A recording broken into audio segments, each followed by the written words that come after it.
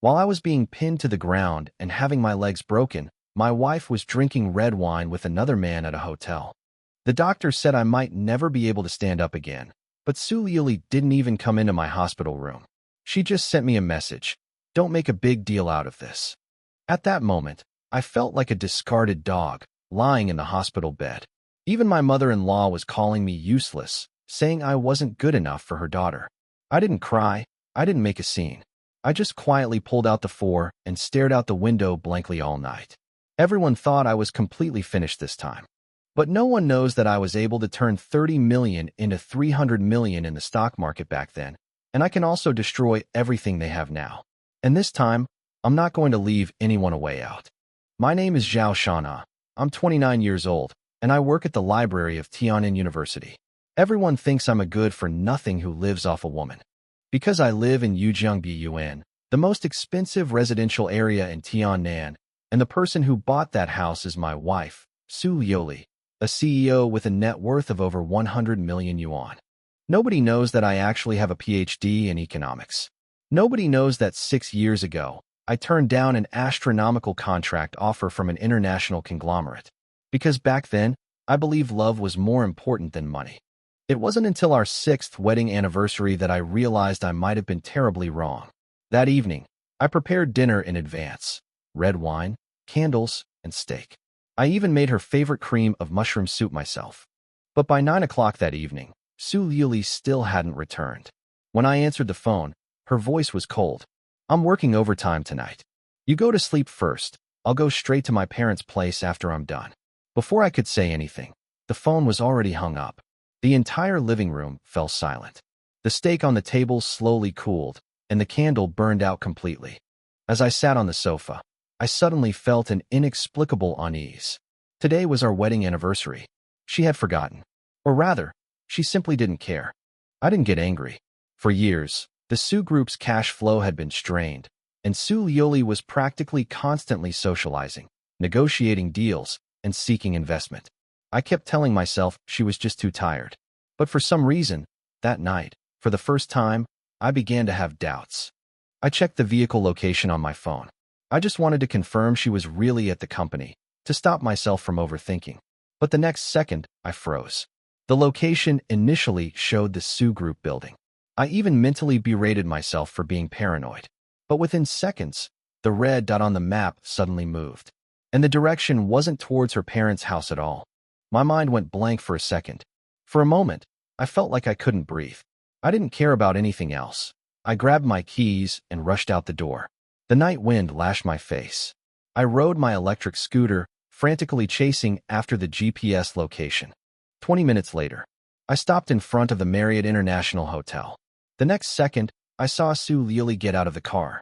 She was wearing a black dress. She was as beautiful as she had been 6 years ago when she first made my heart flutter. But then, a man in a suit also got out of the driver's seat. They smiled at each other. Then, she took his arm. In that instant, I felt as if my chest had been stabbed open. The trust built up over 6 years of marriage shattered completely like glass. I couldn't bear to see her suffer even the slightest grievance. But on our wedding anniversary, she went to a hotel with another man. I gripped my phone tightly and filmed the whole thing. Anger, resentment, and humiliation surged up inside me. But I kept trying to comfort myself, thinking maybe it was just about work, or maybe I was just overthinking it. I frantically dialed her number 1, 2, a dozen, and she hung up on me every time. She even rejected video calls without hesitation. At that moment, the last shred of hope I had vanished.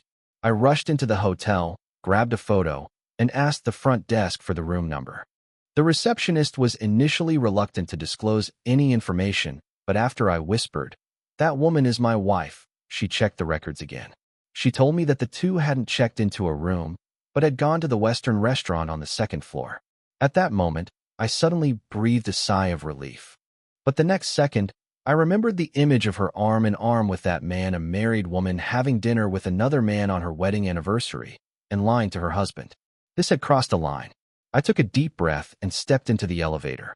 Compared to my earlier rage, I was now eerily calm, because I suddenly realized that perhaps what truly frightened me wasn't her infidelity, but that it took me 6 years to discover that she had long since begun to look down on me. The Western restaurant was dimly lit, and the sound of a violin echoed softly. As I approached, I heard words that chilled me to the bone. The man, holding a wine glass, spoke without any attempt at concealment. If you're willing to divorce, I can get the Sioux Group into the provincial capital's financial circle within 3 years. That bookworm Zhao Shanha isn't good enough for you. He'll only drag you down. I stared intently at Su Liuli, hoping she would retort, but she just smiled calmly, neither refuting nor denying, letting the man continue to humiliate me. A woman like you should be in a higher position, instead of coming home every day to a good-for-nothing. Su Liuli was silent for a few seconds, then said lightly, 6 years of relationship, more like a pet that's been raised for a long time. In that instant, I felt like my whole world had collapsed. 6 years of dedication, forbearance, and deep love, and in her eyes, it was just like raising a pet. I suddenly felt like a complete joke, while the man laughed smugly, even reaching out to touch Su Liuli. Just then, Su Liuli suddenly looked up, her whole body freezing instantly, because she finally saw me standing behind her. The air seemed to freeze. I walked over step by step, my voice so cold it sounded like a foreign voice to myself. Keep talking. Why did you stop? The entire restaurant fell silent instantly, but to my surprise, Su Liuli didn't explain. Instead, her first words were, "You were following me?" That attitude of turning black into white completely ignited the anger I had suppressed for 6 years. I slammed the photos on the table. The surrounding guests all turned to look, and some even started secretly filming. Su Liuli's face turned extremely ugly. She lowered her voice and told me to leave first, saying we could talk about it at home. But this time, I didn't want to hold back anymore. I stared at her and said, word by word, "Today is our wedding anniversary, and you came to the hotel with another man. Now you're telling me I shouldn't have followed you?" The man next to me suddenly sneered, looking me up and down. "You're Zhao Shanha? A librarian. You dare touch a woman like President Su." His eyes were full of contempt. I looked at him, suddenly laughed, and the next second, I kicked him hard in the chest, sending him sprawling to the ground, chair and all. The entire restaurant erupted in chaos, while Su Liuli stared at me in shock, for in 6 years of marriage, this was the first time she had ever seen me lose control. Just when everyone thought it was all over, the man clutched his chest and slowly got up from the ground. He stared intently at me, a chilling smile on his face. "Zhao Shanha, you'll regret this, I promise." At that moment, for some reason, I suddenly felt an extremely dangerous premonition, as if something was approaching. What I didn't know was that very night, a conspiracy that would truly destroy my life had begun. She said Tian Feiyun was just an investor, and that she approached him solely to secure funding for the Sioux Group. But these explanations now sounded like a joke. I looked at her with a cold smile. So, only men with background and capital like Tian Feiyun are truly worthy of you. And I'm just a bookworm who can be replaced at any time? These words pierced Su Liuli's heart like a knife. Her eyes instantly reddened. "Zhao Shanha, I never married you for money." Her emotions finally spiraled out of control. "Why would you rather believe the photos than believe your wife of 6 years?" she cried out. I stared at her, suddenly feeling incredibly tired, so tired that I didn't even want to continue arguing. So I simply said 2 words, "Divorce." The air went silent instantly. Su Liuli froze, completely stunned, because she never expected that I would actually end the marriage. I looked at her and said, word by word, "Tomorrow morning at 9 o'clock at the Civil Affairs Bureau for divorce." After saying that, I turned and left. But the next second, Su Liuli suddenly rushed up and grabbed my arm tightly. "Zhao Shanha, you can't leave." The emotions that had been suppressed all night finally exploded, and I slapped her away. Slap. The sound of the slap was extremely loud. The room fell silent instantly. A bright red handprint slowly appeared on her face, while I looked down at my own hand. Even I hadn't expected things to turn out this way. Su Liuli covered her face, tears finally streaming down her face. But instead of getting angry, she trembled as she took out her phone. "Fine. You want to know the truth, right? I'll prove it to you right now." She dialed Tian Feiyun's number right in front of me. As soon as the call connected, Tian Feiyun laughed. "Liuli, You finally come to your senses? As long as you get a divorce, I'll solve all the problems of the Su group for you. Tian Feiyun's voice was full of smugness. Zhao Shanha is such a piece of trash. He doesn't deserve you at all. Hearing this, my fists clenched instantly, and anger surged in my eyes again. But the next second, Su Liuli spoke coldly. Tian Feiyun, I'm saying this for the last time. I'm a married woman. Don't do anything to me that crosses the line again. The person on the other end of the phone was clearly stunned, and the air seemed to go silent for a few seconds. But soon, Tian Feiyun suddenly laughed. Su Liuli, do you really think that bookworm can protect you? Once he's completely crippled, you'll come back begging me sooner or later. The phone was hung up immediately, and the entire room fell silent again. I lit a cigarette. The anger in my heart subsided somewhat, but the stinging sensation lingered. I suddenly realized I could no longer see through my wife. Whether she had betrayed me or not, I had no idea. But I was certain she was hiding something, and that sense of the unknown was more suffocating than the betrayal itself. That night, we lay back to back in bed, neither of us sleeping. Our once warmest home now felt like an icebox. At 3 a.m, Su Liuli suddenly hugged me from behind, her voice filled with an unprecedented weariness. Zhao Shanha, if one day I lie to you to protect you, will you forgive me? She whispered. I slowly opened my eyes, my heart suddenly sinking, because this was the first time she had spoken to me in this tone. But before I could speak, she released my hand as if nothing had happened and fell silent again. I couldn't sleep all night, and the unease in my heart grew stronger and stronger. The next morning, Su Liuli had already left. On the table was the breakfast she had prepared and a note. Come home early tonight. The handwriting was still beautiful, but for some reason, it suddenly felt incredibly unfamiliar to me. After leaving the house, I drove to Tian'an University. Less than 20 minutes later, a clear voice suddenly came from behind me. Teacher Zhao. I turned around and found that it was Lin Ruoshi. She was as beautiful and dazzling as ever. But for some reason, the way she looked at me today was unusually intense, even carrying some long-suppressed emotion. It's been a year, and Teacher Zhao is still as handsome as ever. She smiled and moved closer, even deliberately touching my chest lightly. I instinctively took a half step back, and Lin Ruoshi was clearly taken aback, because I used to never avoid her. In the library, she quickly started talking about entrepreneurship, investment, and the construction company she had recently taken over, her tone becoming increasingly proactive. She even offered to invest in my business unconditionally, helping me escape my current life if I was willing. I simply shook my head calmly. I'm not interested. But Lin Ruoshi remained silent for a few seconds, then suddenly asked in a low voice, "What about your teacher's wife?" I didn't answer, but she suddenly stared at me, her eyes becoming exceptionally serious. Teacher Zhao, do you really understand Su Liuli? In that instant, my heart sank. Lin Ruoshi's next words sent chills down my spine. There's been a lot of talk in high society about it. Su Liuli often accompanies those big shots to private parties, and many times she doesn't leave the hotel until late at night. My face instantly turned grim, and the scene at the hotel entrance last night flashed wildly through my mind again. The doubts I had forcibly suppressed surged up once more, because I suddenly realized that perhaps I had never truly understood my wife, and that she was hiding far more than I had imagined.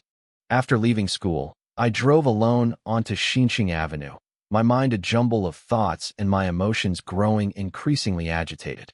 Just then, a van suddenly crashed into me from behind, forcing me to get out and check on it. As soon as I got out of the car, several burly men surrounded me, demanding 10,000 yuan to settle the matter privately, their attitude outrageously arrogant. I was about to call the police, but the next second, they smashed my phone, clearly having been prepared. My anger, which had been suppressed for 2 whole days, finally broke completely.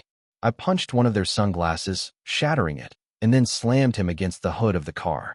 With a scream, I twisted his arm off, but the next second, 5 more men rushed out of the van. They were all carrying iron bars, and before I could even react, I was struck hard on the back of the head. My vision went black instantly, and before I lost consciousness, I only heard a sinister laugh. Boss Tian said, "Cripple both his legs."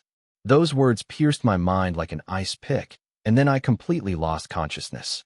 When I woke up again, the pungent smell of disinfectant assaulted my nostrils. I lay on the hospital bed, my body ice cold. But what truly terrified me was that my legs were completely numb, as if they had vanished entirely. I tried desperately to move, but no matter how much I struggled, my legs wouldn't respond. The nurses even avoided looking me in the eye. She simply whispered for me to wait for my family to arrive, but the evasive look in her eyes made me increasingly uneasy. A few minutes later, the ward door was suddenly pushed open, and Su Liuli rushed in, her eyes red. She was trembling all over, and I stared intently at her, my voice hoarse and unlike my own. "What's wrong with me?"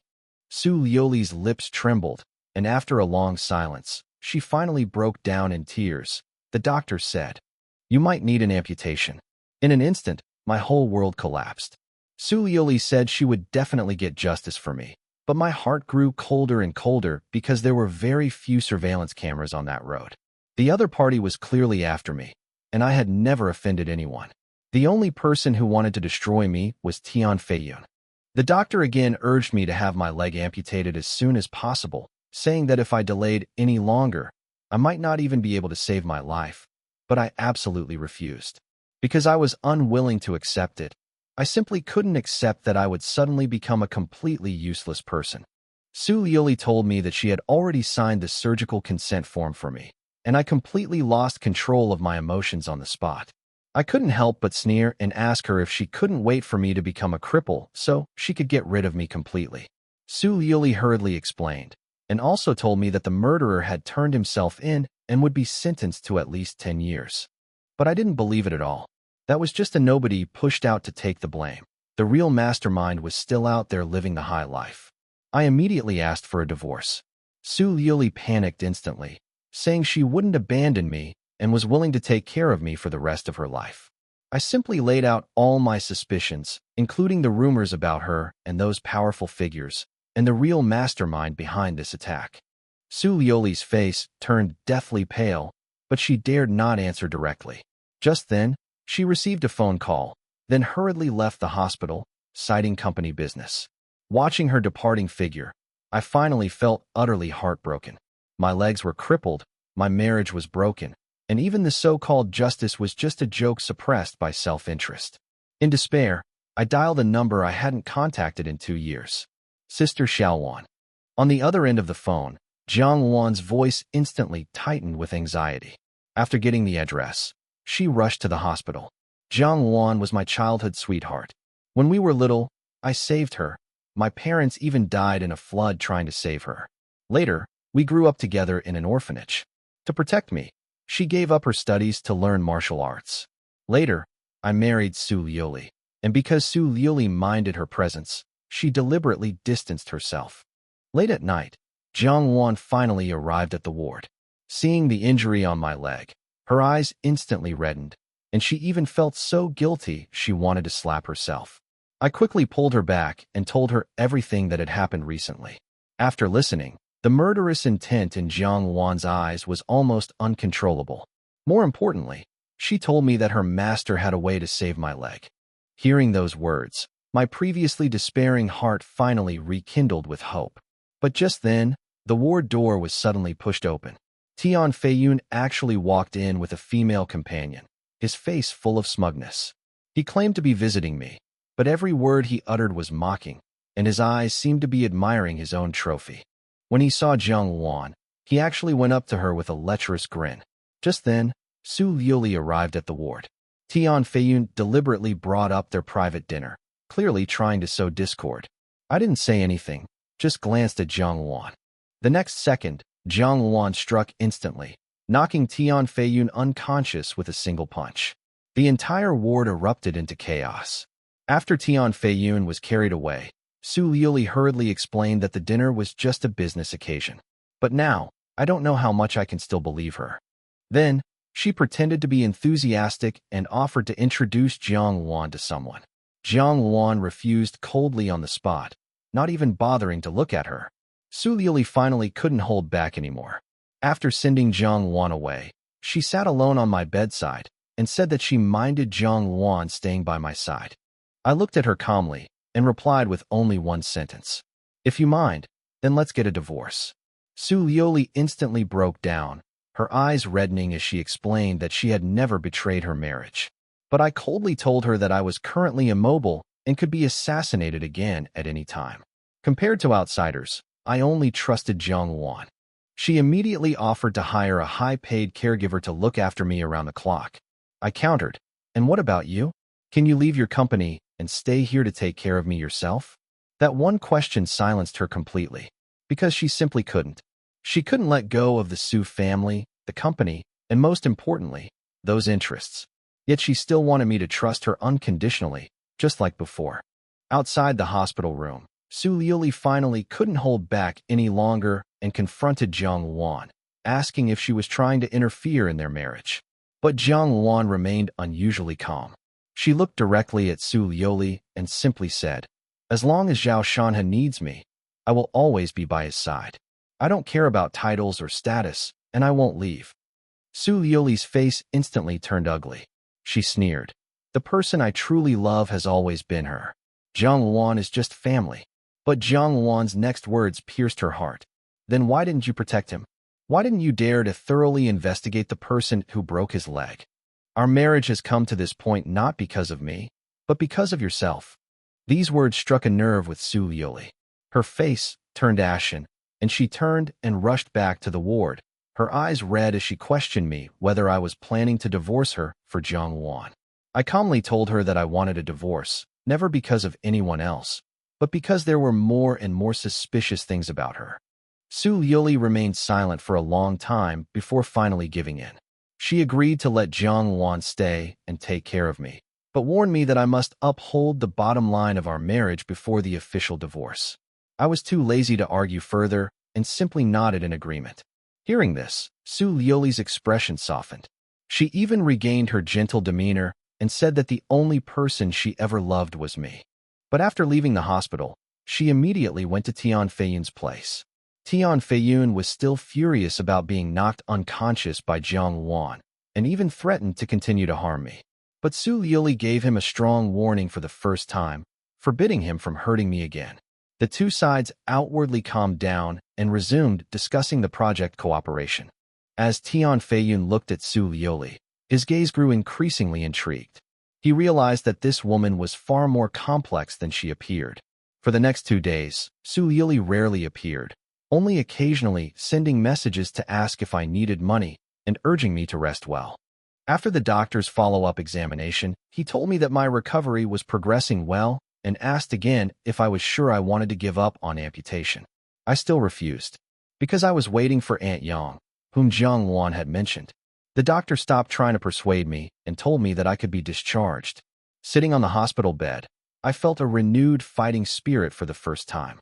I'll get my revenge for Tian Feiyun breaking my legs sooner or later. Not long after, Lin Ruoshi arrived at the hospital. She was furious when she learned of my injury and offered to help me investigate Zhang Wan, the one who took the blame. I didn't refuse. Right now, I need to know more of the truth. After Lin Ruoshi left, Su Liuli pushed a high-end wheelchair into the ward. She had clearly lost a lot of weight, and her eyes were filled with exhaustion. She personally helped me adjust my body, remove the tubes, and carefully helped me into the wheelchair, her movements as gentle as if nothing had happened. Then, she suddenly brought up the company's bidding process. Coincidentally, the legal representative of the competitor company she mentioned was none other than Lin Ruoshi. Su Liuli hugged me, softly pleading, hoping I could help connect the two companies and get them to cooperate, thus ending their competition.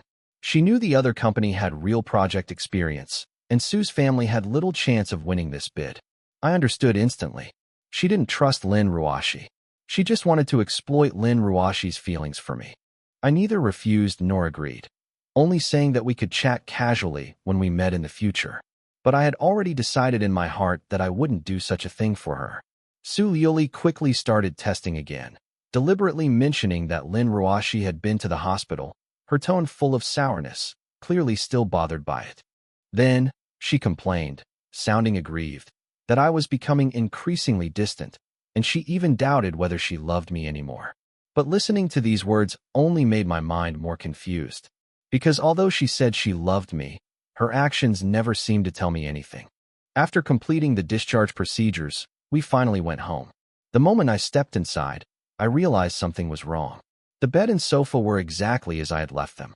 This meant that Su Liuli hadn't slept at home at all these past few days. My unease instantly intensified. That evening, I casually mentioned wanting tomato beef brisket.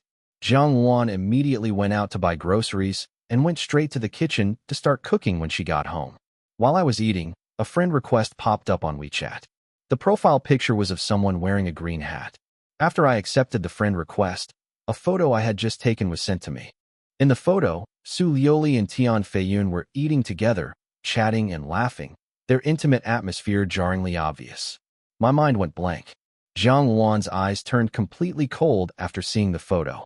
I immediately dialed Su Liuli's number, but she was still lying, saying she was in a meeting at the company. Without saying a word, I sent her the photo.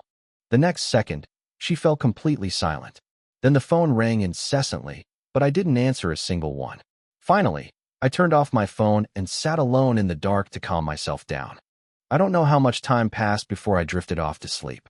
When I woke up again 20 minutes later, Su Liuli had already rushed home.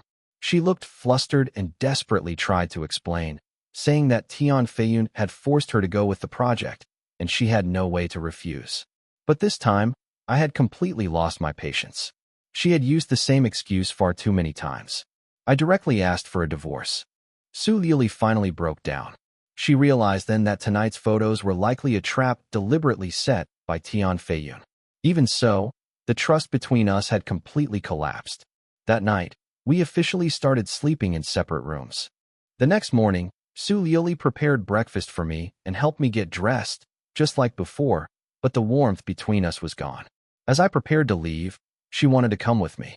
I simply said, "I'm going to finalize the divorce." She fell silent instantly. After leaving the residential compound, Jiang Wan realized that everything from last night was clearly a deliberate scheme. And I knew better than anyone else. It was all Tian Feiyun's revenge. From the moment he broke my legs, he had been deliberately trying to ruin my marriage, my dignity, and my life. But this time, I wouldn't tolerate it anymore. As I reviewed the project materials Lin Ruoshi sent, a plan slowly began to take shape in my mind. Since Tian Feiyun liked playing with capital, then I'll destroy his company myself. I'll make him watch himself go bankrupt step by step. At this moment, Jiang Wan pushed my wheelchair and led me to a brand new SUV. I was surprised, but she said somewhat embarrassedly that it was bought with a loan and that the interior had even been specially modified to make it easier for me to use my wheelchair. At that moment, I felt a sharp shock.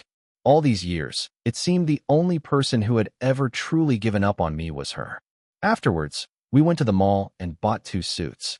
After changing into one, my entire aura changed. The reserved and gentle Zhao Shanha of the past was dead. Right now, all I want is revenge. Finally, Jiang Wan and I went straight to the prison. Through the glass, I finally saw Zhang Wan, who had taken the blame for someone else. And when he saw me sitting in my wheelchair, he actually laughed.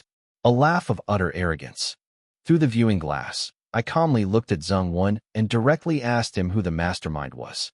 Zhang Wan, however, swore and stubbornly denied knowing Tian Feiyun, even deliberately using the most vicious words to provoke me. I offered to issue him a letter of leniency to reduce his sentence, but he remained adamant and refused to speak, even starting to falsely accuse others. I instantly understood.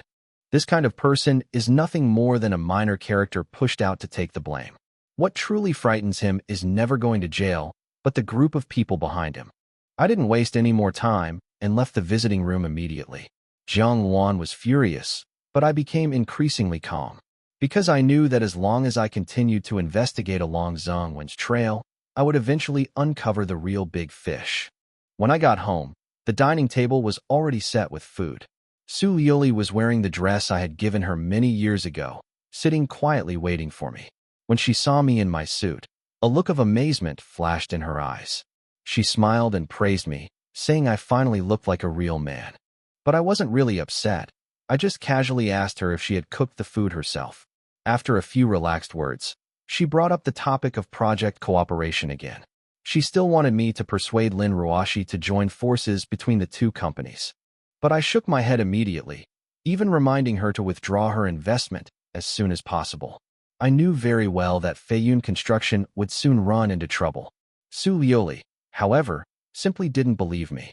She felt that Tian Feiyun had a strong background, abundant resources, and the support of large corporations. Such a project couldn't possibly lose money. I didn't try to persuade her any further.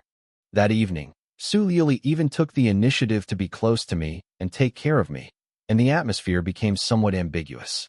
But I still felt like a stone was weighing on my heart. The next morning, she went to work as usual. Jiang Wan clearly noticed what had happened the night before, and her tone was full of dissatisfaction.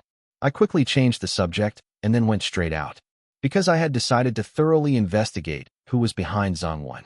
The car drove to a billiards club. Inside, the place was filled with smoke.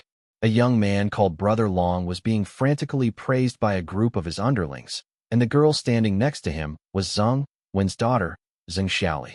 She had dyed hair and heavy makeup, looking nothing like a student. As soon as I appeared, Brother Long and his gang started making sarcastic remarks, mocking me for daring to cause trouble while in a wheelchair. I didn't bother arguing and just told them to go talk in the alley next door. Upon seeing Jiang Wan, Brother Long's eyes immediately changed, and he led a group of men inside. But as soon as they entered the dead end, before they even had a chance to make a move, Jiang Wan had already struck. In just over 10 seconds, everyone was on the ground. Brother Long clutched his stomach and screamed in agony, while Zheng Xiaoli was completely terrified. I ignored the thugs and calmly looked at Zheng Xiaoli. "Come with me."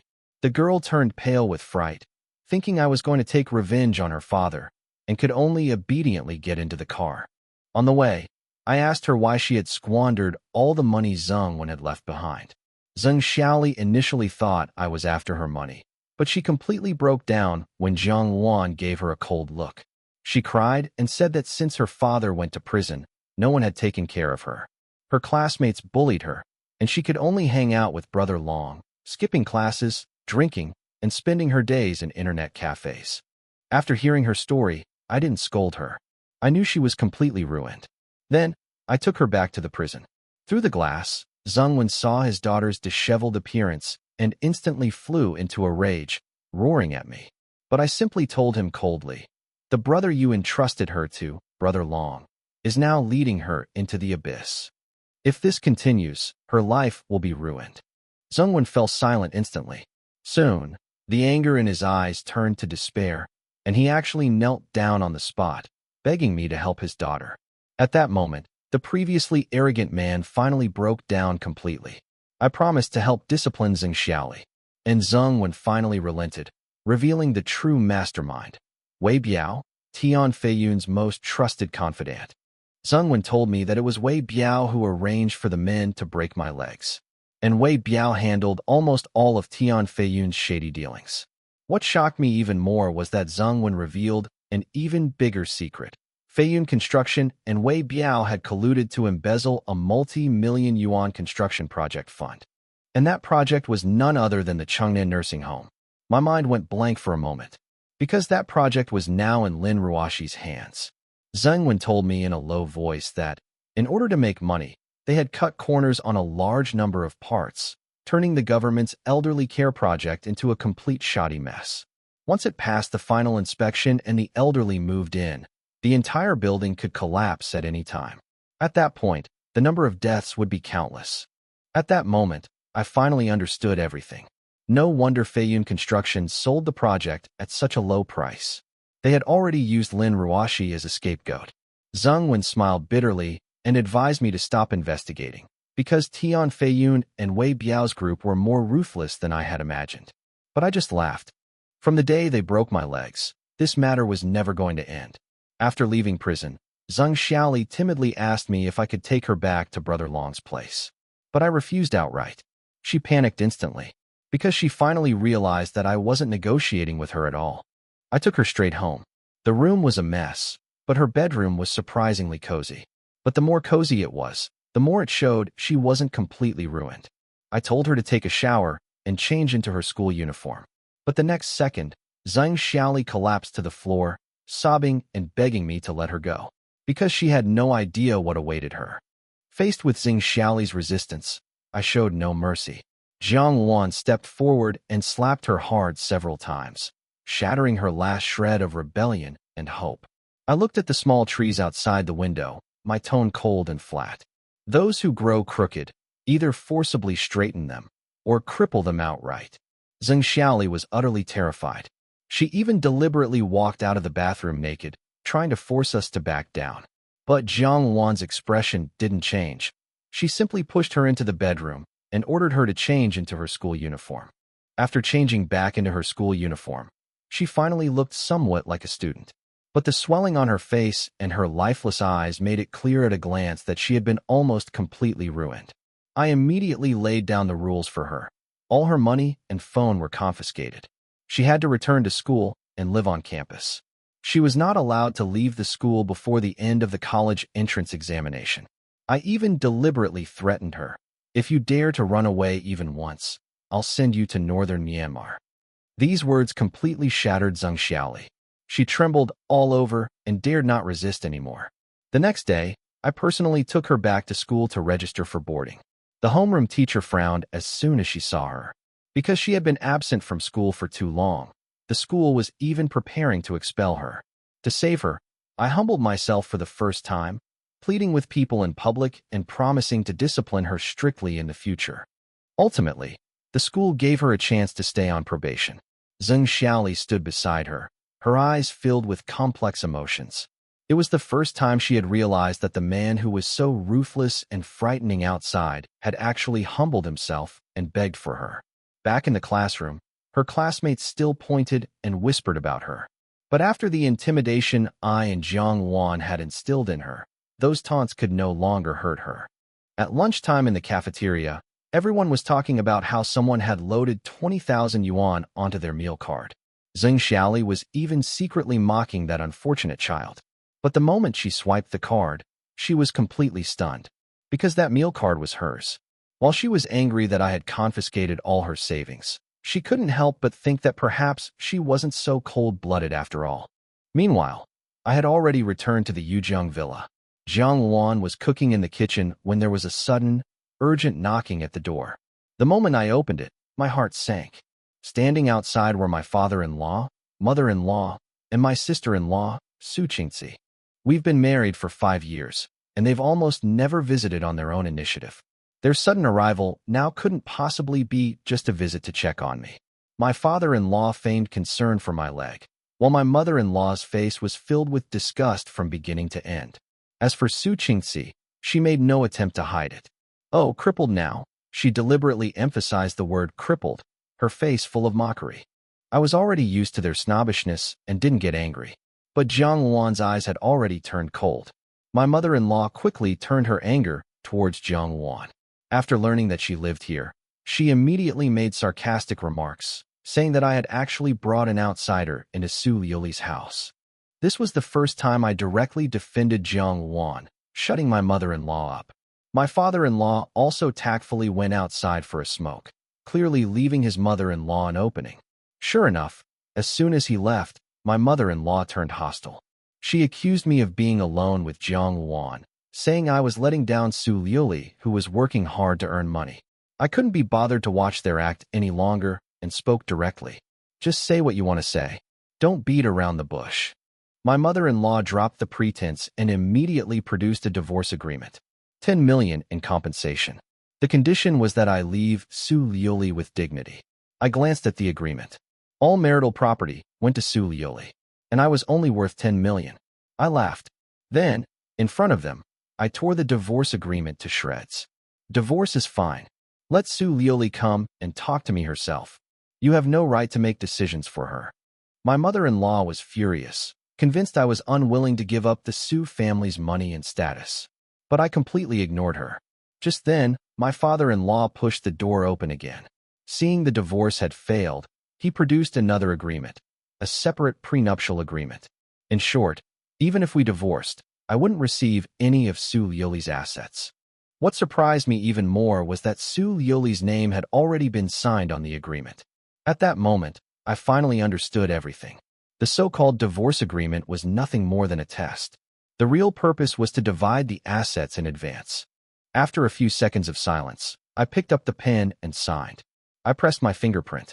It was all done in one smooth motion. My in-laws instantly breathed a sigh of relief, clearly not expecting me to agree so readily. But just as they were about to leave, Su Qingxi deliberately slowed her pace. She looked at me with utter contempt. Xiao Shanhe, you are not good enough for my sister. The one truly suited for her is Xiao Jun. The name made me frown instantly. I felt like I'd heard it somewhere before. But before I could press further, Su Qingxi realized she'd let something slip and immediately shut up. That evening, Su Lili finally returned home. She was wearing an evening gown, and there was a faint smell of alcohol on her, but she seemed to be in a good mood. However, as soon as she entered, she saw Jiang Luan kneeling beside me, giving me acupuncture and massage. Her expression instantly changed. I calmly explained that the massage was to prevent muscle necrosis in my legs. But Su Lili frowned and even blurted out, "If it really doesn't work, just amputate." These words sank my heart. I looked up at her, and for the first time, I felt this woman was terrifyingly unfamiliar. Then, I told her about my in-laws coming to our house earlier that day. At first, she thought it was just a prenuptial agreement. But when she heard it was a divorce agreement, she was clearly stunned and immediately ran to the balcony to call and confirm. When she came back, she started explaining that her parents had forced her into it all. She even hugged me and whispered, "As long as you don't let go, we won't get a divorce." But I was too lazy to believe her anymore, because the next second, I suddenly asked that name. "Who is Xiao Jun?" Almost instantly, Su Liuli's body stiffened visibly. Although she quickly denied it, saying I was imagining things, the panic in her eyes was impossible to hide. At that moment, I was finally certain. She and that man named Xiao Jun. There was definitely something going on. Jiang Luan realized Su Liuli was clearly suspicious and immediately wanted to rush in and interrogate her about the truth. But I stopped her, because I knew very well that the real secret would never be revealed through a few questions. Rather than alerting her, it was better to wait for the truth to surface on its own. That night, after Jiang Luan finished my physical therapy, I quickly fell asleep. In my dream, Su Liuli and I had a child, and our family was happy and harmonious. But the next second, she took the child and turned to leave, leaving me standing alone. I woke up with a start, my forehead covered in cold sweat. At that moment, I suddenly realized that perhaps what I was truly afraid of was never betrayal, but loss. Early in the morning, Su Liuli began preparing to leave. Now that the company's operations were stable, what she truly valued was the major project she was vying for. She was still unwilling to give up competing with Lin Ruoxi, because that project was worth over $1 billion. But I had already seen through the truth. The truly dangerous thing is never a project no one is vying for, but rather something everyone is fighting over. I told Su Liuli directly that continuing to invest in Feiyun construction would only result in total loss, and that she should withdraw immediately to cut her losses. But she simply didn't believe me. She thought Tian Feiyun had powerful backers and large corporations supporting him, making such projects a sure thing, and even thought I didn't understand the rules of the business world. I didn't argue further, because I knew that some people only wake up after they've truly been hurt.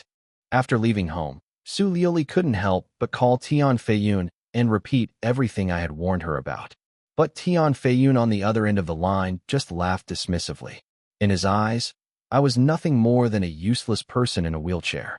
He had even begun to fantasize about how Qihong construction would collapse after the nursing home project completely failed, and how desperate Lin Ruoxi would feel.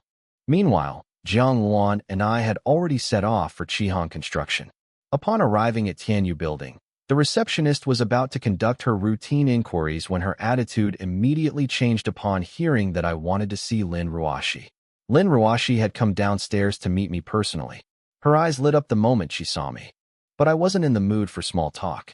As soon as I entered the office, I asked her directly, "What stage is the Chengnan nursing home at now?" Lin Ruoxi was clearly taken aback. She hadn't expected me to ask this so suddenly. I didn't beat around the bush and told her directly about the rumors circulating about the project's quality. Lin Ruoxi quickly realized something was wrong. Almost all the core staff responsible for the nursing home project had resigned. At that moment, she finally started to panic. I immediately offered to go to the site to check, because I knew better than anyone that if there really was a problem with that building, Lin Ruashi would face more than just bankruptcy. She might even face imprisonment. Throughout the journey, Lin Ruashi's expression grew increasingly grim. She had spent so much money acquiring the company, even betting her entire future on this project. If something really happened to the nursing home, her life would be completely over. But I remained calm. From the moment I discovered Feiyun Construction's low-price sale of the project, I had already guessed that there was definitely a trap involved. Upon arriving at the construction site, everything appeared normal. The building was intact, the construction was up to standard, and there seemed to be no problems whatsoever. Yet, I pointed directly to the load-bearing column and asked Jiang Wan to test its strength with a steel pipe. The next second, bang! The moment the steel pipe struck, the wall cracked instantly. Even the column began to deform. A deathly silence fell over the room. Lin Ruashi stood there, stunned, her face turning deathly pale. At that moment, she finally understood. She hadn't taken on a project at all. She had taken on a ticking time bomb. This shoddy construction, once approved, could cause the entire building to collapse at any moment after the elderly residents moved in. The death toll would be countless, and she, as the legal representative, would be utterly destroyed. On the way back, Lin Ruashi was trembling all over. She finally realized that she had been nothing more than a scapegoat pushed out to take the fall from the very beginning. Chihan Construction would go bankrupt. She would go to jail. She might even never be able to recover for the rest of her life. But just when she was about to collapse, I suddenly spoke up. Things haven't reached the end of the road yet.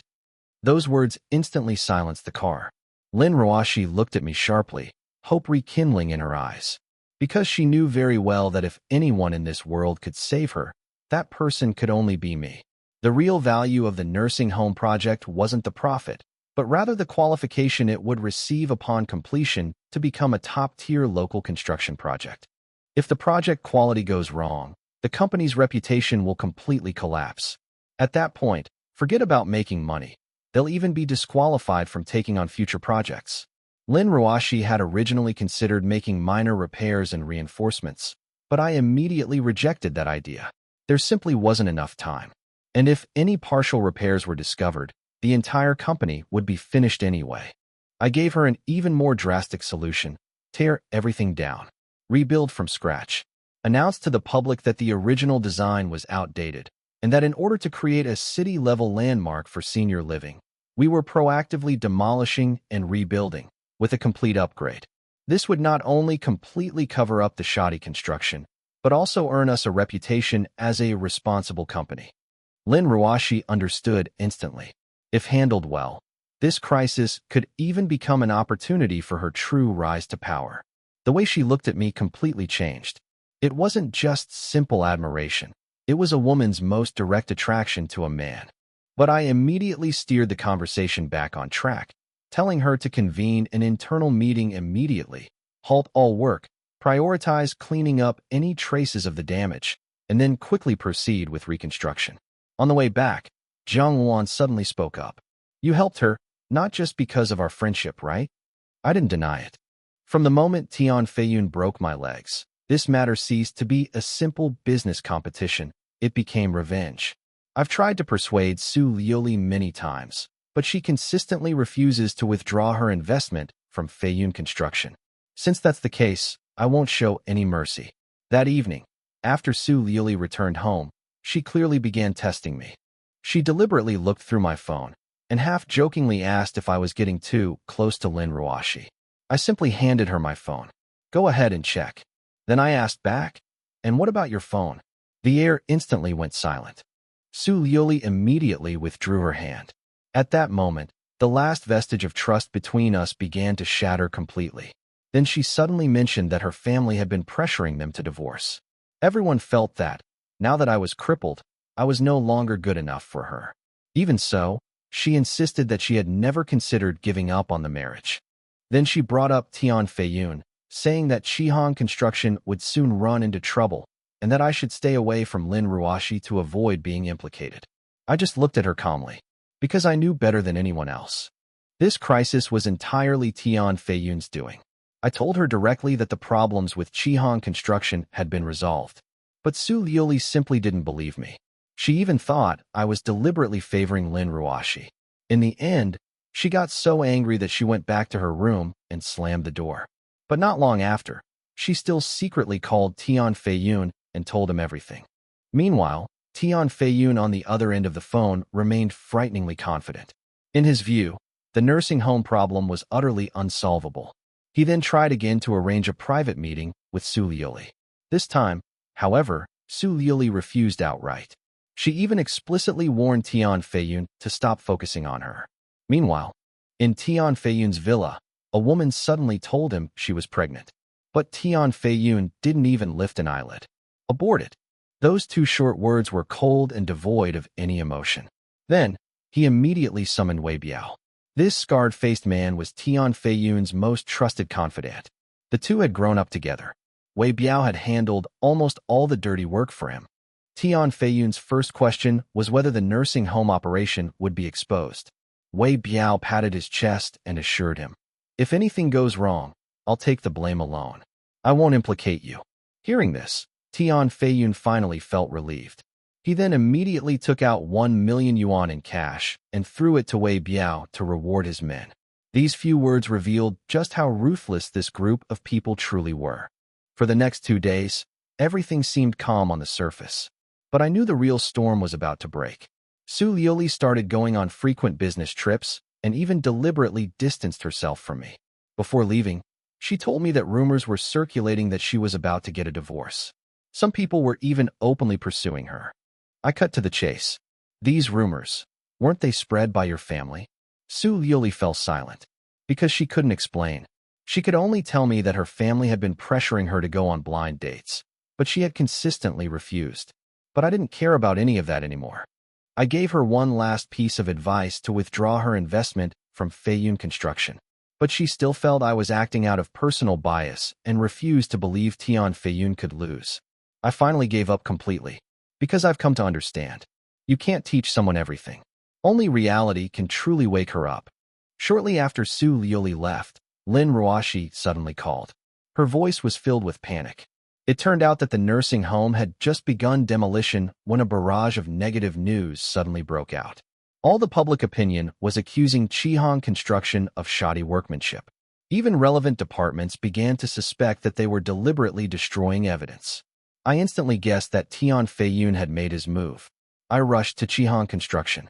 In the office, Lin Ruoshi was on the verge of tears. But I remained unusually calm. The old building had already been demolished into ruins. Without physical evidence, those so-called quality issues would forever remain just rumors. The next second, I directly asked Jiang Wan to produce the prepared design drawings. The moment the drawings were unfolded, the entire office fell silent. The brand new nursing home design resembles a soaring eagle. It's brimming with technology, modernity, and artistry. It's nothing like an ordinary nursing home. Rather, it resembles a futuristic city landmark. Lin Ruoshi was completely stunned. Because she finally realized that this wasn't just about saving the project. It was about seizing the opportunity to completely turn things around. As soon as the new design is released, all public opinion will instantly reverse. At that time, Qihong Construction will not only survive, but its reputation will soar. Lin Ruoshi's eyes reddened instantly. Her emotions, suppressed for too long, completely overwhelmed her. She suddenly rushed over and hugged me, even kissing me first. I instinctively flinched, but a faint lip print remained on my face. When I turned around, I realized Jiang Wan had already left the office. Lin Ruoshi finally realized her lapse in composure, her face instantly turning bright red. But the emotion in her eyes could no longer be concealed. The next day at noon, Qihong Construction officially held a press conference. Negative news about the nursing home had already spread throughout the city. Numerous reporters, media representatives, and even relevant department heads were present. Everyone was waiting to see how Qihong Construction would ultimately fail. The atmosphere at the press conference was incredibly tense. As soon as Lin Ruoshi sat down, reporters launched a barrage of questions. Was Qihong Construction shoddy workmanship? Was the sudden demolition of the building an attempt to destroy evidence? Was the project's delay due to a broken funding chain? Chaos erupted instantly. But Lin Ruoshi remained unusually calm. She raised her hand to signal everyone to be quiet. and her first words effectively shut down any further questions from the reporters. Today, we will only release the facts. No questions will be accepted from the audience. With just a few words, she instantly calmed the entire room. She then directly announced that the demolition and reconstruction of the nursing home was not due to quality issues, but because the original plan was too ordinary. What she was building was not just an ordinary nursing home, but a future landmark for senior living in the entire city. Following this, she forcefully responded to all the rumors circulating online. "We will pursue malicious rumors to the end," she stated. Chihan Construction will not joke with the lives of the elderly. Then, she went further and announced that she would personally bear all losses incurred due to the delays. The next second, the new renderings of the nursing home appeared on the big screen. The room fell silent instantly. Everyone was stunned. The brand new building resembles an eagle spreading its wings and taking flight. It's brimming with technological sophistication, futuristic design, and visual impact. It's on a completely different level from the previous, outdated plans. Even more astonishing is that Lin Ruoshi publicly announced that the design fee exceeded 10 million yuan. The entire project was reinvested and rebuilt. Suddenly, the tide turned completely. Reporters who had initially come to find fault were now frantically taking photos. Even the relevant officials present changed their attitudes instantly. Some even publicly praised Chihan Construction for its sense of responsibility and craftsmanship. All this happened in a single press conference. The seemingly collapsing public opinion was completely reversed.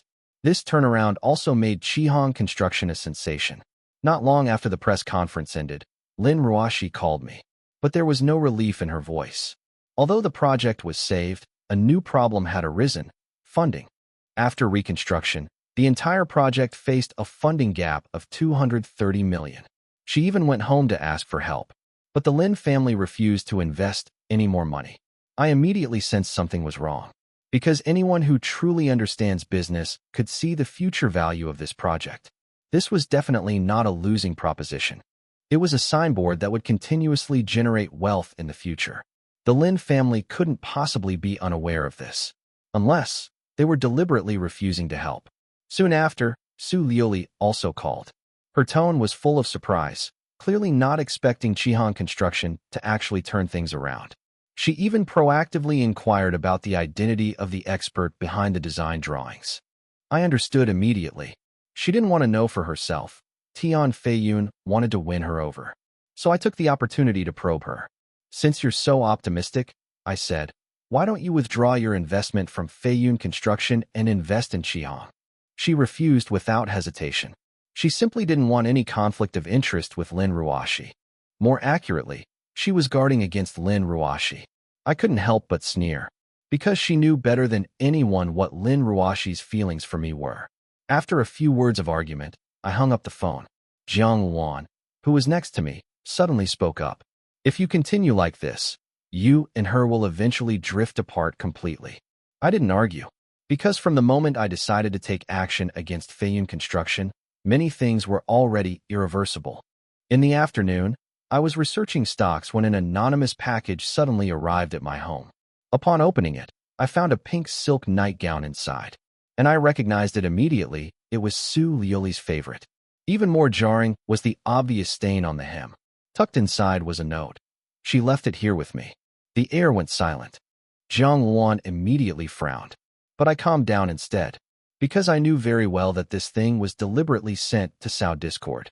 But the more it was sent, the stronger my suspicions became, because there were more and more suspicious points about Su Liuli, especially that man called Xiao Jun. Even now, she didn't dare to explain herself directly. That evening, Su Liuli surprisingly went home early. She was clearly trying to ease the tension. She even took the initiative to approach me and offered to lend me 10 million for investment. But the next second, she immediately changed her mind, saying that the company was experiencing financial difficulties. This contradictory attitude made me increasingly unable to understand her. After showering, she leaned close to me, trying to get closer. I then casually lifted her pink nightgown. She was startled at first, then her expression changed instantly. I placed the box directly in front of her. The next second, Su Liuli slammed the box into the trash can. "This is someone deliberately stirring things up," She was truly angry for the first time. She even questioned me, asking why I would rather believe these things than believe her. I calmly told her, of course I would ask if I received something like this. But she kept insisting that there should be unconditional trust between husband and wife. I then deliberately brought up Tian Feiyun. She immediately denied it, even blurting out, he didn't even know about this nightgown. But that one sentence made my heart sink instantly, because under normal circumstances, she shouldn't even know whether Tian Feiyun knew or not. The argument escalated. Finally, Su Liuli slammed the door and went back to her room. Jiang Wan couldn't help but sigh. Sometimes, the truth hurts the most. I remained silent for a long time, because I increasingly realized that the problem between Su Liuli and me was never about a nightgown. It was about the growing number of inexplicable secrets surrounding her. The next morning, Su Liuli had already left. I went directly to Chihan Construction. The positive effects of the press conference had completely exploded. The entire company was energized, and all the employees were working like crazy. But I knew that without funding, all of this was ultimately just a castle in the air. In the office, Lin Ruashi's face was full of worry. She had only managed to raise 30 million yuan from all her funds. That was a full 200 million yuan short of the project's actual launch. What troubled her even more was that the reason her father had cut off financial support was actually because of her. The Lin family has already realized she likes me. That's why they're deliberately putting pressure on her. At this moment, I finally understand completely. No one dares to help her now. Not because the project is failing, but because of the Lin family. But I just smiled faintly. How much is the shortfall? 200 million. Hearing this number, I finally nodded. That's enough. Lin Ruashi was completely stunned. She simply couldn't believe I actually had a solution. The next second, I only said 4 words, Zhonka Energy. She instantly understood. The stock market. I told her directly. Invest all 30 million yuan and leverage it 5 times. Within 10 days, I'll help her earn enough money for reconstruction. Lin Ruashi was completely stunned because this operation seemed like madness, but I remained unusually calm, without even the slightest hesitation. This was because I had already set my sights on Zhonka Energy. Local policies were about to fully favor new energy, and it would be the biggest beneficiary. I've been researching this company for a long time, from its internal operations to its cash flow. I've almost completely figured it out. It's bound to surge before the end of the month. After hearing this, Lin Ruashi no longer hesitated. She didn't even have any doubts and immediately contacted the brokerage firm to leverage her entire investment. She had staked everything on me, and this complete trust surprised even me. After we finished our work, the atmosphere finally relaxed, and Lin Ruashi offered to treat me to dinner, so we went to a steamed dish restaurant. It's said that even the richest man in Tianjin used to eat here, but after actually tasting it, I found the flavor to be quite ordinary. Just then, Lin Ruashi suddenly looked towards the door, her expression changing instantly. I turned around, following her gaze. The next second, I saw Su Liuli, and standing next to her was a flamboyant, wine-red-haired woman. The woman had a hot figure and arrogant eyes. She was clearly someone used to being the center of attention, fawned over by everyone. But the first time she saw me, her eyes were full of contempt, even carrying a strange hostility. Su Liuli clearly hadn't expected to run into me here. After a couple of seconds of hesitation, she still took the initiative to come over and greet me. But the woman next to her, Chun Kursin, sneered. Liuli, is this your husband? He's crippled, and he still has the mood to go out to eat with other women. With those words, the atmosphere instantly turned cold.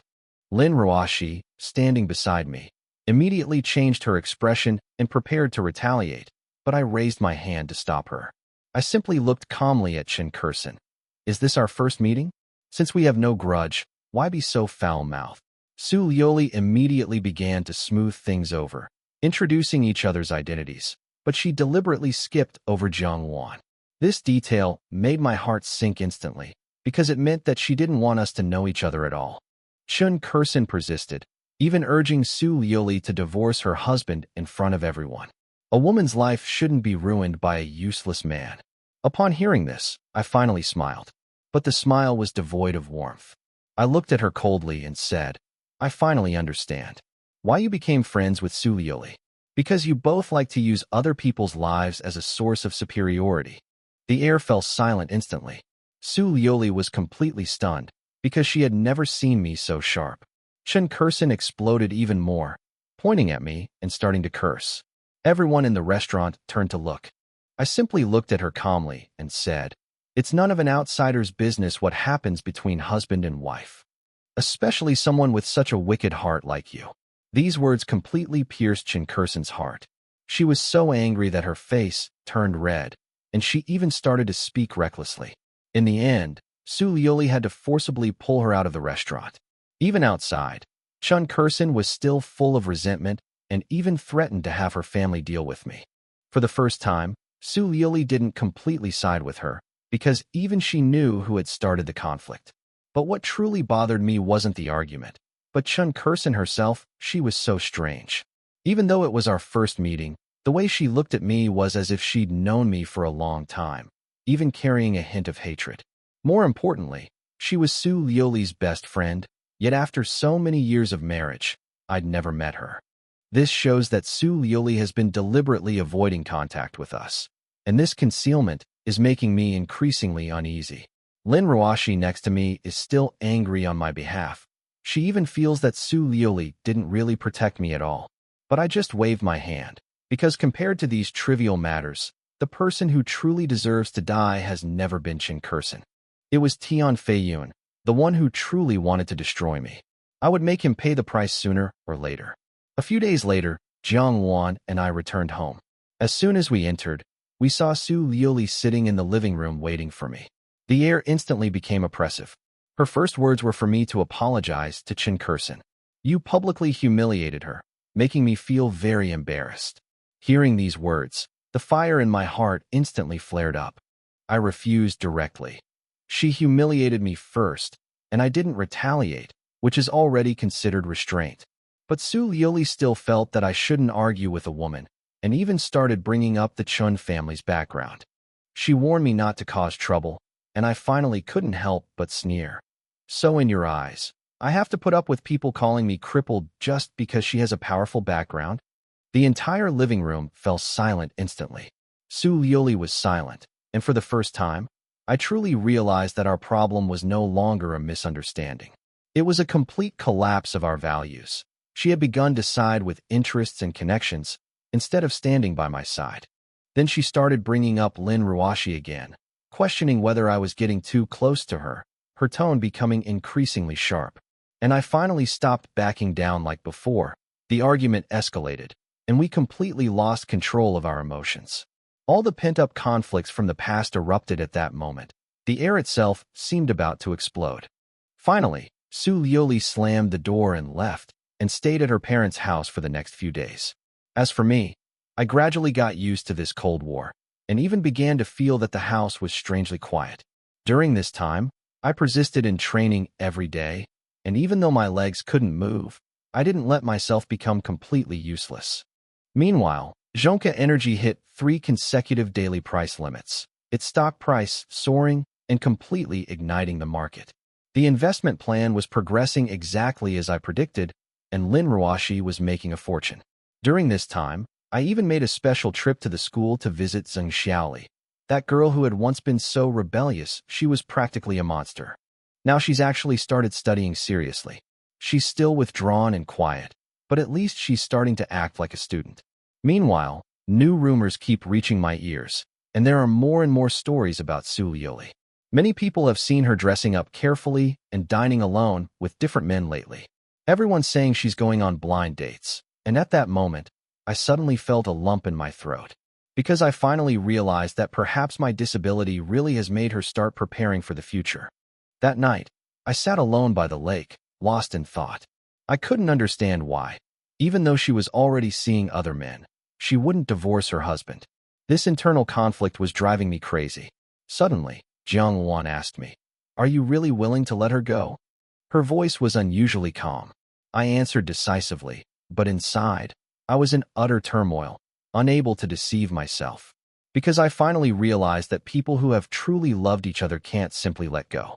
Even though I've been hurt so badly, when it comes to actually breaking up, my heart still aches.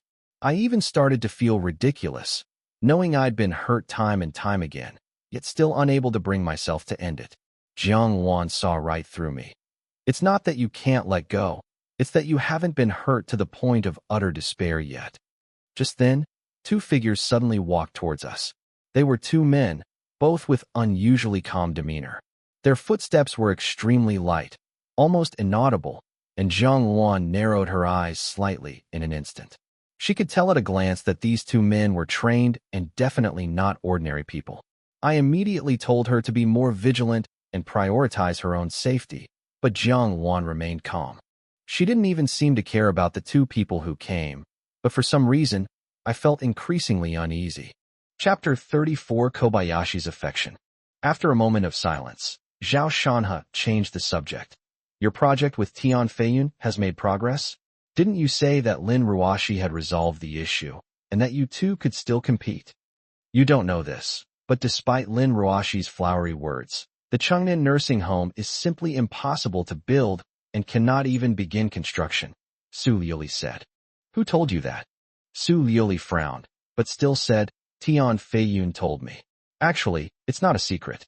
Lin Ruoshi's father, Lin Deyu, doesn't agree with her doing projects here at all. So no matter how good the Chengnan nursing home is, it's just wishful thinking without money and can't be built. Zhao Shan's teeth ached. You really trust Tian Feiyun that much? Don't be jealous, we're not personal. Anyway, the government is very disappointed with Chihan construction. They made a lot of promises, but the construction site hasn't even started yet. There's no sign of it.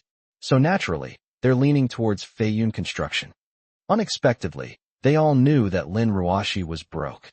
It seems that Lin Deyu spread the word. He's determined to bring Lin Ruoshi back. Zhao Shanhe shook his head and said, I told you before that Lin Ruoshi has a powerful figure helping her, and things might turn around. You're getting too excited. Su Liuli scoffed. I don't think so. If that person were willing to invest, they would have done so long ago. 200 or 300 million is really not much for some people. It's just that there's been no movement so far. I think the person behind Lin Ruoshi probably doesn't think highly of her, and their relationship isn't that close. Perhaps. Zhao Shanhe said casually. They got back just in time for lunch. It seemed like Su Liuli had nothing to do today. I spent the whole afternoon at home chatting with Zhao Shanhe. Even when evening came, she didn't leave. Instead, she washed up early and tried to invite Zhao Shanhe to sleep with her, but he refused. The next day, Lin Ruoshi kept calling. She wanted to let Zhao Shanhe go so she could explain what happened yesterday. Zhao Shanhe said there was no need to explain to him, but he was actually quite pleased inside. Therefore, all men are despicable. At 10 a.m., Zhao Shanhe arrived at Chihan Construction. The moment she saw him, a hint of excitement flashed in Lin Ruoshi's eyes, and she quickly went to greet him. She said, Teacher, what happened yesterday was really a misunderstanding. I am not dating that person, and we have nothing to do with each other. Zhao Shanhe said, I believe you. Let's get down to business first, the stocks. No, let me finish. Lin Ruoshi pouted and forcefully interrupted Zhao Shanhe, insisting on explaining. She didn't sleep well last night because of this, and she had dark circles under her eyes when she woke up this morning. The thought of being misunderstood by her teacher made her heartbroken. Jiang Wan watched quietly from the side, a complex expression on her face, seemingly showing some sympathy. An outsider's perspective is often clearer. She could see that this girl's love was too humble. The main reason I was there yesterday was because of my dad. Lin Ruoshi sighed and said, Yesterday morning, my dad called me and asked me to pick up Qin Hao. Oh, Qin Hao is the son of my dad's friend. After I picked him up at the airport in the morning, he said he wanted to treat me to dinner, but of course I refused. I said I would take him to the hotel and leave after he was settled in. But when we arrived, he said he was there on behalf of Qingyang Capital to invest and wanted to ask me about Tian'an City. So I told him about it, and when I was about to leave, he insisted on treating me to dinner and came with me. That's how you saw what happened. So, Qin Hao and I really have nothing going on. Teacher, you have to believe me. She held Zhao Shanhe's hand and spoke pitifully. Zhao Shanhe laughed and said, What are you saying? You don't need to explain. I believe you. Judging from what you've said, Qin Hao must be no ordinary person. You're too embarrassed to refuse him. Yes, The Qin family is very famous in Yanjing and has many projects in cooperation with my father. Actually, my father wants to match me up with Qin Hao, Lin Ruashi said, her expression somber. It seems that every family has its own troubles, even a top-tier rich second generation like Lin Ruashi. Zhao Shanha, however, understood another layer of meaning. Qin Hao wouldn't be leaving anytime soon, which meant he might have to confront him. No, if Lin Ruashi and I work closely together, we will definitely be a match. He wasn't afraid. He found endless joy in fighting with others. After taking down Tian Feiyun, deal with each new one as they come. Then, before we get down to business, there's one more thing we must do. Suddenly, Lin Ruashi raised her head and said seriously, "What is it?" Zhao Shanha asked, puzzled. Lin Ruashi walked to her desk, took out a document, and handed it to Zhao Shanha. Share gift agreement. At first glance, Zhao Shanha was shocked. This girl actually wanted to give him 99% of her shares, leaving herself with only 1%. He couldn't understand what this meant. He knew Lin Ruashi would definitely not treat him unfairly regarding the shares, but in his plan, getting 49% of the shares would be the maximum. Unexpectedly, Lin Ruashi did not play by the rules. "Teacher, if it weren't for you, I would have gone back to Yanjing long ago. So this share is rightfully yours. I'm keeping 1% to preserve our partnership," Lin Ruashi said with a sweet smile, looking at Zhao Shanha. At this moment, Zhao Shanha was overwhelmed with emotions and said with a wry smile, "I can't take it like this." "No, Teacher Zhao, you must accept it," Lin Ruashi said firmly. "I know you must have your own plans and purposes. Right now, Shihan Construction is my decision maker, but if one day my dad wants to take the company back, I'll be caught in the middle, not pleasing either side. So, giving the company to you will prevent that from happening. Besides, do you think you'd mistreat me if you took the company?" After listening to her words, Zhao Shanha thought about it for a moment and realized that they made sense. Lin Deyu's attitude towards him was already very clear. The situation Lin Ruashi described is very likely to occur in the future. If Lin Deyu forcibly takes over the company, it will directly disrupt his plans and cause him to fail at the last minute. Therefore, he still needs to acquire these shares. He wasn't one to mince words, so he immediately signed his name on the gift agreement and said to Lin Ruashi, "Little Lin, I won't say much more. Once I'm your teacher, I'll be your teacher for life." Lin Ruashi smiled happily, but thought to herself, "I don't want you to be my teacher, I want you to be my boss." By the way, how is Zhonka Energy doing? Zhao Shanha asked. He didn't pay attention to stocks yesterday. Lin Ruashi said excitedly, "The market is doing very well. The value of our Zhonka Energy shares has already exceeded 200 million. She earned this money herself, and she was even more excited than when her father gave her 300 million yuan. Zhao Shanha thought for a moment and said, "According to the plan, hold for another 3 days and then sell everything." Lin Ruashi said, But I checked, and this stock should be fine to hold for half a month, right? There's no need. The longer you hold these speculative stocks, the greater the risk. I also believe they will continue to rise slightly, but if you try to buy them all, you might get trapped. It's best to take profits when you can," Zhao Shanha said calmly. His path lies not in the stock market, but in real industry. Chapter 35 Chen Kursen is a pervert. After leaving Shihan Construction, Zhao Shanha went straight home. That evening, an unfamiliar number dialed in. "I am Zhao Shanha. Who is this?" "Come down. Your wife has had too much to drink. Take her upstairs." The woman on the phone sounded somewhat familiar. After a moment's thought, Zhao Shanha said, "Chen Kursen? Stop talking nonsense. Are you coming down or not?" Chen Kursen said impatiently. "Good." Zhao Shanha hung up the phone and had Zhang Wan push her downstairs. At the entrance of the building, a Mercedes-Benz G-Class with its hazard lights flashing was parked. Chen Kursen opened the back seat, intending to carry Su Yuli out. I want to go home." "Honey, where's my husband?"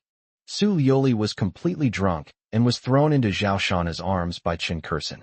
She reached out and touched Zhao Shanha's face, her eyes blurry with intoxication, and giggled foolishly. "Husband, you're my husband, hee." Zhao Shanha frowned. "How could you drink so much? Who forced you to drink it? TCH, do you think I want to interfere? If she hadn't insisted on coming back, do you think I would have taken her home?" Chen Kursen rolled her eyes and said. Zhao Shanha stared at her coldly for a moment, then said, "All right, just bring the person back, then get lost." What kind of attitude is that? Chen Kursen was furious. Pointing at herself, she said, "Damn it, I'm the one who brought her back today. Otherwise, with your wife in this state, anyone could cheat on you. Instead of thanking me, you fucking told me to get lost. She trusts you. If you ignore her and something happens to her, I will kill you," Zhao Shanha said calmly. Chen Kursen's expression changed. Zhao Shanha's tone sent a chill down her spine, but she wasn't afraid. She said, "You don't need to threaten me. I didn't harm her anyway. Why don't you have this lady take her upstairs? We can talk." "Husband, I want my husband." Su Liuli hugged him and kept rubbing against him. Zhao Shanha took a deep breath and said, "Sister Xiaowan, take her upstairs." Jiang Wan frowned and said, "You go up too." "It's all right. She wouldn't dare do anything to me," Zhao Shanha said. Seeing his insistence, Jiang Wan had no choice but to support the swaying Su Liuli and walk towards the elevator. Before leaving, she turned her head and looked at Chen Kursen with cold eyes. "If anything happens to Shanha, I will cut you into 1,000 pieces." Chen Kursen sat in the back seat of the G-Wagon, kicking her legs and making a gesture of permission. Zhao Shanha stayed mainly to hear what she was going to say. He had a strange feeling about this woman, or rather, a man's sixth sense. He always felt that she was up to no good when she was around his wife. It was only then that he noticed that Chen Kursen was wearing very little clothing and her attire was quite eye-catching. "Are you trying to seduce me by wearing so little?" Zhao Shanha said calmly. "You?" Chen Kursen looked him up and down, her disdain undisguised, and said, "Even if I lie here and don't move, what can you do?" "You can try," Zhao Shanha sneered. Chen Kursen's gaze was defiant. "Are you crazy? I'm not going to try. I'm not sick." "Oh, you're not sick. Just walk around a bit?" "I'll believe you if you walk around a bit. I'm not going to waste my breath on you. I just want to talk to you about what the point of your life is right now. Su Liuli is out every day, and you two basically have no contact. You can only stay at home. Why force yourselves to stay together? A divorce would be better for both of you." Seeing his discomfiture, Chen Kursen smiled smugly, and then spoke slowly and deliberately. Zhao Shanha countered, "Speaking of this, I find it quite strange. You're a woman. Why would you want me to divorce her? Are you a lesbian? Or for some man?" His gaze was sharp, looking directly into her eyes, as if trying to uncover the secrets in her heart. Chen Kursen's eyes flashed, and she said, "Heh, so what if you're right? I've liked her for 2 years. Every time I see you, I want to kill you. Such a perfect woman. Why do you get to have her all to yourself? So you also want to steal my man?" Zhao Shanha's eyes were like torches, flashing with a dangerous light.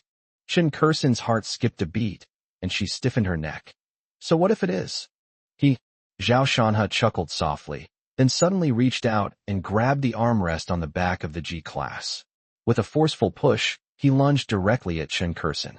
In an instant, the two of them pounced into the back of the G-Class. Zhao Shanha pinned her down, his arm gripping Chen Kursen's throat tightly. He was incredibly agitated and roared, "Tell me, what exactly is your purpose?" Chen Kursen's pretty face turned bright red, and she instinctively grabbed his arm with both hands, trying to pry it off. However, Zhao Shanha's strength was too great for both of her to withstand. It would be a waste of effort. "Will you talk or not?" Zhao Shanha's gaze was cold, his hands like iron clamps, as if he really wanted to strangle her. "Cuffiolet goof me, tool talk." Chen Kursen almost suffocated as she spoke with difficulty. Zhao Shanha then released his hand. After a few seconds of pause, a sudden madness flashed in Chen Kursen's eyes. She actually reached out, wrapped her arms around Zhao Shanha's neck, and pulled him hard. This situation was completely unexpected by Zhao Shanha. Before he could react, he had already kissed a pair of cool lips, which tasted slightly sweet. At the same time, 2 long legs, like water snakes, wrapped around his strong waist. "Damn it, you're a lunatic."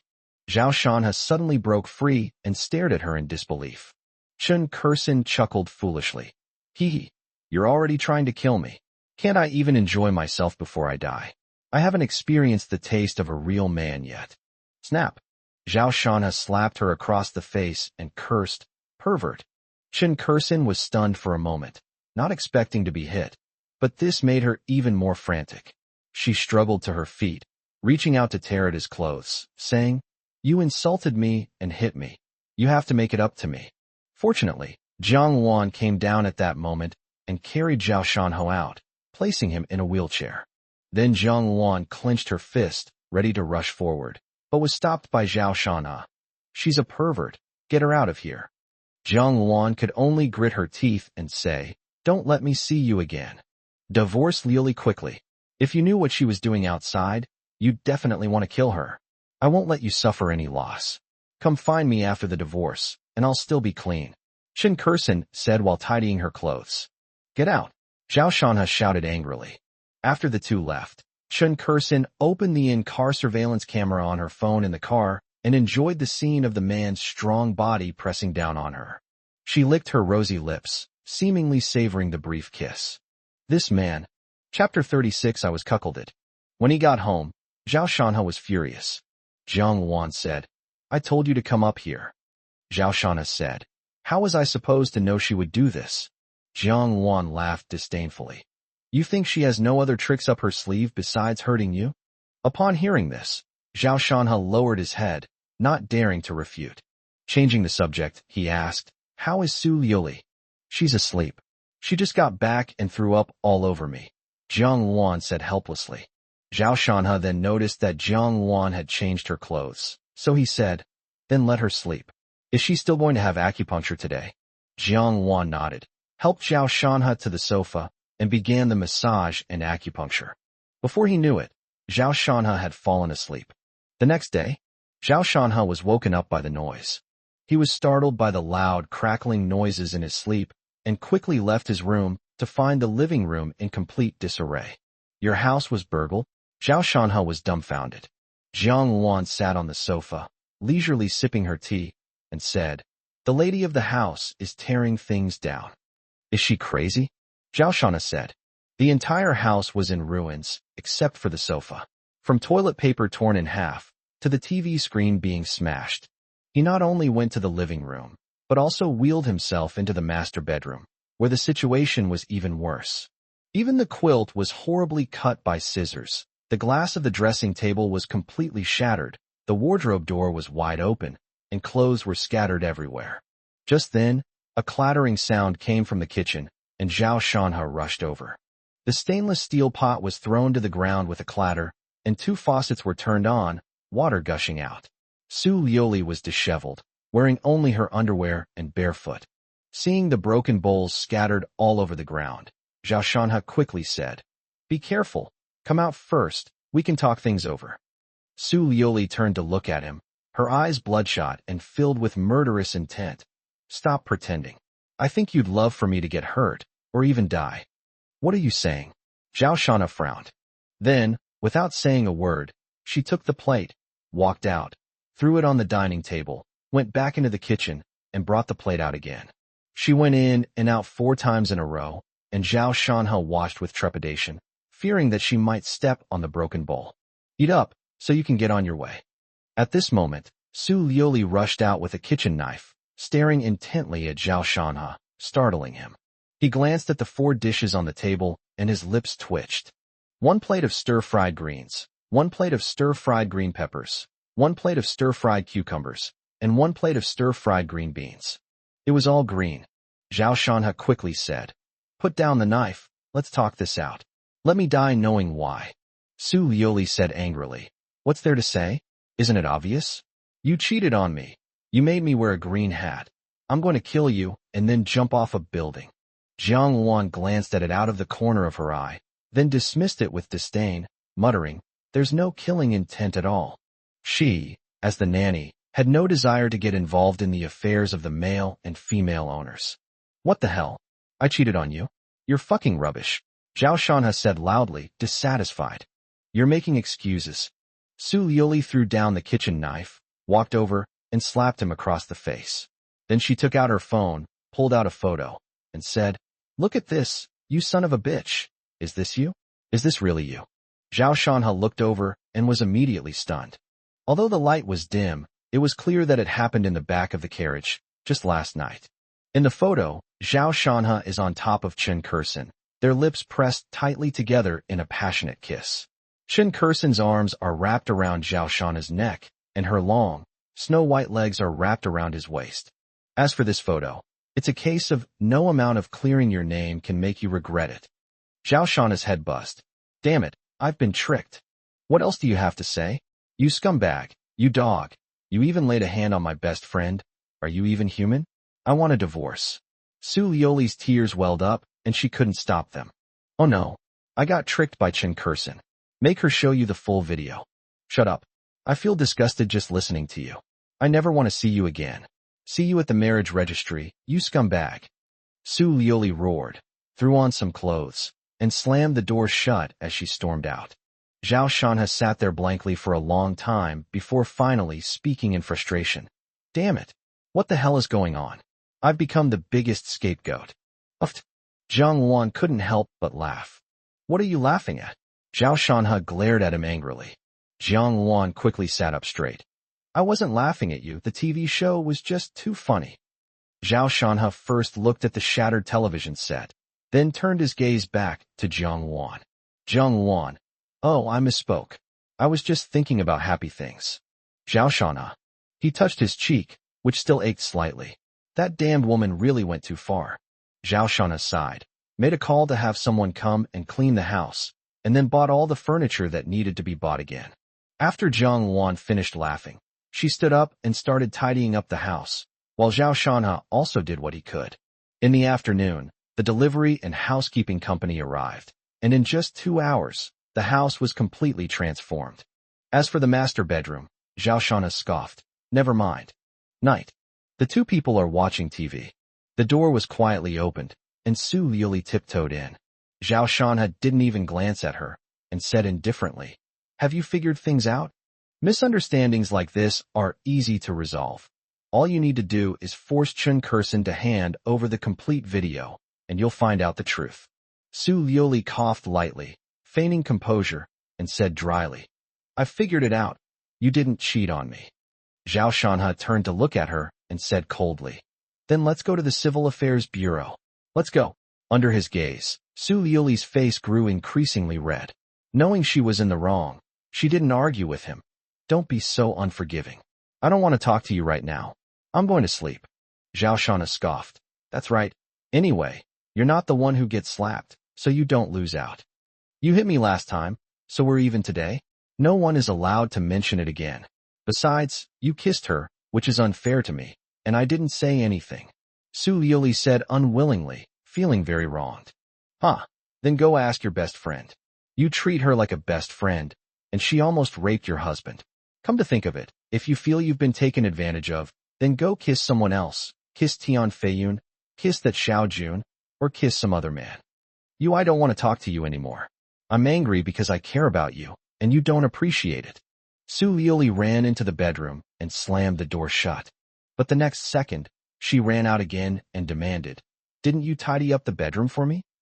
Zhao Shanhe snorted coldly. Clean it up yourself. Chapter 37 Regenerating Barriers. After the acupuncture treatment, Zhao Shanhe took a shower and laid down on the bed. While still half asleep, a smooth body climbed onto his bed. Zhao Shanhe was startled awake, opened his eyes and coldly asked, What are you doing here? Su Liuli hugged him and muttered, It's all your fault. My blanket is ruined and I can't sleep. I'll sleep with you tonight. Get out. I don't want to sleep with you, get lost. Zhao Shanhe didn't stand on ceremony and tried to push her off the bed. Su Liuli was angry. What do you mean? People who quarrel in bed make up in bed. Besides, you were the one who hit Chen Kursin first, and you didn't lose anything. I'm the one who lost out the most. My husband was kissed by someone else, and that's why I feel wronged. Su Liuli is not stupid. On the contrary, she is quite clever. She will not believe Chen Kursin's one-sided story. So, despite being blinded by anger during the day, Su Liuli still went to find Chen Kursin in the afternoon to demand all the videos. Chen Kursin initially hesitated, saying the videos had been deleted, but Su Liuli didn't believe her and immediately turned hostile, saying that if Chen Kursin couldn't produce the videos, they would break off their friendship. Helpless, Chen Kursin handed over the complete video. Knowing the truth of the matter, Su Liuli finally breathed a sigh of relief. However, it takes two to tango. The video showed that Zhao Shanha did indeed pounce and strike first, so she had no reason to blame Chen Kursen. But now that Zhao Shanha is treating her this way, she feels quite wronged. Since both of them are at fault, why should she be the one to be angry? So it's my fault? I told you to stay away from her, but you wouldn't listen. Anyway, I'm telling you right now, don't let me see her again, or I'll have to take action again. Zhao Shanna's words were utterly unkind. Seeing her husband's insistence, Su Liuli sighed. I wrecked the house and hit you during the day. It was my fault, and I apologize. But there's no such thing as a grudge that lasts overnight between husband and wife. Do you know why I drank so much yesterday? It's because my mother keeps urging me to go on blind dates. I had a big fight with her and drowned my sorrows in alcohol. In the end, it's all because of you, so you have to forgive me. Anyway, you hit me last time, so let's just let it go this time and move on. Nobody is allowed to bring it up again. Zhao Shanha was silent for a moment, then said, Can you cut off all contact with Chen Kursen? This woman has ill intentions. He trusts his intuition. Without even thinking, Su Liuli said, How could that be? She's my best friend. She would never harm me. Don't say such divisive things anymore. Sowing discord, Zhao Shanha laughed in anger. Suppressing his rage, he continued, She has ulterior motives. She wants to send you to some man's bed. Trust me this once. Su Liuli's face darkened. What do you mean by saying such nonsensical things? Do you have to interfere with how I choose my friends? Zhao Shanha said angrily. Then there's nothing more to say. After saying that, he moved a little further into the bed.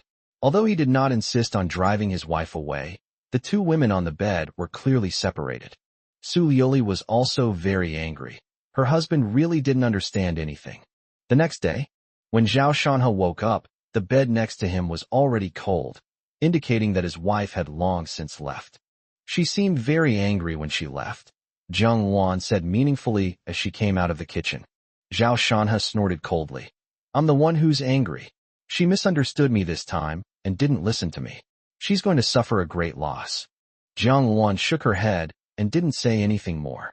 No one can interfere with the relationship problems of this unlikely couple. They have to handle it themselves. Su Liuli did not return that day. Zhao Shanha was displeased, but said nothing. Another day passed, and his wife still hadn't returned, nor had she sent any message. Zhao Shanha was utterly disappointed. Today is the planned day to sell the stocks. After Zhao Shanha got up, he received an excited phone call from Lin Ruashi. She sold all her shares in Zhongke Energy for a total of 300 million. The funding for the construction of the Chengnan nursing home has been completely resolved. Zhao Shanha asked her to transfer 30 million yuan, and Lin Ruashi transferred the money to him without asking any questions. Then, he had Zheng Wan take her ID card and went out. Half an hour later, he arrived at a sales center. A magnificent land. After getting out of the car, seeing the gold lettering on the sales center sign, Zheng Wan asked in surprise, Shanha, you want to buy a house? This development is divided into residential areas and villa areas, and is one of the high-end developments in Tian'an City. It boasts an excellent location, surrounded by facilities ranging from kindergartens to high schools, as well as large shopping malls, making it an extremely well-equipped destination. Most importantly, the community is right next to the Yangtze River, which runs through Tian'an City, offering river views at any time. It is the dream home for most Tian'an residents. We need to buy a house, otherwise we'll always be living under someone else's roof, Zhao Shanha said calmly. He had thought about selling his stocks and buying a house before, but he was still hesitant. However, his wife's actions in the past 2 days made him finally decide. Zheng Wan opened her mouth, but didn't say anything. She sensed that this time, there was a real rift between the couple. Zhao Shanha wasn't joking. Zheng Wan pushed Zhao Shanha into the sales center. The interior was decorated in a magnificent style, with a sand table in the middle of the hall, and the model of the entire magnificent landscape was extremely exquisite. Hello, sir and madam. I'm Xiao Lu, the marketing manager. Our Jinxiu Jianshan offers a full range of apartment types, from small apartments of 100 square meters to large 500 square meter apartments, as well as villas. Are you interested in any particular type of apartment? Would you like me to show you around? A woman in business attire walked over and said with a smile, "Tell me about the villa area," Zhao Shana said. Xiao Lu was taken aback, then his eyes lit up. He knew that the villas in this area were worth tens of millions of yuan, and even though the commission was only 1%, it was still 2 or 300,000 yuan. She already thought the two men had an extraordinary air about them, but she never expected that their first question would be about looking at villas. How could they say such things so casually without having some kind of wealth? She immediately became even more enthusiastic, first praising the beautiful landscape of Jinxiu Jiangshan by mentioning its surrounding facilities, living environment, and potential for price increases. Then he took Zhao Shanha to the model and said, "In the villa area, the ones with lights on are those that haven't been sold yet. I wonder which one Mr. Zhao would like to see." Zhao Shanha glanced around and found that out of the 30-odd villas, only 7 or 8 had their lights on. The rest were off, indicating they had been sold. After thinking for a moment, he pointed to one of the villas overlooking the river and asked, "What's the situation with this one?" Xiao Lu was excited and smiled. "This building is on the outskirts of the community, near the river. Each floor is 360 square meters, and there are 3 floors in total, with a total area of 1,080 square meters. In addition, there is an entrance garden of 180 square meters, which is a bonus." She gave a detailed explanation, but Zhao Shanha interrupted. "What about the price?" Xiao Lu had never met such a straightforward customer before. Her voice trembled with excitement as she said, "The price of our Jinxiu Jiangshan property is 25,600 yuan per square meter. The total value of this villa is 27,648,000 yuan. According to the policy, we can round it down for you. You can just pay 27 million yuan. Sister Xiaowan, what do you think?" Zhao Shanha turned to Jiang Wan and asked. Jiang Wan was taken aback and said, "You're asking me? I think it's fine. How could a mansion worth 27 million be bad? Okay, this set will do. How do I pay?" Zhao Shanha said casually without much thought. Xiao Lu was stunned for a moment. Then her heart was filled with joy. She said, "You want to buy it now?" Chapter 38. I'm going to tell her, "I'm divorcing you." Okay, go get the contract. Once Zhao Shanha made his choice, he wouldn't change it. He asked Sister Xiaowan to push him to the rest area. Xiao Lu quickly poured some tea and then hurriedly went to prepare the contract. Jiang Wan asked, "Isn't it too expensive?" Zhao Shanha smiled and said, "It's not expensive. This is a gift for you. The house will be registered in your name." "What?" Jiang Wan's eyes widened as she suddenly remembered the scene when Zhao Shanha asked her to bring her ID card when she left the house, and now she understood. She waved her hands repeatedly, saying, No, this house is too expensive. You don't like it?" Zhao Shanha asked back. "I like it, but if you like it, that's fine." Zhao Shanha interrupted her, speaking in an unquestionable tone. Seeing his insistence, Jiang Wan's gaze softened. She thought, if the house is given to me, then it belongs to Shanha. Everything I own, including myself, belongs to Shanha. With that in mind, she stopped refusing. After a while, Xiao Lu brought over the prepared purchase contract. Once he signed and paid, it would be valid. "I must have forgotten to check the almanac before going out today, because I saw a disabled person." Suddenly, a piercing sound rang out from not far away. Zhao Shanha frowned and looked over. The two people had just entered the rest area of the sales center. One of them, who looked 7/10 like Su Liuli, was her sister-in-law, Su Qingzi. The other one was actually Tian Feiyun. What a twist of fate. Tian Feiyun and Su Qingzi have gotten together. "Bad luck," Zhao Shanha said indifferently. "I'm so unlucky. Seeing some people, I probably won't be able to eat today." Su Qingzi looked at him with disdain and walked over while making sarcastic remarks. When she saw the documents on the table, she burst into laughter. "A purchase contract? Seriously? You're planning to buy a house? Do you even know where you are? You can't even afford 1 square meter with your monthly salary. Are you here to freeload?" Upon seeing Zhao Shanha, Tian Feiyun frowned, instinctively recalling the day he inexplicably fainted. "What's it to you? Speak your mind, or shut up," Zhao Shanha said. Su Qingzi ignored him and instead said to Xiao Lu next to her, "Beautiful lady, you've been fooled by him. He only makes 10,000 yuan a month, and he recently broke his leg and lost his job. Now he's staying at home living off women. How could he possibly afford a house here? This. Xiao Lu was a little stunned, not knowing what was going on, but he didn't leave immediately. Whether they bought anything or not, they were still his customers. This is basic professional ethics. Tian Feiyun didn't speak. He was thinking about something. It is related to the commencement of construction. He had just received news that Shihan Construction had suddenly sprung into action, directly ordering 150 million yuan worth of building materials, with a 50 million yuan advance payment already received.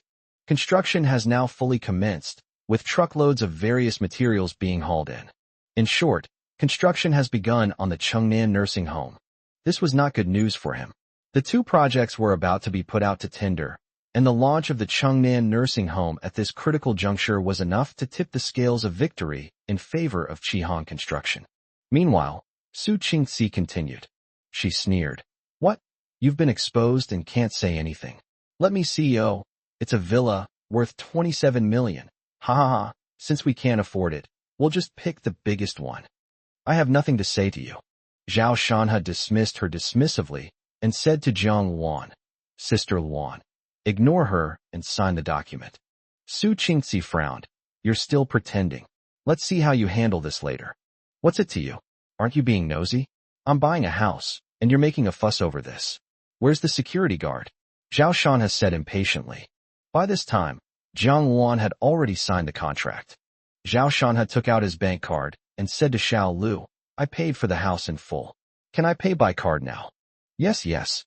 Xiao Lu quickly took out the machine. Zhao Shanha handed over the card, entered the PIN, and the 27 million was successfully deducted. At this moment, Su Qingxi was completely stunned. A house worth 27 million was bought just like that, and by this good-for-nothing brother-in-law whom she had always looked down upon, etc. It seems he didn't sign it himself, which means... Su Qingxi immediately screamed, You gave the villa to this woman? Who I give it to is none of your business. Get lost, Zhao Shanha said. How could you do this to my sister? You spend money to support other women. I'm going to tell her I'm divorcing you. Su Qingxi said. Please go ahead. Zhao Shanha never took Su Qingxi seriously. She was nothing more than a fly. After saying that, he prepared to leave with Jiang Luan to take a look at the house they had just bought, and if all went well, they would move in today. The villas are all fully furnished, so you can move in as soon as you buy furniture. However, some people prefer a different style and can renovate. As long as you have money, it's no big deal. Etc. At this moment, Tian Feiyun, who had been silent for a long time, suddenly spoke. Zhao Shanha looked at him. What's the matter? Tian Feiyun asked. Is your money related to Shihan Construction? He knew very well that Shihan Construction should have failed. Because of the Chengnan nursing home incident, he can be said to be the mastermind behind it all. He instructed Wei Biao to bribe the managers who previously worked at Shihan Construction through coercion and enticement, and to tamper with the construction materials and procurement, turning the Chengnan nursing home into a paper-thin project. According to his plan, after Shihan Construction's collapse and reputation ruined, he could smoothly take over the Chengnan nursing home and acquire other projects, which would be a win-win situation. From then on, Feiyun Construction would dominate the government's mid to lower-end projects. However, plans can't keep up with changes. What started out smoothly eventually forced the previous CEO of Shihan Construction to sell the company. But everything changed after Lin Ruoxi took over. First, they noticed the quality problems at the Chengnan nursing home in advance and immediately came up with a solution. Even he found these methods incredibly ingenious, and coupled with the incredible construction blueprints, they completely turned a seemingly hopeless situation around. All of this made him vaguely sense that there seemed to be a figure standing behind Lin Ruoxi. Yes, this is the expert that Su Liuli has mentioned several times recently. If things ended there, that would be fine, because Shihan Construction has run out of money. No matter how ingenious the solution is, it's all just empty talk without funds. Tian Feiyun felt confident of victory. But today, another unexpected incident occurred. Shihan Construction, with funds from who knows where, has started construction on a project worth 200 or 300 million yuan. And now, Zhao Shanha, who has a close relationship with Lin Ruoxi, actually has the money to buy a villa. 27 million, paid in full right away. Where did he get the money? At this moment, he couldn't help but think too much. Could it be that the master has made another move? Chapter 39. He's gone. He doesn't want me anymore. Hey, I'm asking you a question. Where did your money come from? Su Qingxi crossed her arms, her gaze scrutinizing as she questioned him. Seeing Tian Feiyun's expression, Zhao Shanna's heart stirred, and the corners of his mouth turned up. Had she taken the bait? Since you're so interested in this expert, don't blame him for ripping you off. He said, you're meddling too much. Where my money comes from is none of your business. What's your attitude? I'm afraid your money is ill-gotten and will affect my sister. You'd better confess now, or turn yourself in if you should, Su Qingxi said angrily. Zhao Shanna sneered. If you suspect the money is ill-gotten, then go ahead and call the police. You'll get me arrested. Won't that be what you want? Besides, 27 million is a huge amount. I'll probably get a life sentence. Su Qingxi frowned. She wasn't stupid. This guy was so open about it, so the money must be fine. So she said, we're all family. Don't make it sound so serious. I'm worried about my sister. Just tell us where the money came from, and we'll be at ease, okay? I'll say it again. My money has nothing to do with you. If you have any doubts, then call the police. Hateful. This scoundrel is completely unyielding, which infuriated Su Qingxi, but she was helpless. Seeing Zhao Shanna's wealth was more painful than losing money herself. She had only recently returned to China and had originally planned to buy a house today, but now she had lost all interest. After all, this nominal brother-in-law directly bought a luxury mansion worth nearly 30 million, while her own budget was less than 5 million. Even if you don't say it, I know that this money is related to that expert, isn't it? Tian Feiyun suddenly said. Zhao Shanna shuddered involuntarily, his face suddenly darkening. She even told you this? Damn it. Think what you want about this. I won't say anything. Tian Feiyun smiled slightly. There are no permanent friends, only permanent interests. What Lin Ruoxi can give you, I can give even more of, as long as you introduce me to the expert. You're dreaming. Sister Xiaowan, let's go. After saying that, he told Zheng Wan to leave. Su Qingxi and Tian Feiyun stood there. Su Qingxi was furious. Zhao Shanna's attitude was too rude. Tian Feiyun frowned, becoming increasingly certain of his guess. When the expert was mentioned earlier, Zhao Shanha was clearly agitated.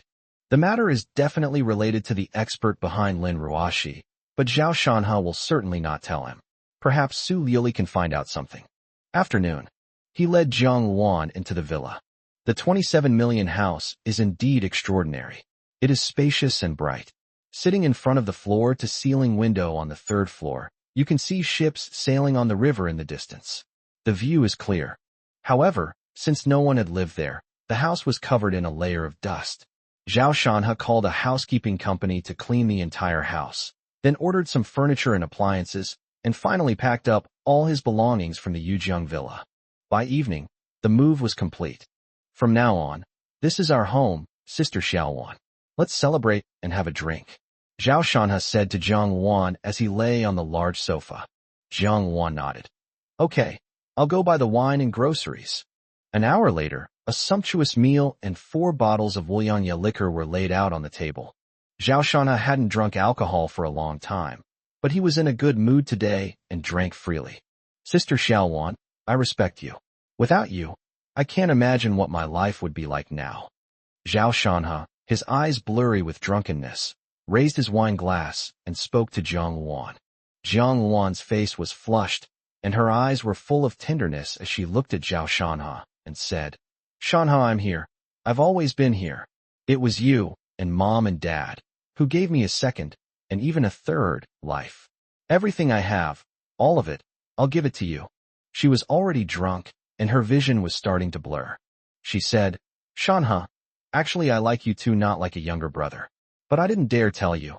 I was afraid you'd distance yourself from me. I didn't go to your wedding. I cried for half a month. I couldn't face the days without you now. Being able to take care of you is the happiest time of my life. I can't marry you. I'm not worthy. I can only be by your side as family. She said a lot, and Zhao Shanha also said a lot. In the end, they both passed out on the sofa. The lights were warm, and smiles played on their lips. On the other side, what did you say? My husband bought Jiangwan a villa. Su Lioli, who was in a meeting, was stunned when she received a call from Su Qingzi. Her phone slipped from her hand without her noticing, and she seemed completely stunned. Mr. Su, may I ask? The assistant whispered from the side. Su Lioli regained consciousness, a terrifying light appearing in her eyes. The next second, expressionless, she overturned all the documents on the table and threw them onto the floor. The meeting is off. After saying that, she picked up her phone and walked out without saying another word. President Su. Someone called her from behind. Roll. Su Lioli didn't even turn her head, went straight into the elevator, and drove out of the parking lot. She sped along, running several red lights, until she arrived at Yuzhong Villa. As she stood at her doorstep, at the home she had returned to countless times day and night, she suddenly felt a sense of fear. She took a deep breath and told herself, no, it can't be. Extend your hand and unlock with your fingerprint. Opening the doorway, the house seemed unchanged, but the person who used to always wait for her was gone, leaving it cold and deserted. On the shoe cabinet, only a few pairs of high heels and women's slippers remained. Panic filled my heart. Her eyes welled up with tears, and she ran into the bedroom like a mad woman, then into the study. It's all gone, absolutely all gone. He really moved away. Her vision was already blurred, and tears streamed down her face. Her heart felt as if a piece was missing, leaving it empty. I sat on the sofa, lost in thought for a long time. Snap! Suddenly, she reached out and slapped herself hard across the face. Just then, the phone rang. It was Tian Feiyun calling. She answered it blankly. Lioli, Qihong Construction suddenly has money, and that cripple too. Tian Feiyun said urgently. Su Lioli suddenly screamed. I won't allow you to call him crippled. Tian Feiyun was taken aback, then quickly said, okay, I won't say. It's that Zhao Shanha, with so much money, must be related to Qihong Construction. Try to find out where this money came from, whether it's related to that expert. After listening, Su Lioli smiled sadly. It's all your fault. If it weren't for you, my husband wouldn't have misunderstood me. He left. He doesn't want me anymore. Tian Feiyun was secretly delighted, but feigned regret. What a pity, but it's a project issue now. After all, you invested 80 million, which is real money. Su Lioli silently hung up the phone. Gradually calming down, she realized that no matter what, she had to earn money and win her husband back. She wants both fish and bear's paw. Chapter 40. Su Lioli is moving in. In the middle of the night, Zhao Shanha was awakened by the urge to urinate. He struggled to open his eyes, his breath reeking of alcohol. The 3 empty bottles on the ground reminded him that he had drunk too much. My gaze shifted to the side, and I saw Sister Xiaowan lying on the sofa, fast asleep, breathing evenly. Zhao Shanha carefully pulled the wheelchair over and moved it up little by little. After relieving himself in the bathroom, he returned to the living room. I checked my phone. It was 3 a.m., and I had more than 30 missed calls. Lin Ruashi called 5 times, and the rest were calls from his wife. The most recent one was half an hour ago. Zhao Shanha stared at the call log for a while, but ultimately did not reply. As I put my phone away, I suddenly noticed that Sister Xiaowan had changed her posture. She shifted from lying on her side to lying on her back, and then, as if dreaming about something, she started muttering to herself before a sweet smile blossomed on her face. She was so beautiful, her delicate face was flawless, and Zhao Shanha was stunned for a moment. Having been married to Su Lioli for 5 years, his aesthetic standards had become quite high. Ordinary beauties couldn't even catch his eye. But now, Xiaowan was no less attractive than his wife. How come I never noticed before that Sister Xiaowan is so beautiful? Zhao Shanha muttered to himself, feeling like he was blind.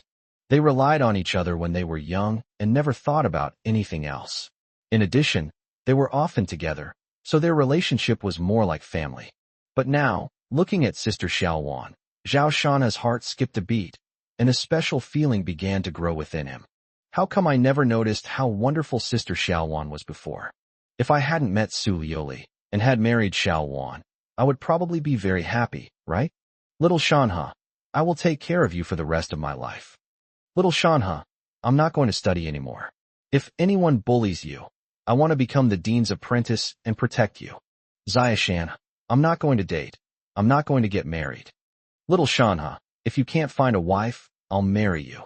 The girl in my memory grew up and eventually became the pretty face lying on the sofa now. Zhao Shanha sighed softly. Now that he was married and disabled, why should he think too much? At this moment, he felt a little thirsty. After a hangover, his mouth was dry, so he rolled his wheelchair around to get a glass of water. I accidentally knocked the TV remote off the coffee table and it fell to the ground. The noise startled Jiang Wan awake. She sat up and saw that Zhao Shanha was up. She said, Shanha, when did you wake up? Why didn't you wake me? Zhao Shanha smiled and said, You're sleeping so soundly. I'll go get you a glass of water. Do you want some? Let me do it. Jiang Wan fetched 2 glasses of water and handed one to Zhao Shanha. She was thirsty too, so she gulped it down in one go. With each movement, her clothes opened and closed, making her figure appear even more stunning. Feeling the chill, Jiang Wan looked down and blushed deeply. She quickly buttoned up her clothes and whispered, Don't look. Zhao Shanha couldn't help but pretend to be calm and said, Sister Xiao Wan, I didn't see it.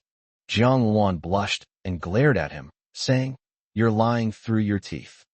Zhao Shanha didn't respond, the scene from just now lingering in his mind, while Xiao Wan was even more shy, yet secretly delighted. I'm actually no worse than someone surnamed Su. The atmosphere was somewhat romantic and ambiguous. Jiang Wan broke the silence and asked, What are you and her going to do? We can now say that we are officially separated. Even now, Jiang Wan still finds it hard to believe that she suddenly bought a house and moved out. I don't know. Maybe they'll get divorced, Zhao Shanha sighed. Jiang Wan asked, But what if she didn't cheat on you or betray you? Our problem goes beyond that. Even if she hadn't cheated on me or done those other dirty deeds, the key issue is that we've lost trust in each other. That's really fatal. She's willing to trust her friends, but not me. And I'm no better. I was scheming against her too. You're different. You're doing this for revenge. When things come to a head, she'll love you and will have to understand you. Zhao Shanha shook his head. She won't understand it that way. Our values are quite different. If I bury all her hard work and interests, and she's still willing to stay with me, then that's true love. Jiang Wan said, Perhaps so, people can change. Rather than believing that she will change, I would rather believe that it is easier to change mountains and rivers than to change one's nature.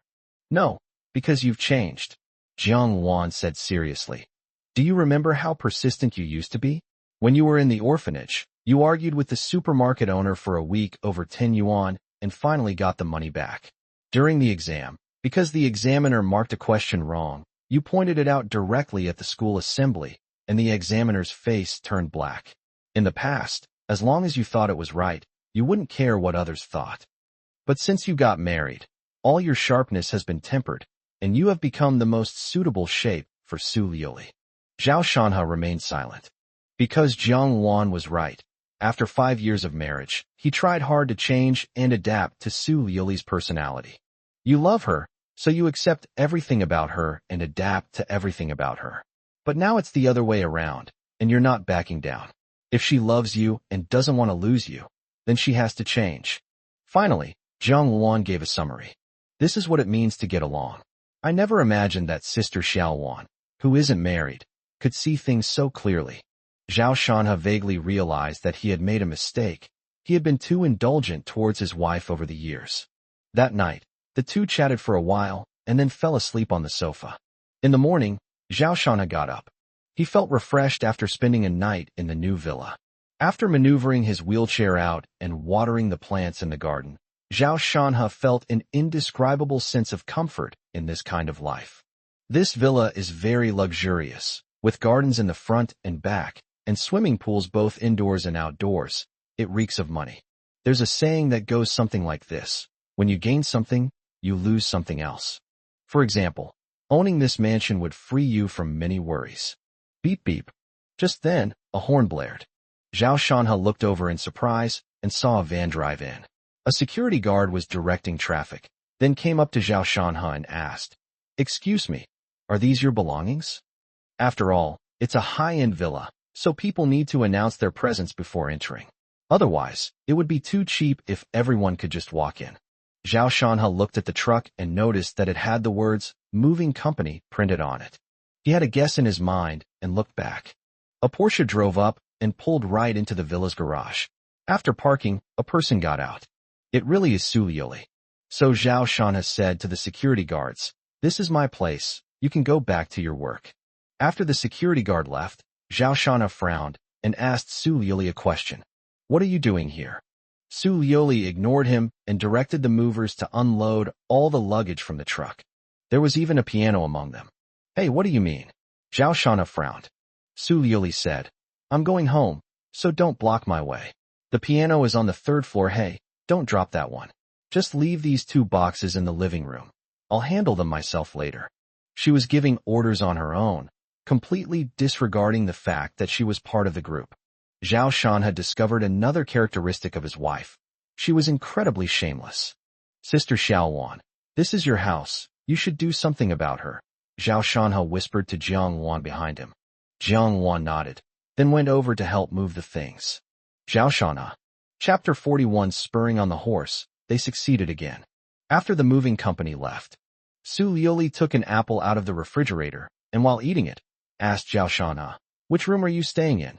The villa is over 1,000 square meters, but the bedrooms are all located on the 1st and 2nd floors. Zhao Shanhe has difficulty walking, so he chose the 1st floor. He pointed to his bedroom and said, "You're moving in here, so you're not staying at the Yuzhong Villa anymore?" "Wherever my husband is, that's where I'll be." After finishing the apple, Su Liuli threw all her clothes into Zhao Shanhe's bedroom, demonstrating her stance through her actions. With things having come to this point, the separation plan had fallen through, leaving Zhao Shanhe feeling utterly helpless. After all, they weren't divorced. She was still his wife. And for Su Liuli, this behavior was already a compromise. Given his wife's personality, she would have called directly to question him, or come over and forcefully moved his belongings back. Would his wife really change for him? "It's too far from here. When I'm busy, I'll stay with my parents." "Don't be angry then." Su Liuli walked over, bent down and hugged him, and said softly. Zhao Shanhe said calmly, "Do as you please. You can stay at your parents' place every day. I won't be angry at all." "Sigh, you're being sarcastic again." Su Liuli chuckled, thinking her husband was quite arrogant, and then pointed her index finger at his forehead. Zhao Shanhe said, "Look, I'm telling the truth, but you think I'm being sarcastic. It seems we no longer have anything in common and have lost our tacit understanding. My husband and I have lost our chemistry. How can this be allowed?" Su Liuli said with great dissatisfaction. "Don't say things like that again. We are husband and wife. We should be in sync." Zhao Shanhe did not reply. Actually, her parents-in-law's villa is near her wife's company, and it's normal for her to live there. The two chatted in the garden for a while, with Su Liuli doing most of the talking and Zhao Shanhe listening. She said she has too many things to do at the company, too many investments, and too many social engagements. She's so busy she's overwhelmed. She didn't intentionally stay away from home the other day. Zhao Shanhe expressed his understanding. Finally, his wife solemnly invited him to join the Su Group as the human resources manager, with an annual salary of 1 million. It should be noted that Zhao Shanhe had offered to help her at the company many times before, but Su Liuli had never agreed. Zhao Shanhe shook his head and refused. Times have changed. He now has more important things to do. If he were to continue working at the Su Group, it would be a waste of his life and meaningless. Su Liuli looked somewhat dejected and said nothing more. Then, she went into the villa and found Jiang Wan busy at work. "I regret it," Su Liuli said. "How so?" Jiang Wan glanced at her, had some guesses in her mind, and asked in a calm tone. "I feel like I let a wolf into the house. I shouldn't have let you take care of him. If it happens again, I will give up the investment, take leave from the company, and take care of him myself," Su Liuli said seriously. Jiang Wan smiled gently. "There are no what-ifs in this world. The past is the past. All we can do is seize the present. I'm afraid you'll steal my husband away. He is deeply in love with you. If you truly love him, no one can take him away." Su Liuli turned her head and stared blankly at the figure in the wheelchair outside. After a long while, she said, "I love him, and I've never done anything to betray him. But some things, some accidents, have caused him to misunderstand me. But it's okay, he'll understand in the future. We won't separate, so please don't fantasize about anything. You'll be disappointed. Jiang Luan pursed her lips and sneered. An accident? A misunderstanding? To be honest, if it were any other man who didn't love you that much, he wouldn't be able to get over having his legs broken, and he wouldn't be able to continue living with you. Where is your face when you say these things? Su Liuli frowned and explained. His legs were just an accident. I never intended to hurt him. Jiang Luan shook her head, but ignored her. It was evening. Su Liuli took a comfortable bath on the second floor and drank some red wine. Her face flushed. She came downstairs wearing a black slip dress that perfectly showcased her figure, and found Zhao Shanhe in the study. At this moment, Zhao Shanhe was in front of the computer, studying something. When Su Liuli went over, she saw him quickly switch screens and immediately pouted. What are you looking at? Are you still wary of me? Zhao Shanhe turned around, and his eyes fell on the barely visible, perfect curves. His heart skipped a beat. Feeling his gaze, Su Liuli giggled and scratched his chest with her finger. Have you ever quit drugs? How can you be so tolerant? I'm your wife, and if you don't fulfill your duties as a husband, I'm going to sue you for marital emotional abuse. I'm not interested.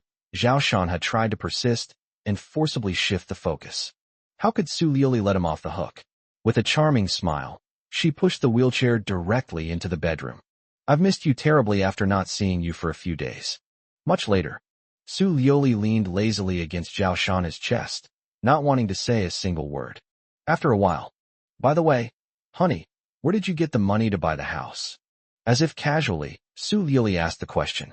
Zhao Shanhe's eyes flashed, and he thought to himself, they've finally arrived. He hesitated for a moment before saying, I made money from stocks. Su Liuli looked up in surprise. You made money from stocks? You were watching the stock market every day for those few days? But where did you get the capital? Zhao Shanhe chuckled. I've been following Lin Ruoshi's advice. She said an expert recommended a stock and lent me 10 million. I leveraged it and made 30 million. My God, what stock is this? Zhonka Energy. Su Liuli recognized it somewhat, and after a moment's recollection, she exclaimed in shock. Is it that demon stock? Zhao Shanhe nodded. Ugh. Why didn't you tell me about this great opportunity? I have 10 million in the stock market, so I could make an extra 30 million this way. Are you sure I didn't call you? The day I asked you to give me your account and password, it was your own fault for not doing so. Su Liuli was speechless. Subconsciously, she didn't believe her husband had the ability to trade stocks, so she said, You didn't tell me before that this was guidance from an expert? Is there a difference? You don't believe me anyway, Zhao Shanhe said. Oh well, let's put this matter behind us and not talk about it anymore. But when can you introduce me to this expert? I really want to see who he is. He's amazing. Su Liuli sincerely praised it. Zhao Shanhe thought to himself, a master is right in front of you. You have a treasure trove, but don't know it. If you could trust me, you would have made a fortune long ago. But now, of course he wouldn't say it. After all, Tian Feiyun hasn't completely ruined Su Liuli.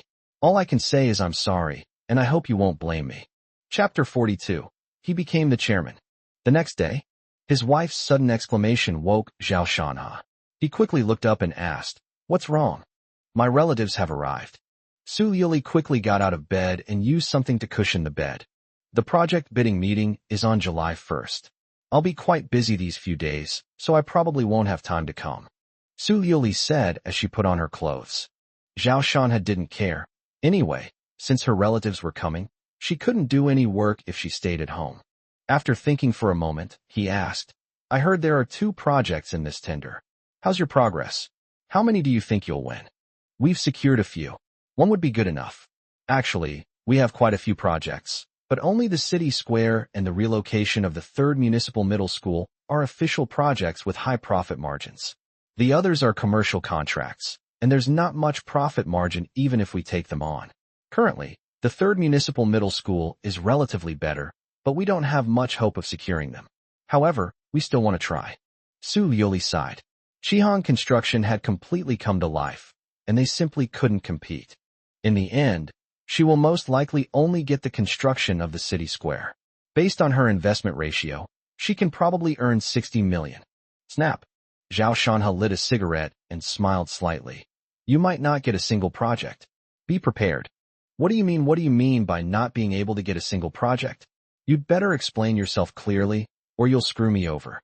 Su Yuli was taken aback for a moment, then looked at him seriously, because Zhao Shanhe was very familiar with Lin Ruoxi and might actually know something. It's just a gut feeling, don't worry about it. Oh, speaking of which, how about you give me tens of millions when you make money? Zhao Shanhe said casually. I'll give you tens of millions. Do you think I'm picking up money off the ground? You bought a house worth over 20 million on a whim, and I didn't even say anything. You have a nouveau riche mentality now, which is unacceptable. So hurry up and transfer the remaining few million to me, and I'll keep it safe for you. Zhao Shanhe laughed. I'm asking you for money. Why do you want me to throw away my last few million? You're going too far. I'm doing this for your own good. Making money should be done gradually. If you suddenly have money, you're more likely to lose yourself. Su Yuli said with certainty. She dressed herself, then helped Zhao Shanhe dress, and helped him into his wheelchair. She said, I think I should hire a caregiver for you. It's not good to keep bothering Jiang Wan. She'll get married eventually. Zhao Shanhe took a bottle of mineral water, gulped down half of it, and said, No need, Sister Xiaowan has taken good care of me. The thought that Xiaowan would one day get married filled him with indescribable emotions. You don't really want to get involved with her, do you? Su Yuli looked at him with jealousy, while Zhao Shanhe's tone conveyed anger. She was jealous. What are you thinking about? It's all nonsense. Seeing that she still wanted to say more, Zhao Shanhe changed the subject. Let me be honest with you about your project. I think there will be setbacks, and it will all be for nothing. Tian Feiyun is not a good person. Don't think about making money with him. If you withdraw your investment now, you can still keep your principal. All right, I'm not going to bother with you, and you're not going to bother with me either. Just take good care of yourself and stop thinking about stock trading. You won't always be this lucky. The shareholders of Feiyun Construction all have connections. Even 3 lousy subordinates can be as good as a Zhuge Liang. They're no less capable than the experts on Lin Ruoxi's side. Su Yuli didn't want to discuss the project with Zhao Shanhe. He couldn't help at all, and was even discouraging her. She thought for a moment and then said, If there's any news from Lin Ruoxi, you must let me know. We're family, so don't side with outsiders. She won't give you any money she makes. Just stay home and rest during this time. Spending tens of thousands of yuan a month isn't a big deal. Don't even think about starting a business. They're afraid I'll squander my money. But you're determined to follow Tian Feiyun. So what right do you have to tell me what to do? Zhao Shanhe smiled faintly. We signed an agreement that we will not interfere with each other's property and business. Yuhengf, you don't appreciate kindness. All right, let's not talk about these things that might ruin our relationship. I'm leaving. Call me if you need anything. Su Yuli picked up her small bag and hurried out the door. You're not even eating breakfast? Jiang Wan glanced at the doorway and said. Zhao Shanhe rolled out in his wheelchair. Never mind her. There are always a few days like that every month. They came again those few days. Thinking about what happened last night, Jiang Wan blushed and secured her wheelchair to the dining table. After breakfast, she pushed Zhao Shanhe out the door. Half an hour later, we arrived at Shihan Construction. When I first joined the company, the pretty receptionist I met the other day suddenly lit up and came over in a few quick steps. Hello, Mr. Zhao. Zhao Shanhe. The next second, the employees in the office area also saw him. Hello, Mr. Zhao. Feeling overwhelmed by the staff's enthusiasm, Zhao Shanhe asked the young receptionist, What's going on here? You still don't know? The receptionist opened the internal office system and saw on the company's senior management notice board that her photo was even higher than Lin Ruoxi's, and her title was chairman. Zhao Shanhe knew it at a glance. Feeling a pang of emotion, I asked, What's your name? The young receptionist, looking a little nervous, said, Mr. Zhao, my name is Huang Yu. Okay, you've worked hard. Zhao Shanhe nodded and left the front desk. Jiang Wan pushed him into the elevator. When he arrived at Lin Ruoxi's office, he knocked on the door. Please come in. Kobayashi, you've really surprised me today. Pushing open the door, Zhao Shanhe said with a smile. Lin Ruoxi giggled, rushed over, took his hand, and said, This is your company. You are the chairman. The beauty's kindness is immense. A company worth hundreds of millions is given away without hesitation. In other words, Zhao Shanhe's net worth has now reached hundreds of millions. Zhao Shanhe smiled and got down to business. What are your plans for the next project? Lin Roashi pushed the wheelchair to the sofa, then sat down herself and said, Teacher, would you like me to take you around the company first and introduce you to the senior management? No need. It's enough that they know me, Zhao Shana said. All right, let me tell you about the company's next plans. Lin Roashi nodded and said, the government has 2 projects up for tender. One is the construction of a city square, and the other is the construction of the new campus of Tiannan No. 3 Middle School. Among these, our bid for the city square construction project was 700 million yuan, with a profit of approximately 200 million yuan. Our bid for the new campus of No. 3 Middle School was 1.2 billion yuan, with a profit of 350 million yuan. After the Chengnan nursing home project was launched, I communicated with the relevant person in charge and basically made it clear that we would have no major problems securing the construction of the new campus of No. 3 Middle School. After listening to her story, Zhao Shana thought for a moment and asked softly, has anyone from Feiyun Construction contacted you? Lin Ruashi sneered. Of course they came to me. They want me to give up the construction of the new campus of No. 3 Middle School. How could that be possible? Tian Feiyun is a dirty guy, but my father's status is what it is, so he doesn't dare to do anything to me. In the end, we basically reached an agreement. We will take the construction of the new campus of No. 3 Middle School, and they will take the construction of the city square. Chapter 43 Ning Wanxiu. I don't think it's necessary to build the city square for them, Zhao Shanha said calmly. Lin Ruashi was a little confused, so she asked, are you suggesting we give them the new campus of the 3rd Municipal High School? What are you thinking about? Zhao Shanha smiled and said, what I mean is, we won't give them a single one. We'll take them all. The 2 projects together generate over 500 million in profit. How could we possibly give it to him? Lin Ruashi's eyes widened, but she hesitated and said, the idea is good, but let's not even talk about whether we can eat it. The key is that this would push him to the brink. What if he becomes desperate and does something rash? The goal is to drive him to desperation. Otherwise, how can we attract an expert to give him guidance? Zhao Shanha sneered inwardly and said decisively, now we only need to secure 2 projects. I have plans for him. Okay. On the other hand, we are currently building the Chengnan nursing home.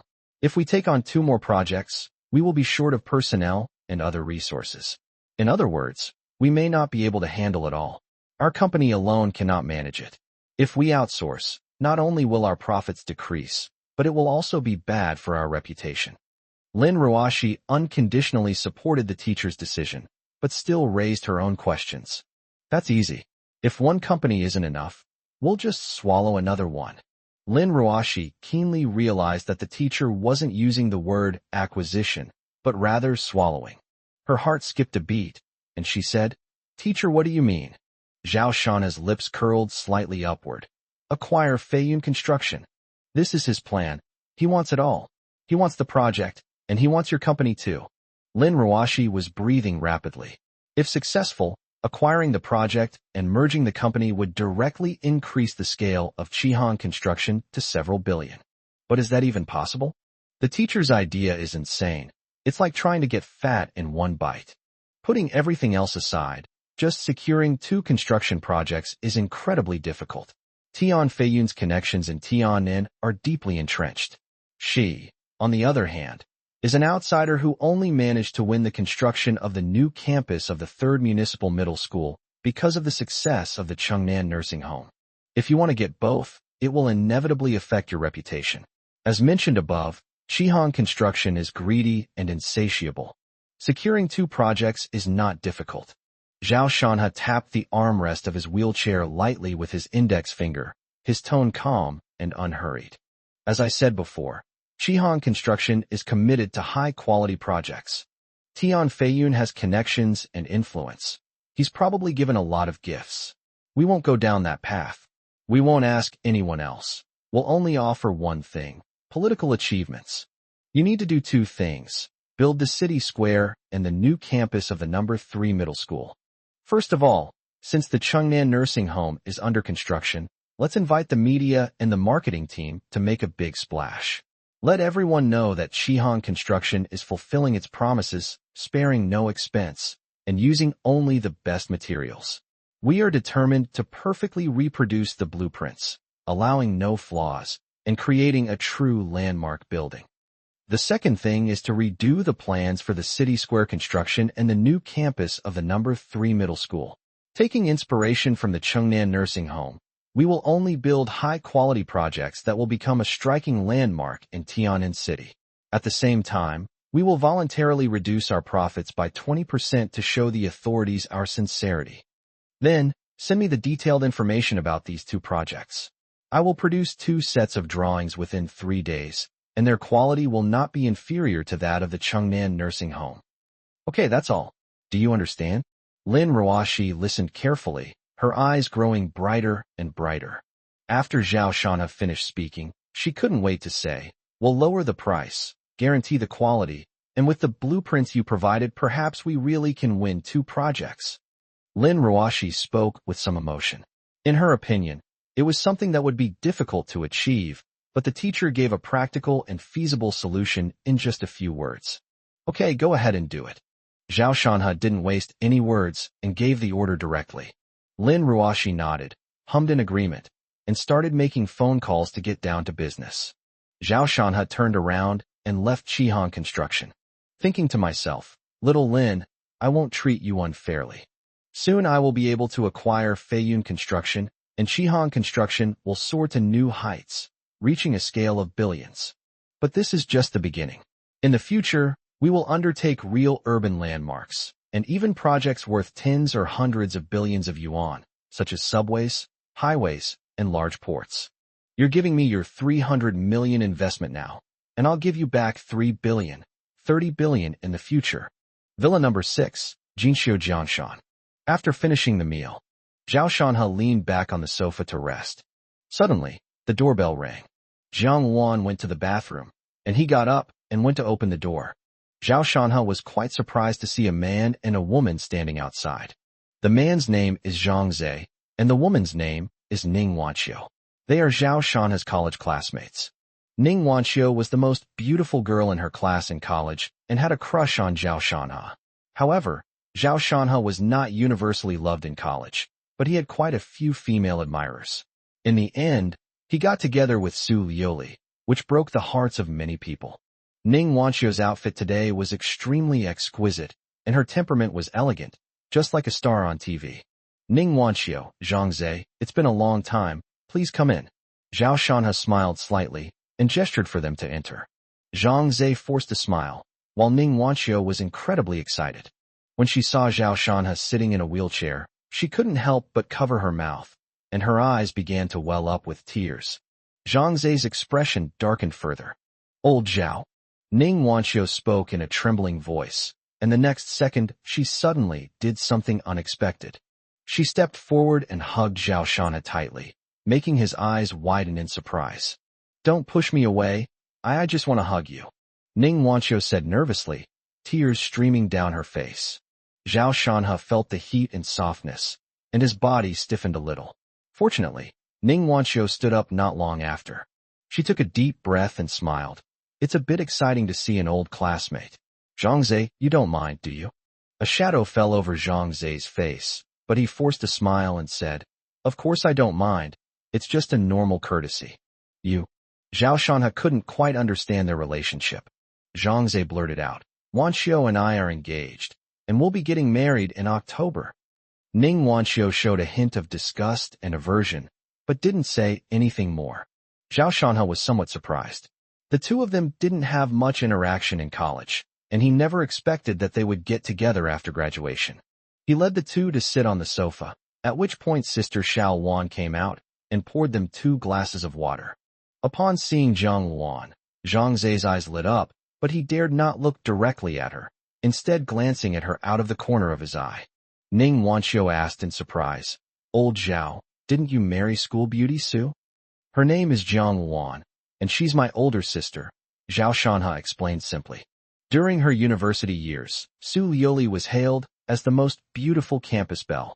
So many people called her Campus Belle Su. "Oh," Ning Wanqiu nodded. Zhao Shanha asked, "How did you know I lived here?" Ning Wanqiu immediately smiled and waved her phone. "You posted it on your WeChat Moments." which vixen is featured in Chapter 44. So that's how it is. He took some photos of the garden and posted them on his WeChat moments, accidentally including the location.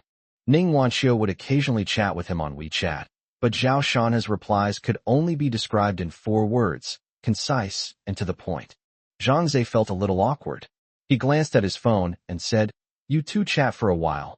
Wanxiu, I'll go out and wait for you. You decide what to do." Ning Wanxiu waved her hand.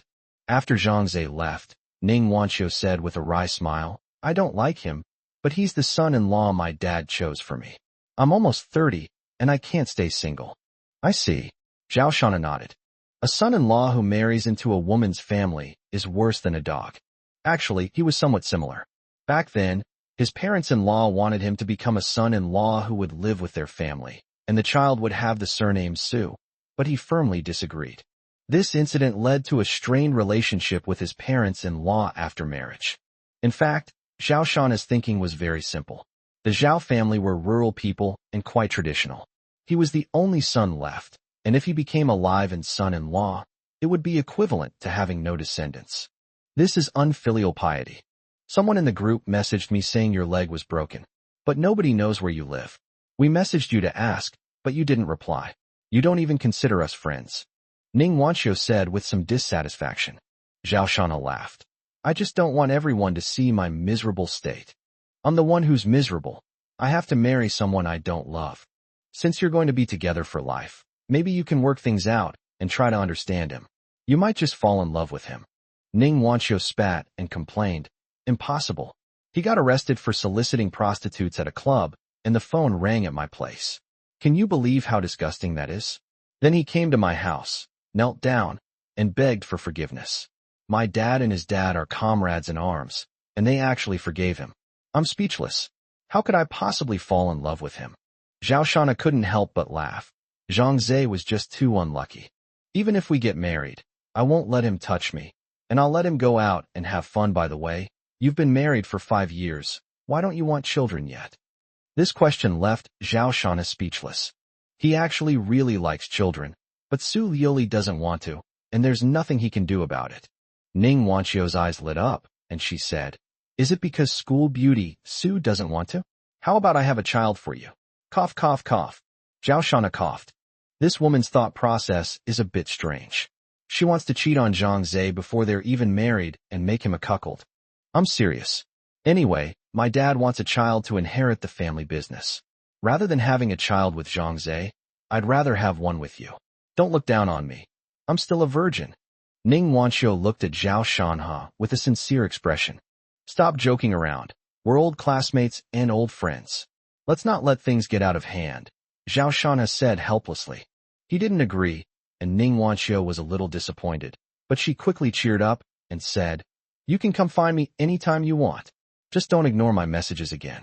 Anyway, I know where you are. If you ignore me, I'll come to your house and block you. Besides, in Tiannan City, you can ask me for help if you have any difficulties. My family has some influence. All right, let's talk about it later. Zhang Zhe is waiting for you outside.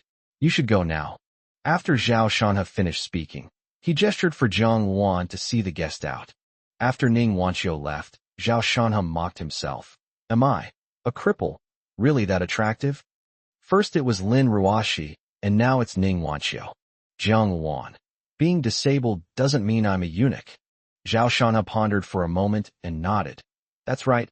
Luckily, it wasn't the third leg that was broken. After sitting in the living room for a while, he went straight to the study.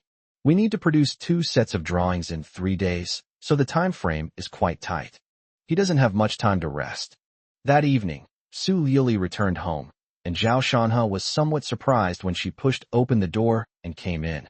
I casually switched the computer screen and asked, Didn't you say you were sleeping at your parents' place? Why are you back? Su Liuli rolled her eyes and said unhappily, Do I need to inform you before I go home? I just want to surprise you and see if you've done anything to betray me.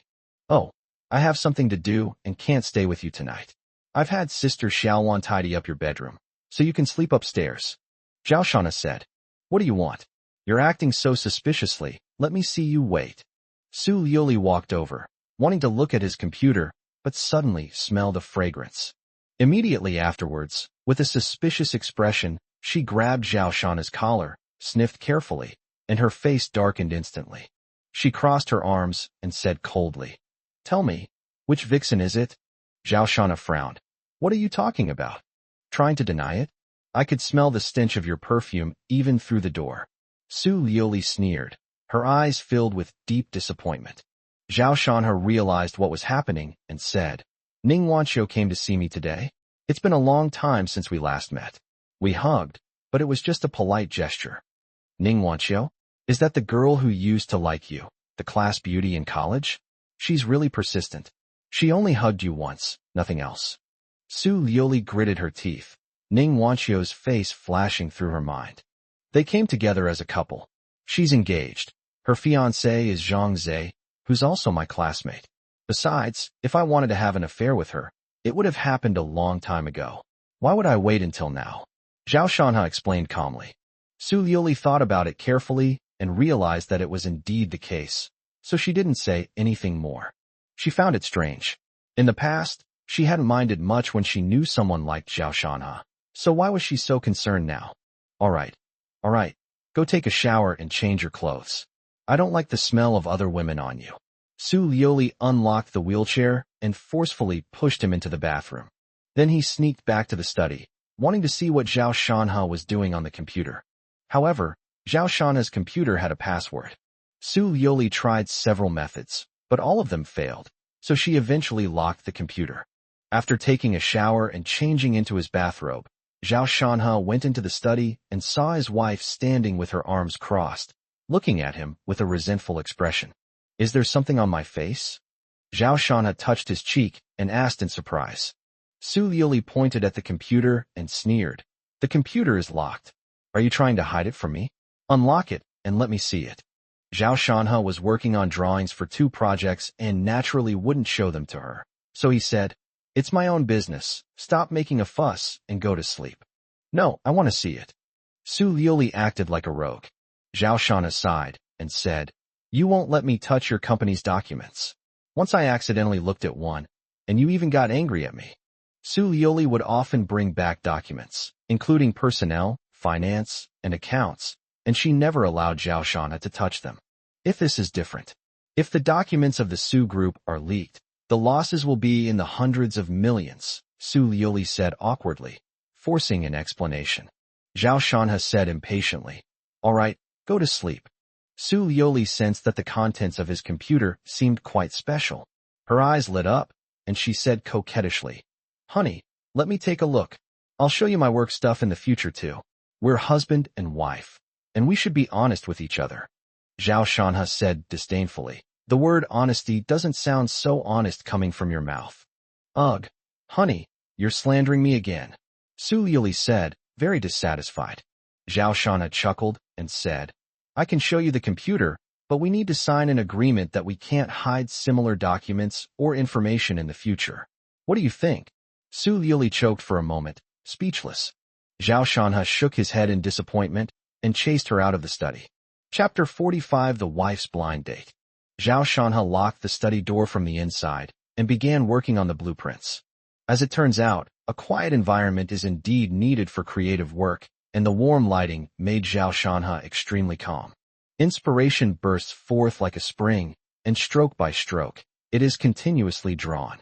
Then a knock came at the door. Zhao Shanha went over and opened the door. Jiang Luan was standing outside. "It's late. You should rest." Looking at the time, I realized it was already past midnight. Zhao Shanha calculated in his mind that at this speed, the blueprints could be completed, and then said, "Okay, do we still need acupuncture today? I made you a midnight snack. Eat while I give you acupuncture." Jiang Luan pushed him out onto the sofa and gave him acupuncture. The late-night snack was dumplings. Zhao Shanha asked, "Where's Liuli? Is she asleep?" "Yes, in your room." Upon hearing this, Zhao Shanha remained silent. After the acupuncture, he went into the room by himself, climbed into bed, and Su Liuli opened her eyes groggily. When she saw it was him, she fell asleep again. The next day, Zhao Shanha and his wife got up together. He had to continue drawing blueprints, and Su Liuli also had her own things to do.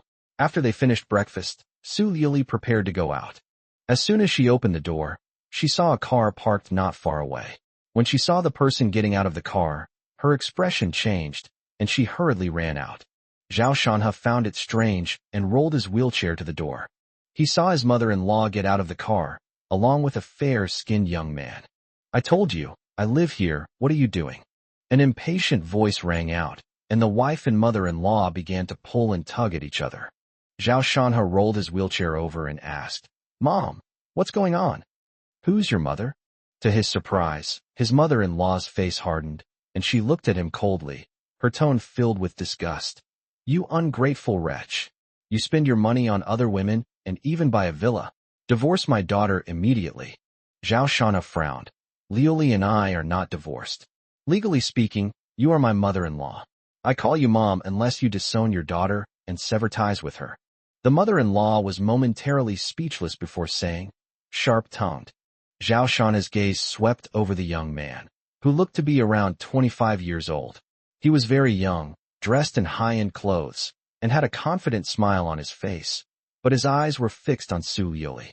Upon realizing this, Zhao Shanhe felt somewhat displeased. "All right, stop bothering me. If I have something to do, I'll go back. If not, I'll stay here," Su Liuli said impatiently. At this moment, the young man walked up to Su Liuli and said enthusiastically, "Sister Liuli, this man doesn't care about you at all. This house has nothing to do with you. Come back and marry me. I'll buy you a better villa." As he spoke, his gaze would occasionally drift towards Zhao Shanhe, conveying a mix of provocation, disdain, and mockery. Su Liuli panicked a little, glanced at Zhao Shanhe, and said to the young man, "Xiao Xian, what are you saying? My husband is here. I will not marry you." "Mom, you're just making things up. Hurry up and go back with Xiao Xian." "Xiao Xian? Why are you calling him so affectionately?" Zhao Shanhe was displeased, but he held back. "Liuli, look at Xiao Xian, isn't he great? He just came back from abroad. He's capable, from a good family, and he's young." The mother-in-law didn't take Zhao Shanhe seriously at all, introducing men to Su Liuli right in front of him. Xiao Xian stared intently at Su Liuli and said, "Sister Liuli, I've liked you since we were little. He's crippled now and can't give you happiness, but I can. I'll make you the happiest princess, and our Zhou family can also help you in your career." Each person said one thing, leaving Su Liuli unsure how to respond. At this moment, Zhao Shanhe saw Zhou Xian reach out to pull his wife. He immediately pulled Su Liuli over, looked at his mother-in-law, and said coldly, "I'm neither dead nor divorced. What you're doing is disrespectful to me. Isn't that going too far? I told you long ago, if you knew what was good for you, you should have signed the divorce papers. Now you've made such a mess of things, and you can only blame yourself." The mother-in-law didn't think she was at fault at all. Zhou Xian said, "Let go of Sister Liuli. I won't allow you to bully her." Zhao Shanhe stared coldly at Zhou Xian. There are two great hatreds in this world, the hatred of killing one's father and the hatred of stealing one's wife. "If you want to take my wife, are you prepared for a fight to the death?" Zhou Xian was startled by his gaze, but seeing Su Liuli behind him, he couldn't help but say, "She is free. You can't stop her from pursuing her right to happiness." "Right's my ass." Zhao Shanhe flicked his wrist, and the metal lighter was flung out, hitting Zhou Xian hard on the forehead. Zhou Xian let out a wail and quickly covered his forehead, where blood trickled down. Zhao Shanhe was still not satisfied. He looked around, trying to find a brick. Honey, calm down." He acted too quickly, and Su Liuli didn't have time to react. She quickly grabbed him and hugged him from behind to prevent Zhao Shanhe from acting impulsively again. "Let go of him. I'm going to kill him, you bastard. You dare steal my wife right in front of me? You think you can get away with this?" "Mom, take him away. Go to the hospital. Do you really want someone to die?" Su Liuli held Zhao Shanhe tightly and roared at her mother-in-law. "This?" Upon seeing blood, the mother-in-law was completely disoriented and hurriedly pulled Zhou Xian towards the car. "Sister Liuli, I won't give up. You will marry me. You will definitely marry me," Zhou Xian said, covering his forehead as he was helped into the car. "You bastard, don't let me see you again." Zhao Shanhe struggled, pointed at Zhou Xian, and said with a sneer. The farce only ended when the car drove away, and Su Liuli slowly let go of him. Jiang Wan remained a detached observer. She wouldn't take the initiative in this situation, but she was always on guard. Zhao Shanha calmed down, looked at his wife, and was furious. He said coldly, "Aren't you going in? Aren't you ashamed enough?" Sitting on the sofa, Su Liuli's expression also dimmed. She said, "See? My mom is setting me up on blind dates every day." Zhao Shanha said, "I only know that it takes two to tango. If you insist on refusing, no one can force you." "Who is this Zhou Xian?" "My family and his family are on good terms. I met him a few times when I was a child. I didn't expect him to say he liked me as soon as he came back to China. I only had a meal with him a couple of days ago. Don't overthink it. I won't divorce you." Su Liuli glanced at him cautiously and said carefully. Zhao Shanha stared at her and sneered. "I don't think your relationship is as simple as having a meal together. Calling her Sister Liuli and Xiao Xian so affectionately. I don't understand you anymore. Tian Feiyun, that's Xiaojun, and now Zhou Xian. You're not Lin Ruoxi, Ning Wanqiu, or—" As she spoke, Su Liuli glanced at Jiang Wan. Zhao Shanha sighed. "Whatever. Anyway, I'm disabled. Just let me know when you're going to get married, and I'll grant your wish and give you my blessing." Chapter 46. I can understand, but I cannot accept. You're talking nonsense again. Don't say such rubbish things. You are my husband, and you will only ever be my husband in this life. Don't speak so confidently. Your family, your company, and your money will all force you to make other choices. And now your mother has already started to disown me. Next, your father and the rest of your family will disown me as their son-in-law. What will you do then? Will you still be steadfastly with me? Zhao Shanha spoke calmly and indifferently. Su Liuli's expression changed, and she hesitated, as if she wanted to say something but then stopped. Zhao Shanha abruptly changed the subject, his tone turning cold, and continued, leaving aside everything else. "Tell me about Zhou Xian and the Zhou family. What do you want to do? Don't do anything reckless." Su Liuli looked at him warily. How come she never knew her husband was so vindictive? "Just tell me." Su Liuli thought for a moment and said, "The Zhou family is in the clothing business. They have a very large business, and their designs have even been exhibited at international fashion shows. They have a lot of business dealings with the Su group, so the two families have a good relationship." Zhao Shanha laughed. "So it's another rich kid. No wonder your mom wanted to set us up. She's old-fashioned and wants an arranged marriage." "Don't take it personally," Su Liuli quickly said. "Zhou Xian is so young. How could I possibly be interested in him?" "What? You said he's small? You've seen him, you really are. What nonsense are you talking about? I said his age. Are you a pervert?" "Oh, don't women all like younger, cute guys? I like you. I love you, so you can rest assured." "Don't worry. How could I not? There have never been any clear suspicions about his wife." But he couldn't care less about that now. Zhao Shanha sighed softly, feeling particularly lonely and listless. He waved his hand and said, "All right, go ahead and get busy. I have other things to do." "Okay, you should rest well at home." After Su Liuli finished speaking, she picked up her small bag and went out. Zhao Shanha also got up and went into the study, muttering a few words to himself. Design clothing. As long as they are not divorced, Su Liuli will remain his wife. Anyone who dares to covet her will face retribution. No rival in love will be able to leave Tian'an City with a smile. After going through some ideas in his mind, Zhao Shanha continued to work on the blueprints. Time flies. My wife hasn't come home for 2 days. July 1st has arrived in the blink of an eye. Today is the day for the project awarding ceremony. We will find out today which of the 2 major projects will be awarded to the winners. He sent the drawings to Lin Ruoxi yesterday. Now, together with Jiang Wan, they went to the bidding site. The location is in a 5-star hotel. It was very noisy and crowded, mostly with owners or senior executives of construction companies. However, whether they come or not is actually meaningless. They are unlikely to win the bid. But people often have a sense of wishful thinking. Jiang Wan pushed Zhao Shanha inside and immediately spotted a familiar face. To Zhao Shanha's surprise, Chen Kursin was also there, along with his wife, Tian Feiyun, and Lin Ruoxi. "Oh, you're still alive?" Chen Kursin was the first to see him and greeted him with a cold smile. The others looked up as well, and Lin Ruoxi ran over happily, grabbing his hand. "Teacher, you're here." Zhao Shanha noticed the slyness in her eyes and knew she was doing it on purpose, so he quickly withdrew his hand. But it was too late. Su Liuli appeared behind Lin Ruashi, her face grim, and said, "What do you mean? Are you pretending I don't exist?" Lin Ruashi glanced at her and said in surprise, "Oh dear, Master's wife is here too. I'm so sorry. I didn't know you were here since you weren't with Master." She had seen Su Liuli long ago. This was a sarcastic remark mocking Su Liuli and Tian Feiyun for being together. Su Liuli gritted her teeth and said coldly, "Green tea." Then, turning to Zhao Shanha, he asked, "What are you doing here?" Zhao Shanha smiled and said, "Let's watch the show." Tian Feiyun walked over, looked around, and said, "There's nothing to see.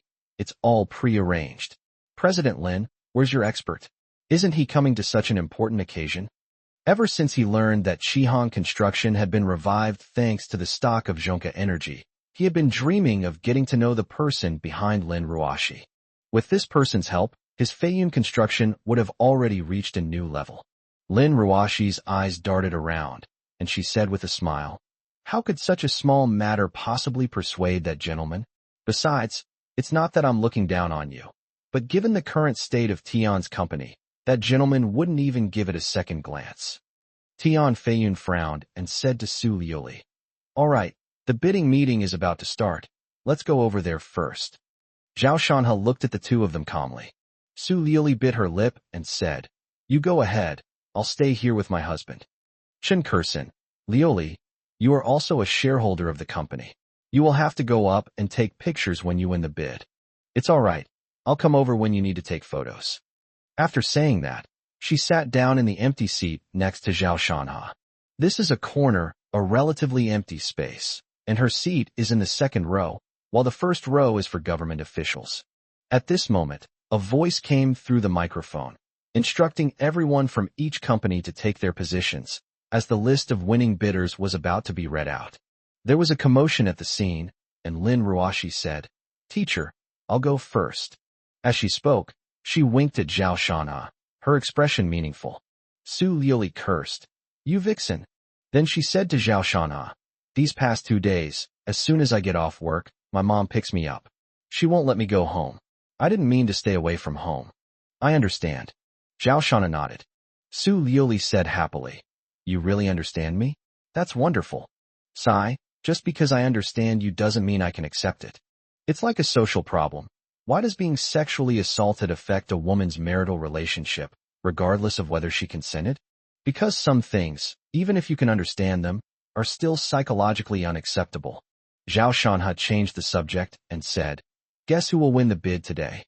Without a second thought, Su Liuli said, "Your classmate Xiao Lin won the contract for the construction of the new campus of the 3rd Municipal Middle School, while the construction of the city square will be given to Feiyun Company. Isn't there any other possibility?" Zhao Shanha smiled slightly and glanced at her. Su Liuli said confidently, "The relevant person in charge had dinner with us and laid out some things. Basically, this is the decision. However, there is a small chance that the number 3 middle school project will be awarded to Feiyun Construction. Anyway, there are only these 2 possibilities. As for other companies, they are just there to make up the numbers." Zhao Shanha shook his head and said, "Neither of these 2. Su Liuli was stunned for a moment, then quickly said, "What do you mean?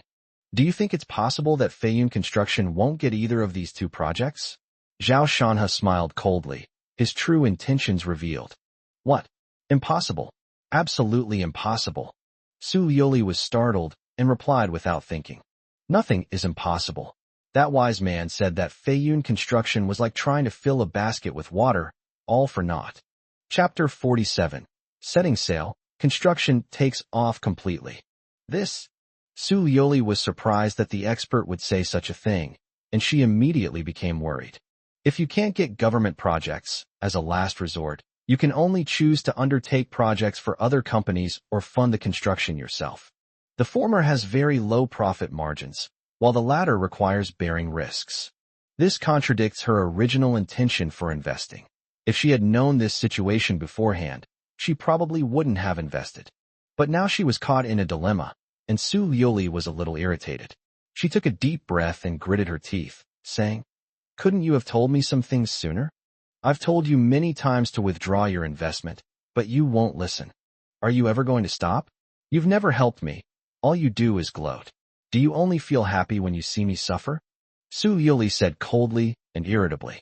After saying that, she went to the front and discussed something with Tian Feiyun. It was unclear what they were talking about. Zhao Shanha smiled inexplicably. He knew that his wife valued wealth very much, and even as her husband, he could only step aside. He said we won't get a single project? He should just die. Upon hearing Su Liuli's words, Tian Feiyun became very angry and began to curse. I saw it, he's cursing you. Everything's settled. How could it change? Besides, I don't think anyone here is more qualified than Feiyun Construction, Chen Kursen said with a disdainful smile. All right, the results will be out soon. He just wanted to annoy you. Don't let it affect your mindset. Tian Feiyun patted Su Liuli's shoulder and said softly. From a distance, the scene appeared somewhat intimate, but Zhao Shanha narrowed his eyes, his heart churning with anger. Su Liuli sat there preoccupied and somewhat worried, unaware of Tian Feiyun's subtle actions earlier. In contrast, Lin Ruoshi appeared smug and pleased with herself, a smile playing on her lips. I glanced over there, thinking to myself, looks like things are escalating. I'd better get a divorce quickly so I can be with my teacher. At this point, the host came on stage, and the bidding process began. The audience gradually fell silent. On stage, the host first read out Tian'an City's 5-year plan and some development policies. Everyone listened attentively and took notes. Next, for the 2 projects in the city, we will announce the list of winning bidders. The main event is here, and everyone sits up straight. First, regarding the construction of the city square, we received a total of 25 proposals. After careful review, we ultimately decided that the company responsible for the project would be. Let construction begin. Immediately, everyone's eyes turned to Lin Ruoshi, and then applause began to ring out. Next, please welcome Mr. Lin, General Manager of Chihan Construction, to speak on behalf of the company. Lin Ruoshi stood up with a smile, walked calmly to the stage, and took the microphone. On behalf of Chihan Construction, I would like to express our stance on the City Plaza project. Our company continues to uphold the philosophy of creating only the best. At this moment, Tian Feiyun, Su Liuli, and the other 2 looked at each other in bewilderment.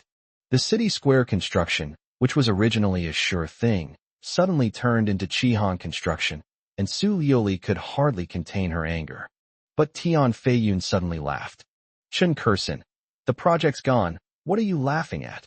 Tian Feiyun's eyes flashed, and he said, after Liuli finished speaking, I was a little worried that the construction of the city square would be taken by other companies, but now there is no need to worry at all.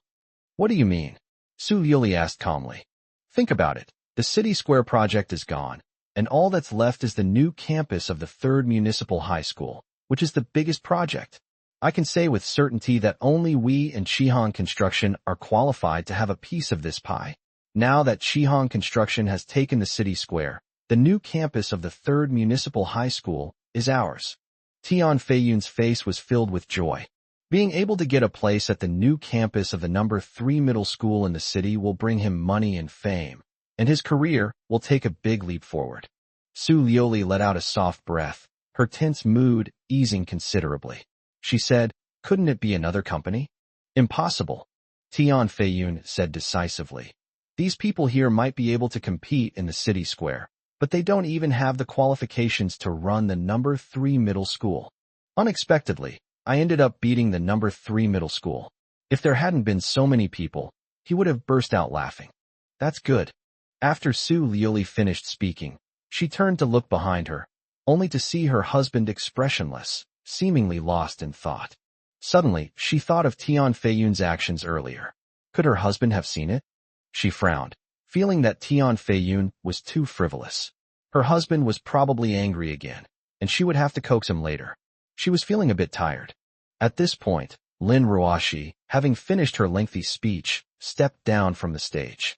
As he passed Tian Feiyun, he was heard whispering, "You didn't expect that, did you? You still lost." His words were full of smugness. Lin Ruoshi gave him a strange look. "You think you can get into the 3rd Municipal High School? What are you thinking? Are you still asleep?" These words left Tian Feiyun speechless. Following this, the host continued. Next, Regarding the construction of the new campus of the 3rd Municipal High School, we received a total of 7 proposals. After careful review, we have finally decided that the company responsible for this project is. Let construction begin. Buzz. Tian Feiyun's smile froze on his face. He screamed inwardly. How is this possible? How is this possible? He never expected that Shihan Construction would win both projects, leaving him no chance at all. His face turned ashen, his eyes turned bloodshot, and his fists clenched tightly. Lin Ruashi wiggled her hips, stood up again, saw Tian Feiyun's expression, gave him a mocking smile, and gracefully went back on stage. Today, Shihan Construction has become famous. Among mid to lower tier construction companies, it directly became Nanboan, standing out from the crowd. First, it was the Chengnan nursing home, and now it has taken on the construction of the city square and the new campus of the No. 3 middle school, practically becoming the government's exclusive contractor. It is conceivable that once these 2 projects are implemented, Shihan Construction will be the first project that the government will consider for various future projects. With unlimited potential and a steady stream of wealth, ensuring quality, a minimum annual profit of 1 billion yuan is not a problem. How dare she? How dare she? Isn't she afraid of being stuffed to death? Tian Feiyun was furious, his teeth grinding together. Su Liuli was equally furious. This outcome seemed to confirm Zhao Shana's words. Trying to draw water with a bamboo basket, all for nothing. Thinking of this, she turned her head, only to find that Zhao Shana had left the venue at some point. Unable to vent her anger, she said coldly, "What should we do next?" "What to do? Just deal with it." Tian Feiyun thought for a moment and said, "After the meeting, I need to invite Lin Ruashi to dinner. She can't handle the 2 projects, so she must hand over the city square construction to us." Chapter 48, You Need to Make It Up to Me. Upon receiving Zhao Shana's message, Lin Ruashi put her phone in her bag and went into an upscale restaurant. Inside the private room, Tian Feiyun, Su Liuli, and Shun Kursen were all present. "President Lin, you've really given me a wonderful surprise today." When Tian Feiyun saw Lin Ruashi enter, he said with a forced smile. It was clear that he was furious, but helpless against Lin Ruashi. Lin Ruashi smiled gently, pulled out a chair, and sat down, saying, "President Tian, please stop joking. You specifically asked me to come out, so let's just talk about what's on your mind." "Okay, I'll get straight to the point. Give me the City Square project, and I'll give you half the profits," Tian Feiyun said directly, staring at Lin Ruashi. The construction of the City Square could generate over 200 million in profit. As long as Lin Ruashi agrees, she can earn more than 100 million without doing anything. Su Liuli frowned, but said nothing. "How generous of you, giving me over 100 million for nothing." Lin Ruashi chuckled, picked up a teacup, and said casually, "The Chengnan nursing home project will take at least 3 more months to complete. If you take on both projects, you won't be able to handle them," Tian Feiyun said coldly. Lin Ruashi glanced at him indifferently and said, "You seem to be meddling too much. Whether I can eat or not is none of your business." "You." Tian Feiyun was furious. He took a deep breath and continued, "I don't know why the higher-ups agreed to let you take 2 projects at once. I guess it was that person behind you who pulled the strings again. Do you think this is your own ability? If that person stops helping you one day, you'll be back to square one sooner or later. You mentioned that gentleman. Now that things have come to this, I'm not afraid to tell you. Actually, my relationship with that gentleman is just so-so. It's all your fault for offending him." Lin Ruashi's words startled Tian Feiyun. When had he offended that expert? He immediately said coldly, "Stop beating around the bush. It's all right to say it, because you offended my teacher. That gentleman particularly admires my teacher's talent, so it's only right that he stood up for my teacher." Lin Ruashi said with a sly smile, her eyes flashing. "What?" Tian Feiyun was shocked, and Su Liuli was also moved.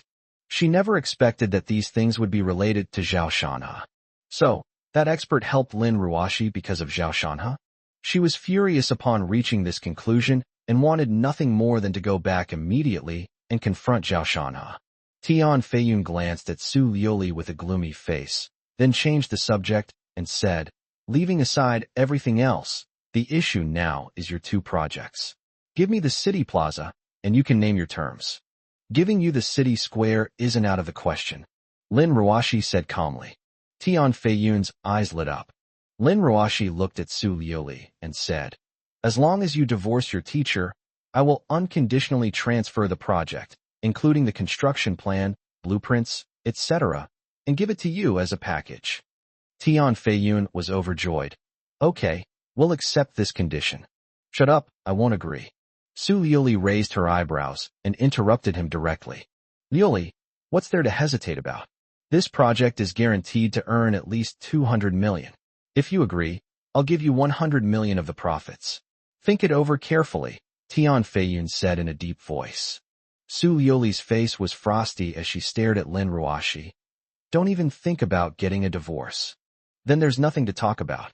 Lin Ruoshi smiled, stood up gracefully, and left the private room. Chen Kursen said, actually, I think this is a pretty good deal. It's just a divorce, not a big deal.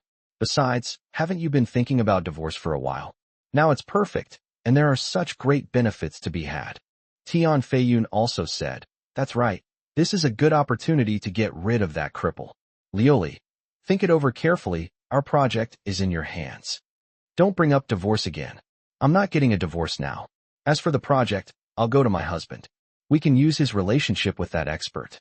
After finishing her sentence, Su Liuli picked up her small bag and left. I don't know what she's insisting on. Such a good opportunity, Chen Kursen muttered.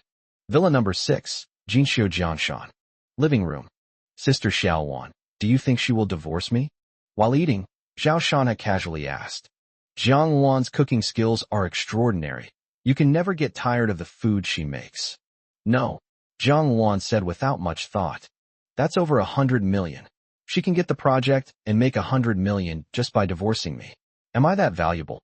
Zhao Shanha shook his head and said with a hint of self-deprecation. Jiang Wan glanced at him. You are priceless. That's your opinion. Zhao Shanha is quite realistic. His wife has invested so much money, but it's all gone to waste, and she knows it's because of me. She must be furious. Then I told her that as long as she divorced me, she could get the project for free, which would be equivalent to picking up more than 100 million yuan. My wife is very rational and will definitely make the choice that is in her best interest. I don't think she will divorce you, Jiang Wan emphasized again. So certain. A woman's sixth sense. Zhao Shanha didn't reply and focused on eating. At this moment, Su Liuli pushed open the door and came in. Zhao Shanha turned around, glanced at her, and smiled. Have you eaten yet? No, I'm just hungry. Su Liuli said calmly, went to the kitchen to get a set of bowls and chopsticks, and buried her head in her food. Half an hour later, everyone had eaten and drunk their fill. Su Liuli looked at Zhao Shanha. Husband, I need to talk to you. Zhao Shanha nodded, and she pushed the wheelchair into the study, closed and locked the door, then turned around and stared at him. What's with that look? What do you want to say to me? As Zhao Shanha spoke, he lit a cigarette.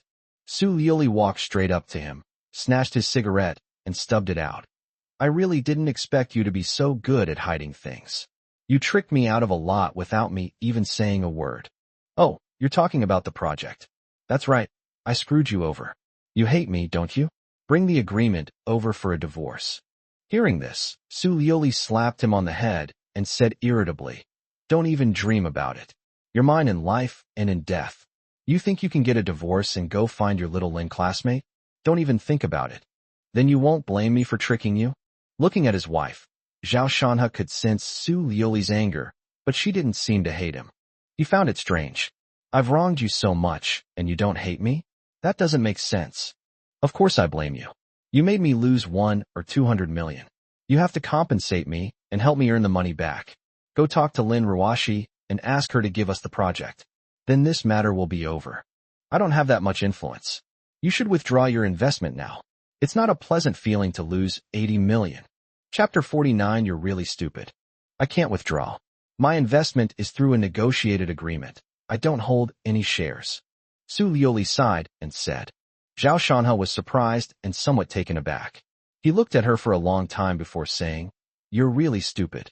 Su Liuli frowned, displeased with her husband's scolding. The matter is not as simple as you think. In fact, for Tian Feiyun, a profit of 1 or 200 million yuan is not enough to cripple him. The most important thing is that this venture is a test for him. If he does well, inheriting Jinding construction will not be a problem. If he does not do well, there will be setbacks in his succession. My investment is not just for making money, but more for his future. But now you've messed up the whole plan. If we don't get the government projects, Jinding Construction's opinion of him will be much worse. I'll lose all my money, and then our family will starve. Zhao Shan sneered. So you and he are really close. You gave away 80 million for free, without asking for any shares. You're really something. You lost money this time, and I can only say you deserved it. I have another suggestion. Since you're going to bet, why not bet more? Marry him, and you'll repay the entire Jinding construction in the future. You. Su Liuli's face showed anger as she said, I won't divorce you, nor will I marry anyone else. Stop talking nonsense. I have no choice now. You have to help me. Either get the City Plaza project or get that expert to help me get through this ordeal. Forget about it. There's no way I'm helping him. Otherwise, what about my 2 legs? Let's lay it all out on the table. He ruined me, and you're still messing around with him. That's betraying me. And you still want me to help him? I'd be a coward if I didn't kill him. Your leg was done by Zheng Wengan. Don't make things up without evidence. Su Liuli was a little flustered, not expecting Zhao Shanhe to bring this up again. Zhao Shanhe waved his hand. Don't try to fool me. I don't want to talk to you about this. I'll put it this way. You don't need to contact me about the project, though. It's no use contacting me anyway. What Lin Ruoshi has ingested, she won't spit out. She's willing to give it up, but on the condition that I divorce you, honey. She really does like you. Su Liuli's expression darkened, and she said, Only you can help me. What are your conditions? How can I help you? I won't agree to that. He tried to steal my wife, and he's the one who gave me these legs. This kind of hatred can never be resolved. I'm already being merciful by not kicking him while he's down. And you still want me to help him? Have you even considered my feelings? Let's not talk about this anymore. Zhao Shanhe said coldly, leaving no room for argument. Su Liuli remained silent. She realized that she really hadn't considered Zhao Shanhe's feelings at all. She had made so many decisions based on her own interests. Zhao Shanhe's counterattack this time caught her completely off guard. Suddenly, I realized that I had never really taken him seriously, and in terms of ability, I had never placed him on the same level as people like Hitian Feiyun. The couple ultimately failed to reach an agreement and parted on bad terms. Su Liuli did not stay at home and hurriedly went out. Jiang Wan said, She won't give up. Of course, that's just her stubborn personality. Zhao Shanhe nodded, not minding at all. That evening, his wife did not come home. Jiang Wan massaged his calves, performed acupuncture, and chatted casually.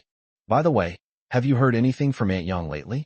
Zhao Shanhe inquired, saying that his thighs had been sore for the past 2 days, and he was afraid that his calves might become necrotic and that the toxicity might spread. Jiang Wan said, There's very little news. My master is abroad, in a war-torn place, so we can't contact each other all the time.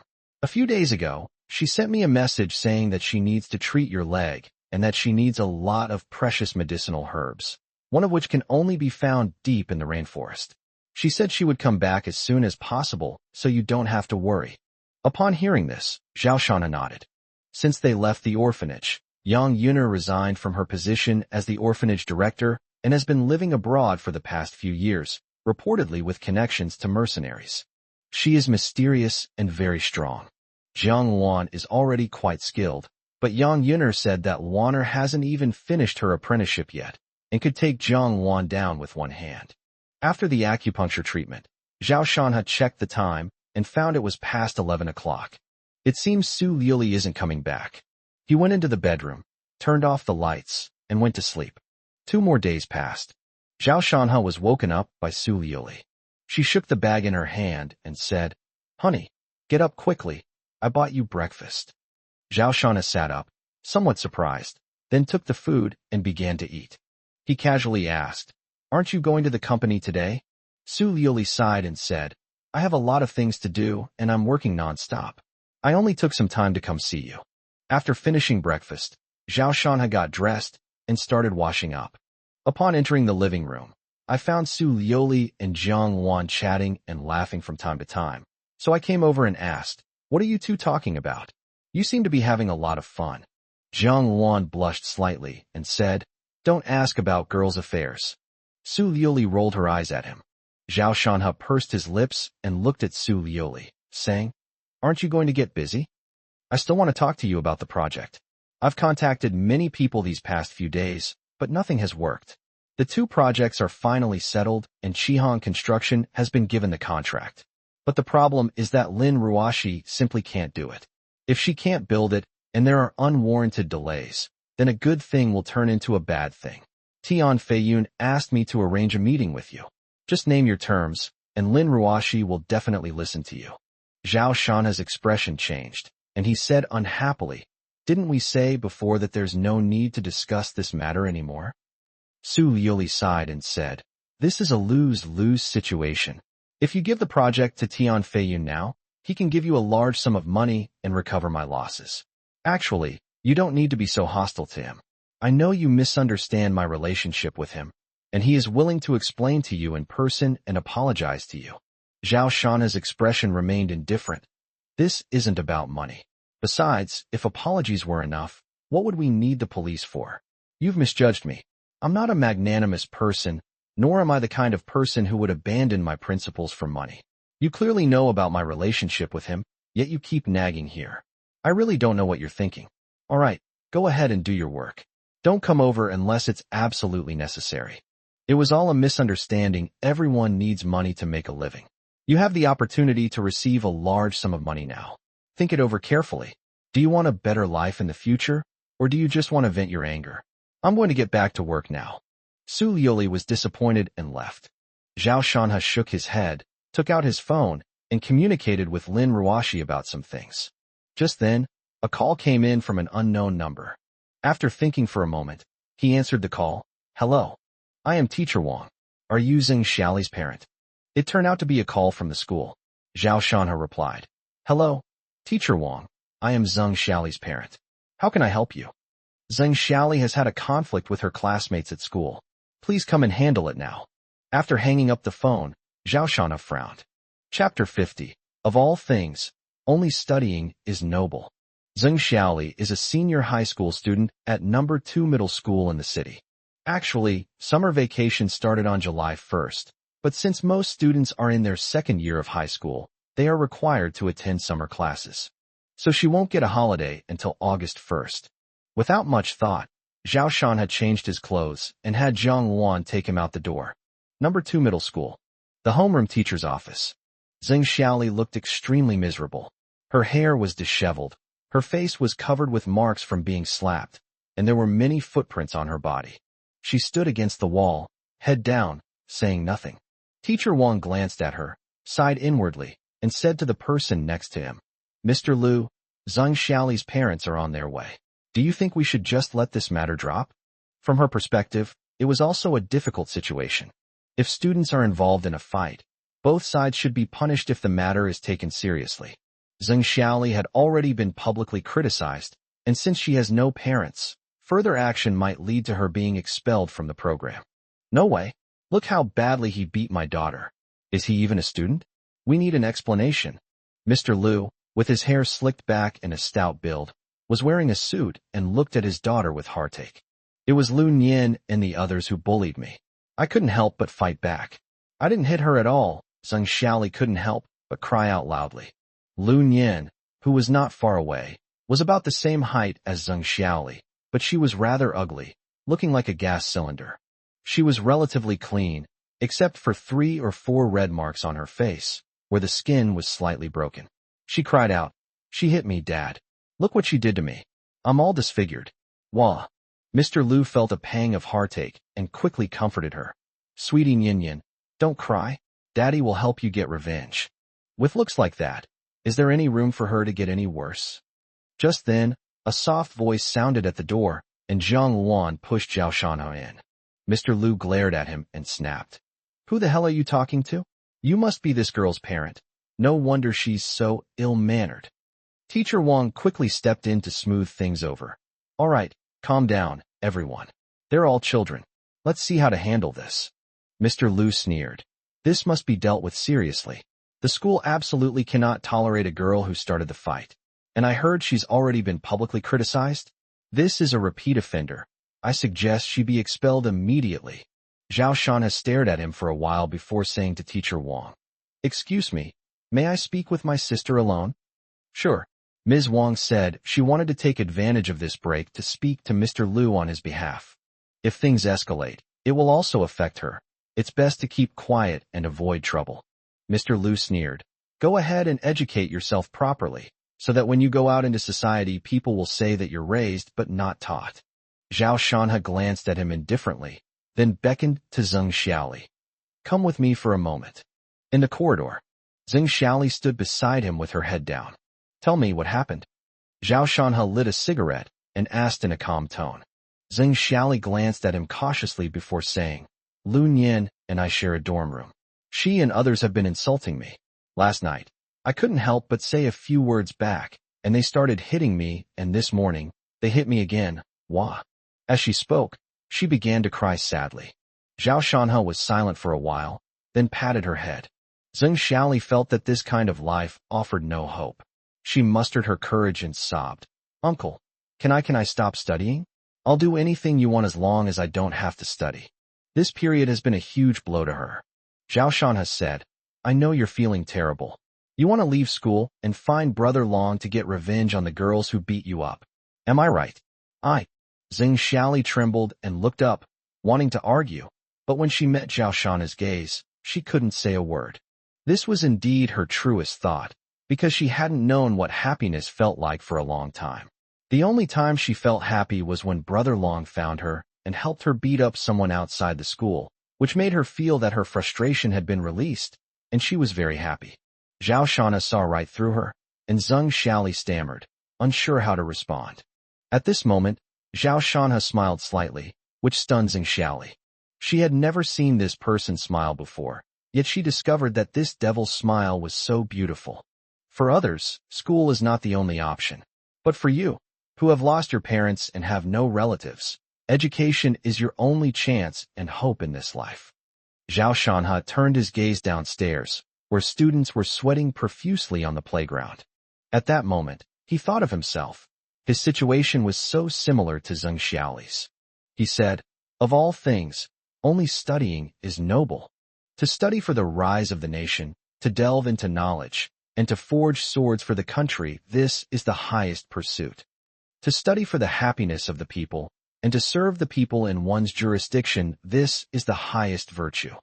Studying to achieve self-realization, using wisdom to acquire wealth, and becoming extremely rich, this is the middle level. If you want to change your fate and stop people from bullying you, then you should study even more. If you give up now and follow that Brother Long, that's the stupidest choice you can make." As he spoke, he took out his phone and played a video. In the video, Brother Long and several of his underlings, dressed in prison uniforms with bruises and swelling on their faces, are lining up to take photos. They're broke, addicted to drugs, and during a robbery that night, they accidentally stabbed someone, seriously injuring them. They were caught that same night, beaten up, and sent to prison, where they'll probably be locked up for at least 10 years. Now I'm asking you, do you want to go in with them and follow in your father's footsteps? Zhao Shanha put away his phone, looked at Zheng Xiaoli again, and asked in a serious tone. She was stunned. She had thought that the carefree and unrestrained Brother Long and his gang would do such a thing, harming themselves and others, and becoming prisoners in the blink of an eye. This video had a tremendous impact on her. It said that every girl will encounter a blonde guy in her life, and at this moment, her blonde guy disappeared. To understand, I will study hard. Zheng Xiaoli raised her head, a resolute look appearing in her eyes, something she had never shown before. "So, what are you going to do about those guys who beat you up?" Zhao Shanha asked again. Zheng Xiaoli's face darkened slightly. "I'll go apologize to them, and I'll tolerate it from now on." From her perspective, with even the teachers on Lu Nian's side, she could only swallow her grievances and bear it all herself. Zhao Shanha chuckled and said, "You did nothing wrong, so why apologize? It's not like beating them up is the only way to vent your anger. I just told you about your academic achievements. If I had to say, I'd barely qualify as mediocre. Come on, I'll help you get revenge and show you the power of money." After hearing his words, Zheng Xiaoli was a little stunned. "Uncle, is he going to stand up for me and help me get revenge?" Chapter 51. Your business isn't over yet. I went back into the office.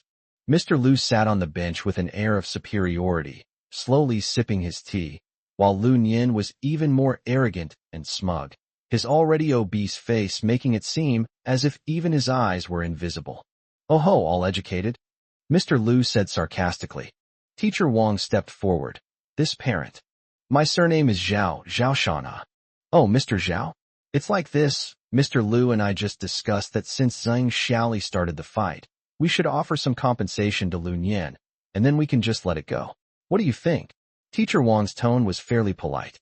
Zhao Shana calmly said, "I don't think it's a good idea. Here's my suggestion. Expel Lu Nian from school, give the others who did the physical altercation a major demerit, and help Zhang Xiaoli change dorm rooms, requiring them to be students with good academic performance." "What? Are you fucking crazy? Do you know what you're saying? You dare to say that? You're expelling my daughter." Upon hearing this, Mr. Liu threw down his cup, stood up abruptly, and started cursing. For a student, the meaning of expulsion is very clear. This is going to ruin his daughter. How can he not be angry? Ms. Wang was somewhat troubled and could not accept Zhao Shana's conditions. She said, "Mr. Zhao, I'm sorry, I cannot agree to your conditions." According to the testimonies of Lu Nian and some other students, Zhang Xiaoli attacked first. They acted in self-defense, and Zhang Xiaoli did not sustain any minor injuries. If the school were to handle this, Zhang Xiaoli would receive a more severe punishment. Mr. Liu sneered. "Did you hear that?" After listening quietly, Zhao Shanha calmly said, "First of all, I don't believe the accusations made by Lu Nian and her classmates are true. The school shouldn't draw conclusions based on just one student's statement. I suggest calling the police. I believe the truth won't be hard to find. Secondly, the harm this incident has caused my sister is mainly psychological. To put it bluntly, it's a case of campus BL, boys love. If the school can't handle this, I believe that people from all walks of life will give my sister justice." After listening to his account, Teacher Wang frowned, sensing that things were getting a bit tricky. She just wanted to minimize the problem and resolve it as soon as possible, but she didn't expect Zhang Xiaoli's parents to be so difficult to deal with. Mr. Liu was enraged at this point. He loosened his tie and said, "You son of a bitch, you're asking for it, aren't you? You want to cause trouble? I'll cause trouble with you. I'm going to get to the bottom of this. I don't believe I can't take you down, you bastard." Teacher Wang's expression changed, and she quietly slipped a business card to Zhao Shanha, saying, "Mr. Zhao, it's best to calm things down. Making a scene won't be good for the child." Zhao Shanha picked up the business card and saw that it belonged to Xingtian Building Materials, and the person in question was Lu Shiqi, whose position was manager. Those who make building materials usually have workers under their command. No wonder they're so arrogant. Zhao Shanha smiled and said, "So it's Manager Lu. My apologies for not recognizing you." Lu Shiqi's face was icy. "Kid, let me tell you. Today you either kneel down and apologize to me, or this isn't over. Your sister is studying here, and you can't escape." This is already a blatant threat. Zhao Shanha glanced at him and said calmly, "This is a society governed by law. Are you threatening me?" "Hee," Lu Shiqi said with a forced smile. "You're the one who's making a big fuss, so let's have a go and see what kind of person you really are." After saying that, he made a phone call and said to the other end, "Bring a dozen or so people and wait at the gate of number 2 middle school." Upon hearing this, Teacher Wang's expression changed, and she said unhappily, "Mr. Liu, don't do anything rash. Don't worry, we're here to resolve the issue." A dozen or so uncles were outraged when their child was beaten, so they came to demand an explanation. "That's not unreasonable, is it?" Lu Shiqi lit a cigarette and said with a sneer. Lu Nian became even more smug, and a fierce glint flashed in her eyes as she looked at Zhang Xiaoli. Zhang Xiaoli's face turned a little pale. She tugged at Zhao Shanha's sleeve and whispered, "Uncle, how about we let it go? I'll apologize to her." Lu Nian was quite famous in her class because her father had some influence, and she was practically the class leader. Zhao Shanha pointed at Lu Shiqi with his finger, then shook his head with a smile. His actions puzzled Lu Shiqi, but he felt inexplicably humiliated. Enraged, he retorted, "Try clicking it again? What are you pretending for?" Zhao Shanha ignored him and called Lin Ruoshi directly. "I'm at number 2 middle school. Contact a principal to come and handle this. It involves campus BL. If you can't see him in half an hour, hold a press conference. Principal. Teacher Wang was stunned. Lu Shiqi sneered. Damn it, you're putting on quite a show. Let's see how you get out of this. Zhao Shanhe didn't even glance at him. Given Qihan Construction's current social standing, the principal of the second municipal middle school would give them some face. Not to mention that Qihan Construction has every right to make a big deal out of this matter. 10 minutes later, the office door was suddenly pushed open. A middle-aged man pushed open the door and came in. Teacher Wang immediately stood up and called out, Principal Chun. The middle-aged man ignored him, looked around, and his gaze fell on Zhao Shanhe in the wheelchair. He quickly walked over, extended his hand, and said with a smile, Hello, Mr. Zhao, I am Chen Shutong. Principal Chun, something has happened to my child, and I'm really sorry to trouble you. Zhao Shanhe reached out and shook his hand, then spoke calmly. Chen Shutong glanced at the others and asked directly, Teacher Wang, what's going on? Could you please explain it to me? He came here to solve the problem. Teacher Wang briefly explained the situation, and Chen Shutong was furious. Damn it, the sister of the chairman of Qihan Construction was beaten up by a group of people, and they're just trying to smooth things over? If this gets out, he'll lose his job as vice principal. Nonsense. Before the truth is clear, you're asking Zheng to apologize and make compensation? Is that how things are done? Call all those girls over here. We must find out the truth.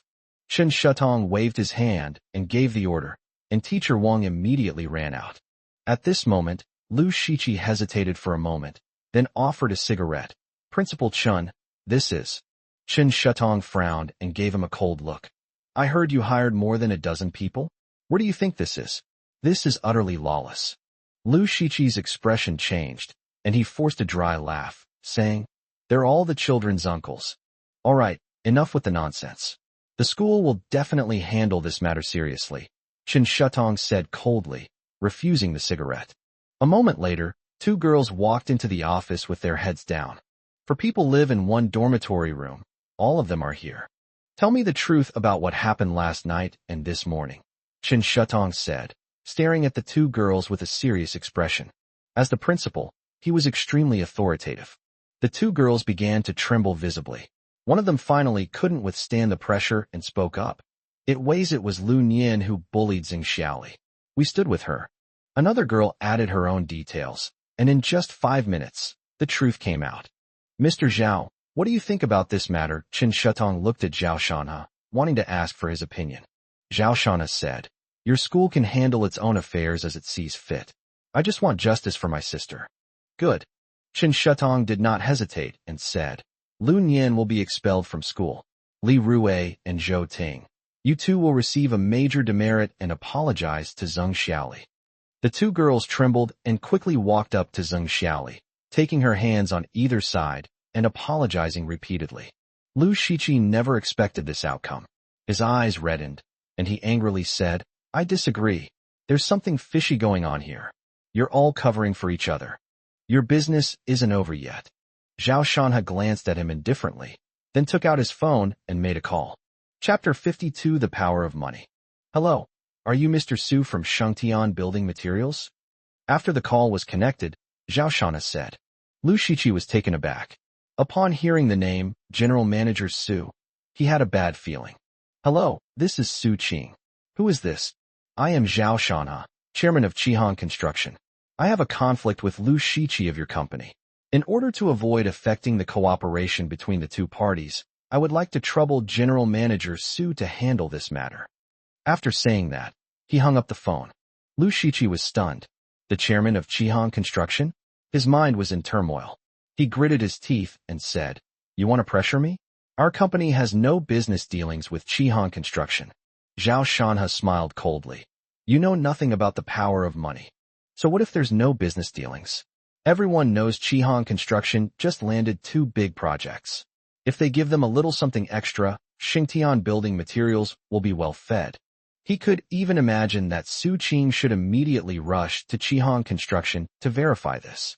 Less than 3 minutes later, Lu Shiqi's phone rang. He picked it up, and his expression changed drastically. Without hesitation, he answered the phone. He didn't know what was being said on the other end, but his face grew paler and paler until he started trembling and could barely stand. After hanging up the phone, his gaze fell on Zhao Shanha, filled with terror. Thump. The next second, he actually knelt on the ground and said, "President Zhao, please forgive me." Upon seeing this, Lu Nian exclaimed, "Dad, kneel down." Lu Shiqi roared, pulling hard, and Lu Nian also knelt on the ground. Looking at the two kneeling figures in front of him, Zhao Shanha frowned. "What era are we living in? Stop with this nonsense. Get up."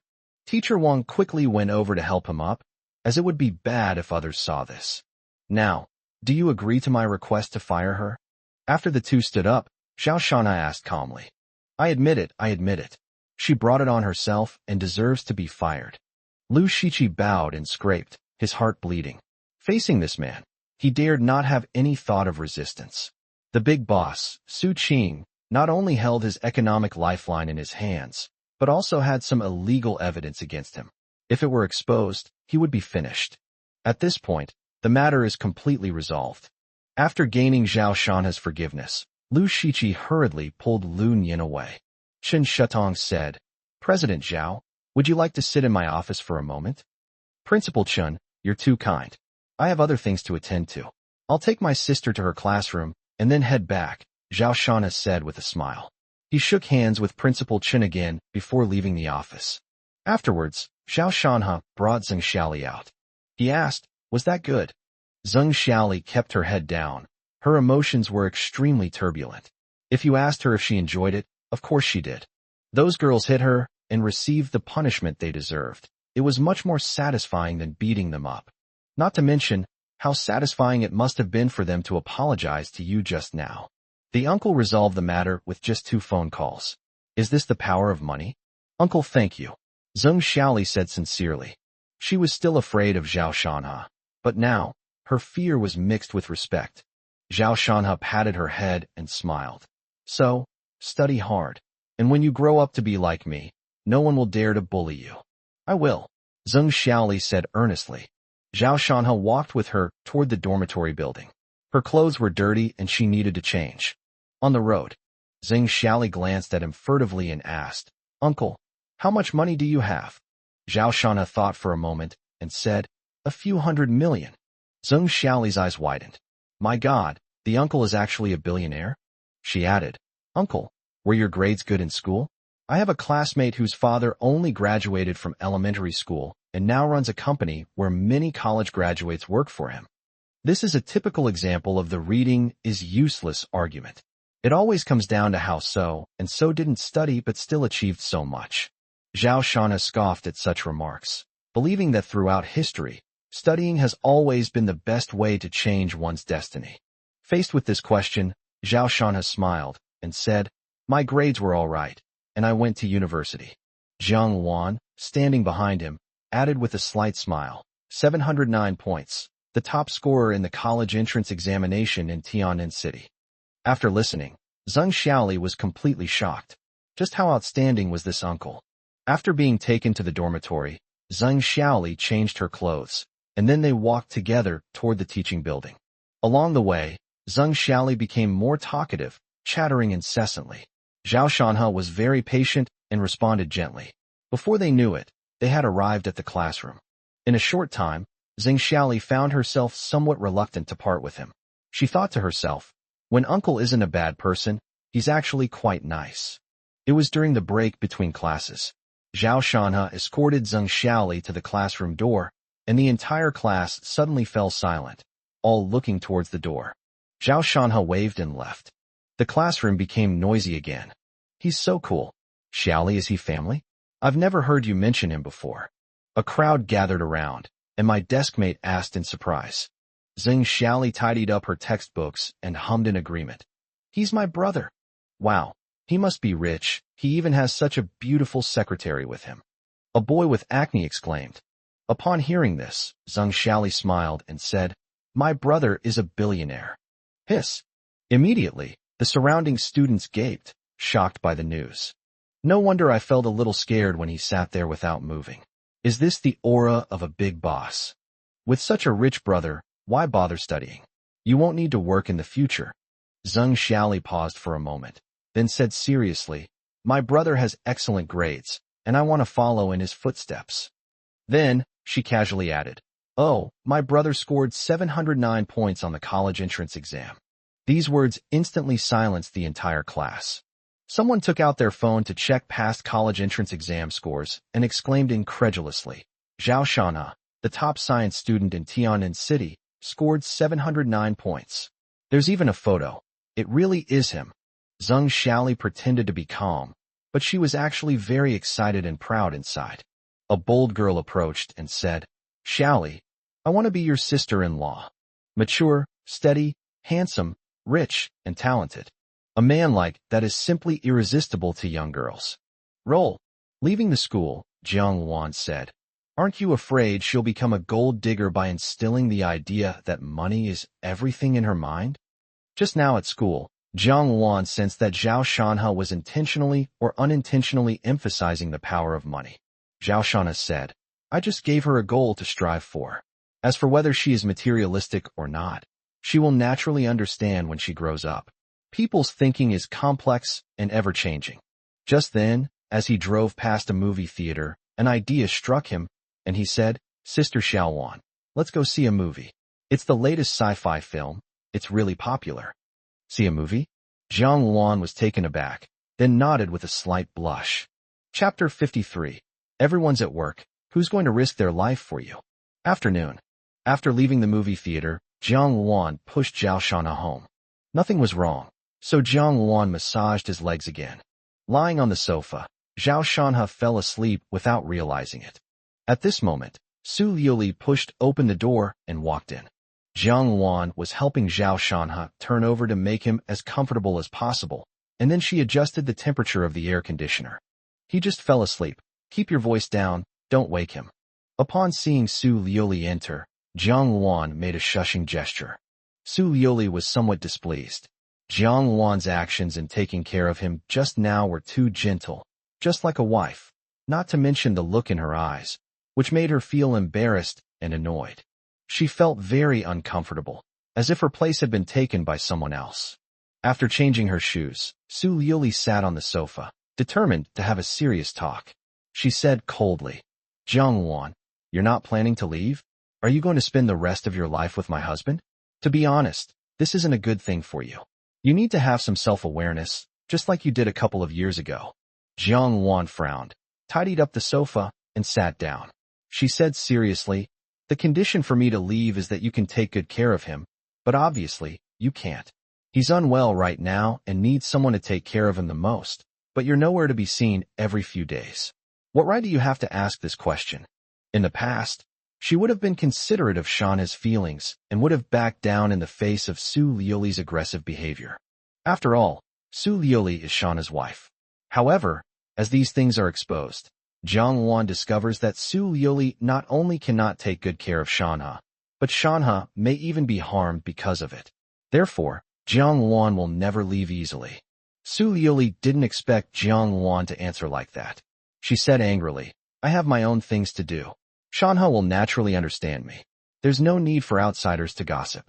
Besides, do you think I would just leave him to his own devices after you leave? I am very busy, but I will hire a caregiver. He will take care of all his needs, from meals to toileting. What about his safety? Who can be responsible? Last time, those two guys tried to cripple Shauna's arm. Where were you then?" Jiang Wan asked directly. "You I can still call security." "Naive." Jiang Wan sneered. "Let's not even talk about whether the people you hired are reliable. To put it simply, when it really comes down to it, would these people risk their lives for a few thousand or 10,000 yuan in wages?" Su Liuli was speechless. "We're all just working, nobody's going to risk their lives for you." Putting everything else aside, in terms of safety, Jiang Wan is the best person to protect him. She was well aware of Jiang Wan's fighting prowess. Jiang Wan continued, "You don't trust me, which shows your lack of self-confidence. Shanha loves you very much. If you can treat him sincerely and love him well, no one can pose a threat to you. You should know that many outstanding girls like him, but he has never done anything to betray you. If one day he cheats on you, there is only one possibility. He is completely disappointed in you." Su Liuli was silent for a moment, then asked, "You like him too?" "You know what I mean." I won't answer that question, Jiang Wan said. I'll say it again. Don't treat me as an opponent. Cut off those messy relationships. Fulfill your duties as a wife. Be honest with each other, and no one can take away your happiness. If you give him up, or if your actions make him give you up, then you have no right to interfere in my relationship with him. Su Yuli frowned. There were some things she simply couldn't let her husband know. How could she possibly be completely honest with him? She said irritably, "You don't understand my feelings for him. You misunderstand me, and I don't blame you for that. But you are his sister, so be mindful of your position and don't do anything out of line, or I'll ruin your reputation." Jiang Wan glanced at her, but didn't say anything. Su Yuli continued, "You know about the project. He's earned 30 million and bought a house. I've invested all my money in it. Without the project, I'll lose money. Tian Feiyun is willing to offer a high compensation. Can you help me persuade him not to be so stubborn? He'll listen to you." "Oh, you actually came to me. But you've come to the wrong person. I support any decision he makes, even if it's wrong." "You sigh? You know he's wrong too? Then you should advise him even more, so he doesn't make the same mistake again. Tian Feiyun and I have no immoral relationship. He doesn't need to hate so much. Making peace with himself will be good for everyone." "You're wrong.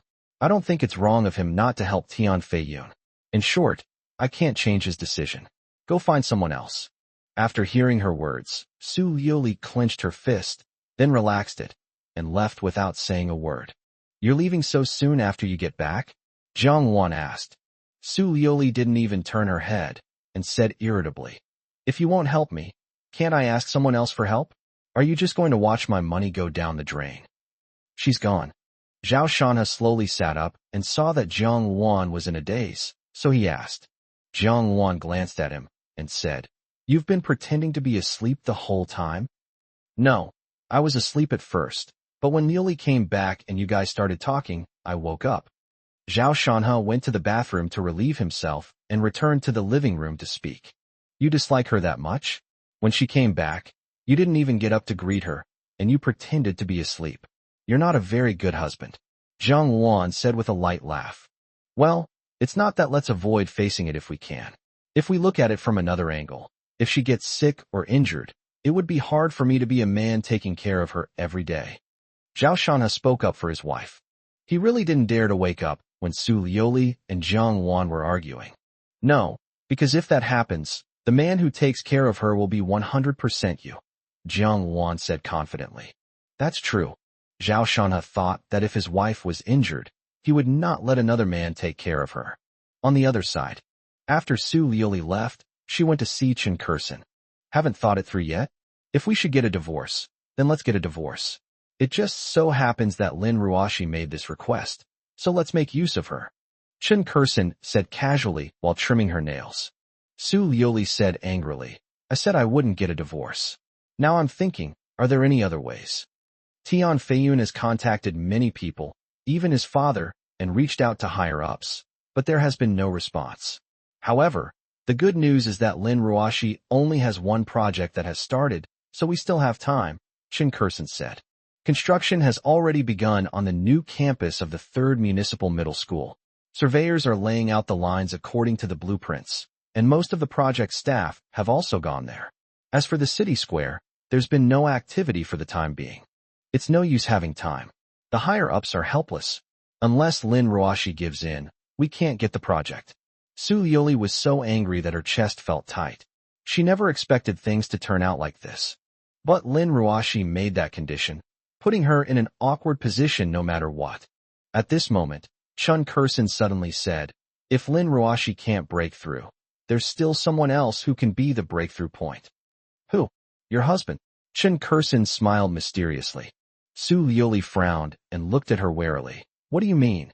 Don't you dare try anything with my husband." Chen Kursin's expression remained unchanged as she whispered a few words in her ear. Su Yuli was startled, her expression shifting rapidly. "If you don't do this, you only have 2 options. First, divorce him and get the project from Lin Ruoshi. Second, give up. The choice is yours," Chen Kursin said calmly.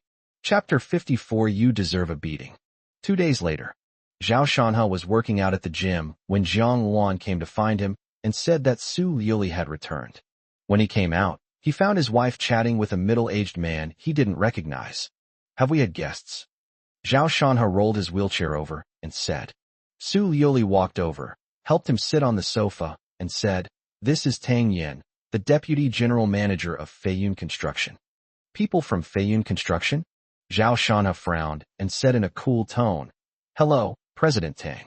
Anticipating his attitude, Su Liuli didn't mind and said to Zhao Shanha, Honey, we're here today to talk about the project. I really need the City Plaza project, and you have to help me with that. If it's a personal matter, I'll definitely help if I can. But regarding the project, I think I've said it many times, I won't help, so don't bother me. Zhao Shanha said calmly, leaving no room for compromise. Su Liuli sighed, looking somewhat guilty, and said softly, You should talk to President Tang first before making a decision. What do you mean? Zhao Shanha frowned deeply, sensing that his wife's words had a hidden meaning. Tang Yin took out an official document from his briefcase and handed it to Zhao Shanha. Zhao Shanha took it, and his expression changed instantly. This is a land auction contract. Feiyun Construction spent over 10 million yuan to acquire a plot of land in the suburbs of Tian'an City. The land is not large and has little commercial value, but the most important thing is that there is an orphanage on this land, the very orphanage where Zhao Shanha and Jiang Wan once lived. Red Sun Orphanage. His face darkened, and he first glanced at Su Liuli, a look that sent a shiver down her spine. Then, Zhao Shanha looked at Tang Yin and said expressionlessly, President Tang, what does this mean? Tang Yin smiled slightly and said, On behalf of Feiyun Construction, I would like to make a deal with you. If you help us obtain the City Plaza project, this land will be given to you unconditionally. What if I refuse? Unfortunately, the company happens to have a pig farm project, in which all the buildings on this land will be demolished to build the pig farm. After hearing Tang Yin's words, Zhao Shanha remained silent for a long time. Suddenly, he noticed the fingers beside him trembling. He turned his head and saw Jiang Wan staring intently at Tang Yin, trembling with anger, her emotions very strange. Zhao Shanha patted her hand, then said to Su Liuli, I'll talk to you alone. Su Liuli nodded to Tang Yin, who then packed up his documents and left. Jiang Wan closed the door, walked up to Su Liuli, raised her hand, and brought it down hard. Snap! The slap was extremely hard, and blood appeared at the corner of Su Liuli's mouth. She looked at Zhao Shanha and said, She hit me. Zhao Shanha said, You deserve to be hit. All right, the fight's over, let's get down to business. You won't let the orphanage be demolished, so you have to help me, Su Liuli said. Zhao Shanha and Jiang Wan donate tens of thousands to hundreds of thousands of yuan to the orphanage every year. This attack struck at his vital point. Zhao Shanha said, No need for that. If you divorce me, Lin Ruoshi will give you the project unconditionally. Su Liuli smiled bitterly. If I'm willing to divorce you, is there any need for this extra step? Zhao Shanha stared at her for a long time, then shook his head. He couldn't see at all where this woman's heart lay. If you say you love him, but you always do things that hurt him, and if you don't love him, but you're unwilling to get a divorce. Strange and contradictory. Zhao Shanha was considering, and Su Liuli didn't urge him. The living room was silent for a moment. All right, let Tian Feiyun transfer this land to Qihan Construction. I'll find someone to help, and Feiyun Construction's problems can be resolved. Su Liuli frowned. What we want is the City Square project. Forget about the City Plaza project. Someone can provide a better solution, Zhao Shanha said calmly. You mean, you can ask that expert to help you? Su Liuli seemed to have thought of something and quickly asked. Zhao Shanha nodded. No need for nonsense. I only have one request. Transfer the land of Hongri Orphanage to Qihan Construction before tomorrow. Good. Su Liuli stood up and went to the balcony to make a phone call. A short while later, she came over and said, Okay, I've already talked to them over there, and the transfer will be completed soon. Zhao Shanha let out a soft breath and leaned back on the sofa. Su Liuli sat down next to him, gently stroked his ear, and asked, Are you upset with me for threatening you this way? To me, the orphanage is like my hometown.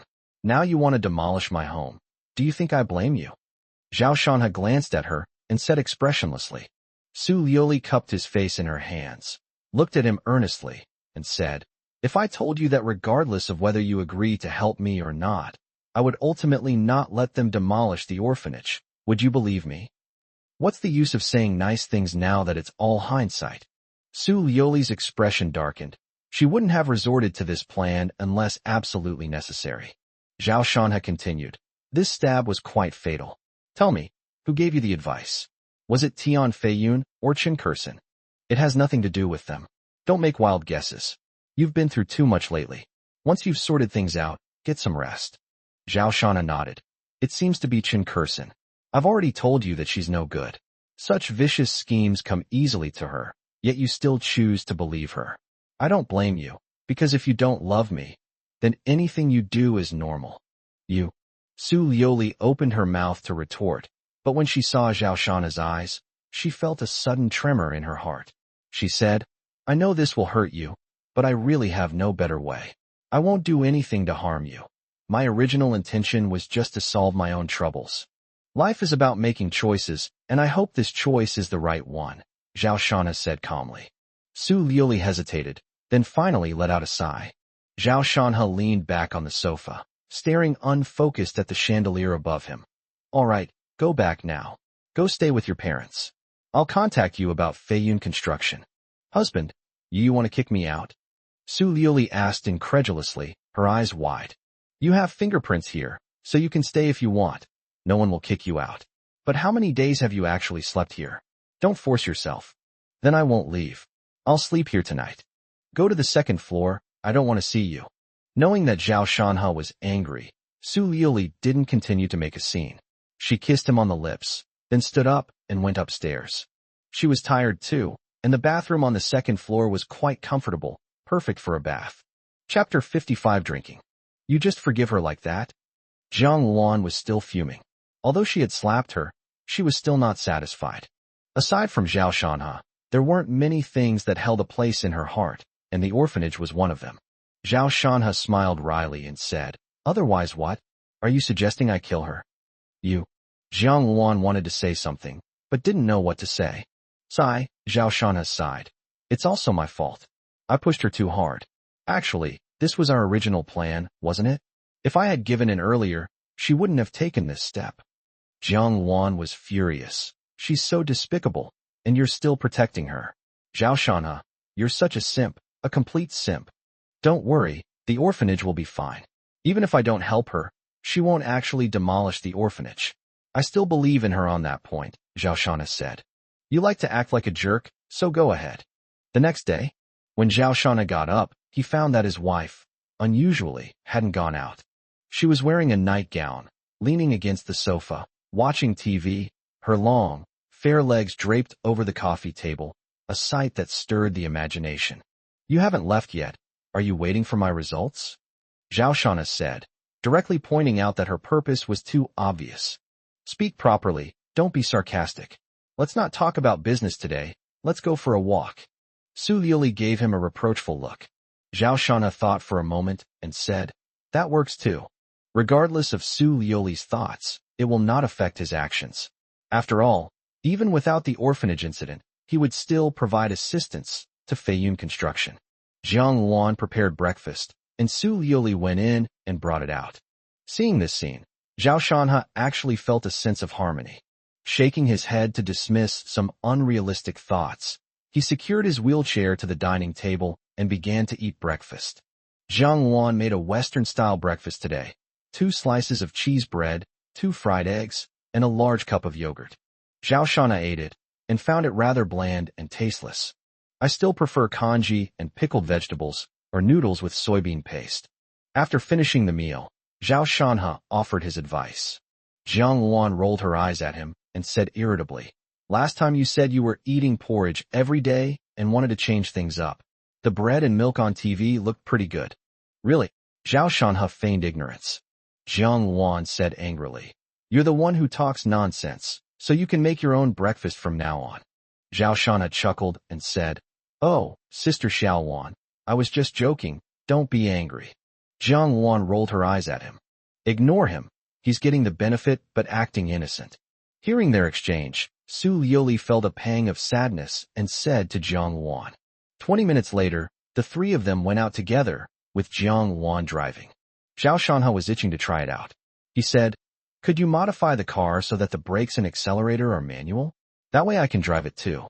When he was in good health, he really enjoyed driving, and he even knew a little about some driving skills, such as drifting.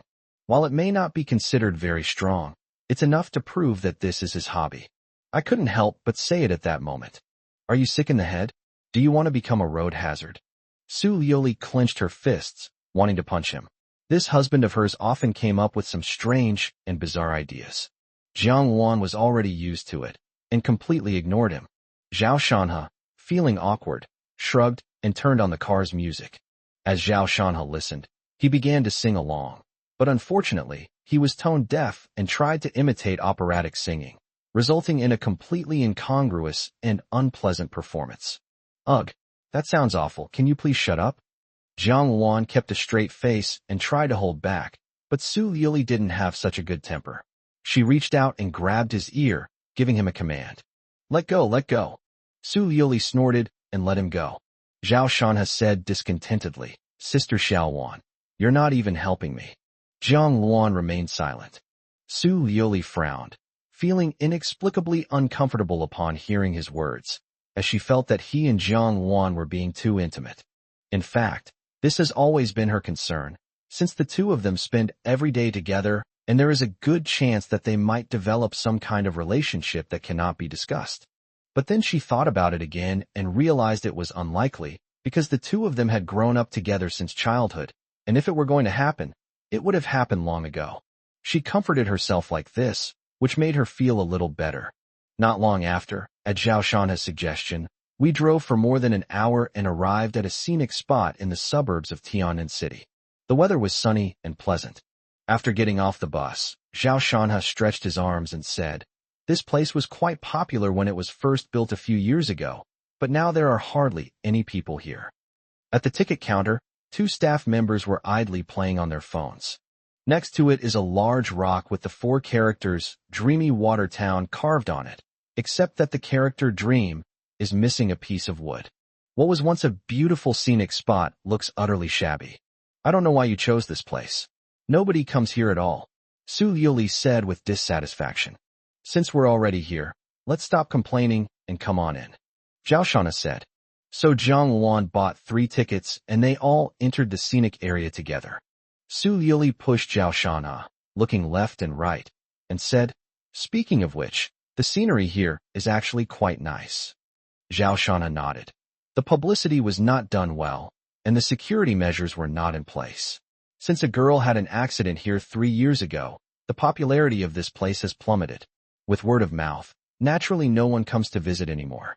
So sometimes luck really matters in business. Su Liuli sighed, feeling a pang of anxiety as she thought about her 80 million investment. The three of them then spent the afternoon playing in the dreamlike water town. By the time I returned, it was already getting dark. "Honey, I want a drink." Back home, Jiang Wan was preparing to cook when Su Liuli pouted and said to Zhao Shanhe. Zhao Shanhe nodded and said, "Then Sister Xiaowan, don't cook. Let's book a table at the hotel. Today we'll have crayfish and beer." Su Liuli smiled charmingly, and her husband was very happy to hear her words. The three of them sat on the sofa chatting, and in less than an hour, a delivery rider brought over the packaged dishes. Along with the dishes came 2 cases of beer. "Oh dear, I don't have a bottle opener," Su Liuli said. Jiang Wan casually picked up a bottle, pressed it with her thumb, and without much effort, the bottle cap flew off with a bang. Su Liuli was dumbfounded. She didn't believe it and wanted to try it herself. The result was obvious. In the end, he angrily bit it open with his teeth. Zhao Shanhe saw this and sneered. "Why are you imitating Sister Xiaowan? Her skills are real. You can't reach this level in less than 10 or 20 years. What he didn't know was that even if an ordinary person practiced for 20 years, they would still be no match for Jiang Wan. Besides hard work, one must also have talent and an excellent master. "Come on, let's have one." Su Liuli picked up the bottle and said boldly. The three of them started drinking. For people who drink beer, it's no different from water. 2 cases of beer were drunk by the 3 of them, though they did go to the toilet quite often. At this moment, the 3 people in the living room were all swaying and staggering, with only Jiang Wan remaining relatively conscious. She first helped Zhao Shanhe into the room, and then when she tried to help Su Liuli slurred, Little sister Luan, I want to sleep with my husband." Jiang Wan thought for a moment, sighed softly, and helped her into Zhao Shanhe's room. Chapter 56: Indecisiveness. The next day, early in the morning, Lin Ruoshi called to say that Feiyun Construction had transferred a piece of land. "This is the land of the Red Sun Orphanage." He patted his wife and said, "Get up, it's time to talk business." When Su Liuli woke up and learned that the land had been transferred to Chihan Construction, she felt inexplicably relieved. When she looked at Zhao Shanhe again, guilt appeared in her eyes, and she lowered her head slightly. "Husband, don't blame me. I had no choice but to do this. I never meant to hurt you." Regardless, what she did was ultimately somewhat despicable. Even though Zhao Shanhe didn't say anything, she still felt ashamed and uneasy. Zhao Shanhe leaned against the headboard, lit a cigarette, and said, "All right, enough of this nonsense. Isn't that obvious?" Su Liuli was saddened. "Do you remember where we went yesterday?" Zhao Shanhe asked. "A water town in my dreams." Su Liuli looked at him in confusion, wondering what he meant. Zhao Shanhe said, "I have communicated with that gentleman, and we already have a solution to Feiyun Construction's current predicament." Su Liuli's expression changed, and she quickly sat up, exclaiming with delight, "Really?" She was in a terrible state lately, having invested so much money with disappointing results. She later discovered that her husband was the one causing all this trouble, leaving her in a terrible predicament. Now that she knows there is a solution, she is naturally overjoyed. Zhao Shanhe glanced at her and thought to himself, "You seemed very happy when I told you that I could solve Feiyun Construction's predicament. So, is it because of the benefits of cooperation, or because of Tian Feiyun?" Seeing her husband's fixed gaze, Su Liuli misunderstood his thoughts. She held up her fair finger and waved it in front of him. "Ugh, can we talk about business first? We can do something else after that." Zhao Shanhe shook his head, not intending to explain, but instead shifted his gaze. He said, "The current predicament of Feiyun Construction is that we don't have any projects. Well, not that we don't have any at all, but you're not very satisfied, right?" Su Liuli nodded and said, "Currently, there are 3 projects to choose from. One is Rinai Hospital, invested by Qinyang Capital. This project will cost about 300 million, but the profit will only be tens of millions. It's a private hospital, so investors will be very strict. The second project is the office building of Feiyue Group. The investment exceeds 1 billion, but the upfront capital is too much, and the final profit will not reach 100 million, so the cost effectiveness is too low. The last one inch." She hesitated for a moment, seemingly considering whether to reveal it or not, as it appeared to be a trade secret. Zhao Shanhe was disappointed that you had been wary of him all along. He calmly continued, "The last one is that we want to acquire that piece of land in the old city and then develop commercial housing after the demolition. The old city has a large population and high housing prices, but there are many bungalows and private houses in the old city, which is a large area. The cost of acquiring the land and the cost of demolition are very high. If we develop real estate ourselves, the payback period will be too long, not to mention the risk of a broken capital chain and a drop in housing prices." How did you know?" Su Liuli was somewhat surprised, not expecting that the things they discussed internally would be revealed by Zhao Shanhe. Zhao Shanhe smiled dismissively and pointed upwards. "Sir, if you don't even know these things, how can you solve your problems? How can you be called a master?" "That makes sense." Su Liuli nodded in agreement. "All right, getting back to the point. Chihan Construction definitely won't give up on the city square and the new campus of the 3rd Municipal Middle School projects. Feiyun Construction has no choice but to find another way to get out of this predicament," Zhao Shanhe said. "Okay, honey, stop keeping me in suspense. If you have any advice, just say it. It's very simple. We went to the dreamy water town yesterday. We must take it over within 10 days with all our might." Zhao Shanhe changed the subject, his words becoming serious and his gaze sharp. "What?" Su Liuli was taken aback. Was he going to take over the dreamy water town? That place is completely deserted. It's a losing proposition. If we were to take it over now, wouldn't that be a complete waste of money? After all, although dreamy water town doesn't make money, It's very large in scale, and the prices are outrageous, calculated in hundreds of millions. Is my husband trying to rip me off? Thinking of this, she said incredulously. To take over dreamy water town? You must be kidding me. Zhao Shanha stubbed out his cigarette and threw it into the ashtray. He glanced at her and said, I've given you the method. Whether you do it or not is up to you. Or rather, it depends on whether you believe me. Su Liuli pondered for a long time, then frowned and said, I'm willing to believe you, but you have to give me a reason to believe you. How can I convince them? Although the dreamy water town isn't very popular, buying it wouldn't be something that can be done for 100 or 200 million. It would cost at least 500 million. Zhao Shanha smiled. You trust me. Do you need a reason? Anyway, I've given you the solution to this problem. Whether you do it or not is none of my business. Time to get up. Etc. Suddenly, Su Liuli grabbed his hand, then turned Zhao Shanha's face towards her, looked him in the eyes, and asked, Will buying Dreamland Watertown really solve the problem? Looking at her perfect face and her large, clear eyes, Zhao Shanha calmly said, That's what that gentleman said.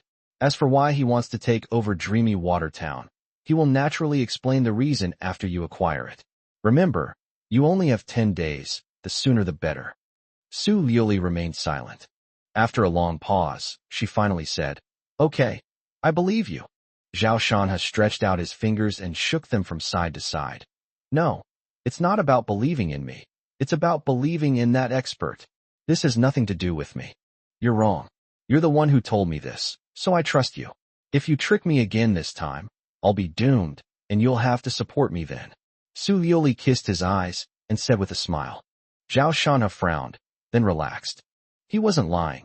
The dreamy water town is a treasure trove. There's only a 10-day window of opportunity, and people are already making contact there. Whether they can actually get their hands on it is still a question. If Feiyun Construction can actually acquire it, it will undoubtedly make a fortune. However, it's uncertain whether Feiyun Construction will be owned by the Tian or Zhao family by then.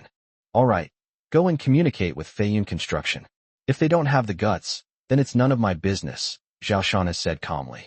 Su Liuli nodded and said nothing more. The two got up, and after Su Liuli finished breakfast, she picked up her small bag and went out.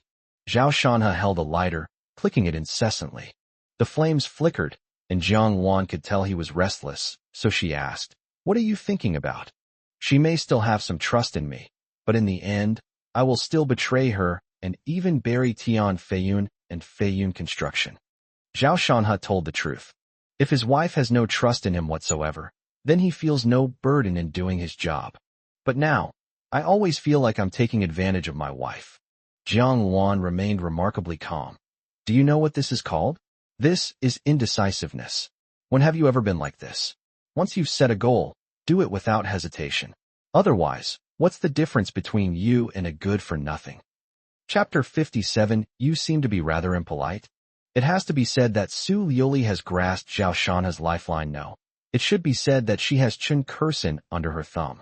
Once the orphanage is involved, given Jiang Wan and Zhao Shanha's feelings for it, he will have no choice but to compromise. However, Chen Kursin was unaware that the Dream Water Town was originally intended for Feiyun's construction. Even without mentioning the orphanage, Zhao Shanha would still use that fictitious expert to tell Su Liuli how to resolve the predicament. It's not a bad thing for Zhao Shanha that they've played this card ahead of time. After all, he now owns the land for the orphanage, which has solved a major problem for the future.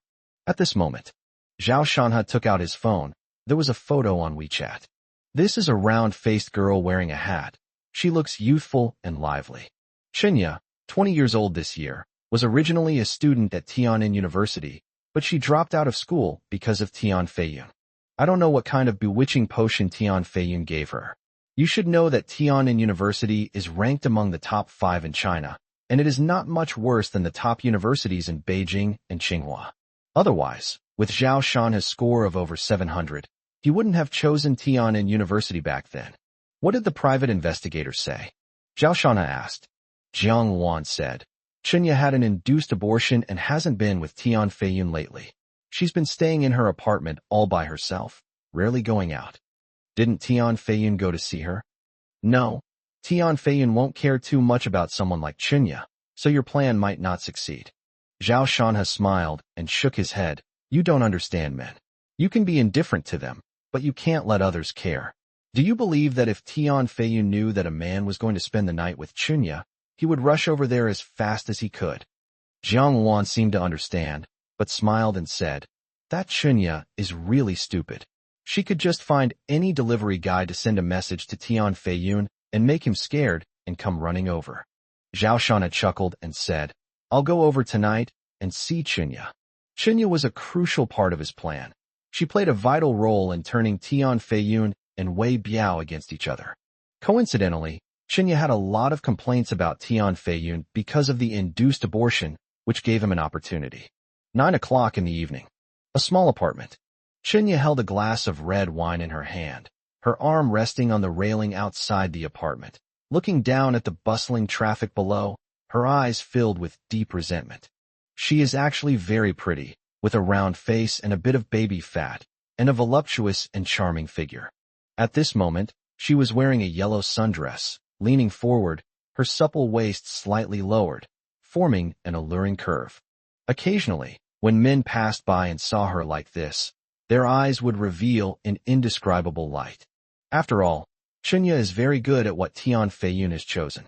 If she does a live stream, she will probably get a lot of donations and compete for the title of the top donor. Chunya simply smiled dismissively at the men's gazes. She looked down on these men who lived in the apartment. Just then, the phone rang. She answered the phone, saying lazily, Xiaoya, what brings you to contact me today? Hee, what's wrong? Didn't you spend time with young Master Tian today? The voice on the other end was clear and melodious, with a hint of teasing. Chunya said calmly, I had an induced labor a few days ago, and my body hasn't fully recovered yet. This. Xiaoya was a little surprised and remained silent for a while before saying, You still need to take care of your health. A girl's youth only lasts for a few years. We should fight for what we should fight for. If I were you, I definitely wouldn't abort this child. If it were born, he wouldn't be able to deny it even if he wanted to. As Chinya's former roommate, Xiaoyu felt deep sympathy for her plight. Because her elderly mother was seriously ill and needed 500,000 yuan for surgery, Chinya had no choice but to agree to Tian Feiyun's conditions. She not only had to drop out of Tian'an University, but also had to become his woman. After a painful struggle, Chinya saw her mother groaning pitifully in the hospital room, cried bitterly all night, and then agreed to Tian Feiyun's conditions. Chinya didn't speak, and Xiaoyu continued, He still gives you 100,000 every month, right? Upon hearing this, a smile appeared on Chinya's face. Now that things had come to this, money was the most important thing to her. Feelings and love were not worth mentioning. She said, This guy only gives me 100,000 yuan a month, not a penny more. He's incredibly stingy. I considered having the baby, but he disagreed. He's not a good person, and I don't dare disobey him. She couldn't help but shudder as she thought about what she had heard recently. That Wei Biao is absolutely ruthless. So the idea of secretly giving birth to the child only crossed her mind for a moment, but she immediately gave up on it. Okay, let's get together sometime when we sisters have time. They all miss you. After saying this, Xiaoya exchanged a few more pleasantries and then hung up. Chinya looked at her phone, a cold smile playing on her lips. In this society, there are no good people who are not doing anything for a reason. It's all about self-interest. So what if she's a top student at Tian'an University?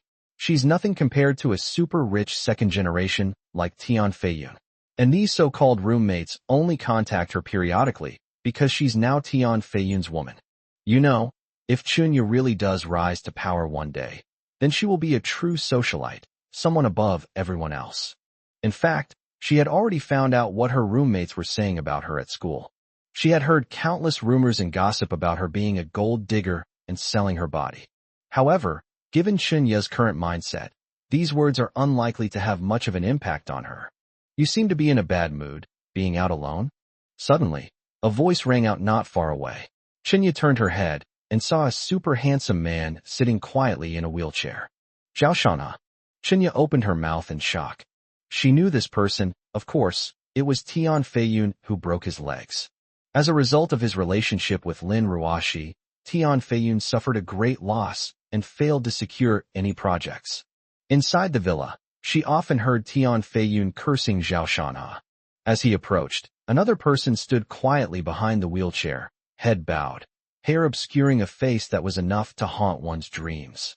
Even though Chunya was very confident in her looks, she couldn't help but feel ashamed when she saw her. It's that terrifying woman. Chunya frowned, wondering why Zhao Shanha wanted to see her, but she knew she couldn't have any contact with this person. If Tian Feiyun found out, she would be in big trouble. With this in mind, she became cautious, turned around, and walked directly into the apartment. She didn't say a word during the whole process. Just as she was about to close the door, a fair hand suddenly reached in and blocked the lock. Jiang Luan's calm voice rang out. "You seem to be rather impolite." Chunya trembled instantly, her heart pounding wildly. She knew perfectly well how terrifying this woman was. That swift and fierce punch knocked Tian Feiyun, a grown man, unconscious. The warning look that followed made her feel as if she had fallen into an ice cellar, preventing her from telling the truth. Chinya's throat was a little dry. She asked, "What do you want to do?" Zhao Shanha rolled his wheelchair over, looked at her with a strange light in his eyes, and said with a smile, "It's a small matter that I'd like to talk to you about." Suddenly, Chinya's heart stirred. She was very familiar with that look. Many men had looked at her like that. It meant that the man needed her, and she understood. Chapter 58. Get out of my way, don't touch me. Could it be that he has taken a liking to me? No wonder his attitude towards me seemed a little strange when we first met. Since that's the case, there's nothing to be afraid of. Chinya is quite confident in her appearance and figure. Sigh. Men. Chinya smiled disdainfully to herself. However, the fact that she was able to attract a man like Zhao Shanha filled her with a strange sense of pride. In that instant, she thought of many things. If there was no hope with Tian Feiyun, following Zhao Shanha seemed like a good option. The fact that this person could infuriate Tian Feiyun proves that he is no ordinary person and has his own resources. Thinking of this, Chinya smiled charmingly, opened the door generously, and said with a flirtatious look in her eyes, "Brother Zhao, please come in." Jiang Luan pushed the wheelchair into the apartment. The place wasn't big, but it was decorated quite warmly. Zhao Shanha sat on the sofa, looked at Chunya, and said with a smile, "Why doesn't Tian Feiyun buy you a house? This apartment is too stingy." Chunya's face stiffened. A house. Dream on. Not to mention the house. Even this apartment wasn't bought by Tian Feiyun. She rented it herself. Apart from the 500,000 yuan allocated for her mother's medical treatment, she received 100,000 yuan per month at other times, not a single penny more. However, these words made her feel somewhat embarrassed, so Chunya smiled and kept quiet about it. She walked lightly to sit down next to Zhao Shanha, snuggling up to him like a kitten. "Brother Zhao, Xiaoya is so happy that you came to visit," she said, her voice thick with a hint of a lisp, which made Zhao Shanha frown. She held Zhao Shanha's arm tightly, her breath sweet as orchids. Chinya understands men well. She believes that no one can resist this kind of offensive. If things go smoothly today, she might be able to latch onto another powerful figure. Even if Tian Feiyun doesn't want her anymore, she'll still have a way out. To put it bluntly, it's a backup plan. However, her attempts to seduce Zhao Shanha were destined to be futile. At this moment, the smile on Zhao Shanha's face disappeared, and he uttered two words indifferently. "Get out of here." "What?" Chinya thought she had misheard and looked up in confusion. "I told you to get away from me and not to come near me." Zhao Shanha spoke calmly, his tone leaving no room for doubt, carrying an inexplicable air of authority. At that moment, Jiang Luan also raised her eyes, her sharp gaze causing Chunya's heart to tremble. Chunya was stunned. She couldn't understand what was going on, but her body instinctively moved away from Zhao Shanha. This was completely different from what she had expected. Zhao Shanha came specifically to find me. Wasn't it because he has taken a liking to me? Chunya is quite confident in her assets, as evidenced by the fact that her ex-boyfriend continued to harass her after their breakup. Even though she hooked up with a rich man and cheated on her boyfriend, he didn't mind and was determined to get back together with her. This is enough to prove that her own charm is very strong. However, Zhao Shanha's current behavior is baffling. Seeing Chunya sitting a meter away, looking like she was questioning her life, Zhao Shanha went straight to the point. "I came to find you because I want you to do something." Chunya quickly calmed down. Since it wasn't due to that reason, there was only one possibility. Zhao Shanhe intends to use himself to deal with Tian Feiyun. Thinking this, she brushed a strand of hair from her forehead, a faint, sarcastic smile playing on her lips. Mr. Zhao, you seem to have misjudged me. I'm just an ordinary woman. What could I possibly do to help you? And why should I help you? Zhao Shanhe's behavior towards her just now made her feel humiliated. No matter what it is, even if she had the ability to help, she wouldn't. Tian Feiyun made you have an abortion, which is enough to prove that he used you as a tool for sexual gratification. Don't you want to get revenge on him? Zhao Shanhe lit a cigarette and asked with a light laugh. Qinya chuckled. Revenge? I don't want that. He's my man. I love him so much. How could I take revenge on him? As for the abortion, that was my own choice. If there's nothing else, please leave. Also, don't let that person threaten me. You can beat me up if you want, but I won't agree to it. As she spoke, she glanced warily at Jiang Wan, proving that she was still quite wary of Jiang Wan. Zhao Shanhe took out a card from his pocket, gently placed it on the table, and said, There are 3 million in here. 3 million. Qinya had never seen so much money in her life. Her body trembled, and she said, What do you mean by this? Help me with this, and this money is for you. Zhao Shanhe said calmly.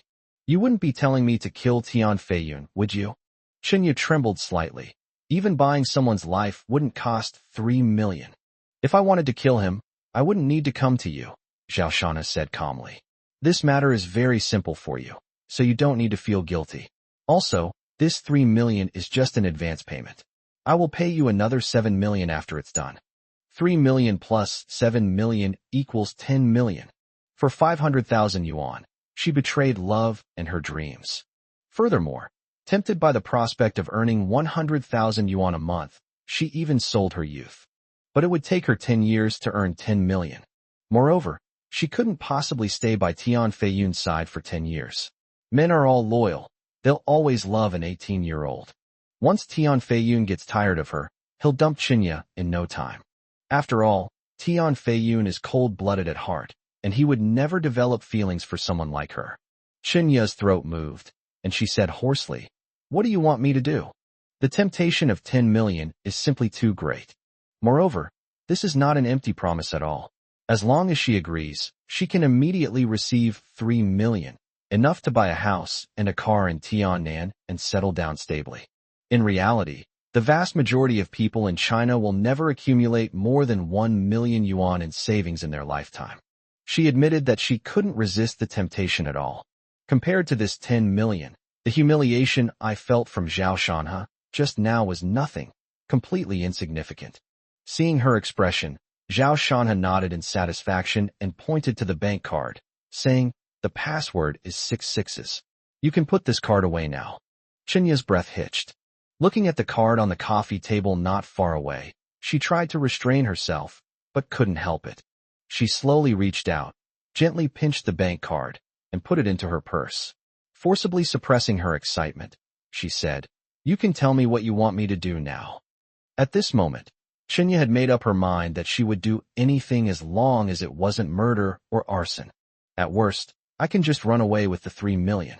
You're not stupid for getting into Tiannan University. By accepting this 3 million, you've already made your choice. From now on, you must do whatever I ask of you unconditionally, without any questions. Do you understand? Zhao Shanhe said calmly. Qinya thought for a moment and then asked, Are you afraid I'll tell Tian Feiyun? Zhao Shanhe shook his head. No, let me finish. Just know that you are now under my control. Your mother works in the oncology department of the People's Hospital, and your younger brother studies at the number 3 middle school in the city. I believe I have not said anything wrong. Chapter 59: The Shortcut to a Woman's Heart. This is blatant coercion and enticement. Zhao Shanhe wasn't worried about her telling Tian Feiyun.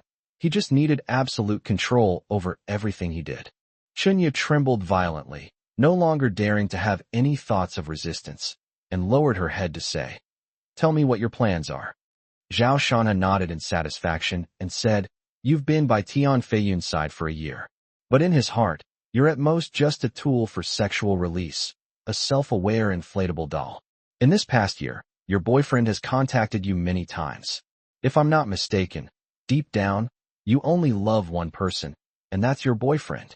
Instantly, Chinya raised her head and widened her eyes. That was a brutal cut. It pierced right into her heart, and tears welled up uncontrollably. Help me get this done, and you'll not only get 10 million, but Tian Feiyun won't be able to cause you any trouble, and you can smoothly return to your boyfriend's side.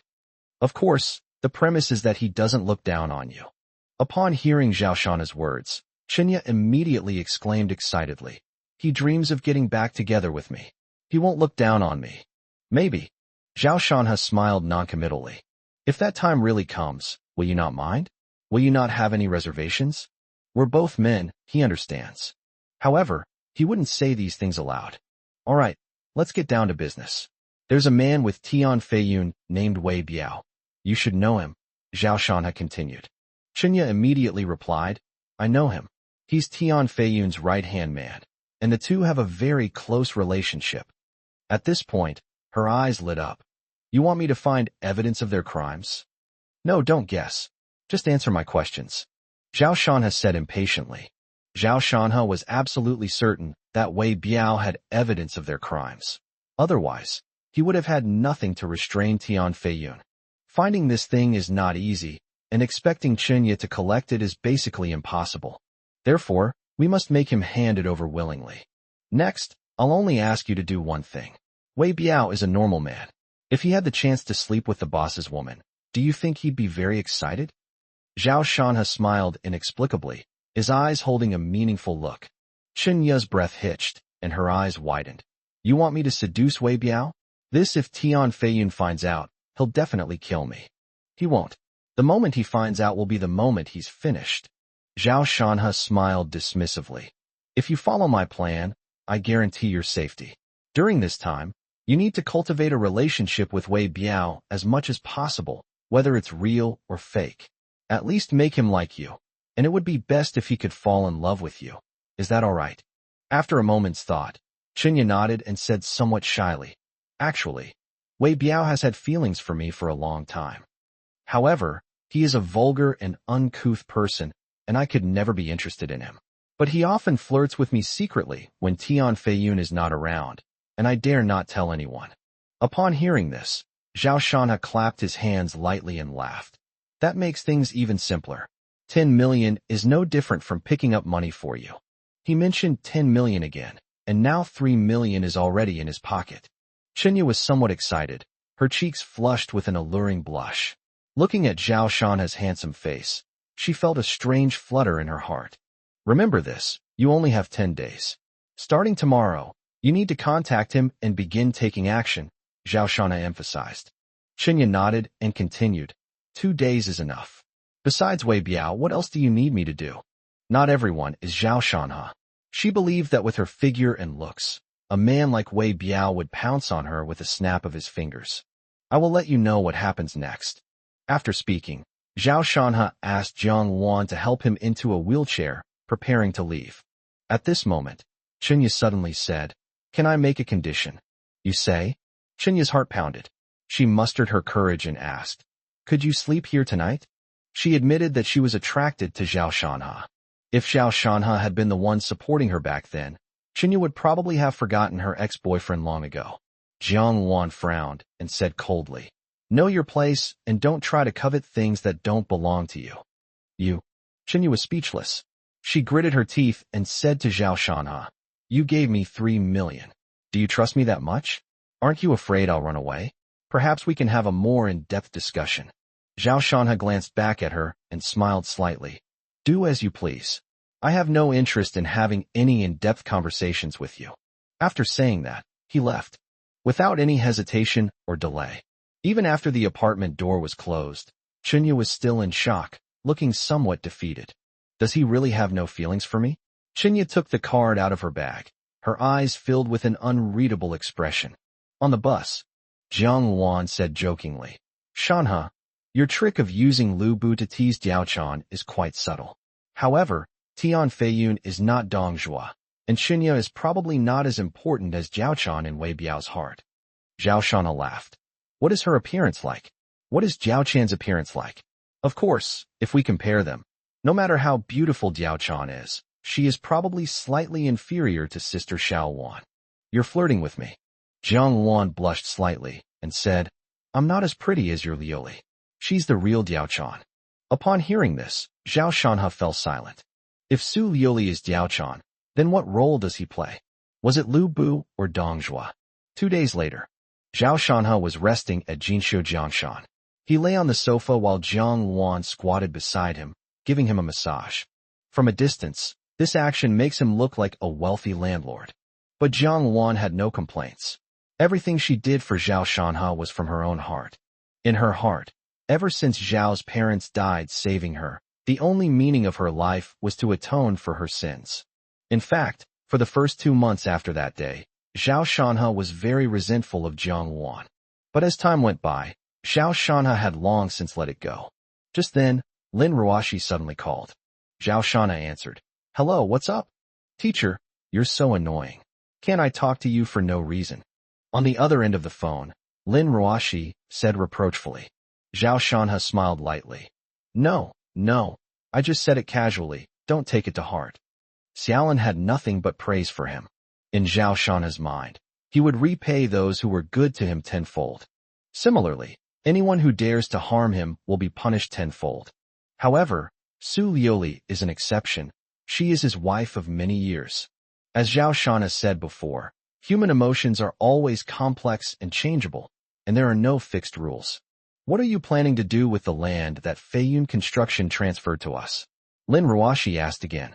Chapter 60 My Wife's Situation Again, bonus chapter. Thanks to username 31761298 for the inspiration capsule. The author is very happy and will add an extra chapter. However, I don't recommend sending gifts. If possible, please leave a request for more updates comment at the end of the chapter. Thank you. Lin Ruoshi was referring to the Red Sun Orphanage, the piece of land there. Zhao Shanhe said, Let's leave that piece of land for now and talk about it later. He had some plans for how to deal with the orphanage, intending to do the same as with the nursing home and use money to build a good reputation. When the company encounters difficulties, it might be able to rebuild the orphanage, reshape its image, and resolve the predicament. However, now is not the time. Okay, by the way, teacher, I discovered a secret today. Lin Ruoshi thought for a moment, then suddenly lowered her voice, as if she wanted to say something but hesitated. Zhao Shanhe frowned, keenly sensing that what Xiaolin said was probably related to Su Lioli. These two people will never miss an opportunity to undermine each other. Fortunately, none of them resorted to unscrupulous means or fabricated malicious rumors out of thin air. What's the secret? Tell me, don't keep me in suspense. Composing himself, Zhao Shanhe said with a laugh. Lin Ruoshi took a deep breath and said mysteriously, Teacher, this matter is related to your wife. Don't blame me for telling you. Zhao Shanhe's heart skipped a beat. It was indeed related to Su Lioli. Anything related to his wife would make his heart race uncontrollably, and he couldn't calm down.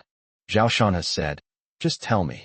Sensing that her teacher's tone was off, Lin Ruoshi didn't keep her in suspense and asked directly, Teacher, do you remember the day you went to the hotel to catch me? She was referring to the day Su Lioli took Zhao Shanhe to the hotel to catch them cheating.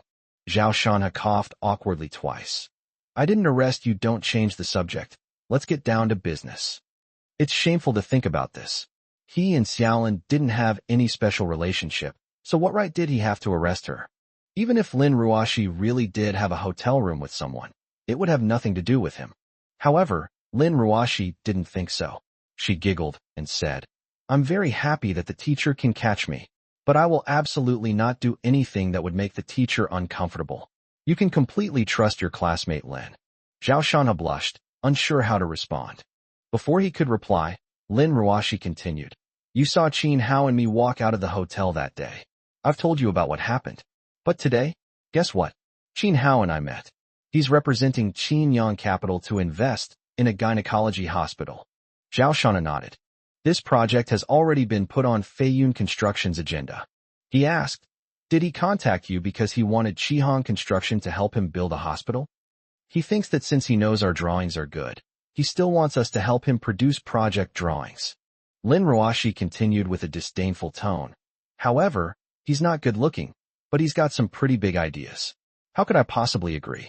I told him that Shihan Construction currently has 3 projects underway, and we don't have the capacity to take on any more, so I turned him down. Yes, that's the right thing to do.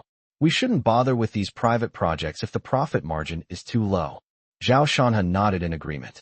Teacher, don't interrupt me, Lin Ruashi said. Then, here comes the important part. I was talking to him when his phone rang. I overheard a few words, and I realized it was actually my master's wife calling. It turns out that Qin Hao and my master's wife know each other, and judging from his tone, their relationship seems to be more than just ordinary. Later, Qin Hao said he was with me, and my master's wife immediately hung up the phone. Qin Hao. The image of the man wearing gold-rimmed glasses immediately came to Zhao Shanha's mind. Su Liuli, you've been hiding your true colors really well. Zhao Shanha was instantly annoyed. No wonder Su Liuli ran over excitedly that day, dragging him to catch her cheating. He was still wondering how Su Liuli knew about Lin Ruashi. It turns out that she and Qin Hao knew each other all along, and only they themselves knew the true nature of their relationship. Zhao Shanha instinctively thought that there might be some sordid things going on between his wife and Qin Hao. This idea made him feel very uncomfortable. Hey, teacher, did you hear what I just said? Zhao Shanha tried to calm himself down and said, Okay, I heard you. That's all for now. I'll contact you later. After saying that, he hung up the phone. Snap. Suddenly, Jiang Wan lightly patted his thigh. Zhao Shanha had the phone on speakerphone when he answered it, and he didn't hide anything from Jiang Wan, so she heard it too. You're getting carried away again. You can't stay calm whenever it comes to Su Liuli. Jiang Wan sighed and said. Whenever Zhao Shanha heard Su Liuli do something strange, he would wilt like a frostbitten eggplant, looking dejected. Jiang Wan felt terrible upon seeing this scene. Deep down, she didn't want Su Liuli to hold such a heavy place in Zhao Shanha's heart. Jiang Wan stood up, walked behind the sofa, and gently massaged his shoulders, saying, Actually, after so many days, you should know that Su Liuli is behind many things you don't know. So at the very least, you shouldn't have any psychological burden when dealing with Feiyun Construction. I support you in this matter. Zhao Shanha nodded. He found his wife increasingly difficult to understand. After 5 years of marriage, he realized that he knew far too little about his wife.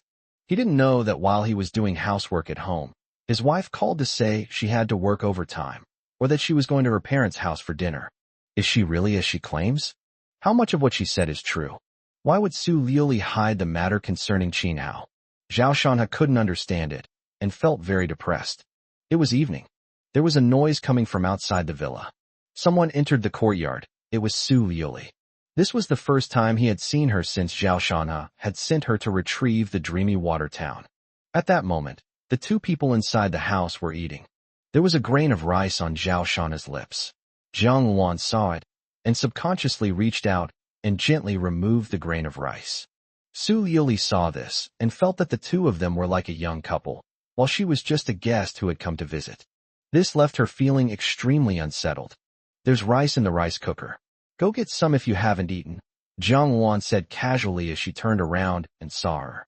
Jiang Wan always cooks for 3 people, but unfortunately Su Liuli doesn't eat at the villa most of the time. Su Liuli nodded, went into the kitchen to get bowls and chopsticks, served herself rice, and sat down opposite Zhao Shanha to eat slowly and deliberately. Honey, how's your leg injury? Has it gotten worse? Su Liuli asked. Same as before, except for the lack of sensation, there are no other changes. Zhao Shanha shook his head. He was also afraid of necrosis of his calf. However, thanks to Jiang Wan's massage and acupuncture, there have been no adverse changes so far. He was also observing his wife, noticing that Su Liuli had a rosy complexion and was stunningly beautiful, clearly having had a good time these past few days. Chapter 61. What is your relationship with Qin Hao? We're not the only ones working on the dreamy Watertown project. People from other provinces are also trying to get it. I don't understand why. Honey, can you tell me? Su Liuli was in a good mood. Feiyun Construction had found a way to solve the predicament, so she could naturally relax a bit. Through communication with Mengli Shuexiang over the past few days, we discovered that Feiyun Construction is not the only company interested in taking on that project. There are at least 2 other groups that are preparing to acquire Dreamy Water Town. This incident is enough to prove that there are unknown secrets in the dreamlike Water Town, and perhaps some major changes are indeed about to occur. Therefore, Feiyun Construction has changed its plans and is now preparing to fully commit to acquiring Dreamy Water Town. With Jinding Construction backing them up and being a local company, they have a high probability of winning the Dreamy Water Town project. Zhao Shan has said, I don't know either. That gentleman said he would tell me after you take over Dreamy Water Town. Su Liuli nodded. She had known about her husband's attitude for a long time, so she didn't take it to heart. She said, I feel like you're always on guard against me. There are some things you clearly know, but you just hide them from me. Sigh. She was still angry and resentful about the time Zhao Shanha had tricked her before. Zhao Shanha retorted, Aren't you the same? Shen Kursin probably knows more about you than I do. She's my best friend. There are some things that only girls can say to each other. How can you be jealous of a woman? Su Liuli rolled her eyes at him and said coquettishly. After finishing his meal, Zhao Shanha put down his chopsticks and wiped his mouth with a tissue. Then he casually said, You haven't been home these past few days. Which man have you been fooling around with this time? Su Liuli's face flushed instantly, and she slammed her chopsticks on the table. Zhao Shanha, what's the point of thinking about all this nonsense all day long? There are so many things going on at the Su Group. Grandpa wants Su Jian to take over as president. Do you know how difficult it is for me? And I also have to run around to the Dreamy Water Town, entertain guests, and negotiate. I barely have time to eat every day, and you still say this to me. As she spoke, she took out a document from her small bag. Let me show you. This is the company's personnel changes. I need to analyze their family backgrounds and financial transactions. I need to confirm whether they are people that Su Jin planted in the company. I will definitely have to work overtime tonight, and I don't know what time I will be able to sleep. You said those things and misunderstood me. You really disappointed me. After saying that, she stormed upstairs, not knowing what she was going to do. Zhao Shanha picked up the document and saw that it contained information on about 10 people, all of whom were middle and upper-level managers of the Su Group. There are photos, resumes, work experience, family background, and other information. It must be said that these people have extremely impressive resumes, with graduates from prestigious universities such as Peking University and Tsinghua University. Zhao Shanha picked up the documents, glanced at them, and then divided them into 2 piles, one with more documents and the other with fewer. After the documents were divided, there were only 4 documents on the left and the rest on the right. Shortly after, Su Liuli came down. She took a shower up there, then changed into a nightgown, and smelled wonderful. At this moment, she saw the personnel files on the coffee table. Her brows furrowed immediately, and she glanced at Zhao Shanha. You actually looked at them? There are men and women in these files. You don't think I have any immoral relationships with these people, do you? Zhao Shanha laughed. I'm helping you. Look, these 4 people on the left might be suspicious. If your cousin really did plan a mole, then it can only be these 4. Don't work overtime today, get some rest, and try to investigate these 4 people tomorrow. You'll definitely find something. Su Liuli picked up the 4 documents with suspicion, looked them over carefully, but couldn't find anything strange. She asked, Where did you get that idea? I'm not telling you. Zhao Shanha yawned and said directly. You. Su Liuli was furious, but she also wondered when her husband had developed this ability to find discrepancies in employee records. Her chest heaved, her already stunning figure now appearing even more voluptuous. Suppressing her anger, she said, I will investigate. If these 4 people are indeed involved in something, I will thank you. Thanks are unnecessary. We're family, no need for formalities. But I do have a question I hope you can answer, Zhao Shanha asked. Go ahead and ask. About Qin Hao. Was it Qin Hao who provided you with the information when we went to arrest Lin Ruashi last time? Tell me, when did you 2 meet, and did you sleep with him? Zhao Shanha lit a cigarette and asked. He has already quit smoking, and now a pack of cigarettes lasts him about 3 days. In the past, a pack of cigarettes would last him at most a day. Tian Feiyun's plan is almost complete. Now he wants to see who will run into the line of fire. Is it Zhou Xian, Qin Hao, or that mysterious young lord? A flicker of panic crossed Su Liuli's eyes. She steadied herself and frowned. Qin Hao? I only recently met him. He came to invest in the hospital on behalf of Chinyang Capital. Because of the project, I represented Feiyun Construction and had some contact with him. It was all engineering related. I have no other relationship with him. Did Lin Ruoshi say something bad about me again? After listening to his wife's explanation, Zhao Shana sighed. Clearly, Su Liuli lied again. He didn't expose her, but simply said, Lin Ruoshi didn't say anything bad. She was just stating the facts. If it was really bad, it was bad news, not bad words. You really do trust her more than your wife. Su Liuli said with a hint of sarcasm. Just keep believing her. Sooner or later you'll find out who truly loves you. Oh, so you're saying you're the one who truly loves me? Zhao Shana sat up straight and asked, then tell me first, what is Qin Hao's main purpose in coming here? Chinyang Capital is such a large company.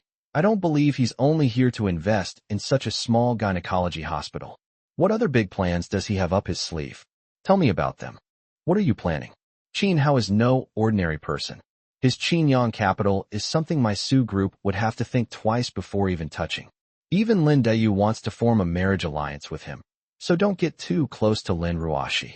Break up with her immediately and block her. If you anger Qin Hao, you'll be in big trouble. Upon hearing her husband inquire about Qin Hao, Su Liuli's eyes immediately lit up with alarm, and she quickly tried to dissuade him. Even at this point, she still couldn't resist taking a jab at Lin Ruoshi, which made Zhao Shanha both annoyed and amused. He said, Qin Hao isn't Qin Shihuang. Why should I be afraid of him? We're both just people with one head and one shoulder.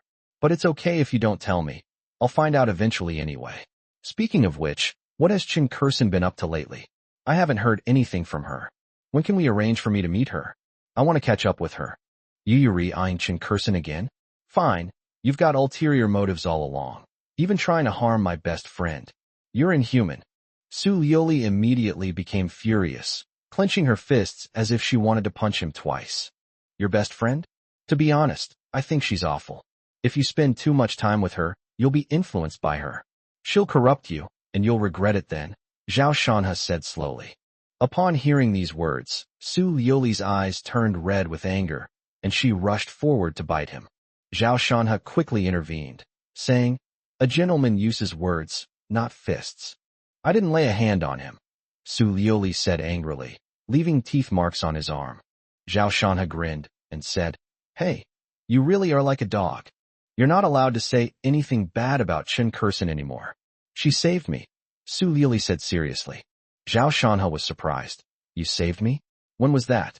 Chen Kursen had plotted against him several times, but Zhao Shanha wouldn't be lenient just because she was a woman. He just hadn't found an opportunity yet. Su Liuli was speechless, snorted, and did not answer. Chapter 62, Su Liuli deserves better. I have no interest in that promiscuous pervert. You know, she insulted me, arranged for someone to attack me, and that night. They say things shouldn't happen more than 3 times, but you can't just take advantage of me because I'm honest, right? Zhao Shanha remained calm as he sat on the sofa and spoke eloquently. Su Liuli stared at him, feeling increasingly unable to understand him. She had always thought he was an honest, bookish nerd, but now it seemed he had done countless things behind the scenes that she was unaware of. How about it? You tell me her information, and I'll go and cause her trouble. I won't say you told me, so it won't affect your friendship. Zhao Shan had chuckled and continued. Su Liuli frowned and said, you're already like this, and you still want to go out and cause trouble? Just rest at home. If you run out of money, just tell me. After saying that, she went straight up the stairs to the 2nd floor. Clearly, they don't want to communicate with Zhao Shanha right now. This made Zhao Shanha even more certain that Chen Kursen must know something that made Su Liuli not want them to have any contact. You think I can't find out just because you didn't tell me? You underestimate me. The next day, as usual, his wife left home early. She went to Feiyun Construction, found Tian Feiyun in his office, and asked, how's dreamy Watertown going? Tian Feiyun lit a cigarette and frowned. It's not easy. Our offer isn't very competitive, and the other 2 sides both want to take this place. For some reason, the once neglected stinking ditch has suddenly become a hot commodity. Initially, it was thought that the asking price was 300 million, and the other party would beg and plead to sell it. But now, Feiyun Construction's asking price has reached 380 million, and the other party still says that they need to discuss it further. This is a mess. Su Lioli sat gracefully on the sofa, took out a women's cigarette, and lit it. I'd rather smoke my own than your second-hand smoke. Tian Feiyun sneered. Your good-for-nothing husband smokes too, and you do too? How can this be the same? Su Lioli glanced at him sideways. I like my husband's taste. These words immediately displeased Tian Feiyun, who said, I really don't know what's so good about him. You and he are not in the same social class. Getting a divorce is the best choice. He doesn't deserve a woman like you. You deserve better. Su Lioli scoffed. Even better, you mean you? Tian Feiyun sensed the sarcasm in her tone, but wasn't angry. Instead, he smiled meaningfully and said, Who wouldn't want a woman like you? If you're willing, I'd be more than happy to have you. But hasn't that young Master Chen contacted you? He should be your final destination. Su Lioli, who had been smiling, suddenly changed her expression upon hearing this and said coldly, I don't know what you're talking about. Let's get down to business and stop with this nonsense. Tian Feiyun frowned. Her emotions were so agitated that it seemed she really had an unusual relationship with Chen Xiao. A pang of jealousy rose in his heart, so he waved his hand and said, all right, stop talking nonsense. The stalemate in Dreamy Water Town is over. What do you suggest we do? You naturally have your own methods, so I don't need to say more. I just want to see the results. Su Lioli's eyes flashed, and she said meaningfully. Tian Feiyun's expression changed slightly. Then he chuckled and gestured for her to proceed. Su Lioli wisely left. After a moment's thought, Tian Feiyun made up his mind. He didn't want to spend any more money and wanted to resort to underhanded tactics. After all, the people in Dreamy Water Town were all locals. If he, young Master Tian, couldn't even secure this project in Tianan City, he might as well give up on his career. With the office door locked, Tian Feiyun made a phone call. To his surprise, no one answered the phone. Several minutes later, Wei Biao called back. Tian Feiyun didn't pay attention to this detail. Biaozi, go to that villa. I'll be there in half an hour. At this moment, Tian Feiyun was considering how to minimize the risks involved. But he didn't hear the slightly uneasy tone in Wei Biao's voice. Brother Feiyun, shall we go now? Okay. I'll be right there. Tian Feiyun frowned. What wrong thing have you done that you can't even speak properly? All right, come over as soon as possible. I have something to arrange for you. Wei Biao chuckled dryly. No, I'm still a little groggy from just waking up. I'll go right now. Hang up the phone. The round-faced beauty lying next to Wei Biao opened her eyes sleepily, rubbed her eyes, yawned, and said, Brother Biao, are we going out so early in the morning? Wei Biao saw this, and his anger flared up. He lunged forward, shouting, Of course you're the most important. From an angle he couldn't see, the round-faced beauty's eyes were filled with disgust and disdain, yet she still said sweetly, Brother Biao, you're so kind. Tian Feiyun said he's coming right away. So get up quickly, don't let him find out. There's still a long road ahead. Chinya was extremely dedicated to her work, even though it was for 10 million. He started working the day after Zhao Shanha left. The company barely conducted an interview before hiring him. Perhaps because of her identity, Wei Biao was very excited and even let her stay at his home. Chinya was actually very upset. Wei Biao did not meet her criteria for a partner at all. If she were still in school, she would have said that even if all the men in the world died, she would not let Wei Biao touch a single hair on her head. However, reality still defeated her, and now she is working diligently, more seriously than anyone else. After all, it's 10 million. Even bluefin tuna wouldn't sell for that price. Therefore, Zhao Shanha has indeed been inflating prices. On the other side, Zhao Shanha had just finished lunch when he received a call from Chen Kursen. Zhao Shanha, what the hell do you mean by asking me for information? Trying to mess with me? You bastard, take a good look at yourself. You're crippled and useless, yet you still want to lay a finger on me. As soon as the call connected, Chen Kursen started swearing. Clearly, Su Lioli had already told her that Zhao Shanha was up to something and that she should be careful. Chen Kursen couldn't stand it anymore. I haven't even bothered you. You're a cripple, and I don't know what you're capable of. Where did you get the guts? So she immediately called. Zhao Shanha wasn't angry. Instead, he smiled and said, Don't worry, I was just asking. Maybe we can cooperate in the future. Ha, you're dreaming. It's not impossible for you to cooperate with me, but you have to divorce Lioli. Then I'll not only cooperate with you, I'll even sleep with you. Chen Kursin smiled contemptuously. I won't sleep. Zhao Shanha refused without even thinking. What? Are you afraid of me? You're overthinking it.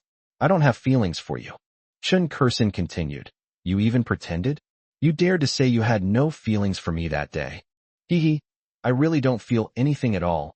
You misunderstood. Holy crap. This can't be. Chen Kursin understood what he meant and gasped as if she had heard something terrifying. Zhao Shanha chuckled softly, speaking without restraint. Nothing is impossible. Aren't you eager to try? Tell me everything about Su Lioli, and I'll grant your wish. Give me my wish first, then I'll tell you. Chen Kursin's eyes darted around, and she agreed immediately. Sigh? After thinking about it carefully, I'd better not. I find you disgusting. What the hell? Let's get down to business. What percentage of shares do you own in Qinyang Capital? Suddenly, Zhao Shanha casually posed a question. Like a bucket of cold water, it instantly calmed Chen Kursin down. Her eyes flashed with shock, but her voice remained extremely calm as she said, I don't know what you're talking about. Qinyang Capital is from Beijing, so I'm guessing you're from Beijing, right? Zhao Shanha continued his analysis. What nonsense are you spouting? It's just utter rubbish. After saying this, Chen Kursin hung up the phone immediately. Zhao Shanha's lips curled slightly. This woman was indeed hiding a lot. Chapter 63, He almost raped me. After a while, Zhao Shanha took the initiative to make a phone call. Wanxiu, thank you so much for helping me find the information, he said with a smile, expressing his gratitude. Ning Wanxiu's family has an official background, which allows them to access information that others don't know through special channels. Therefore, Zhao Shanha once asked her to help investigate Chen Kursin's information. Unfortunately, apart from knowing that she has shares in Qinyang Capital, there is no other information. But based on her conversation with Chen Kursin just now, she seems unwilling to let people know that she has shares in Qinyang Capital. In other words, Su Lioli may not even know this. So this information is still very useful. Old Zhao, you're too kind. What kind of relationship do we have? And you don't need to call to thank me. Ning Wanxiu said with a grin. Zhao Shanha hummed in agreement. That makes me seem insincere. I should make time to invite the beautiful Ning to dinner. This wasn't just polite talk. Whether considering the friendship between old classmates or the benefits Ning Wanxiu's current status brought, inviting her to dinner to build a closer relationship was absolutely necessary. This society is all about human relationships and social dynamics. No need to make time. Ning Wanxiu continued with a smile. Zhao Shanha was taken aback. You mean? Now. Soon, there was movement outside the yard, and a Volkswagen Beetle drove up. Hey Lao Zhao, hello. The car window opened, and Ning Wanxiu, with a pair of large sunglasses on her pretty face, waved her little hand and greeted Zhao Shanha. Seeing his old classmate, Zhao Shanha's mood inexplicably improved a lot. He smiled and directed, There's a garage over there. Drive your car over there.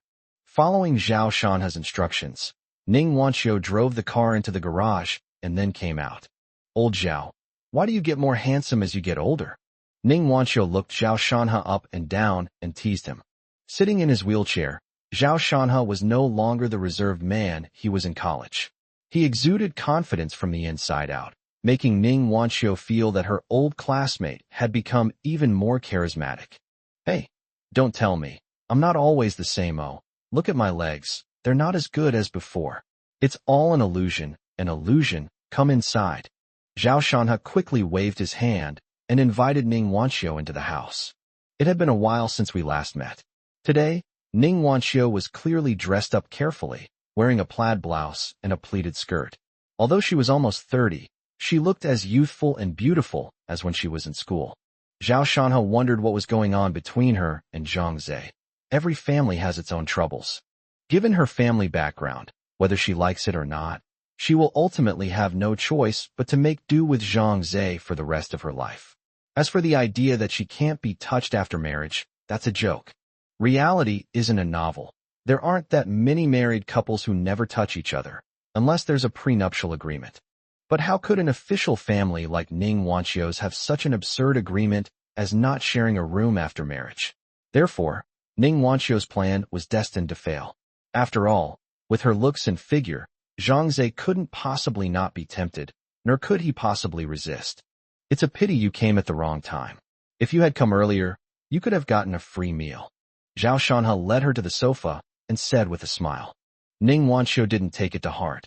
It's okay, we're old classmates and haven't seen each other for so long. Zhang Zhe was unavailable last time, so let's chat today. Why don't you treat me to dinner this afternoon? Zhao Shanhe thought for a moment and then said, that works too. Jiang Wan placed some fruit on the coffee table, then walked out, leaving the two of them alone. Ning Wanqiu squatted down and carefully pinched his calf. She couldn't feel the leg bone, so she knew it was completely shattered, which meant that there was basically no chance of healing his calf. She was heartbroken. Old Zhao was such an outstanding person in school. He was a low-key, reserved, kind, diligent, and sincere person. Why would such a thing happen to him? As she thought about it, her eyes welled up slightly. She wiped them away, smiled, and said, Old Zhao, how have you been lately? Zhao Shanhe was very clever and could tell what she was thinking at a glance. He reached out and pulled her up, saying, it's okay. You're eating well, sleeping well, and you still have money to spend. Then, he changed the subject and asked, let's not talk about me. What about you? How are things going with Zhang Zhe lately? Upon hearing this name, Ning Wanqiu's smile vanished instantly, replaced by anger flashing in her eyes. It seems that something has happened during this time. Zhao Shanhe regretted it a little and said, I'm sorry, if it's inconvenient, I don't have to. At that moment, a slender, fair finger gently touched his lips, and Ning Wanqiu said, Old Zhao, I'm not angry because of you, so there's nothing inconvenient about it. I can tell you everything. Zhao Shanhe nodded, pretending to listen. Ning Wanqiu took a deep breath, then gritted her teeth and said, I was almost raped by that bitch. Upon hearing this, Zhao Shanhe was taken aback and did not ask any questions, waiting for what would follow. The day before yesterday, my dad wasn't home. It was just my mom, him, and me eating at home. You know, he's a son-in-law who's moved into my house. I don't know what my dad was thinking, giving him the chores that the housekeeper does, and making him responsible for cooking for the family. Actually, it's not just me, my mom also has a lot of complaints. Zhang Zhe is too sloppy, and his habits are completely unacceptable. For example, he will take out a rag that is full of oil stains to wipe the coffee table. Every time I sit on the sofa, I can smell a greasy smell. My mom has told him about it several times, but he always forgets. Of course, these are all minor matters. Just bear with them and they'll pass. Going back to that day, I don't know what he was thinking. He actually put sleeping pills in the soup. If I hadn't had a bit of an upset stomach and didn't want to drink the soup, I would have fallen for his trick. I told him he was acting strangely. We were eating normally, and I had only had a couple of sips of soup and didn't want to drink anymore. But he kept trying to persuade me. You know I don't like him, so the more he tried to persuade me, the less I paid attention. Not long after, my mom had just finished eating when she felt sleepy, sat on the sofa for 2 minutes, and fell asleep. That's when I realized something was wrong. I only drank 2 sips of soup and felt a little dizzy. I knew then that this bitch had drugged the soup. Then, when he saw that I had found out, he stopped pretending and actually started touching me inappropriately, trying to force himself on me. Finally, I picked up a fruit knife, and he didn't dare to make any rash moves, so I prevented him from succeeding. Ning Wanqiu finished speaking in one breath, picked up an apple, and took a big, crunchy bite, clearly showing that her anger had not subsided at all. Zhao Shanhe frowned as well. He, a man, found the whole thing extremely perverted, let alone Ning Wanqiu, who was involved. It's disgusting to drug both your mother-in-law and daughter. He said, this constitutes a crime. Didn't you call the police? Why didn't you call the police? I get so angry just thinking about it. I wish I could lock him up for life. Chapter 64. Where did you hide my wife? Ning Wanqiu said angrily. I was just about to call the police when my dad came back, and he absolutely refused to let me call the police. Upon hearing this, Zhao Shanhe suddenly understood. Ning Wanqiu's father is no ordinary person. The family cannot afford any scandals, and indeed, they cannot call the police. Later I compromised and wanted to cancel the engagement, and my dad agreed at the time. I didn't expect that the very next day, which was yesterday, I heard that Zhang Zhe went to my dad's place and knelt down and cowed out, crying his heart out. I don't know what happened, but my dad didn't pursue the matter anymore. He just told him to move out and the engagement would proceed as planned. Can you believe how disgusting this is? Ning Wanqiu couldn't get over it at all. Just thinking about it made her feel aggrieved. Who would push their daughter into a fire pit? Zhao Shanhe was speechless, feeling very strange about this Ning official whom he had never met before. To be honest, Ning Wanqiu is an only child. It shouldn't be like this. However, he was merely a listener in this matter and didn't have much say, so he asked, "What do you plan to do next?" "Have no idea." Ning Wanqiu said it very simply. Having never experienced the suffering of others, Zhao Shanhe would naturally not ask her to forgive Zhang Zhe, and no normal woman would forgive someone for doing such a thing. You can find a suitable one and bring him home, then your dad won't pressure you anymore, Zhao Shanhe said after thinking for a moment. Ning Wanqiu shook her head and sighed. Do you think I don't want to look? The key is that I haven't found one I like. Wait. As she spoke, she seemed to remember something and suddenly looked at Zhao Shanhe with a burning gaze. That gaze sent a shiver down Zhao Shanhe's spine. Sure enough, Ning Wanqiu looked around and said, "Hey Lao Zhao, something's not right. I've come twice and haven't seen School Beauty Sue. Tell me honestly, did you and School Beauty Sue have a falling out? Are you having relationship problems?" Upon hearing this, Zhao Shanhe felt a headache coming on and forced a dry laugh. No, Liu Li and I have a great relationship. However, Ning Wanqiu smiled mysteriously and said, "You don't need to lie to me. Your expression has already given you away. How about we talk about something? You pretend to be my boyfriend." Zhao Shanhe smiled wryly. "Don't be ridiculous. Zhang Zhe knows me." "That's true." Ning Wanqiu nodded, then said earnestly, "Actually, I'm not afraid to tell you. The reason I haven't looked for someone all these years is because I can't forget you. So if you get divorced, let's live together." Ning, you've always been so direct with your words. Zhao Shanhe still remembers that when she was in college, she was a rather shy young girl. Sure enough, people do change. But then again, why do these two women all want me to get a divorce? First it was Lin Ruoxi, and now it's Ning Wanqiu. Su Liuli, if you don't behave yourself, your husband will be stolen away. Zhao Shanhe mentally complained, but his expression suddenly calmed down as he said, "Honestly, I don't want to hold you back. Look at me. I'm incapable of bringing happiness to anyone. You don't really need to worry about your situation. Things will work themselves out. As for now, Zhang Zhe shouldn't dare to harm you anymore." "I knew you'd say that. Old Zhao, why don't you call yourself a scumbag?" Ning Wanqiu was a little annoyed, so she reached out and pinched Zhao Shanhe's thigh hard. Zhao Shanhe smiled bitterly. "Is it my fault that I'm not a scumbag? Even if I do marry him in the end, I will never fall in love with him. I will definitely cheat on him," Ning Wanqiu said firmly, having made up her mind. Zhao Shanhe thought to himself, "Is it really okay for you to say these things to my face?" He didn't dare to reply. Ning Wanqiu's large, clear eyes darted around before turning to Zhao Shanhe. She chuckled, "You'll have to help me out then. Lend me some precious seeds. If you feel bad about it, I'll drug you, and you can just pretend you didn't know." "Stop, stop, stop." Zhao Shanhe quickly stopped her. She was getting more and more absurd. "If you were already trying to drug me, why did you tell me? Wait, what am I thinking?" Zhao Shanhe's heart pounded. After all, Ning Wanqiu's looks were undeniable. Back in school, apart from Su Liuli who could easily outshine her, no one dared to say for sure that she was prettier than her. "Unfortunately, I already have Liuli." He resisted the immense temptation and refused, saying, "Wanqiu, we really can't do this. I still suggest you go back and have a good talk with your father. There's always a solution." "Umph. Stingy," Ning Wanqiu said with a hint of resentment. "However, Lao Zhao, you are such an upright person, otherwise I wouldn't like you. But in this society, you shouldn't be so upright, otherwise someone will always bully you." That hits the nail on the head. The Zhao Shanhe of the past was too honest, as if anyone could bully him. His wife cheated on him, other men humiliated him, and even his parents-in-law looked down on him. Maintaining a family isn't just about giving in to everyone. You have to take action when necessary and be ruthless when it's required. Zhao Shanhe has a deep understanding of this.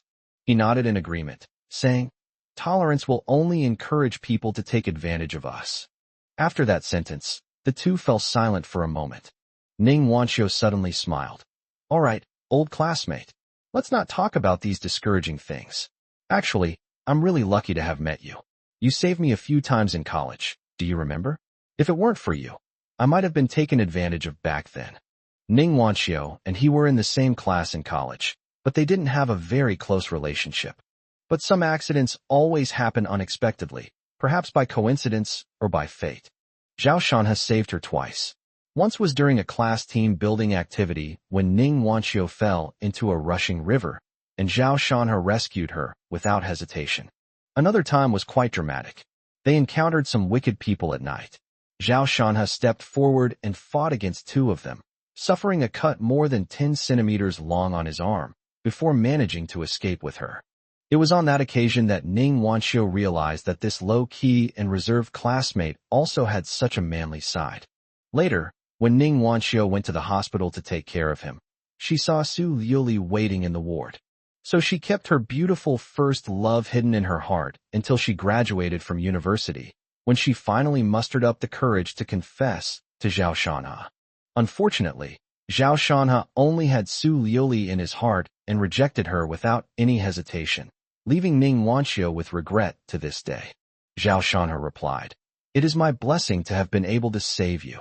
Ning Wanxiu smiled and felt that even though Lao Zhao was in a wheelchair, his figure was taller than any other man, as if he were radiating light.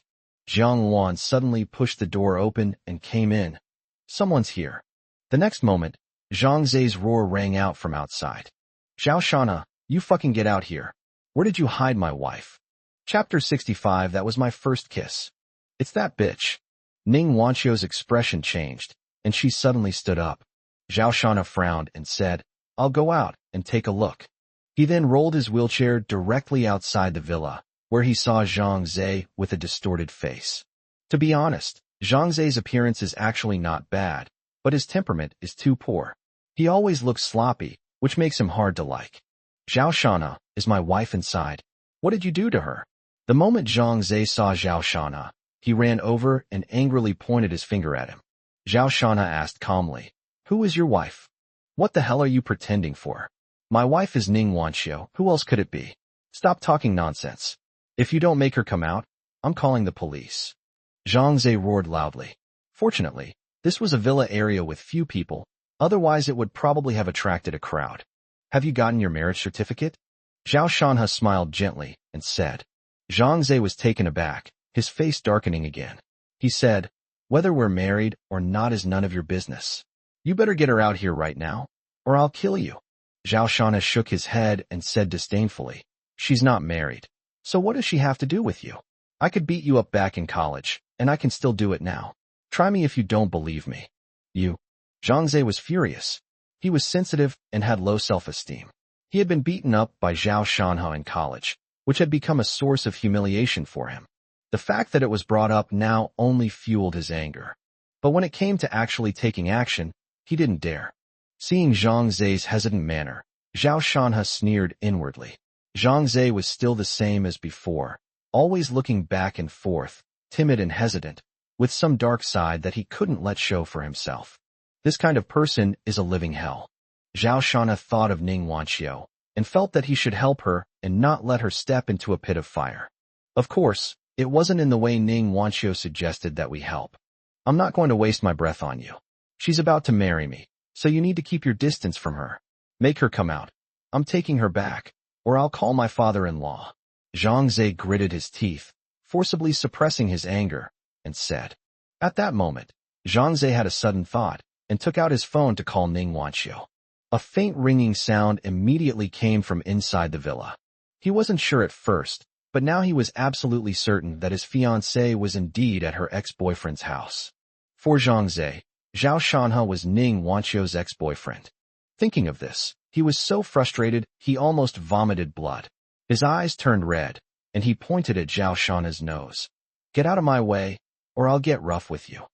Zhang Zai's sensitive nature nearly drove him to the brink of collapse.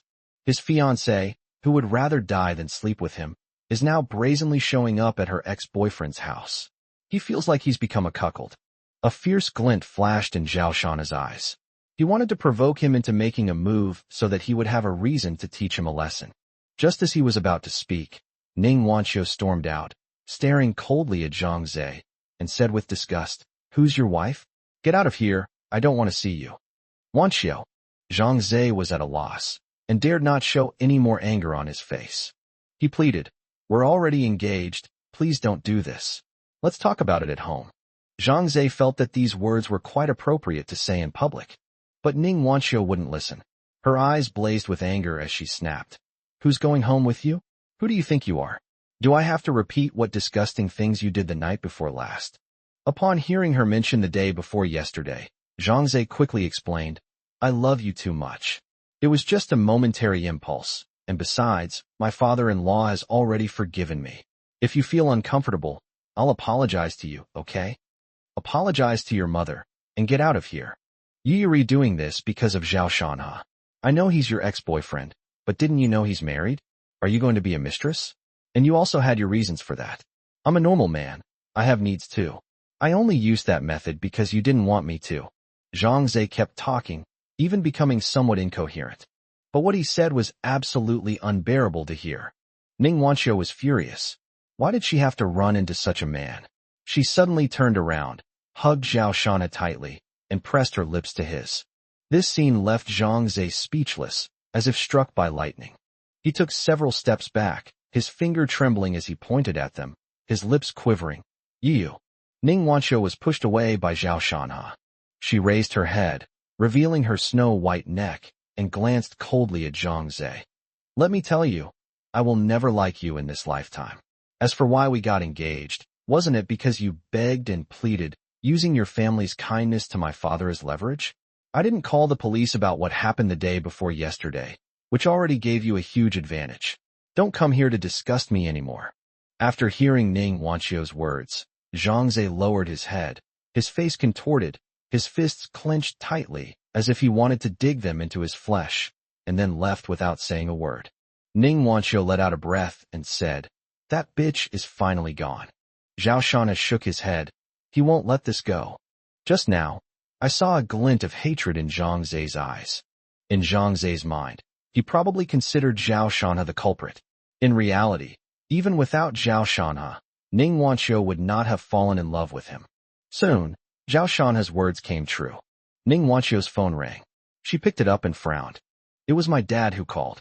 She sighed and answered the phone. Zhao Shanha could faintly hear a stern voice. Ning Wanqiu calmly explained, "It's not what he said, we didn't." But clearly, she was interrupted halfway through her explanation. As she listened to the phone call, Ning Wanqiu's chest heaved, her emotions teetering on the brink of collapse. Suddenly, she roared, "Kindness, kindness. Do you think that because of your kindness, you should sacrifice your daughter's happiness for the rest of her life, just to repay that kindness? When did I say you were wrong to repay a debt of gratitude? But weren't there any other ways? Do you know that the night before last, your daughter held a fruit knife to her own neck before that beast stopped? Fine, fine, you're always right. I'm going home. I'm going home right now. Remember this. If your daughter ever dies, it'll be because of you." After shouting those words, she threw her phone violently, and it shattered into pieces on the ground. Just like her heart, it's already shattered into pieces. Tears streamed down her face, but a smile played on her lips as she waved to Zhao Shanha. "Old Zhao, I'm going back now. I'll come see you another day. Also, that was my first kiss." After saying that, she turned around blankly and walked towards her beetle. Chapter 66. You Can Still Be a Man? I'll write my name Zhao backwards. The moment she turned around, Zhao Shanha's heart trembled slightly. How could a smile on one's face conceal a heart filled with utter despair? Zhao Shanha remained silent. He hadn't originally intended to get involved in this matter, but now he had decided to. They were already struggling themselves, yet they couldn't bear to see the suffering of others. Ning Wanqiu's departure was like a pebble thrown into Zhao Shanha's calm heart, creating ripples and circles. At this moment, Zhang Zhe, who had originally left, returned. He stared at Zhao Shanha, his laughter extremely arrogant. "Zhao Shanha, you think you can keep her? How ridiculous. You can't do anything. Your ex-girlfriend, Ning Wanqiu. She's mine, and she can only be mine." He was very pleased with himself. knowing that he couldn't persuade Ning Wanxiu. So he called on his father-in-law to help. He had even decided that once he got back, he would discuss moving the wedding date forward. He couldn't wait any longer. He just wanted to take Ning Wanxiu, such a beauty, to bed right away and enjoy her to the fullest. Zhao Shanhe remained silent. Zhang Zhe laughed even louder. What use are you? A cripple? You think you can fight me? Who do you think you are? At this moment, his voice finally alerted the security guards. Two burly men rushed over and grabbed Zhang Zhe's arms, one on each side. Who let you sneak in? Do you know where you are? Get out. Let me go. Let me go. Zhao Shanhe, if you have the guts, don't chase me away, come on. Zhang Zhe struggled and shouted. But why would the security guards let him stay here? They're clearly here to cause trouble. You have to understand that the people living here are all rich and powerful. If they upset the homeowners, they could face serious consequences from a single complaint. Even security guards working here earn tens of thousands of yuan a month, not to mention the benefits such as social insurance and housing fund. They are unwilling to lose this job. Immediately, the two tightened their grip on Zhang Zhe, preventing him from moving. Zhang Zhe was already thin, and being held up by two tall and stout security guards, he looked like a little chick, with no room for resistance whatsoever. His legs thrashed wildly in the air, but all his efforts were in vain. Just as he was about to be taken away, Zhao Shanhe suddenly spoke coldly. Let him go. The two security guards were taken aback. After exchanging glances, they cautiously asked, Are you sure? Zhao Shanhe nodded. Zhang Zhe was somewhat surprised, and having guessed what was going on, he laughed heartily. Zhao Shanhe, are you scared now? My father-in-law's identity is terrifying to even hear, and you dare to offend me. You're really courting death. Upon hearing this, the two security guards immediately understood that this was a feud between wealthy families, and they couldn't afford to offend them. They put Zhang Zhe down and said to Zhao Shanhe, Then we'll be leaving now. Mr. Zhao, please call us anytime if you need anything. After saying that, the two left in a hurry. Zhang Zhe remained completely unfazed. He calmly straightened his clothes, looked at the expressionless Zhao Shanhe, and sneered. You think you're so capable? Let me tell you, with just one word from me and my father-in-law's help, no matter how much money you have or how big your house is, you'll be begging on the streets tomorrow. Zhao Shanhe stared at him, then suddenly laughed. So, you, young Master Zhang, are quite a figure in Tiannan, and I have to curry favor with you? From today onwards, you better behave yourself. Don't have anything to do with my wife again, or my father-in-law won't let you off the hook. Zhang Zhe couldn't hide his smugness. He hadn't expected a phone call to his father-in-law to be so effective. He simply embellished the story, saying that Ning Wanxiu went to rekindle her old flame with her ex-boyfriend, that her ex-boyfriend was originally married but had an entanglement with Ning Wanxiu, and that they spent the night together at the villa, being intimate in public. As a result, my father-in-law resolved the matter immediately. Not only did he force Ning Wanxiu to return, but even Zhao Shanhe was afraid of him and treated him with utmost respect. This feeling is amazing. However, he was not satisfied with this. A perfect image flashed in his mind, and a fiery glint appeared in his eyes. He said, Zhao Shanhe, do you think this matter is over? Let me tell you, it's not over yet. My father-in-law is furious. If you want to save your life, I'll have to put in a good word for you. Zhao Shanhe's smile faded, and he asked indifferently, So you mean you'll put in a good word for me? Of course, no problem. There's just one small condition. Zhang Zhe extended his right hand, bringing his thumb and forefinger together, leaving a small gap in the middle. At this moment, Zhao Shanhe's face suddenly darkened, and it was obvious what he wanted to say. Sure enough, a burning light appeared in Zhang Zhe's eyes. He swallowed hard and said, I want school beauty Su to spend one night with me, oh no, to spend a month with me. How about it? Zhao Shanhe took a deep breath and finally understood why Ning Wanxiu hated him so much.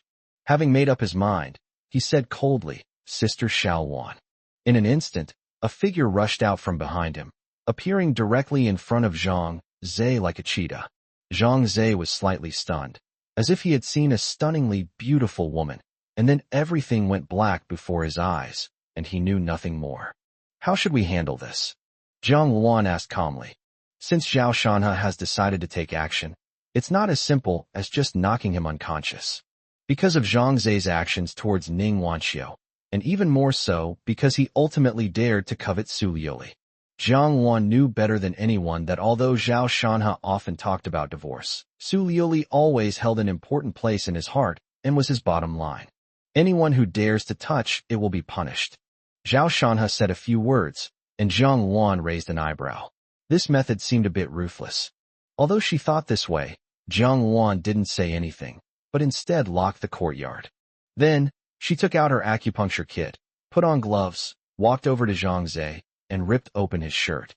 Without any hesitation, she pinched the silver needle between her fingers, aimed at the acupoint, and inserted it directly. In just a moment, a flush appeared on Zhang Zai's face, and the crotch area quickly bulged. One more injection, Zhao Shanhe said coldly. Jiang Wan nodded, then took out another silver needle and inserted it directly. Instantly, Zhang Zai's brows furrowed, and his whole body turned as red as a boiled shrimp, with heat emanating from him. He looked extremely uncomfortable, his body constantly writhing. Those pants looked like a small tent. Anyone who saw them would know what had happened. But it's not over yet. Jiang Wan took out a packet of medicine powder from a box, and as the needle was inserted, Zhang Zai's mouth opened involuntarily. Then Jiang Wan poured a packet of medicine powder into the container, picked up the watering can next to her, and poured it in directly. 3 minutes later. Ha ha ha ha. Zhang Zai's face was almost contorted with rage, and he made incomprehensible noises. His pants were bulging again. Even so, Zhao Shanhe only glanced at it, and then ignored it. Jiang Wan's needle was meant to stimulate potential and revitalize a man's virility, not to mention that she inserted 2 needles in succession. They practically overdid it, then added a potent medicinal powder. Zhang Zai's state at this moment can be imagined. But the most crucial thing is that he is currently in a coma, so there's no way to resolve the situation. So his ultimate fate is obvious. Zhao Shanhe showed no pity for Zhang Zai's miserable state. His eyes were filled with indifference. If Zhang Zai can still be a man after going through this ordeal, he will write his name Zhao backwards. It could even be said that even a god couldn't save them. This is how we help Ning Wanxiu.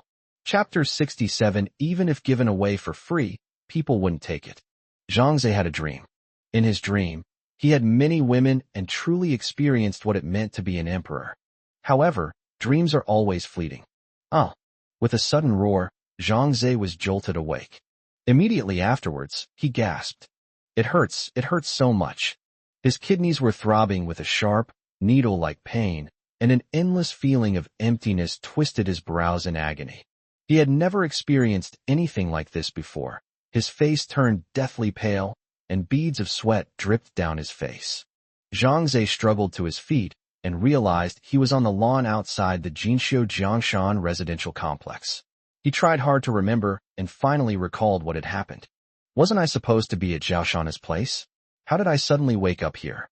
Before I fell asleep, I seemed to encounter a stunningly beautiful woman. Could it be that Zhao Shanhe sent this woman to seduce me? No wonder I had such a dream. Zhao Shanhe, you have such a vicious heart. You actually came up with such a wicked plan to seduce me with your beauty. Thinking back to the fleeting glimpse of that stunning beauty, he regretted falling asleep. What a pity. Next time he came to find Zhao Shanhe, he had to get that beauty's contact information. He had more important things to do, and feeling the pain in his lower back, he supported his back and struggled to walk out of the lawn. I flagged down a car and went straight to the hospital. He was quickly taken to the ward for examination, and when the final results came out, he was stunned. The report was filled with incomprehensible technical terms, but he understood the words severe kidney deficiency. After consulting a doctor, he received a result that devastated him. Without a miracle, his life is ruined. As if a bucket of cold water had been poured over his head, Zhang Zai sat there blankly, holding the examination report, his face full of disbelief. After a long while, his eyes turned red, and he felt an extreme hatred for Zhao Shanhe. It's you. It must be you. To possess Ning Wanxiu, you didn't hesitate to cripple me. How vicious you are. I will take revenge. I will have my father-in-law do it, and your family will be destroyed. The inability to be a man was a devastating blow to him. In a daze, he walked out of the hospital and hailed a car. He had actually considered calling the police, but after careful consideration, he rejected the decision. Because if he reports it to the police and his affair is exposed, his marriage with Ning Wanqiu will definitely be over. So, he went straight back to Ning Wanqiu's house. It was already evening.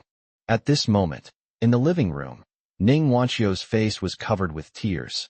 Her mother, Huang Zhan, was comforting her softly, while her father, Ning Zhenbang, was smoking a cigarette, his brows furrowed, and his face looked very serious.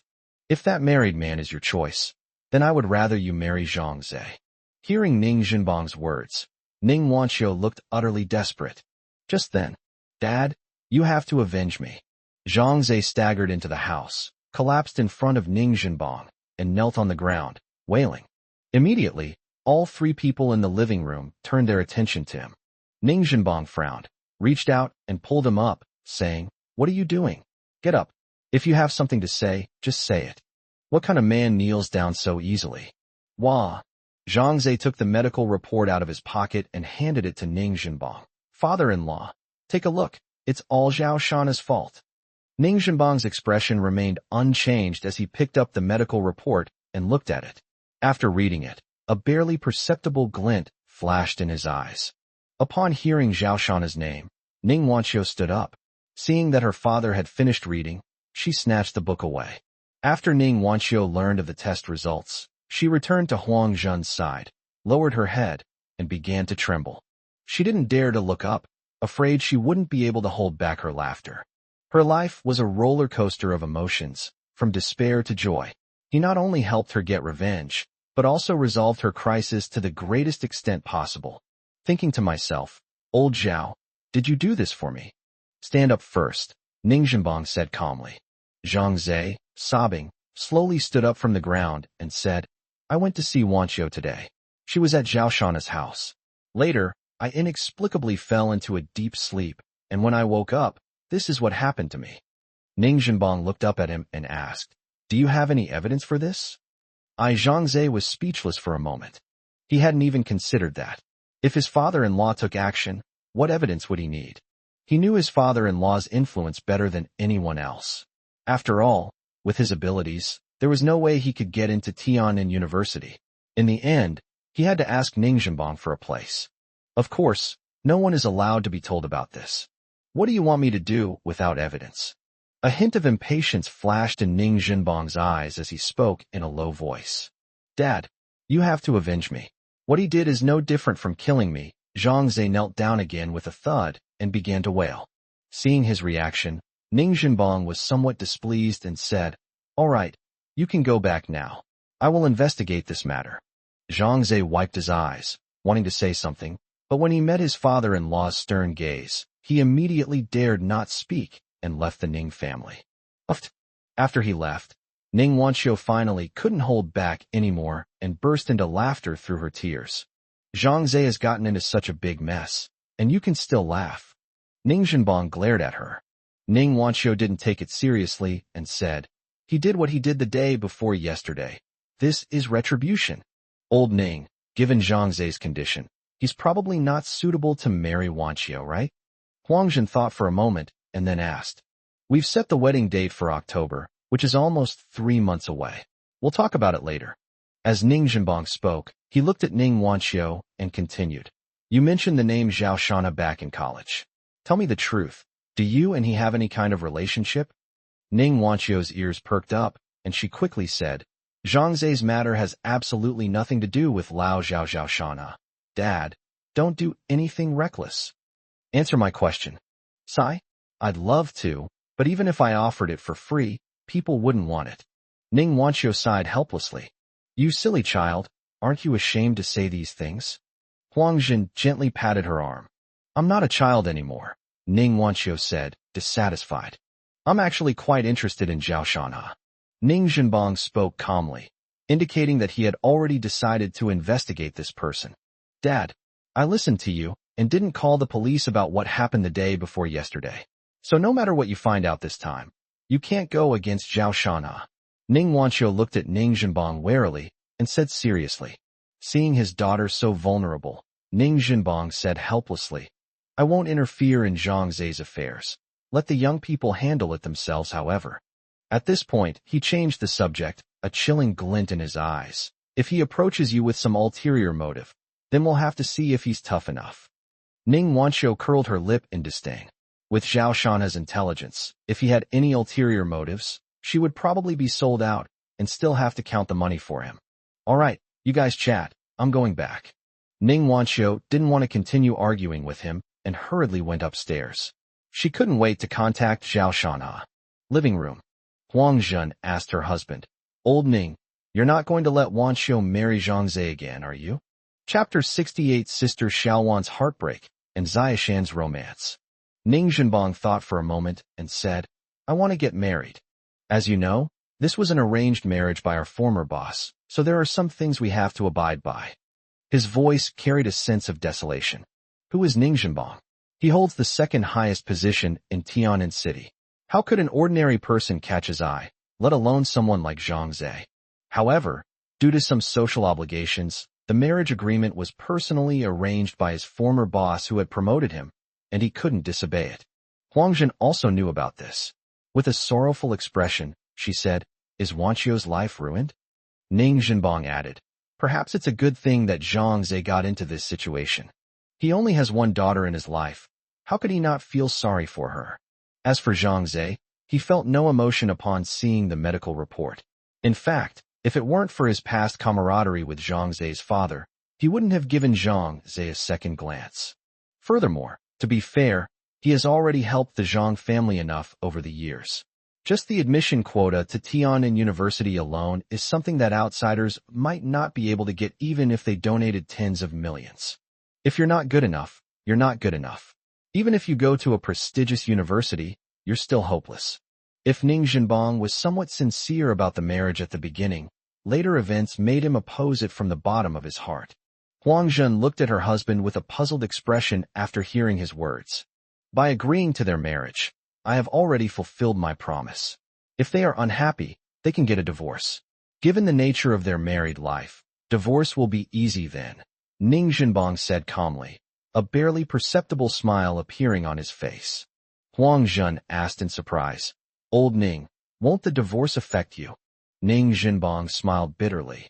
Wife, do you really think I would really abandon Wanqiu's happiness for the sake of some rules? On the other side, Zhao Shanha received a call from Ning Wanqiu. Old Zhao, thank you. Why thank me? Regarding Zhang Ze's matter, you have no idea how relieved I felt just now, huh? On the phone, Ning Wanqiu made no attempt to hide her laughter. Zhao Shanha asked, Zhang Ze, what's wrong? I don't understand what you're saying. Ning Wanqiu was stunned for a moment, then quickly said, Yes. I was just so happy that I wanted to share it with you. I'll hang up now and come find you another day. After hanging up the phone, Zhao Shanha chuckled and shook his head. Actually, he wasn't worried about this matter. Zhang Ze had drugged Ning Wanqiu first, and Ning Zhenbang hadn't allowed the police to be called, so he wouldn't call the police this time either. As for the acupuncture issue, it couldn't be detected in any examination. As long as everyone follows the rules, Zhao Shanha has nothing to worry about.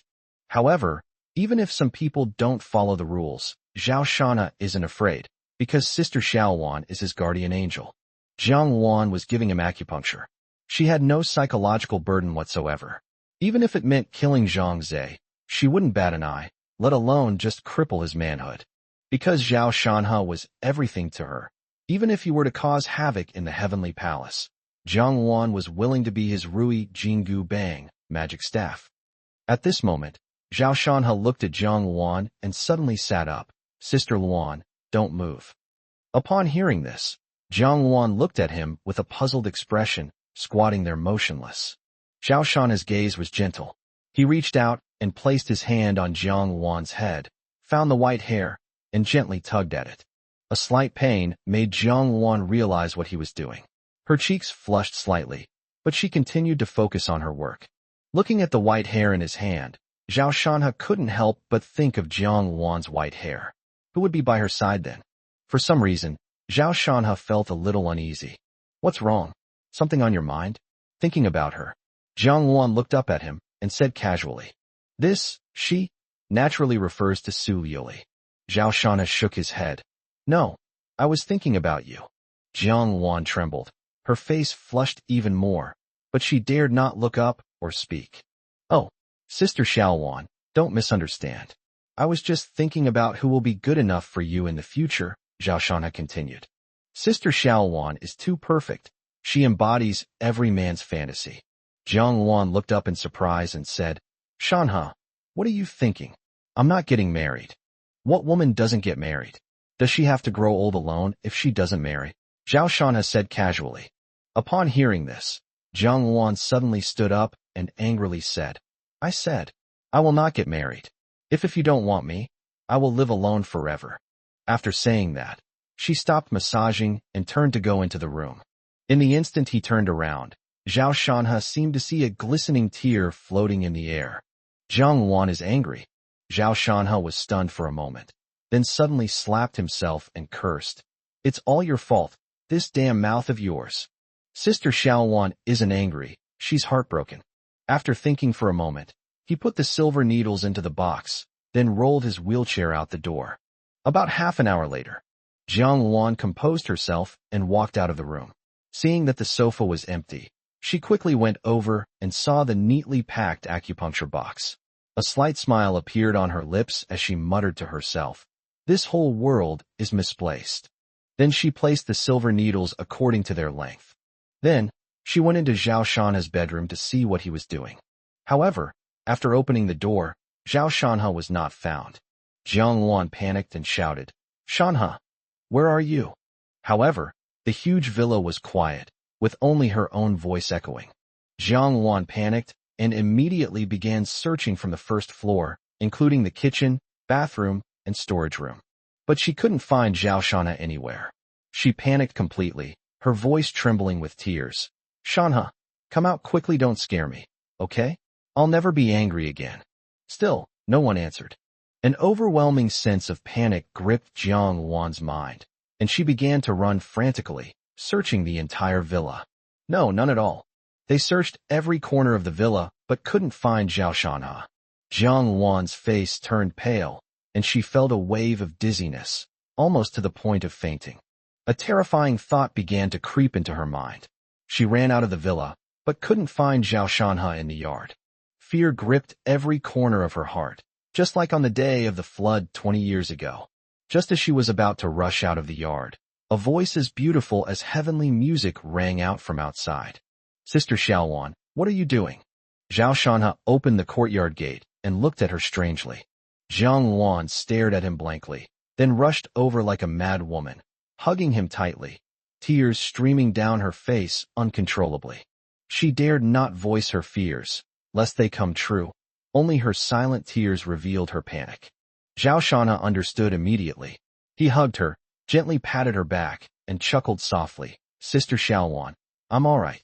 Look what this is. Then, he took a rainbow candy out of his pocket. Jiang Wan wiped away her tears, stood up, and choked out. You went out by yourself just to buy this? Seeing this candy brought back a memory. It's quite hard to buy. It's a product from decades ago. I'm giving it to you. If you don't like it, I'll throw it away, Zhao Shanha said with a smile, handing it over. No. Jiang Wan pouted and snatched the candy away. In my memory, she bought candy that day and handed it to Zhao Shanha, saying, Little Shanha, if you can't find a wife, I'll marry you. Today, Zhao Shanha bought candy and handed it to her. This is the romance that belongs to Xiaoshan. Chapter 69, The Wife's Flicker of Panic. That night, Zhao Shanha's wife did not return until he fell asleep.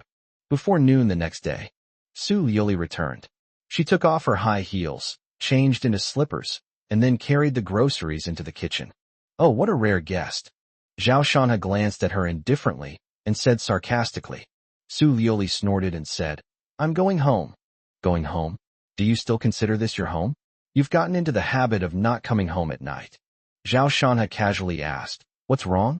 Is the project in trouble again and you can't get it done? You guys handle the dreamy Watertown thing yourselves. If you can't even handle this, I'll be too ashamed to talk to people about it. Su Liuli shook her head and said, You underestimate Feiyun Construction. This project has had some twists and turns, but we will definitely win it in the end. Speaking of which, when can we invite that expert out so we can see his face? Now everyone at Feiyun Construction has developed a strong interest in this expert. With just a few simple moves, Chihan Construction was not only completely revived from the brink of collapse, but it was as if wings were added to it, allowing Chihan Construction to soar into the sky. Just like a saying on the internet. The moment I made my move, I had already reached the limit of this segment. Now, Feiyun Construction has also received help from a master. With just a single message, it's as if a broad road has appeared in the fog. And that master is the guide on this great path. Tian Feiyun even thought that if a wise person could stand by his side, he would accept even a portion of Feiyun Construction's shares in the future. You mean, you want to meet that expert? Zhao Shana frowned, his tone hesitant. Su Liuli was overjoyed. Her husband hadn't explicitly refused, so she had a chance. Unfortunately, Zhao Shanha shook his head again the next moment. Forget it, that person did agree to meet with Tian Feiyun, but after hearing about something, he gave up the idea. What's wrong? Su Liuli asked in surprise. Zhao Shanha stared at her and said meaningfully, Tian Feiyun's reputation doesn't seem to be very good. Now he's involved with dirty things. Even someone of Gao Ren's status and position would be afraid of being implicated if he dealt with Tian Feiyun. After hearing what he said, Su Liuli understood in an instant. Zhao Shanha frowned immediately, referring to Wei Biao in his words. Almost everyone in this circle knows about this. Su Liuli nodded in understanding. In her opinion, that expert must be a high-ranking official or a second-generation Red, and it was indeed necessary to avoid suspicion regarding Tian Feiyun's background. In fact, Tian Feiyun's father, Tian Bin, had mentioned Wei Biao's existence more than once. Zhao Shanha continued. So, let's not talk about meeting. Don't speak ill of him in front of him. This matter can be resolved, Su Liuli said after thinking for a moment. Zhao Shanha's eyes flashed, and he nodded noncommittally. Next, Su Liuli went into the kitchen to help Jiang Wan and started cooking. In fact, Su Liuli's cooking skills are very poor. Under normal circumstances, if Zhao Shanha doesn't cook, the two of them will most likely order takeout. Su Liuli had always insisted on hiring a nanny, but Zhao Shanha refused, as he was not used to having other people in the house. After nearly an hour, the delicious and visually appealing dishes were served. Seeing his wife serving the dishes, Zhao Shanha inexplicably thought of the 4 green dishes from that day, and his hand trembled for no reason. Stop looking and come eat. Su Liuli saw him scrolling through short videos and greeted him. Zhao Shanha rolled his wheelchair over, and Su Liuli picked up her bowl and chopsticks and started eating. As she ate, she exclaimed, Sister Xiaowan, your cooking skills are really good. I even want to open a hotel and hire you as the head chef, giving you half of the shares. Jiang Wan said, I don't cook for others. Su Liuli said with exasperation, you and Zhao Shanha are both as stubborn as donkeys. With Jiang Wan's culinary skills, Su Liuli has no doubt that she could make a fortune in the catering industry. Because food, clothing, housing, and transportation are always the most basic necessities of life. If you can be far ahead in terms of food, the customers you face will no longer be the general public. Once you reach a certain level of fame, even if it costs an exorbitant price, you'll probably need to make a reservation to have a meal with Jiang Wan. Someone who clearly had the opportunity to make a lot of money, but because of a grudge in their heart, stubbornly gave up a great opportunity. The other one is a chef whose skills surpass those of a 5-star hotel chef, yet he is content with the status quo. Su Liuli felt very regretful.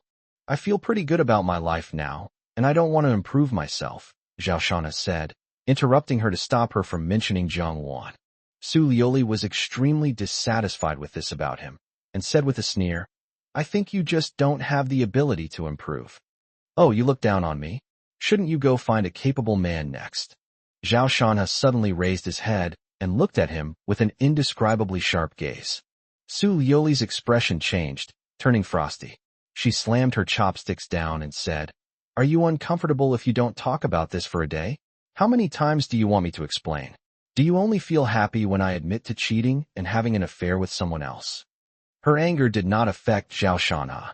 He slowly picked up some food and said, If you don't want people to know, then don't do it in the first place. You want me to improve myself, but if I really become someone important, Aren't you afraid that some things you've been hiding will be exposed on my table? A look of panic flashed in Su Liuli's eyes. If she could, she wanted to keep her secret for the rest of her life and never let her husband know it. Since some things have been found out, divorce may be the only option. She never considered divorce, and in fact, she did some unbelievable things to save her marriage. She said, "You're just making wild guesses again. I haven't hidden anything, so why don't you believe me?" Zhao Shanha sighed inwardly. His wife still wouldn't tell him. He said, "Fine, it doesn't matter if you don't tell me. Let me ask you, where did you go last night?" "Go home." "Oh, so you didn't come back here? Or do you not feel like this is your home?" "That's not true." Su Liuli sighed and said, "I want to come back here every day, but my parents sometimes I can't help it. My mom waits for me downstairs at my company, and I can't not go." Upon hearing this, Zhao Shanha paused, chopsticks still in his hand. "Is it because of my in-laws? They seem to be getting more and more unscrupulous." He said calmly, "You are a married daughter, and I am not your son-in-law who moved into your family. Is it appropriate for you to go back to your parents' home every day?" Su Liuli's face was somewhat unpleasant. What she feared most was her husband and parents having a conflict. Thinking of this, she said, "Don't be angry. I'll try my best to explain to them. My mom is sometimes unreasonable, so please don't take it to heart. I really gave her too much credit. She wanted to marry you off to someone else. Did she ever have the slightest respect for me? Did she think I was dead?" Zhao Shanha raised his head, his tone turning cold. Su Liuli felt even more upset. "Honey, please don't say that. She's still my mother." The father-in-law and mother-in-law have looked down on Zhao Shanha for a long time, and after learning that Zhao Shanha was disabled in both legs, they became even more outrageous. Su Liuli also knew that things like blind dates were humiliating to Zhao Shanha. But she couldn't stop it. The pressure from her parents and family was immense, leaving her with no choice. She comforted Zhao Shanha. "No matter what my mother and the others do, I am still your wife. I will not do anything to betray you, so don't worry. Whether you're worthy of me or not isn't something you can say. It's something you can do. You're my wife, and I trust you in principle, so I won't hire a private investigator to secretly look into you. I can't do something like that. But you have to be prepared, because sooner or later, all your secrets will be exposed to me." When Zhao Shanha said these words, Su Liuli's lips trembled. Even though she tried her best to hide it, you could still see a hint of panic in her eyes. Chapter 70. Zhao Shanha is about to show his fangs. The panic lasted only a moment before Su Liuli calmed down. She smiled sweetly. "Honey, thank you for your trust. But even if you hire a private investigator with me, that's fine. But if you're hiring a woman, your wife doesn't want to be followed by a sleazy man every day."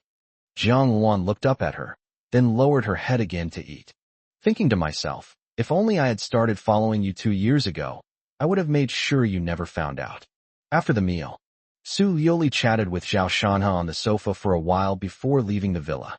1 hour later, she arrived at Feiyun Construction and met Tian Feiyun in his office. "How's the project going?" "It's still in progress, but it should be finished soon." Tian Feiyun frowned, a toothpick clenched between his teeth. "Just throw money at it," Su Liuli said calmly. Wei Biao's situation can be handled. You don't need to worry about it." Tian Feiyun glanced at her in surprise, but still said. Su Liuli shook her head. "I asked my husband today, and the gentleman had already agreed to the meeting, but what? Don't keep me in suspense." "That gentleman must be someone from above." Su Liuli pointed upwards and said calmly. "You know, someone of that status can't have anything dishonorable around them, let alone something as common knowledge as Wei Biao. If you want to befriend that person, or any other person in a high position, you have to deal with Wei Biao's troubles." Tian Feiyun was slightly taken aback, not expecting the problem to arise here. In fact, it wasn't just Su Liuli. His father had told him many times that once someone's net worth reached this level, these things were no longer respectable. Although Tian Bin had started his career in organized crime, Wei Biao's actions were too conspicuous and will definitely become a stain on his reputation. If Tian Feiyun wants to successfully take over Jinding Construction, he must get rid of Wei Biao. Click. Tian Feiyun bit the toothpick off with force, as he considered the pros and cons. But Wei Biao and he had grown up together, and their relationship was extraordinary. It wasn't something he could just abandon.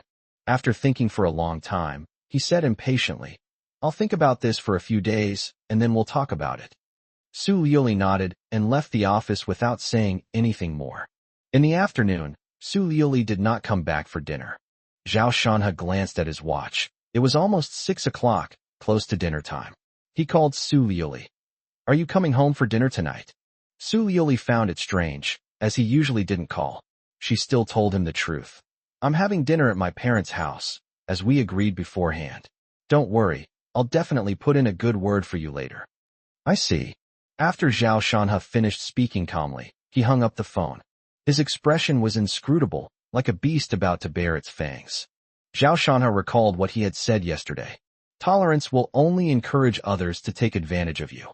Now, my mother-in-law seems to be pushing her luck. At first, he pressured her to get a divorce. Then he introduced her to potential blind dates. And next he forbade Su Liuli from going home. After that, will they put a red veil on Su Liuli and force her to marry someone else? That's outrageous." Thinking this, Zhao Shanha said to Jiang Luan, "Let's go out for a bit." Jiang Luan was preparing to cook when she heard this and asked, "Where are you going? Aren't you going to eat?" "Go to the Su family." Is Zhao Shanha an honest man? That was true before, but it certainly isn't now. His intellect and Jiang Luan are his source of confidence and capital, far exceeding that of ordinary people. So what if my father-in-law, Su Winshan, is worth over $1 billion? What's wrong with touching him?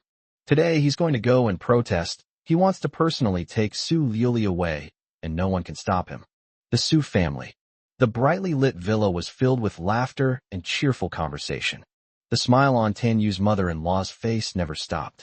She looked at the young man on the sofa and liked him more and more. She said, "Xiao Xian, I am so happy that you gave me something. Just for your feelings for Lu Li. She will be moved sooner or later." In the living room, Zhou Xian's mother-in-law and Zhou Xian were chatting happily. My father-in-law wasn't involved. He had a laptop in front of him and was looking at company matters. Su Qingxi was also there. Seeing her mother-in-law's appearance, she pursed her lips. She disliked Zhao Shanha, but she was equally indifferent to Zhou Xian. In her heart, only one person was worthy of her sister. Unfortunately, that person has left for now, and it's unknown when they will return. Thinking of this, she sighed sadly. The nanny has already prepared the meal and is keeping it warm in the kitchen because there is still one person at home who hasn't come home yet. Not long after, Su Liuli's alluring figure entered the villa, and Zhou Xian's eyes immediately lit up. He stood up and said, "Sister Liuli, you're back." Upon seeing Zhou Xian, Su Liuli frowned slightly, but the next second, a smile appeared on her lips. "Xiao Xian, you're here today too. Liuli, this is a gift I bought for you." Zhou Xian walked over quickly, wanting to take Su Liuli's small bag, but she avoided him without making a sound. Zhou Xian was not embarrassed and immediately took out a box from his pocket. When he opened it, there was an extremely beautiful diamond necklace inside. The luxurious design must have been created by a top designer. Su Liuli could tell at a glance that this necklace was quite valuable.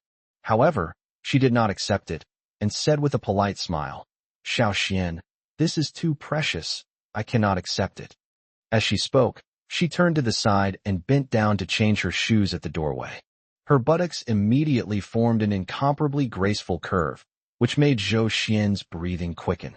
The mother-in-law walked over, took Su Liuli's bag, and said with displeasure, "You child, this is a gift that Xiao Xian carefully selected. It's not anything too expensive. Why can't you accept it?" Yes, it's less than 2 million, not expensive at all." Zhou Xian quickly added with a smile. "They say it's not expensive, but they're actually showing off that the necklace is worth 2 million. Even a family like the Su family wouldn't easily spend 2 million on a piece of jewelry. I really can't accept it. It's a matter of principle." Su Liuli changed into slippers and hurried into the living room, saying to Su Winshan, "Dad, are you still looking at the documents?" She definitely couldn't accept the necklace, and even if she did, she wouldn't wear it. If her husband saw it, she would have to find a way to explain herself. Looking at the information on several people on the computer, Su Winshan exclaimed in surprise, "Liuli, almost all of these 4 people have problems. How did you find them?" Upon hearing this, Su Liuli looked over in surprise. These are the 4 copies that Zhao Shan has separated from the previous pile of personnel information. Unexpectedly, all 4 of them had problems. How did he figure it out? Was it a coincidence, or was it? Su Liuli was somewhat shocked, and truthfully replied, "It was Shanha who discovered it. This is a rare opportunity to make my husband look good." Unfortunately, Su Wenshan smiled and shook his head, saying, "If you don't want to talk about it, that's fine. You're in charge of the company's affairs. I'm just helping you with the oversight." Chapter 71 Marriage Certificate. Do you still recognize it? Su Liuli opened her mouth, but did not continue to explain. Zhao Shanha's image is deeply ingrained in people's minds. If Su Liuli hadn't seen the documents he had separated with her own eyes, she wouldn't have believed that Zhao Shanha would have such ability to find something amiss in the complex data. In fact, even she didn't know how Zhao Shanha had discovered it. Work matters can be dealt with after we get to work. The food is ready, come and eat. Seeing that Zhou Xian was being ignored, his mother-in-law was a little dissatisfied and hurriedly made arrangements to go to the restaurant. The nanny then began to serve the dishes. Su Liuli refused the necklace, and Zhou Xian turned to Su Qingzi and said, "Sister Qingzi, Sister Liuli won't accept it. Can you help me persuade her? I'll buy you a gift later." Su Qingzi gave him a strange look and was about to refuse, but when she felt Tan Yu's stern gaze, she sighed, took the box, and placed it in front of Su Liuli. "Sister, just accept it, otherwise Mom will definitely scold me tonight." Su Liuli was speechless and glared at Zhou Xian. "Xiao Xian, when did you learn all these tricks?" Zhou Xian wore a silly smile, but inwardly he was extremely pleased. "What I want to give away, you have no choice but to accept. Similarly, I must get the people I want. All right, it's rare for Xiao Xian to come all this way, so don't say such unpleasant things." Tan Yu tapped the bowl in front of Su Liuli with her chopsticks and said unhappily. Su Liuli didn't say anything more. The mother-in-law continued, "Liuli, you're not getting any younger. It's time to have a child. When are you going to divorce Zhao Shanha?" Su Liuli sighed and put down her chopsticks. "Mom, didn't you say before that you didn't want a grandson? Besides, it's not like Shanha can't have children." Since getting married, Su Liuli's mother-in-law has mentioned many times that they should not have a grandchild for the time being, which has also affected Su Liuli, resulting in her and Zhao Shanha not having children yet. "It's not that I don't like children, it's just that disabled gene is bad, and it will harm the next generation. Now that Xiao Xian likes you so much, you should think about it. In 2 years, you'll be 30. At the dinner table, my mother-in-law said these words directly. "Mom, I'm not divorced yet. I'm Zhao Shanha's wife. If he finds out you said something like that, he'll definitely be angry," Su Liuli said, dissatisfied. The mother-in-law didn't care and sneered. "What can that good-for-nothing do even if he's angry? Before he was crippled, he was just a bookworm who couldn't say a word, let alone now that he's crippled. To be honest, he should thank me. If I hadn't stopped him last time, Xiao Xian would have taught him a lesson. Indeed, he's incredibly bold." Zhou Xian took over the conversation. His forehead was still throbbing slightly. The father-in-law said, "Let's all keep quiet. Liuli, you really should think about this. You and Zhao Shanha are on different levels. You're from different worlds now. He might even hold you back. Whether it's Xiao Xian or anyone else, you should think carefully. Life has just begun. You can't be careless. Don't wait until you're old to regret it." Su Liuli was annoyed. She had heard these words over and over again. Everyone thinks Zhao Shanha is not good enough for her, but why can't anyone understand her? Life is not just about interests, but also about love. Does Su Liuli only deserve one of these things? Su Qingzi, who had been eating in silence, suddenly looked up, as if she had seen through her thoughts, and muttered, "Actually, you can have everything, as long as he comes back." "Shut up." Su Liuli suddenly looked at her and rebuked her coldly. Su Qingzi snorted and said in a low voice, "What are you pretending for? What did you say?" A dangerous glint appeared in Su Liuli's eyes, and Su Qingzi dared not speak again.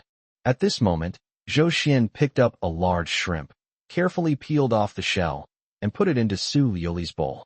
He said gently and affectionately, "Sister Liuli, I still remember when we were little, you told me that you used to peel shrimp. If you peel one for me, I'm willing to peel shrimp for you for the rest of my life." Su Liuli froze, her chopsticks hanging in midair, her embarrassment beyond words. When I was a child. He was only a few years old. Who told you to peel for a lifetime? The mother-in-law smiled and said, after all, it's a token of Xiao Xian's affection, so please eat. Su Liuli's lips twitched, and she said, never mind, I'm full. After saying that, she put her chopsticks on the table and prepared to leave. The mother-in-law's face immediately hardened, and she said, Su Liuli, what do you mean? Do you not recognize me as your mother anymore? How have I raised you since you were little? You don't know any manners at all. Su Liuli felt exhausted and didn't know what to say. Ding dong. Just then, the doorbell rang, attracting the attention of everyone in the restaurant. The caregiver opened the door and pushed the wheelchair in. Zhao Shanha, what brings you here? Who sent you? The most shocked person was the mother-in-law, who suddenly stood up and said coldly. Zhao Shanha's gaze swept across the restaurant, and he said calmly, if I hadn't come, you would have packed up my wife and given her away. You're not welcome here, get out. The mother-in-law showed no respect whatsoever, her face full of disgust, and directly ordered him to leave. Zhou Xian crossed his arms and watched the scene with amusement. Su Liuli was also extremely surprised. She didn't expect her husband to come looking for her. No wonder he made that call today. She quickly stepped forward and whispered, Shanha, why did you come here? You know their attitude. Go back quickly, or you'll make a fool of yourself. She put it quite tactfully, but in fact, if they continued to stay here, it wouldn't just be making a fool of themselves, but rather being humiliated. Really? I don't know if I'll make a fool of myself, but there's someone who will become a laughingstock today. Zhao Shanha glanced at Zhou Xian, gently pulled Su Liuli away, and Zhang Wan pushed him towards the dining table. Aren't you leaving? Aunt Wu, call the police and say someone has broken into your home. Seeing that Zhao Shanha was stubborn and unyielding, his mother-in-law became furious and began to give orders. Wu Ma was at a loss. No matter what, Zhao Shanha was still her son-in-law. The father-in-law quickly tried to smooth things over. All right, stop arguing.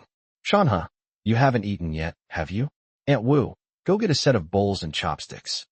The mother-in-law coldly replied. He's here to freeload? Fine, go eat over there. There's no place for him at the table. They were eating at the table, while Zhao Shanha was eating alone on the side. How humiliating.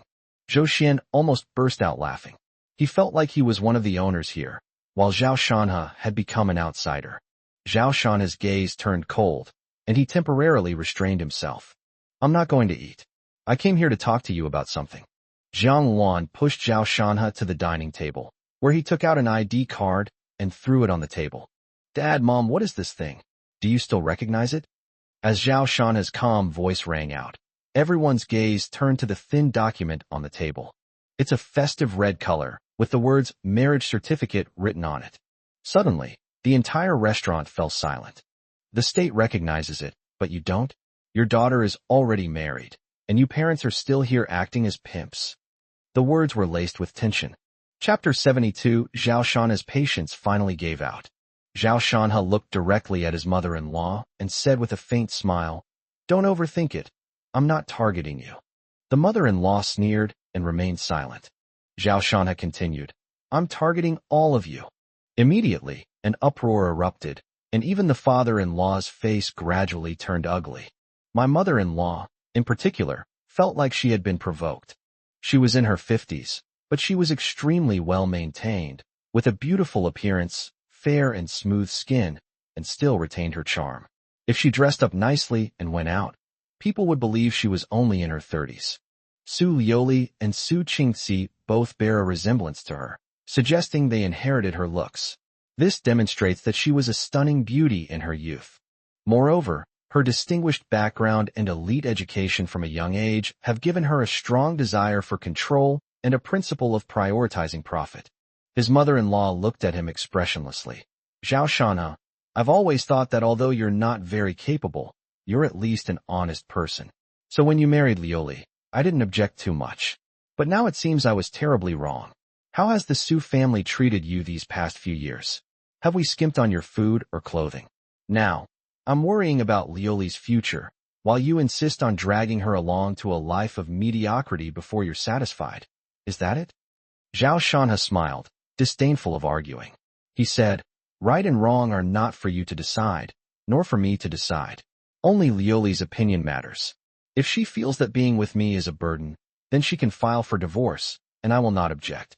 Unlike a self-righteous mother like you, who manipulates her daughter's marriage under the guise of doing what's best for her, but is essentially only after your own interests.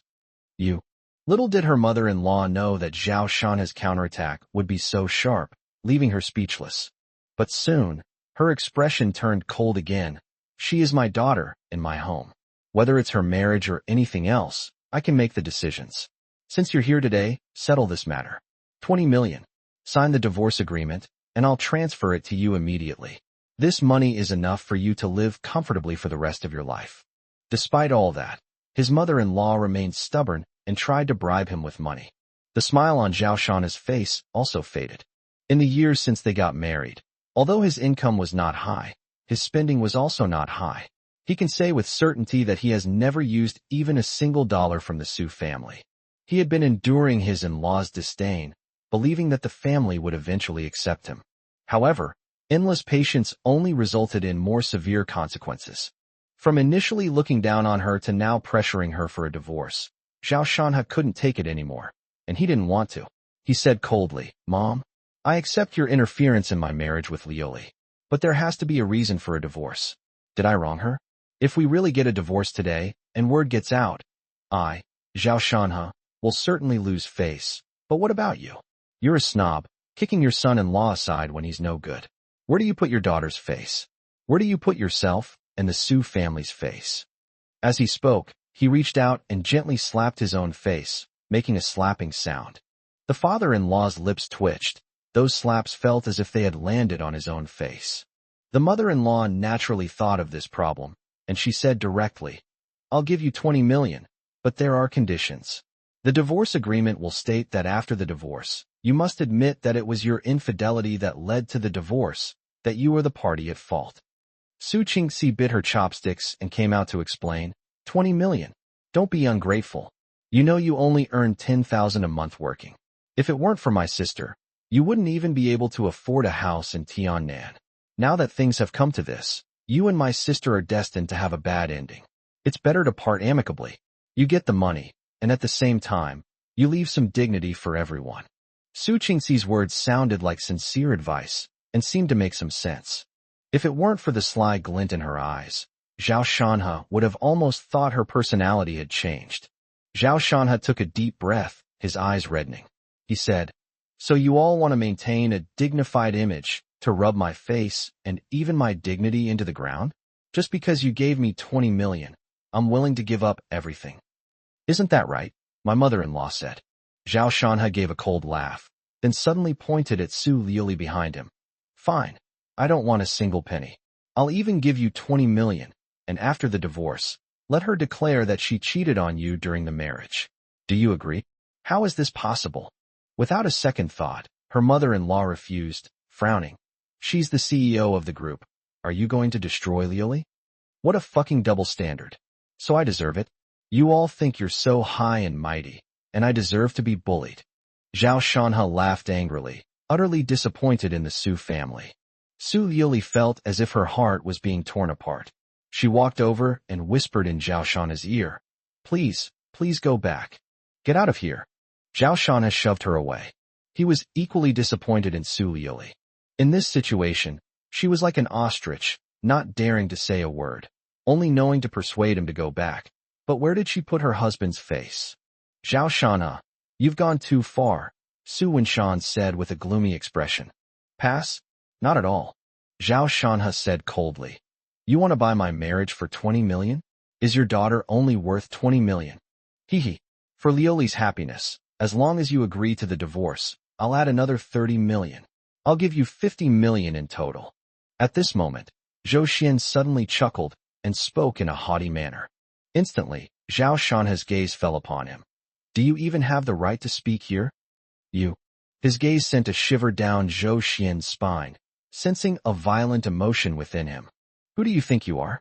Did you think I wasn't bothering you? How dare you show your face like this? It seems you think what I said was a joke, and that you're just ignoring me. Zhao Shana's voice was icy and chilling. Then, he raised his right hand and waved it gently. Su Liuli was terrified and hurriedly said, Jiang Wan, stop. However, after receiving Zhao Shana's instructions, no one was able to stop Sister Xiao Wan. Before Zhou Xian could react, a long leg kicked him hard in the chest. Click, click. With the sound of the bench shattering, he screamed and flew backward, crashing into the corner of the wall. It's easy to imagine how powerful Jiang Wan's kick was. This scene stunned everyone. No one expected things to turn out this way. Zhou Xian clutched his chest, his face contorted in pain. He could hardly breathe and let out groans. Zhao Shanha rolled his wheelchair over, while Jiang Wan stood behind him, facing the Su family members with a warning look on her face.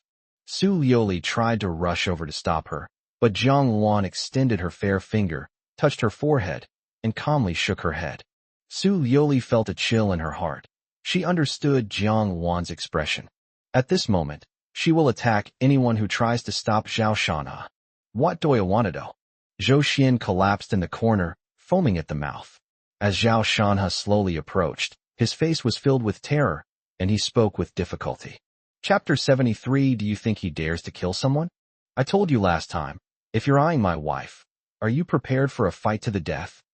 Zhao Shanha's calm voice rang out, each word distinct and deliberate. The Su family members on the periphery were shocked upon hearing this. The father-in-law's expression changed slightly, and a hint of regret flashed across his face. He miscalculated. They could look down on Zhao Shanha, call him a cripple or a good-for-nothing, or even force him to divorce. However, her biggest mistake was bringing the man back before she was even divorced and forcibly trying to reunite them. This is like tearing Zhao Shanha's face off, throwing it on the ground, and then stomping on it. He calculated many things, but he didn't take into account a man's dignity. Even the most incompetent man would choose to explode in this situation. Moreover, is Zhao Shanha really incompetent? Answer me. Zhao Shanha grabbed his hair and lifted him up, making their eyes meet. When had Zhou Xian ever suffered such humiliation? His eyes were bloodshot, filled with intense hatred, as if he wanted to devour someone. Snap!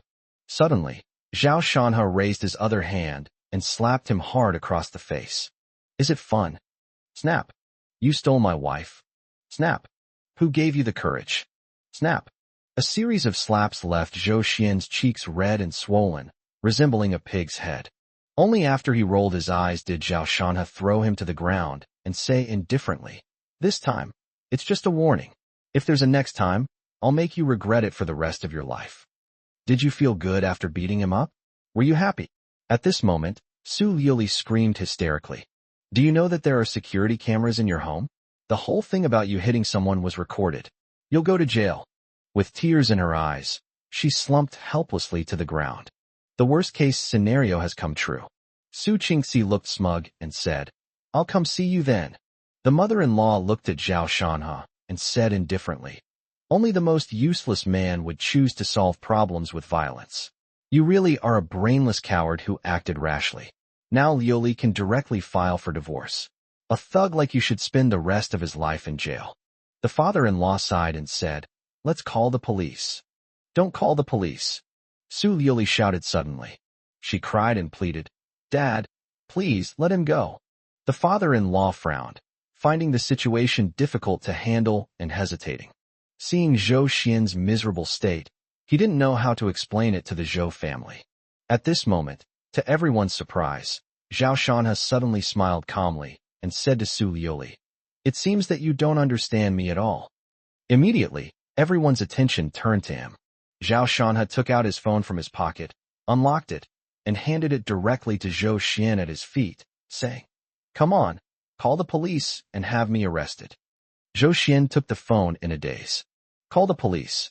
We have video evidence. Sending me in will definitely be fine. Zhao Shanha crossed his fingers, placed them on his lap, leaned forward, and looked down at Zhou Xian with a smile. The mother-in-law gritted her teeth. This is utterly lawless. I'll fight them. She hated Zhao Shanha to death. She never imagined he would be so audacious. As she spoke, she picked up her phone, preparing to dial the police. Just then, Zhou Xian seemed to remember something and let out a piercing scream. Wait. Don't call the police. Instantly, everyone was stunned. What's going on? The victim is asking not to pursue the matter? Has Zhou Xian lost his mind? Only Su Wenshan's pupils contracted, as if he had thought of something. It seems he's not entirely an incompetent fool. Zhao Shanhe raised his head, glanced around, and said, "Let me explain. Why would he do something he's not sure about? The Zhou family's clothing line follows a luxury route, and reputation is paramount. Therefore, they frequently send their designs to international fashion shows at high prices.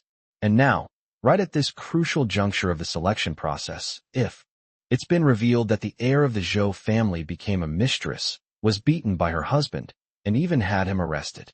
Who do you think netizens across the country will condemn? Will the Zhou family group's reputation collapse? How much of the Zhou family's market value will evaporate?" At this point, Zhao Shanhe held up 2 fingers. "A conservative estimate is 2 billion. Come on, young Master Zhou. Use 2 billion to buy me a place in jail for a bit of fun." A smile appeared on Zhao Shanhe's face as he looked at Zhou Xian again. Zhou Xian trembled, his fists clenched tightly, his heart filled with boundless hatred, yet he knew he could not act rashly. No matter how wealthy the Zhou family is, they can't withstand such turmoil. After a long while, he loosened his fist, remained silent, and lowered his head in utter dejection. Su Liuli stared blankly at everything, looking at that familiar figure as if she were seeing her husband for the first time. A strange light flashed in Su Qingxi's eyes.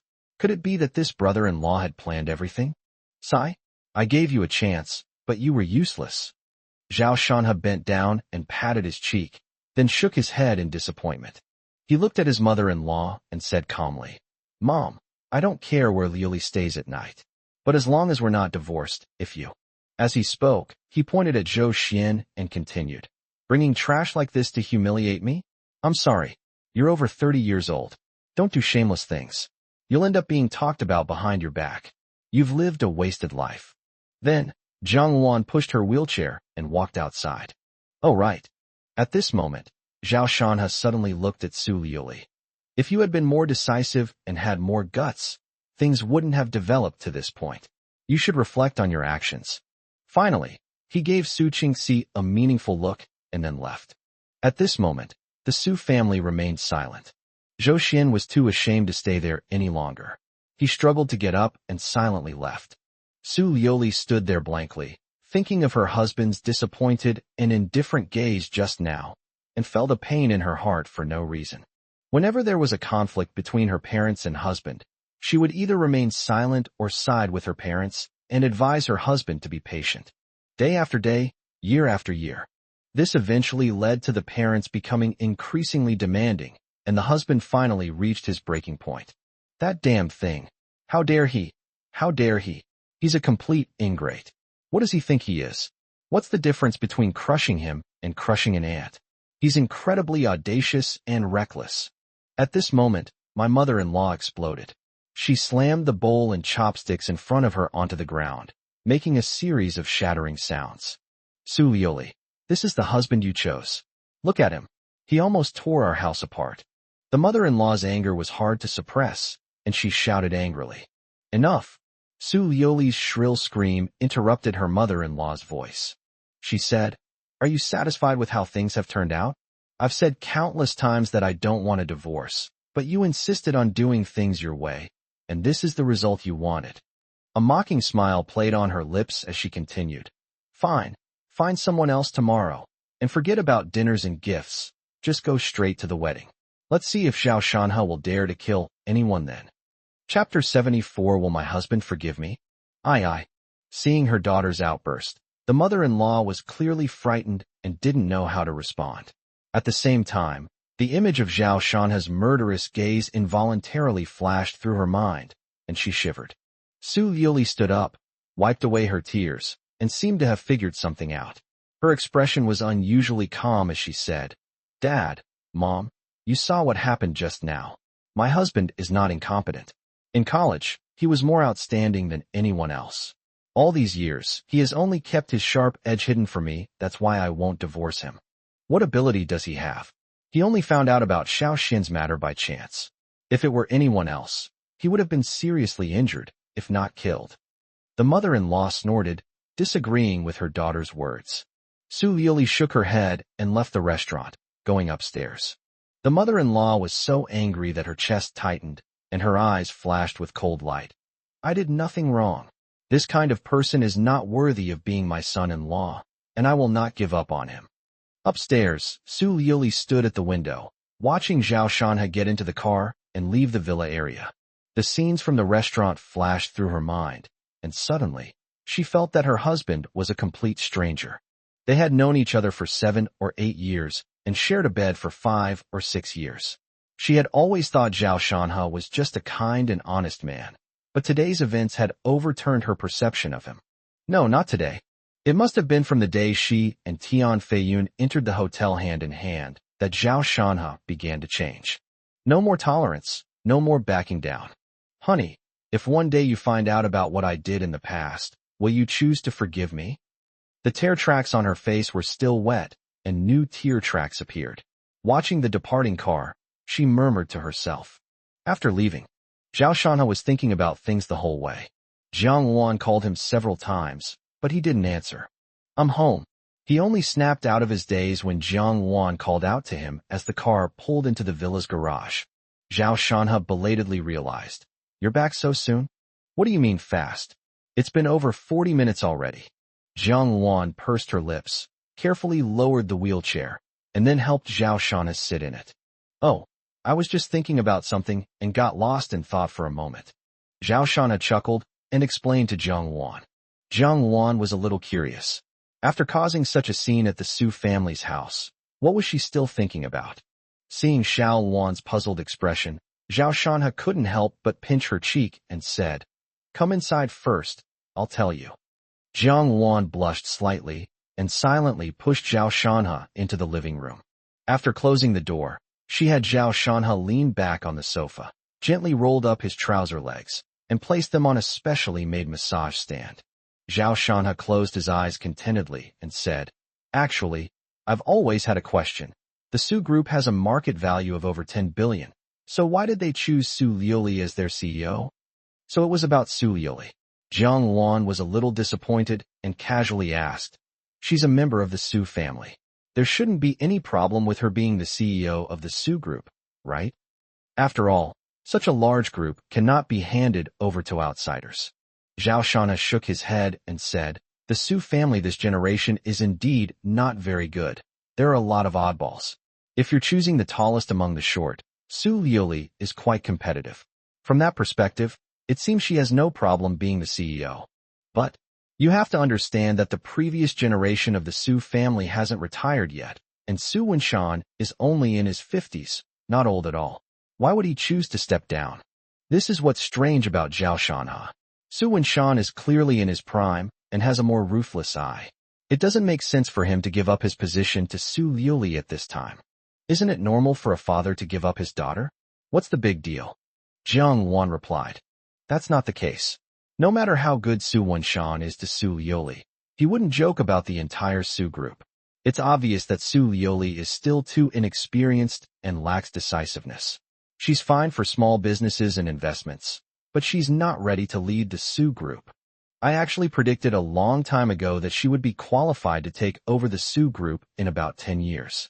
But strangely, a little over a year ago, she suddenly became the CEO of the Su Group. Isn't that a bit odd? Zhao Shanha's voice was filled with doubt. He couldn't figure out what was going on. Jiang Wan stood up, retrieved the silver needles from the bedroom, and said, You're just making a fuss over nothing. Why are you worrying about such old, trivial matters? Even if she loses the Su Group, what does it have to do with you? Don't overthink it. Even the chairman of the Su Group agreed to it. So why are you so bothered? Zhao Shanha was taken aback, then realized that Jiang Wan's words made sense, and immediately laughed. That's right, I was overthinking it. Whatever the reason she got the CEO position, it has nothing to do with him. He wasn't even sure how much longer he could stay with Su Liuli. Jiang Wan was actually somewhat dissatisfied with Su Liuli's behavior in the living room today. Su Liuli actually wants to stop Zhao Shanha from fighting the enemy? Your stance is problematic. After thinking for a moment, Jiang Wan said, Shanha, I think you care too much about Su Liuli. No matter what she faces, She has her parents and family by her side. Look at yourself. Sometimes you say you feel guilty towards her, but to be honest, I find it quite ridiculous. Her mother asked you to get a divorce, and you just agreed and waited to see what she thought. Jiang Wan had never advised anyone to get a divorce before, but this time she couldn't hold back. When Shanha was targeted by her mother-in-law in the restaurant, Su Liuli remained unmoved. But when Shanha was dealing with his love rival, she actually ran out to stop him. In her view, Su Liuli was protecting her love rival. Jiang Wan was very disappointed.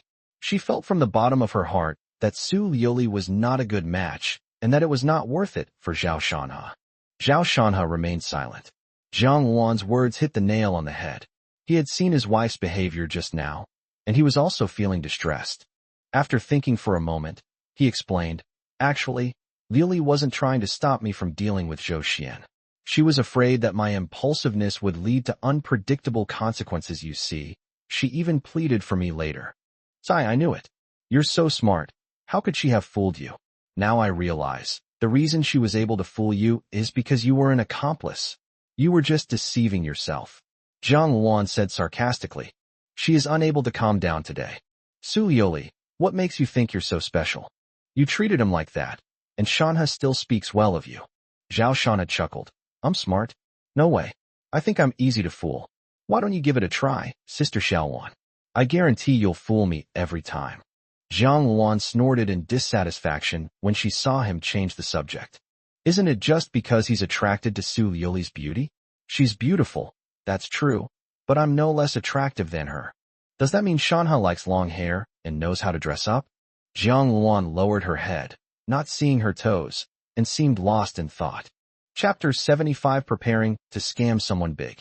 After dinner, Zhao Shanha took a shower and came out of the bathroom to find Jiang Wan engrossed in scrolling through her phone. He went over and saw that it was an online shopping app with one sexy little outfit after another, dazzling to the eye. "Sister Xiaowan, are you going to buy these?" Zhao Shanha's gaze was peculiar, as if he had discovered a new continent. "Oh." Jiang Wan was so engrossed that she didn't notice Zhao Shanha approaching, and was startled into letting out a cry of surprise. She quickly turned off her phone screen, her face turning as red as a monkey's bottom. Zhao Shanha laughed. "What are you shy about? Sister Xiaowan, are you having trouble choosing? How about I give you some advice?" Jiang Wan was both embarrassed and annoyed, and pushed him directly into the room. "Go to sleep." With a snap, she turned off the light. Zhao Shanha couldn't help but laugh out loud, climbed into bed, and fell asleep in no time. The next morning, Zhao Shanha woke up and went outside to find that his wife had returned. The two looked at each other for a moment, but remained silent. Jiang Wan brought out breakfast. "Shanha, you're awake. Have breakfast first." While calling out to Zhao Shanha, he glanced at Su Liuli but did not extend an invitation. However, the breakfast laid out on the table was for 3 people. Noticing this detail, Su Liuli breathed a sigh of relief. Zhao Shanha said, "You guys eat first, I'll brush my teeth first." He went to the bathroom, and after he finished washing up, the 2 women were already sitting at the dining table, eating slowly and deliberately. Zhao Shanha sat down without saying a word. All 3 of them had their own thoughts on their minds, and the atmosphere was somewhat strange in the silence. After they finished eating, Su Liuli was the first to give in. "I apologize for what happened yesterday. I didn't handle things well." Her tone was quite sincere, which surprised Zhao Shanha. The wife actually apologized. He thought Su Liuli didn't have this skill. What kind of look is that? "I was wrong, and that's it, I'm not denying it." Seeing his strange gaze, Su Liuli felt embarrassed and a little angry. "So where did you go wrong?" Su Liuli was about to speak when she suddenly realized that if she answered this question, she would fall into Zhao Shanha's trap. Yesterday, she was definitely wrong for not helping Zhao Shanha when he was humiliated. Knowing this was one thing, but knowing it was another, Su Liuli frowned and said, "Honey, let's leave it at that. You really upset Mom yesterday, so let's not talk about it anymore and move on. I'll talk to her in the future and tell her not to do these pointless things anymore." Seeing that she wasn't falling for his tricks, Zhao Shanha curled his lip. "Let's talk about the project. I received a notification this morning that Dreamy Water Town has accepted our offer, and Feiyun Construction is preparing to go there today to acquire it." Su Liuli subtly changed the subject. Zhao Shanha's eyes flashed. Did you accept it? How much? 550 million. Upon hearing the price, Zhao Shanha's lips curled into a smile. The price was reasonable, but precisely because it was reasonable, Zhao Shanha learned some information that was advantageous to him. Clearly, Tian Feiyun did not choose to use Wei Biao as a tool in this acquisition of dreamy water town. Otherwise, the price would not have been so high, and it might not have exceeded 400 million yuan. The failure to appoint Wei Biao marked the beginning of their falling out. Next, he only needs to add one more spark, and Tian Feiyun's doomsday will come. Su Liuli stared at Zhao Shanha. Although we've acquired Dreamy Water Town, we still don't know why we bought this project or what the profit margins are. There will be profits, and they will be very substantial. That gentleman estimates that Feiyun Construction, conservatively speaking, can earn 1 billion yuan in 5 years. Zhao Shanha said calmly. Long-term profits? In other words, we have to run it ourselves. Su Liuli was taken aback and quickly asked. Good. Zhao Shanha said. The news from over there will come back soon. At that time, the value of Dreamy Water Town will immediately skyrocket, and you can make over 200 million yuan just by reselling it. However, if you want to maximize profits, of course you should choose to run it yourself. Moreover, that gentleman already has a complete business plan, covering the overall design of the scenic area, online and offline promotion, business model, etc. You could say that this 1 billion yuan is basically picking up money. Will there be any good news soon? Let's wait. Zhao Shanha smiled. Through various channels and information, he analyzed and came to the conclusion that the Mengli Watertown Scenic Area was about to be planned as a provincial-level tourism project. The Culture and Tourism Bureau will promote this project and provide support. The original construction cost of Dreamy Water Town was about 700 million yuan, but after depreciation, its actual value is around 450 million yuan. Of course, if nothing changes, it's unlikely anyone will take it over for even 200 million yuan. However, after the positive news was released, there was absolutely no problem with Dreamy Water Town selling for 800 million. If you want to maximize your profits, the only option is to run the business yourself. Zhao Shanha has already taken the time to work out the business plan. He is confident that the scenic area design will create a visually stunning effect once the finished product is completed. At the same time, his marketing plan and various promotional techniques are tailor-made for Dreamy Water Town and have been combined with official support to form the best possible solution. With this two-pronged approach, the water town in my dreams will surely be bustling with people and become a golden goose. Zhao Shanha also put in a lot of effort in the process. Su Liuli's initial worries immediately subsided. Hearing Zhao Shanha's tone, she had a premonition that the dream water town might really become a hit, and she would make a fortune. He asked, when will you give me the plan? What are you thinking about? Zhao Shanha frowned. I don't agree to this. You still want to cooperate with Tian Feiyun long-term. Su Liuli opened her mouth, but was speechless. She had no choice but to put the matter aside for now and asked, how did you get to know this expert? Lin Ruoshi said last time that the expert, and you were closer? Is that true or not? She didn't take those words to heart at the time, thinking that Lin Ruoshi had just said them casually. But after what happened yesterday, she had to start re-examining the meaning of that sentence. Perhaps my husband really does have some qualities that would attract the attention of a discerning person. Zhao Shanha said, of course it's fake. That gentleman is a friend of Lin Ruoshi's father. I was only able to speak to him because of Lin Ruoshi. Su Liuli smiled and said, Lin Ruoshi was very good to you. She not only told you about the insider stock, but also lent you money to speculate in stocks, allowing you to make 30 million for free. She helped me make money, but it was just a business relationship, just like yours with Tian Feiyun. Zhao Shanha sensed a trap in her words, and, not wanting to follow his wife's line of thought, gave a curt reply. Su Liuli frowned. Tian Feiyun and I are completely innocent, and I hope you are too. Really? I've only met Lin Ruoshi a handful of times. You probably go to see Tian Feiyun every day, right? Zhao Shanha looked up and stared at her as he spoke. Who told you that? You actually hired a private investigator. Chapter 76. My wife puts her own interests first. Zhao Shanha's words gave Su Liuli goosebumps for no apparent reason, as if ants were crawling all over her. If a husband actually hires a private investigator to investigate his wife, then the marriage is in serious jeopardy. Zhao Shanhe shook his head and chuckled. Do we need to find someone to investigate this kind of thing? I could have guessed it at a glance. Yeah. Su Liuli glanced at him. She was in a bad mood, partly because she was afraid that something would actually be found out, and partly because she felt that her husband didn't trust her. I would never do something as tasteless as hiring a private investigator to look into my wife. You can rest assured and do whatever you want without being so cautious. Who's being cautious? I'm innocent and have nothing to hide. Say whatever you want, but Tian Feiyun and I have nothing to do with each other. Zhao Shanhe waved his hand. I will know the truth one day. I will train my mentality, and no matter how ugly it is, I will be able to accept it.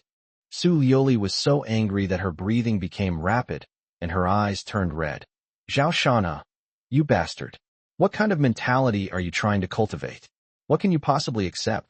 Seeing that she was angry, Zhao Shanhe changed the subject. By the way, did you know that Chen Kursin is hiding something from you? Su Liuli took a few deep breaths, forcing herself to calm down, and said coldly, You speak. She has shares in Qinyang Capital and connections in Beijing. Can you help me find out where her connections are? What? She owns shares in Qinyang Capital. Upon hearing this news, Su Liuli was somewhat taken aback, and then warned, What does this have to do with you? When it comes to Chen Kursin, just pretend you don't know her, okay? Don't cause any more trouble. She has a powerful background and almost endless money. Don't mess with her. It won't do you any good, and you might even get into trouble with her. She's caused me trouble more than once or twice, and I'm thinking of causing her trouble too. Zhao Shanhe said dismissively. Forget it. Your thought process is a bit strange. You don't even understand the principle of the egg doesn't hit the rock. So I'm too lazy to communicate with you. Su Liuli sighed and went to work.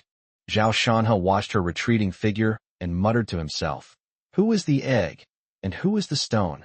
At noon, Su Liuli was processing documents at the company when Tian Feiyun suddenly called. As soon as she answered the call, she heard Tian Feiyun's overjoyed voice. We've made a fortune on the dreamy Watertown project. Upon hearing this, Su Liuli paused in her work and asked, Has the official news come out? Tian Feiyun was taken aback and asked in confusion, You saw the news too? No. That expert said the government will soon release some positive news that will directly boost the value of dreamy Watertown. Tian Feiyun then understood and exclaimed sincerely, That person is truly incredibly resourceful. They can even anticipate such information in advance. With their help, one can easily make a fortune with just a few moves. Su Liuli asked, Has the acquisition contract been signed? Of course, I went over and got it sorted out this morning. The money has already been transferred, so they can't go back on their word. Tian Feiyun was overjoyed and said, It's a pity you didn't come. When the other two sides and the people from Mengli Watertown heard the news, they were filled with regret. Who would have thought that Mengli Watertown would be designated as a provincial-level key scenic spot? Unfortunately, they lacked boldness and were stingy with their offers. Our bid of 550 million was at least 50 million more than theirs. So Mengli Watertown didn't hesitate much and agreed immediately. His voice was full of pride. Su Liuli also breathed a sigh of relief. A huge weight lifted from her heart. With her 100 million yuan investment, the project's return on investment can reach 200%. Once all the funds are recovered, plus her own shares in the Su Group, her net worth is estimated to reach 500 million yuan. Thinking of this, a charming smile appeared on her lips. All right, I'm not talking to you anymore. I'm going to find a buyer. I've got a lot of people contacting me right now, but anything less than 900 million is out of the question, etc. Seeing that Tian Feiyun wanted to sell it, Su Liuli quickly stopped him. She said, That expert said that if we leave the dream Watertown behind and develop it ourselves, we can conservatively earn 1 billion within 5 years. What? Tian Feiyun was taken aback again, but he quickly became excited. After all, there is a fundamental difference between earning 4 or 500 million and earning 1 billion. He said, That would be wonderful. What more could a master say? He now blindly believes in that mysterious master, and every move he makes is astonishing. Regarding dreamy Watertown, from the layout of the scenic area to the marketing plan, That expert has already prepared a complete set of plans, Su Liuli said truthfully. Then what are we waiting for? Let's ask him for it. Tian Feiyun said eagerly. A solution from a master is definitely top-notch. Thinking of that expert's abilities, Tian Feiyun felt a surge of excitement. If that person could help him, Feiyun Construction could be renamed Feiqian Construction. Su Liuli said, "Let me ask my husband first. Wait for my news." After hanging up the phone, she paced back and forth in her office, seemingly restless. To be honest, she didn't really want to make this call. Last time, she used the Red Sun Orphanage to force her husband to help her. If she called again this time, what reason would she have to ask him to help her? Furthermore, if Dreamy Watertown continues to operate, she will inevitably have to cooperate with Tian Feiyun for a long time, and Zhao Shanha's opinions will only increase. This situation is quite contradictory. On one hand, there are tangible benefits. On the other hand, there's the emotional consideration of caring for her husband. It's a dilemma. Su Liuli hesitated for a long time before rubbing her temples and sighing. This is a chance to earn 200 million. If I give it up, I'll regret it for the rest of my life. Honey, you'll understand me eventually. Then, she took out her phone and dialed a number. Honey, what are you doing? Get to the point. Su Liuli's smile froze on her face, and she said irritably, "Can't you be a little nicer? Please get to the point." Su Liuli was breathing heavily, her cheeks puffing out, clearly very angry. She said, "The news about the Watertown in Dreams has come out. Have you seen it?" "Oh, really? I didn't see it." And then? Su Liuli had the words on the tip of her tongue, but she couldn't say them. When the moment came, she was horrified to find that taking care of her husband's feelings and the 200 million were like a scale in her mind. Neither side could win. On the other side, Zhao Shanha could guess why she was calling, and he was quite surprised to see that she couldn't bring herself to say it. You know, back then, his wife was indifferent even when her leg was broken because of 50 million. Moreover, they took advantage of this to increase their investment from 50 million to 80 million. Now, with such terrifying profits, why is she hesitating? After a brief internal struggle, Su Liuli finally spoke. She said, "Honey, we talked about the Dreamy Watertown project today. Feiyin Construction wants to do it themselves. How can we get that gentleman to give us his design proposal?" She finally spoke, and Zhao Shanha sighed inwardly. His interests always came first in his wife's heart. Chapter 77. This is the reward you deserve. "Oh, so you want a solution?" "No way," Zhao Shanha said calmly. Su Liuli was stunned by the straightforward refusal, then said unhappily, "Give my offer to that guy first, and see what he says." "Hee, do you think that gentleman is short of money? He's after the feeling, don't you understand? If the feeling comes, he'll give it away for free." Su Liuli was speechless.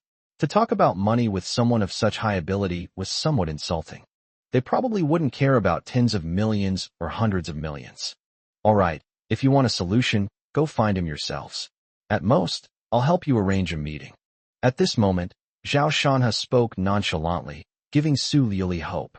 She quickly said, "That's for the best, let's go talk to him." "Okay, but that person is leaving in the next couple of days, so let me know when you've chosen a time." Hearing Zhao Shanha's reply, Su Liuli was overjoyed. However, before hanging up, Zhao Shanha added, "Oh, by the way, the thing I mentioned last time should be resolved, right? If not, let's not meet." After saying that, the phone call ended. Su Liuli frowned as she held her phone. She dialed Tian Feiyun's number directly and said, "The plan can be obtained." "That's great. Any price is fine." Upon hearing this good news, Tian Feiyun was overjoyed. Successfully managing the Dreamy Watertown would prove his abilities. It can play a vital role in inheriting the architecture of Jinding. However, his joy was short-lived, as Su Liuli poured cold water on his enthusiasm. "I said you can get it, not that you have. The key lies with you." "What do you mean?" Tian Feiyun asked, puzzled. A hint of impatience flashed in Su Liuli's eyes. She said, "The solution is in the hands of an expert. My husband can arrange for us to meet, but the expert only has 2 days. If you don't resolve your problem, the expert won't see you. Understand?" After listening, Tian Feiyun frowned. "Things have come to this point, and we can't delay any longer. We must make a choice." Giving up this opportunity would mean giving up at least 500 million yuan in profits. Is Wei Biao worth 500 million? The answer is no, he's not even worth 5 million. To say that Tian Feiyun had any feelings for Wei Biao would be a joke. The reason he was conflicted was that having Wei Biao by his side made it much more convenient for him to do many things. He enjoyed that feeling. Although it often offends people and even requires the father to clean up the mess, it is undeniable that the effects of this knife are sometimes beyond what money can solve. After a moment's thought, Tian Feiyun's eyes changed, revealing decisiveness. He said, I understand. Let's arrange it for tomorrow night. I'll resolve Wei Biao's problem tomorrow. Su Liuli was fairly satisfied with the answer and hung up the phone. Jinxiu Jiangshan Villa. Zhao Shanhe received a call from his wife. When he learned that Tian Feiyun had arranged a dinner party for the following evening, a smile appeared on his lips. But there was an indescribable chill in that smile. He then sent a message on WeChat. About 5 minutes later, a call came in from an unknown number. Zhao Shanhe answered. How is Wei Biao doing? We already took it. Chen Ye's listless voice rang out as she dealt with Wei Biao and Tian Feiyun simultaneously, which exhausted her. Oh, how are his feelings for you? That's good. Yesterday, Tian Feiyun bullied me, and I felt that Wei Biao seemed very angry. Zhao Shanhe nodded, understanding the situation. He said, at the latest by tomorrow, there's one more thing to finish, and the remaining 7 million will be in the account. Without asking any further questions, Zhao Shanhe went straight to the point. After a moment of stunned silence, Chen Ye's voice trembled with excitement. Really? Tomorrow it'll all be over? She found Wei Biao quite disgusting during this period. People like him were even more unacceptable than Tian Feiyun. Under normal circumstances, she wouldn't even glance at it. I was so exhausted I almost threw up. Now that she heard the matter would be resolved soon, she was naturally extremely excited. Well, barring any unforeseen circumstances, Tian Feiyun is going to Wei Biao's place tomorrow. I want you to accidentally get caught. Arrested? Upon hearing Zhao Shanhe's words, Chen Ye's voice suddenly rose. No way, brother. He'll kill me with a knife. I'd rather break up with Tian Feiyun first. You don't want to do this anymore? Zhao Shanhe's tone suddenly turned serious. Chen Ye felt a chill run down her spine. After a long pause, she whispered, Didn't you say you could guarantee my safety? Zhao Shanhe's tone softened. Don't worry, I will naturally keep my promise. Tian Feiyun won't kill you, but he will beat you up. This is your deserved reward. A beating? A reward? Do people say that? Chen Ye suddenly didn't want to talk anymore, and she had a new understanding of Zhao Shanhe's coldness and ruthlessness. However, compared to 10 million, a beating is really nothing. As long as it doesn't cost her life, she'd accept anything else for 10 million. Thinking of this, Chen Ye cautiously asked, I'm really not in any danger, am I? Tian Feiyun won't kill anyone. You're not that important, Zhao Shanhe said calmly. Although it was the truth, it was still quite a blow. Chen Ye said, Fine, I'll do as you say, but I'll have to run away afterwards. Tian Feiyun has plenty of ways to mess with me, so you'll have to protect me then. He's out of luck. Tomorrow, when you're beaten to the point of no return, shout this out. Zhao Shanhe whispered a few words. Chen Ye was slightly taken aback and asked doubtfully, Will this sentence be useful? Don't ask questions, just do as I say. Good. After hanging up the phone, everything was basically arranged, and a good show was about to begin. Next, just eat and sleep as usual, and wait to see what happens. Su Liuli returned in the evening. Aren't you going to your mom's today? Zhao Shanhe lay on the sofa, thinking that making a scene once had an effect, but he didn't know how long it would last. My mother-in-law is no pushover. It's not easy to get her to submit. I dare not go there. I'm afraid you'll set it on fire and burn it down. Su Liuli changed into high heels, rolled her eyes at her, and said, You almost wiped out the Su family, and you still asked in a sarcastic tone. Haha, am I that scary? I'm an honest man. I won't do anything impulsive, don't worry. Zhao Shanhe laughed. Su Liuli walked over and cupped his face in her hands. They say that honest people all have a dark side. Do you have one? Yes, but I am not shadowy. I am darkness. Whoever provokes me, I will use the cruelest methods to make them regret it. Su Liuli pouted. You make it sound so true. See, you don't believe me even when I tell the truth. Sigh. It's so hard to be a person. Chapter 78 Husband, I need to confess to you. Su Liuli leaned in and kissed his lips, saying, Husband, I need to confess to you. Upon hearing her words, Zhao Shana immediately felt awake and sat up straight. Ugh, it's not what you think. Seeing his expression, Su Liuli immediately guessed what he was thinking and said with dissatisfaction, My husband still doesn't believe me. It's really heartbreaking. Upon hearing this, Zhao Shanha was disappointed and nodded perfunctorily. Go on. I'm talking about the water town in my dreams. Su Liuli sighed. If we sell Dreamy Water Town this time, I can earn about 100 million yuan.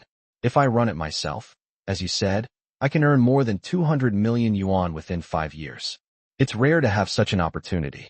I know you will definitely have objections to cooperating with Tian Feiyun, but I promise that as long as the scenic area is on the right track, I will only share the money and will not get involved in anything else. Zhao Shana frowned. That's it. I want to hear you talk about these things. I know you're hiding many secrets. If you can tell me everything you've been hiding, perhaps I can forgive you. I'm explaining this mainly because I'm afraid you'll be unhappy. Tian Feiyun and I really just have a simple working relationship. Don't overthink it or imagine things to be too complicated. Su Liuli stood next to Zhao Shanha and explained earnestly. Her husband was very intelligent. Otherwise, he wouldn't have been the top scorer in the college entrance examination that year.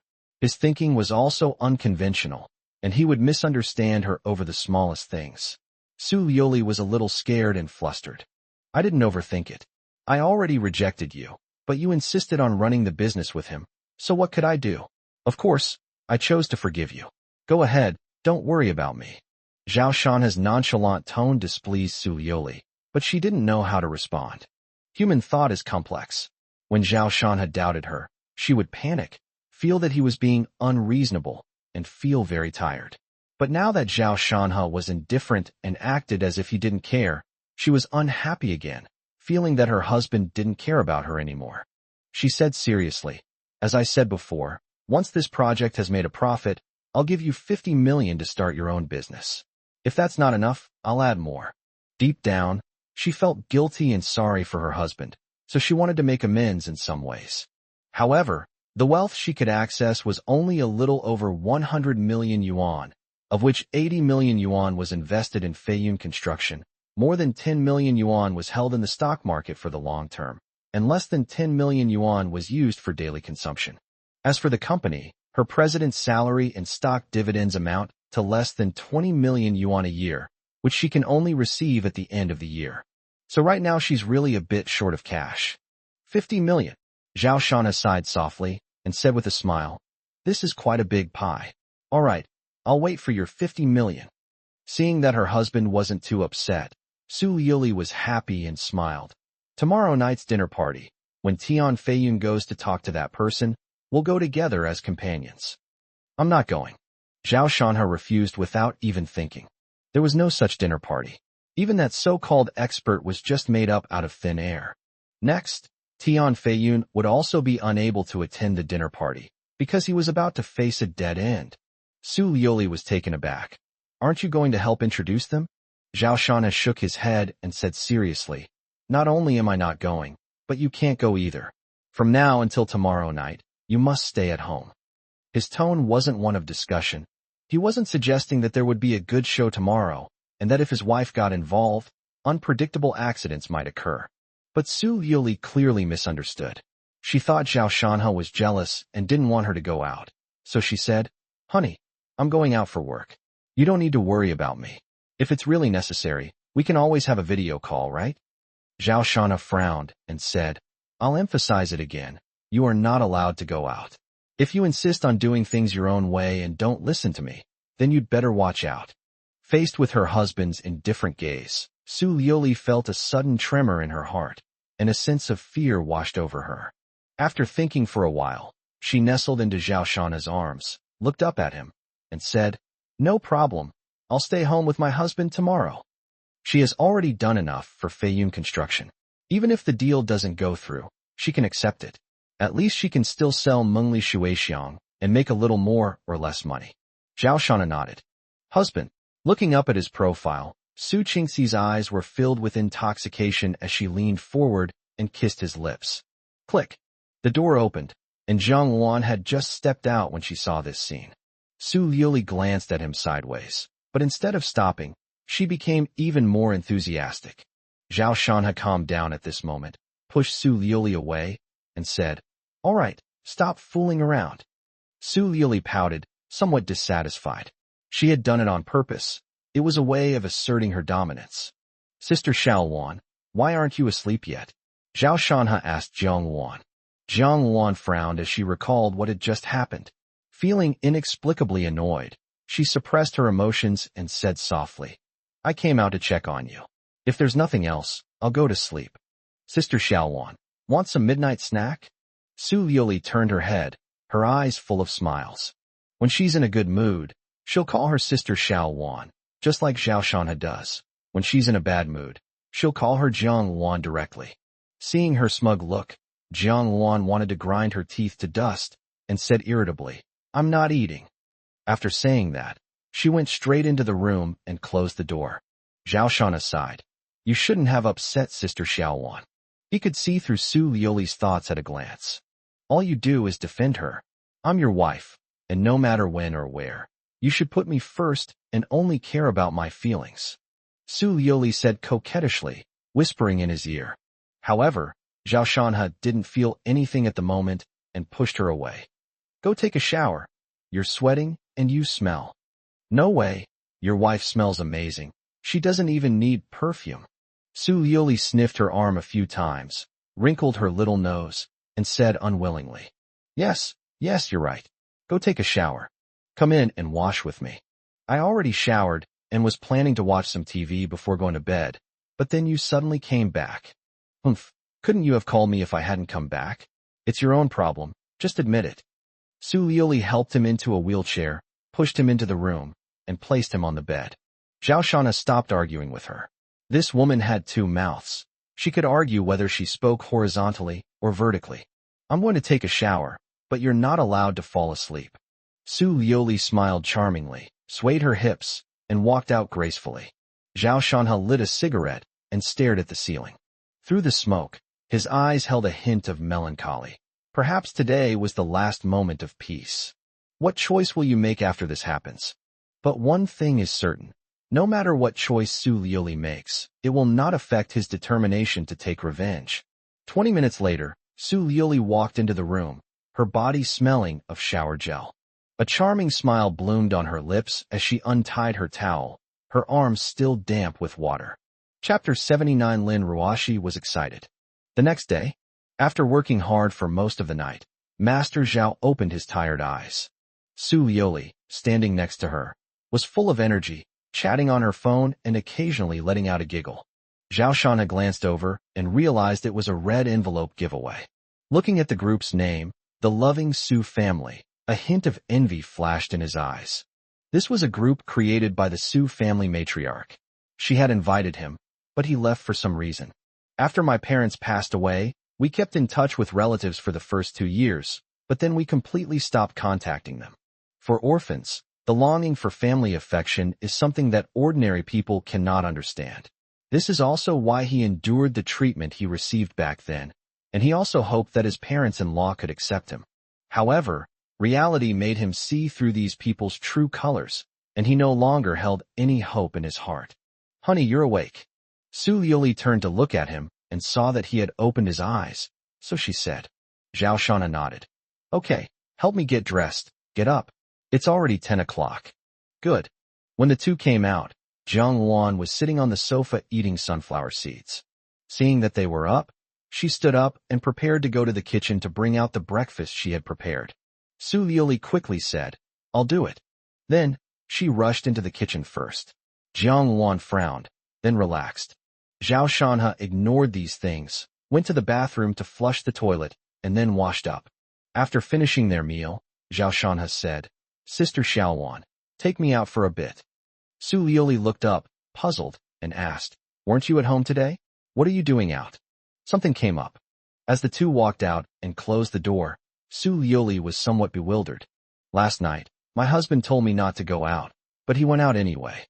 What's he up to?" She first called Tian Feiyun, and seeing that there was nothing unusual, she stopped worrying and lay on the sofa watching TV. On the other side, let's go to Chihang Construction first. Get in the car, Zhao Shanha said to Jiang Wan. Shortly after, the two drove into the underground parking garage. Upon entering the company, Jiang Wan led Zhao Shanha directly into Lin Ruoshi's office. There was no one in the office at the moment. Lin Ruoshi had gone out. After waiting for nearly half an hour, she rushed over, panting. "Teacher, you didn't even call before you came." Lin Ruoshi closed the door and sat down in a chair. Zhao Shanha laughed and said, "I thought you were in the office. After all, you're a workaholic." Hee, I went to the construction site. The number 3 middle school new campus project cannot be taken lightly. Zhao Shanha was absolutely right. Lin Ruoshi was either working or on her way to work. She was terrified by the accident at the Chengnan nursing home, and she personally oversaw everything, not allowing any mistakes to occur. Very good. Zhao Shanha took the documents she handed him, looked at them for a while, and nodded approvingly. She pays attention to aspects such as personnel, procurement, and finance, and the audit department is on standby around the clock to ensure the project is implemented to the greatest extent possible. Setting down the materials in his hand, Zhao Shanha looked at Lin Ruoshi and asked, "How much money is left in the company's account?"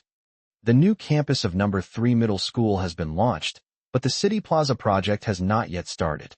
The project loan is still in place, and the available funds are about 400 million yuan without affecting the company's operation. Lin Ruoshi turned on her computer and looked at it before speaking to Zhao Shanha. Zhao Shanha nodded and smiled.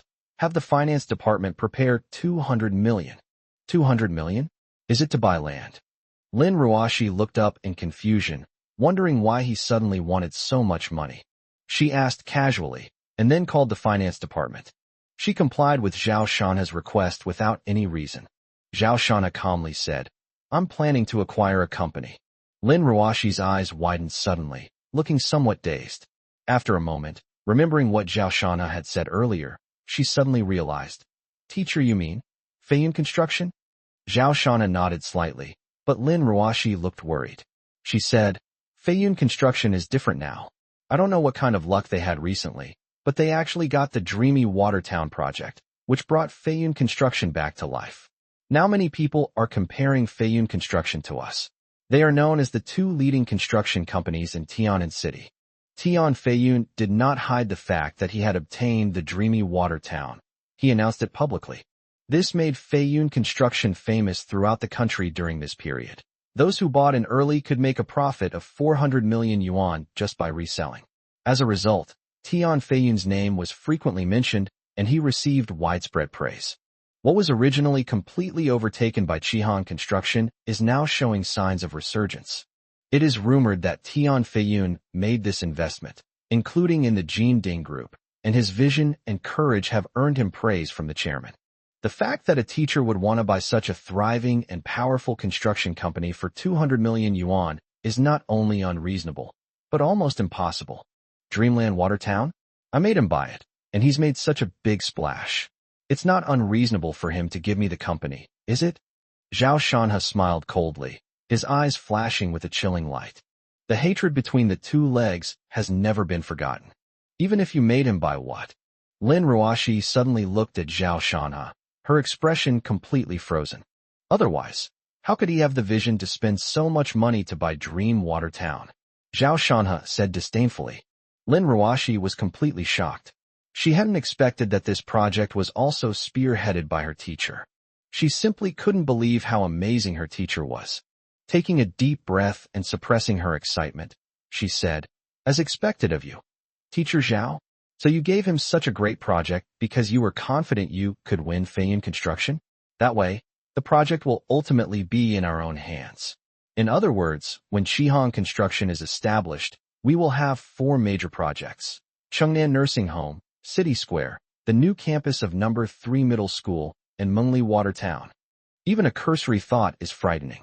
As the chairman who holds 99% of the shares, Zhao Shanha's net worth will take off, perhaps exceeding 2 billion.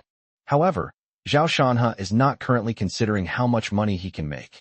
The most important thing is revenge. We must make Tian Feiyun suffer eternal damnation. Zhao Shanhe patted Lin Ruoxi on the shoulder and said with a smile, "All right, don't think too much about it. Wait for my message anytime today. I'll contact you later." Good. Lin Ruoxi nodded with a hint of excitement.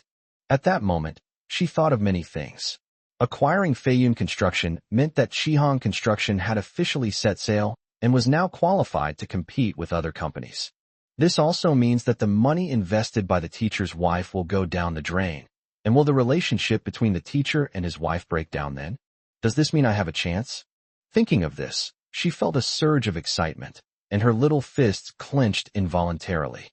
Zhao Shanhe looked at her strangely for a moment, then couldn't help but ask, "What's wrong with you?" "No, nothing." Next, Zhao Shanhe gave a few more instructions before letting Jiang Luan take him away. Chapter 83,100,000,000. The sunlight was blinding. Tian Feiyun, who had just arrived at the City Beauty residential area, looked up. The bright sunshine made him even more determined to move up in life, and he decided it was best to get rid of anything that couldn't be brought to light. Unit 1201, Building 4, is Wei Biao's residence. This neighborhood isn't cheap, which is enough to prove that he's given Wei Biao a lot of money over the years. He had a bank card with 3 million yuan in it, which Tian Feiyun had prepared for Wei Biao. "Today, I will use this 3 million to completely sever ties with Wei Biao. From now on, we will go our separate ways and have no further connection. Biaozi, don't blame me. In this society, the old ways don't work anymore." He muttered to himself and rang Wei Biao's doorbell. 5 minutes later, Wei Biao saw Tian Feiyun through the peephole. His expression changed slightly, and he subconsciously said, "It's Brother Feiyun, wait a moment. I'll go change my clothes." "It's nothing. There's no one else here. Just open the door," Tian Feiyun said irritably. Making this decision was quite difficult for him. There are advantages and disadvantages. The advantage is that more people will be willing to play with him in the future. The disadvantage is that everything must be done within the rules, and some red lines cannot be crossed. Wei Biao hesitated for a long time before opening the door. Tian Feiyun walked in and found Wei Biao wearing only his underwear. He casually asked, "What are you doing, holed up at home in broad daylight? Did you steal something last night?" Wei Biao's expression was somewhat strange, a mixture of embarrassment and panic. Despite the relatively mild weather, there were a few drops of sweat on his forehead.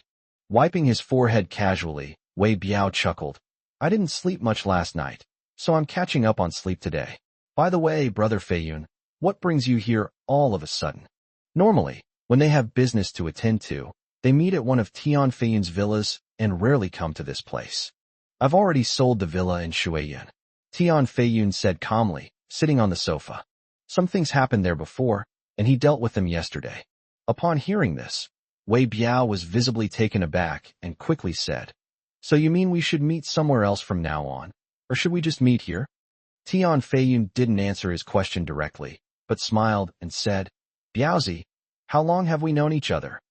"It should be 18 years. Wei Biao's pupils contracted, and he had a premonition. He spoke in a low voice. "Yes." Tian Feiyun sighed. "It's been 18 years. I still remember the first time we met. I was only 12 years old. I was being beaten up that day, and you rushed up to protect me. There were 6 people on the other side, and you took care of half of them. As soon as you arrived, 3 of them were beating you up. Ha."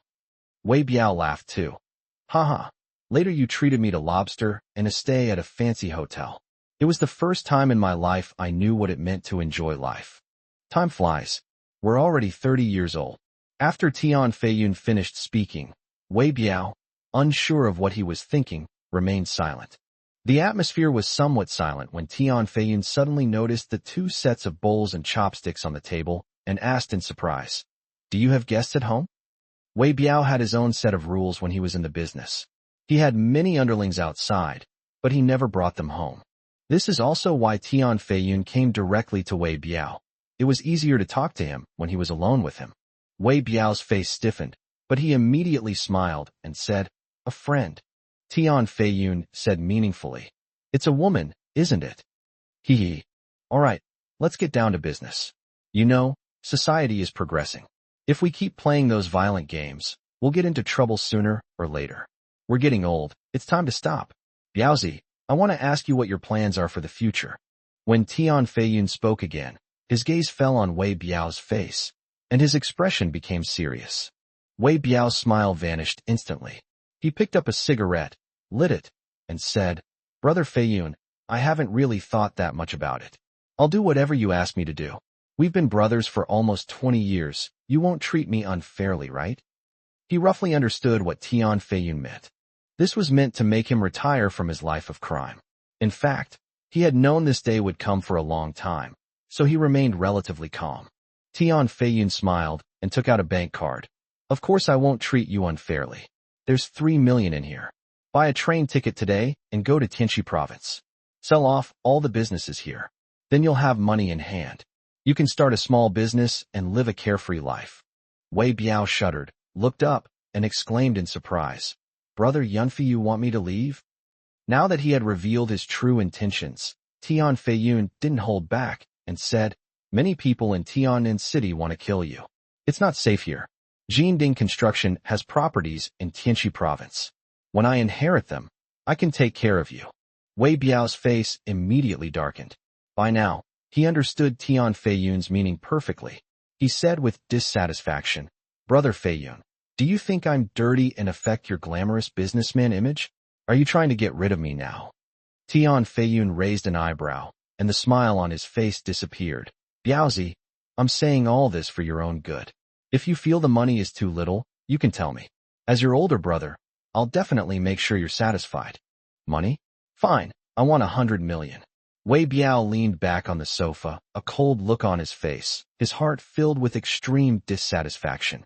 Once the job is done, you just kick them out? So many years of friendship, so many things done, and they're only worth 3 million? You're joking, Tian Feiyun said calmly.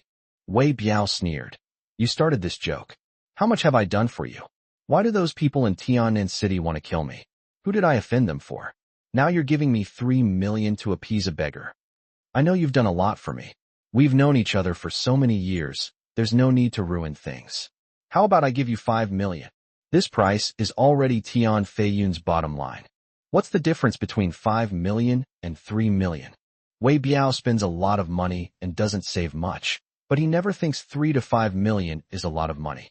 At this moment, he neither takes out his card nor speaks, but just stares at Tian Feiyun, and the dissatisfaction in his eyes is extremely obvious. Tian Feiyun sighed softly. Biaozi, to be honest, this isn't what I wanted. But my most important thing is to inherit Jinding Construction. You know my dad. He can't tolerate any nonsense, so I can't disobey his orders.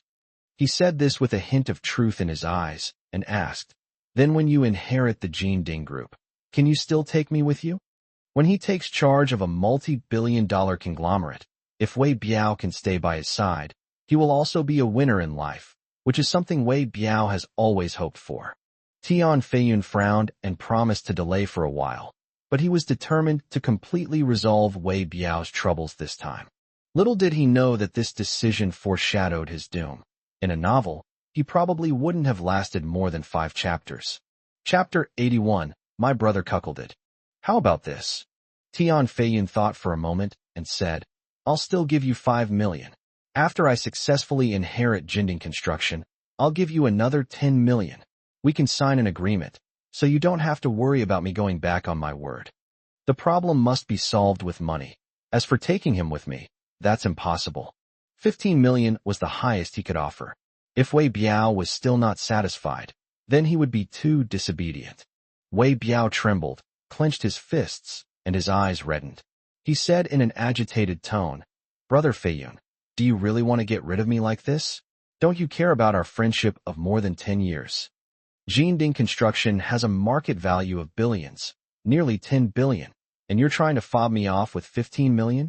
Wei Biao felt very aggrieved and sad.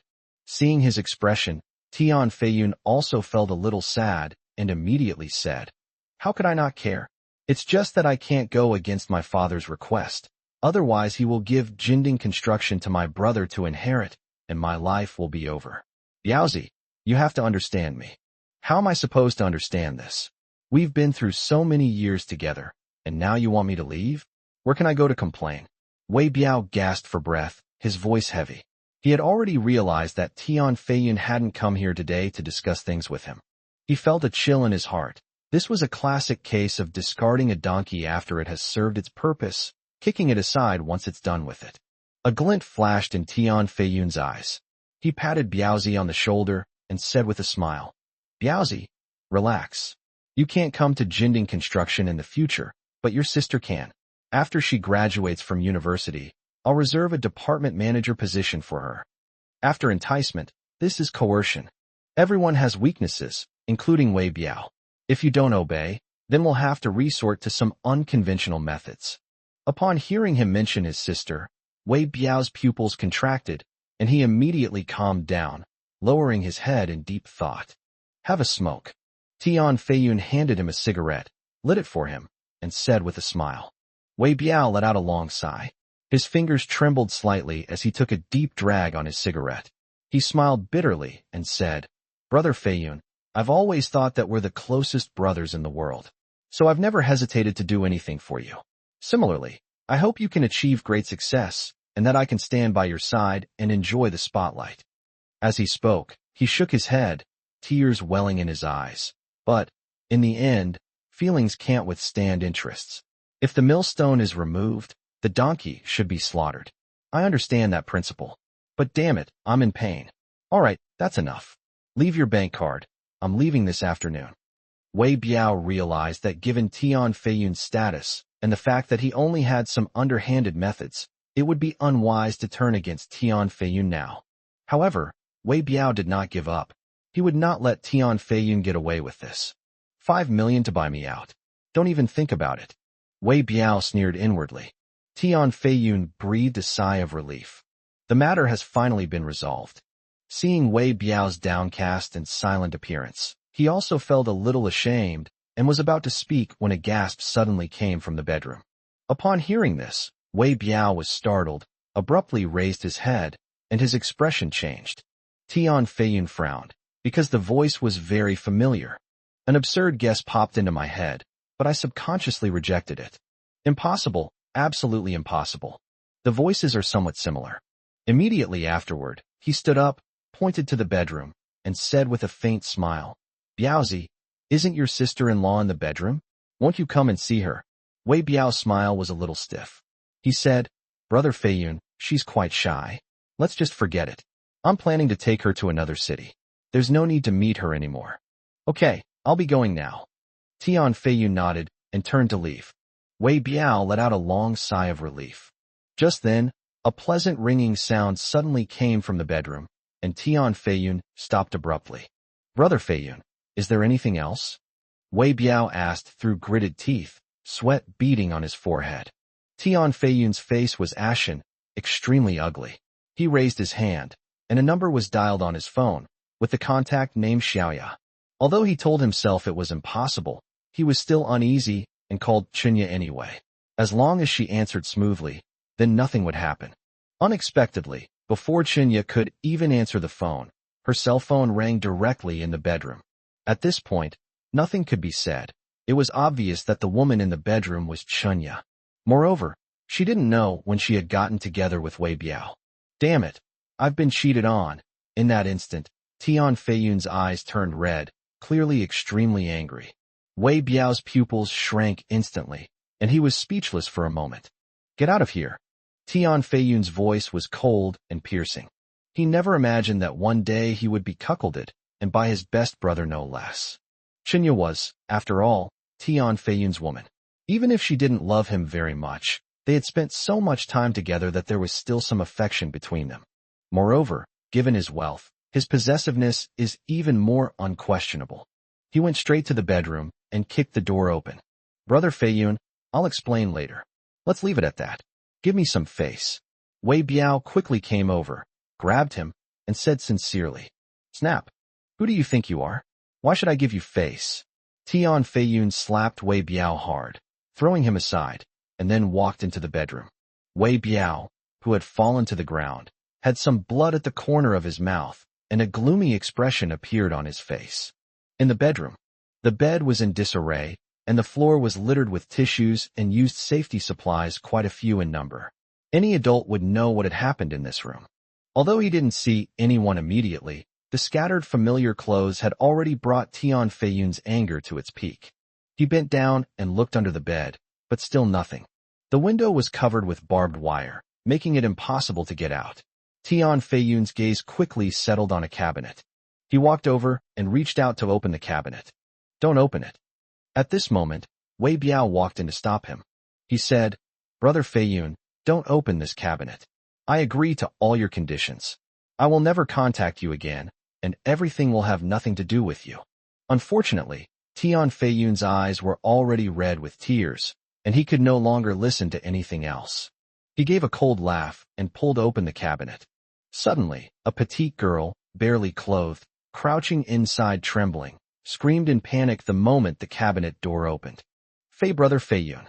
The girl with the round face was Chunya, who was staring at Tian Feiyun with a look of horror. "Chunya, it really is you. Good, very good." Tian Feiyun's voice was as cold as ice, chilling to the bone. As he sneered, he reached out and grabbed Chunya's hair, pulling her out. "Ouch, that hurts." Her hair was pulled, and Chunya cried out in pain. "Pain? This is nothing. You dared to cheat on me. You should have thought this day would come." When Tian Feiyun spoke, he actually laughed, his expression seemingly morbid and somewhat insane. Chunya was a little scared. Tian Feiyun's current state reminded her of some perverts on TV. But before she could explain, Tian Feiyun's brutal beating came straight at her. A 30-year-old adult man is not weak, and with his hands and feet combined, Chunya was completely unable to resist. She screamed in agony, begging for mercy. "Feiyun, please let me go. Please let me go. I'll never do it again."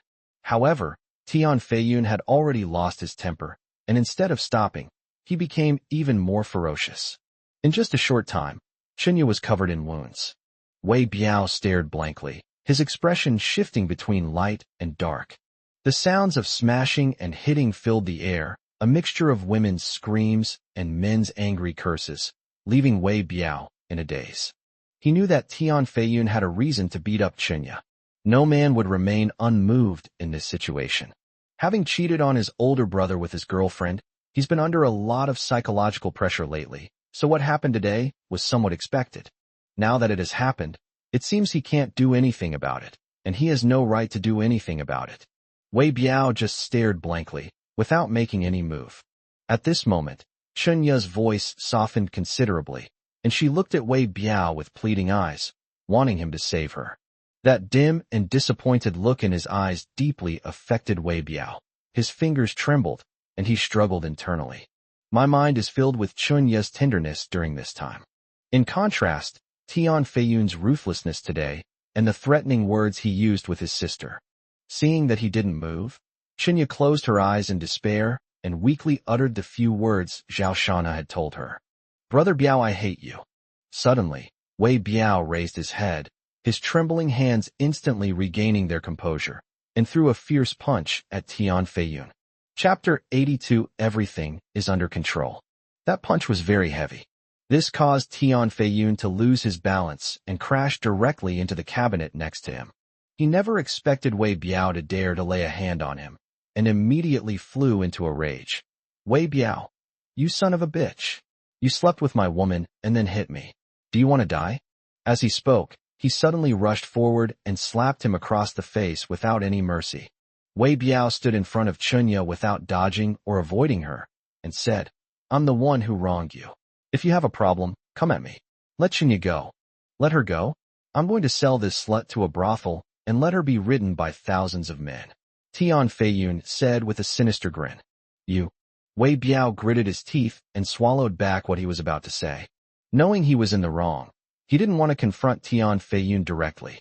At this moment, Chunya, covered in bruises, saw the tall figure in front of her.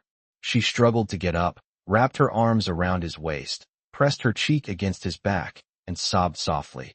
"Brother Biao, thank you, I love you." With a whoosh. This was adding fuel to the fire. Tian Feiyun's mind seemed to explode, and he completely lost his mind. Pointing at the two of them, he shouted, "You two bastards. Chunya, did I not give you enough money? You want to betray me? Fine. I'll make you wish you were dead. You still like that boyfriend, right? I'll have someone castrate him." Chunya's expression changed, and she panicked, pleading, No. Tian Feiyun ignored her and turned her gaze to Wei Biao. Enraged, she spoke recklessly. You've been living off me for over 10 years, and you're still an ungrateful wretch. You slept with my woman, so give me your sister in return and let her be my woman. That's not too much to ask, is it? Ha ha ha. The words had barely left his lips. Wei Biao's eyes changed instantly. Thinking of all that Tian Feiyun had done to him today, he could no longer bear it. Suddenly, he raised his foot and kicked Tian Feiyun in the chest. I'll kill you. As he spoke, he reached under the pillow beside him, pulled out a dagger, and in a moment of impulse, stabbed it directly. Tian Feiyun's eyes suddenly widened in terror, and she quickly moved backward. Whoosh! The dagger fell, and by sheer coincidence, it embedded itself between Tian Feiyun's legs as he moved it. Suddenly, Tian Feiyun's eyes bulged, as if he had experienced something unimaginable. Fresh blood oozed from beneath her body. He struggled to look down, reached out incredulously to touch it, and it was broken. Unparalleled terror and madness flashed in Tian Feiyun's eyes as he screamed, I'm going to kill you all. I'm going to kill you all. Wei Biao panicked. This blow was almost fatal. It was too late to say anything now. He only had one choice, to run away. He quickly grabbed the cash and some necessities from the house, then pulled the completely dazed Chunya and ran out of the house. Two need to use the restroom. Startled, Chunya jolted awake and quickly said. Wei Biao nodded. He was also very nervous. He lit a cigarette with trembling hands at the entrance of the public toilet in the community. 10 minutes later, Chunya came out. Perhaps because she went to the restroom, her panicked expression eased considerably. What should we do next? Chunya asked, completely lost. Wei Biao threw down his cigarette butt and said, Let's find a place to hide first. The two then avoided the conspicuous cameras and made their way through the old town.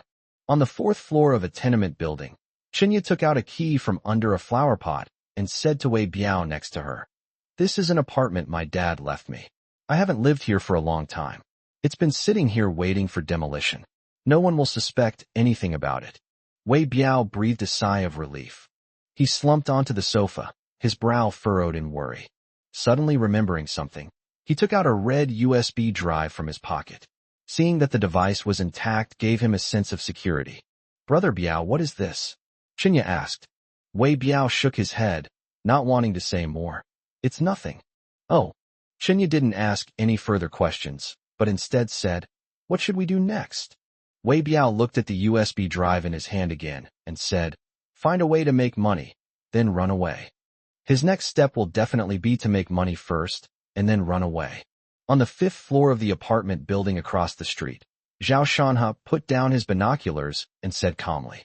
Jiang Luan also glanced through the binoculars and said, If they just run away, wouldn't all your efforts be in vain? After all, that thing is still in Wei Biao's hands. No, if he runs away directly, we have a plan B. He had a red USB drive in his hand just now. I suspect it's evidence of Tian Feiyun's crimes. I'll go get it for you, Jiang Luan said. No need, everything is under control. Sister Xiaowan, you just stay by my side, and we won't go anywhere. Zhao Shanha said calmly. With Chunya by his side, Wei Biao will act according to my plan. There's no need to cause any trouble. In less than 2 days, that thing will be in my hands. Let's go. As he spoke, he gestured for Jiang Luan to see him off. The closer you get to the final moment, the more calm and composed you need to be. Jiang Luan nodded and pushed him away from there. When they returned home that evening, they found Su Liuli dressed neatly, leaning against the sofa, holding her phone with a serious expression, seemingly lost in thought. Honey, you're back. Su Liuli noticed them and greeted them. Then, she said apologetically, We can't have dinner tonight. Please help me apologize to that gentleman. No need. He already knows. Zhao Shanha waved his hand. Today, Tian Feiyun, one of the heirs of Jinding architecture, had his manhood cut off. This matter has already spread throughout Tianan City.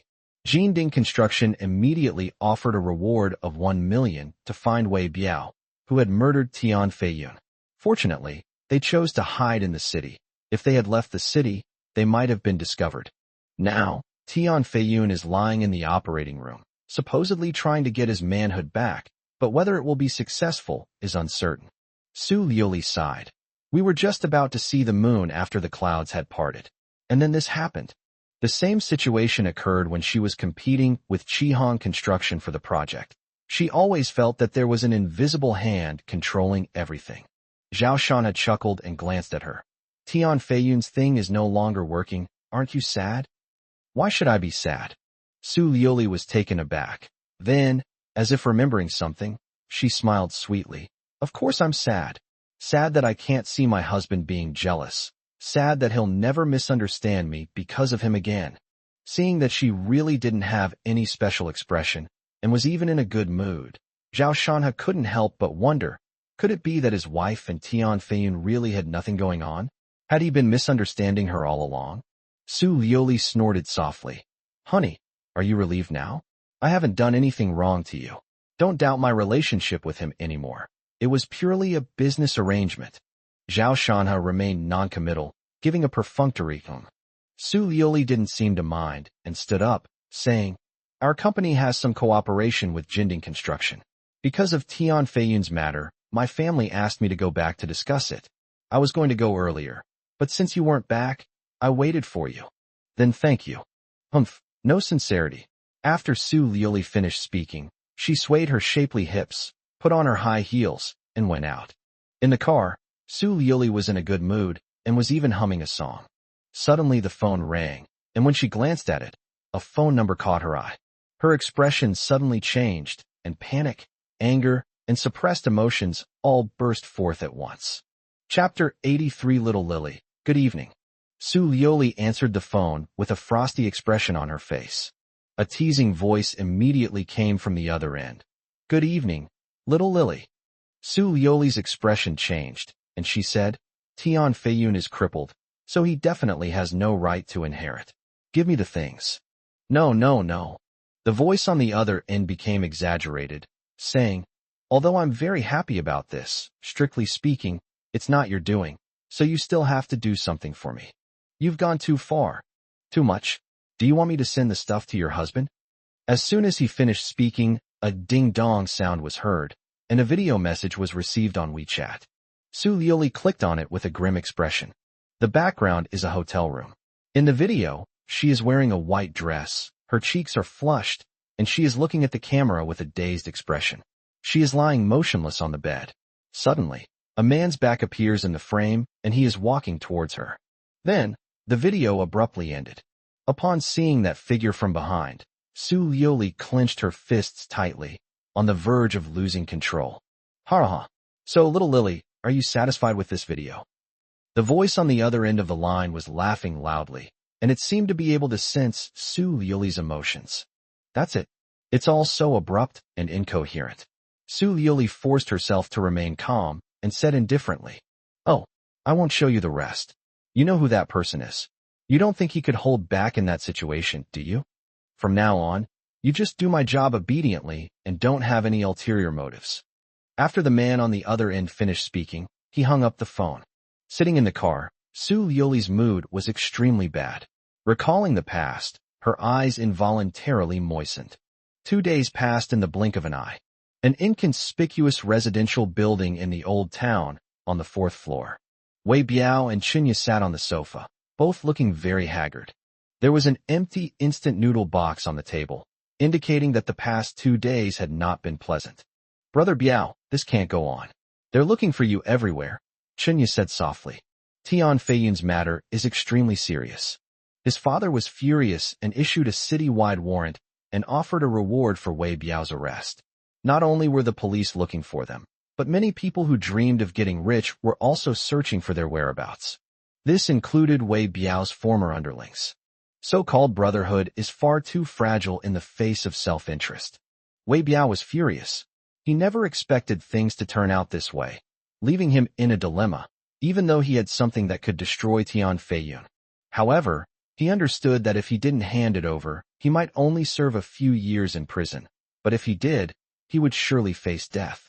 What was supposed to be his life-saving possession had become a hot potato, leaving him extremely frustrated. There's only one way left, Wei Biao said irritably. What road? Chinya's eyes lit up. Going abroad. Xiaoya, would you like to come with me? I'll treat you well. Wei Biao's eyes were full of affection as he held Chenya's hand and spoke earnestly.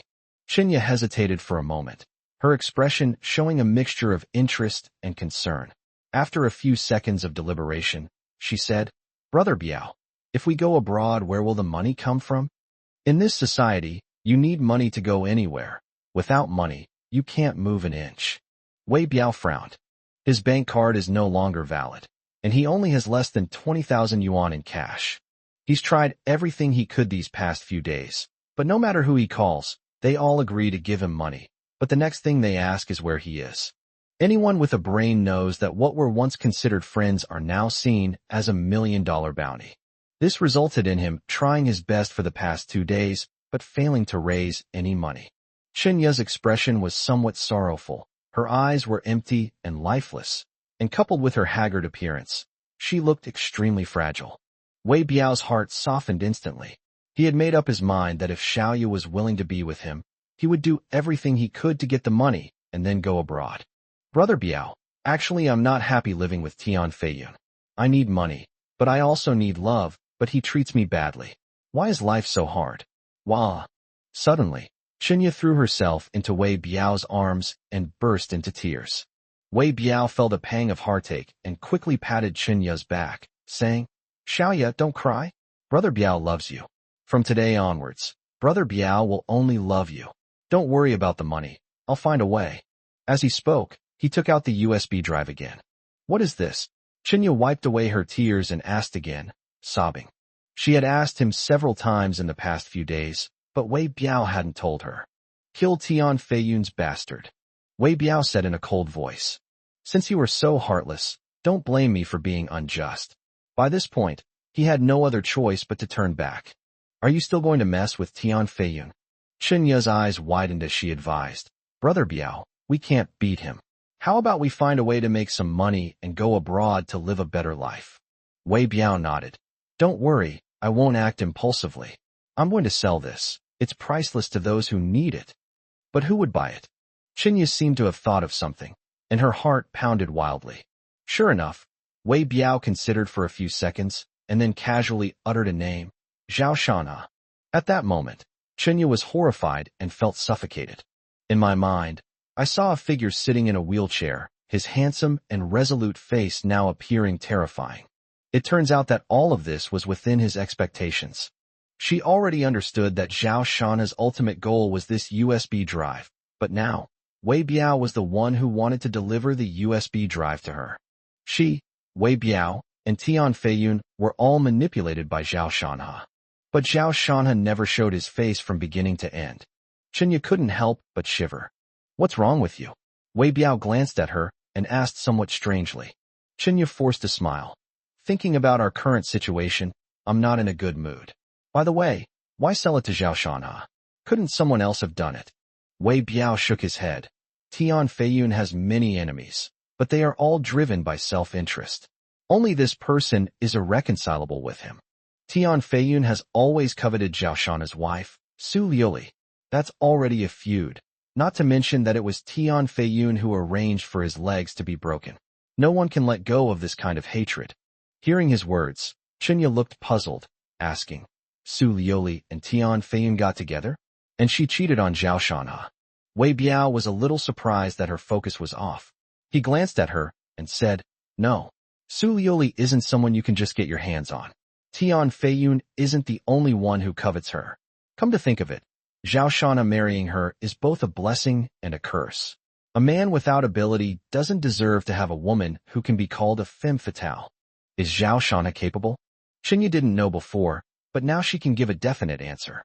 She only knew one thing. If she were a man, even if she remained a bachelor for life, she wouldn't dare to think about Su Liuli's feelings. Chapter 84. Not a single penny will be given. After a short while, Wei Biao turned on his phone.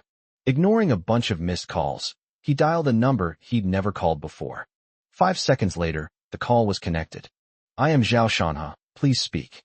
Zhao Shanha's calm voice rang out from the other side. Wei Biao had the speakerphone on, and upon hearing this sound, Chenya couldn't help but shiver. The truly ruthless are not those who openly shout threats and kills, but those who manipulate people's hearts from behind the scenes, and Zhao Shanhe is such a person. I am Wei Biao. Zhao Shanhe raised his voice slightly, surprised. You're Wei Biao, the guy who castrated Tian Feiyun? Qinya thought to herself, they're really putting on a good show. It's me, Wei Biao nodded.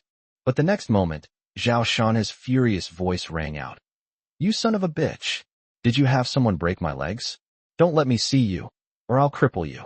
Even over the phone, Wei Biao could feel Zhao Shanhe's furious rage. He paused for a moment, then explained, I admit to this, but it was Tian Feiyun who ordered it. I was just helping out. We have no grudge against each other, so I have no reason to specifically target you, right? Damn it. You make it sound so easy. Let me tell you, this isn't over. Neither Tian Feiyun nor you are getting away. Zhao Shanhe said, cursing.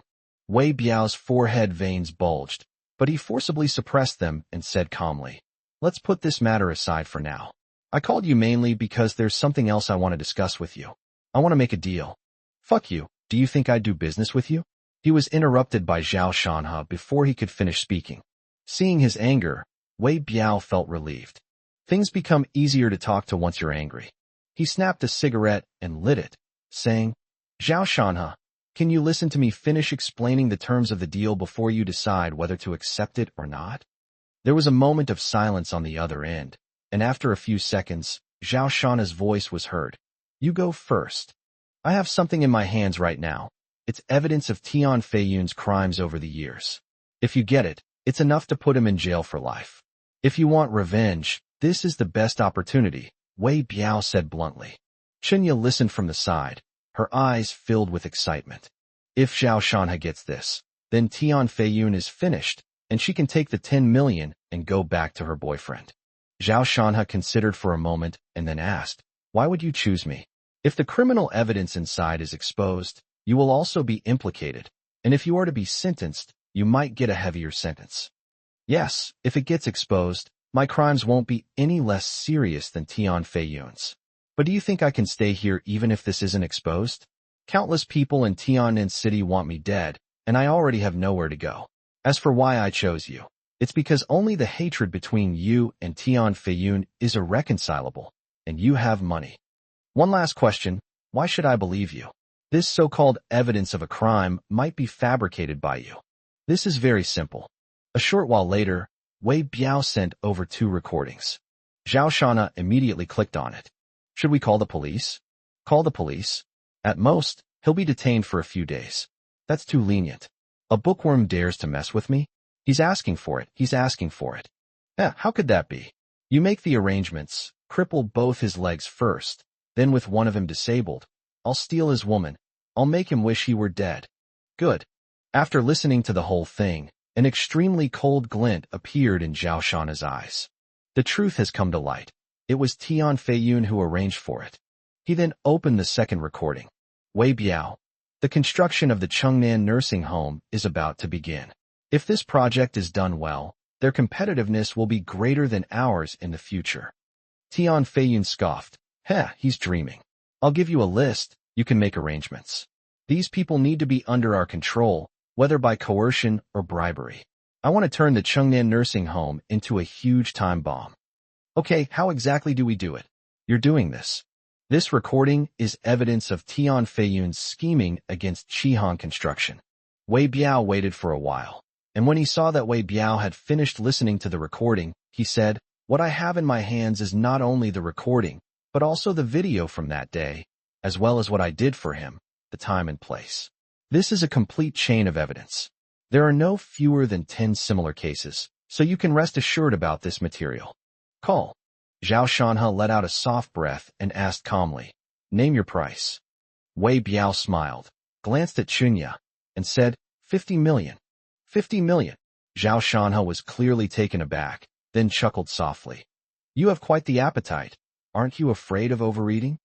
This money can buy Tian Feiyun's life. It's worth it. He broke your leg and still wants to sleep with your woman. I don't believe you can resist. Even without these things, if his injury heals and he's back to his old self, your woman will still be entangled with him, Wei Biao said. Zhao Shanhe didn't speak, but his breathing was very clear coming from the phone. I waited for about a minute. 20 million. Zhao Shanhe's voice came again, unexpectedly calm. He said, I'll spend 20 million to buy this material. Too little. I told you, the maximum is only 20 million. Wei Biao hesitated for a moment before saying, then I have one more condition. The money must be in cash. I want US dollars. Okay, how do we trade? Now that a consensus has been reached, the next question is how to proceed with the transaction. At this point, Wei Biao cannot reveal his location, because for Zhao Shanha, he himself was also one of his enemies. Suddenly, he looked at Chunya beside him and said into the phone, I'll contact you later to make the deal. You can go get the money now, and remember, I need US dollars.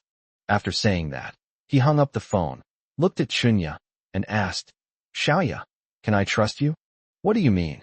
Chunya frowned, a surge of anger rising in her eyes, and said coldly, Wei Biao was about to speak when Chunya angrily interrupted him. A tear welled up in her eye, and she said, her voice choked with emotion, why have I ended up like this? If Tian Feiyun hadn't bullied me, do you think you would have had a chance? Now you're saying these things. If I wanted to sell you out, you would have been caught long ago. Now that I'm on your ship, you'll get the money right away, and you're trying to kick me off, aren't you? Okay, you don't need to rush me, I'll leave now. As she spoke, Chunya stormed out, but Wei Biao grabbed her and hurriedly explained. Xiaoya, that's not what I meant. On the other side, Zhao Shanha hung up the phone, a faint smile appearing on his lips, a stark contrast to his earlier exasperation. Jiang Wan asked, are we going to the bank to withdraw money? Withdraw money? I won't give him a single penny. He can just wait to die. Zhao Shanha's tone was cold. After all, Wei Biao also deserves some of the grudge for the broken leg. Chapter 85. Zhao Shanha cares about Tian Feiyun. Chunya didn't turn around, but stopped in her tracks. She said coldly, then what do you mean? I'd like to give this USB drive to Zhao Shanha, and you can take the money then. So you're afraid I'll take the money and run away, right? Chunya said with a sneer. Wei Biao was taken aback. He did indeed have such concerns, but of course he couldn't say it out loud. He immediately took Chunya's hand and said sincerely, it was my fault. I shouldn't have said such things. We're in this together. You would never do such a thing. I believe you. Chunya took a deep breath, and after a long while, she turned around and said, what should we do next? Wei Biao nodded, handed the USB drive to Chunya, and said, these are the materials Zhao Shanha needs. Once we get the money, we'll meet here and then figure out how to go abroad. Chunya nodded solemnly, her expression seemingly reflecting her anticipation for the future. After making the plan, Wei Biao contacted Zhao Shanha again 2 hours later. Is the money ready? Zhao Shanha replied, time is too tight. We only have $1 million right now. I'll prepare a Swiss bank check for the rest. What do you say? Wei Biao considered for a moment, then nodded. Okay, take the money to the entrance of the flower market in the old town now, and wait there. After receiving Zhao Shanha's reply, he hung up the phone. Then he said to Chunya, all right, let's set off now. Be careful on the road. A complex look appeared in his eyes. Now that things had come to this, he had no choice but to believe Chunya. Chunya nodded. She was wearing sunglasses and a mask, and her clothes looked extremely shabby, completely unlike her previous glamorous appearance. By the way, your younger brother studies at the 3rd Municipal High School, right? When you get the money back, leave him 1 million. As his older sister, you won't be treating him unfairly. Just as Chunya was about to leave, Wei Biao said something seemingly casually, causing Chunya to pause slightly. He was still uneasy and threatened to export. It's less than a 10-minute walk from the old number 3 middle school campus. Chunya nodded silently and went out the door. Alone in the room, Wei Biao paced back and forth, waiting anxiously. This scene was captured by the telescope. Zhao Shanha took down the binoculars and sighed. When people are in dire straits, any choice they make will be a desperate gamble. Otherwise, why would he choose to believe you, Chunya? As he spoke, he turned his head to look at the round-faced girl next to him. Chunya respectfully handed him the USB drive, a fawning smile on her face. Brother Zhao, have I completed my task? Zhao Shanha did not answer, but instead plugged the USB drive into the laptop next to him. There were more than 20 folders inside. After opening them, he found that they were all video recordings and documents. The evidence is complete. With this USB drive, Tian Feiyun is beyond saving. However, Zhao Shanhe showed no other expression on his face. The more critical the moment, the calmer he became. Seeing Chun Ye's expectant gaze, Zhao Shanhe nodded, operated his phone for a moment, and then said, 7 million has been transferred to the card I gave you last time. After you withdraw it, remember to destroy the card. Chun was taken aback, then her expression turned excited. 10 million, all in hand. Looking back on her experiences, it felt like a dream. The wealth she thought she could never earn in her lifetime had just floated into her pocket. Although he was beaten up for it, what did it matter with this huge sum of money? All right, I'm leaving. You'd better be careful until Tian Feiyun is finished. Zhao Shanhe waved his hand, signaling Jiang Wan to push him away. Just as he was about to leave, Chunye suddenly ran over, grabbed his arm, and said earnestly, Brother Zhao, can I come with you? Jiang Wan is incredibly strong, and Zhao Shanhe is terrifyingly intelligent. This combination is destined to become a true powerhouse in the future. If I could get a chance to latch onto someone powerful. Chunye made this decision without much hesitation. It was entirely a subconscious thought. Zhao Shanhe was somewhat surprised. He turned his head to look at her and smiled faintly. You want to do something for me? Chunye nodded earnestly. Her expression one of sincerity Wei Biao had never seen before. However, Zhao Shanhe shook his head and said, Now is not the right time. Go back to your boyfriend. I will contact you if needed. After saying that, he left without looking back, leaving Chunye standing there, feeling lost and dejected. After leaving the apartment building, Jiang Wan asked, Actually, we could take her in. It wouldn't cost much, and this woman would have a special effect in many situations. Taking her in is no problem, but now is not the time. She still has a tribulation to overcome. When she comes back to me after she has passed her tribulation, I can arrange some things for her to do. Zhao Shanhe nodded and said, You mean her boyfriend? Jiang Wan guessed. Hee. Who knows, there might be a show to watch then. Zhao Shanhe smiled, his expression somewhat meaningful. The two got into the car and drove straight to the hospital. Tian Feiyun's surgery was half successful. What does half mean? It means that the tube has been reconnected, but it only has the function of urination. It cannot do anything else. In other words, he was ultimately ruined. However, this is only temporary. Once the bird has recovered sufficiently, a second surgery can be performed, giving it a chance to fully recover. Therefore, Tian Feiyun was not so desperate. At this moment, he was lying in the hospital bed with his lower body wrapped in gauze, looking extremely miserable. Still haven't found those two? Are you all idiots? Several men in suits in the ward lowered their heads and remained silent in the face of Tian Feiyun's roar. Tian Feiyun was panting heavily, full of anger, but he knew that getting angry wouldn't solve the problem, since even the police couldn't find Wei Biao and Chunye. Just then, the ward door was pushed open, and a stunningly beautiful woman pushed a wheelchair in. Tian Feiyun glanced at him, then glared at him. Zhao Shanhe, what the hell are you doing here? Who told you to come? Get the hell out of here. Zhao Shanhe smiled gently. Don't get excited. I'm here to check on you.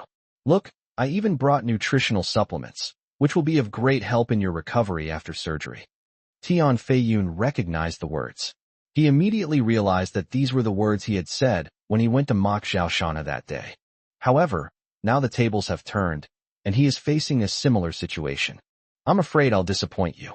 I have a chance to recover, while you will spend the rest of your life in a wheelchair, Tian Feiyun said with a sneer. Zhao Shanhe sighed softly. Let's not talk about these unhappy things. It's just a pity about the dreamy Watertown project. You know, I went to great lengths to arrange a meeting for you with that gentleman, but you two couldn't even meet. I'm really disappointed. This was also something Tian Feiyun regretted. Hearing this, he snorted and remained silent. Chapter 86. Tian Feiyun panicked. You don't need to worry about it. You can leave now. You're not welcome here, Tian Feiyun said. However, Zhao Shanhe changed the subject, saying, Although we didn't meet last time, I wasn't willing to give up, so I invited this gentleman to the ward so you could meet him. What do you think? Tian Feiyun was stunned and looked at him in disbelief. Moreover, that gentleman even brought out the planning proposal for the dreamy water town, which shows his sincerity. The proposal is right here with me. Take a look and see if you're satisfied. As Zhao Shanhe spoke, he took the laptop from Jiang Wan, opened the business plan for Dreamy Water Town, and placed it in front of Tian Feiyun's hospital bed for him to look at. Tian Feiyun had no idea what he was up to, but she glanced at it subconsciously and was immediately drawn to the concept drawing, which was the design blueprint for the Dream Water Town. It looked extremely beautiful, and even he longed for it. Before he knew it, he had a general understanding of the plan, and he was utterly shocked. I felt a renewed sense of admiration for the man.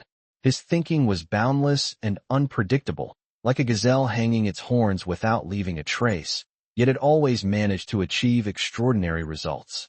If this plan is implemented, he can almost be certain that Dreamy Water Town will become a hit. Thinking of this, Tian Feiyun, ignoring the pain, sat up excitedly and asked, "That gentleman, where is he? I want to visit him. As long as he can help me, I will agree to any conditions."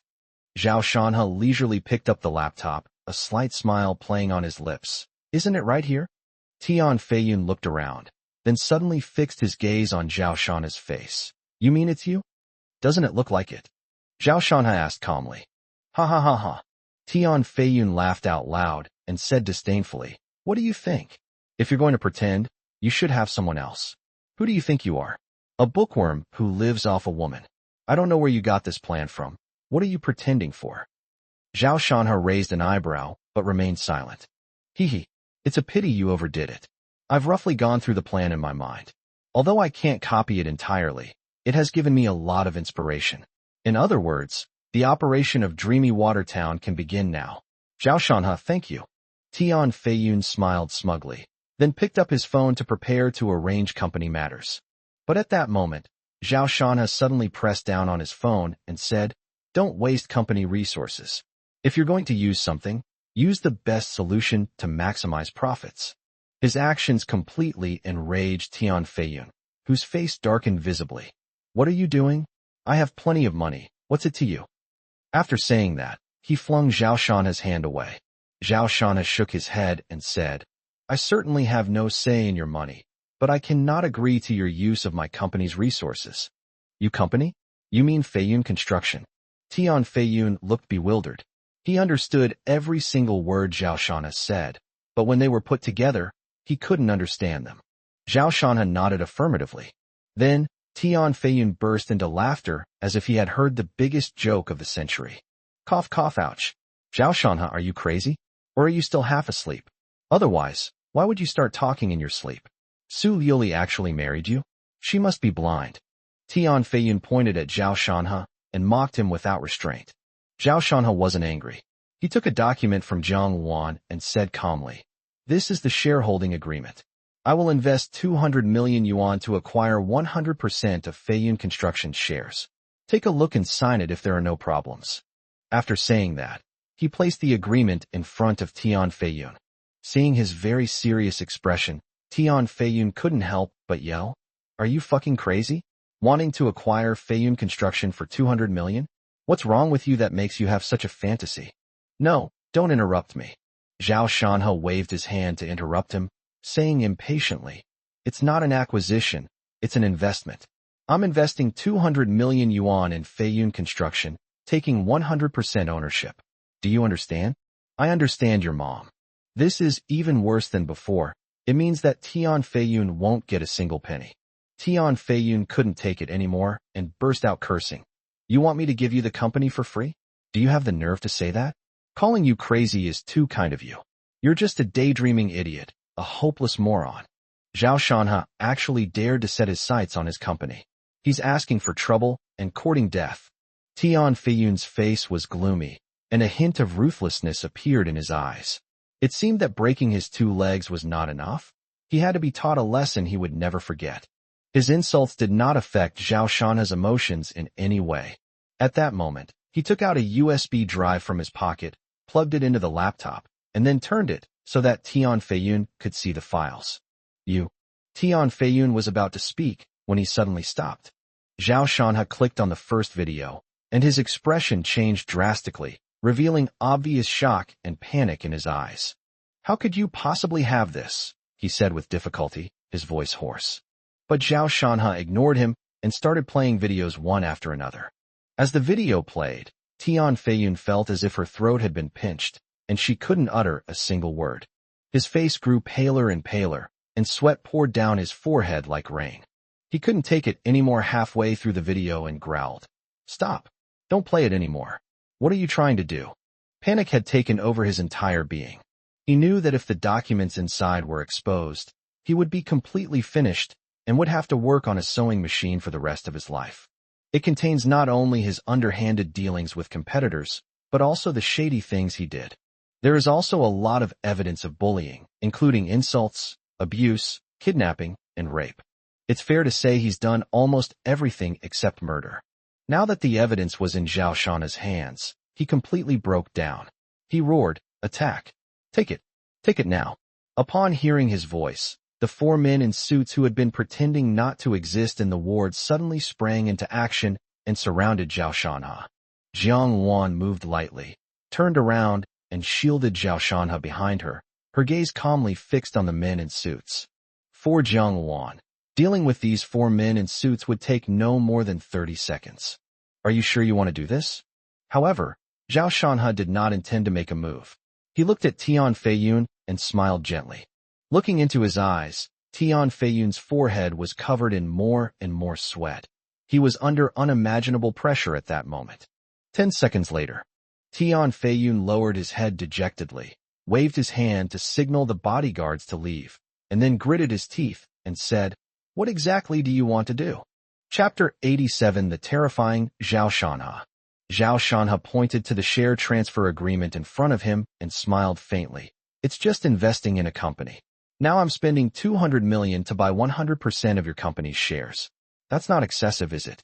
Tian Feiyun clenched his fists, his eyes red. "Can you guarantee that you'll destroy these documents after you take over Feiyun Construction?" Zhao Shanha laughed and shook his head. "You're already in your 40s. Why are you so naive? This document is your lifeline." Upon hearing this, Tian Feiyun's face turned ashen, but he secretly breathed a sigh of relief. As long as Zhao Shanha needs him, he still has a chance. The only problem is that Zhao Shanha is unyielding. We must stall him now in order to find an opportunity to turn the tide. Thinking of this, Tian Feiyun picked up the pen beside him and prepared to sign his name at the bottom of the agreement. The transfer agreement is very clear. Shihan Construction will invest 200 million yuan to acquire 100% of Feiyun Construction's shares, while Tian Feiyun will unconditionally transfer his 100% shareholding. The company was about to change hands, and Tian Feiyun's heart was bleeding. Just as his pen was about to fall, he suddenly paused and asked unwillingly, "Could you help me clear up this confusion? You say? If I'm not mistaken, this information was secretly collected by Wei Biao. I didn't expect him to have this trick up his sleeve, but the most crucial question is, why would he give you this information?" Mentioning Wei Biao, Tian Feiyun gritted his teeth, wanting nothing more than to kill him. Zhao Shanha laughed. "Just like you, he had no choice. He had to make money and run away. After considering all the options, he finally thought of me. Damn it. More than 10 years of relationship. It's all fucking bullshit." Tian Feiyun cursed, his eyes red. Zhao Shanha chuckled lightly. "Aren't you the same? In order to meet a master, you didn't hesitate to kick him aside. If Chunya hadn't exposed herself at the crucial moment, you would probably be smug right now. I had nothing but good things to do for him. I even felt guilty towards him, but I never expected him to sleep with my woman. Wait a minute." At this point, Tian Feiyun was startled, as if a thunderbolt had struck his mind. He seemed to have thought of something terrifying and asked incredulously, "How do you know that Chunya exposed herself?" He felt something was off about this. He was about to leave, so why did Chunya make a sound? It was that voice that made him suspicious, which was the beginning of things going to extremes. A strange smile appeared on Zhao Shanha's face. "What do you think?" His eerie smile stunned Tian Feiyun, and his mind went blank. This news was revolutionary for him. He finally realized that something was wrong with the whole thing. Why did the wise man tell him to discard the filth around him? And why did he run into Chunya when he went to find Wei Biao? Why does everything Chunya does seem to have an inexplicable, performative quality? "Brother Biao, I hate you." Suddenly, he remembered those words. As if under a spell, it was around that time that Wei Biao began to make his move. Tian Feiyun took a deep breath, raised his trembling hand, and pointed at Zhao Shanha. Chunya, is she your person? With Chunya's aloof attitude, how could she possibly be interested in Wei Biao? Now it makes sense. Zhao Shanha smiled faintly and uttered 2 words. More than that. More than. Suddenly, Tian Feiyun began to recall. He felt that things had been going wrong lately, as if an invisible hand was controlling everything he did, yet there was no trace of it. When did it start? He remembered that it all started from the day he invited Su Liuli to dinner, only to run into Zhao Shanha, who came looking for him. That day, he took a solid kick from Zhao Shanha, and that's how things started. His revenge came as expected. He broke Zhao Shanha's leg, and then took Chunya to the hospital to see him. Recalling Zhao Shanha's expression at that time, he suddenly felt that perhaps Zhao Shanha had already set his sights on Chunya back then. So you were the one behind the scenes handling everything for Chihan Construction? You're the expert. Tian Feiyun's Adam's apple bobbed as he spoke in a dry voice. Zhao Shanha nodded with a smile. The memories begin again. Chihan Construction's ingenious operation brought the Chengnan nursing home back to life, and Tian Feiyun suddenly thought of a key figure. That's someone. Someone had previously reported that Zhao Shanha had visited Zheng when in prison twice, but he hadn't taken it to heart. Looking back now, he must have learned about the Chengnan nursing home from Zheng 1. Then he made another move, not only using the speculative stock Zhongke Energy to solve the funding problem, but also Chihan Construction 1-2 projects, the city square, and the new campus of the No. 3 middle school, leaving Feiyun Construction with no way out. During this process, Zhao Shanha, through Su Liuli's words, continuously portrays the image of a mysterious person. This led him to blindly worship the expert who initiated the project. Next, when Feiyun Construction was at its wit's end, a wise man pointed out a way that allowed Feiyun Construction to turn the tide. Ironically, at that time, he thought that he had won a small victory by taking advantage of the Red Sun Orphanage. Looking back now, it's really ironic. What's most disgusting is that the Red Sun Orphanage was given to him unconditionally. Thinking of this, Tian Feiyun looked ashen-faced, even desperate. After unconditionally trusting the expert, getting rid of Wei Biao became an inevitable thing. At that time, he was still hesitant, but after tasting the sweetness of the dreamlike water town, he could no longer stop. In order to obtain the follow-up business plan, within the 2-day deadline deliberately set by Zhao Shanha, he only had one way to go. That means going to confront Wei Biao. And that's when Chunya's bombshell exploded. Zhao Shanha had an almost perfect grasp of human nature. After figuring all this out, Tian Feiyun felt a chill run down his spine. What was most terrifying was that Zhao Shanha had hardly shown his face in any of these events. This is masterful planning. He outsmarted everyone. Tian Feiyun's face was deathly pale. Although he was lying in a hospital bed, he felt a chill in his heart. He smiled bitterly and said, "If I had to do it all over again, I wouldn't get to know Su Liuli. You are terrifying." Zhao Shanha smiled and nodded. "Thank you for the compliment. But let's sign first." "I'll sign." Tian Feiyun finished speaking without hesitation, then signed his name and pressed his fingerprint on the agreement. Zhao Shanha was very satisfied. He picked up the agreement, blew on it, and gestured for Jiang Wan to leave. Watching his retreating figure, Tian Feiyun struggled to get off the hospital bed. Ignoring the pain in her lower body, she knelt on the ground and pleaded loudly. "Please, let me go. You can do whatever you want. If your leg is broken, I'll compensate you. You can break my leg too, and we'll be even. Also, I'll immediately cut off all ties with Su Liuli." However, Zhao Shanha didn't turn his head. Only a cold smile appeared on his lips, and the ruthlessness in his eyes did not diminish in the slightest. How can one give up halfway through revenge? Tian Feiyun, stay in prison obediently. They've prepared a gift for you there. Oh, by the way, since you've been so cooperative, I'll give you a free tip. Wei Biao's location is in apartment 403, building 2, XX residential area, in the Old City. Chapter 88. The wife's backstabbing important. After leaving the hospital, Zhao Shanha went to Chihan Construction. When he handed the agreement to Lin Ruoshi, she could hardly believe her eyes. The teacher actually did it. She was deeply shocked, yet also filled with a strong sense of pride. She had no complaints about transferring the shares to her teacher, and now she felt that she had made the best decision of her life. If she still holds the shares, and her father comes out to cause trouble, how heartbroken the teacher will be. All right, you arrange for someone to take over the rest. Integrate Feiyun construction as soon as possible, Zhao Shana said. Lin Ruashi nodded. Then, I personally will no longer hold a controlling stake. Help me register a company, and all my future businesses will be controlled by this company, Zhao Shana suddenly said, as if he had just thought of something. Okay, what's the company called? Lin Ruashi asked with a smile. Is the teacher's business empire finally about to launch? She was very excited as a witness to this scene. You should know that when the teacher was willing to become a librarian, she had tried to dissuade her many times. Zhao Shana thought for a moment and said, Manhwa Group. Lin Ruashi's smile froze, and she glanced at Zhang Wan, her eyes dimming slightly. Zhang Wan looked up in surprise.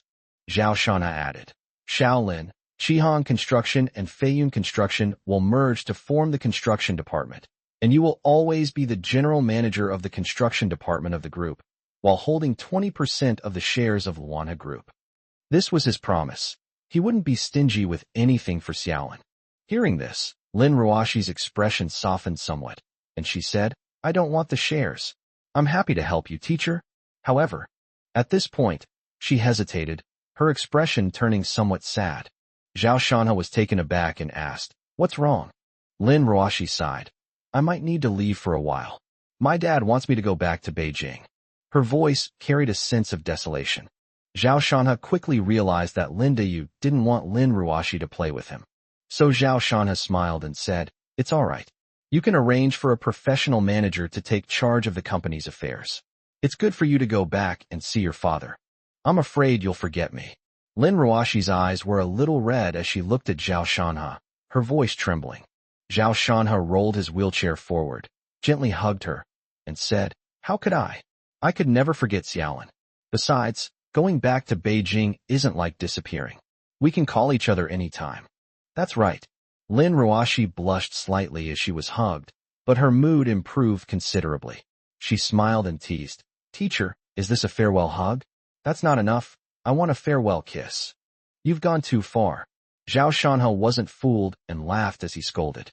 After chatting for a while longer in the office and going over the details of registering the company again, Zhao Shanha left. At that moment, a notification popped up on my phone. Wei Biao, a wanted criminal in this city, was found at 4:29 p.m. today. He had been stabbed multiple times and was unconscious due to excessive blood loss. He is currently undergoing emergency treatment, and further updates are pending police notification. Upon seeing the notice, Zhao Shanha's lips curled into a slight smile. How could he possibly let Wei Biao go? He and Tian Feiyun were birds of a feather. He had guessed this outcome from the moment Wei Biao gave Tian Feiyun his address when he left the ward. I don't know who did it, but it was pretty ruthless. It should be Tian Feiyun's father, that ruthless man from Tiannan. After returning to the villa, Zhao Shanha called Zhuge Yang. The evidence he had regarding Tian Feiyun was a great contribution, as Zhuge Yang had helped him with Zheng Wen's matter, and this was a way of returning the favor. Zhuge Yang said he was on a mission. Zhao Shanha was on the phone and couldn't say much, so he just told him to come to the villa in Jinxiu Jiangshan the next day before hanging up. In other words, Tian Feiyun is doomed tomorrow. Zhao Shanha's good mood lasted until his wife returned. Su Liuli entered the room without even changing her shoes. She walked straight up to Zhao Shanha without saying a word, staring directly at him. The complexity in his gaze was indescribable. Surprise, astonishment, disappointment, anger. Seemingly unable to resist, she reached out and slapped Zhao Shanha on the face. It wasn't too hard, but it was definitely a slap in the face. Jiang Wan rushed over immediately, but Zhao Shanha grabbed her and hugged her around the waist, saying, Sister Luan, don't worry about this, go inside first. Jiang Wan could easily break free if she wanted to, but she was unwilling and reluctant to be held by Zhao Shanha. After enjoying a moment of tenderness, she glared at Su Liuli with hatred before turning her gaze to Zhao Shanha's face. Seeing the serious look in his eyes, Jiang Luan felt deflated. She felt there was no point in communicating with this sycophant, so she pursed her lips and walked into the bedroom without saying a word. Su Liuli glared at Zhao Shanha with resentment. After Jiang Wan left, she gritted her teeth and said, It was you. You did everything? You made up that expert, didn't you? You lied to me and schemed against me from beginning to end. Zhao Shanha touched his slapped cheek. His body didn't hurt, but his heart ached. Silence means consent. Su Liuli could no longer hold back and shouted, Zhao Shanha, do you know that after Feiyun construction was completed, I had nothing left? The 80 million investment went down the drain, all because of the rotten things you did. It all benefited Lin Ruoshi. Now, I demand that you immediately get that agreement back from Lin Ruoshi, or else we will. Divorce. Seeing his wife lose her temper and shout those two words, Zhao Shanha's expression remained surprisingly calm. He had anticipated this scene, not only because Su Liuli's investment had come to nothing, but also because he had been using and scheming against her from beginning to end. This is a difficult situation for anyone. Zhao Shanha said, the agreement has already been sent to Lin Ruoshi. The legal department has taken over and is probably already liquidating Feiyun construction. So the agreement is definitely not going to be returned. As for the divorce, have you thought it through? He once said that he would never stop his wife if she asked for a divorce. Hearing what he said, Su Liuli's eyes reddened. 80 million. That was almost all of her assets. Moreover, thinking about how her husband had been doing so much behind the scenes without saying a word all this time, she felt a chill run down her spine. What hurt her even more was that her husband remained so calm in the face of her impulsive request for divorce. She asked herself if she had wronged her husband financially, but he used such cruel methods on her just for his own selfish desires. It nearly bankrupted her overnight. Fine. Very well. How can you hurt me like this? Doesn't your conscience hurt? Su Liuli's eyes were already wet, filled with indescribable sorrow. When she heard about this series of events, her first thought was that this was definitely not something her honest husband would do. But the facts forced her to believe it. I just did what I was supposed to do, Zhao Shanha said calmly. Ah! Su Liuli screamed and rushed forward, shoving him. Caught off guard, Zhao Shanha was pushed to the ground. Then Su Liuli straddled him, grabbing his neck with both hands. Why are you doing this to me? Why are you doing this to me? Tell me. Zhao Shanha did not fight back. At this moment, Jiang Luan rushed out, kicked Su Liuli away, and looked at her coldly. You are all despicable people. Su Liuli's eyes were red and filled with resentment. She left home immediately. Inside the car, Su Liuli regained her composure. She muttered to herself, stock market, design, planning honey. What other skills do you have up your sleeve that you're hiding from me? What she experienced today was a complete upheaval for her. The phone rang, and she answered it indifferently. Little Lily, did you get what I asked for? The man's voice was urgent, clearly indicating that this thing was very important to him. Su Liuli opened her fair hand, revealing a red USB drive lying quietly in her palm. She was silent for a moment before saying, I got it. I'll give it to you tomorrow. Good. The man was overjoyed. I'll delete your video then. That's not enough. I need something else. And if you continue to threaten me with videos, your fate will be even more tragic than your brother's. Su Liuli's cold tone sent a chill down the spine of the man opposite her. Chapter 89 Lin Ruoshi's Secret Plan. After his wife left, Jiang Luan helped Zhao Shanha up. She was very angry. Zhao Shanha sighed softly and said, You just did what you were supposed to do. She's angry because she doesn't know what's good for her. When Tian Feiyun broke your leg, she didn't even help you get revenge. She was still having an ambiguous relationship with Tian Feiyun. You're the one who's been wronged the most. Su Liuli is not good enough for you at all. I suggest you get a divorce. Jiang Luan saw the faint red marks on his cheeks. A hint of heartache flashed in her eyes, and she said in an annoyed tone. Zhao Shanha frowned, but did not refute or say anything more in favor of his wife. He wouldn't refuse if his wife wanted a divorce. In matters of the heart, it only has meaning when both sides are involved. He can't protect this family on his own. All right, get a good night's sleep tonight. We can talk about it tomorrow. Jiang Luan pushed him into the bedroom, picked up Zhao Shanha, and placed him on the bed. After turning off the lights, Zhao Shanha lay with his eyes open, thinking for a long time before slowly falling asleep.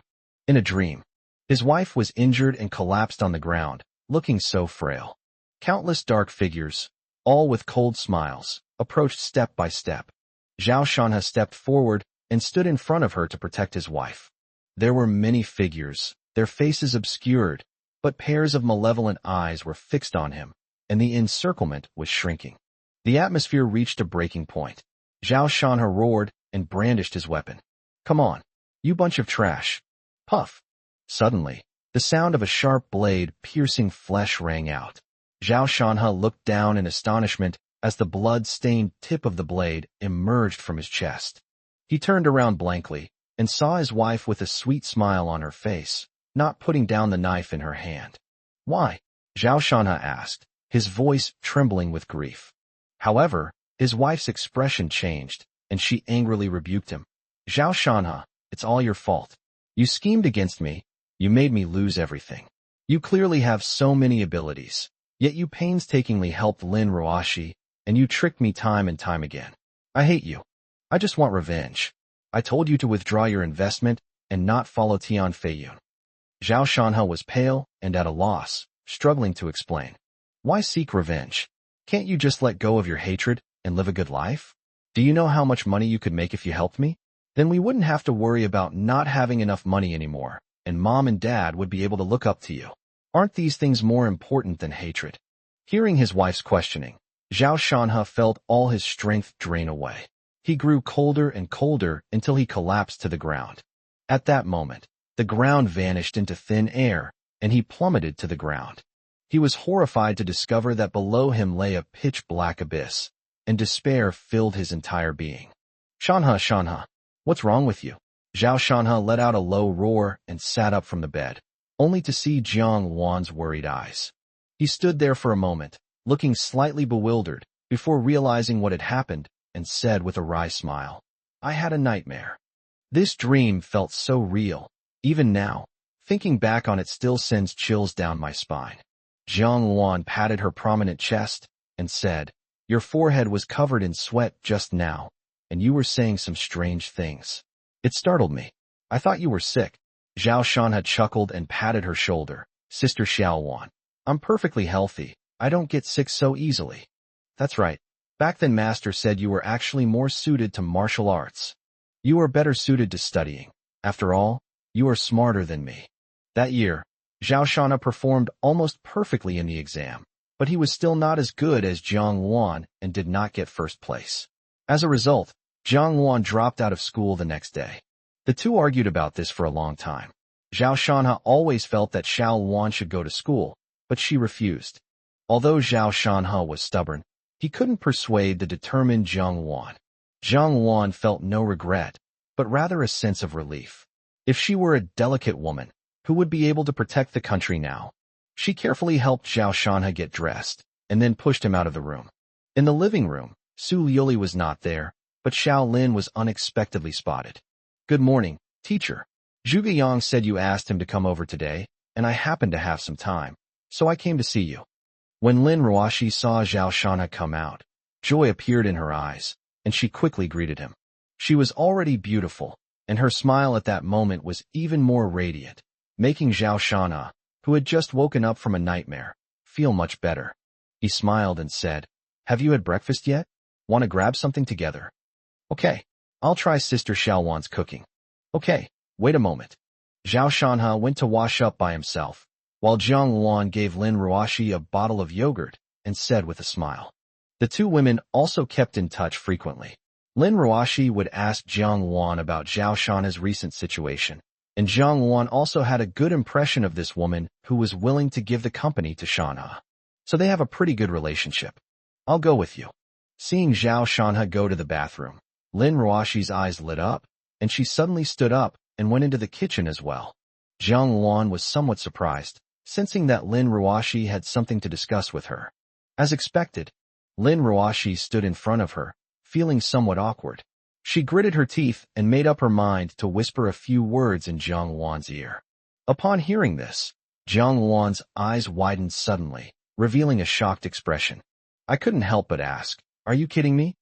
Lin Ruoshi quickly shook her head and said seriously, "No."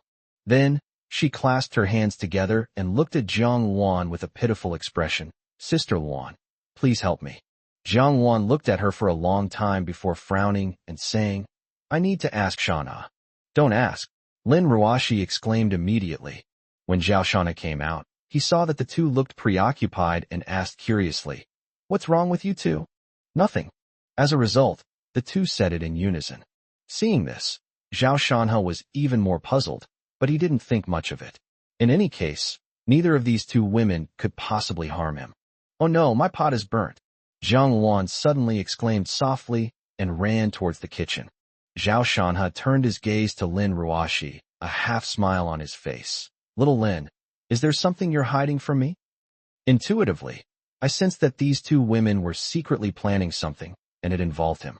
No. Lin Ruoxi's face instantly turned bright red, like a monkey's bottom, and she dared not look him in the eye. Zhao Shanhe clenched his fists, making a cracking sound, and said with a sinister grin, "Looks like you won't confess unless I teach you a lesson." Hey! However, Lin Ruoxi was not afraid at all. She curled her lip in disdain. "You dare to bully me? If you're so capable, go bully Sister Xiaowan." Tin Zhao Shan's would not be a match for Zhang Wan. Zhao Shanhe wanted to press for more information when the doorbell rang. "Teacher, it must be Zhuge Yang. I'll go open the door." Lin Ruoxi jumped up and ran quickly towards the door. Chapter 90, Let's Get a Divorce. Lin Ruoxi opened the door, and sure enough, Zhuge Yang was there in his uniform. Upon seeing Lin Ruoxi, a hint of surprise flashed in his eyes. Then he smiled gently. "Ruoxi is here too." Lin Ruoxi nodded and said, "Come in quickly." Zhuge Yang walked into the villa, looked around, and exclaimed, "Teacher Zhao is indeed no ordinary person. This villa must cost tens of millions." Zhao Shanhe didn't answer directly. He gestured for Zhuge Yang to sit down, glanced at his epaulets, and offered him a cigarette. "You got promoted?" Zhuge Yang took it with both hands, tucked it behind his ear, and said modestly, "I'm lucky.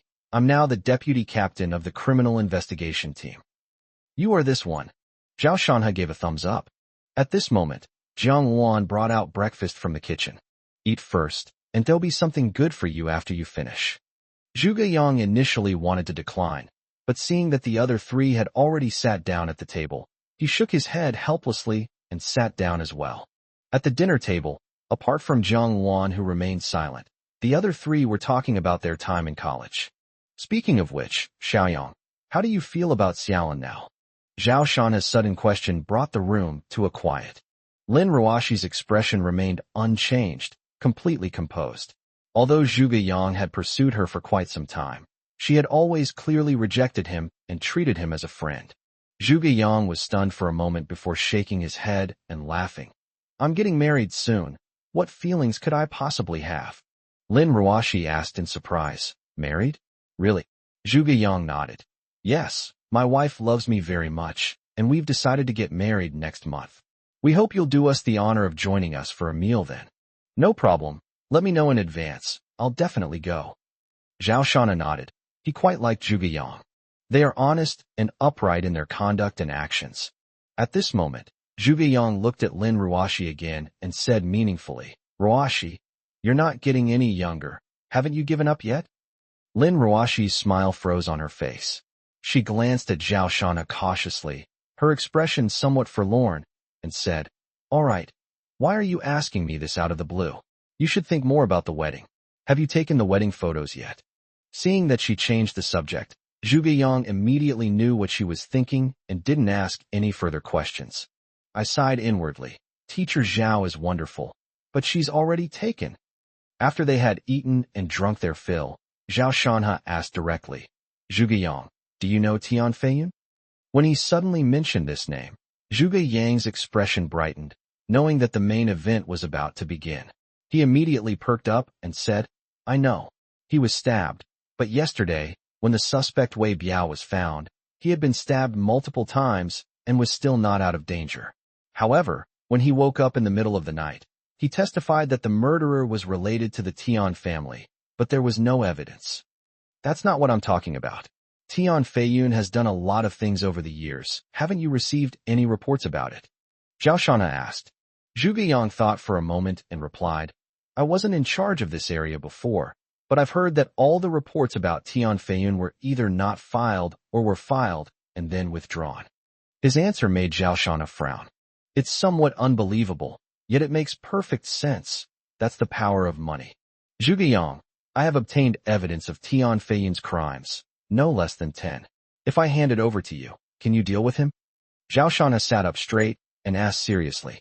Zhuge Yang's expression changed, and he said seriously, if the evidence is conclusive, we can definitely bring him to justice. The matter concerning Tian Feiyun and Wei Biao was known not only outside but also within the police station. However, due to a lack of evidence and the fact that the person who reported the case ultimately did not pursue the matter, Zhuge Yang was unable to do anything to him due to certain pressures. If there is indeed evidence now, taking down Tian Feiyun would not only be a great achievement for Zhuge Yang, but it would also be a shining addition to his resume and greatly help his future promotion. Good. Upon hearing Zhuge Yang's affirmative answer, Zhao Shanha didn't hesitate and prepared to take out the USB drive. The next moment, his pupils contracted, and his expression instantly turned cold. My USB drive is gone. Lin Ruoshi had been watching him closely, and seeing his expression, she asked, Teacher, what's wrong? Without searching his person, the moment he couldn't find it, he knew the USB drive had been taken. Moreover, only one person took the USB drive. He couldn't help but recall the scene of his wife riding on top of him last night. If the USB drive was lost, it could only have happened at that time. The nightmare seemed to be turning into reality. His wife had ultimately betrayed him. Taking a deep breath to suppress his chaotic emotions, Zhao Shanha was neither embarrassed nor awkward. Instead, he smiled and said, I'm sorry, I can't find the evidence. I'll contact you again if I find it later. Was it stolen? Do you need my help? Zhuge Yang asked hesitantly. Given Zhao Shanha's character, he wouldn't have sent him here specifically to amuse him, so there must be evidence against Tian Feiyun. But if it can't be found now, it must have been stolen. This evidence is also very important to him, so if Zhao Shanha can provide clues, he will definitely try his best to find them. Zhao Shanha shook his head and waved his hand. I'm really sorry to have made you come all this way for nothing. If we find it later, I'll personally deliver it to you. Clearly, Zhao Shanha did not intend for him to get involved. Zhuge Yang didn't say much, but said, All right, Teacher Zhao, I'll be going now. You're welcome to my wedding next month. After saying that, he got up and left. Jiang Wan closed the door, her eyes blazing with murderous intent, and said, Su Liuli, it must be her. Doesn't she know what this evidence means to you? How could she do such a thing? Zhao Shanha remained silent. Lin Ruoshi couldn't hold back any longer and quickly asked, Sister Xiaowan, what exactly happened? Jiang Wan immediately gave a brief account of the matter. Lin Ruoshi suddenly realized that everything her teacher had done during this time was to obtain this evidence, send Tian Feiyun to jail, and avenge his broken leg. Unexpectedly, at the most crucial moment, the master's wife turned against him and stole the vital USB drive, causing all of Zhao Shanha's efforts to be in vain. How shameful! How could she do this? Lin Ruoshi said indignantly. Without saying a word, Zhao Shanha took out his phone and dialed his wife's number. It took about a minute for Su Liuli to answer the phone. Zhao Shanha suppressed his anger. You took what didn't belong to you. Now come back and give it back to me. The dream became reality, and his wife's betrayal caught Zhao Shanha off guard. Honey, what are you saying? I didn't take it. Zhao Shanha sneered. Su Liuli, do you know what you're doing? Stop talking nonsense and don't try to play games with me. You're protecting a criminal. If you're found out, you'll be working as a sewing machine operator too. Su Liuli was silent for a while before saying, You might feel good if you hand that over, but have you thought about whether you can bear the consequences? If Tian Feiyun goes in, Tian Bin will go crazy. You may not know much about his methods, but I believe you've heard about what happened to Wei Biao yesterday. So, I'm doing this for your own good. So you're using the guise of doing what's best for me to do things that hurt me? Zhao Shanha questioned angrily. Just because I'm wearing a bulletproof vest doesn't mean you can keep firing with a Gatling gun. Su Liuli's face was a little pale, and she subconsciously said, I never thought of hurting you. Everything I did was for this family. Su Liuli, it really is you. You make selfishness sound so noble. Utter disappointment flashed in Zhao Shanha's eyes. He no longer wanted to question her and coldly said, Let's get a divorce. Chapter 91 Lin Ruoshi versus Su Liuli. Divorce? What are you saying? Let me explain. Su Liuli was about to say something when she realized the call had already ended. She panicked and felt her heart pounding. She quickly took out her phone and dialed again, but it was already switched off. In the CEO's office, Su Yuli stared blankly at her phone, biting her lower lip. After a long while, she finally let out a soft breath and slammed her phone on the table in annoyance. You're the one who wronged me. Not only did you not get any money, but you even filed for divorce? Suppressing the urge to go find Zhao Shanha, she forced herself to immerse herself in her work, but remained restless. Her husband's weak words about divorce kept echoing in her mind. Although she was very flustered, she believed that this matter would eventually pass and she and her husband would reconcile. Afternoon. An unexpected person arrived at the Su group. It's you? Upon seeing the youthful and beautiful Lin Ruoshi, Su Yuli frowned. Lin Ruoshi, who was expected to question him, plopped down on the sofa next to him, leaning back with a very relaxed expression. They didn't seem like they were there to demand an explanation. Su Yuli had no idea what she was up to and coldly asked, "What are you doing here?" "I came to see you." Lin Ruoshi blinked. "Look at me. You're here to laugh at me." Su Yuli sneered. "My man, my husband with whom I have a marriage certificate.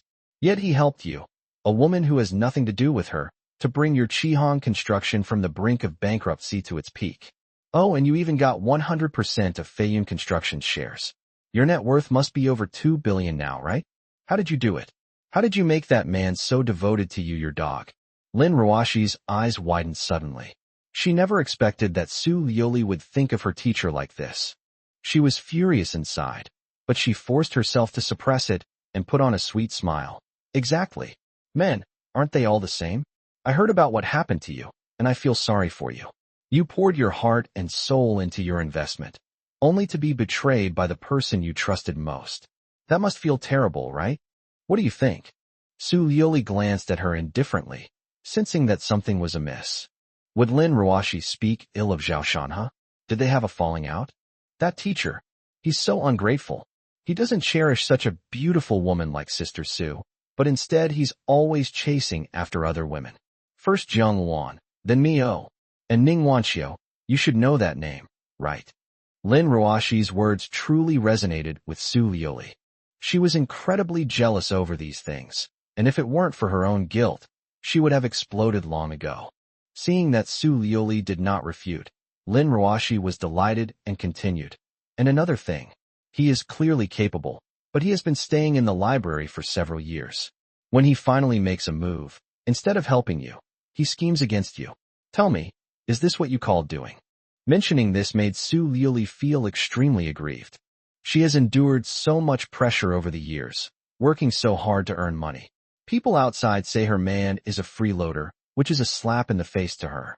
But Zhao Shanha was about to rise to power, yet he was helping another woman, which made her hate him to no end.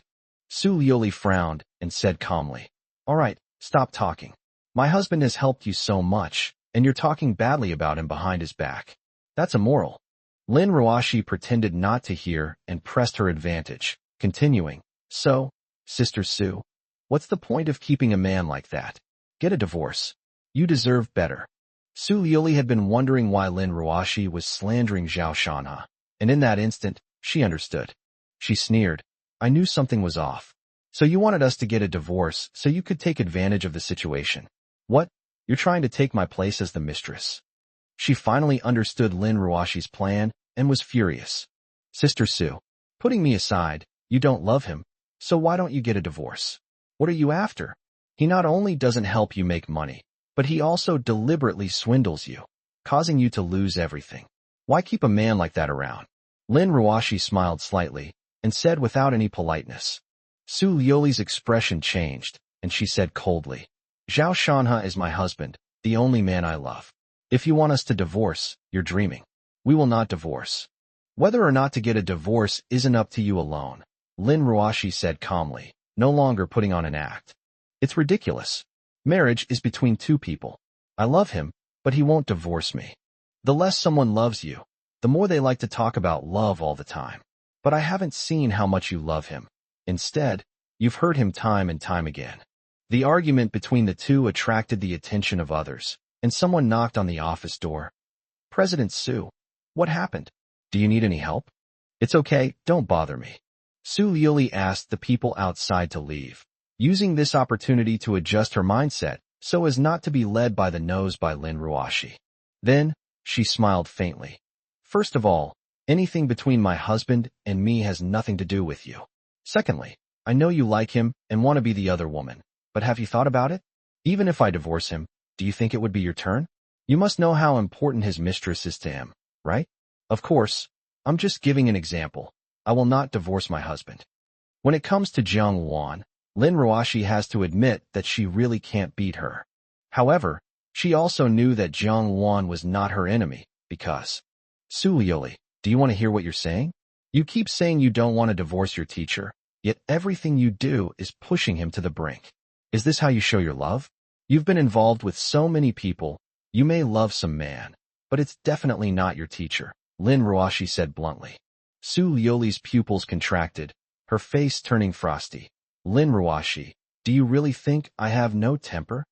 You can do it, but you can't let people talk about it? There are so many rumors. Some of them must be true. You can't hide it from them. Lin Ruoshi was not afraid at all, looking directly at her. It's just a rumor. You can't understand it because you're ugly. Lin Ruoshi was furious. In terms of looks, only Jiang Luan and Su Liuli were comparable. She was also a university beauty, but she was still a notch below. All right, enough nonsense. Just state your purpose. Su Liuli tapped the table with her index finger and looked up at her. Okay, where's the teacher's thing? Give it back to him. Oh, so that's why you came here. Su Liuli was not surprised. She had already guessed it. That's none of your business. Do you know how much he's done for this? Do you want him to fail at the last hurdle?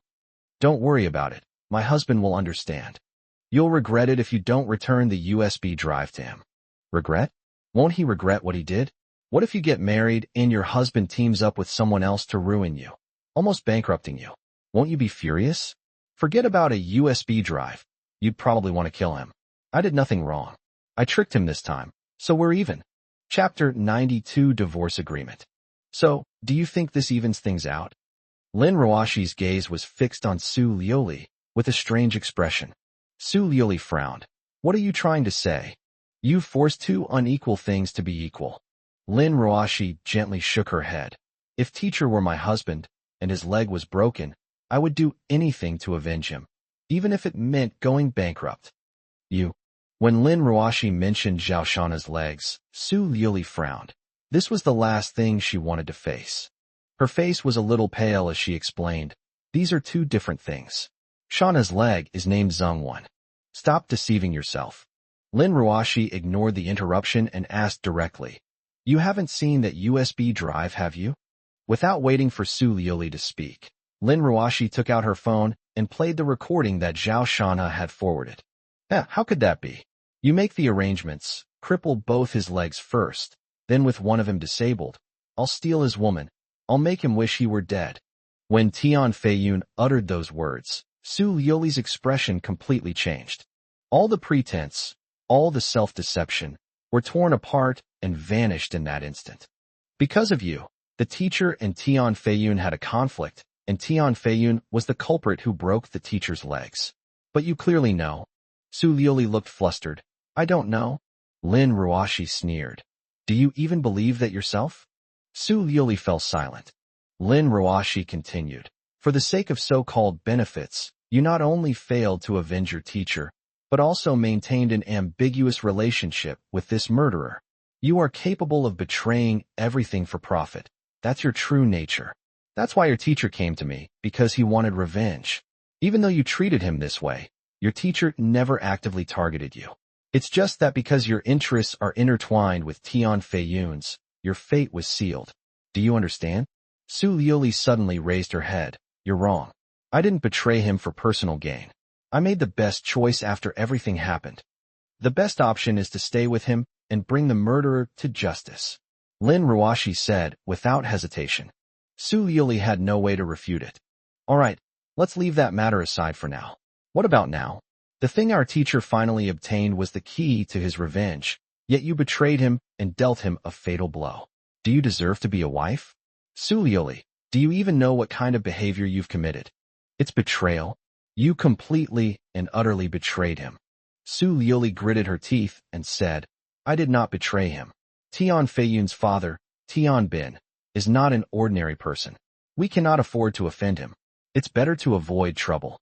Upon hearing this, Lin Ruashi's eyes immediately reddened. She roared, "What about the teacher's 2 legs? What about the teacher never being able to stand up again? Do you know what this kind of ending means for a man? If your leg were broken and you were confined to a wheelchair for the rest of your life, and you could still so magnanimously say you'd give up revenge, then I'd agree with you. But ultimately, it's not you who suffers, it's your teacher. What right do you have to make decisions for him?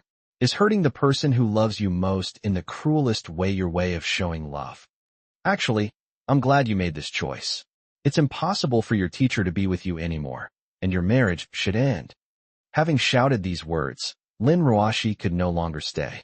Looking at the stunned Su Lioli, she laughed disdainfully. "Pathetic and pathetic. I'm not talking about the teacher, but about you." After saying that, she walked straight out of the office. Su Lioli sat blankly in the chair, remaining motionless for a long time.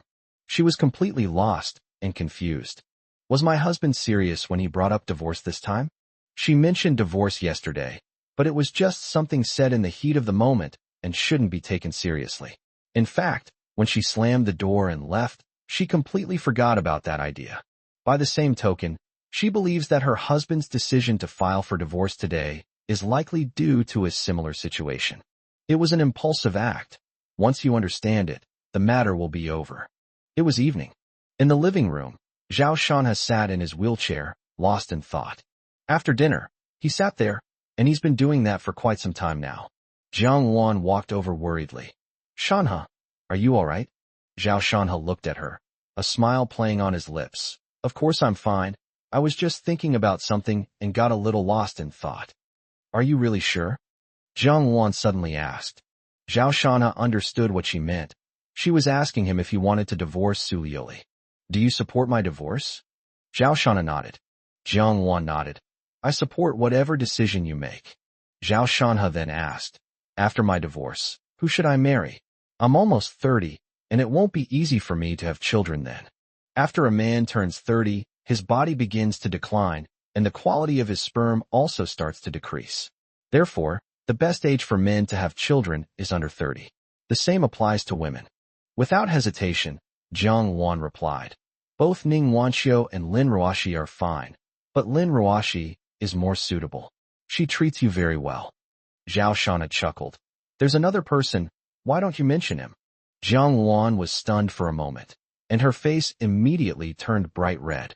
"There's another person, of course, it's herself." Her heart pounded, and her cheeks flushed. She lowered her head and whispered, "We'll talk about it after you get a divorce." Zhao Shanha stopped smiling and teasing her, and instead contacted a lawyer to begin drafting the divorce agreement. This time, he was truly disappointed in his wife. No, it should be called despair, starting from the moment his wife betrayed him. Just then, his phone rang. It was an unfamiliar number. Zhao Shanha answered. "This is Zhao Shanha, please speak." "Brother Zhao, how come Tian Feiyun is still all right? I'm a little scared of Wei Biao's condition." A cautious, timid voice came from the other end of the line. Zhao Shanha chuckled. "Something unexpected happened, but I'll take care of it soon." "Really? But I'm so scared right now. Can you come and stay with me?" Zhao Shanha frowned and comforted her. "Don't worry. Things will be resolved soon. Have your boyfriend go with you." "I don't dare to contact him." Chinya's voice was full of grievance. After Wei Biao's accident, she was very scared and had been hiding. "All right, if you have nothing to do, count how many zeros are in 10 million, and you'll become bolder." After saying this casually, Zhao Shanha hung up the phone. 10 million yuan would make 99% of people incredibly audacious, and Chunya was no exception. As for Tian Feiyun's question, he did not lie. Zhao Shanha picked up a laptop from the coffee table and opened it. The contents of the USB drive had already been copied into an inconspicuous folder. Chapter 93, I absolutely cannot lose my husband. No matter what happens, time will not stand still, and the sun will rise as usual. Su Lioli, sporting dark circles under her eyes, sat in her office processing documents. Ever since Lin Ruashi left yesterday, she has been absent-minded. "I want to contact Zhao Shanha, but I don't know what to say." "Admit your mistake and apologize to him?" This isn't like her at all. I didn't go home that night, nor did I go to my parents' place. Instead, I slept in the break room in the office. I barely slept all night, which resulted in me waking up with huge dark circles under my eyes. Just then, that person called again, and Su Liuli answered. What do you mean? You said you'd give me the things yesterday, but you haven't brought them over yet.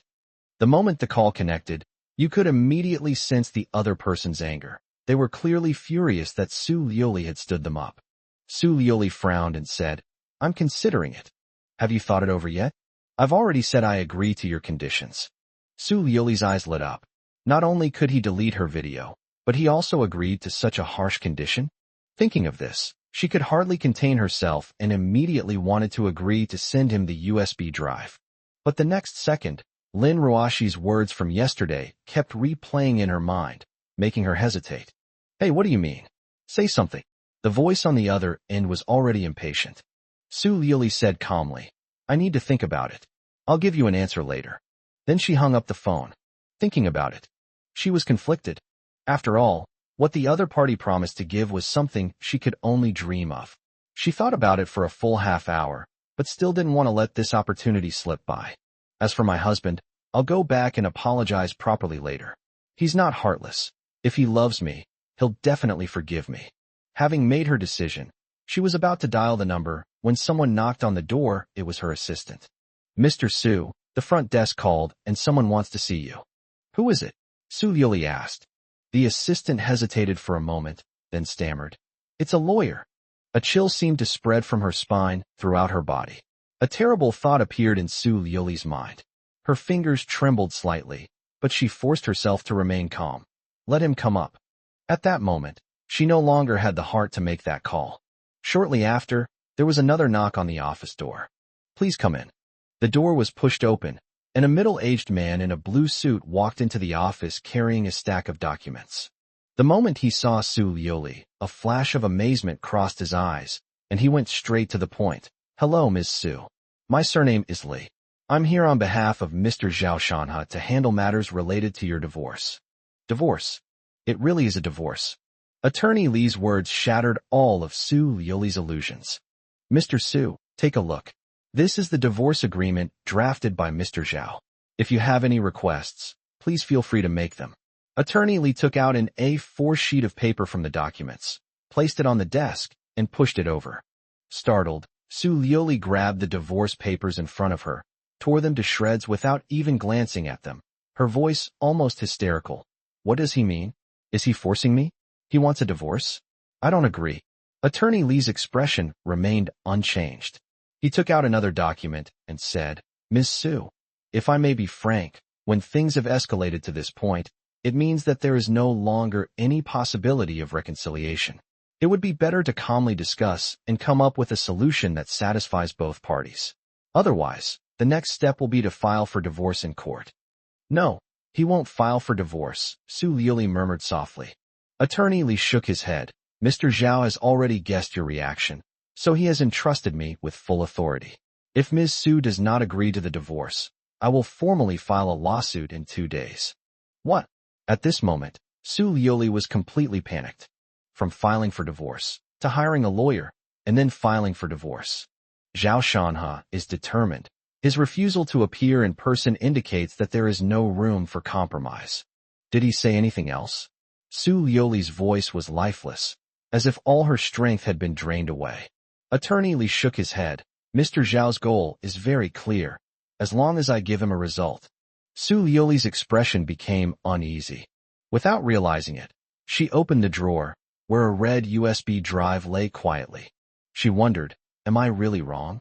When she made this move, she had imagined that Zhao Shanhe would be very angry, but she never expected such a decisive divorce. In that case, what's the point of hiding so many things? What's the point of making so much money? My husband is gone. The thought of life after the divorce was like a piercing pain, and Su Liuli felt a chill run down her spine. Faces flashed through her mind, finally settling on Zhao Shanhe's face. Only he can bring me true happiness and warmth. No, I absolutely cannot get a divorce. I cannot lose my husband. After a long while, Su Liuli came to her senses, looked at Lawyer Li in front of her, and forced a smile. Lawyer Li, let's put the divorce on hold for now. I'll talk to my husband and ask him to cancel the engagement. She already knew what to do. If she made the wrong choice again, she would have no chance to make amends. Attorney Lee didn't understand her thinking and said sincerely, Miss Su, I've spoken with Mr. Zhao, and he's not the kind of person who changes his mind easily. I don't think that even if you talk to him, you won't get the result you want in the end. No, you're wrong. There are feelings between us, so anything is possible. Su Liuli interrupted him without room for argument. Excuse my bluntness, but your relationship has broken down. In fact, this is the reason Mr. Zhao filed for divorce 2 days later. Attorney Lee replied calmly. He has handled many divorce cases. Apart from the fact that the clients have unique good looks, their reactions are not unexpected. He has targeted his words accordingly. Su Liuli smiled gently. Attorney Lee, to be honest, even we ourselves can't define our relationship. How can he say that our relationship has broken down? I just made some mistakes and hurt him a little. But isn't that how relationships are? We move forward through bumps and bruises.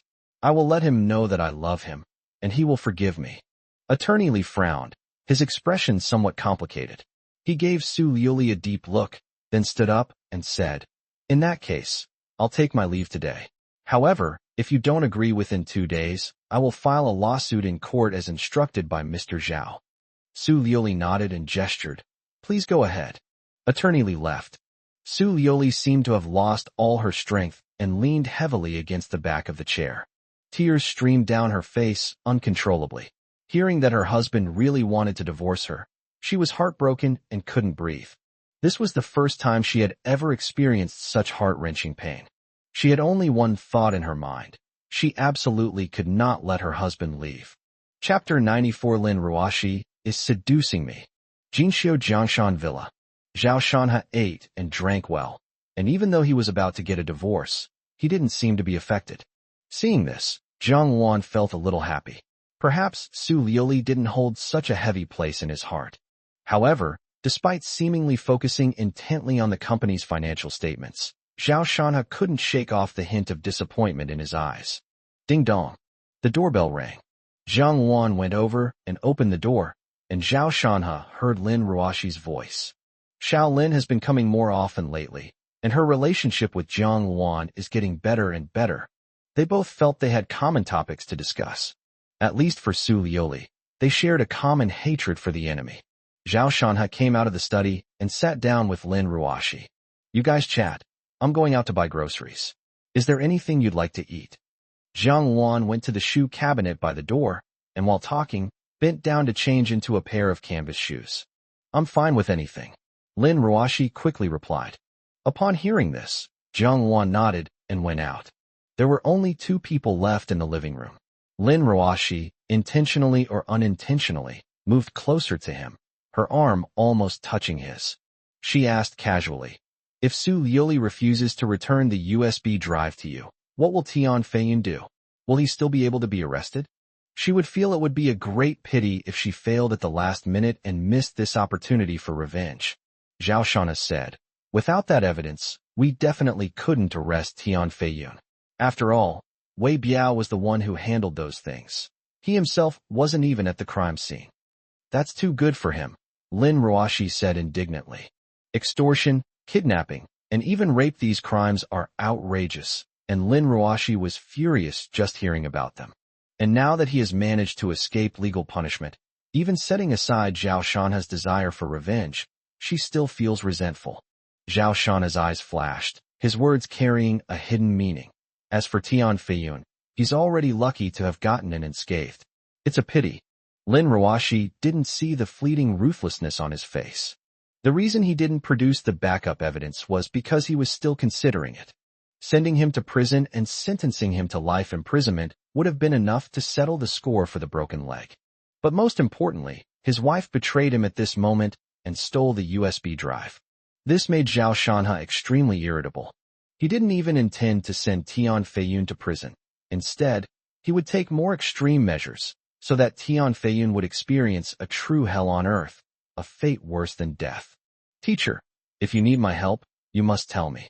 Even Tian Bin wouldn't dare to do anything to me, Lin Ruoxi said seriously after thinking for a moment. Okay, Lin Ruashi, thank you. If I need anything, I'll definitely ask you. Don't avoid me then. Zhao Shana nodded, not refusing Lin Ruashi's kindness. Upon hearing this, Lin Ruashi smiled happily and took the opportunity to pat Zhao Shana's thigh. Hey, Shaolin, you're taking advantage of me. Zhao Shana exclaimed. Really? I didn't mean to. Why don't you touch me back? Lin Ruashi licked her lips, stretched out her long legs, and said slyly. Zhao Shana's heart skipped a beat.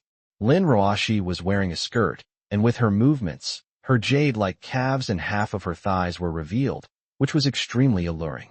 The straight, jade-like legs in front of me were smooth, tender, and perfectly fleshy, truly exquisite. She's seducing me. Zhao Shanha inwardly cried out, but dared not act rashly. After casually deflecting the attack, he chuckled and brought up the professional topic. Little Lin, stop fooling around. What will your dad ask you to do after you return to Beijing? Lin Ruashi pouted and said, How would I know? He's gone crazy. My brother is there. Why would he want me to go back? Anyway, there's something I'm curious about. You say? You said your teacher's wife was so career-oriented. Why didn't you help her back then?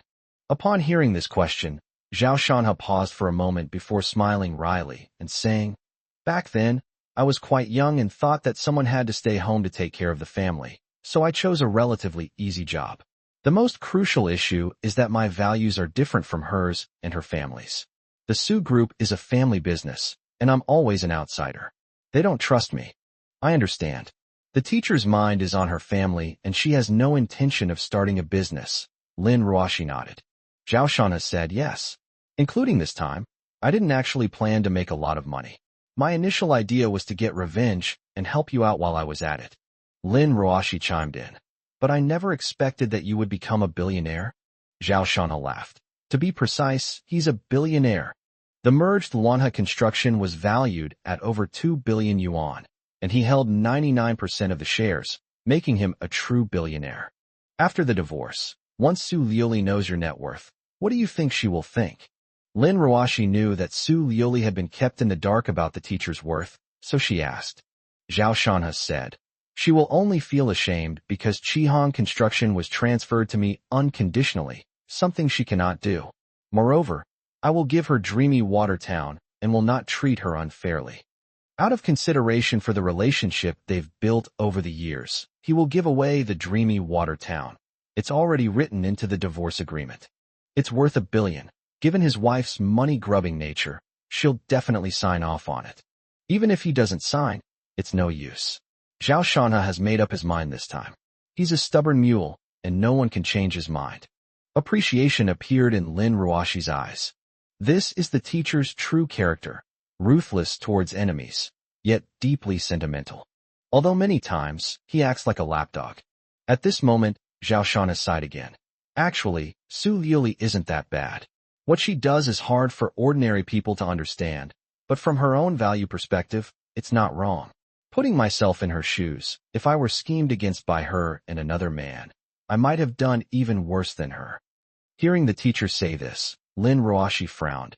Don't try to speak up for her. Putting everything else aside, I will never forgive her for stealing the USB drive. Sai, what can I do? She's my wife. Zhao Shanha's tone was filled with helplessness and heartache. Lin Ruashi sensed the teacher's affection for her and felt resentful. Su Liuli, what have you done to deserve such love from your teacher?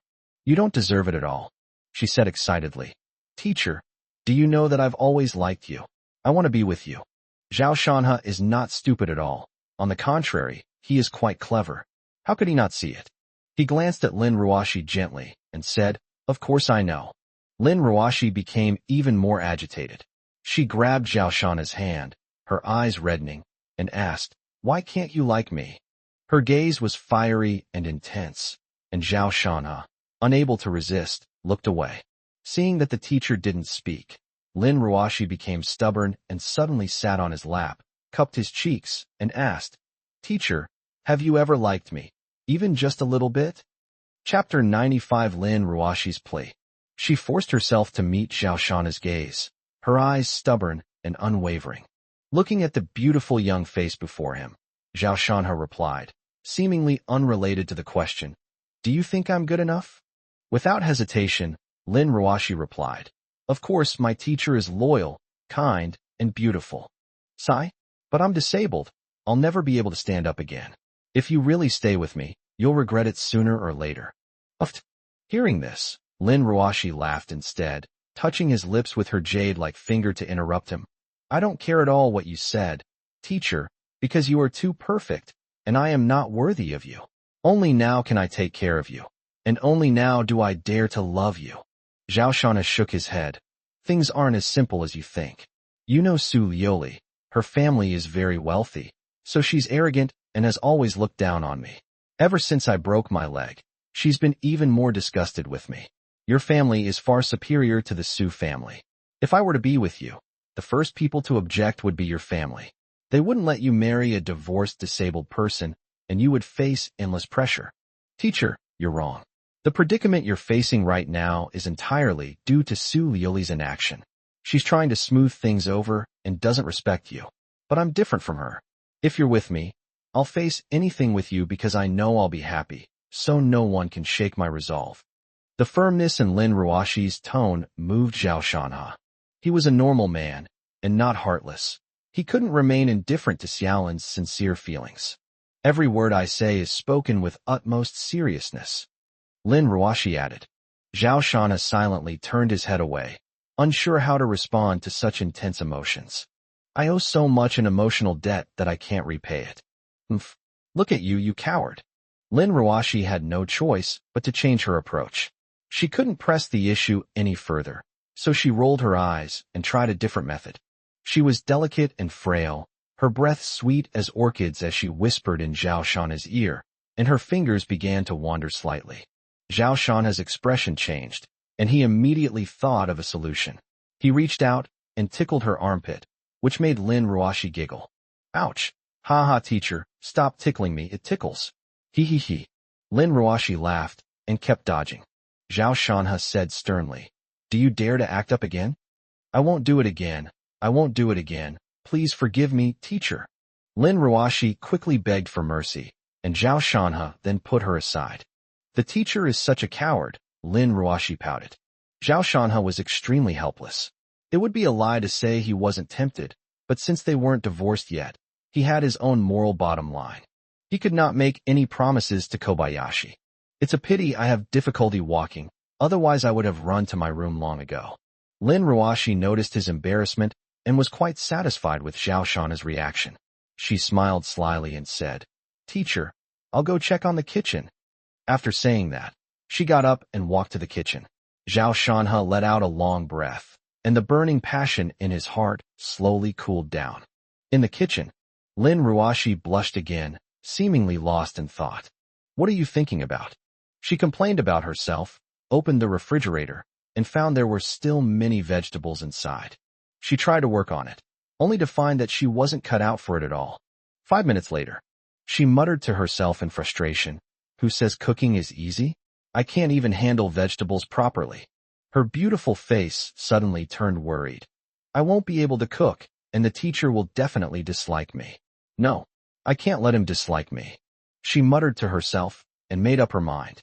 To win a man's heart, you must first win his stomach. Just then, Jiang Wan walked in. Hey, what are you doing? Lin Ruashi felt a little embarrassed and said, Nothing. Learn to cook. Jiang Wan looked around and saw the unevenly cut potato slices on the cutting board. She smiled and said, Knife skills are the hardest to master. This is not something that can be learned in a short time. If you really want to learn, you have to start from the basics. As she spoke, she stepped forward, skillfully picked up the knife, and began to process it. Seeing how skilled she was, Lin Ruashi was greatly discouraged. With Sister Xiaowan around, she realized she would never be able to win over the teacher's stomach.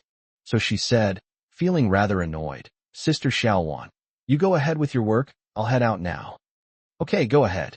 Jiang Wan nodded, unaware of her subtle mood. Outside, Zhao Shanha was scrolling through short videos. Upon seeing Lin Ruashi come out, he started chatting with her. Soon after, Lin Ruashi suddenly said, Teacher, I'm going back to the capital tomorrow. Huh? So fast? This news surprised Zhao Shanha greatly, as he thought Lin Ruashi would not return for some time. Lin Ruashi said with distress, There's nothing I can do. My dad calls me almost 10 times a day. Look, here he comes again. She picked up her silent phone, and sure enough, a call came in. Upon seeing the note, Zhao Shanha's cheeks puffed out, and he almost burst out laughing. Lin Dayu, the former richest man in Tian'an who controlled a multi-billion-dollar conglomerate, has his daughter Lin Ruoxi's contact name for him. Old Deng. Seeing Zhao Shanha's expression, Lin Ruoxi awkwardly put her phone away and said with displeasure, "Don't laugh." Ha ha ha. Zhao Shanha couldn't help but laugh. Actually, my dad is alright. Even if he calls 10 times or 100 times, I can ignore him. The most important thing is my mom. She's the queen of our family. Even my dad doesn't dare to disobey her, let alone me. She gave me an ultimatum, so I have to go back. Lin Ruoxi sighed and said forlornly. Zhao Shanha put away his smile and said to her seriously, "It's all right. Just go back when I tell you to. I'll be going to the capital later, and I'll come find you then." "Really?" Lin Ruoxi exclaimed in surprise. Zhao Shanha nodded. "Of course, I never lie." Jiang Wan, carrying the dishes out, felt a warm feeling upon seeing this scene, and a sweet smile appeared on her face that could outshine all the flowers. Before long, Jiang Wan brought out a delicious and visually appealing meal. Teacher is so lucky. Sister Xiaowan's cooking is the best in the world. Lin Ruoxi ate heartily, praising the food repeatedly, completely abandoning her plan to win over her teacher with her culinary skills. After all, with Sister Xiaowan's brilliance preceding her, even if she were a pearl, she would only be obscured. Jiang Wan felt a little embarrassed, glanced at Zhao Shanha, and didn't say anything. Most of the time, she is very shy. At this moment, Lin Ruoxi suddenly glanced at her furtively and kept giving her meaningful looks while Zhao Shanha was eating with his head down. A struggle appeared in Jiang Wan's eyes. Lin Ruoxi's eyes were full of pleading as she mouthed a few words. Chapter 96, I do not agree to divorce. Jiang Wan wanted to refuse.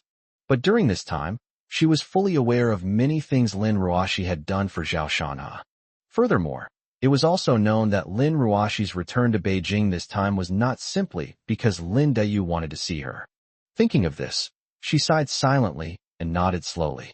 Suddenly, a bright light shone in Lin Ruoxi's eyes. After finishing the meal, as always, Zhao Shanha sat on the sofa to rest. Xiao Lin is going back to Beijing tomorrow, and he wants to talk to her more. As for this girl, it would be self-deception to say that he has no feelings for her at all. However, he still has his wife in his heart, and even though he has decided to divorce, he is not yet able to completely let go of her. So all I can say is, let's take it one step at a time. That's strange. Why am I so sleepy today? Zhao Shanha rubbed his temples, feeling an overwhelming wave of drowsiness that he couldn't resist. Upon hearing this, Jiang Wan became flustered while tidying up the house, and put her right hand into her pocket, clutching the packet of medicine powder tightly. But then, her expression hardened again. Mountains and rivers, I'm sorry. Su Yuli is not a good match, and I cannot marry you either. I am a jinx, having caused the deaths of many people. I cannot harm you as well. I will spend my whole life atoning for my sins and stay by your side forever, but I cannot marry you. In Jiang Wan's heart, Zhao Shanha's happiness is the most important thing. If she had to choose, Lin Ruoxi was 100 times more suitable than Su Yuli, which is why she didn't refuse Lin Ruoxi's request. Unconsciously, Zhao Shanha fell into a deep sleep on the sofa, breathing evenly. Lin Ruoxi and Jiang Wan exchanged a glance, both feeling somewhat nervous. Xiao Lin gritted his teeth, helped Zhao Shanha into his wheelchair, and pushed him into the room. Looking at Zhao Shanha, her gaze fell upon that resolute face, and instantly transformed into deep love and unwavering determination. Morning. Zhao Shanha slowly woke up. Shanha, you're awake. Get up quickly, I'll wash your blankets. Jiang Wan sat by his bedside, then quickly stood up, helped Zhao Shanha sit up, and helped him get dressed. Zhao Shanha was in a daze when she helped him into a wheelchair. As Jiang Wan tucked in the sheets, she said, Shanha, go brush your teeth, and then have breakfast. Something strange. Zhao Shanha was fully awake, and could vaguely see a bright red stain on the bed sheet. But Jiang Wan quickly gathered it up, and nothing could be seen anymore. A jolt seemed to run through her mind, Her fingers trembled slightly, and she asked with a seemingly casual smile, "Sister Xiaowan, what time is it now?" "It's 10:30. Something's not right." Zhao Shanha had never slept for so long before. "I went to bed so early last night, but I'm still getting up so late today." Jiang Luan tidied up the sheets, took them outside, and put them in the washing machine. After watching for a while, Zhao Shanha wheeled himself into the bathroom and began to wash up. During breakfast, he asked, "Where is Lin Ruashi?" "Her flight was this morning, and she went back last night," Jiang Luan said without thinking. Zhao Shanha seemed to be deep in thought, then suddenly picked up his phone and dialed Lin Ruashi's number. "The number you dialed is either switched off or out of service area. I can't get through. Looks like they've already boarded the plane." Zhao Shanha sent her another WeChat message. After sending the message, he put down his phone. "What's wrong with you?" Jiang Luan asked in a muffled voice, not daring to look up at him. Zhao Shanha chuckled. "It's all right, let's eat." Jiang Luan breathed a sigh of relief. It was good that Shanha hadn't discovered it. As for what would happen later, they could deal with it then. Time slips away quietly. Before we knew it, it was evening. Ding dong, the doorbell rang. Jiang Luan walked over and glanced at it. "It's Su Liuli." Zhao Shanha frowned and said, "Let her in." Su Liuli walked into the living room, looked at Zhao Shanha, and asked incredulously, "You deleted my fingerprints? Why keep them for the new year?" "Oh, you've come at the right time. Go clean out your clothes," Zhao Shanha said indifferently, without looking up, scrolling through short videos on his phone. His wife bit her lip, walked over, and reached out to touch him, but Zhao Shanha calmly pushed her away. Seeing his actions, Su Liuli was shocked and looked terrified. She said helplessly, "Husband, don't be angry." "I'm not angry." Zhao Shanha glanced at her, his gaze as calm as a lake, unfathomable. He wasn't angry, but disappointed, with an indescribable sense of powerlessness. "You still say you're not angry? You want a divorce and you want to kick me out." "Oh, I almost forgot." At Zhao Shanha's prompting, Jiang Luan took out a prepared divorce agreement from the printer in the study and handed it over. "Take a look and sign it."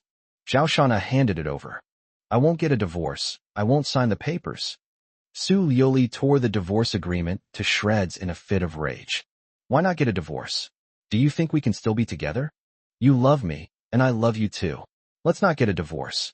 I forgive you for what you did to me, and you have to forgive me for what happened this time too." Su Liuli bit her lip and said stubbornly.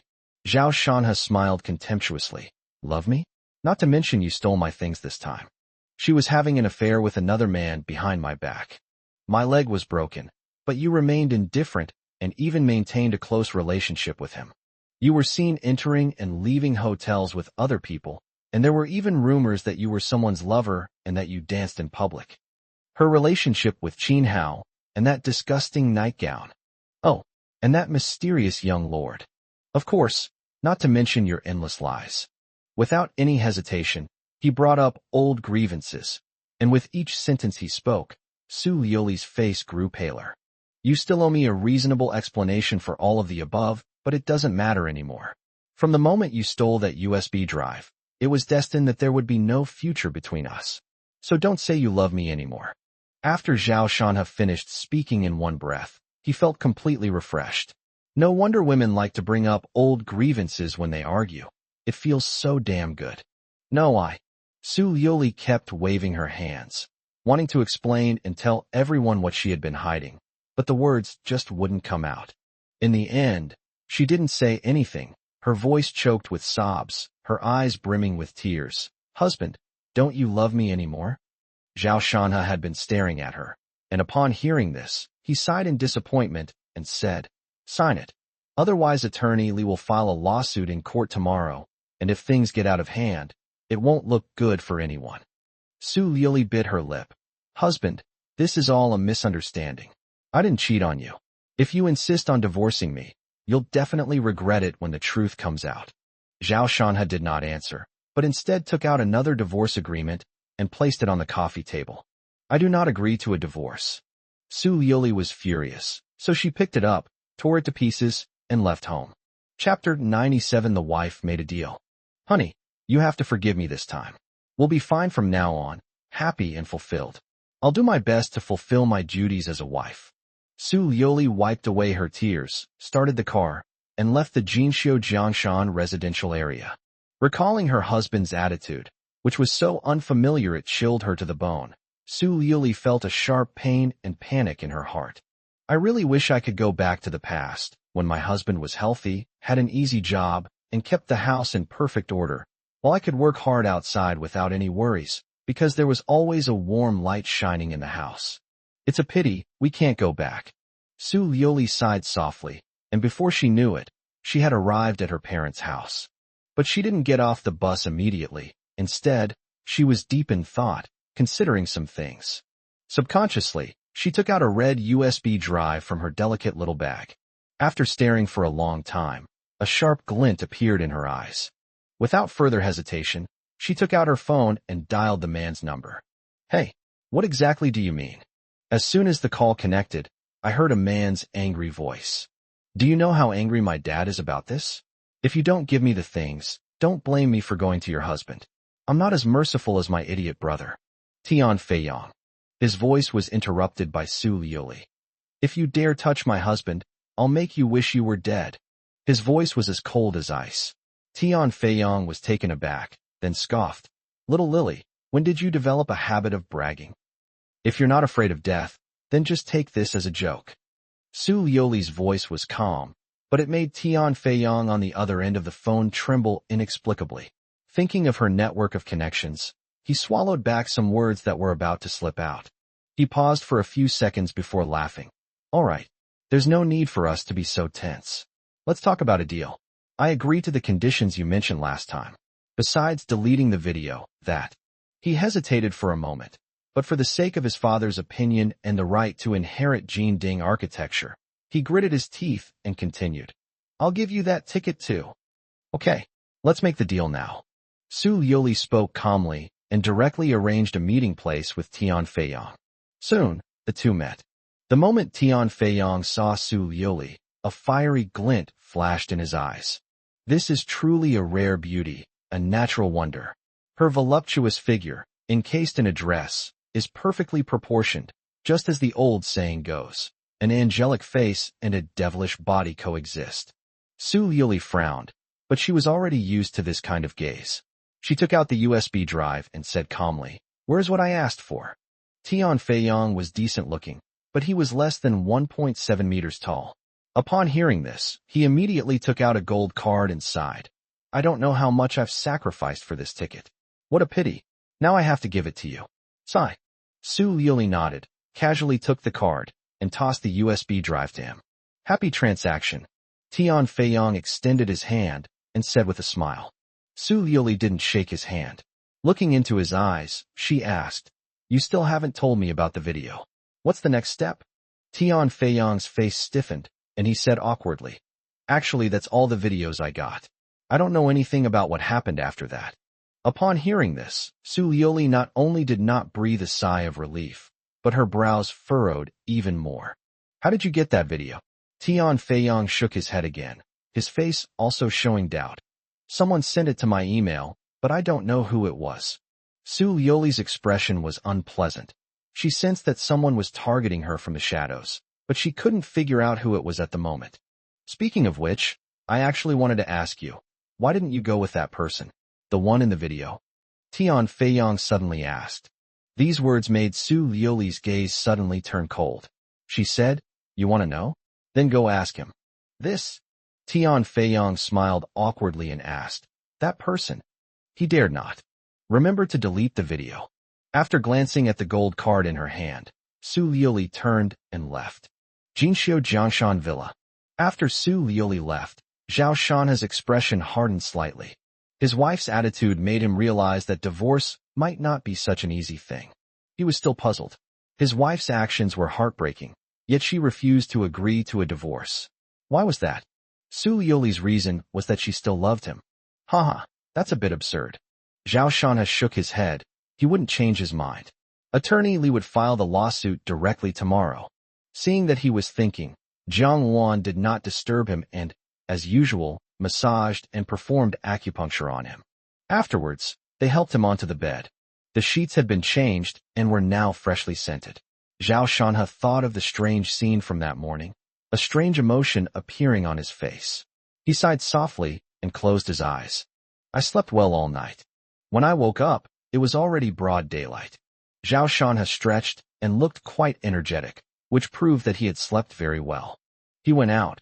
An attorney Li sent him a message. The court has accepted the lawsuit, and the hearing will be held in 3 days. After breakfast, Jiang Wan pushed him out of the car and stepped into the yard when she saw 2 people coming over. Zhao Shanhe immediately narrowed his eyes. These are 2 men. Interestingly, like Jiang Wan and Zhao Shanhe, one of them is in a wheelchair and the other is pushing him. Zhao Shanhe.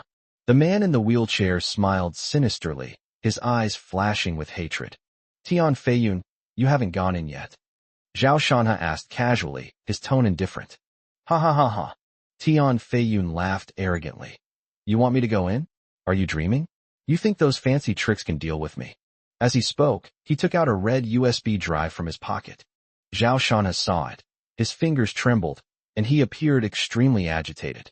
Unexpectedly, his wife actually gave this crucial item to Tian Feiyun. Su Liuli, do you even know the significance of this USB drive? Do you even have a heart? If I didn't have a backup, this game would have been a complete defeat. Tian Feiyun waved the USB drive in his hand, a smug smile on his face. This thing. Your good wife personally delivered it to me. Don't you think she's good to me? Zhao Shanhe exhaled softly, looked at the man behind Tian Feiyun, and said, Aren't you going to introduce yourself? Tian Feiyun was ignored, and he was stunned. His face suddenly darkened. My name is Tian Feiyang. My brother asked me to come today. It has nothing to do with me. Tian Feiyang smiled slightly, revealing his white teeth. It seems you got the USB drive from Su Liuli. I'd like to ask, what made her willingly give you the USB drive? Zhao Shanhe asked, getting straight to the point. Tian Feiyang's smile vanished, and a faint sense of vigilance rose in his heart. He knew Zhao Shanhe because of his brother's situation. He knew the man was very intelligent, and now that was confirmed. However, it's just a precaution. Ultimately, it's just cleverness. In the face of absolute power, it will inevitably be crushed. Chapter 98. The wife stabbed her in the back again. On what basis? It's obvious that in her eyes, I'm much more important than you. Tian Feiyun spoke with a cold laugh, his tone sarcastic. Even though he knew he was talking nonsense, Zhao Shanhe felt uneasy just thinking that this conclusion might be true. He said, Are you feeling smug now? Certainly. Tian Feiyun's smile vanished, and he said coldly, Now, I want you to do 2 things. First, return my company to me. Second, hand over that bitch Chinya. After you've done these 2 things, I'll consider letting you off this time for Su Liuli's sake. That was his real purpose in coming here. Moreover, if it weren't for Tian Feiyang's strong insistence that Zhao Shanhe could not be dealt with, Tian Feiyun's words would have been far more than just empty promises. He still has many other options, but he's holding back for now. I will not agree to any of your conditions, Zhao Shanhe said calmly. Tian Feiyun's gaze instantly turned cold. With a wave of his hand, 8 bodyguards in suits got out of a car not far away and surrounded him. With no leverage over him, Tian Feiyun had no more scruples. He pointed at Zhao Shanhe and threatened, You'd better think it through before you make a decision. Zhao Shanhe shook his head. Don't even think about it. I won't agree to any of your conditions. Huh. Very well. You won't listen to reason, so you'll have to suffer the consequences. As he spoke, Tian Feiyun closed his eyes, and the bodyguards immediately sprang into action. In this situation, even if Zhao Shanhe is injured, someone will take the blame, and it will not have any impact on him. At the same time, Jiang Wan swayed and appeared directly in front of Zhao Shanhe from behind. A hint of disdain flashed in her eyes. These people were much weaker than the 2 from last time. At most, they were just ordinary people with some training. She didn't take them seriously at all. Soon, the first person was less than a meter away from Zhao Shanhe. Everyone only saw a blur before Jiang Wan appeared in front of them, and then a long leg kicked out straight out. With a painful groan, the first bodyguard was kicked and fell backward. The others were startled and rushed over to help. But the result was obvious. Jiang Wan dealt with these ordinary people with overwhelming force, and no one could withstand even one move from her. Within just 3 minutes, These bodyguards were sprawled on the ground, rolling around and groaning. Tian Feiyun, sitting in a wheelchair, had his mouth wide open, as if he could fit an egg inside. Tian Feiyang's face was also filled with shock. What had just happened was truly unbelievable. Such a beautiful woman, yet so ruthless in combat, the contrast is too great. At this moment, Jiang Luan did not stop. She slowly walked towards Tian Feiyun and his brother, her fists clenched so tightly they cracked. What are you going to do? Don't do anything reckless. Tian Feiyun swallowed hard, spoke dryly, his tone filled with fear. Jiang Luan did not answer. Her footsteps were like hammer blows, striking the hearts of the two brothers. Stop. Just then, someone spoke up from not far away, attracting everyone's attention. A car pulled up, and Su Liuli got out, walked up to Jiang Luan, and said, "All right, let's leave it at that." You. Anger blazed in Jiang Luan's eyes. Unexpectedly, at this critical moment, it was Su Liuli who stepped forward again to protect those who were about to harm Zhao Shanha. Why? Zhao Shanha asked coldly.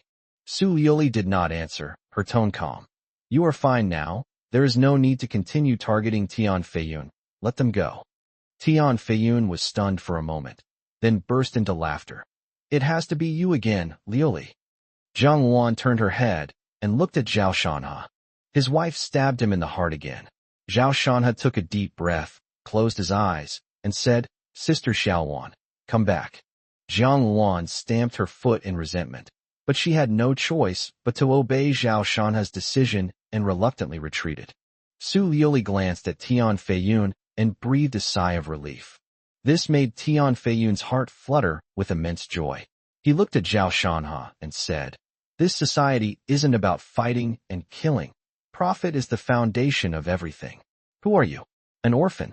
What can you offer Liuli? She will naturally choose me." Is that what he said? Zhao Shanha opened his eyes, looked at Su Liuli, and asked coldly. Su Liuli didn't meet his gaze, but turned her head to look at Tian Feiyang and said, "Take him away. It's all over." Tian Feiyang nodded, preparing to push Tian Feiyun away. Tian Feiyun still didn't shut up. He glanced at Zhao Shanha and said to Su Liuli, "Liuli, let's find a place to get together later and discuss what's next. We still need to take the company back." Su Liuli hesitated for a moment, then nodded. This made Tian Feiyun ecstatic. He raised his chin at Zhao Shanha, extremely proud. Just then, a mournful siren suddenly sounded, growing louder as it approached. This drew everyone's attention, and Tian Feiyun's smile vanished instantly, his eyelids twitching wildly. Tian Feiyang was also somewhat incredulous. It must be a coincidence. Tian Feiyun said it subconsciously. Soon, the police car stopped in front of them. Zhuge Yang, along with several officers, walked over without hesitation. Seeing several people lying haphazardly on the ground, he frowned and asked, "What happened here?" Tian Feiyun breathed a sigh of relief and quickly pointed at Zhao Shanha. "Officer, he did it all. These people are my company's employees. This guy used violence without even asking questions. So that's what it was about. Now he has nothing to worry about." Zhuge Yang nodded and asked, "Are you Tian Feiyun?" Tian Feiyun nodded subconsciously. "Very well. You are now suspected of being involved in multiple criminal cases. This is an arrest warrant. Take him away." No sooner had he finished speaking than two police officers handcuffed Tian Feiyun with silver bracelets. Tian Feiyun was stunned. It wasn't until the police officers took over the wheelchair that he reacted. Large beads of sweat fell down his face, his body trembled like a leaf, his lips quivered, and he couldn't utter a single word. All of this happened so fast that Tian Feiyang didn't come to his senses until Tian Feiyun was taken away. He suddenly looked at Su Liuli, only to see her looking completely bewildered, clearly puzzled as well. It's clear that the data on the USB drive has already been taken to the police. This means that Tian Feiyun is finished. Tian Feiyang looked at Zhao Shanha and gritted his teeth, saying, "It's you? You have a backup." Zhao Shanha frowned slightly, neither admitting nor denying, and after glancing at the two of them, he had Jiang Luan push him into the villa. "Damn it," Tian Feiyang growled. "My dad will go crazy." There's no doubt that Tian Bin prefers Tian Feiyun, and now that his son is destined for an indefinite career start, It's easy to imagine that Tian Bin will be furious. Su Liuli spoke up. There's something strange about this. It definitely wasn't my husband who did it.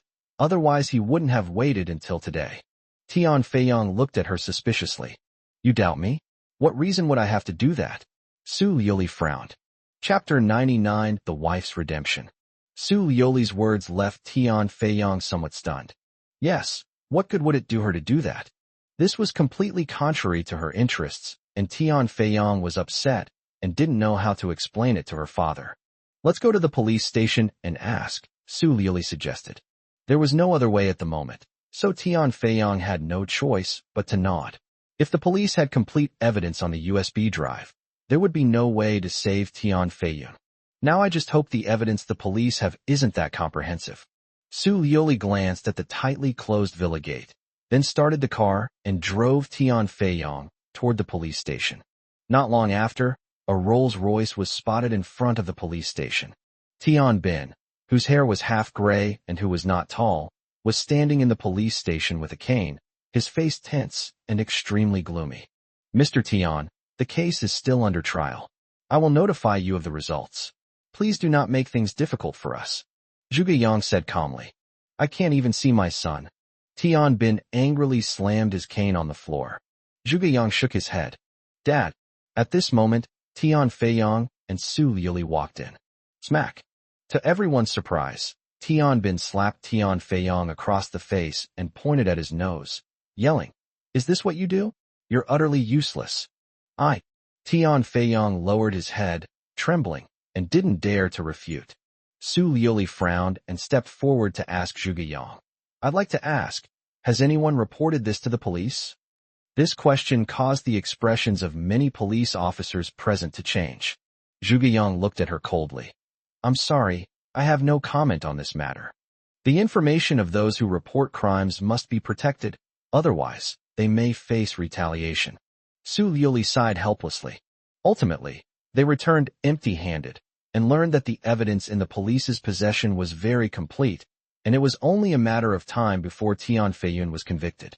As he walked out of the police station, Tian Bin looked as if he had aged 10 years. This was equivalent to losing a son, a devastating blow. He cried out in a sorrowful voice. No matter who harmed Feiyong, we must find him. Tian Feiyong gritted his teeth and nodded, saying, Dad, don't worry. Su Liuli also said, Uncle Tian, I will also use the Su family's resources to find out who did it. Jinxiu Jiangshan Villa. Tian Feiyong is finished, you can rest assured, but don't be too high profile at this stage. Zhao Shanhe called Chunya and briefly explained the situation. Chunya felt a huge weight lifted off her shoulders, and her spirits immediately soared. Really? That's wonderful. Now that her personal safety is guaranteed and she has 10 million in her hands, she'll be laughing in her dreams. She couldn't wait to find a boyfriend. Zhao Shanhe didn't say much and hung up the phone directly. What a pity. Holding his phone, Zhao Shanhe shook his head and muttered to himself. Some things had already been prepared, but Tian Feiyong went in, which allowed him to escape a disaster. Jiang Wan asked curiously, Wasn't it you who gave Zhuge Yang the information? No. Although he had a backup, after the original USB drive was stolen, he had no intention of using the data. He planned to use a more cruel method to kill Tian Feiyong. Zhao Shanhe's answer made Jiang Wan's eyes widen. She was completely baffled. But who sent this document to the police station? Who else could it be but Su Liuli? Zhao Shanhe smiled slightly, then shook his head as he thought about his wife's actions. Jiang Wan was completely baffled. She never imagined that Su Liuli would be behind this. She asked incredulously, It was her? But just now she clearly. Acting? Don't you think she's a very good actress? Su Liuli, it has to be you again. You never suffer any loss. Zhao Shanhe explained. If you put yourself in her shoes, it's easy to understand. How so? Su Liuli knew that I wanted to divorce her because of this, but she didn't want to, so she reported Tian Feiyong herself, which she saw as her redemption. But at the same time, she used this information to get what she wanted from Tian Feiyong, and then put on a show today to clear her name. After all, from a self-interested perspective, she has no reason to do this. After listening to Zhao Shanhe's explanation, Jiang Wan suddenly understood. Su Liuli, You want both profit and affection. You're really greedy. So, she wants to win you back? To be precise, she doesn't want to lose me. After all, she's gotten used to it. So what will you do? Drop the lawsuit and not get a divorce? Zhao Shanha hadn't considered this question. He said, how could that be? The USB flash drive incident was just the trigger. Fundamentally, she and I can no longer live together. What's more, he had something else in his hand, and when he saw it, he was already heartbroken.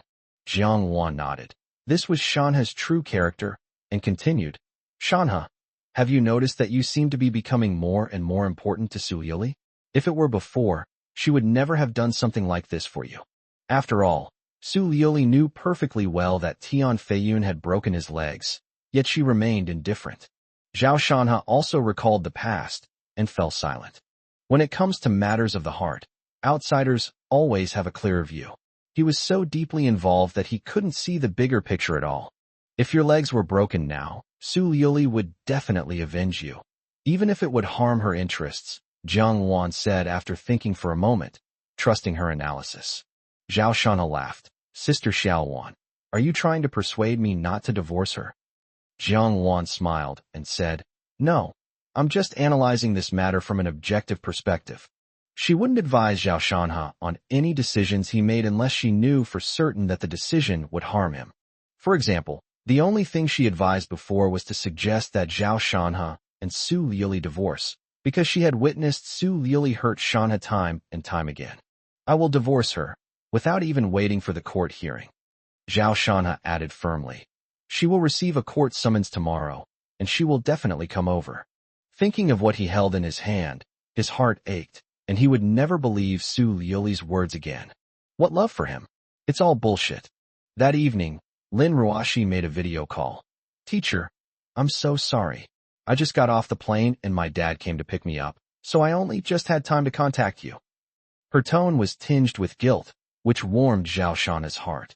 Both are women, so why is there such a big difference between my wife and Xiaolin? Lin Ruashi apologized immediately even though she didn't contact him right away, which shows that she has taken him to heart. Zhao Shanha said gently, it's all right.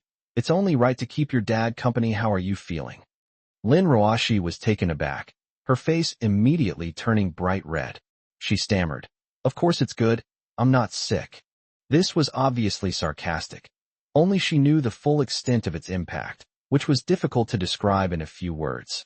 She asked her best friend, and they all said it wasn't that serious, which made her uneasy. Could it be something bad? Seeing Lin Ruashi's hesitant demeanor in the video, Zhao Shanha's heart skipped a beat. In the end, Zhao Shanha did not ask those questions, but instead changed the subject. The two video chatted for a while, and Zhao Shanha vaguely heard someone calling Lin Ruashi, and then Lin Ruashi hurriedly hung up the phone.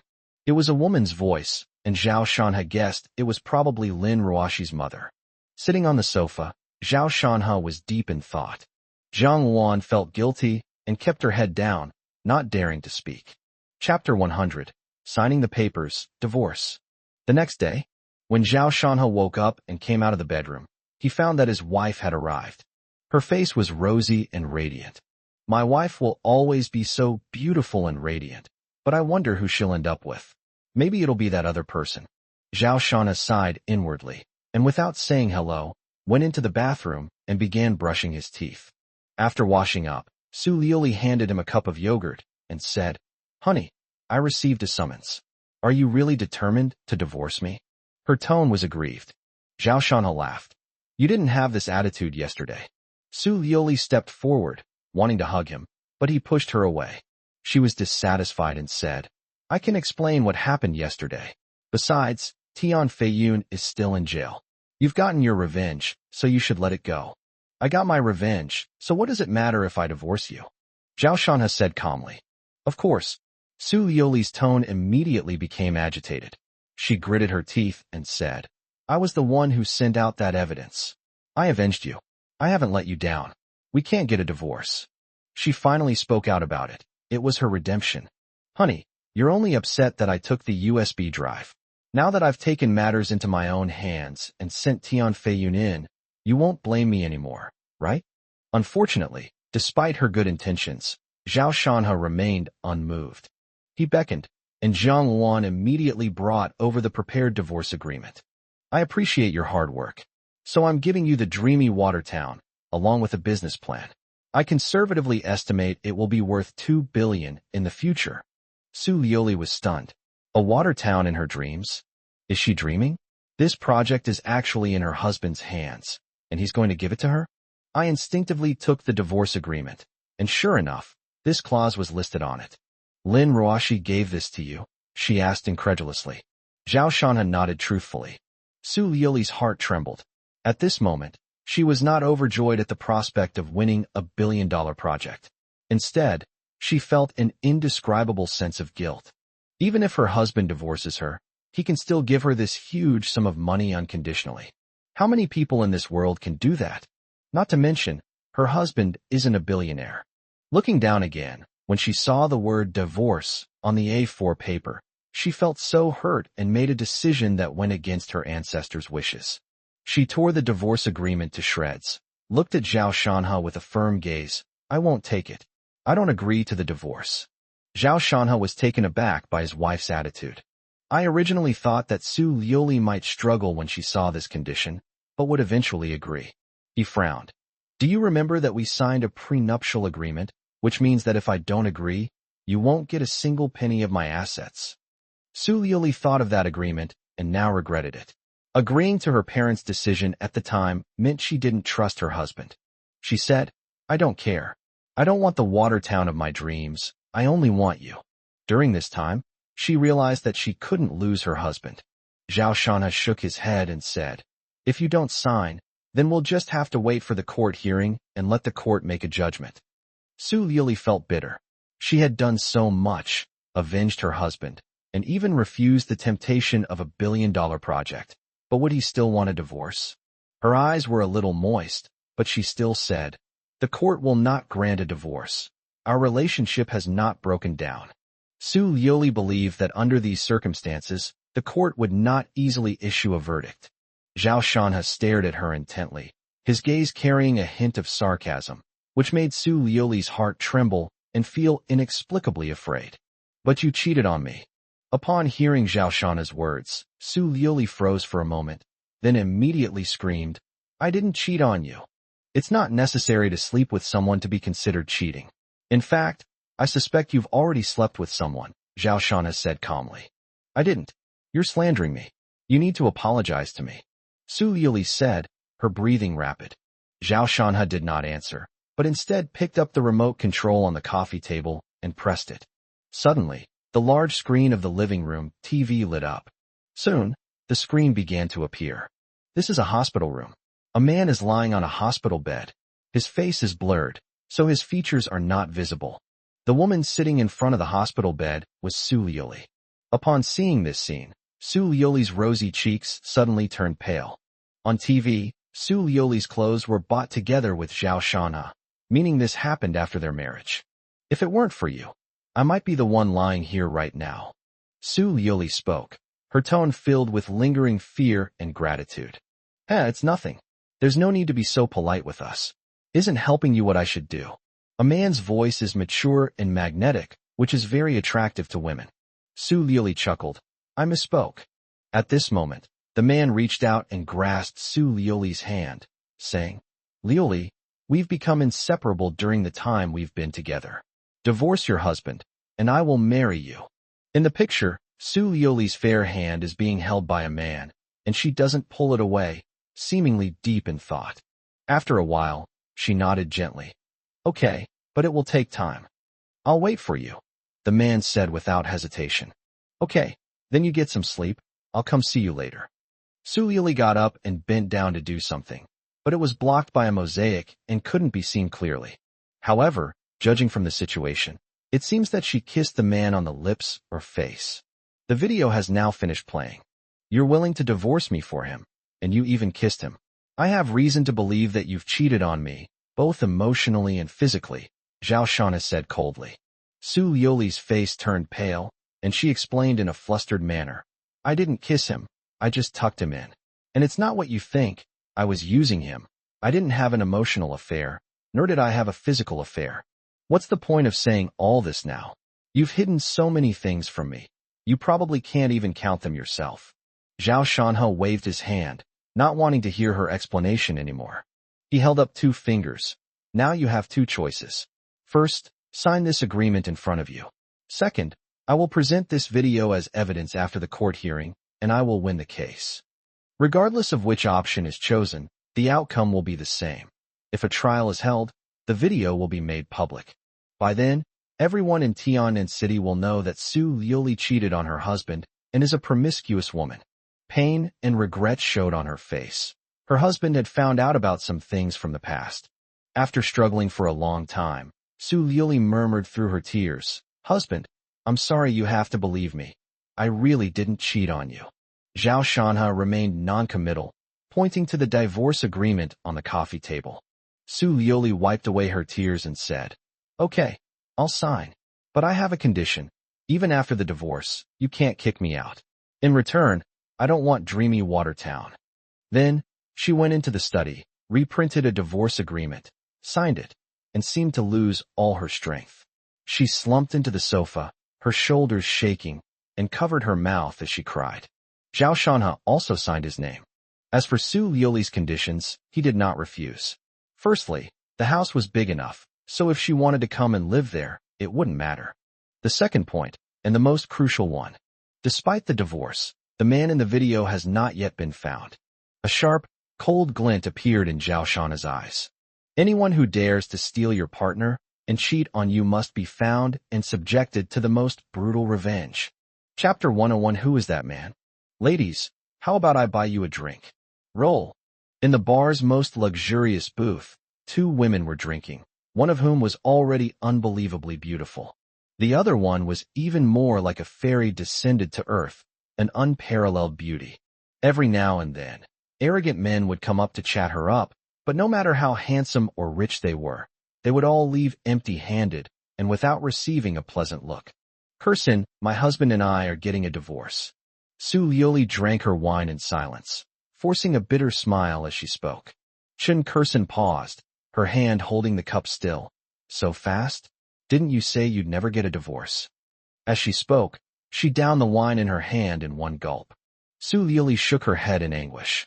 She didn't want a divorce, but life is often unpredictable, and many things are beyond one's control. Chen Kursin smiled and said, "It will all pass. There's a saying, if we break up, the next one will be better. It's different. My husband is one of a kind. There will be no next one." Su Liuli retorted without even thinking. Chen Kursin was taken aback. Was Zhao Shanhe really that important to her? She said, "That's because you haven't met the right one yet. I'll introduce you to someone later. Her personality, character, and talent are all impeccable. She's absolutely a good match for you." Su Liuli poured the wine, then looked up at her. "You talk so much about it. Why don't you marry me?" Chen Kursin chuckled and licked her lips. "I haven't had enough fun yet. How can I get married so soon if you don't mind? I'll go find your husband and help you get revenge." Upon hearing this, Su Liuli's eyes immediately showed a strong sense of vigilance. She said, "Don't touch him. No woman can lay a finger on my husband. Look at you. Why are you reacting so strongly to a joke?" "I'm not joking." Seeing the somber atmosphere, Su Liuli sighed softly. "I'm just reminding you that you know about this. My husband's methods are not simple. If you go to see him, you will suffer a loss, a great loss." Chen Kursin remained non-committal, her eyes flickering, and did not respond to Su Liuli's words. Su Liuli drank her wine, speaking as if confiding in someone, yet also as if talking to herself. "I made some mistakes. My husband threatened me, forcing me to divorce him, and I was unwilling. I won't leave my husband. Even if we divorce, we can remarry. As long as he knows that it was all a misunderstanding, and that I am the woman who loves him the most, he will come back to me." She thought to herself, "Divorce but not separation, that's my bottom line. I'll make you feel how important you are to me, and then you won't be willing to really leave me." From the outside, many malicious eyes frequently turned to them. They all thought that this way of drinking would eventually become a short film, and then there would be an opportunity. One of the young men, with a sinister smile, said, "These 2 are truly exceptional. I wonder how much more they can drink." His eyes were lewd, already fantasizing about the two beauties getting completely drunk and at his mercy. The crew-cut man next to the young man looked over and was immediately shocked. He slapped the young man on the head. That's President Chun. You're trying to make a move on her. Don't you want to die? You can die if you want, but don't drag me into it. At the same time, several burly men walked to Su Lioli and Chun Kurson's booth, stood with their hands behind their backs and expressionless. This dissuaded many people from their ideas. Jinxiu Jiangshan Villa. After signing the divorce agreement, Su Lioli did not come over for 2 consecutive days. So Zhao Shanhe made the call and gave them an ultimatum. Go and complete the formalities today. Once the formalities are completed, I will withdraw the lawsuit. After saying that, he hung up the phone. He had anticipated Su Lioli's actions long ago. She signed the papers, but didn't go to get the marriage certificate, trying to drag it out. Zhao Shanhe would naturally not allow it. The court lawsuit was not withdrawn. This was a tactic. Less than half an hour later, Su Lioli appeared at the villa entrance. She didn't look radiant today and appeared quite haggard. Even from a distance, the strong smell of alcohol was noticeable. Zhao Shanhe frowned and asked, "How much have you drunk?" "I drank it for 2 days." Su Lioli told the truth that she hadn't gone to the company or socialized in the past 2 days, and had been drinking every day. He drank and then went to sleep, living a life of drunken stupor, trying to dispel the gloom in his heart. The more she drank, the more upset she became, and the thought of her impending divorce made her heart ache unbearably. But Zhao Shanhe's call still came. She couldn't avoid it after all. "Drink less." Zhao Shanhe made a suggestion. "Are you concerned about me?" Su Lioli stared at him, trying to see something in his eyes. Zhao Shanhe nodded frankly and said, "If other friends were like this, I would care too." Su Lioli's eyes widened in disbelief and anger. "You treat me as a friend? I won't allow it. Even if we're divorced and he's my ex-husband, he's still my husband. You're still my husband. But he asked you to divorce me, and you agreed quite readily, didn't you?" Zhao Shanhe sneered, wanting to find out the man's identity. Su Lioli was speechless and was about to explain. "This is a conspiracy. Someone deliberately gave you that video to frame us. You've been tricked. That doesn't matter anymore. What happened has happened. I once said that after I made progress, someone would put your past on my desk. You see, this is proof of what I said. Tell me who that man is." Su Lioli was about to blurt it out, but in the end she hesitated and asked, "If I tell you that we cannot get a divorce, and you don't go to him, and we can just pretend it never happened?" "Honey, if you can do it, I'll tell you. He's too powerful. There's no benefit in clashing with him. I don't want you to get hurt anymore." Zhao Shanhe looked at him with sarcasm and shook his head. "If you don't want to tell me, then forget it. Like I said, I'll find out who he is sooner or later.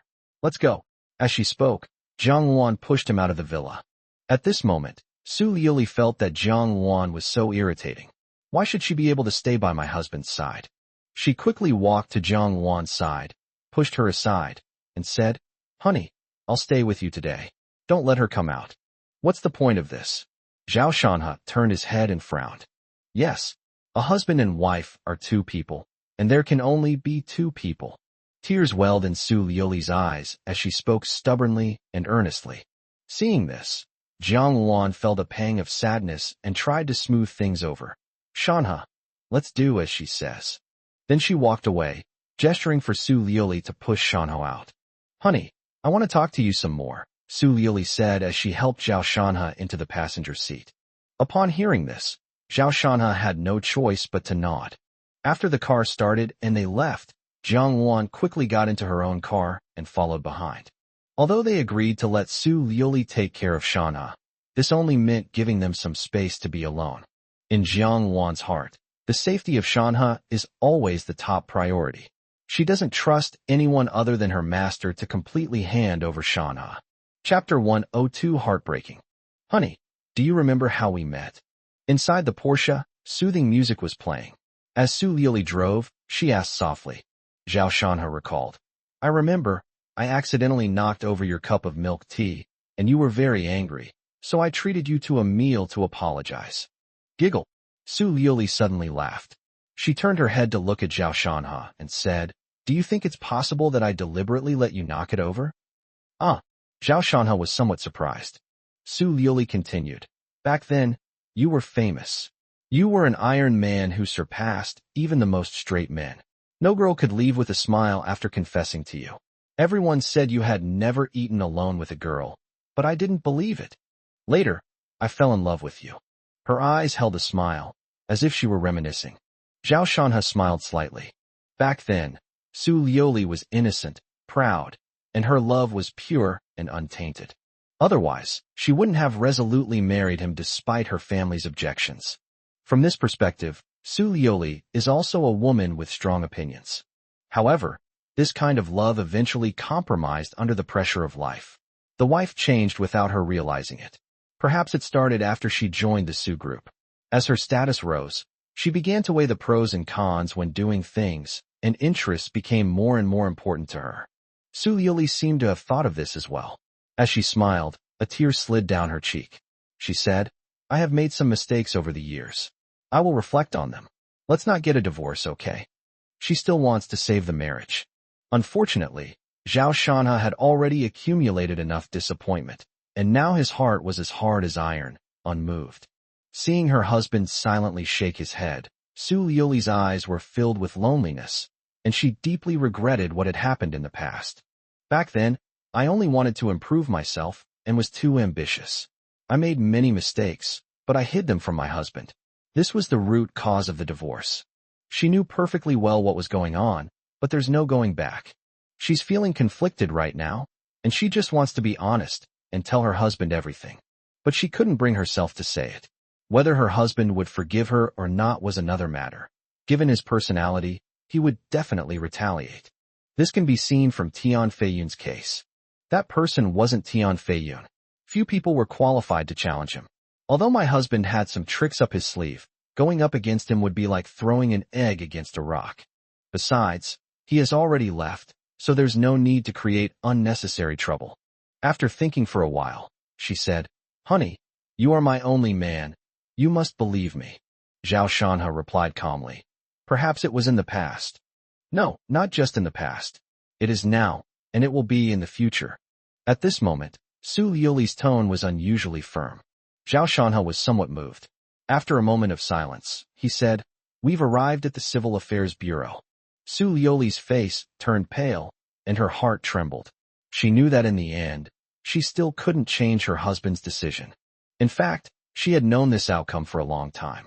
She knew Zhao Shanha's personality very well. Once he made a decision, it wasn't so easy to change it. "I just held on to a sliver of hope, just in case." Unfortunately, it still failed. She stopped the car, wiped her eyes, helped Zhao Shanha out of the car, and pushed him into the Civil Affairs Bureau. There weren't many people today, and after taking their numbers, it was their turn very quickly. The woman in charge of handling the divorce was about 30 years old. When she saw the two of them, she was first shocked by Su Liuli's appearance, but then she saw Zhao Shanha in the wheelchair and asked uncertainly, "Zhao Shanha?" The woman's appearance was unremarkable. Zhao Shanha glanced at her twice before smiling and saying, "Yuli?" Yuli noticed he was in a wheelchair and asked, "What's wrong with you?" "I suffered a minor injury." Zhao Shanha was unwilling to say more, and there was no joy in seeing his high school classmates. "You two know each other?" Su Liuli asked. "High school classmate," Zhao Shanha said. Upon hearing this, Su Liuli nodded, took a closer look at Yuli, and breathed a sigh of relief, no longer asking any further questions. Zhao Shanha said to Li, "What a coincidence. Process my divorce."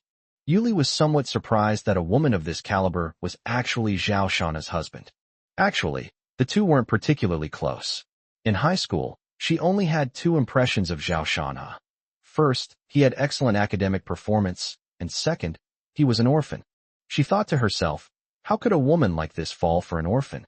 She'll eventually be rejected and divorced. She sees this almost every day. Without further persuasion, I quickly completed the process, saying, "You know there's a 30-day cooling-off period, right? Only then can we possibly get the divorce certificate. By the way, the class monitor was asking about you in the group last month, but we haven't heard back. She's still not married. Perhaps you could. Aren't you talking too much? You don't offer advice on divorce. Do you want to be reported?" Su Liuli's voice suddenly rang out, like a pounding on Yuli's chest, causing her to subconsciously stop speaking. Su Liuli exuded an aura of power, and Yuli couldn't resist her gaze. She dared not meet her eyes, but she was resentful and said to Zhao Shanha, "After the cooling-off period, you don't need to come in person. You can have someone collect the divorce certificate on your behalf." Reaching this point basically means they're already divorced. Su Liuli's pupils contracted, and she gave Yuli a cold look. "I hope you can still be so presumptuous in front of Director Luan." After saying that, without paying attention to Yuli's changed expression, he pushed Zhao Shanha away from the Civil Affairs Bureau. Outside, "Why bother getting angry with her?" Zhao Shanha said helplessly. Su Liuli was dissatisfied and said coldly, "I just can't stand it. We haven't even finished our cooling-off period, and she's already saying that class monitor isn't married? And who is that class monitor? My wife doesn't seem to realize that we're divorced." Zhao Shanha shook his head. "It's been so long. Who would still remember? I have some impression of that class monitor, but not a deep one. In my memory, she always wore big glasses, her braces gleamed when she smiled, and her oversized school uniform was anything but flattering." "It's good that you don't remember." Su Liuli nodded and pushed Zhao Shanha out through the disabled access. The sun was shining brightly outside. Su Liuli looked up at the small park not far away and said, "Honey, let's go for a walk in the park."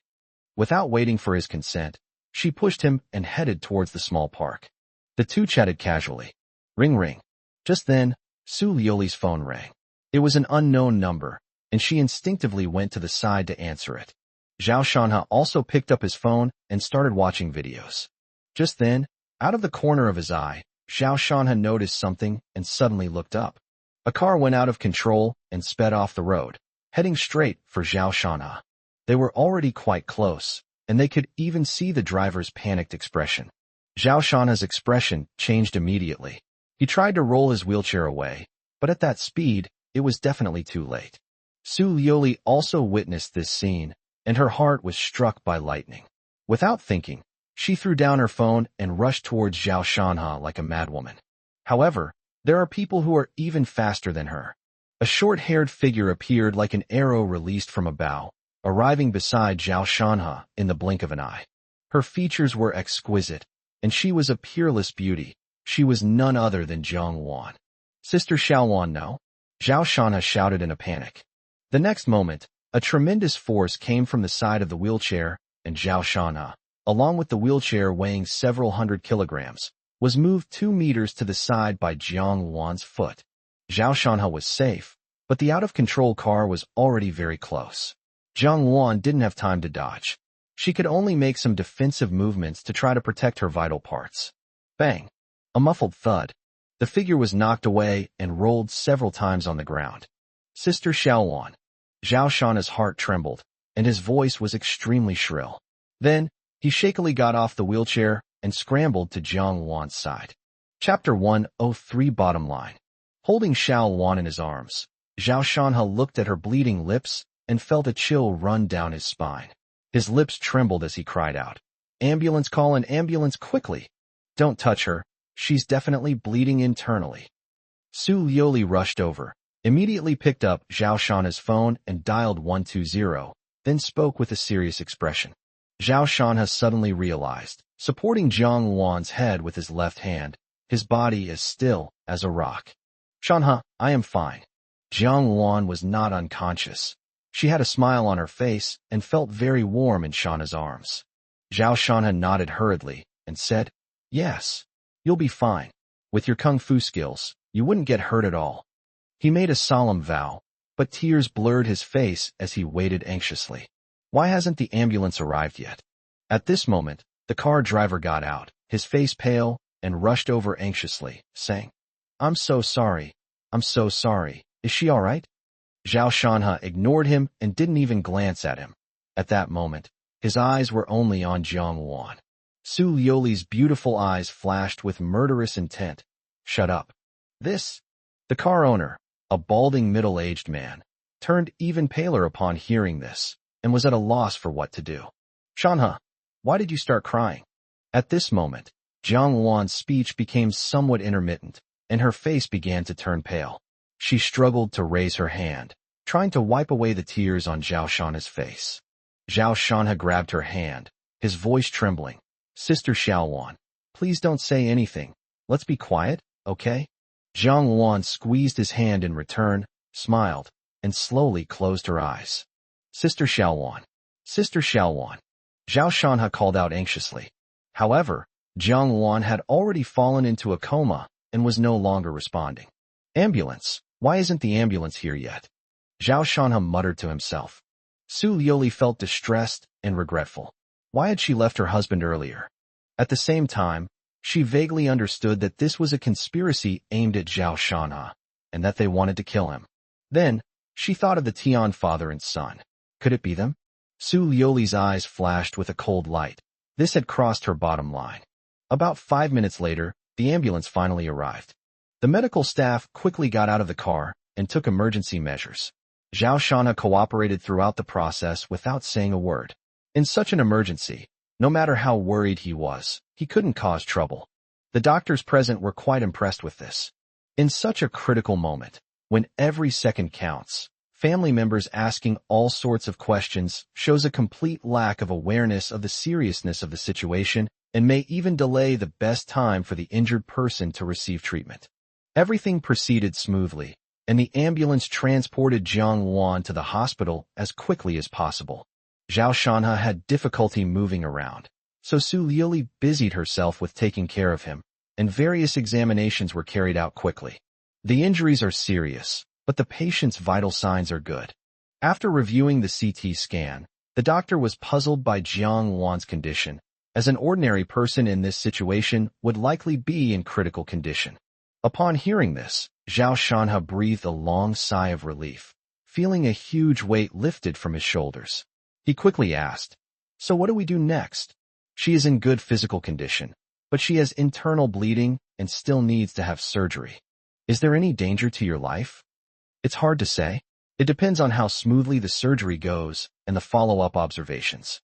In this situation, there's actually a high degree of certainty, but the doctor still wouldn't be too certain.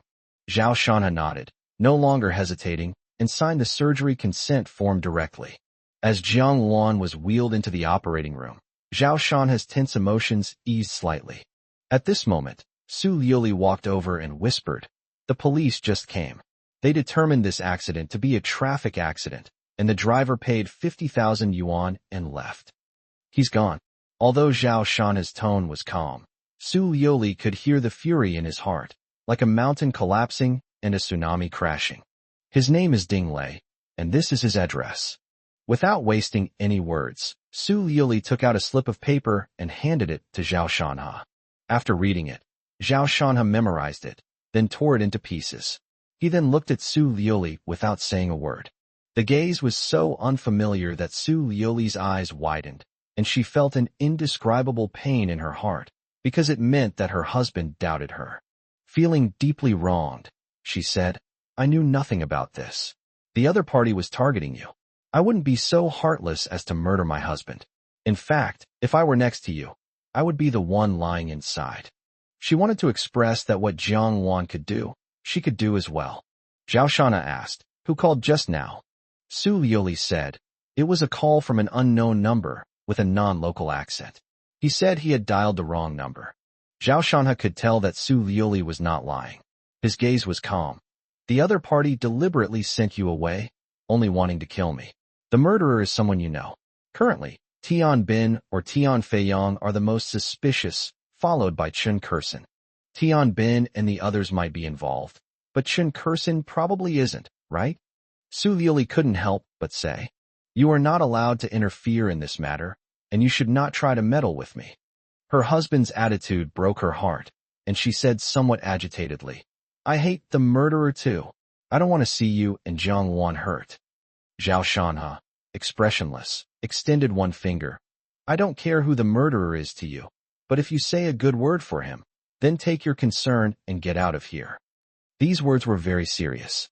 Su Liuli frowned and said, "If this person attacks you, they can only be my enemy, and it will be a fight to the death." "I hope so." After Zhao Shanha finished speaking, he turned his gaze to the operating room and stopped talking. Su Liuli knew that this matter had crossed her husband's bottom line, and she could understand his feelings. At the same time, this matter also crossed her bottom line. As she left the ward, Her assistant brought her a newly bought mobile phone. He dialed Tian Feiyang's number and directly questioned him. Did you do what happened today? What is it?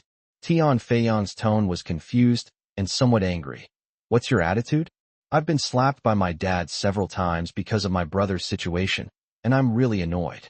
Su Liuli frowned, unable to glean anything from his tone, and hung up the phone directly. Next, she called Chen Kursen again, who was equally puzzled and didn't understand what had happened. She still couldn't figure it out, thinking that if her husband were here, with his intelligence, he might be able to figure out who was involved. Su Liuli sighed, went inside, sat down next to her husband, and waited silently. Time passed quickly, and before we knew it, it was late at night. Finally, the operating room door opened, and a female doctor came out. Zhao Shanha quickly went to greet her. The doctor removed his mask and said, "The surgery went smoothly. The patient has passed the critical period but is not yet awake. Do not wake her. Please arrange for her to be admitted to the hospital first." Upon hearing this, Zhao Shanha's tense face finally relaxed, and a hint of joy appeared on his face. Su Liuli stepped forward and silently slipped a red envelope to the doctor. "Please take care of me during my hospitalization." The red envelope didn't look very thick, so the doctor nodded and left. After leaving the hospital after get off work, she took out the red envelope and was shocked to find that it contained a bank card. There was an ATM next to it, and she checked it and found that there was 100,000 yuan in it. Whether or not they would accept the money was another matter, but she immediately exclaimed that this family was truly extraordinary, given their generosity. Chapter 104: Temperamental and Ruthless. After leaving the emergency room, Jiang Wan was transferred to a special care ward. Zhao Shanha accompanied him throughout the entire process. "Eat something." Su Liuli walked in from outside, carrying a late-night snack. Zhao Shanha nodded, and after relaxing, he also felt hungry. Right in front of Jiang Wan's hospital bed, the two ate something casually. After finishing his meal, Zhao Shanha turned around and stared at Jiang Wan, his gaze lingering on her for a moment. Su Liuli was clearing away the dishes when she saw this scene. She felt a little jealous, but there was nothing she could do about it. Jiang Wan risked her life to save Zhao Shanha, an act few women could do. She was jealous, but not envious. Time passed slowly, and before we knew it, it was morning. As the anesthesia wore off, Jiang Wan slowly opened her eyes and saw a figure lying face down in front of her. He smelled familiar. Jiang Wan was still very weak. She reached out with difficulty and ruffled his hair. On the cot next to her, Su Liuli woke up with a start and, seeing this scene, said, "Sister Xiaowan, you're awake." "Sure," Jiang Wan said in a low voice. "Let him sleep for a while, don't wake him up." Upon hearing this, Su Liuli nodded silently. However, Zhao Shanha still woke up. He looked up and saw a pair of eyes as bright as stars. He said excitedly, "Sister Xiaowan." Jiang Wan scolded. "Look at you, making a big fuss over nothing." Zhao Shanha nodded naturally, and he was very happy that Sister Xiaowan had completely passed the critical period. Su Liuli got up with a yawn and said, "I'll go buy breakfast." Jiang Wan is currently severely weakened and needs to replenish her energy. Zhao Shanha did not refuse and nodded to Su Liuli. After Su Liuli left, Jiang Wan frowned and said, "This wasn't an accident. It was premeditated. You can't let your guard down. Have you called the police?" After the surgery, she was unable to protect the country for a short period of time, which made her somewhat worried. "The police determined it was a traffic accident," Zhao Shanha said. "Impossible. Keep reporting this to the police. Investigate thoroughly. There must be a conspiracy." Jiang Wan blurted out. A cold glint flashed in Zhao Shanha's eyes. "Of course I know, but there's no need to report it again. I'll handle it myself." "You." Jiang Wan paused for a moment and said, "Don't be impulsive. Let me be discharged from the hospital before you take any action." "I can't wait." Zhao Shanha's tone was cold. Then he looked at Jiang Wan and smiled. "Sister Luan, I know what I'm doing." Jiang Wan had no choice but to nod. Recalling yesterday's car accident, she felt a surge of murderous intent. The mastermind behind it all was after Zhao Shanha. For her, no matter who the other party was, it was impossible to forgive them. There was no other way but to fight to the death. "Well," Zhao Shanha sighed, reached out and stroked Jiang Luan's cheek, which felt soft and cool to the touch. He said, "Sister Luan, don't be so foolish in the future. Have you ever thought about whether I could survive if something happened to you, even if you saved me?" "Shanha, if anything happens to you, I will die." Zhao Shanha was not surprised by her answer, but he felt he owed Jiang Luan too much. And Jiang Luan thought the same way. After staring at each other for a long time, Zhao Shanha said, "Fortunately, we are both safe and sound now. It seems that Sister Xiaowan's physical condition is really top-notch." "Certainly." Jiang Luan waved her little fist and said proudly, "I have 9 lives, so you don't need to worry about me." Clearly, the movement aggravated her wound, and a flash of pain crossed her face. This made Zhao Shanha both annoyed and amused, and he quickly grabbed her hand. "If you're injured, you should behave yourself." The two chatted for a while, and then Su Liuli came in with breakfast. "I bought red date porridge for Jiang Luan to replenish her qi and blood." Zhao Shanha was about to feed Jiang Luan when Su Liuli said, "I'll take care of things here. You go do your thing." These words caused Zhao Shanha to pause in his actions. Having shared a bed for many years, Su Liuli had long since discovered that Zhao Shanha was incredibly irritable and full of explosive energy, which he was currently trying his best to suppress. "You." Before Zhao Shanha could finish speaking, Su Liuli interrupted him, saying earnestly, "I'll take care of Sister Xiaowan. I'm more capable than you. You can trust me." Zhao Shanha hesitated for a moment before taking a deep look at Su Liuli and finally nodding slowly. As he said before, he couldn't wait any longer. "Go ahead, be careful," Jiang Luan said. "There's a saying that goes, it's easy to dodge a spear in the open, but hard to guard against an arrow in the dark." Now that Zhao Shanha is on guard, it won't be easy for the person behind the scenes to harm him. As he wheeled himself out of the ward, Zhao Shanha immediately made a phone call. "Manager Zhu, this is Zhao Shanha." Zhu Teng was a professional manager hired by Lin Ruoxi when she was about to leave to manage Wanhe Construction. "Is this General Manager Zhao?" "This is Zhu Teng, please speak." Upon receiving the call, Zhu Teng was slightly taken aback and quickly replied, "Have the construction team leader from the Chengnan nursing home bring a few people to the People's Hospital," Zhao Shanha calmly instructed. Zhu Teng quickly replied, "Okay, please wait a moment." To get this position, one must be able to read between the lines. He didn't ask any questions about the boss's instructions and simply did as he was told. Zhao Shanha waited at the hospital entrance. A short while later, 2 Toyota SUVs arrived at the hospital. A man in his 40s got out of the car, looked around, and when he saw Zhao Shanha, he hurriedly walked over and said, "Hello, Mr. Zhao. I am Jia Donglai." Jia Donglai was older than Zhao Shanha, but he bowed and scraped before him without any sense of incongruity. He was a shrewd man. Zhao Shanha glanced at the 2 cars, nodded, and said, "Manager Jia, let's go to this place now." He gave the address of the driver from yesterday. Jia Donglai pushed the wheelchair and helped Zhao Shanha into the car, smiling as he said, "Mr. Zhao, you can just call me Lao Jia." Next, the 2 SUVs sped along and soon arrived at their destination. This is the Old Town area, and the houses are quite dilapidated, so it seems that Ding Lei's family is not well off. After giving a few instructions, Jia Donglai pushed Zhao Shanha into the house. Ding Lei was sitting on the sofa smoking silently when he looked up in surprise. When he saw Zhao Shanha, his expression changed, and he said with a bitter face, "Young man, the 50,000 yuan I had yesterday was all I had left. I really have no money left. You think I came here to talk about money?" Sitting opposite Ding Lei, Zhao Shanha spoke indifferently. "And you?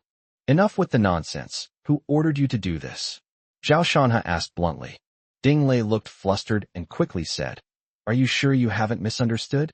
What happened yesterday was an accident. My car broke down. I'm so sorry." He knelt down with a thud. "To tell you the truth, my son is sick. He has cerebral palsy. My wife ran off with someone else. I usually drive for Didi to supplement our income, but now my car has broken down, and we've lost all the money we had. I don't know how I'm going to live." As he spoke, the man, who was in his 50s or 60s, actually shed tears. Zhao Shanha waved his hand, and several men let a strangely behaving teenager into the house. "Is this your son with cerebral palsy?" Without a word, Zhao Shanhe pulled the boy's hand and placed it on the coffee table, then plunged a dagger down. Instantly, blood splattered. Now, you have one chance to tell me the whole truth. Zhao Shanhe's gaze was cold and ruthless, sending chills down one's spine. Who was the mastermind behind Chapter 105? Xiao Qiu. Ding Lei was stunned for a moment, then suddenly stood up and was about to rush over. However, two tall, burly men held him down tightly, controlling him. At that moment, a dagger pierced Ding Qiu's palm and was embedded in the coffee table.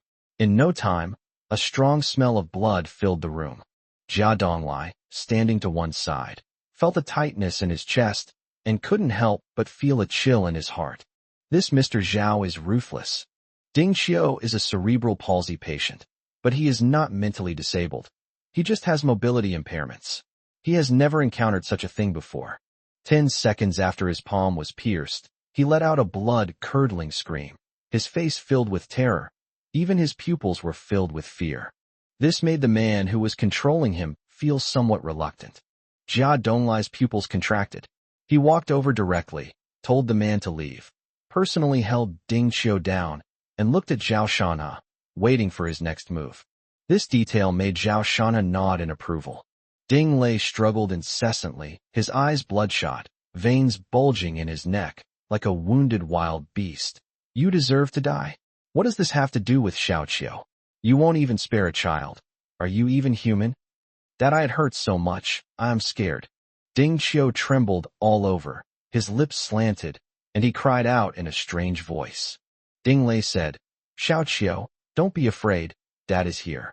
At this moment, this was the only way he could comfort his son. At this moment, Zhao Shanhe seemed to have become an irredeemable villain. It could even be said that any normal person would feel pity upon seeing such a scene. Even Jia Donglai couldn't bear to look at it. But Zhao Shanhe simply shook his head, his gaze chillingly indifferent. I gave you 2 minutes, and you still haven't told me who told you to hit me? Ding Lei's eyes were bloodshot as he roared. I've already said it was an accident. I don't understand what you mean, no. These words wore down Zhao Shanhe's already dwindling patience. Just as Ding Lei was speaking, he drew his dagger and stabbed again. Blood stained Zhao Shanhe's hands. He pulled out a tissue from the coffee table, wiped them, and looked at Ding Lei indifferently. Tormented by pain and fear, Ding Qiu fainted. Ding Lei knelt on the ground, wailing, Please, I beg you, please let him go. If you have any problems, come at me. You can kill me. Don't let your family be implicated. My son is innocent. Zhao Shanhe remained indifferent. He said, You know I won't kill you, so you're fearless? I'll give you 5 seconds to think it over. 5, 4, 3. Each sound, like a heavy hammer, struck Ding Lei's heart. Faced with the utterly cold-blooded Zhao Shanhe, he suffered a mental breakdown and roared, I'll talk. I'll talk. Zhao Shanhe nodded and waved. Jia Donglai immediately released Ding Qiu, and Ding Lei rushed over, hugging his son tightly, his eyes filled with heartache. Dad is so sorry. Ding Lei wrapped Ding Qiu's hand in gauze and placed him on the sofa. Throughout this process, Zhao Shanhe remained silent, displaying remarkable patience. Then, Ding Lei sat down in front of Zhao Shanhe and began to speak, his expression bitter. I want to cure Xiao Qiu, which requires 2 million yuan. I asked for help online, and someone contacted me the day before yesterday. He said he would give me 3 million and asked me to do what he said. After I agreed, he gave me a deposit of 1 million. I suspected that this was not a simple matter, but I never thought that it would be a deadly deal. Ding Lei lowered his head, his tone filled with pain and regret. He continued, After he transferred 1 million, he told me to wait, and I thought it would take a long time. But he contacted me yesterday morning and asked me to go to Zijin Avenue. Zijin Avenue is where the Civil Affairs Bureau is located. It's obvious that someone was tracking their movements yesterday. Zhao Shanhe was thinking and gestured for Ding Lei to continue. After I got there, I lingered near the Civil Affairs Bureau. Later, he called me and told me to run over you. Actually, at that time I had no idea what I was doing. I was out of my mind. I didn't want to kill anyone. Zhao Shanhe said calmly. A clumsy excuse. From the moment you took the million, you had already made your decision. The police won't easily conclude it was a traffic accident unless the car broke down, so the fact that you tampered with the car before leaving proves that you were prepared. No matter what they ask you to do, whether it's murder or arson, you will carry it out without hesitation and go all the way down that path. Ding Lei looked up, his face ashen. All right, who is that person? I don't know either. Ding Lei opened his mouth and said bleakly. He instinctively shielded his son with his body, fearing that Zhao Shanhe might take his anger out on his son. However, he really didn't know who the person who had asked him to do the work was. However, to Ding Lei's surprise, Zhao Shanhe was not angry about it. This was actually within Zhao Shanhe's expectations. The mastermind behind the scenes wouldn't be foolish enough to show up in person. Even the phone number and bank card used to contact Ding Lei were black cards obtained using elderly people's ID cards. Seeing Zhao Shanhe remain silent, Ding Lei turned pale and said urgently, I really don't know. I'm not lying to you. I see. Zhao Shanhe nodded. Today's seemingly futile efforts actually contained clues hidden in what Ding Lei just said. Finding the mastermind behind it all is only a matter of time. Can you please let me go? I swear, apart from this incident, I've never done anything wrong in my life. It's just so incredibly difficult. As Ding Lei reflected on his life, he was overcome with grief and pleaded tearfully. Attempted murder. Turn yourself in and try to get a lighter sentence. As Zhao Shanhe spoke, he sent a message to Zhuge Yang, asking him to bring people here. What? This won't do. Ding Lei was suddenly terrified. He knew how serious the charge of murder was, and he couldn't accept it. I'm not discussing this with you. Zhao Shanhe's tone was devoid of any emotion, chillingly calm. If I go in, my son, there will be no one to take care of him. How will he live? Ding Lei cried, hoping that Zhao Shanhe would change his mind. Zhao Shanhe only said one thing. Don't worry, he won't die. You have to pay the price for doing something wrong. Jiang Luan almost died. How could he possibly forgive her? Today, Zhao Shanhe fully revealed his demonic side, calm, indifferent, and more like an emotionless machine. Ding Lei's fingers trembled. He suddenly looked up and said hoarsely, You also laid a hand on me today. You stabbed my son. If you let me go, I won't report you. When he was in a critical situation, he couldn't find any other way, so he resorted to threats. Zhao Shanhe nodded. I take back what I said last time. The previous sentence. Ding Lei was slightly taken aback, but then immediately remembered. I take back what I said. When Ding Lei met Zhao Shanhe's eyes, a chill ran down his spine, and he shivered violently. I surrender. He was utterly desperate, slumped onto the sofa, and spoke weakly. Chapter 106 Qin Xiaojun. Within 10 minutes, Zhuge Yang arrived with his men. Immediately, Zhao Shanhe briefly explained the situation. Ding Lei looked utterly dejected, was put on a silver bracelet, and put into a police car. Zhuge Yang glanced at Ding Qiu and immediately noticed his blood-soaked right hand, causing him to frown. However, he ultimately did not ask any questions. He already had a general understanding of what had happened. A police officer was assigned to take Ding Qiu to the hospital, and he will be sent to a welfare home later. Zhao Shanhe said calmly, This child didn't break any bones, just bled a little. It looks scary. Zhuge Yang nodded, pushed Zhao Shanhe aside, and said, Teacher must have been waiting for me specifically? Zhao Shanhe glanced at him in surprise and laughed. You lad, no wonder you're a criminal investigator. One of the reasons he summoned Zhuge Yang was to capture Ding Lei. There was something more important that he needed Zhuge Yang's help with. Teacher, just tell me what's wrong. I'll definitely help if it doesn't violate the rules. It's simple. I need the surveillance videos from several sections of the road yesterday, Zhao Shanhe said in a deep voice, his eyes flashing. The clues are very likely hidden among the crowd. The mastermind behind the murder knows everything about his whereabouts, can direct Ding Lei's actions, and can even call Su Liuli away at crucial moments.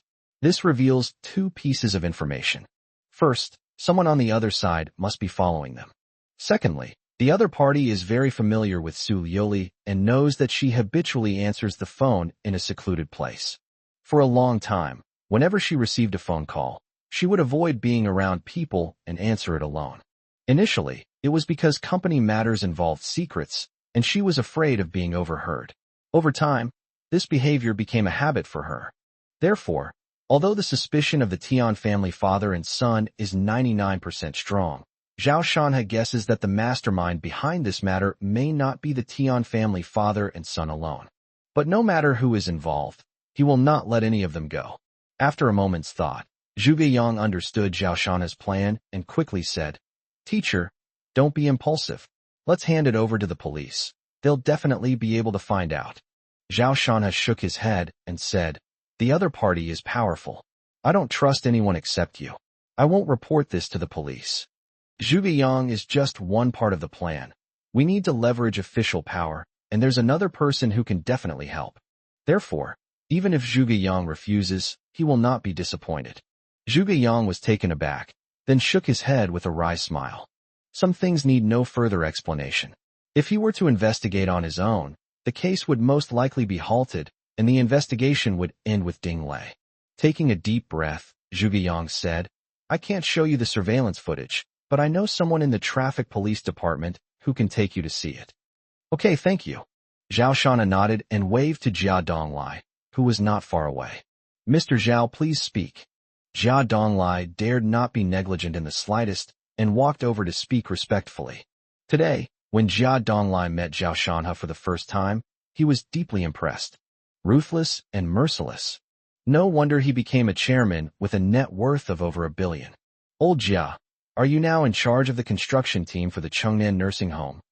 Zhao Shanha asked. Jia Donglai replied, Yes, Mr. Zhao. The construction of the city square is about to begin. You can take on the work as well, Zhao Shanha said casually. He was fairly satisfied with Jia Donglai, and the dozen or so people he brought with him were clearly carefully selected. Jia Donglai was taken aback. Then his eyes lit up with joy. Thank you so much, President Zhao. He was in charge of project construction, and he knew better than anyone in the industry how much profit there was in it. Zhao Shanha said, All right, take them back. They've worked hard today. Go to the finance department and get 1 million. You can distribute it as you see fit. Remember, take what you're entitled to, but don't touch anything you're not supposed to take. Mr. Zhao is so generous. Jia Donglai almost shouted out loud, but he managed to suppress his excitement and didn't lose his composure too much. Actually, 1 million wasn't a huge sum compared to the 2 projects he was in charge of. It's just that cash always carries an extraordinary magic. After Jia Donglai and his men left, Zhuge Yang and Zhao Shanha went to the traffic police brigade together. On the other side, my mission failed, but I never expected that he would be saved at the critical moment. Inside the room, Tian Feiyong held his phone, seething with anger. A magnetic male voice came from the phone, sighing, Your Tian family members are all good for nothings. Not daring to refute, Tian Feiyong asked, President Chen, what should we do next? I watched yesterday's video. Actually, it's not entirely your fault. The woman next to him, TSK. Even my top bodyguard would have a hard time doing those moves. Most importantly, she's too beautiful. No less so than Su Liuli. President Chen commented on the matter, and it seemed that he had developed a great interest in Jiang Wan. Tian Feiyong said, Her name is Jiang Wan, and her background is not very clear. Make the arrangements and check it out. I'll be going to Tiannan in a while. Speaking of which, it's been so long since I've seen Liuli. I wonder if she'll be overjoyed to see me? He. Chen Xiao seemed to have thought of something, and his smile became very low. Tian Feiyong smiled ingratiatingly and asked again, What about Zhao Shanha? I don't want to hear that name. You're an annoying fly. Can't you handle it yourself? You gave the ticket to Su Liuli. Once this is done, I'll give you another one. Chen Xiao said indifferently, his tone disdainful. Tian Feiyong was overjoyed. This ticket represented an entry pass to a circle, a symbol of status and position, and would allow him to advance further. Thank you, Mr. Chen. I guarantee this will be done well. Tian Feiyong promised, a ruthless glint flashing in his eyes as he thought of Zhao Shanha. Sai, I'm really disappointed in you. I even video called you, and you still couldn't handle Su Liuli. I asked you to do such a small thing, and you messed it up. How can you work for me like this? Mr. Chen seemed to be in a good mood, making jokes with a smile. Tian Feiyong chuckled awkwardly, feeling embarrassed, and said, Next time I'll plan carefully and make sure it's foolproof. Don't be too confident, or you might accidentally capsize in the gutter and ruin yourself. Don't worry, Mr. Chen, even if we fail, he won't be able to find out who did it. If anything goes wrong, I'll take full responsibility and it definitely won't affect you. Tian Feiyong promised, patting his chest. Chen Xiao didn't take it seriously. It's nothing. Even if Tian Feiyang were to get caught and start making wild accusations, he wouldn't care. He wouldn't let it affect him in the slightest. By the way, is Chen Kursen still in Tiannan? Chen Xiao asked. Tian Feiyang thought for a moment and then said, I saw her a while ago, but I don't know about her now. May I ask, what is the relationship between President Chen and her? Relationship? No good. My stupid cousin has ruined my plans time and time again. Chen Xiao sneered, then said, so now, she doesn't dare to go back to Beijing. Arrange for a few people to keep an eye on her for me. I'm going to Tiannan, and I need to see her as soon as possible. Good. Then, the other end of the phone hung up. Tian Feiyang let out a long sigh and cursed. Damn it. If my dad hadn't forced me to avenge Tian Feiyun, would I have been used as a pawn by you? That damn Qin Xiaojun. Chapter 107 Su Liuli's Frustration. The acquaintance Zhuge Yang mentioned was his cousin, with whom he had a very close relationship. Therefore, Zhao Shanhe was able to enter the monitoring room smoothly. Next, he stared at the screen, examining it carefully, etc.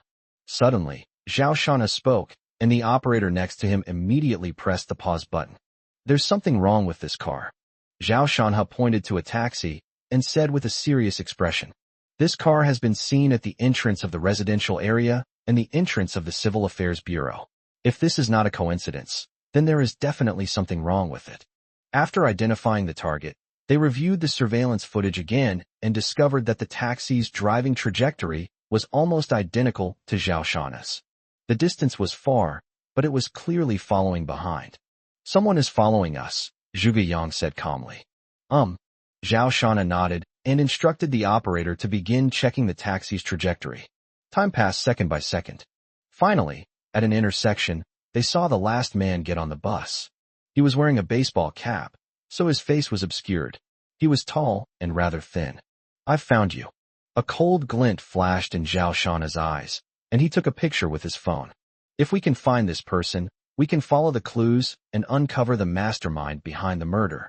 After watching the surveillance footage for a while longer and finding no other trace of the man, Zhao Shanhe breathed a sigh of relief and suggested leaving. After leaving the traffic police station, Zhuge Yang asked Zhao Shanhe where he was going, and he replied that he was going to the hospital. Then Zhuge Yang took Zhao Shanhe to the hospital before taking his leave. Special care ward. Zhao Shanhe pushed open the door and saw Su Liuli sitting in front of the hospital bed, chatting with Jiang Wan. The atmosphere was quite harmonious. Hearing the noise, Su Liuli turned around and saw Zhao Shanhe.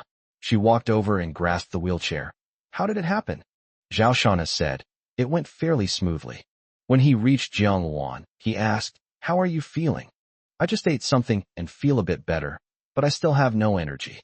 Jiang Wan was receiving in 4 drip and was very weak, almost unable to move. Zhao Shanhe looked at the empty bowl next to him and guessed that Su Liuli had fed her. Seeing Jiang Wan's bright face, Zhao Shanhe thought of the heart-wrenching moment yesterday and felt that as long as Sister Luan was healthy and happy, it was more important than anything else. Jiang Wan then asked him what he had done that day. Su Liuli sat down next to him and listened intently, also wanting to know who the mastermind behind it all was. Zhao Shanhe then briefly recounted what had happened. At this point, he felt a strange sense of Gankai, a complex emotion encompassing feelings, emotions, and reflection. Jiang Wan was puzzled and asked, what's wrong? Zhao Shanhe said, that child has actually suffered a lot, and I treated him like this. Do you regret doing this? No, I didn't hesitate at all when I hit him. I think I have a mental illness, and I need to see a psychologist someday. Su Liuli said, when the nest is overturned, no egg remains intact. Husband, you don't need to worry about it. It's just a difference in perspective. If it were her, she might not be able to be so decisive and ruthless, but she doesn't think her husband did anything wrong. Jiang Wan was taken aback. That's it? She felt that Shanhe was making a mountain out of a molehill. If Shanhe had been injured, she would have been 100 times more cruel if the culprit could be found. All the people in the world combined are not even 1% of Zhao Shanhe. In fact, it could be said that Jiang Wan was willing to abandon all her principles for Zhao Shanhe. Honey, fate is predetermined. Don't worry too much about other people's fortunes or misfortunes. Tell me, what have you discovered? Su Liuli turned her head and looked around, then walked over and closed the ward door and said, Zhao Shanha didn't take this matter to heart. He just felt that there might be something wrong with his extremely indifferent attitude. Hearing his ex-wife's words, Zhao Shanha took out his phone and flipped to the photo. Yesterday, this person was following us the whole time. Take a look. Do you recognize him? Su Liuli took it and examined it carefully, but since she couldn't see the face, she couldn't recognize him just by his figure. Aren't there any other photos? Preferably ones that show your face. Zhao Shanha shook his head. He wasn't disappointed that Su Liuli hadn't recognized him. With this photo, there are many more ways to find the person. At that moment, Su Liuli had a sudden inspiration and exclaimed, Wait. She suddenly remembered something, quickly took out her phone from her bag, opened WeChat, found Tian Feiyong, and went directly to his moments. Then, she kept scrolling down and found a video that was about 10 seconds long. She said, Honey, do you think this looks like this person? Zhao Shanha clicked on the video. The music is playing loudly. This is a bar. In front of Tian Feiyong were several bottles of expensive foreign liquor. Across from him, a man with a young woman in his arms stood up and poured the liquor. The man was tall and thin, and he was smiling, saying something I couldn't quite make out. Zhao Shanha's pupils contracted, and he took out the photos he had taken to compare them. So alike. Absolutely so. Or rather, it's almost certain that it's him. Since Tian Feiyong was the prime suspect, the emergence of this clue could not be a coincidence. It really was him. Zhao Shanha spoke in a cold voice, his eyes flashing with murderous intent as he thought of Tian Feiyong. How dare he? I'm going to find him. Su Liuli gritted her teeth and said coldly. Zhao Shanha said, You don't need to worry about this matter. I'll handle it myself. He didn't have much trust in his ex-wife, and he didn't need to rely on Su Liuli to avenge himself and Sister Xiaowan. Su Liuli opened her mouth, but hesitated to speak. Just then, her phone rang. Seeing that it was her mother, Tan Yu, calling, she hesitated for a moment before answering. Zhao Shanha didn't know what his former mother-in-law was saying on the phone. He only heard Su Liuli respond a few times before hanging up. Honey, relatives are visiting. I need to go home for dinner tonight, you. Go ahead. Zhao Shanha waved his hand. He couldn't interfere even when they were divorced, let alone now that they were. Su Liuli pursed her lips, stood up, and still warned. Tian Feiyong is a very cunning person. You need to be careful, and you must also take Tian Bin into consideration. Not many people can successfully clean up their act after joining the underworld. You need to be careful of him. There was nothing wrong with what he said, and Zhao Shanha nodded in agreement. He was also considering that when he was dealing with Tian Feiyun, he hadn't paid attention to anyone else, which was one of the reasons why Tian Feiyong had the opportunity to make his move. Now that it's basically confirmed that Tian Feiyong was behind it, we can't just take action against him without proper investigation. To cut the weeds, you must pull them out by the roots. In other words, Zhao Shanha's target this time will be the entire Tian family enterprise, including Jinding Construction with a market value of tens of billions, as well as Tian Bin and his son, all of which he intends to take down in one fell swoop. Seeing that her husband had nothing more to say, Su Liuli sighed and left the ward. On her way home, she was in a bad mood and extremely irritable. These past few days have left her no time to think, and now that she's alone and quiet, she's finally experiencing what divorce feels like. She was going to her parents' house for dinner today, and surprisingly, she became flustered, something she had never done before. Ultimately, it's because she has lost the bond of marriage that makes her hesitant to leave her husband. How did they end up getting divorced? She was distressed, wondering how she would live without her husband.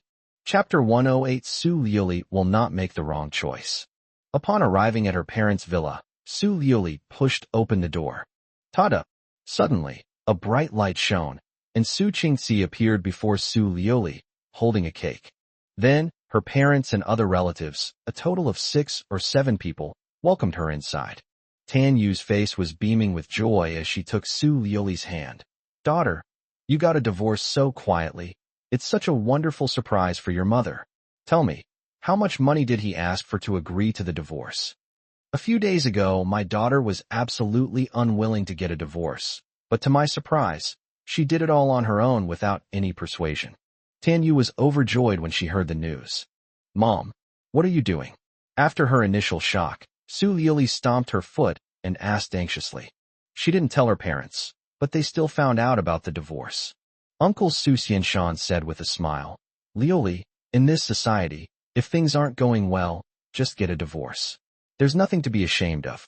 I'll introduce you to someone later. I guarantee he'll be 100 times better than Zhao Shana.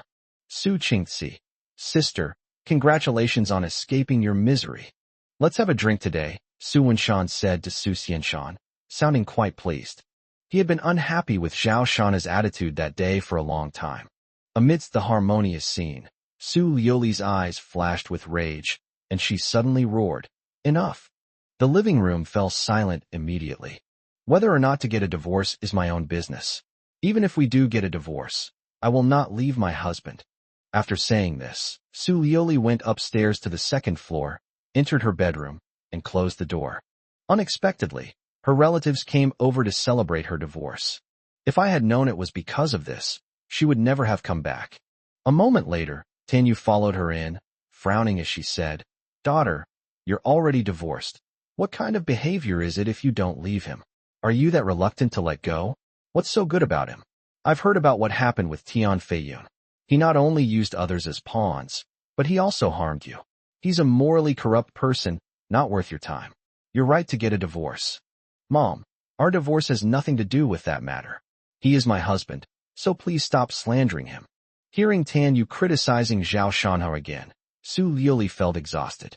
Her husband was clearly capable, so why hadn't he shown it in the years since they got married? That way, her parents wouldn't look down on him. But then she thought again. If she could make a wish, she would prefer her husband to be ordinary and live a routine life with her. She felt that kind of husband was the most perfect. Tanyu was clearly not satisfied with her daughter's answer. She patted Su Liuli's arm and said with dissatisfaction, A three-legged toad is hard to find, but a two-legged man isn't. Su Liuli was speechless. Do you think I'm that desperate for a man? All I'm missing is a husband. Sigh, Mom has been through this before. Love and relationships are just like that. Actually, none of that matters. Compatibility is what matters. Obviously, you and him are not compatible.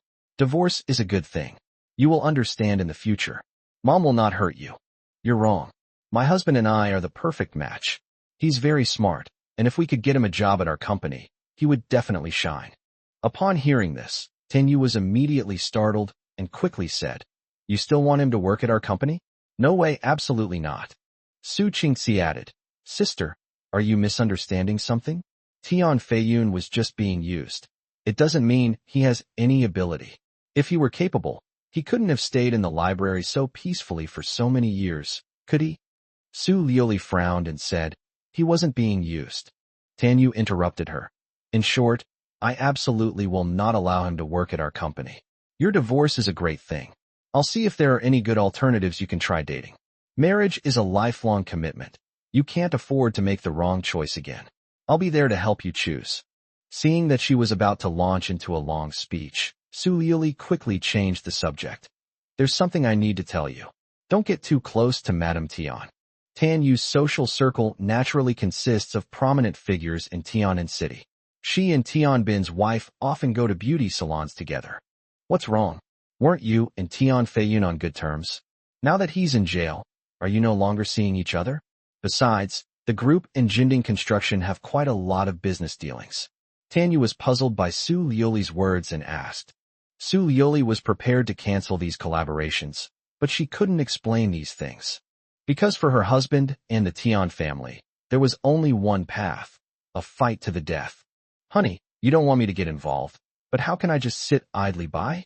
The thought that Tian Feiyong wanted to run over her husband filled her with rage, and she was determined not to make the wrong choice this time. Don't ask any questions, just listen to me, Su Liuli said to her mother. Tanyu found it a little strange, but still nodded. Hospital. Jiang Luan was still very weak, and Zhao Shanhe took care of her without leaving her side for a moment.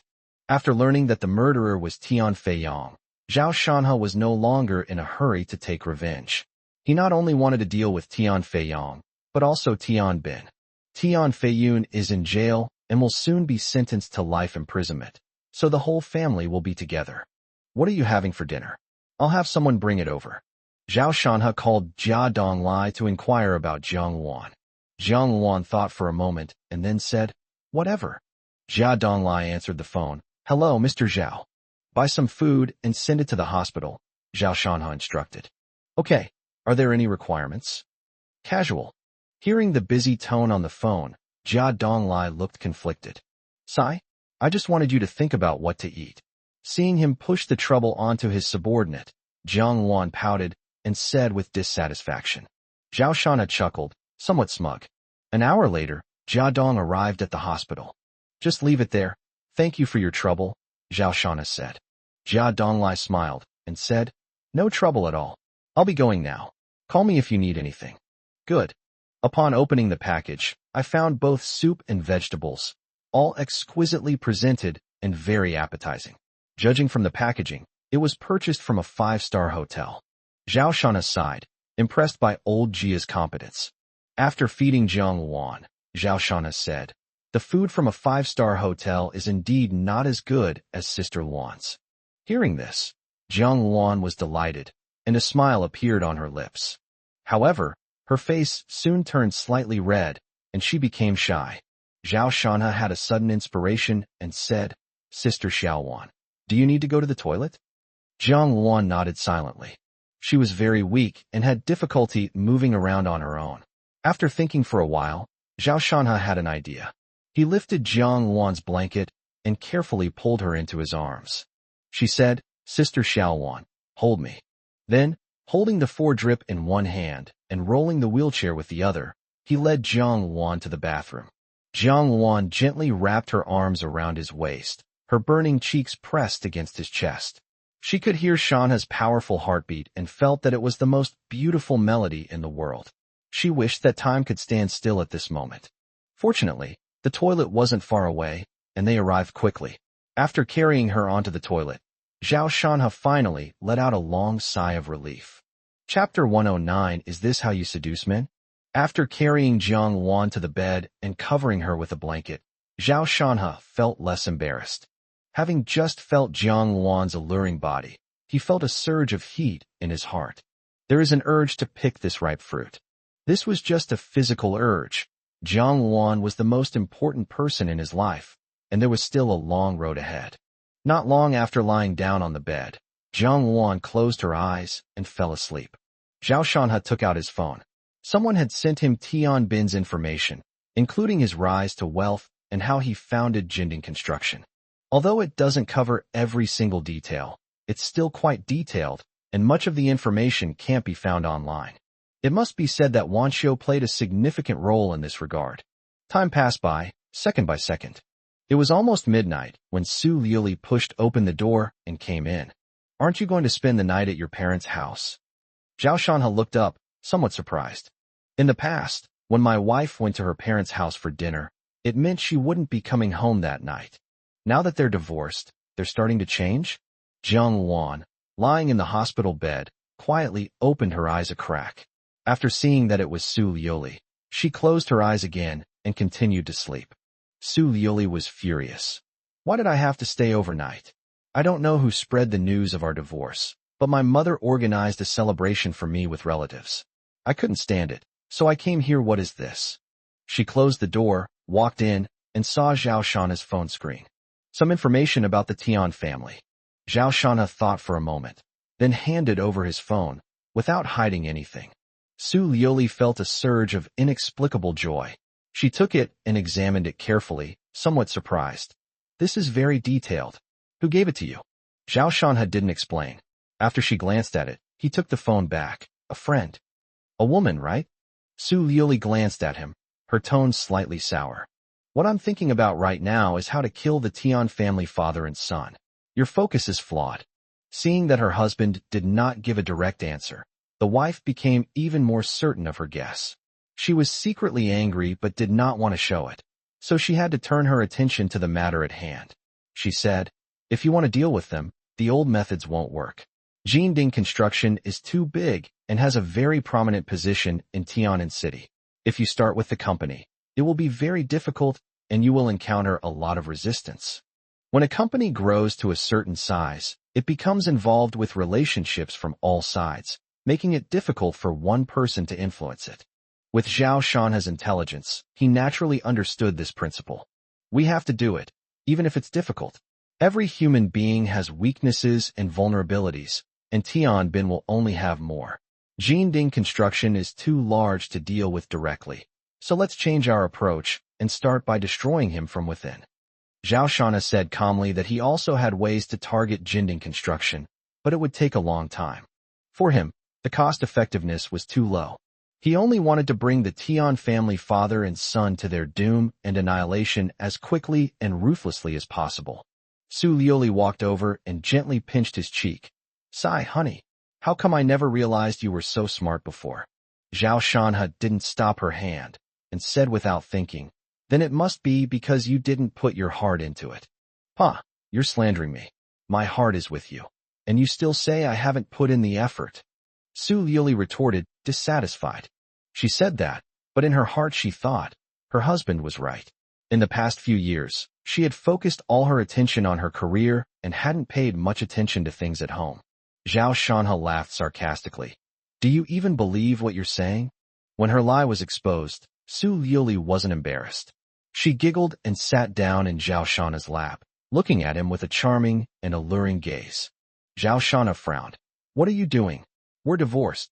Who says you can't be together after a divorce? Haven't you heard the saying, the original spouse is always the best?" Su Liuli was restless in Zhao Shanha's arms, with Jiang Luan sleeping beside her, which she found quite exciting. "You see, the body still tells the truth." Su Liuli spoke smugly, her fingers gently tracing Zhao Shanha's chest. "So you seduce other people like this, such as men in hospital beds?" This sentence was a critical hit, leaving Su Liuli speechless. This caused Su Liuli to pause in all her movements.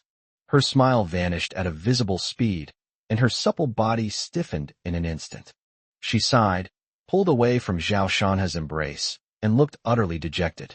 It seems that this matter is a thorn in the husband's side that he cannot remove. Moreover, no amount of explanation can change the face of facts, unless the man is brought in for a face-to-face confrontation. But that's impossible. "Honey, I didn't seduce anyone. You have to believe me." "All right, go to sleep." Zhao Shanha did not press his advantage. Dealing with the Tian family was the most important thing right now.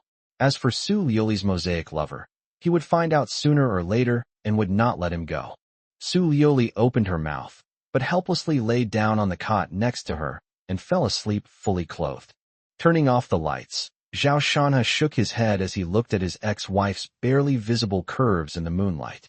If she could be honest, without all this mess, we'd already be in all sorts of positions, with all sorts of passion raging, but there are no ifs.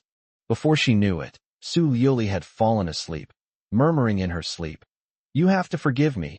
Let's remarry, husband. You cheated on me, and I can never forgive you." Zhao Shanha shook his head, lay down on Jiang Wan's bed, and closed his eyes.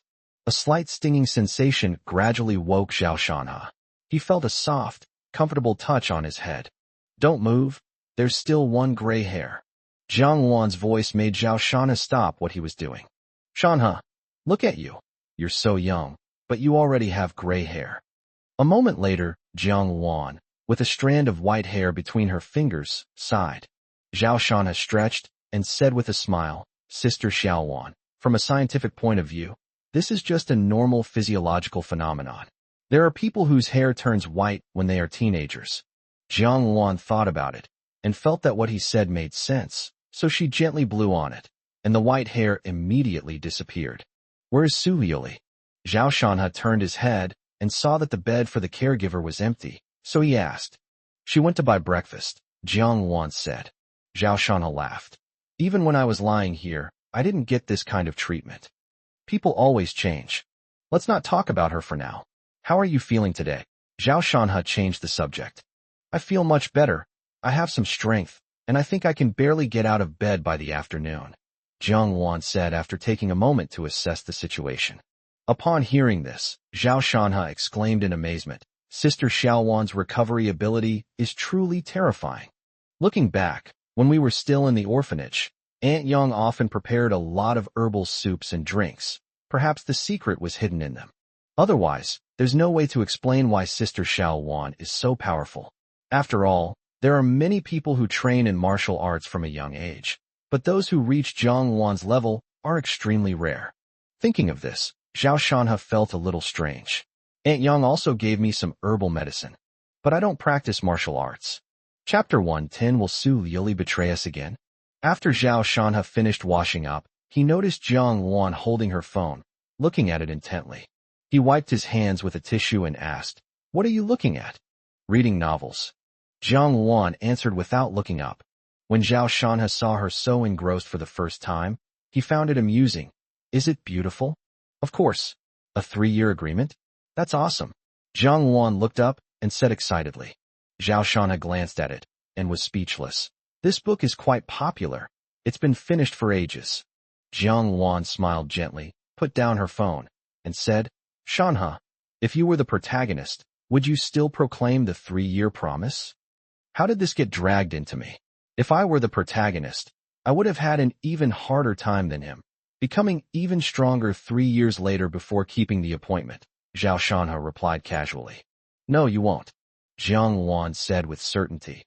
"If it were you, you would agree to the 3-year agreement 1 minute and then do everything in your power to prevent the female lead from ever going back." Zhao Shanhe was taken aback, then smiled inexplicably. "Sister Xiaowan knows me quite well." At this moment, Zhang Wan continued, "However, if the other party is Su Liyuli, you'd wait for 10 years, let alone 3.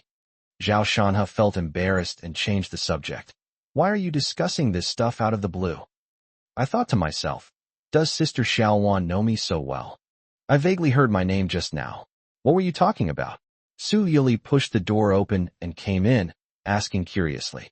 Zhang Wan glanced at Zhao Shanhe and smiled. "He said he can't bear to part with you." "Really? I don't believe it." Su Liyuli pouted, saying she didn't believe it, but whether it was true or not, she was still very happy inside. "I'm starving, let's eat something." Zhao Shanhe took the package from Su Liyuli. Zhang Wan struggled to sit up. "I can do it myself." After finishing breakfast, Su Liyuli tidied the table and said, "Honey, there's a lot of work piling up at the company. I need to go and take care of it. Call me if you need anything." Zhao Shanhe nodded. He could take good care of Zhang Wan on his own. Around noon, a phone call came in. When Zhao Shanhe saw the incoming call, he had some guesses in his mind, so he answered it. "Zhao Shanhe, you actually doubt me?" Chen Kursen's voice came from inside, sounding extremely angry. It really was her calling. A faint smile appeared on Zhao Shanhe's lips. In fact, when he mentioned Chen Kursen to Su Liyuli, he was casting bait, and she took the bait.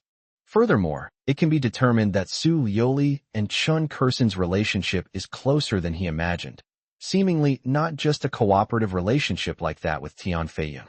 Perhaps there is something deeper that needs to be explored. Zhao Shanhe said, "You have a grudge against me. You wanted to kill me before, and now you're just doing it again. Since I can't find the murderer, I have reason to suspect you. If it's related to you, then you'd better stay put, clean yourself up, and wait for me to deal with you. Are you sick?" Chen Kursen gritted her teeth. "Zhao Shanhe, listen to me carefully. I won't deny that I did it, and don't try to frame me if I didn't. I arranged for those 2 people to break your arm to teach you a lesson. I wasn't so heartless as to kill you. If you're going crazy, don't take it out on me." "Oh, so you admit you were the one who ordered it last time? I've already recorded it. You'd better prepare to go to jail." There was a moment of silence on the other end, followed immediately by an angry roar. "Damn it. You piece of trash, can't you handle this?" Zhao Shanhe quickly moved the phone away and picked at his ear. "You're very agitated right now, but don't get agitated. I know you didn't do this. It was Tian Feiyang who instructed you. If you help me get revenge, I won't cause you any trouble, okay?" "Hey, you're dreaming. I'll help you unless you become a woman." Chen Kursen sneered, directly rejecting the offer. "This condition is a bit difficult. Can you choose another one? Let me use it once." "Sigh? That's fine. I'm divorced now, and I'm free. You help me get revenge first, and then I won't mind using it once. I can use it every day as long as your body can handle it." Zhao Shanhe spoke without restraint, causing Zhang Wan beside him to roll her eyes, and Chen Kursen was also speechless. When did this son of a bitch become so slutty? "All right, let me tell you something. Besides Tian Feiyong, there are other people involved in this matter, so don't doubt me. As for revenge, go do it yourself, don't drag me into it. Oh, then you'll help them all the way and tell me who that person is. Are we that familiar? It'll be ready after one use. If not, try it twice. Fizzery really sick in the head. I can't be bothered to talk to you. Shen Kursen hung up the phone, and Zhao Shanhe put down his phone, his smile fading. His guess was correct. Besides Tian Feiyong, there were indeed other people involved. Like a vortex, with him and Su Liuli at the center, and many blurry figures outside, just like the dream that day. He couldn't help but wonder. Su Liuli seemed to be on his side now, but if the man in the hospital bed appeared, or someone else, would she still stand firm on her position and not betray him again? There is no answer to this question at the moment. He could see that Su Liuli was reluctant to divorce, which proved that, to some extent, feelings still existed between them. However, he also understood that in Su Liuli's heart, interests were very important. If that person appeared and could bring huge benefits, what would she choose then? Moreover, putting aside the issue of self-interest, is Su Liuli truly as she claims, only having feelings for herself? These problems are getting more and more troubling to me. Jiang Wan is right. He does have the traits of a simp. Otherwise, why couldn't they part ways amicably after the divorce? What are you thinking about? Jiang Wan asked abruptly. After hanging up the phone, Shanhe looked completely distracted. Zhao Shanhe snapped out of his reverie and said, I was thinking about some unimportant things. In a couple of days, when you're feeling better, let's go out for a couple of days, maybe to our hometown. Shanhe's suggestion surprised Jiang Wan. After a moment's thought, she understood his plan and said, I won't recover so quickly. Wouldn't that be a bit unsafe? Even after being discharged from the hospital, recovery won't be quick, and it will affect physical abilities. She had already guessed Zhao Shanhe's plan. As Shanhe mentioned earlier, he planned to switch tracks to ruin the Tian family father and son, in order to lure them into making another move. Zhao Shanhe laughed. The higher a person's status, the more cautious they are. They won't dare to make a move in the city in a short time, and even in the countryside, the probability of them making a move is not high.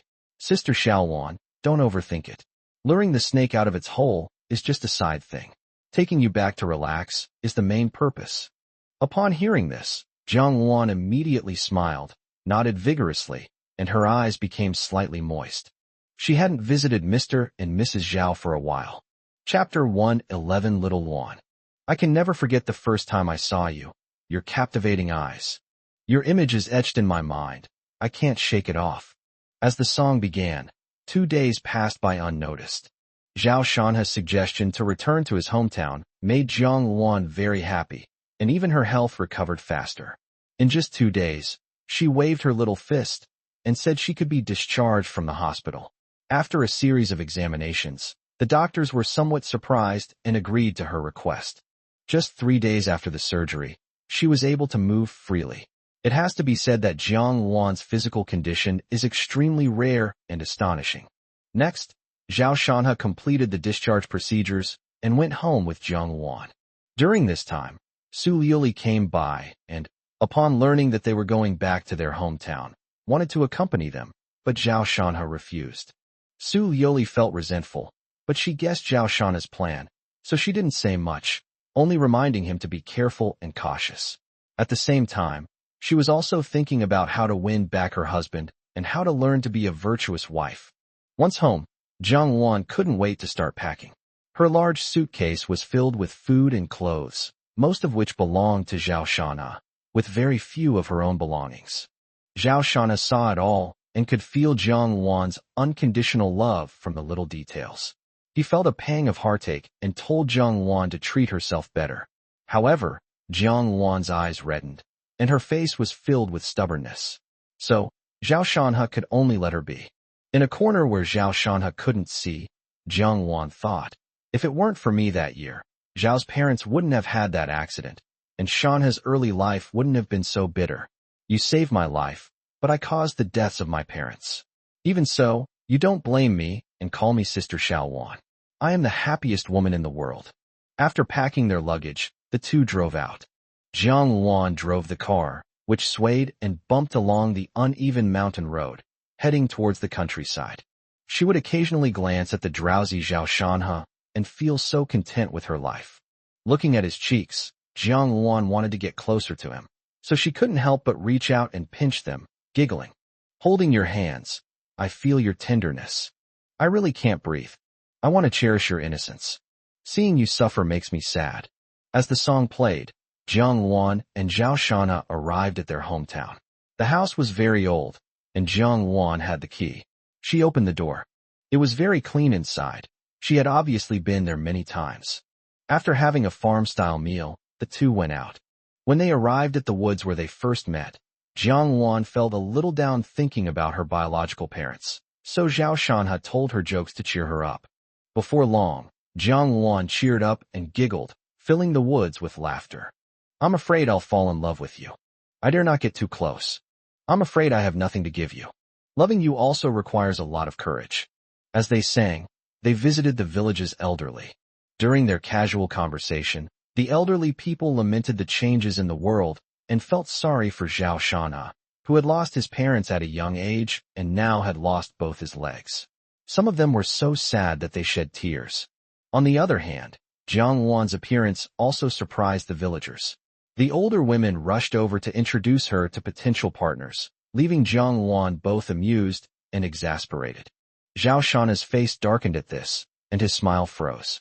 But the next moment, Jiang Luan's eyes lit up. She grabbed Zhao Shanhe's hand and said with a smile that whoever marries her must take care of Shanhe for the rest of their lives, which made many people in the village shake their heads and back down. I'm afraid I'll fall in love with you. Perhaps one day I will be unable to resist. Missing someone only makes you suffer. Falling in love with you was something I couldn't help. As the song played, Xiao Wan'er and Xiao Shanhe went to the place where they played as children, reminiscing and feeling sentimental. Unbeknownst to him, Jiang Luan gently grasped Zhao Shanhe's hand, and the warm touch made Zhao Shanhe's heart tremble. He turned his head to look at Sister Xiao Wan, read the emotion in her eyes, and then grabbed her hand tightly. Their hearts drew closer, seemingly inseparable. Finally, when they arrived at the two graves, Jiang Luan snapped out of her daze. She knelt down, recounting her actions, blaming herself for not taking good care of Shanhe and causing him to lose his leg. Tears streamed down Zhao Shanhe's face. He turned his head away, his eyes reddening. He thought to himself, Dad, Mom, don't blame Xiao Wan. She's just like you, the most important person to me, and the person who loves me the most. We talked for a very long time at the grave. On the way back, Jiang Luan was in low spirits. Suddenly, she took a step forward and began to perform fluid movements in the open space in front of her. Jiang Luan has an excellent figure, with a shapely figure but without an ounce of excess fat, approaching perfection. Her exquisite facial features are impeccable. With a series of soft shouts, Jiang Luan's fists and feet moved like lightning, almost leaving after images, striking the air and making crackling sounds. It's not only fast, but also powerful. Unrestrained and ruthless, Jiang Luan was slightly out of breath after completing a set of moves. As the only audience member, Zhao Shanhe exclaimed in amazement and clapped with a smile. Jiang Luan smiled sheepishly, then walked over and pushed the wheelchair. After venting her emotions, she felt much better. During his 2-day trip to the countryside to relax, Zhao Shanhe kept his phone on silent mode so as not to be disturbed by anyone. Tian Feiyong ultimately did not make a move, probably because he had not yet come up with a foolproof plan. Zhao Shanhe did not believe that they would give up. He could only shake his head, put these things aside, and devote himself entirely to Sister Xiao Wan. In this small village, two people lay on the rooftop, gazing at the stars, chatting about their childhood, their voices drifting far, far away in the silent night sky. What's the reason? I can't believe I've run into you again. I really don't want to. And so, I fell into the trap of love. The singing gradually faded, becoming ethereal, until it fell silent. The scene shifts to the depths of a vast, gloomy jungle, a desolate place where only the occasional call of an unknown bird adds to the eeriness. This is the Amazon rainforest, one of the most dangerous jungles in the world, rarely visited by humans year-round. However, today, 2 jeeps suddenly appeared here, and a group of well-equipped mercenaries cautiously headed into the rainforest. These men were all extremely robust, their bodies exuding power. Their leader was a bearded white man who was directing the operation. The location where the signal disappeared last time is in this area. Everyone has seen the target photo. Move out. They entered the jungle quickly and quietly. Mark, the target is just a woman, and a beautiful one at that. A young black man, with a wicked grin on his face, whispered to the white man next to him. The white man chewed his gum, glanced at him sideways, and said, "If you say that to her face, believe me, your chances of surviving are less than 1%. Chapter 112. Wait for me to come back. Black people didn't believe it. A woman couldn't possibly be that powerful. He raised the gun in his hand slightly, dismissing it with disdain. No carbon-based life form can remain unharmed in front of it, provided that you can hit her. Mark lifted his foot and stepped over a large, fallen, rotting tree. The young black man was astonished, quickened his pace, and caught up, saying, "My God, is she faster than a bullet? No one can outrun a bullet." At this moment, the bearded man in front turned around and said, "But she reacts faster than you, all right, be careful." Damp and cold, that's the feeling the Amazon rainforest gives you. Countless trees provide a dense canopy, making it dark even during the day and resulting in very poor visibility. The bearded man glanced at his combat watch and said, "Not long ago, the organization traced her last disappearance signal to this area. However, so much time has passed, it's highly likely she's not here. We'll search for 2 days, and if we don't find her, we'll call it a day." 2 more days? I can't wait any longer. My ice-cold beer. The bearded man frowned. Mission first. Also, I must remind you all, if you don't want to meet your maker, don't act alone. If she's still here. The group chuckled softly, clearly not taking it to heart. The bearded man sighed inwardly. These men were all experienced mercenaries, but apart from him, none of them had ever truly dealt with that woman. You have no idea how terrifying she is. I would never have agreed to this mission if the organization hadn't forced me to. The bearded man didn't explain further, because he believed that the woman wouldn't stay in one place for too long, meaning she had most likely already left. They made their way through the jungle and unknowingly came to a swamp. In waist-deep water, a mercenary suddenly felt something slippery moving around his waist. He cried out in alarm, "My God, what is that?" Immediately, everyone's attention turned to them, and then a white mercenary decisively pulled the trigger. Da-da-da. The water surface turned bloody. He walked over, reached out and touched it, a smile appearing on his face. This thing is quite rare. With veins bulging on his strong arms, he lifted the object out of the water. That was a snake's head, thicker than a waist. Anaconda. A black mercenary standing nearby remarked casually. The bearded man nodded. This creature posed no threat to them, and they weren't going to pay it any attention. Suddenly, his expression changed, and he pointed at the snake's head. "No, this isn't an anaconda." Ignoring his team member's astonishment, he slung his gun over his shoulder, walked over, reached out, and pulled the snake out of the water. After examining its markings, a glint of light flashed in his eyes. "This is not an anaconda, it's an ordinary python. This snake is over 10 meters long and as thick as a water bucket." It was just an ordinary python. It might grow this big, but it's definitely rare. The mercenaries were somewhat puzzled, but the bearded man explained, "This snake isn't growing normally. Something has accelerated its growth cycle." The others weren't fools either. They immediately realized what it meant and blurted out, "Blood orchid?" Very likely. Greed gleamed in the bearded man's eyes. The blood orchid was extremely valuable. If found, it could fetch at least tens of millions of US dollars. After a brief discussion, they were about to decide to search, as the presence of pythons suggested that the blood orchid might not be far away. Next, the group of mercenaries split up and conducted a thorough search. Everyone was excited, forgetting about the mission objective. Compared to US dollars, women were nothing. The young black man was also acting alone, and he almost fantasized that if he successfully found the blood orchid, he would get at least $1 million. Luxury car. Beautiful woman. His mind raced with excitement, his eyes scanning every corner, not missing a single trace of red. Suddenly, he frowned and turned his head sharply. "Who's there? Come out here." Tranquil. There were no abnormalities. Strangeness. The young black man had an inexplicable feeling of being spied on. But finding nothing amiss, he figured it might be his imagination, so he stopped worrying about it and continued his search. Little did he know that a pair of incredibly alluring eyes were observing his every move. A smirk played on her lips as she murmured seductively, "Many hands make light work. I hope you won't let me down." Time flew by, and 3 hours passed in the blink of an eye. After the initial excitement subsided, the young black man was starting to get impatient when a startled cry suddenly came through the walkie-talkie. "Johnny, what's going on?" the bearded man asked immediately. Johnny groaned a few times and said with difficulty, "I think I stepped on a trap and fell into a hole." "Wait, Blood Orchid."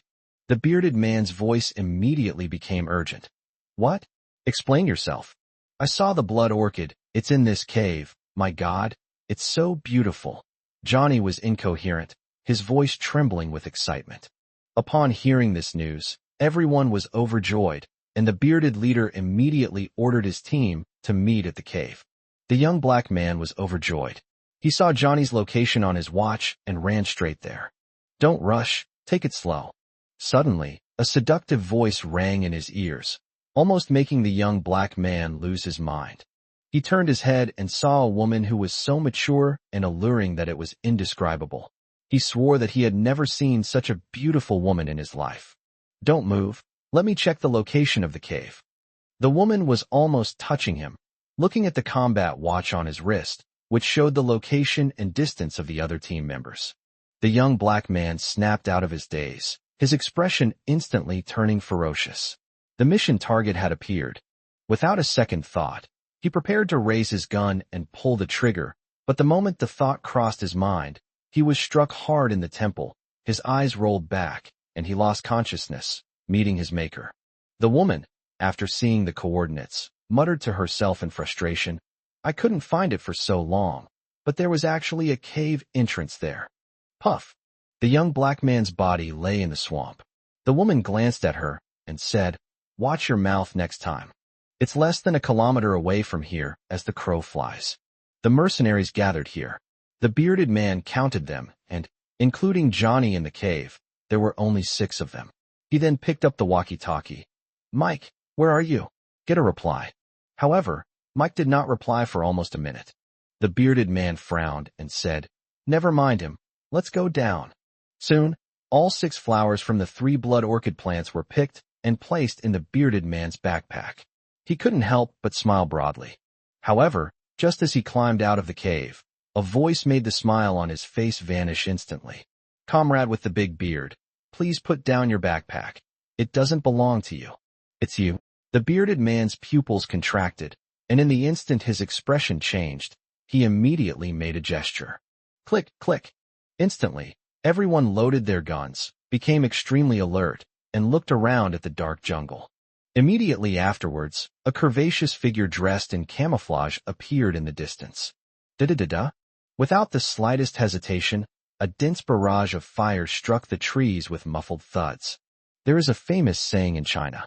The woman's voice was steady, remaining unharmed amidst the hail of bullets. She used the large tree for cover, seized the opportunity to advance, and quickly closed the distance between herself and the mercenaries. The first line is, 7 paces away, the gun is fast. The bearded man shuddered at the thought of how terrifying this woman was. Sweat beaded on his forehead, but the woman, like a ghost, was drawing ever closer. He gritted his teeth. "Be careful, don't let her get close." However, several guns could not provide complete coverage. The woman did not miss any gaps, and unknowingly closed to within 10 meters.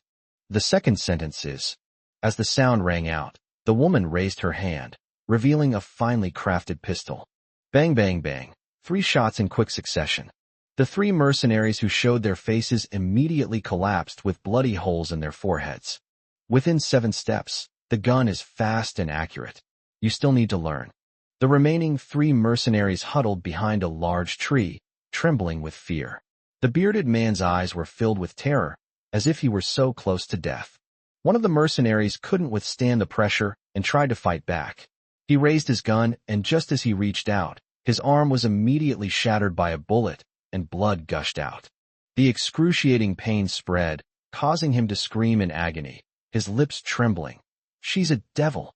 In a state of mental collapse, he clutched his severed arm and ran frantically, trying to escape. The next second, a bullet pierced through the back of his head. Now, only 2 men remained in the mercenary squad. The bearded man, his face deathly pale, shouted, "Let us go, and I'll give you what you want." "Okay, go ahead and give it to me." The bearded man's face was ashen, while another team member, standing behind a large tree next to him, looked utterly dejected and kept shaking his head. "Yes, we can't just sit here and wait to die." The bearded man gritted his teeth and said, "Throw away the gun, or I'll destroy the blood orchid." "Do you really want to die?" To everyone's surprise, the woman didn't play by the rules at all. Without a single second of confrontation, she walked over without anyone noticing. When the woman silently peeked out from the middle, the 2 people hiding behind the tree were terrified. However, their reactions couldn't keep up with the woman's movements. Before the gun could even be raised, the woman shot the bearded man in the forehead, while the mercenary behind her was kicked in the temple and killed instantly. Picking up the bearded man's backpack, the woman breathed a sigh of relief and smiled slightly. "Finally got it. Wait for me to get back." Chapter 113, The Ex-Wife's Questioning. Jiang Wan and Zhao Shanhe drove back from their hometown without encountering any unexpected incidents. It seems that Tian Feiyong has become more cautious after his first failure. Or rather, Tian Bin was secretly watching, hoping to kill him with a single blow. Zhao Shanhe was somewhat disappointed. He had prepared targeted measures to lure the snake out of its hole, but he had failed. Back at the villa, Jiang Wan tidied up the house, and after a few days of rest, she had recovered most of her strength, so protecting Zhao Shanhe shouldn't be a big problem. A short while later, Su Yuli arrived. She was in contact with Zhao Shanhe and knew that they had returned home. Zhao Shanhe said, "It's already late. What are you doing here?" "I said I'm staying here," Su Yuli said, frowning with displeasure. "Whatever you want." Zhao Shanhe rolled his wheelchair around, poured himself a glass of water, and then sat down on the sofa. Su Yuli squeezed in. "There's been a lot going on at the company these past few days, so I've been secretly canceling some business dealings with Jinding Construction." Zhao Shanhe chuckled. "You're wasting your time. I might not target Jinding Construction. Sigh. I'm doing this for you, to make my stance clear so you won't misunderstand me again. Tian Feiyong wants to harm you. How could I possibly cooperate with him?" Upon hearing this, Zhao Shanhe became serious. He looked at his ex-wife. "Liuli, I feel that you are particularly strange. Before, when my leg was broken, you didn't care and were still entangled with Tian Feiyun. But now, at least I haven't been harmed on the surface, but you are damaging the company's interests and want to cancel the cooperation with Jinding Construction. This is very strange. The difference between the past and the present is huge." Su Yuli fell silent. After a while, she said, "Let's not talk about these things anymore, okay?" She thought, "Honey, I can feel at ease no matter how much pressure I'm under when you're by my side. But now that you're leaving, I can no longer feel at ease." Zhao Shanhe shook his head indifferently. He didn't intend to pry into the matter. They were already divorced, so he couldn't care less. Su Yuli thought he didn't take it to heart, so she secretly breathed a sigh of relief. After a while, her expression became somewhat serious. He said, "I've heard some news these past 2 days. Tian Bin is planning to take action against Qihong Construction because Qihong Construction acquired Feiyun Construction, and he can't swallow that." Her tone wasn't too flustered, because in her view, Qihong Construction belonged to Lin Ruoshi. That's normal. He definitely won't let Qihong Construction off the hook. By the way, you're still very well informed. My dad told me that those people are very close and they occasionally have meals together. As for his former father-in-law, Zhao Shanhe remained silent.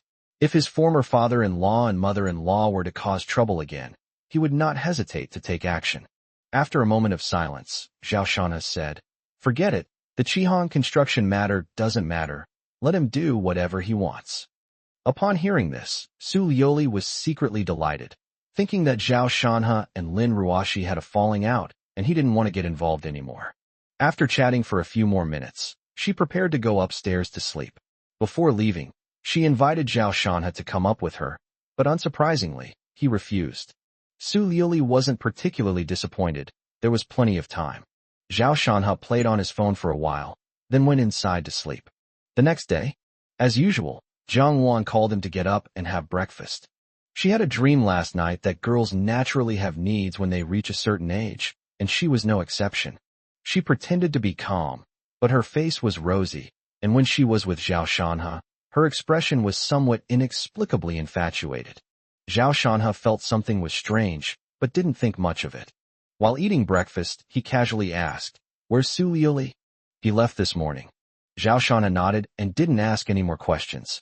After they finished eating, Jiang Wan pushed him around the neighborhood for a walk. The landscaping in the villa area is quite good, and the air is relatively fresh in the morning. As the two walked and chatted, a purple sports car suddenly caught his attention. Zhao Shanhe looked over and heard the sports car honk twice before driving straight towards them and stopping in front of them. The window opened, revealing an extremely beautiful face. "Looks like you're in pretty good spirits. What a pity. You still have the mood for a walk. Do you know someone is trying to take down your company?" Chen Kursen said to Zhao Shanhe with her head held high, without getting out of the car. "Su Liuli told me yesterday." Zhao Shanhe smiled and said, "Didn't you say we weren't very close? Why did you come all the way to let me know today? You're really that kind of person?" "Hee. Don't think nobody knows that Chihong Construction and Feiyun Construction have merged to become Wanha Construction. That's your company, so you'd better pay attention, or you'll end up with nothing again." After Chen Kursen finished speaking, she observed Zhao Shanhe's expression and found that he did not look flustered or discouraged. She was a little surprised and wanted to know the reason. However, Zhao Shanhe didn't believe Chen Kursen and didn't explain to her. He asked, "These are all minor matters. You still haven't told me who that person you mentioned last time was. Was he Su Liuli's lover?" Chen Kursen was stunned. She never expected that in Zhao Shanhe's heart, the safety of the company was not as important as finding Su Liuli's lover. Upon hearing the news, she felt both joy and sorrow. The good news is that Chen Xiaojun is back and will cause her trouble, which might allow her to team up with Zhao Shanhe to deal with him. The bad news is that he cares so much about Su Liuli, and they will definitely become enemies because of certain things. Overall, however, it can be utilized. Chen Kursen said, "You'll find out about that person sooner or later. There's no rush. Anyway, I've reminded you about the company's affairs. You handle it as you see fit. You're so secretive, it's boring." Zhao Shanhe shook his head and had Jiang Wan push him away. He didn't believe Chen Kursen would show kindness for no reason. She must have something to ask for, and it might be a trap. Chen Kursen was stunned. He just left like that? Watching Zhao Shanhe's retreating figure, she was slightly lost in thought. In just a few encounters, she had actually sensed a peculiar charm emanating from this man. Then, she smiled gently and drove away. After returning home, Jiang Wan began preparing lunch, while Zhao Shanhe took out his phone to check Tian Bin's information, trying to find a flaw. "I already have a vague idea of how to deal with him. You want to mess with my company? Fine, go ahead. I'll destroy you from another angle and make sure you never recover." After lunch, Su Liuli returned. Seeing that she looked unwell, Zhao Shanhe asked, "What's wrong? Who owes you money and hasn't paid it back?" "Who else?" "You." Su Liuli was furious. She said, "Zhao Shanhe, you really kept this a secret. Lin Ruashi gave you shares and made you the chairman, and you didn't tell me anything about it." "I haven't been hiding anything. If you put your mind to it, you can definitely find out. You see, now you know, don't you?" But that wasn't what angered Su Liuli the most. She wasn't surprised that Lin Ruashi gave Zhao Shanhe shares. After all, the fact that her husband was able to give her the dreamlike water town was enough to prove how much influence he had over Lin Ruashi. What Su Liuli found most unacceptable was that Zhao Shanhe actually named the company Wanha, the character Lan in Jiang Wan's name. "Honey, the merger of Chihong Construction and Feiyun Construction, why is it called Wanha Construction? This is no coincidence." Su Liuli questioned him, her chest heaving, clearly unsettled. Jiang Wan stepped forward. "If you dedicate yourself wholeheartedly to Shanhe, he will establish the Liuli Group." "Shut up." Su Liuli spoke angrily, feeling incredibly jealous just thinking about it. "Why are you taking your anger out on Sister Xiaowan? It's all in the past, and it can't be changed. You don't need to dwell on it." Zhao Shanhe raised his eyes and spoke calmly, his words carrying a hidden meaning. The same applies to Su Liuli. What has happened cannot be changed. Thinking back, she decided not to lash out again. She took a few deep breaths and said, "All right, whatever the name, this is your company. I need to keep an eye on Tian Bin. I'm going to the company to gather information. Be ready to answer my calls." After saying that, she hurriedly left in her high heels. Chapter 114, What is Su Qingxi doing here? In the afternoon, Zhao Shanhe received Zhuge Yang's reply, then called Jiang Luan and prepared to go out. Jiang Luan helped him into the car and asked, "Are we going to the police station?" She knew Zhao Shanhe was going to meet Zhuge Yang, but Zhao Shanhe shook his head. "I'm not going to the police station. I've arranged to meet him at a coffee shop. You drive ahead, I'll give you directions." Jiang Luan responded and didn't ask any more questions. Soon after, the two arrived at a coffee shop, where Zhuge Yang was already waiting. He had dark circles under his eyes and looked tired lately. Zhao Shanhe asked, "What's wrong? You look haggard. Working overtime? In our line of work, staying up all night is just a regular occurrence." Zhuge Yang said with a smile. Zhao Shanhe nodded and said sincerely, "Thank you for your hard work." Zhuge Yang waved his hand, saying, "What hardship is there? It's all what I should do.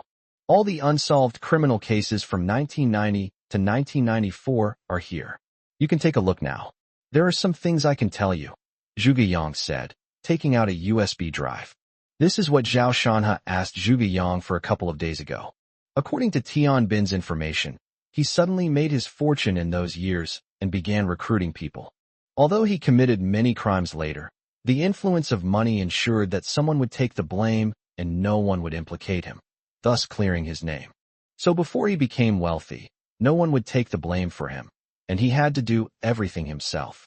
This was Tian Bin's fatal weakness and huge flaw. Tian Bin was born into a family of farmers. His father's generation all made a living by farming. His sudden extravagance must have something to do with it. He may have gone through some kind of ordeal. It's impossible for him to be completely innocent. Zhao Shanhe always believed that as long as something was done, it would inevitably leave some clues. What he needs to do now is find out and eliminate Tian Bin from the root of the problem, so he can stop playing money games with him. This is like cutting off the fuel supply at the root. It's utterly unreasonable. In a corner of the coffee shop, Zhao Shanhe took out his laptop, plugged in a USB drive, and began watching. One criminal case after another was shocking. Those who haven't heard of it can hardly imagine that there are so many demons in human skin in the world. What's most terrifying is that they might be right next to you or me. What's heartbreaking is that those demons, after committing such heinous acts, are still at large. However, as the case was investigated further and Tian Bin's information was compared, Zhao Shanhe's brows furrowed. If Tian Bin committed most of these crimes, he would face the death penalty without exception. Unfortunately, none of them match up, and it's impossible to even suspect him. Finally, after reviewing all the cases, Zhao Shanhe frowned. In his opinion, these cases had nothing to do with Tian Bin. Zhuge Yang asked expectantly, "Teacher, have you discovered anything?"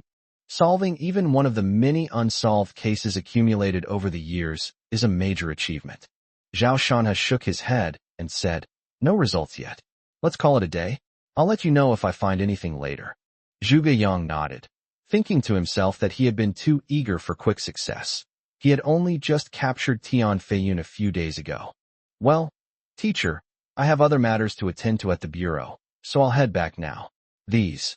Zhuge Yang stood up, pointed at the USB drive, and hesitated for a moment. These materials also contain clues found by the police, which are not allowed to be disclosed according to regulations, and he should take them back. Finally, he made up his mind and said, "Teacher, study these materials slowly and keep them safe." Zhao Shanhe smiled slightly, took the USB drive out of the computer, pointed to his temple, and said, "It's okay, you can take it back. The contents are all here." Violating discipline is never a good thing unless absolutely necessary, and Zhao Shanhe did not want to make things difficult for Zhuge Yang. Upon hearing this, Zhuge Yang breathed a sigh of relief, took the USB drive, smiled, and left. Zhao Shanhe did not get up. He frowned, deep in thought. Seeing that he looked worried, Jiang Luan asked, "Shanhe, did you not find what you were looking for in these documents?" "No, that's a bit strange. I don't believe Tian Bin was an honest farmer before he became wealthy. Money doesn't fall from the sky.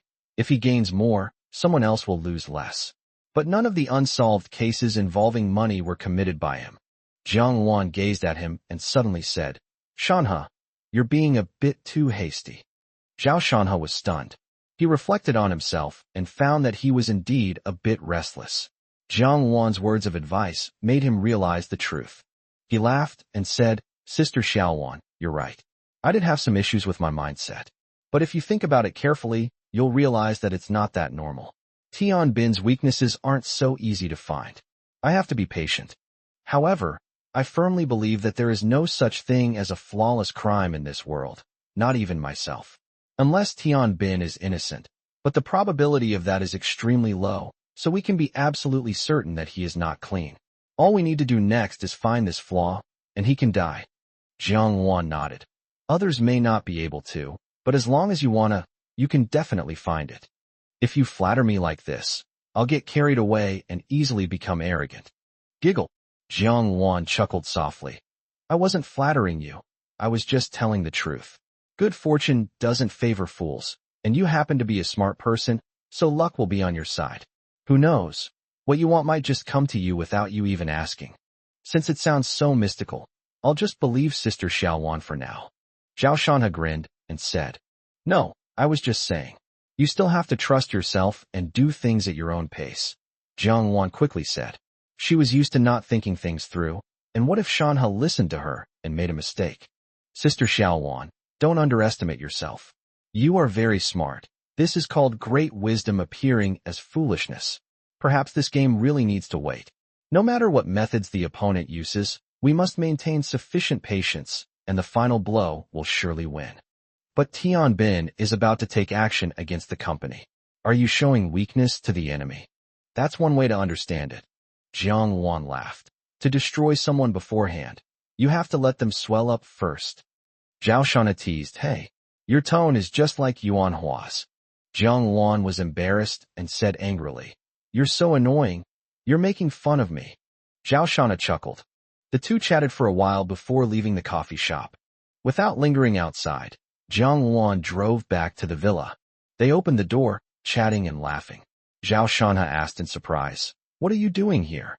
In the living room, Su Qingxi was sitting on the sofa drinking water when the two returned, startling her so much that she spat out the water before she could even swallow it. A flicker of panic crossed her face, but she quickly composed herself and said nonchalantly, I'm here to see my sister. Zhao Shanhe frowned. Where's your sister? She went out on something, Su Qingxi said, her eyes darting around. Call her. Hearing Zhao Shanhe's impolite words, Su Qingxi lost her temper, slammed her hand on the table, and angrily said, Hey, Zhao Shanhe, what do you mean? I came over to play for a while. What's it to you? Chapter 115, I'm going to send her in. Zhao Shanhe had no liking for Su Qingxi and simply rolled his wheelchair over to her. Su Qingxi looked wary and asked cautiously, What are you going to do? Zhao Shanhe laughed in exasperation. You came to my house out of nowhere and asked me what I wanted. As he spoke, he reached out his hand to Su Qingxi. Su Qingxi's eyes widened, and she quickly covered her chest, her voice becoming urgent. You didn't do anything rash. You can't betray my sister. You're crazy. Why would I want you? You've taken my seat. Get out of my way. Without saying a word, Zhao Shanhe pulled her aside and sat down on the sofa himself. You. Su Qingxi felt insulted. Although she was not as good as Su Lioli, she was not far behind. She was outstanding in appearance and figure. She was furious when Zhao Shanhe belittled her like this. She said, So, Zhao Shanhe, I never thought you were such an ingrate. You've only been divorced for a few days, and you've already turned your back on me. You're utterly despicable. My sister was absolutely right to divorce you. She'll soon find a man 1,000,000 times better than you. Zhao Shanhe glanced at her and smiled disdainfully. I'd love to see what a man who's 1,000,000 times better than me looks like. He's more handsome than you, richer than you, and more talented than you. More importantly, he's healthy and can run and jump. Su Qingxi said without thinking, looking at Zhao Shanhe's broken leg, deliberately poking at his sore spot, wanting to infuriate him. Oh, such a good man. You're willing to give him to your sister? Don't you want one yourself? Zhao Shanhe wasn't angry and asked with a smile. A figure flashed through Su Qingxi's mind, and her face flushed red. This surprised Zhao Shanhe. Could it be that she wasn't just saying it casually, and that there really was such a person? He said, "Is it that young master? You like him? Call him over, I want to talk to him." Finally, Su Qingxi took a deep breath and said coldly, "None of your business. See him? Are you even worthy?" After saying that, she wiggled her little hips, turned around, and left. Seeing that Su Qingxi had left, Jiang Wan said, "She's lying. It wasn't Liuli who let her in. The door lock was tampered with." Zhao Shanhe was not surprised and nodded, saying, "Sister Xiaowan, please bring me my computer." Su Qingxi and he disliked each other and didn't want to see each other. Her presence here was definitely suspicious. Surveillance cameras were installed in secluded areas both inside and outside the villa. Only he and Jiang Wan knew about this. Even Su Liuli was unaware of it. The monitor was turned on, and the footage appeared quickly. Less than half an hour after they left, Su Qingxi quietly walked over, looked around, and then made a phone call. A short while later, a short, fat man, who looked like a gas cylinder, sneaked over. Su Qingxi spoke up, "This is the lock. I'll give you 10 minutes. The short, stout man looked distressed and said fearfully, "These villas are very expensive. Won't there be any problems?" Su Qingxi scoffed, "So what if it's expensive? Can it be as rich as my family? Stop talking nonsense. Hurry up and unlock it. I'll give you 20,000 yuan later." "Oh well." The short, stout man thought for a moment, then gritted his teeth and agreed. Next, he opened his toolbox and fiddled with the door for a while. Half an hour later, he finally opened the door. Su Qingxi had been waiting for so long and had long lost her patience. After transferring the money to him, she sent the man away and went straight into the villa. Next, the indoor surveillance footage clearly shows Su Qingxi searching everywhere in the house, seemingly looking for something. The villa was too big, and what Su Qingxi was looking for was clearly not a very large item. She searched for a while, then rested for a while, and it took her more than 3 hours to finally find it in Jiang Wan's room. She actually took this. Looking at the A4 paper that Su Qingxi was holding in the video, Jiang Wan couldn't help but frown. Shanhe was entrusted to her for safekeeping, but unexpectedly, it was stolen. That was an agreement that Su's parents had forced Zhao Shanhe to sign, stipulating that neither party would interfere with the other's property during the marriage, and that the property would not be divided in a divorce. Zhao Shanhe remained calm. He had already guessed it.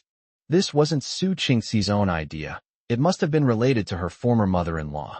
With their assets exposed, some members of the Su family were bound to have designs on them, but no one expected them to act so quickly. It's clear from the footage that Su Qingxi was overjoyed after receiving the agreement. She carefully folded the agreement, put it into her small bag, then put the parts that had been turned over back in their original position before leaving the room. After searching for several hours, she must have been tired, so she poured herself a glass of water and sat down on the sofa to rest for a while. Zhao Shanhe scoffed. "If you succeed and don't run away, you're not even a professional thief." She is emboldened, thinking that even if you know, you won't dare to do anything to her. Just then, Jiang Wan opened the door and pushed Zhao Shanhe back. After understanding the cause and effect, Jiang Wan asked, "Shanhe, what should we do? Your house has been burgled. Call the police. What are you thinking?" Without thinking, Zhao Shanhe replied. He then took out his phone and dialed 110 to report the incident. There's no need to specifically seek out Zhuge Yang for such a trivial matter. Besides, this kind of case would only waste his time. Just then, there was movement at the gate again. Su Liuli has returned. Although she was furious about what happened during the day, she struggled with the thought for a long time before finally suppressing her grievances and going back to her husband's place to sleep. "You've come at the right time. I have something to tell you," Zhao Shanhe said to Su Liuli. Hearing her husband's tone, Su Liuli was a little confused and uneasy, so she sat down on the sofa. "What's wrong? Why are you so serious?" Zhao Shanhe immediately took out the surveillance video and played it for Su Liuli to see. "Su Qingxi was thief, and I caught her." Su Liuli initially thought it was related to her, but it turned out that her younger sister was in trouble. She immediately frowned and said with dissatisfaction, "Is that all?" I'll teach her a lesson and make sure she doesn't do this kind of thing again. Zhao Shana sighed inwardly. It seemed his ex-wife hadn't realized the seriousness of the situation. He said, Liuli, I think I didn't explain myself clearly. She stole my things, and I just called the police. I'm going to take her to jail. After the divorce, he did not intend to continue to tolerate his mother-in-law and her family. Upon hearing this, Su Liuli was so frightened that her hair stood on end, and her voice rose 8 octaves. What? You're calling the police to arrest my sister? I don't agree. Zhao Shanha shook his head and looked at Su Liuli, saying, It's your business if you disagree, but I've already called the police, and they should be here soon. At this point, they still want to bully me? That's unacceptable. I'm not discussing this with you. I'm informing you. Su Liuli instantly became agitated. The anger from that morning hadn't subsided, and it surged to her head. She stood up angrily. You've gone too far. This is my home. It's not a problem for my sister to come here for a bit, is it? Even if she didn't get your permission, I can teach her a lesson later. Do you want to ruin her life? If you do this, you'll become enemies with my parents and the rest of the Su family. You can still call now and cancel the police report. Zhao Shana frowned. He hadn't expected Su Liuli to be so excited. Chapter 116 My ex-wife is being unreasonable. Su Liuli, don't you know this is a crime? Zhao Shanha was exhausted, but he still insisted. I will not change my mind about this matter. If you have anything to say, you can talk to the police when they arrive. Su Liuli's face was filled with disbelief and deep disappointment. She hadn't expected her husband to actually send her sister to jail. She gritted her teeth and said, Su Qingxi calls you brother-in-law. He's family. Don't you have any feelings for him? Do you only feel happy when you make a big scene? What family? Has she ever called me brother-in-law? Not to mention, she's always sarcastic and cynical when we meet. Before we got divorced, I didn't bother with her, but now what do we have in common? She messed with me because she wasn't careful enough. She got what she deserved. Zhao Shanha spoke calmly. To him, Su Qingxi was even less important than a stranger. Su Liuli was furious, so she said to Jiang Luan, Sister Luan, please help me persuade him. He absolutely cannot send Qingxi in. She is only 25 years old. Her life cannot be ruined. However, Jiang Luan shook her head without hesitation and said, I support all of Shanha's decisions. Su Liuli was about to say something when the sound of police sirens made her completely panic. She pleaded with Zhao Shanha, don't call the police yet. Let's talk about this privately. If all else fails, we can make them apologize. Apologize? Zhao Shanha sneered, told Jiang Luan to go out and deal with the police, and then took out his phone. In front of Su Liuli, he dialed the phone number of his former mother-in-law. As soon as the call connected, I heard Tan Yu's sarcastic voice. Wow. The sun must have risen in the west today. Some people actually called me. Su Liuli's face was a little pale. She knew this was her last chance and hoped her mother's attitude would be better. Zhao Shanha glanced at her and then said into the phone, Su Qingxi stole something from my house today. Did you instigate her to do it? You lost something? Heh, who can you blame for that? To Su Liuli's disappointment, Tan Yu not only denied it, but also sneered. Zhao Shanha, do you think no one will know that you took over such a big company without Liuli's knowledge? Let me tell you, you are concealing marital property. If you know what's good for you, you'd better give Liuli half of it, or I will sue you in court. Upon hearing this, Su Liuli realized what her parents were planning and what Su Qingxi had taken. Her face immediately turned pale, and she prepared to interrupt. But Zhao Shanha immediately stopped him, his face solemn, and said, Let's put this matter aside for now. What I'm talking about now is Su Qingxi stealing things. What theft? I don't know anything about it. You just got divorced and you're already slandering Qingxi. Have you lost your conscience? Tan Yu spoke arrogantly, even turning the tables and cursing Zhao Shanha. I'm only giving you one chance. You and she can bring the things over together and apologize together, and I might consider forgiving you this time, Zhao Shanha said. Su Liuli looked extremely anxious, silently praying that her mother would be smarter this time. Ha ha ha ha. Tan Yu's laughter on the phone sounded somewhat shrill. She mocked.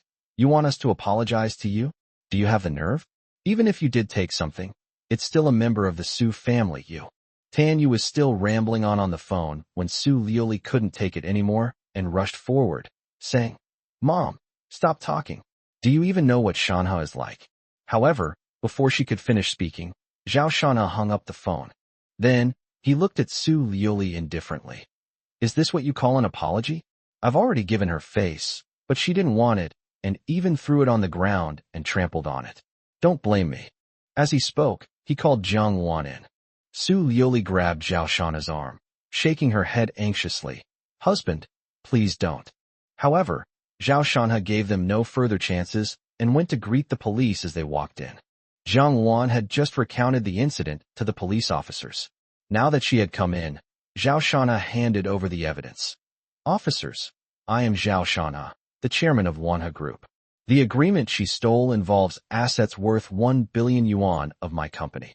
Upon hearing Zhao Shanha's words, Su Liuli's head exploded with a buzzing sound. She never imagined that Zhao Shanha would go to such extremes.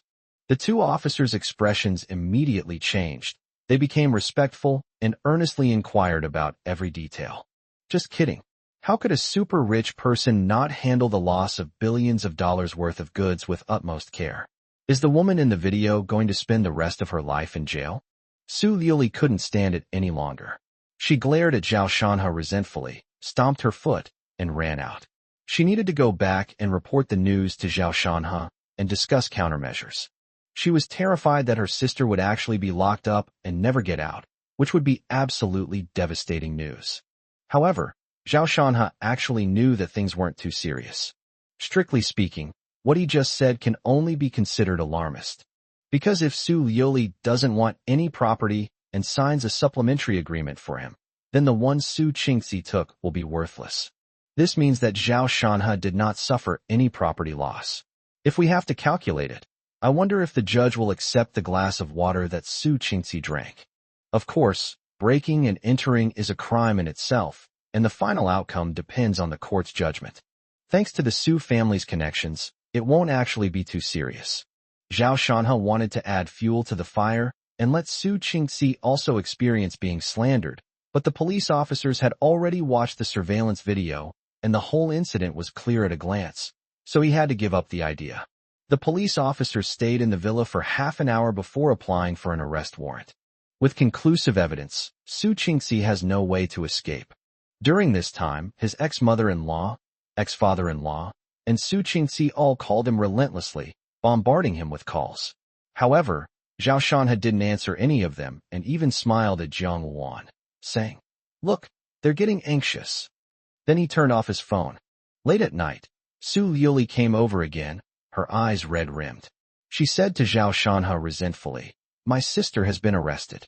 Are you satisfied now? She stole my things. Isn't it normal for her to get caught?" Zhao Shanha, you know she's my sister. How could you treat her like this? Didn't you ever think about how I feel? You're so capable. Fine, I'll smash this place up and damage the property. Call the police and have me arrested. Su Liuli lost control of her emotions, picked up the ashtray, and smashed it directly onto the coffee table. A loud bang was heard, and the coffee table shattered into pieces on the floor.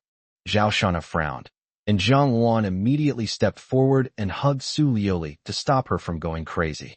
Let me go, let me go. Su Liuli's eyes were red as she struggled incessantly. Liuli, stop being unreasonable. I'm not targeting you personally. You can see what they're up to. In fact, I don't care that much about wealth. If you want it, I'll give you half. What's wrong with that? They're bullying and insulting me. I can't stand it. Am I being unreasonable? Su Liuli laughed in anger, tears streaming down her face. So this is what you call not the person. She's my only sister. Just like you and Jiang Wan. She's the closest of relatives. Now the man I love has personally sent her to jail. What am I supposed to do? Chapter 117, Falling Out with his ex-wife. Seeing that she used herself as an example, Zhao Shanha understood somewhat. If it were Sister Xiao Wan, even if she had killed someone, I would stop at nothing to exonerate her. Thinking about it this way, I realized that I'm actually a hypocrite myself. Zhao Shanha remained silent. Su Liuli continued, I know you've always blamed me for hiding many things from you. I'll explain later. Those were all misunderstandings. Putting all that aside, you're still the man I love most. I don't want to leave you. Even if we're divorced, I'll still cling to you, wanting to spend my life with you. But you turned your back on me so cruelly. wanting to throw me away like trash, and inflicting such a terrible attack on my family. Seeing that Su Liuli's words were getting more and more outrageous, Zhao Shanha frowned and interrupted. Where are you going with this? These are not the same thing at all. Don't confuse them. You don't care about me at all. You've never loved me. Everything before was an act. Su Liuli was extremely disappointed. Her parents and husband were already at odds, and now this happened. She didn't know how to face it. Su Liuli, have you said enough? Zhao Shanha was breathing rapidly and was also very angry. Every minute and every second I spent with you was a complete and devoted one, and I have a clear conscience. There is a limit to your nonsense. If we're talking about faking it, you're the only one faking it. You pretend to be a loving couple at home at night, but who the hell knows where you're fooling around during the day? Slander me however you want. It doesn't matter anymore. If you don't want to become enemies with the Su family, go to the police station immediately. Explain that this is all a misunderstanding and release Su Qingxi. Otherwise, I will not forgive you. Su Liuli said angrily. Recalling the scene when the police came to her house and took Su Qingxi away, she felt as if it were a nightmare. Zhao Shanha stiffened his neck and looked at her angrily. Don't even think about it. I won't agree to it. All right, Zhao Shanha. You said it yourself, so don't regret it. Su Liuli completely broke down and made some harsh remarks. Then, feeling both angry and aggrieved, she turned around with tears in her eyes, slammed the door, and left. Jiang Wan had never seen the two of them argue like this before, so confrontational. She sensed that Zhao Shanha was in a bad mood, so she comforted him. Shanha, you did nothing wrong. Zhao Shanha waved his hand. Sister Xiaowan, I'm fine. He certainly didn't think he had done anything wrong. However, from Su Liuli's perspective, she didn't do anything wrong in this matter. Protecting one's family is only natural. From Su Liuli's perspective, her younger sister Su Qingxi might face a long period of imprisonment. So how could she not be anxious? The one who's wrong is that clueless mother-in-law. Su Liuli, if you still don't learn your lesson, your whole family will be ruined by your snobbish mother. You'll suffer a great loss. As for Su Qingxi's case, he will not drop it. After all, the Su family has never treated him as a son-in-law or brother-in-law. His father-in-law only showed him respect on the surface. The two women have always looked down on him. Zhao Shanha sighed, said he was sleepy, took a shower, and went back to his room to sleep. Half asleep in the morning, Zhao Shanha felt something was off about his hands. Zhao Shanha jolted awake. As soon as I opened my eyes, I saw Jiang Wan's stunningly beautiful face. Zhao Shanha was immediately stunned. Did I sleep with Sister Xiaowan? At this moment, Jiang Wan opened her eyes, her face flushed, and said, Yesterday I saw you were in a bad mood, so I wanted to come in and keep you company. Later, I don't know how. Her voice grew softer and softer until it was barely audible, like a mosquito's buzz. She was so shy and beautiful that she was beyond compare. Zhao Shanha's heart raced, and he desperately wanted to turn over immediately, knowing that Sister Xiaowan wouldn't refuse. However, he felt it wasn't the right time yet, and he hoped to save everything for the most beautiful day. And there's also the issue of Lin Ruoxi. These events were like a bucket of cold water, completely sobering Zhao Shanha up. Sister Xiaowan, let's get up. Zhao Shanha patted her on the bottom and said with a smile. Jiang Wan exclaimed in surprise, glanced at him with eyes full of spring water, and got up with a hint of resentment. Zhao Shanha looked at it and thought to himself that it was good that he was wearing clothes. Otherwise he might not have been able to control himself. After the two finished washing up, Jiang Wan hurriedly went to make breakfast. She never sleeps in late, but today she actually got up with him. Then there's only one possibility. Jiang Wan did it on purpose. Breakfast was served, and both of them calmed down. Seeing that he was lost in thought, Jiang Wan asked with concern, Shanha, are you really all right? She knew Shanha's feelings for Su Liuli and was afraid that the pressure on him would make him depressed. Zhao Shanha smiled helplessly. What could possibly happen to me? It was just a quarrel. She's ungrateful, so it's not my fault. But this isn't over yet. She won't let it go. And it's not just her. Her parents are there too. They might come looking for me soon and force me to let Su Qingxi go. Upon hearing this, Jiang Luan put down her chopsticks, frowned, and a murderous glint flashed in her eyes. Would those people be of any harm to you? They will definitely pressure me, but they won't go so far as to lay a hand on me.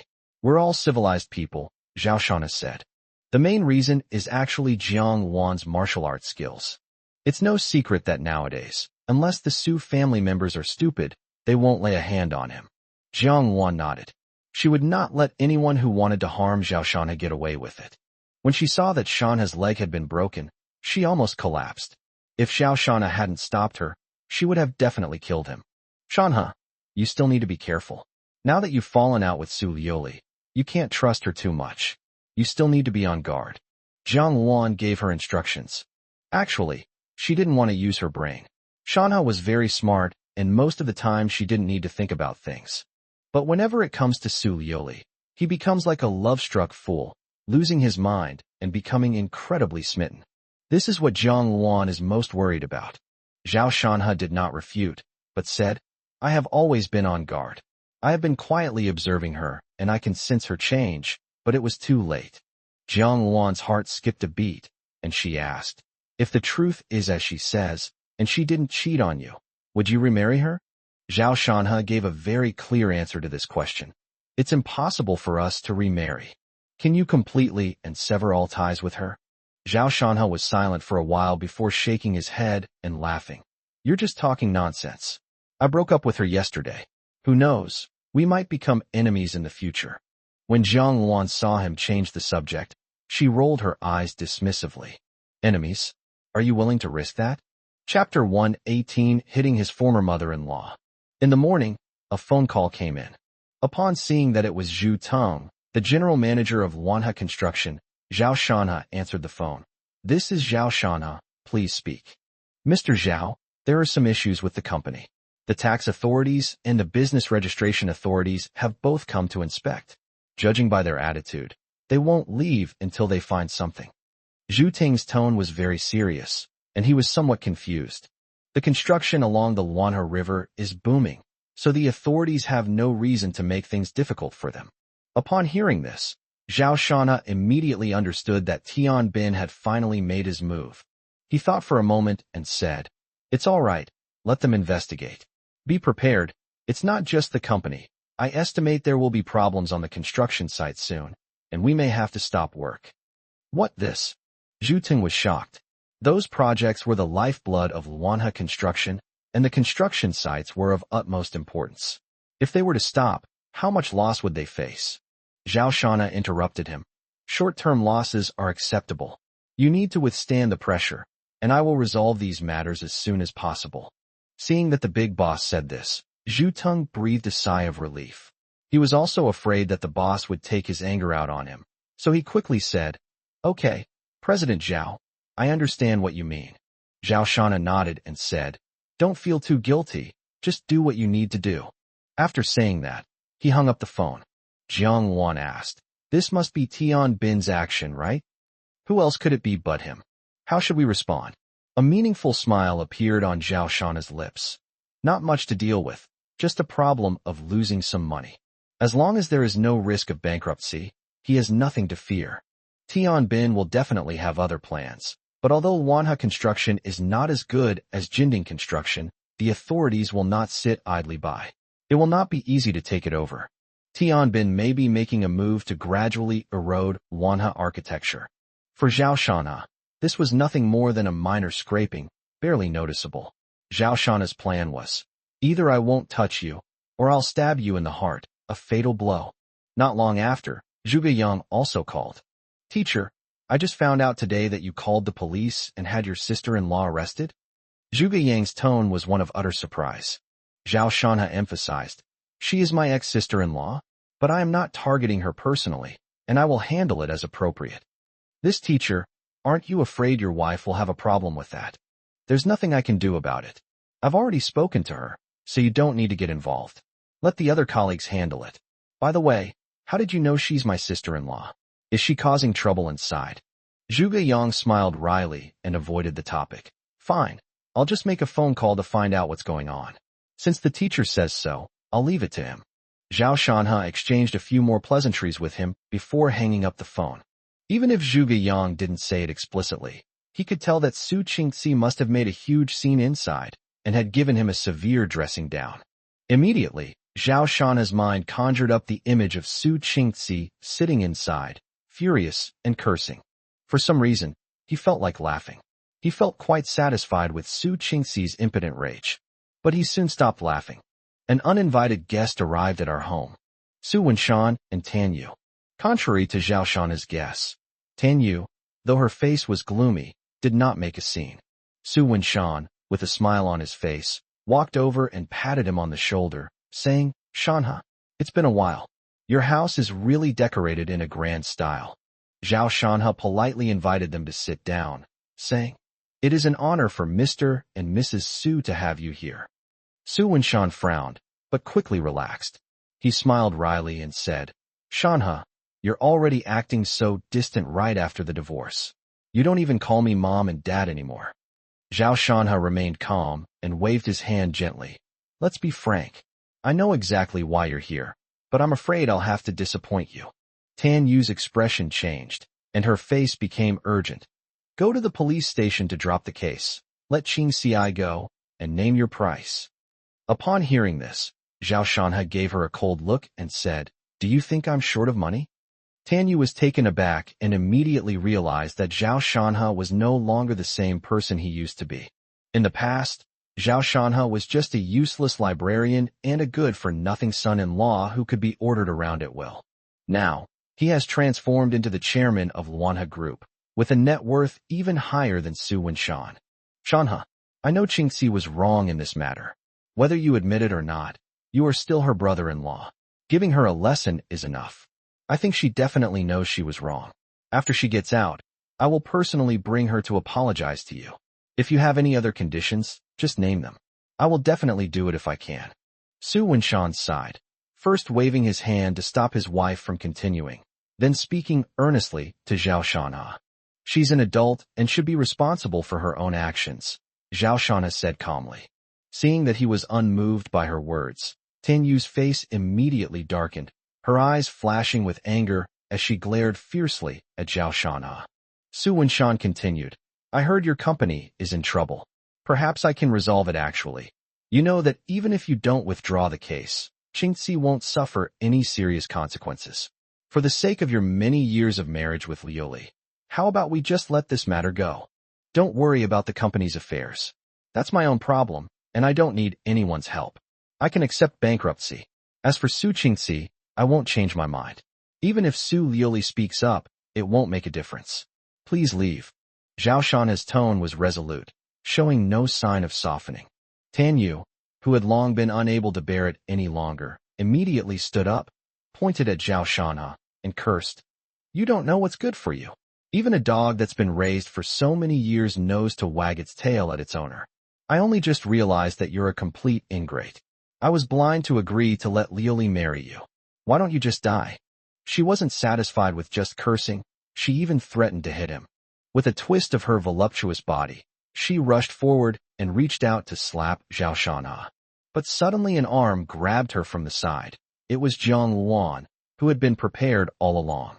This time, without waiting for Zhao Shanha's instructions, Jiang Luan, whose anger was at its peak, pulled Tan Yu until she stumbled and then slapped her hard across the face.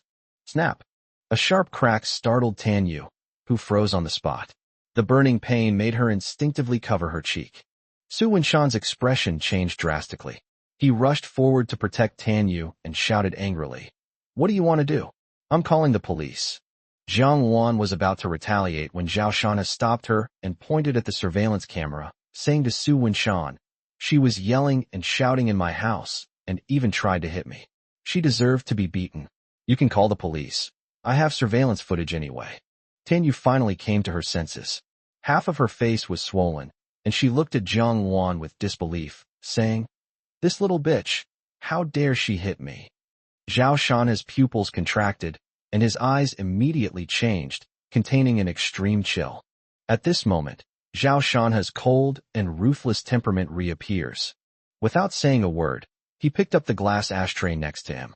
Jiang Luan sensed it, and subconsciously turned around to look, her expression showing shock.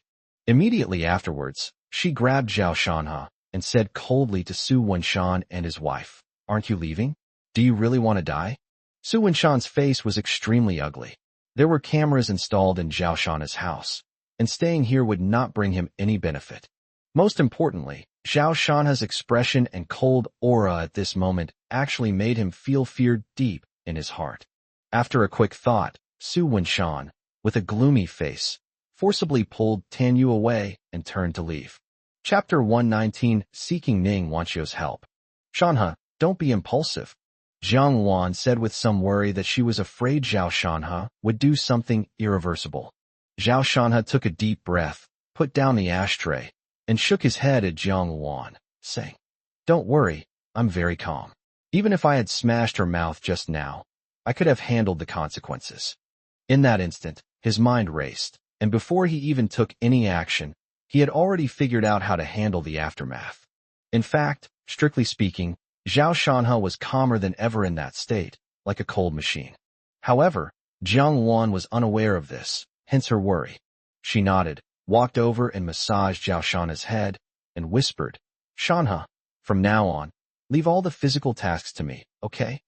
Zhao Shanha is a scholar, someone who uses his brain. It's best he doesn't do such shady things. Sensing the emotion in Jiang Wan's tone, Zhao Shanha pretended to be relaxed and said with a smile, "Of course, no problem. Behind Sister Luan is the safest place in the world." Jiang Wan's lips curved into a smile that was breathtakingly beautiful. Jiang Wan was cooking lunch, and the two were still eating when Su Liuli called. "Zhao Shanha, have you gone mad?" As soon as the call connected, I heard her frantic voice. Zhao Shanha said coldly, "Speak if you have something to say. You hit my mother? Do you know what you're doing?" "Of course I know. She was yelling and screaming in my house, and even tried to hit me. Should I just sit there and let her hit me?" Su Liuli was furious. Her voice changed, and she became somewhat hysterical. "She is my mother, my elder. No matter what she did wrong, she can't lay a hand on me. I'm calling the police and having Jiang Wan arrested. You know my bottom line. If you want to call the police, go ahead." After Zhao Shanha finished speaking, he hung up the phone. Soon, WeChat kept ringing with notifications. It was voice messages from Su Liuli. Looking at the rows of 60-inch white voice messages, Zhao Shanha ignored them, put his phone in his pocket with a blank expression, and spoke to Jiang Wan. "All right, let's eat. Aren't you going to listen?" Jiang Wan pointed to his pocket and asked in a low voice. Zhao Shanha shook his head. "There's no need. Her family is more important than me, so I can guess what she'll say. She'll probably scold me, make me apologize to her mother, and release Su Qingci. Unfortunately, I can't agree to any of those. If the police come and I'm the one who did it, don't say anything."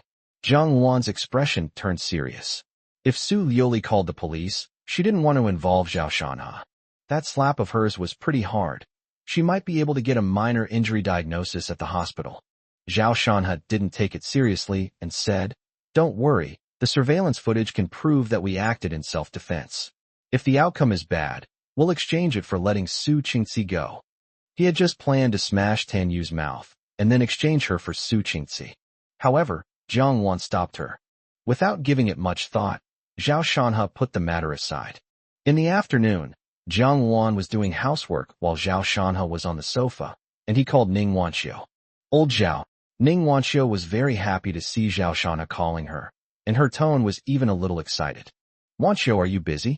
I'm calling you because I need your help with something." Zhao Shanha always speaks frankly. He doesn't see anything wrong with asking for help. He understands his own worth and believes that he can repay the favors he owes in the future many times over. "What? Why are you being so polite? Just tell me what you need, and I guarantee I'll complete the task," Ning Wanqiu said with a hint of reproach in her voice. Old Zhao was being too polite, which made her feel a little bitter. She was so happy after learning about Zhao Shanha's divorce that she couldn't sleep all night. Unfortunately, despite expressing her disapproval overtly and covertly many times on WeChat, Zhao Shanha, though not outright rejecting her, ultimately disagreed. This made Ning Wanqiu afraid to come to him, fearing she would hear a despairing reply. She could only find topics to chat with Zhao Shanha every night, carefully maintaining their current relationship. She thought to herself, if only there were more ambiguous moments. Therefore, her conversations with Zhao Shanha always had a slightly suggestive tone. As for Zhao Shanha, sometimes he would reply with a few words, and sometimes he wouldn't reply at all. He was almost making Wanqiu jealous. In fact, Zhao Shanha had no time to think about it. He was just too busy lately. I have a lot of free time, but my mind never stops. I'm always thinking about things. Look, I'd like to know all the unsolved criminal cases in the counties and cities surrounding Tianjin City between 1990 and 1994. See if you can get your hands on them. After failing to gain anything from the information Zhuge Yang had given him, Zhao Shanhe turned his attention to the surrounding counties and cities. After much thought, Ning Wanqiu might have such a relationship. If she can't do it, then we'll just have to work harder and run around outside. After hearing Zhao Shanhe's request, Ning Wanqiu immediately replied, "There shouldn't be any problem. My uncle works for the Provincial Public Security Bureau. I'll go find him." Zhao Shanhe's eyes lit up, and he said, "Thank you for your help, Wanqiu." "Humph, you're being too polite with me again," Ning Wanqiu said with dissatisfaction. Zhao Shanhe chuckled softly. "That's true. It's my fault for being the dumbest. I've been quite busy lately. Let's make an appointment after things are over." "You said it. You can't go back on your word." The two chatted for a while longer before Zhao Shanhe hung up the phone. He exclaimed, "Wanqiu's connections are really strong. Her father is the mayor, and her uncle works in the Provincial Public Security Bureau. Wow, that's because you didn't take the civil service exam. Otherwise, you'd at least be a division-level official by now." Jiang Wan bent down to mop the floor, speaking without looking up. "Sister Xiao Wan, you're exaggerating to the point of bursting." Zhao Shanhe shook his head with a smile. "You really think I'm omnipotent? How could a division-level official who's not even 30 years old possibly be so?" At that moment, he was shocked to discover that Jiang Wan was wearing a black spaghetti-strap nightgown, her alluring curves faintly visible, sparking his imagination. As she bent over, her neckline opened, revealing her fair skin and the deep cleavage that made Zhao Shanhe almost lose control. Although Jiang Wan kept her head down, she could feel his burning gaze. Small goosebumps rose on her chest, and her face turned red, but she still pretended not to know. However, upon closer inspection, it can be noticed that her legs are somewhat weak. Zhao Shanhe shifted slightly, trying to appear less embarrassed, then coughed lightly and said, "Sister Xiaowan, it's clean enough. Don't linger. You should rest for a while." Jiang Wan deliberately walked to his side. Still fantasizing about Shan, he domineeringly embracing her. But Zhao Shanhe's words shattered his illusions, and he could only let out a disappointed, "Oh." She stood up to take the mop into the bathroom, her beautiful eyes glancing over it casually. I was immediately delighted. Xiaoshan was the most honest one. She was both smug and resentful, thinking to herself, "Let's see how long you can hold out, humph." Chapter 120. My ex-wife came over for a meal. The next day, Ning Wanqiu sent him a message saying that she had gone to the Provincial Public Security Bureau and asked him to wait for news. Zhao Shanhe told her that if she really couldn't get it, she didn't need to force herself. "I am very grateful to Wanqiu for being able to help him like this." Ning Wanqiu said, "You've solved a huge problem for me. Your problem is my problem, and it must be solved. Just wait for the good news." She didn't explicitly say what problem she was trying to solve, but Zhao Shanhe understood. The two of them tacitly agreed. So Zhao Shanhe stayed at home, doing nothing. During that time, a call came in from an unknown number. "Hello, is this Zhao Shanhe?" It was a woman, and her voice sounded somewhat familiar, but Zhao Shanhe couldn't recall where he had heard it before. He asked, "Hello, I am Zhao Shanhe, and you are?" "This is Yuli. You filled out your phone number at the Civil Affairs Bureau that day, so I called you." Upon hearing this, Zhao Shanhe remembered that it was Yu Li, his high school classmate, whom he had bumped into by chance when he was going through his divorce. He chuckled and said, "Hee hee, is there anything I can help you with, Yu Li? Our high school classmates are organizing a reunion this Saturday night. Are you going?" Yu Li asked. "A class reunion?" Zhao Shanhe was slightly lost in thought. Over the years, he had hardly contacted his high school classmates, let alone attended any class reunions. "Right," Yuli said, "you've never been before. Nobody has seen you since graduation. We've finally run into you this time, so let's go over and get together." During high school, Zhao Shanhe was a loner and rather withdrawn. He always read books quietly by himself, so he didn't have any particularly good friends. He immediately replied, I may not have time. Yuli panicked and immediately said, Please don't. Fine, I'll be blunt. Shin Yue strongly invited you to this gathering. She said if you don't go, she won't go either. Please do me a favor, I beg you. Shin Yue. Upon hearing this name, Zhao Shanha immediately recalled the image of his former squad leader, though her face was now somewhat blurred in his memory. All I remember is that her family was in a very poor situation, and she was quite self-conscious. Zhao Shanha helped her several times. Although her grades were quite good, she wouldn't have been able to become class monitor if it weren't for Zhao Shanha, because her father was a murderer. More than a decade has passed in the blink of an eye. Zhao Shanha sighed inwardly, but he didn't have a deep impression of Shin Yue. Furthermore, to be honest, given Zhao Shanha's current status, there's no question of face or reputation between him and these classmates. They're no longer on the same level. So he replied, Thank you for the invitation. I am indeed quite busy. Have fun. Zhao Shanha's tone was very polite, but his refusal was also very firm. Yuli sighed and said, All right, there's no harm in getting together. There are a few people in our class who are doing quite well. It'll only be beneficial to build good relationships with them. Zhao Shanha remained non-committal, but said with a smile, I'm used to being alone and don't like socializing. I'm very grateful for Yuli's kindness. Yuli sighed helplessly, said a few words casually, and then hung up the phone. Jiang Wan asked, a high school classmate. She initially studied with Zhao Shanha, but dropped out after only 1 year of high school to learn martial arts, which is something Zhao Shanha particularly regrets. You invited me to a class reunion. Jiang Wan said, Going is fine. Staying at home every day is also very boring. Tian Bin's matter hasn't been resolved yet. How can we have time for these meaningless social interactions? Zhao Shanha smiled and shook his head. Jiang Wan hummed in agreement. She was just worried that Zhao Shanha would get bored, so she didn't try to persuade him when she saw that he really didn't want to go. She made lunch, and the two of them ate and chatted at the table. At this moment, Su Lili walked in. Zhao Shanha looked up and saw his ex-wife's pretty face, which was always so bright and beautiful. You've made such a mess of things at home, and you still manage to eat? You're heartless, she said, frowning. Zhao Shanha emphasized, That's your home, and you brought this on yourself. People need to eat, so of course I have to eat properly. That makes sense, I'm hungry too. Su Yuli glanced at the rice cooker next to her and realized it was cooking for 2 people. She pouted and went to get the bowls and chopsticks herself. Honey, you're on a diet. I'll eat the rest for you.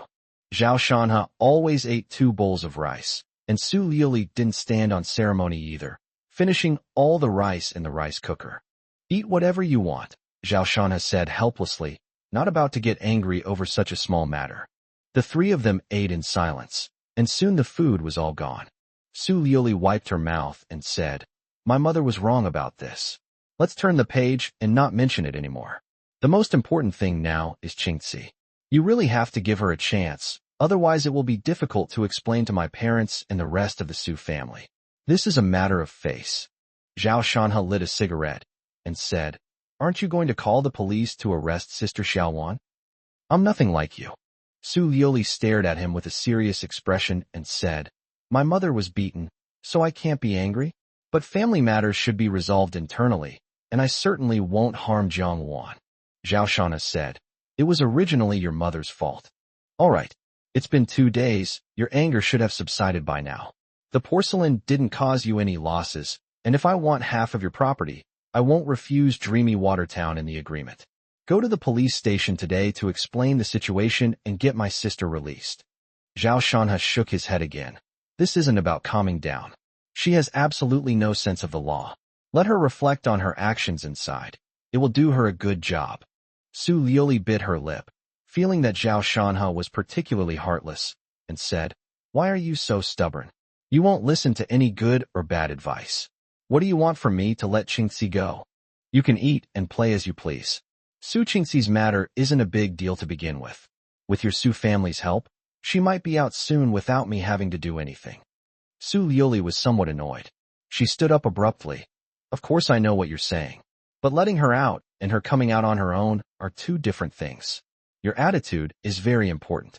You've made things so tense with them, and I'm caught in the middle, not pleasing anyone. Zhao Shana laughed, his tone somewhat sarcastic. What?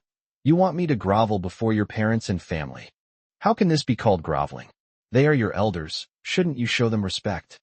If you don't treat others like human beings, then don't blame others for treating you like a dog, Zhao Shana said calmly. Clearly, this remark angered Su Liuli again. She glared at him for a few seconds, realizing that she had wasted her time again. Fine, you're ruthless. After saying that, she left. Jiang Wan said strangely, why do I have a feeling that she's here to freeload a meal? That's how it is. Jiang Wan was both amused and exasperated. She stood up and said, are you still hungry? Shall I go cook some more rice? I'm not eating anymore. I'll just consider it a diet. Chapter 121, Su Liuli's outburst. Su Liuli drove back to her parents' villa, her belly full of anger. Upon entering the room, one can immediately sense the oppressive atmosphere. The two brothers, Su Wenshan and Su Xianshan, were smoking and frowning. Tan Yu was sobbing, tears streaming down her face. Su Xianshan's wife was quietly comforting her and wiping her eyes with a tissue. Upon seeing Su Liuli return, Su Wenshan immediately asked in a deep voice, how did it go? What did he say? What else can I say? He disagrees and doesn't want to go to the police station. Su Liuli sighed, looking utterly helpless. Damn it. What gives him the right to do that? Does he really think we're easy to bully? This is outrageous. Su Xianshan's wife, who had a bad temper, said with disgust. Su Wenshan said, this Zhao Shanha thinks he's all grown up now. He's really impervious to reason. Forget it, there's no need to go to him. I'll talk to Lao San about the Celadon matter and see if we can get him released on bail, Su Xianshan said. The Su family has a complex network of connections in Tiannan, including within the public security system. Su Wenshan nodded. That's the only way. All right, let's leave it at that. I'm going upstairs. Su Liuli was exhausted. She poured herself a glass of water and prepared to go upstairs. At this moment, Tan Yu spoke through sobs, her eyes flashing with hatred.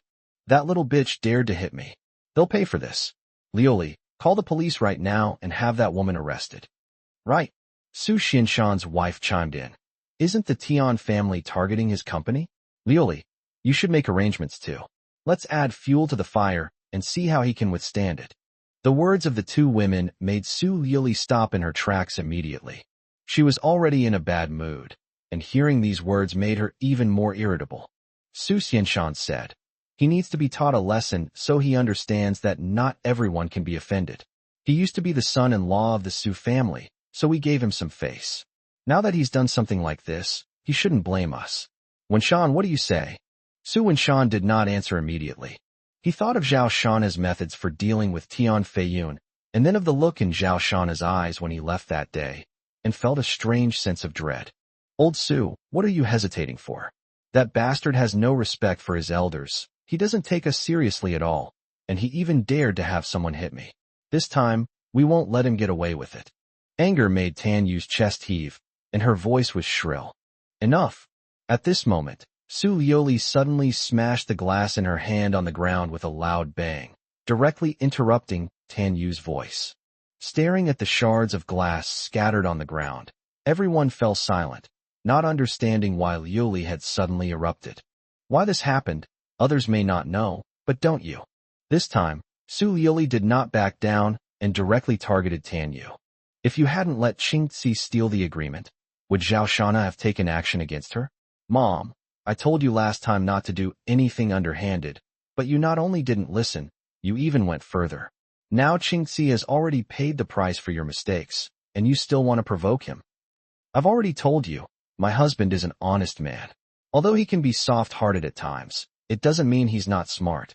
If anyone provokes him, and he gets serious, not many people can handle him. But you just wouldn't listen and insisted on fighting him. When have you ever come out on top? I'm upset that you got hit, but I won't call the police. If you're going to cause trouble, go call the police yourself. You can continue your relationship with him. I won't interfere. Seeing her daughter's sharp gaze, Tan Yu was furious and said, Zhao Shanha is faking it. What kind of honest person is he? I didn't sense even the slightest bit of softness in him. Now that your mother has been bullied, you're still speaking up for him. Su Liuli said, you are my mother, he is my husband. You are both important people to me. I will not help either of you. From her perspective, her husband is actually very soft-hearted. Seeing his wife and daughter arguing, Su Wenshan quickly tried to smooth things over, saying, "All right, let's not talk about that guy anymore. Let's just leave this matter at that and focus on resolving the Celadon issue. Besides, if we turn our attention to his company, wouldn't that make us a laughingstock?"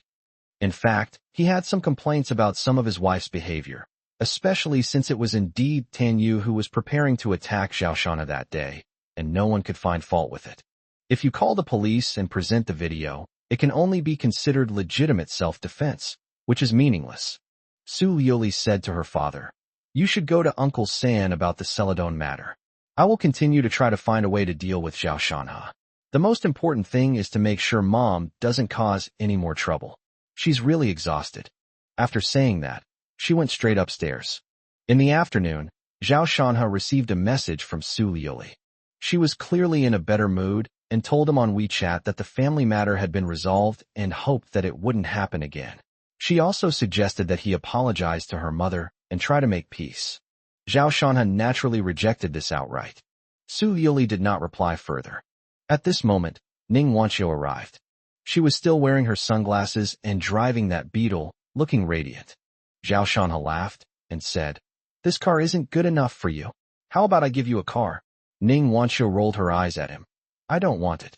You think you can just fob me off with a car? Besides, don't you think I look especially good with a Beetle? I think you and a Ferrari are a perfect match, especially that bright red one," Zhao Shanha joked. Of course, it was just a joke.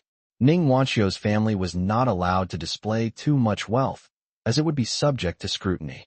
Ning Wanqiu ignored him, walked into the villa, and quietly glanced at Jiang Wan. A simple comparison with herself made her feel somewhat deflated. Whether in appearance or figure, Jiang Wan was impeccable. Only Su Liuli could rival her. Compared to these two, she was still slightly lacking. She knew that Lao Zhao and Jiang Wan were not siblings, but they were very close. Perhaps Jiang Wan would be Lao Zhao's next wife. Thinking of this, she felt very lonely. Ning Wanqiu sat down on the sofa and asked Zhao Shanha, "How is your leg?" "It's still the same as always. It's good enough that I'm alive. Anyway, it doesn't affect my eating and sleeping." Zhao Shanha smiled, showing a very good attitude. Ning Wanqiu really wanted to say, "I can take care of you. I'll take you all over the world." However, she couldn't bring herself to talk about Jiang Wan's situation, and she was also afraid of being rejected. She then got down to business, asking Zhao Shanha to bring over the computer so she could transfer the files from her phone. Zhao Shanha glanced at it and exclaimed in surprise, "You actually got it. Who do you think you are?" "With me in charge, it's a piece of cake," Ning Wanqiu said with dissatisfaction. "Wanqiu is awesome." Zhao Shanha picked up the computer and saw the densely packed files inside, and exclaimed, "There are really a lot. It will probably take a long time to read them all. You can watch for as long as you want, but you can't tell anyone else." "I signed a confidentiality agreement," Ning Wanqiu instructed. Zhao Shanha nodded. He would definitely not harm Ning Wanqiu. Chapter 122. Jiang Wan has a younger brother? After uploading the files, Ning Wanqiu put away her phone and asked, "Old Zhao, tell me, do you need these things to deal with Tianbin?" Ever since Zhao Shanha asked her for Tianbin's information last time, she had a premonition.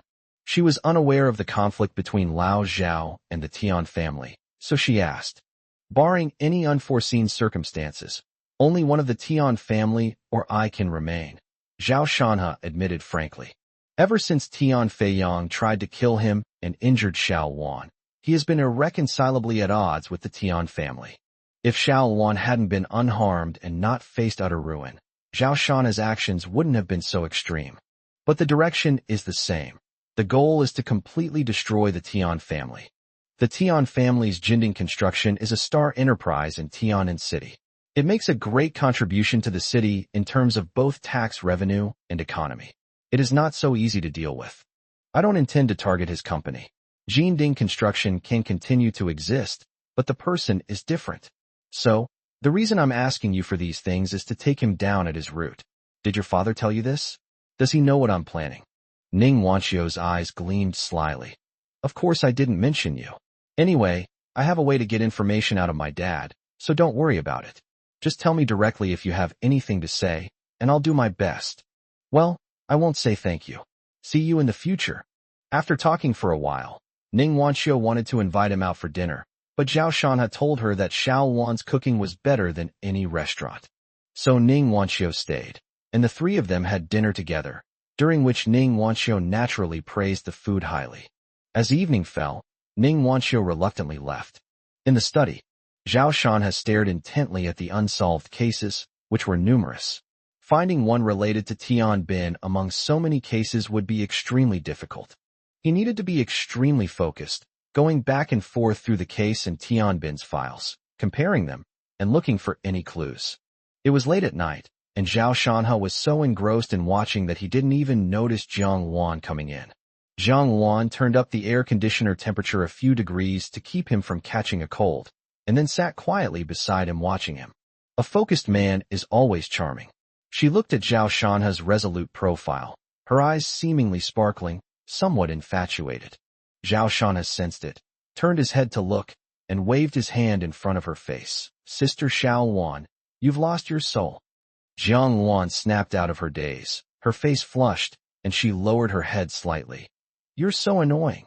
Seeing Xiao Wan's demure and feminine appearance, Zhao Shanha felt an irrepressible surge of emotion and a sense of happiness. He was focused on his work, while the woman watched tenderly beside him. The scene was indescribably heartwarming. Jiang Wan felt she had disturbed him, so she said, "Okay, I'll go cut some fruit for you." Then she fled the study as if she were escaping. For 2 days in a row, Zhao Shanha stayed in his study and hardly went out. There are just too many cases. We need to think about and analyze whether they match up with Tian Bin. Unfortunately, so far, nothing has been found. No, it can't be said that we gained nothing. He made annotations on many old cases and wrote down his thoughts based on the clues he found in the materials, which might help in solving the cases. These cases have remained unsolved for 30 years, making it extremely difficult to catch the murderers. If we can utilize Zhao Shanha's ideas to find a direction for the investigation, even solving just one case would be a great achievement. This can be considered a small reward for Wanxiu. That day, Su Liuli came again. "Where's my husband? Where is he? I need to talk to him." Su Liuli entered the room and, not seeing Zhao Shanha, spoke to Jiang Wan. "He's working in his study, don't disturb him." Jiang Wan took it upon herself to block her from entering the study, leaving her in the living room. Su Liuli frowned and said, "What time is it? He still has the mood to hide in the study? Do you know that the construction site of the new campus of the 3rd Municipal Middle School has been stopped? The regulatory authorities have found many safety hazards. Now the higher-ups are considering changing the contractor, and they may decide to let Jinding Construction take over the project." While Zhao Shanha was in his study for 2 days, things were not peaceful outside. Jinding Construction launched wave after wave of attacks on Wanha Construction. The Changnan nursing home is fine. They held a press conference there, so nothing has been done yet. However, the number 3 middle school and the City Square projects were the first to be affected, and all sorts of methods were used. "He knows about these things," Jiang Wan said calmly. "What?" Su Liuli was taken aback. "Does he know this but not take any action, instead hiding at home like a coward, waiting to be swallowed up by others?" Jiang Wan remained non-committal and did not tell her about Zhao Shanha's plans. Su Liuli looked at him with disappointment and said, "Is this what he meant by avenging you? Tian Bin didn't even put in much effort, and he's already giving up? I'm such a busybody. Giving him so many good projects is such a waste. What about the methods used to deal with Tian Feiyun before? Jinding Construction is indeed very strong, but it shouldn't be able to do nothing. At the very least, it could make some contact and socialize with relevant personnel, instead of being completely passive and taking a beating." Su Liuli found it hard to understand. She felt that with Zhao Shanha's mindset, it would be difficult for him to succeed. It seems that his current net worth is just a flash in the pan. He has reached his peak and is about to decline. This is just the Jinding Group. If it were a top-tier company with businesses all over the country, like the Chun Group controlled by that person, perhaps my husband wouldn't have any power to resist. Jiang Wan smiled slightly. "A man's career is not something I care about. I only care about his safety." Su Liuli sighed and said, "I can't control him now, but I will help him by giving him some support in the name of the Su Group. But it's not in the same industry, so the effect may not be good. Sue's group manufactures raw materials for medical devices and beauty products. We have a long-standing partnership with Jinding Construction. For example, the construction of our new factory buildings was contracted out to Jinding Construction. Jiang Wan was somewhat surprised that Su Liuli didn't kick Shanha when he was down, but instead helped him. What kind of look is that? Feeling uncomfortable under her gaze, Su Liuli bristled and said with dissatisfaction, "He's my husband. Even if he treats me badly, I won't hurt him. If he doesn't want to see me, I won't bother seeing him. You have to tell him that the company is his life's work and he shouldn't treat it like a joke." Jiang Wan hesitated for a moment, then finally nodded. "Okay, I understand. I'll talk to him about it later. I thank you for helping him, but he won't let Su Qingxi off the hook because of that. I hope you understand. You think I'm using this as a condition to ask him to let Su Qingxi go?" Su Liuli laughed in exasperation. "One thing at a time. I will help him because we are husband and wife, one body. I will also talk to him about Qingxi's matter because Qingxi is my sister. Once he calms down, he will definitely forgive Qingxi." Jiang Wan shook her head and said, "He will not forgive Su Qingxi. In fact, there is only one person he can forgive after making a mistake." Su Liuli understood immediately. The person Jiang Wan was referring to was herself. Zhao Shanna's soft heart was only directed at Su Liuli. This is the fearlessness that comes with being favored. "Oh right, something just popped into my head." Su Liuli's gaze suddenly sharpened as she stared directly at Jiang Wan. "You say? My husband once told me that you have a younger brother who is 5 years younger than you, but you were separated due to some things. I will try my best to help you find him. I wonder if you will still be so devoted to my husband when your brother reappears." Chapter 123 Good luck won't favor fools. When Su Liuli suddenly mentioned her younger brother, Jiang Wan looked dazed. "In my hazy memory, there seems to be a little boy, about 4 or 5 years old, jumping around and calling her sister. I just can't remember what he looked like." Jiang Wan was only lost in thought for a moment before she asked Su Liuli to sit down and said, "You're overthinking it. Shanha is the only important person to me, and nothing can change that." "Yeah." Su Liuli's lips curled up slightly. "Family ties are always hard to sever. You've had no family since you were little, so I don't believe you don't long for them. If it really comes down to making a choice, can you choose my husband without hesitation?" As she spoke, her eyes were fixed on Jiang Wan, trying to find a flaw in her expression. Unfortunately, Jiang Wan just smiled nonchalantly and said, "We haven't lived together for a long time, and we're just strangers with blood ties. If I really have to make a choice, I think it won't be difficult for me at all. Besides, let's not even talk about whether he's still alive or not. Even if he is, if his appearance would disturb Shauna's life, then there's no need to find him." Su Liuli frowned, clearly dissatisfied with Jiang Wan's answer. She didn't want Jiang Wan to place too much importance on her husband. He doesn't even want any woman to value her husband. This made her feel a sense of crisis and a pang of sadness. "Anyone will be stubborn until something happens. I will find him and reunite you siblings," Su Liuli said calmly. "Whatever you want." Jiang Wan didn't care.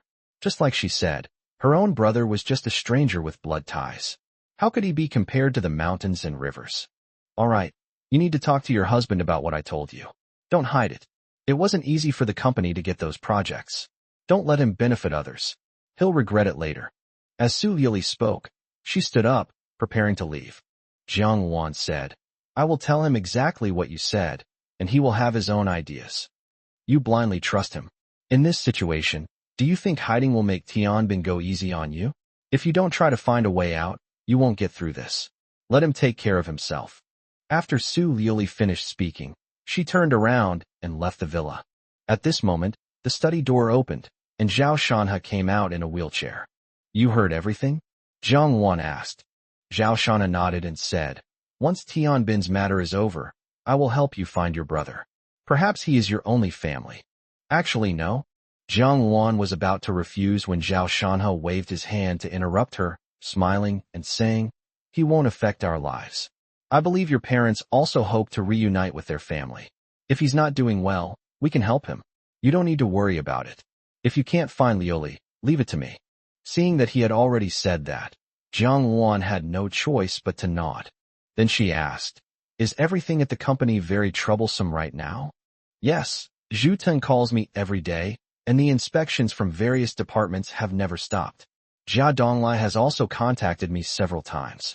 Now there are people openly inspecting the construction site, and people secretly causing trouble.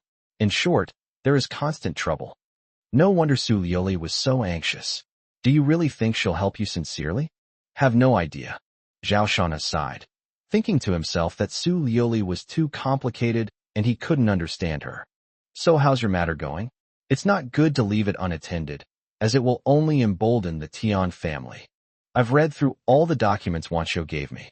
Unfortunately, they have almost nothing to do with Tian Bin. I locked myself in my study for 2 days, analyzing a huge pile of old cases, trying to find Tian Bin's fatal weakness, but I didn't make much of a difference. Jiang Wan thought to herself, I've wasted 2 days, she said. It's okay, we'll find it eventually. She thought Zhao Shanha would be discouraged, so she comforted him. However, Zhao Shanha smiled and said, it's not like we came up empty-handed. I've reviewed all the unsolved cases in Tiannan City and the surrounding counties and cities, and I haven't found any evidence of his crimes. This proves something else. Jiang Wan looked at him, waiting for him to continue. Zhao Shanha didn't keep them in suspense and continued. To reiterate, Tian Bin committed crimes before he made his fortune, and serious ones at that. His background and style of operation that makes me very certain. Although I haven't found it recently, it doesn't mean the case has disappeared. It's just in another category. What category? We've analyzed this before. Before he became wealthy, no one would have taken the blame for him, and there's no record of him committing any crimes in the pending cases. So there's only one possibility, a wrongful conviction. After Zhao Shanha finished speaking, Jiang Wan immediately realized what he meant, but she also offered her own opinion. Is it possible that it's not near Tiannan City, but perhaps in a remote area, or even another province? Impossible. Zhao Shanha shook his head without even thinking. His file is very detailed. From the time he got married until he established Jin Ding Construction, the most he ever did was play cards at night and not go home. He never traveled far.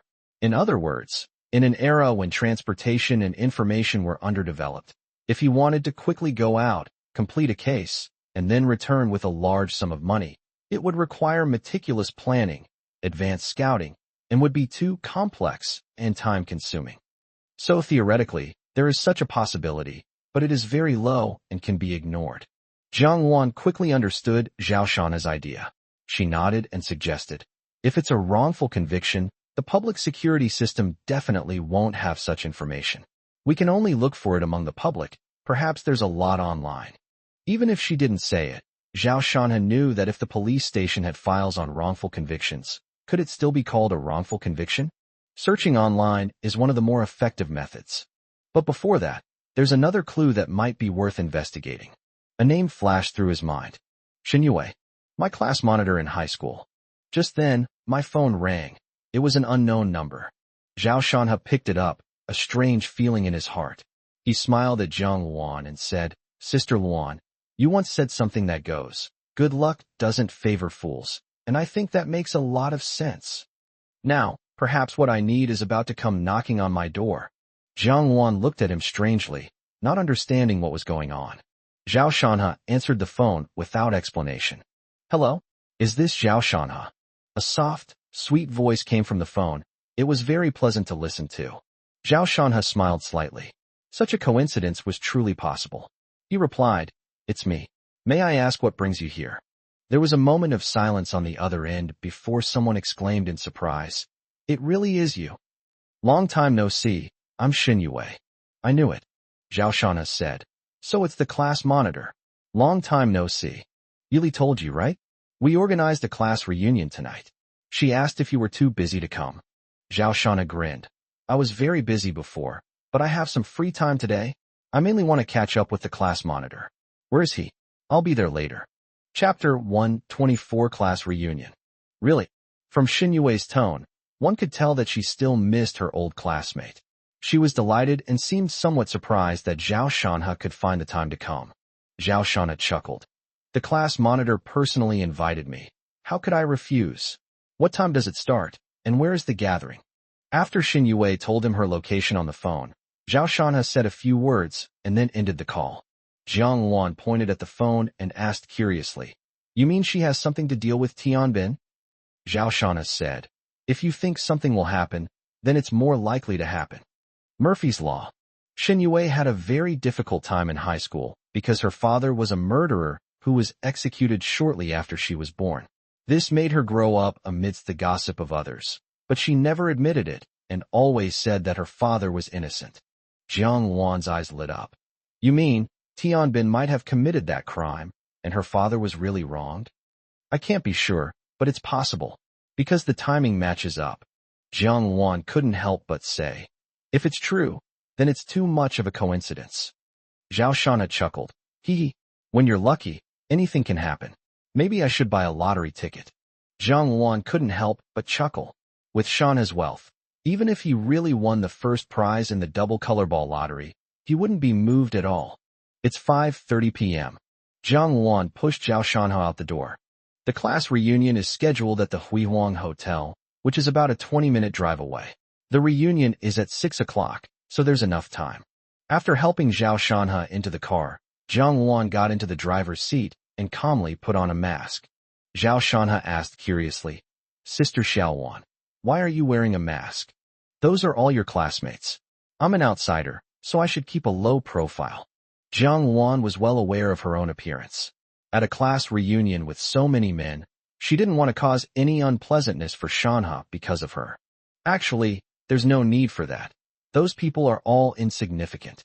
After Zhao Shanha finished speaking, seeing that Jiang Wan ignored him, he shook his head and chuckled, and did not try to persuade her any further. Before long, we arrived at the brilliant hotel. "Hello, how many are in your party?" The waiter approached and asked politely, without showing any disdain for Zhao Shanha because he was in a wheelchair. Zhao Shanha said, "We have a reservation. We are in room 888.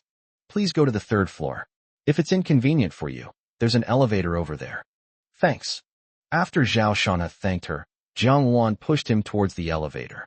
Upon reaching the 3rd floor, before even getting close to VIP room 888, one could hear cheerful laughter and chatter from inside. The atmosphere was lively, but as Zhao Shanha pushed open the door, the sounds inside became surprisingly quiet. All eyes turned to the door, and Zhao Shanha was also observing the situation inside the private room. The private room was very large, and several exquisite desserts had already been placed on the huge round table. More than 20 people sat around it. The faces I saw were all unfamiliar, yet within each unfamiliar face, I could find some familiar shadows. Perhaps this is what it feels like to see an old classmate. Zhao Shanha waved and said with a smile, "It's been many years. Hello, everyone."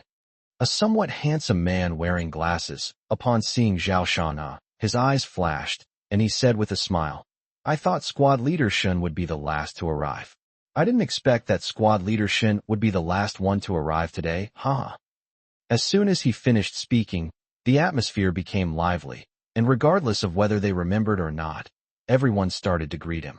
At that moment, a woman hurriedly got up from her seat and came to greet her. "Old Zhao, you finally arrived." She looked delighted. Although she wore light makeup, it was clear that she was naturally very beautiful. Zhao Shanha looked at her, somewhat surprised, and said, "You are the class monitor?" In my memory, Xin Yue was not particularly outstanding except for her decent academic performance, not to mention that she wore braces for 3 years. The woman in front of me is, if not 1 in 10,000, at least 1 in 1,000. Did she have plastic surgery? Xin Yue gave him a reproachful look and said with dissatisfaction, "What? You don't recognize me at all after more than 10 years. I recognized you at a glance." Zhao Shanha smiled. "I used to think fairy tales were all lies, but seeing the class monitor, I realized how naive I was. It turns out the ugly duckling really does turn into a swan. You've become so beautiful that I didn't recognize you. I'm so sorry." He complimented her on her looks, and Xin Yue was delighted. She gave him a charmingly disdainful look and said, "Stop joking around. Come and take a seat. We haven't seen each other for so many years. We should have a good chat." Zhao Shanha nodded, and Jiang Wan then pushed him into the empty seat. Xin Yue introduced the bespectacled man who had spoken earlier to him. "He is Wang Wei, the young Master Wang." His family also has shares in the brilliant hotel. Clearly, Wang Wei is the most successful among these classmates. Zhao Shanha greeted him with a smile. Wang, it's been a long time. Wang Wei nodded with a smile, appearing quite reserved.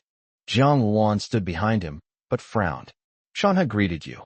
Why are you putting on airs? We're classmates, why are you pretending? Then, Xin Yue briefly introduced the rest of the people to Zhao Shanha. Zhao Shanha greeted everyone in a very friendly manner, but in his heart he sighed, realizing that the youthful faces he remembered were gone. Now, more or less, they've all become oily and weathered, and the collagen in those girls' faces has disappeared.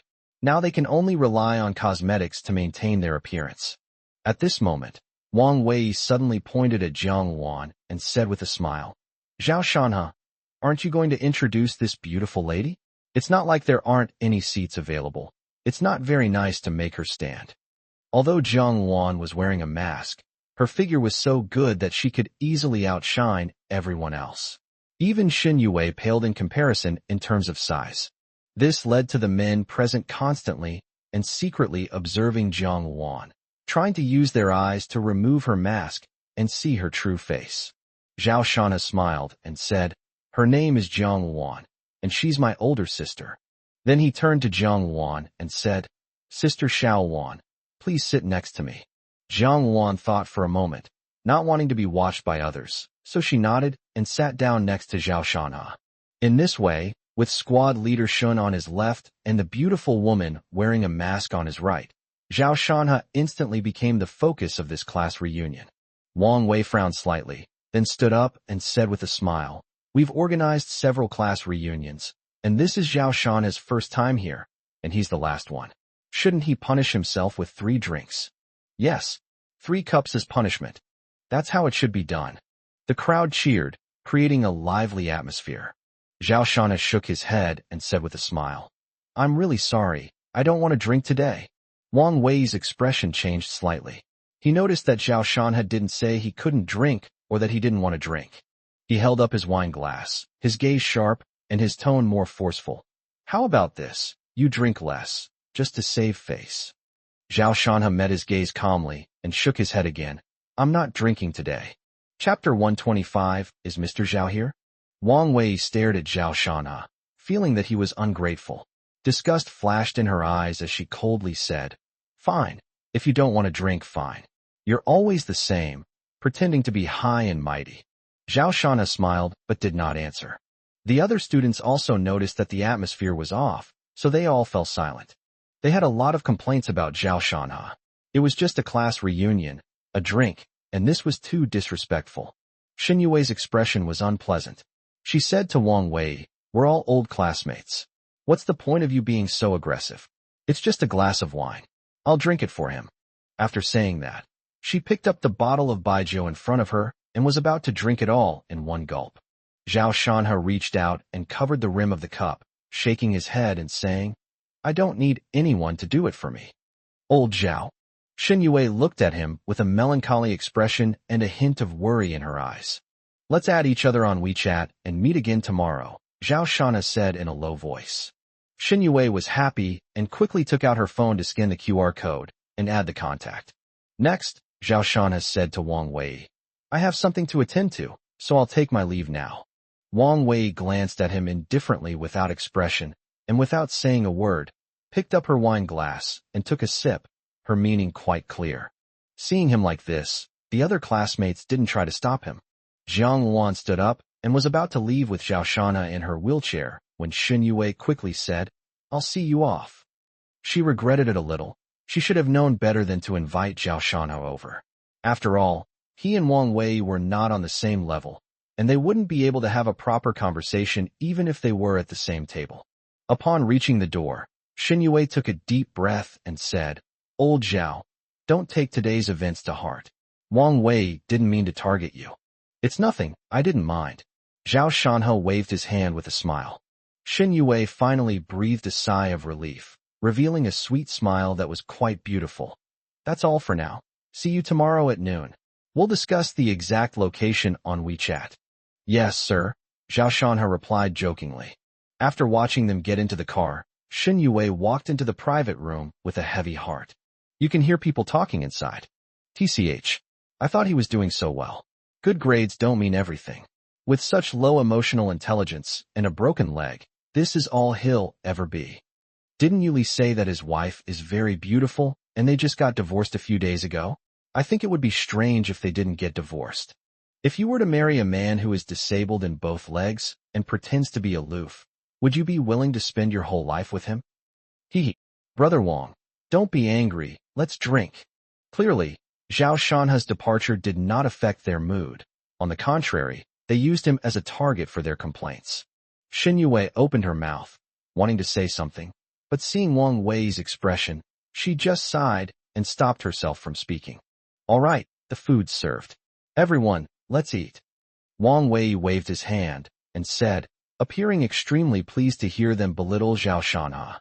The scene became even more lively, with toasts being exchanged and complaints rising and falling. Just then, a group of people walked past the door of the private room.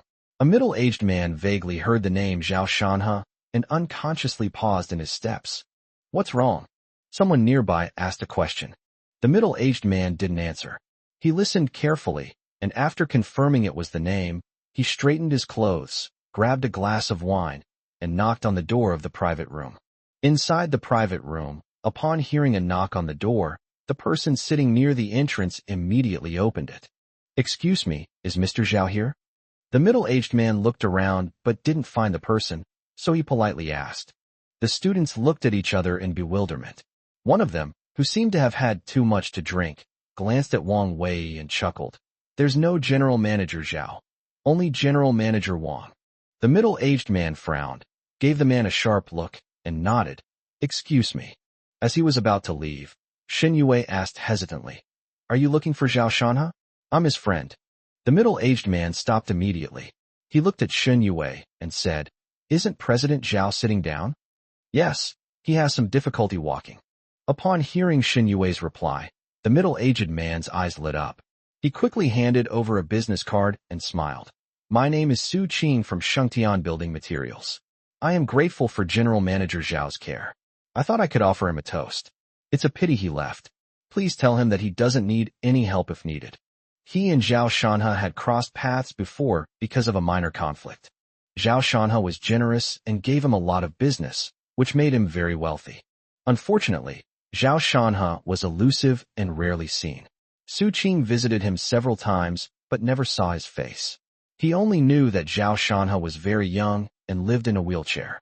Shin Yue held the business card, glanced subtly at the other classmates, and asked, I will pass on Mr. Su's message. We are his high school classmates. May I ask, is he currently? Before she could finish speaking, Su Qing understood Shin Yue's meaning and said with some surprise, You don't know his identity? Shin Yue felt a little awkward. Could she say that they hadn't been in contact before? Su Qing shook his head, his eagerness waning considerably. He said, President Zhao is worth billions. You can ask him yourself. After saying that, he picked up his wine glass, drank it all in one gulp, and left the private room. At this point, the private room was completely silent. Everyone was stunned, shocked by the statement that his net worth was in the billions. Most of them are already quite proud if they can earn more than 10,000 yuan a month. How many zeros are there between them and billions? Even Wang Wei, who is the most successful, has a small share of the brilliant hotel, but his total assets are only in the 8 figures. Such a big shot, and they just chased him away? Wang Wei sat there silently, a look of horror already appearing in his eyes. Many people are now filled with regret, because they could have easily gotten close to a powerful figure through their old classmate connections. Someone said dryly, It must be fake. Billions, that's too outrageous. Shin Yue looked at the business card, flicked it lightly with her finger, and a faint smile appeared on her lips. She said, No, Shengtian Building Materials is very famous in Tiannan. President Su wouldn't lie. In the car, Zhao Shanha said, Look, this is what a class reunion is like. Even in very ordinary relationships, people always try to categorize each other into different classes because of money. Aren't you angry? Jiang Wan was still a little angry. She didn't want to see the land treated like this. Zhao Shanha chuckled. Why would I be angry? Do you expect me to put on an act? Is that really necessary? His perspective isn't that narrow. These people are destined to have no connection with him and will be forgotten in an instant. Your class monitor seems to be quite protective of you. Could it be that she likes you? Zhao Shana sighed. People change so much, especially Shen Yue. I didn't even recognize her. It's a pity I couldn't ask her about it today. I'll see her tomorrow. Chapter 126, Su Liuli and Qin Hao go on a blind date. That evening, Shen Yue made a video call to him, apologizing for the class reunion. Zhao Shana said he didn't care and didn't take it to heart. Shen Yue then mentioned Su Qing's visit after he left, which surprised Zhao Shana. Unexpectedly, he couldn't escape the routine of showing off and getting slapped in the face. He immediately laughed and said that the expressions of those classmates must be quite interesting. Shen Yue covered her mouth and giggled. The conversation drifted back to their high school days, and the two began to reminisce. They chatted for a good half hour before Zhao Shana said he had to sleep. Shen Yue arranged a meeting place and time for the next day before reluctantly hanging up the phone. Jiang Wan massaged and performed acupuncture on him, and Zhao Shanha felt very comfortable, so he fell asleep on the sofa. The next day, Zhao Shanha woke up in bed, checked the time, and got up. When she left the room, Jiang Wan had already prepared breakfast. She was now nestled on the sofa, watching TV intently. Zhao Shanha went over and pinched Jiang Wan's cheek. Come back to reality. Move aside, don't block the way, go eat breakfast. Jiang Wan pouted and waved her hand in dissatisfaction. Zhao Shanha glanced at the TV and discovered that Sister Xiao Wan had somehow become obsessed with melodramatic and tragic web dramas. He shook his head helplessly and went to wash up. Time flies, and it's almost noon. Zhao Shanha called out to the reluctant Jiang Wan as they left. Once in the car, he chuckled and said, I've discovered you have the potential to be a homebody. Last time you were reading novels, and now you're watching TV series. Jiang Wan wrinkled her nose. Where? Shanha, are you trying to kill me? You're making fun of me. Hey, you're getting angry. Zhao Shanha said with a grin. Jiang Wan lost face, so she snapped at him and slapped his thigh. Zhao Shanha tried to retaliate, but Jiang Wan pretended to be serious, shifted gears, and started the engine. Stop fooling around. We're about to leave. He stopped, disgruntled. Jiang Wan drove with a tense expression, but after a few seconds, she couldn't help but burst out laughing, looking absolutely stunning. Before long, the two arrived at a high-end Chinese restaurant. The place was very quiet, and the guests were all well-dressed and talking quietly. It was clear that this was not a place for ordinary people. Shen Yue had not yet arrived, so Zhao Shanha went to the rest area next to the front desk to wait. At this moment, Jiang Wan suddenly patted his shoulder and said, Shanha, look. Zhao Shanha looked up and followed the direction she was pointing. The door to a private room was not closed, and Su Liuli was standing inside. What a damn coincidence. Not only his ex-wife, but also his ex-father-in-law Su Wanshan and his ex-mother-in-law Tingyu. Besides that, there was someone who was even more unexpected to him. He wore gold-rimmed glasses and had a gentle smile on his lips. He said something, and his ex-wife immediately covered her mouth and chuckled, her shoulders trembling. The whole scene was indescribably harmonious, like a family having a meal together outside. Instantly, Zhao Shanha's face darkened. He recognized the man, it was Qin Hao. Seemingly sensing his gaze, Su Liuli casually turned her head to look, and immediately spotted Zhao Shanha. Her expression changed slightly. Then, she spoke a few words to the others in the private room, and they all turned their attention to her. Su Liuli stood up, walked out of the private room, and headed towards Zhao Shanha. What are you doing here? Su Liuli was dressed very brightly today, wearing a purple dress that hugged her curves. Her hips swayed gently as she walked, exuding both innocence and allure. She walked up to Zhao Shanha in her high heels and asked directly, What else can I do besides eat? Zhao Shanha frowned, his tone not very friendly. Is it really such a coincidence? I'm eating here, and you're here too. Did you follow me? Su Liuli questioned. Zhao Shanha said, Why I followed you is just a coincidence. What does it have to do with me? All right, if you have nothing else to do, go back now. I have an appointment to discuss some things. Su Liuli waved her hand and said to Zhao Shanha. Not far away, Su Wenshan and Tan Yu looked gloomy, feeling unlucky to have run into Zhao Shanha. Zhao Shanha laughed in anger. Are you out of your mind? Why should I go back? What's it to you if I'm eating here? Your man is waiting for you, so get lost. What kind of attitude is that? Su Liuli's face hardened. You've slandered me. You need to apologize to me. I was talking to him about your company's affairs. I was trying to help you. Since you're here, go over and have a chat. Qin Hao can speak up about the company's difficulties, and Xinyang Capital's investment in Tian'an City will be given face by the higher-ups. You want me to beg your lover? Zhao Shanha sneered. A dangerous glint flashed in Su Liuli's eyes, clearly filled with anger. She said, Zhao Shanha, do you have to be so unreasonable? I've worked tirelessly for your company, and you still misunderstand me. My sincere efforts have been wasted. Zhao Shanha could tell that Su Liuli was very angry, and he was furious. She clearly brought her parents along on her date with the man, so there's no doubt it was a blind date. Now they're even turning around and blaming others. It's truly appalling. Su Liuli, divorcing you was the best decision I ever made. I don't need you to worry about me. Go on your blind date. I don't want to see you. Zhao Shanha's emotions surged, and he gritted his teeth as he angrily rebuked. Upon hearing the words, blind date, Su Liuli's face turned pale, and she was speechless. She was organizing her thoughts and preparing to explain when a panting figure came running in. Old Zhao? The traffic was terrible. I'm not late, am I? It was Xinyue. She spotted Zhao Shanha at a glance, breathed a sigh of relief, and wore a bright smile. Upon hearing this, Su Liuli felt a jolt in her heart, and an indescribable bitterness welled up within her. She immediately looked at Xinyue, her eyes narrowing with intense hostility, and coldly asked, Who are you? What do you want with my husband? When Xinyue saw this unbelievably beautiful woman, her eyes flashed, and she extended her hand. Hello, my name is Xinyue. I'm Lao Zhao's high school classmate. You must be his ex-wife? She deliberately emphasized the words, ex-wife. Su Liuli instantly flew into a rage, slapped her hand away, and said to Zhao Shanha, what do you mean? You're neglecting the company to go on a date with this woman. You're just talking business with men, and I'm just going on a date, right?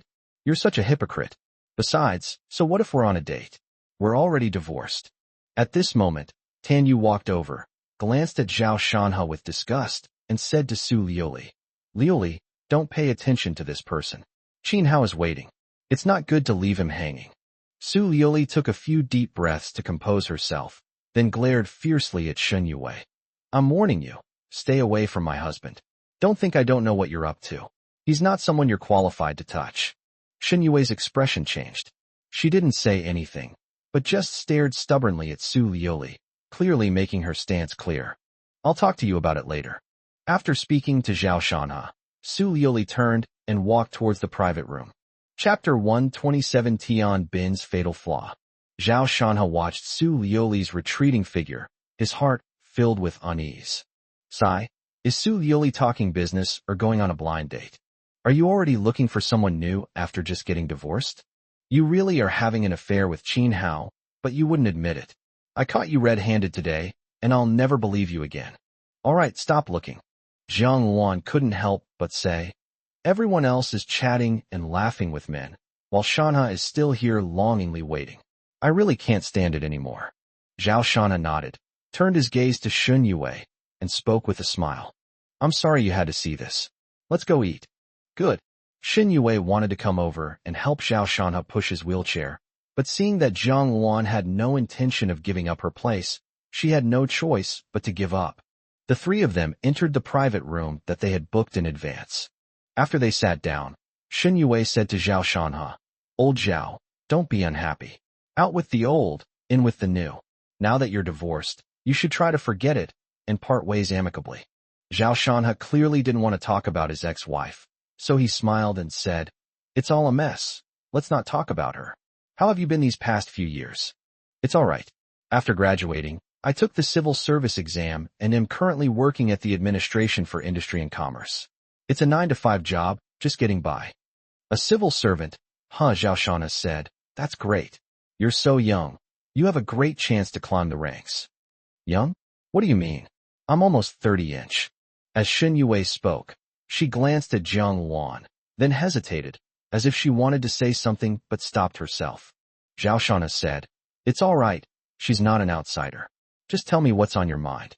You're divorced. Have you thought about finding someone else? Xin Yue's face flushed slightly, as if she was a little embarrassed. It's not that easy. Finding someone is simple, but finding the right person is not. Aren't you the same? I heard you've been single all these years. What? Haven't you met the right one? When Zhao Shana asked, Xin Yue glanced at him and immediately lowered her head, looking very shy. She said, Do you remember what happened between us in high school? I don't remember very clearly, Zhao Shana said truthfully. Hearing this, Xin Yue became somewhat agitated. Old Zhao, how could you forget? If it weren't for you. Take your time, there's no rush. Xin Yue paused for a moment and said, You know, because of my family situation, I've always been very insecure. At the beginning of our senior year, you and I were desk mates.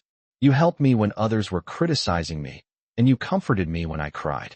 Even when I lost the class monitor election because of my family situation, you went to the homeroom teacher's office and spoke on my behalf. In the end, he agreed to let me be the class monitor. The scenes from her senior year of high school are all buried in her heart. In the years that followed, whenever she encountered unpleasant things in life, she would recall Zhao Shanha's gentle smile. This will fill her with strength. Xin Yue was filled with anticipation for this reunion, but Zhao Shana said he couldn't remember. This left Xin Yue feeling incredibly disappointed and bitter. At this moment, Zhao Shanha gently patted her shoulder. So that little girl who used to cry has grown into such a beautiful woman. I feel that I deserve a lot of credit for this. His tone was teasing, yet just like that year, he offered her comfort. This instantly cheered Xin Yue up, and she immediately laughed. You're so narcissistic. Okay, we still have plenty of time. Let's chat slowly, let's order first. After ordering, Xin Yue glanced at his legs, a hint of heartache flashing across her face, and said, In the blink of an eye, so many years have passed. Things have really changed. She didn't ask about his legs, afraid of upsetting Zhao Shanha. Zhao Shanha lit a cigarette and sighed. Yes. We've all changed. We're not the same as before. How's your family? Is your aunt still struggling with that matter? Xin Yue's face stiffened, and her mood instantly plummeted. She said, My mother cried a lot when she was young, and now she can't see anymore. She just keeps saying that my father was wronged. Old Zhao. Why is our family so miserable? Only by enduring the bitterest of hardships can one endure even greater hardships. As long as one can endure hardship, there will always be endless hardships to bear. Zhao Shana immediately thought of internet jokes, which he couldn't say aloud. So he said, Could there really be some hidden story behind what happened back then? With technology so advanced now, perhaps we can investigate. Xin Yue gave a bitter smile. I've never met my father, but that case was very cruel. My mother said that given my father's character, he couldn't possibly have done something so terrible. Of course I want to investigate, but how can an ordinary person like me? At this point, she suddenly paused, looking at Zhao Shanha incredulously. Old Zhao, you mean? Zhao Shanha smiled and said, Tell me about it. Perhaps I can help clear your father's name. Xin Yue grasped Zhao Shanha's hand with trembling hands and said excitedly, Really? This is my mother's lifelong regret. If the case can be overturned, I'll do anything. Her mother cried until she went blind because of this incident. She would not be able to die in peace if she could not clear her father's name. Don't be like that. We're old classmates and old friends. I happen to have some abilities that I can help with, Zhao Shana said calmly, patting the back of her hand. Overwhelmed with emotion, Xin Yue threw herself into his arms and sobbed softly. Jiang Luan frowned slightly, hesitated for a moment, but still did not stop her. Zhao Shanha hugged her for a few seconds, then grabbed her shoulders, helped her up, and said seriously, Tell me about the case from back then. Xin Yue stopped crying and said, I wasn't even born when my dad was arrested, so I don't know the details very well. I only heard it from my mom. Zhao Shana nodded, signaling her to continue. To find out the specifics, you need to go to the police station to look at the case files. After going around in circles, you'll still need Zhuge Yang's help, but Xin Yue at least knows some general information. I heard that the case caused a sensation in Tian'an City back then. My dad was a taxi driver. That day, he picked up a family of 4 from the train station. The family was very rich. They were supposedly back with construction payments to pay their employees, but they were kidnapped when the police arrived. They only found 3 bodies. Their youngest daughter was missing, and 2 million yuan in cash was also gone. That night, my mother was restless, and sure enough, my father didn't come back. The next morning, the police called and said that my father had committed a crime and was identified as the murderer in the case. He was executed not long after. If it really was my dad who did it, then what about the missing girl? And what about the 2 million in cash? Besides, I heard that the lady of the house died after being raped. My dad couldn't possibly do such a thing. With a sob in her voice, Shen Yue recounted the details of the case from back then, haltingly. Zhao Shanna's pupils contracted. The location, the time, and the enormous sum of money. There were also cruel and heinous methods. All of these combined completely matched the profile of Tian Bin in his mind. Perhaps this is Tian Bin's fatal flaw, and also his destined retribution. Chapter 128. Ex-wife warns Zhao Shanna. The more Zhao Shanna thought about it, the more he felt that Tian Bin was inextricably linked to this case. It was an intuition. Although I had never interacted with him, I had repeatedly reviewed Tian Bin's information and was already quite familiar with him in some ways. His immediate thought was that it was not surprising at all that Tian Bin would do something so outrageous. Zhao, de Shanha Holmes, had a calm gaze that flashed with a sharp edge. Tian Bin, if you really committed this murder, then wait and prepare to accept the end you deserve. Seeing that Shen Yue was still crying, Zhao Shanha comforted her and calmed her down. The food was served at this point, and the 3 of them ate and chatted, but avoided this heavy topic. The meal took almost an hour. Finally, Zhao Shanha suggested leaving, and then insisted on paying the bill. It wasn't cheap. A single lunch cost several thousand. This softened Shen Yue's gaze even more. Who doesn't like a generous man? As they left the restaurant, Zhao Shanha suddenly spotted Su Liuli at the entrance and said to Shen Yue, "You should go back first. We can reschedule for another day." Shen Yue nodded and saw Su Liuli. For some reason, she suddenly leaned down and kissed Zhao Shanha on the forehead, then blushed and quickly left. This scene was witnessed by Su Liuli. Her face instantly turned as cold as ice, and she hurried over. "Bring her back." Su Liuli pointed at Shen Yue's back and ordered Zhao Shanha, her voice filled with anger. Zhao Shanha, of course, would not grant her wish. Although Shen Yue's behavior surprised him, he was not angry enough to do so. He said to Su Liuli, "This has nothing to do with her. Tell me what you have to say. So you're protecting her, right?" Su Liuli bit her lip, her tone quite bitter. Zhao Shanha shrugged. "Think what you want." Su Liuli was furious, her chest heaving rapidly. It took her a while to calm down before she asked Jiang Wan, "What were they talking about inside? Did that woman have designs on my husband?" Jiang Wan never expected to be caught up in this gossip. She pouted and said, "Isn't it obvious? If she had no ulterior motives, would she kiss Shanha? You saw it but didn't stop it. Why should I stop it? Besides, what's the point of stopping it? Qin Hao also has designs on you, but you're still all lovey-dovey with him." Hearing this, Zhao Shanha mentally gave Sister Xiaowan a thumbs up. Her words were like knives. "What sweetness? That's nonsense. Don't make false accusations. He and I were just talking about business. I wanted to save Shanna's company, and you're slandering me." Su Liuli's expression hardened as she immediately retorted. Jiang Wan scoffed and said directly, "Huh, you need to bring your parents along when you talk business? I think you're talking about marriage. Qinyang Capital is very powerful, and Qin Hao, as its representative, naturally has a very high status. I brought my parents along partly to introduce them and partly to show respect. This is emotional intelligence, which you wouldn't understand. Oh, just like Tian Feiyun before, it's just a simple cooperative relationship. If I also target Qin Hao and make him follow in Tian Feiyun's footsteps, would you stop me?" Zhao Shanha suddenly interjected. To have an ambiguous relationship with Su Liuli is to trample on his dignity, and he will not let any of them go unpunished. Tian Feiyun is no match for him. Don't do anything reckless. If something happens, I won't be able to save you. Su Liuli frowned and immediately gave a stern warning. "You don't need to worry about that. Even though I can't stand up, if I'm going to kill him, he really won't be able to withstand it," Zhao Shanha said calmly. Su Liuli snorted, her expression disdainful. Don't talk big. Tian Bin is targeting your company, but I haven't seen you do anything to him. Just listen to me.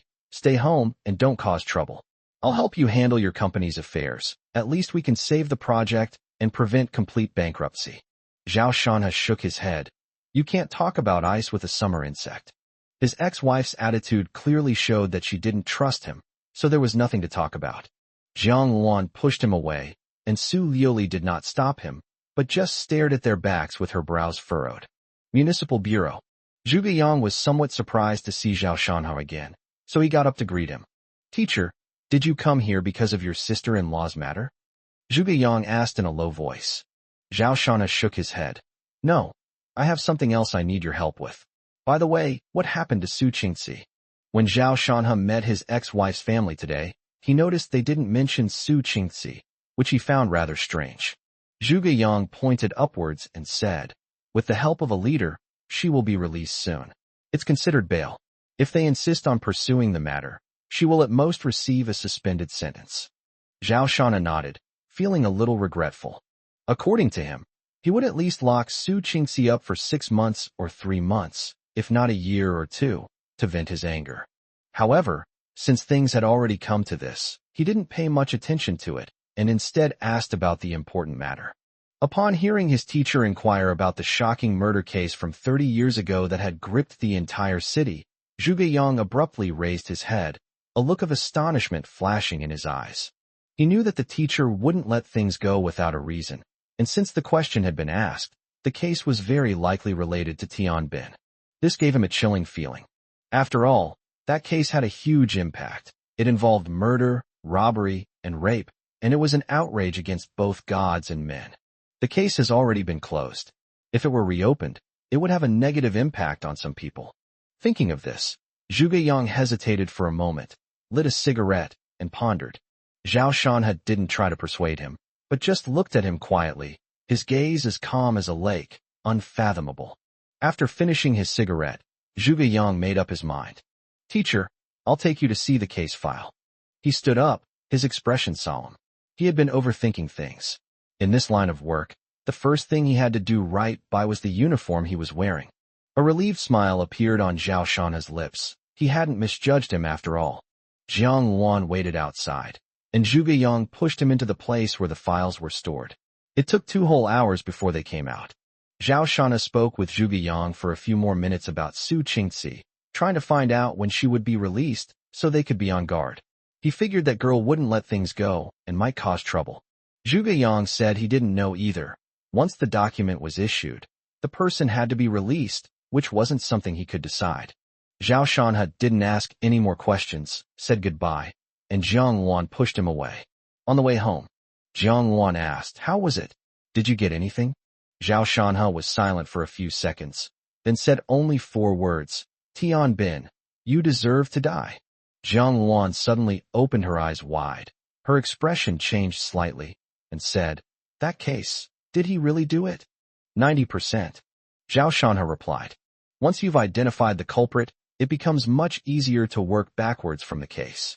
After reviewing the case file, Zhao Shanha knew that there were actually many suspicious points in this case at the time, but due to some pressure, the case was hastily closed. But why was Shun Yue's father identified as Jiang Luan began, feeling sorry for Shun Yue's father? Zhao Shanha sighed softly. Some things can't be discussed in detail. Let's just focus on doing our own things. Chapter 129, Su Liuli vs. Shun Yue. For the next 2 days, Zhao Shanha buried himself in his work, taking photos of the case files with his phone and searching for clues in his study. Time passed by in a fulfilling yet fleeting way. After learning that Zhao Shanha had found a clue, Shun Yue was overjoyed and cried tears of joy. These days, she would go to Zhao Shanha's villa whenever she had free time, and their relationship progressed rapidly.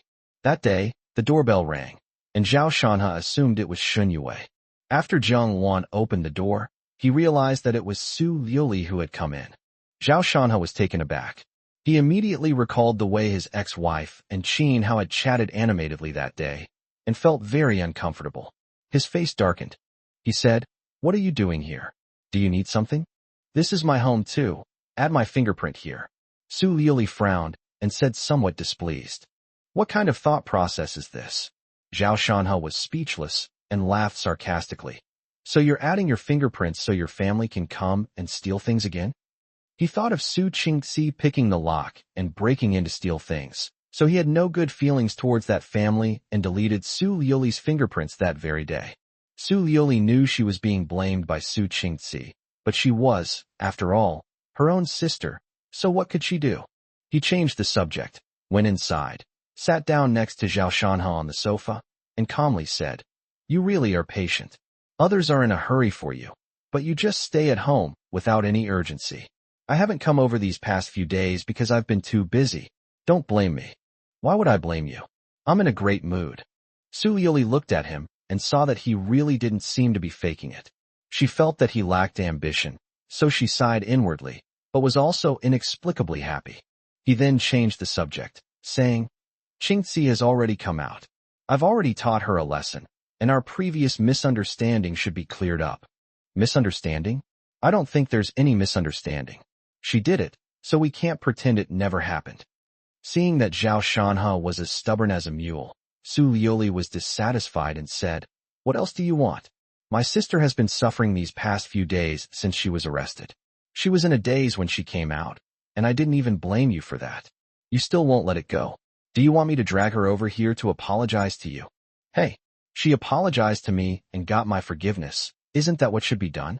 The law even stipulates that." Su Liuli was speechless, not expecting him to actually make such a request. Su Qingxi wanted to devour him.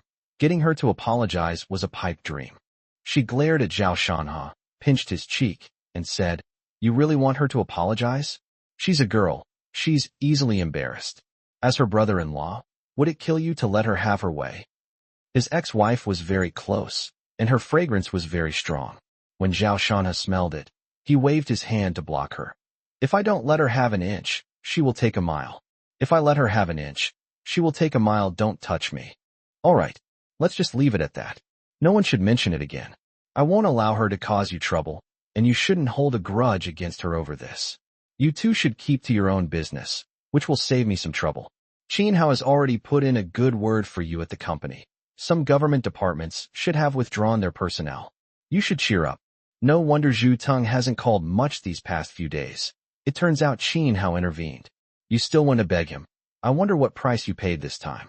Zhao Shanhe felt utterly bored and said directly, "I won't be grateful if you ask him for help, because it's an insult to me.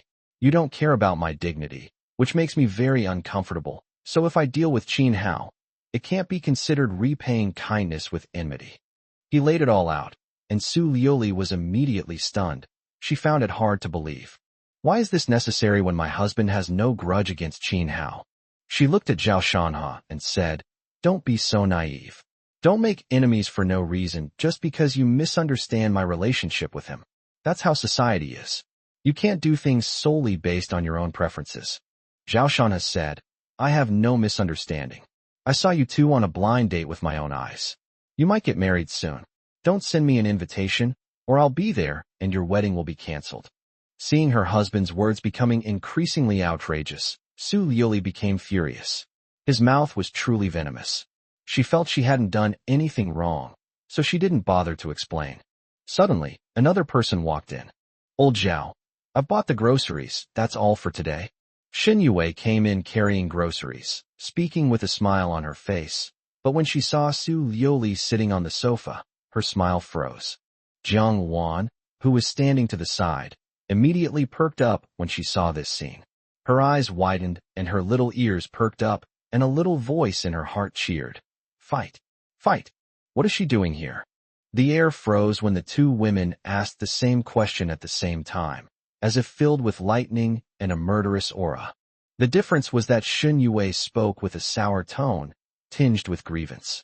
Su Liuli, on the other hand, spoke in a cold and sharp tone, her anger evident in her words. Zhao Shanhe suddenly felt a headache coming on. If it were Lin Ruoxi or Wan Xiu confronting his ex-wife, he might have tried to smooth things over.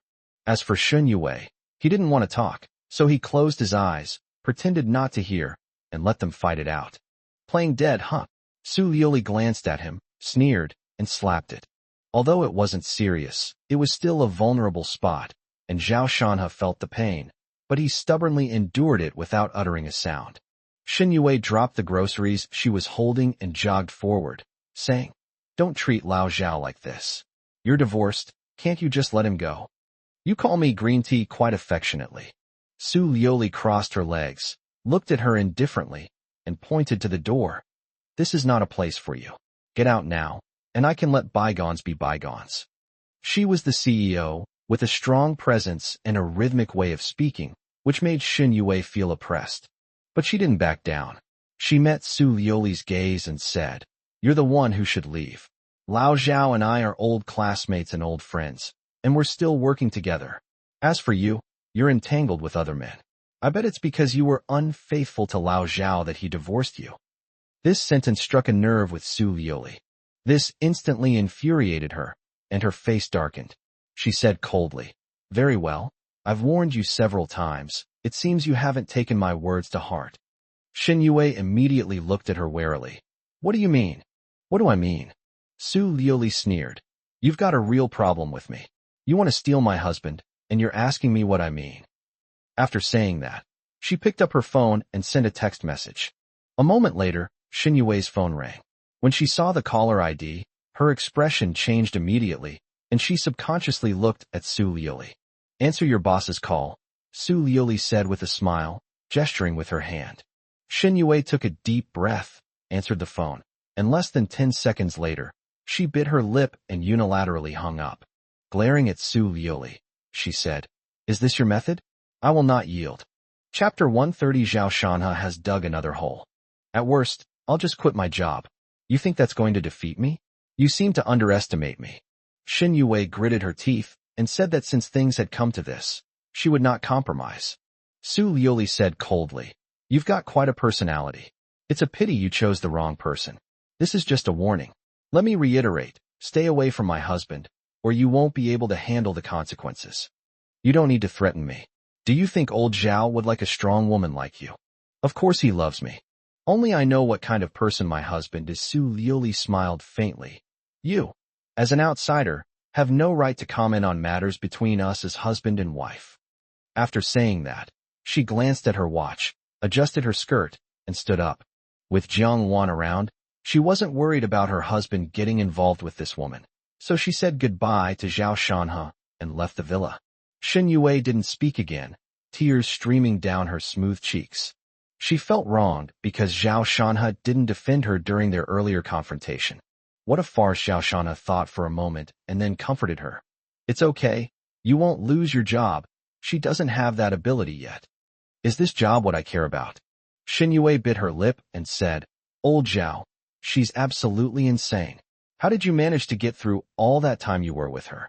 Zhao Shanhe didn't want to talk about this topic and smiled. "All right. It's nothing, Sister Xiaowan. Go cook. I have something to do this afternoon." Then, Zhao Shanhe chatted with Shen Yue, and her emotions calmed down. Next, she asked about her father's case. Zhao Shanhe's eyes flashed, and he said, "It'll be soon. As long as you get the key evidence, you can file a lawsuit as a victim's family member and catch the real culprit, clearing your father's name." Upon hearing this, Shen Yue burst into tears. She and her son had been waiting for this day for far too long. In the afternoon, after Shen Yue said goodbye, Jiang Wan pushed Zhao Shanhe out the door. "Is it absolutely necessary to go?" Jiang Wan frowned, feeling that what Zhao Shanhe was about to do was a show of weakness, which would only embolden the other party. Zhao Shanhe laughed and said, "Isn't that what you said? If you want to destroy someone, you must first make them arrogant. If Su Liuli finds out, she'll definitely think you're a coward." Jiang Wan's lips curled up slightly. Sometimes, seeing Su Liuli scolding Zhao Shanhe made her feel relieved. "Who told you to like being a simp? I don't care what she thinks, I care what I think." Zhao Shanhe chuckled, unconcerned. Soon, the two arrived at the foot of a building. Jin Ding Architecture. This is the base camp of Tian Bin and his son. What he's about to investigate is crucial. He might be able to find the little girl who disappeared years ago. However, during this time, Tian Bin must not be allowed to react. If he finds out that Zhao Shanhe wants to reopen the case from back then, it will surely drive him crazy, and that little girl might be in danger and silenced. Then something needs to be done to restrain him. Under Tian Bin's offensive, Zhao Shanha, relying on the enemy's weakness, was forced to retreat step by step, and Tian Bin would naturally press his advantage. But at this moment, Su Liuli's actions disrupted the rhythm. Because she had Qin Hao take action, Tian Bin's offensive softened, and he became much more cautious. Zhao Shanha didn't want him to be cautious. It would be best to continue targeting the Wanha group and let the Tian family father and son taste the joy of victory, so that they wouldn't shift their attention to what he really wanted to do. The receptionist didn't recognize him and was quite surprised after making a phone call. Who is this young man that the chairman is willing to meet him in person? So, Zhang Wan pushed Zhao Shanha and was invited to the chairman's office. Upon seeing Zhao Shanha, the two men in the office were momentarily stunned. Then, Tian Bin, his face contorted with rage, pointed at Zhao Shanha and gritted his teeth, saying, "It's you, you bastard, who ruined my son." His eyes flashed with a fierce light, which was extremely frightening. Regardless of who handed over the evidence, it was because Zhao Shanha set a trap that it was exposed. Tian Feiyong was also in the office. He sat on the sofa, somewhat puzzled by Zhao Shanha's arrival, but with his father present, it wasn't his turn to speak. "Mr. Tian, it seems you've gone a bit too far in targeting my company lately," Zhao Shanha said coldly and indifferently. Tian Bin lit a cigar, his tone cold. "Targeting you? Heh, who do you think you are? Don't think you can rest easy just because someone said a few words for you. If I want to kill you, you can't stop me." "You?" Zhao Shanha's pupils contracted, and his expression showed extreme resentment. Tian Bin continued, "The biggest mistake you ever made in your life was betraying Fei Yun. This isn't over yet. Your company is just the first step. I'll make you lose everything before I can vent my anger." Facing Zhao Shanha, he did not mince words or even feign politeness. He did not take this junior seriously. Although he had some tricks up his sleeve to frame his son, they were no match for absolute power. Wanha Construction is just starting out and hasn't even established a firm foothold yet. He only needs to make a slight move to crush it. Zhao Shanha took a deep breath, took out his phone, and played a video. "If you don't want to suffer a devastating defeat, you'd better not mess with me. This person is one of Tian Feiyong's men, right? This is enough to prove that he hired someone to kill. You should know that Ding Lei's case is not over yet, and the police are also investigating who ordered him." Tian Bin glanced at it, his expression unchanged, and smiled faintly. "You think you can threaten me with this? Feiyong, do you know him?" Tian Feiyong laughed heartily. "Zhao Shanha, you're really something, managing to find him. It's a pity, though, that we did know each other, but haven't been in contact for a long time. What he's doing now is none of my business. If you don't believe me, go ahead and sue him, Lioli. Look at your ex-husband. He's right here with me. He's been beaten up and is now threatening my dad, haha." Zhao Shanha then realized that he had raised his phone, seemingly starting a video call with Su Lioli. "Lioli, why aren't you saying anything, Sai? I'm hanging up. How boring." Tian Feiyong scratched his head and shook his head in disappointment.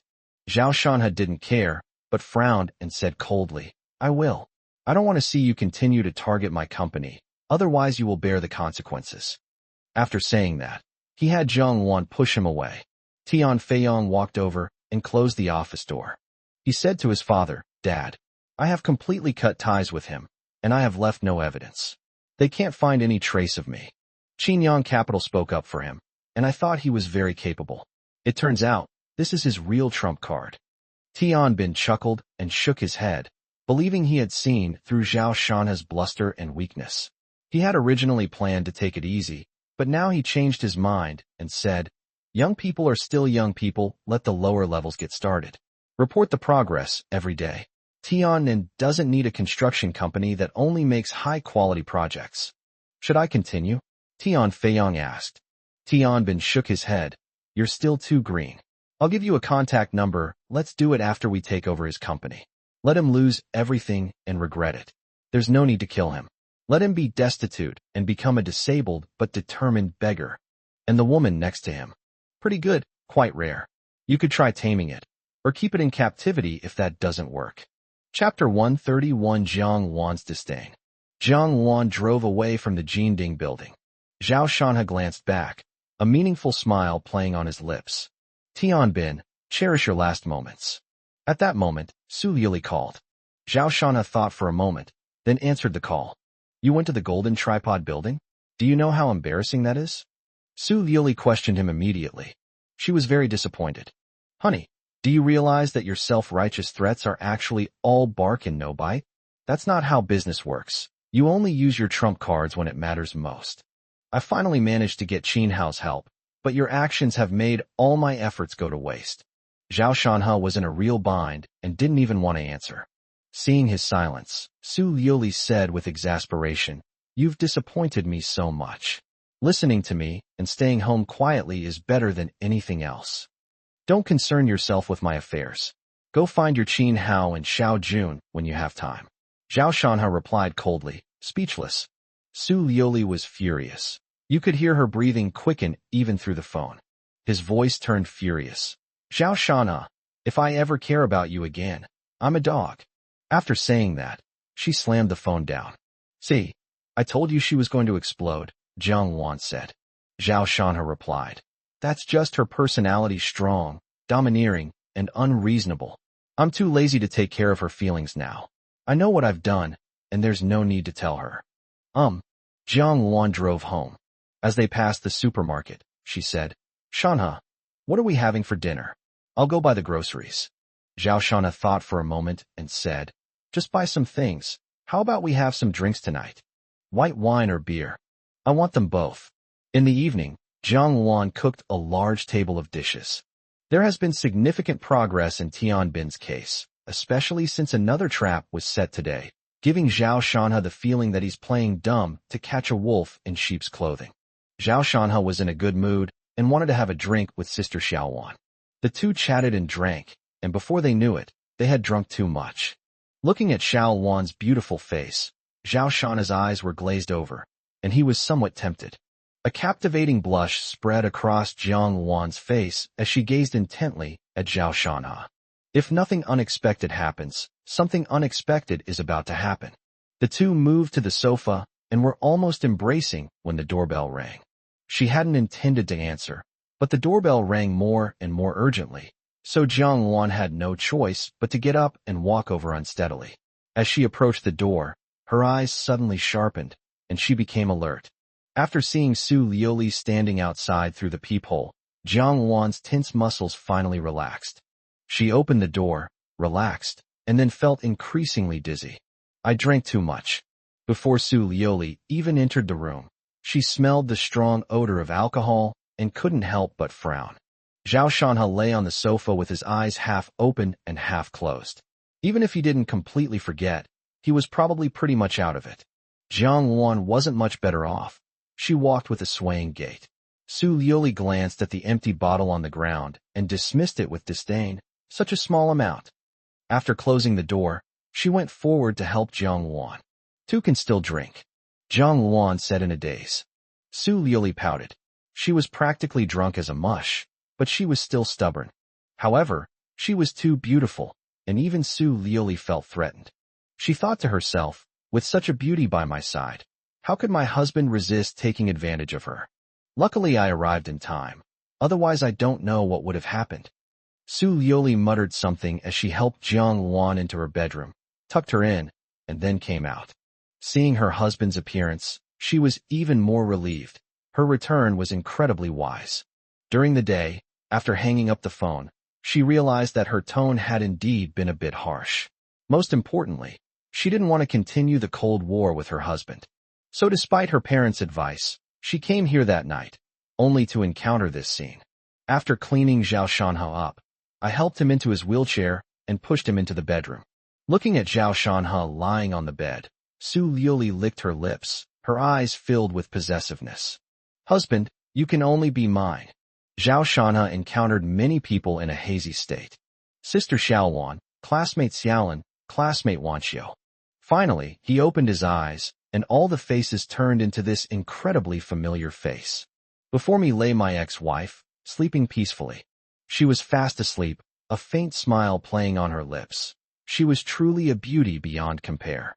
Even though he was used to seeing this, Zhao Shanha was momentarily stunned. But he quickly realized what was happening and lamented in his heart. My ex-wife still has the will to kill me. Zhao Shanha regretted it a little, so he put on his clothes, pulled over his wheelchair, and went out to wash up. Su Lioli was exhausted. Looking at the man's back, she was furious. He took advantage of her and ran away. What a scoundrel!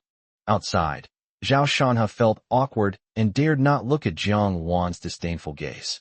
Jiang Wan said expressionlessly, "Breakfast is on the table. Go and eat it yourself." As she spoke, she went into the kitchen. Zhao Shanha hurriedly asked, "What are you doing? Aren't you going to eat?" Jiang Wan poked her head out of the kitchen and sneered, "What else could I be doing? Washing the pots and pans. Do you want to help?" This is a double entendre. Zhao Shanha lowered his head, quickly sat down at the dining table, and remained silent. A short while later, Su Lioli, dressed neatly, walked out of the room, yawning. After washing up in the bathroom, she came out and started eating breakfast by herself. During this time, she ignored Zhao Shanha, but chatted with Jiang Wan for a few words, and the atmosphere was fairly harmonious. After finishing her meal, she changed into high heels and went out. "I'm leaving. Tian Bin is becoming even more reckless. I have to keep an eye on him. You shouldn't make things worse."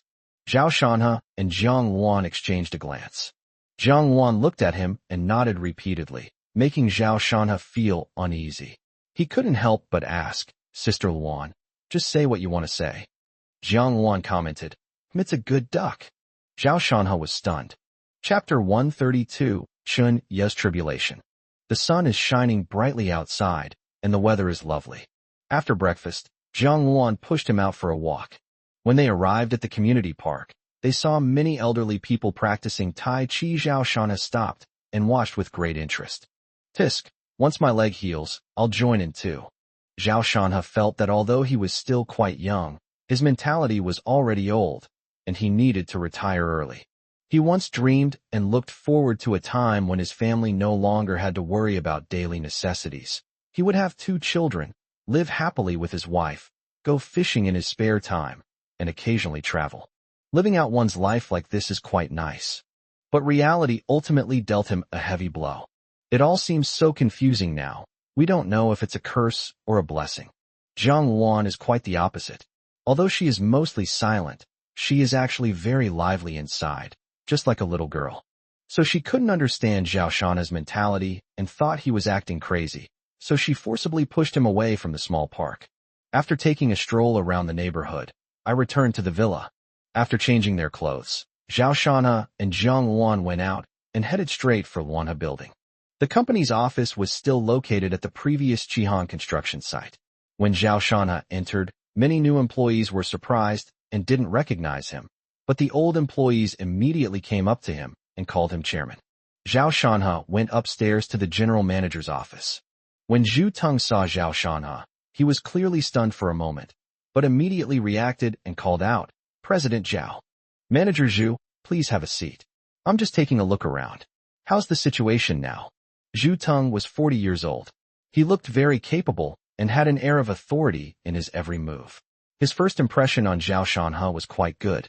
Upon hearing Zhao Shanha's question, Zhu Teng's expression turned serious. He replied, "The situation isn't good. Although no one is investigating now, there are problems within the company.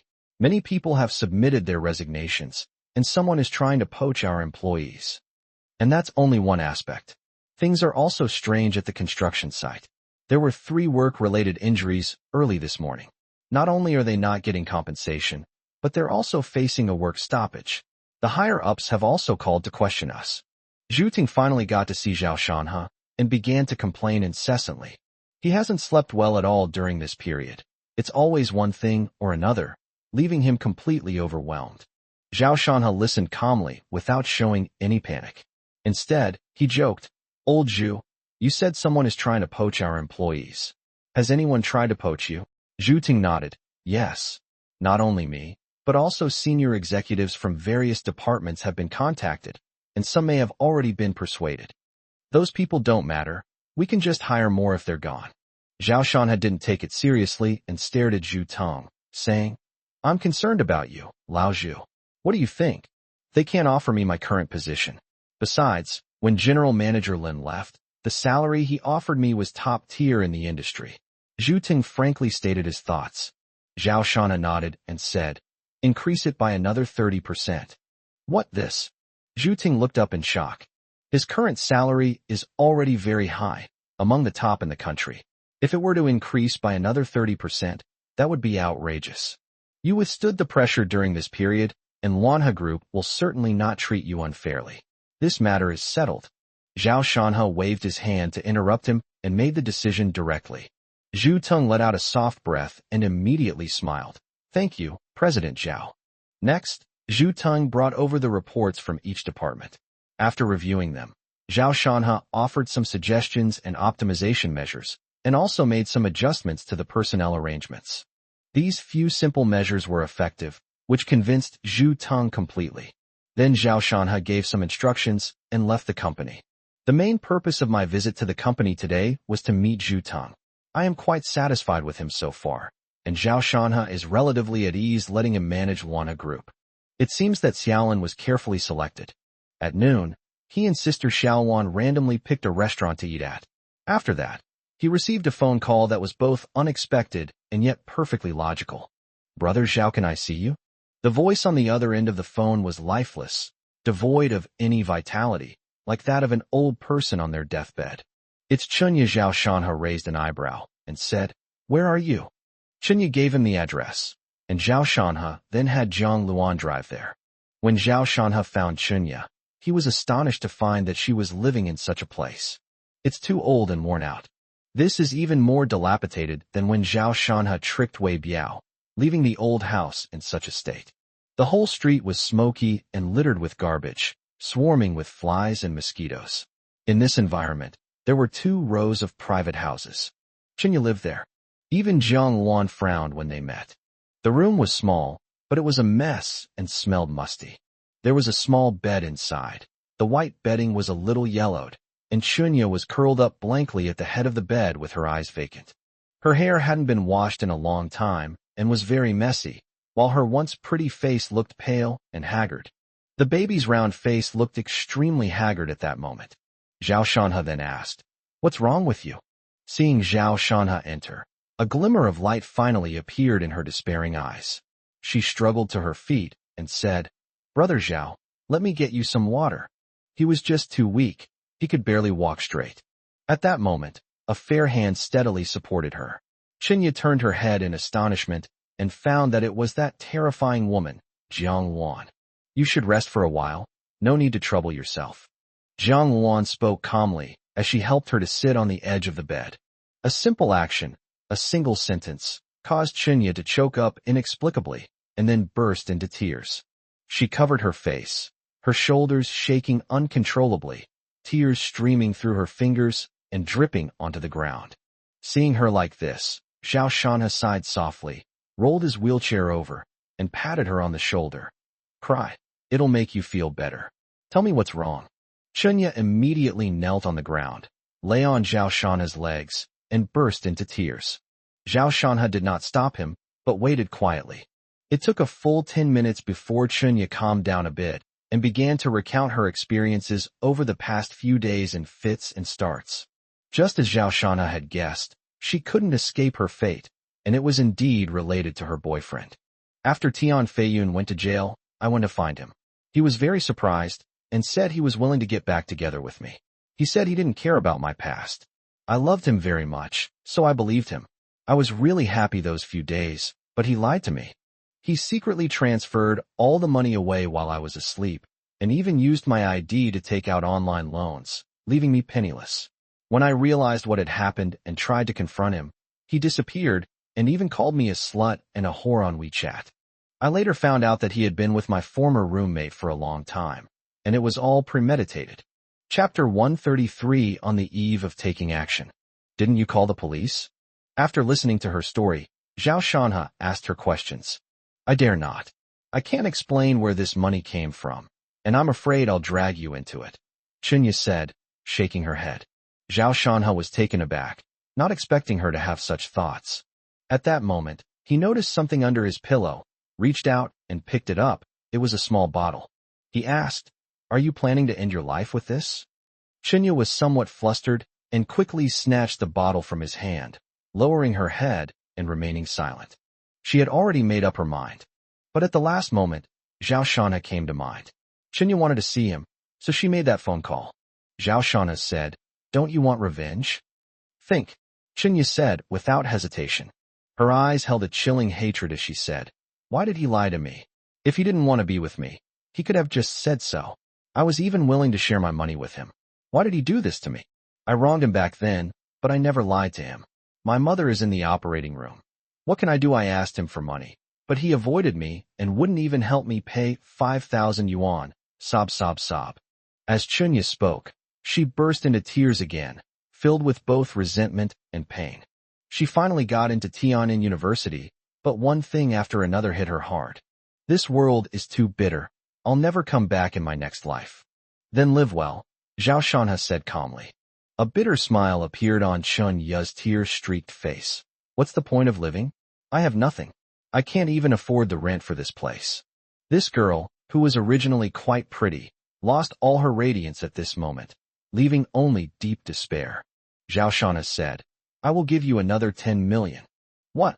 Chunya looked at him in disbelief, but then shook her head, biting her pale lips. She said, "I don't want the money anymore. It's meaningless. Brother Zhao, I know you're using me, but I thank you. At least you made me realize my value." Zhao Shanha waved his hand. "Let me finish speaking. Don't interrupt me. First of all, this 10 million isn't a free gift to you. Well, you can think of it as an investment. With this money, I have a few things for you to do." Upon hearing this, Chinyaru's lifeless eyes instantly blazed with anticipation and longing. She tilted her snow-white neck back and looked up at Zhao Shanha, as if she had found a glimmer of hope in her despair. Zhao Shanha held up one finger. "First, you are very beautiful, but that's not enough. I want you to find the top-tier cosmetic surgery to elevate your appearance to another level. Secondly, for a long time to come, you won't need to do anything except study. Etiquette, temperament, cultivation, knowledge. Money is not a problem. Enroll in the most professional courses. Third, once I deem you qualified, I will register a company for you and arrange for you to go to Beijing. At that time, you will no longer be Chunya, but President Chun. I need you to appear in Beijing's high-end circles as the prey. Tell me, can you do the above 3 things?" When Zhao Shanha asked the last question, Chunya didn't hesitate for a moment and replied directly, "I'm willing. I can do it." "Very good. As for the 10 million before, let's just forget about not calling the police. I believe you will have the ability to make him kneel before you and regret everything he did in the future." Then, Zhao Shanha took out his phone and transferred 10 million yuan to her directly. His nonchalant manner made it seem as if he had only sent a 0.01 yuan red envelope. At that moment, Chunya felt that he was like a god, as if he were shining. After doing all this, Zhao Shanha helped Chunya up, and Jiang Luan pushed him out of the room. Chunya's eyes were red as she called out to his retreating figure, "Brother Zhao, I won't let you down." "I hope so. I hope you can surprise me next time we meet." Zhao Shanha didn't turn around, but simply raised his arm and waved, his faint voice coming from outside. It wasn't until his figure had long disappeared from sight that Chunya came back to her senses. She murmured to herself, "I will do what you ask me to do perfectly and flawlessly, because that is the meaning of my life. I will give you a surprise, Brother Zhao." "Oh, Sister Xiaowan, do you think I would help her if she had no use to me?" Once in the car, Zhao Shanha casually asked. Jiang Luan nodded very seriously. "You won't watch her commit suicide. You will help her." Zhao Shanha didn't reply. "Sister Xiaowan, do you still think I'm the same kind of pushover as before? You've misjudged me. I don't even think I'm a good person," he said. "If Chunya has no use to me, I won't care whether she lives or dies." Jiang Luan turned her head, glanced at him, and a faint smile appeared on her lips. 100 years from now, when I burn you to ashes, I'll still find this stubborn, hard mouth of yours when I look at it." Zhao Shanha retorted angrily, "Sister Xiaowan, you're slandering me. Then let me ask you a question. Do you consider yourself a simp?" Zhao Shanha denied it without even thinking. "How could that be? I'm not. Don't talk nonsense." "Look." Jiang Luan reached out and touched his lips, giggling. "So hard. I suspect you're driving, but I have no proof." Evening. The two returned home. Zhuge Yang arrived under the cover of night, right after they finished eating. Zhao Shanhe led Zhuge Yang into the study, while Jiang Wan sat in the living room watching TV. Is the information I've provided sufficient to convict Tianbin? Zhao Shanhe asked directly. Zhuge Yang lit a cigarette and said somewhat sadly, Teacher, I have checked the information you gave me, and it can clarify the flow of those 2 million in cash. Tianbin is definitely involved, but it has been a long time, so this is not decisive. You must know that this case is not an unsolved case, but a closed case. To reopen the case now, we must provide more compelling evidence. Without solid evidence, this case cannot be reopened. Zhao Shanhe was not surprised to hear this, and he fell into deep thought. Zhuge Yang did not disturb him. Zhao Shanhe suddenly said, If I can find that girl from back then, can this case be reopened? Can you find the missing girl? Zhuge Yang was somewhat shocked and quite surprised. Because the girl was said to be missing, but she hasn't been found in 30 years, she's been presumed dead. I can't guarantee it, but there's a high probability. Zhao Shanhe said in a deep voice. Zhuge Yang immediately said, As long as someone can file a lawsuit and you find that girl, no one can suppress it. Good. Zhao Shanhe made the decision and decided to do it this way. But Zhuge Yang hesitated for a moment before saying, The problem now is that we definitely won't file a public prosecution. So someone has to file a lawsuit, and if it's someone unrelated, the court won't accept it. Zhao Shanhe smiled slightly. I wonder if Shen Mo's family would be a good match. Shen Mo was the taxi driver who was identified as the murderer and executed immediately. Chapter 130 For You're Using Your Body to Help Me? After talking with Zhuge Yang, Zhao Shanhe immediately called Shen Yue. She said she would come right away. Zhao Shanhe thought for a moment, then called Jia Donglai and asked him to take charge of another matter. Soon after, Shen Yue arrived in a hurry. It's clear that although she came out in a hurry, she had dressed up carefully. Her makeup wasn't heavy, but it was just right, making her look both refined and beautiful. The black tulle dress with rhinestones accentuated her beautiful curves. Especially below her snow-white neck, the alluring depths were captivating, making it impossible to look away. The old squad leader came prepared. Zhao Shanhe quickly greeted her and asked her to sit on the sofa.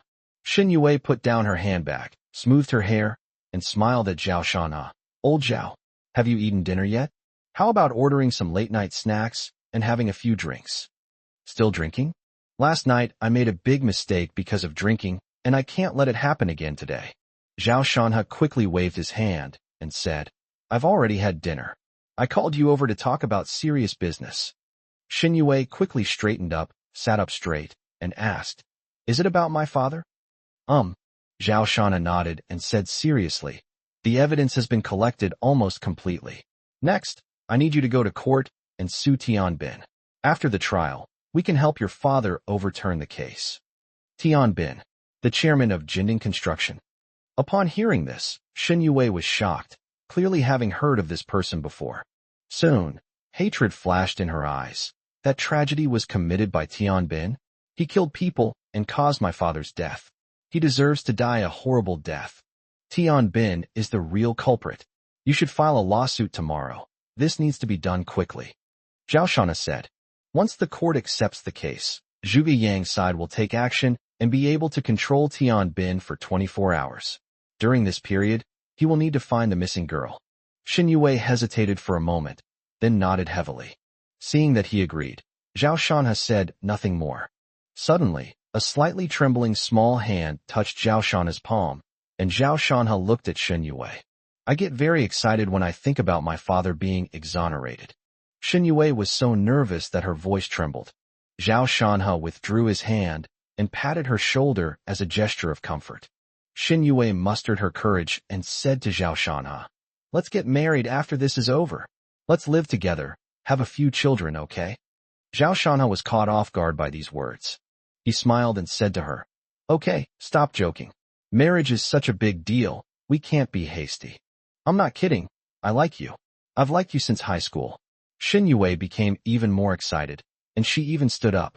Zhao Shanhe smiled and said, Liking someone doesn't mean loving them, and don't you think it's too early to talk about marriage now, my class monitor? The tone was relatively mild, but the refusal was quite clear. Shen Yue felt very lonely and sad. What kind of person was Lao Zhao? He wouldn't even take her when she offered herself up. Just one look from you, and I won't leave tonight. Your father's situation is the most important thing right now. As for everything else, we can talk about it properly after this matter is resolved. Zhao Shanha added. Shen Yue's expression softened a little.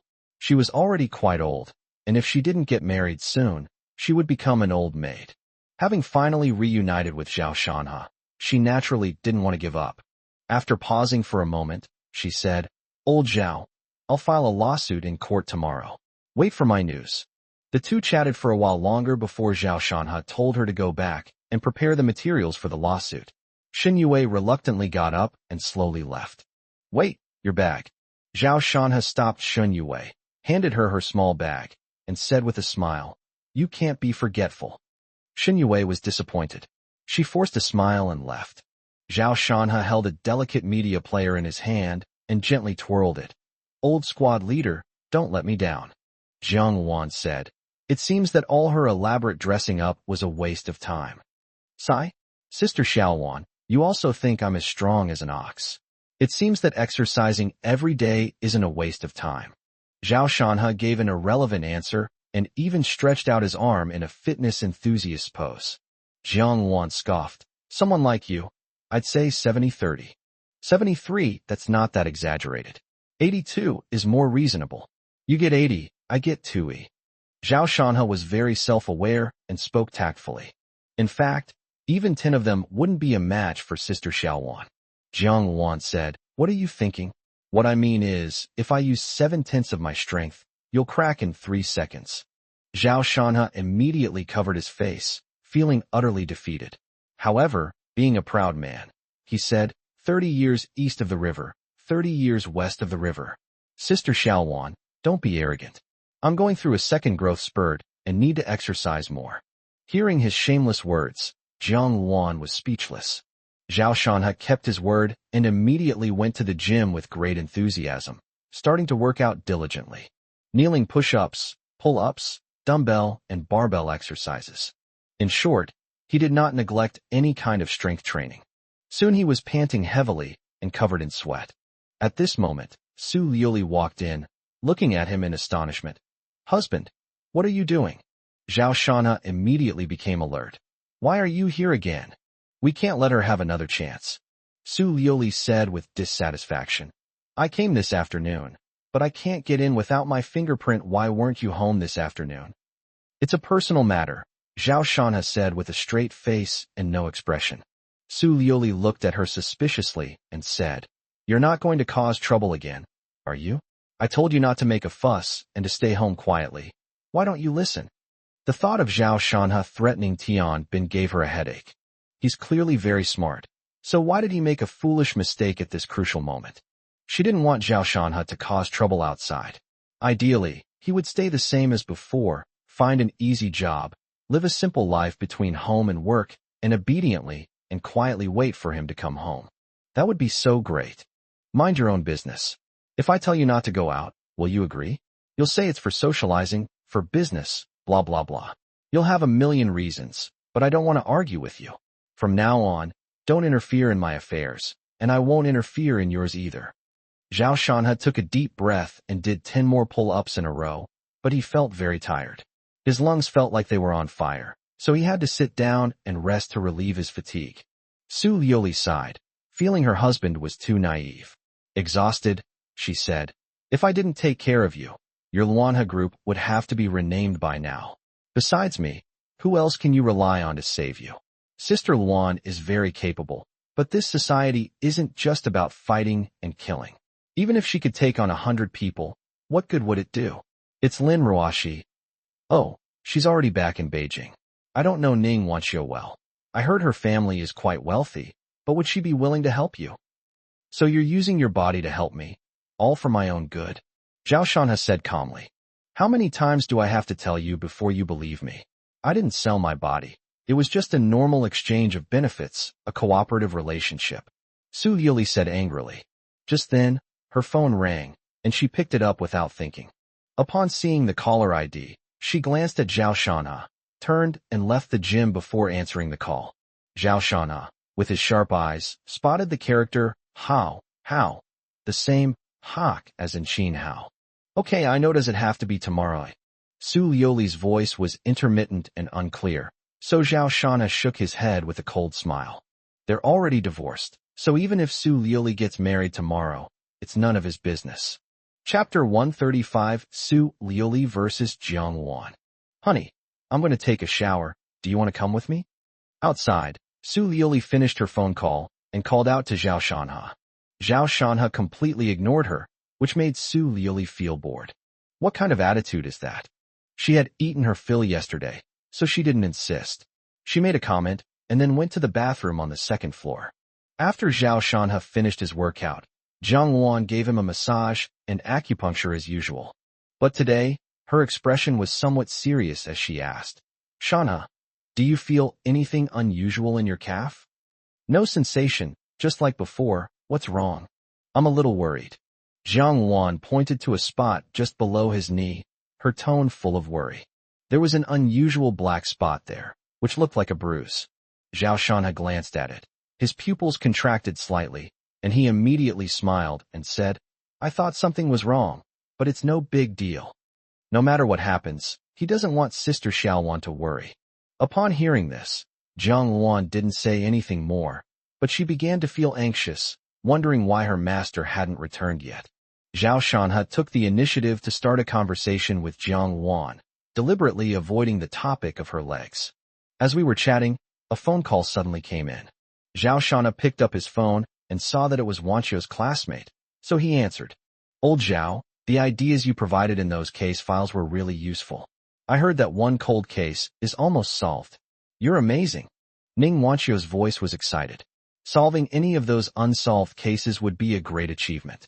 Although she is not part of the system, she still feels very proud. What made her happiest was that even her father, after finding out, praised Zhao Shanha highly, saying, he's a real talent. Zhao Shanha smiled modestly. It's nothing. I bet Wanchio called so late for more than just this. Ugh, can't you be a little less dense? You've predicted everything. I already told you. Tomorrow is my 30th birthday, and I sincerely and formally invite Zhao Shanha to come and have dinner with me. Ning Wanchio's birthday. Zhao Shanha paused for a moment, but without much thought, he said, okay, I'll be there on time tomorrow. Where shall we eat? It's just a casual meal, nothing too fancy. Remember to dress smartly. Ning Wanchio gave the location, which was a farmhouse, a kind of manor, where they wouldn't give you a reservation unless you had some status or background. Whether I dress up or not, I'll still look the same weight. If I say something else, is tomorrow just about eating? I won't have any other scenes, right? You'll find out when you come tomorrow. Ning Wanchio chuckled and hung up the phone, satisfied. Zhao Shanha stared at his phone, a strange thought creeping into his mind. Could it really be such a coincidence? The next day, early morning. Just as Zhao Shanha sat down at the dining table, Su Liuli came downstairs. She slept on the second floor that night. During breakfast, Su Liuli tried to start a conversation with him, but Zhao Shanha ignored her, which made her a little annoyed. After they finished eating, Jiang Wan pushed him around the neighborhood. Under the morning sun, the two looked like a young married couple. Seeing this, Su Liuli was furious and ran forward, forcefully pushing Jiang Wan aside. Then, tilting his head back, he gave Jiang Wan a smug look and pushed Zhao Shanha forward. Jiang Wan gritted her teeth, unwilling to let it go, and rushed forward, slapping Su Liuli's pert and round buttocks hard. Amazing elasticity. Jiang Wan thought to herself, it feels so good. No wonder Shanha is reluctant to let go. Su Liuli immediately exclaimed in surprise, feeling both ashamed and angry, and cursed, Jiang Wan, you female hooligan. Jiang Wan looked at her coldly. Humph, do you think I didn't know anything because I was drunk that night? You know what you did. We're all in the same boat. Su Liuli was speechless for a moment, but then she rolled her eyes and said aggrievedly, Husband, Jiang Wan hit me. Zhao Shanha chuckled. That's easy. You and Sister Xiaowan have a fight. Su Liuli was immediately indignant, feeling that this favoritism was so extreme. What is my combat strength? What is Jiang Wan's combat strength? As expected, Jiang Wan immediately sneered. A mere little glass. I can suppress it with one hand. Jiang Wan, you've been reading too many novels. Su Liuli glanced at her sideways, thinking, I'll show you that I'm not someone to be trifled with. You can't beat me, but you can at least verbally spar with me. Su Liuli pushed Zhao Shanha while Jiang Wan crossed her arms, and they continued their verbal sparring without stopping. They only calmed down after walking around the neighborhood and returning to the villa. Then Su Liuli went upstairs, and when she came down again, she had changed her clothes. Zhao Shanha glanced at her and found that his ex-wife was dressed exceptionally brightly and was quite stunning. Thinking back to Qin Hao's phone call yesterday, he casually asked, "What are you doing today?" "Oh, I'll go to the company first.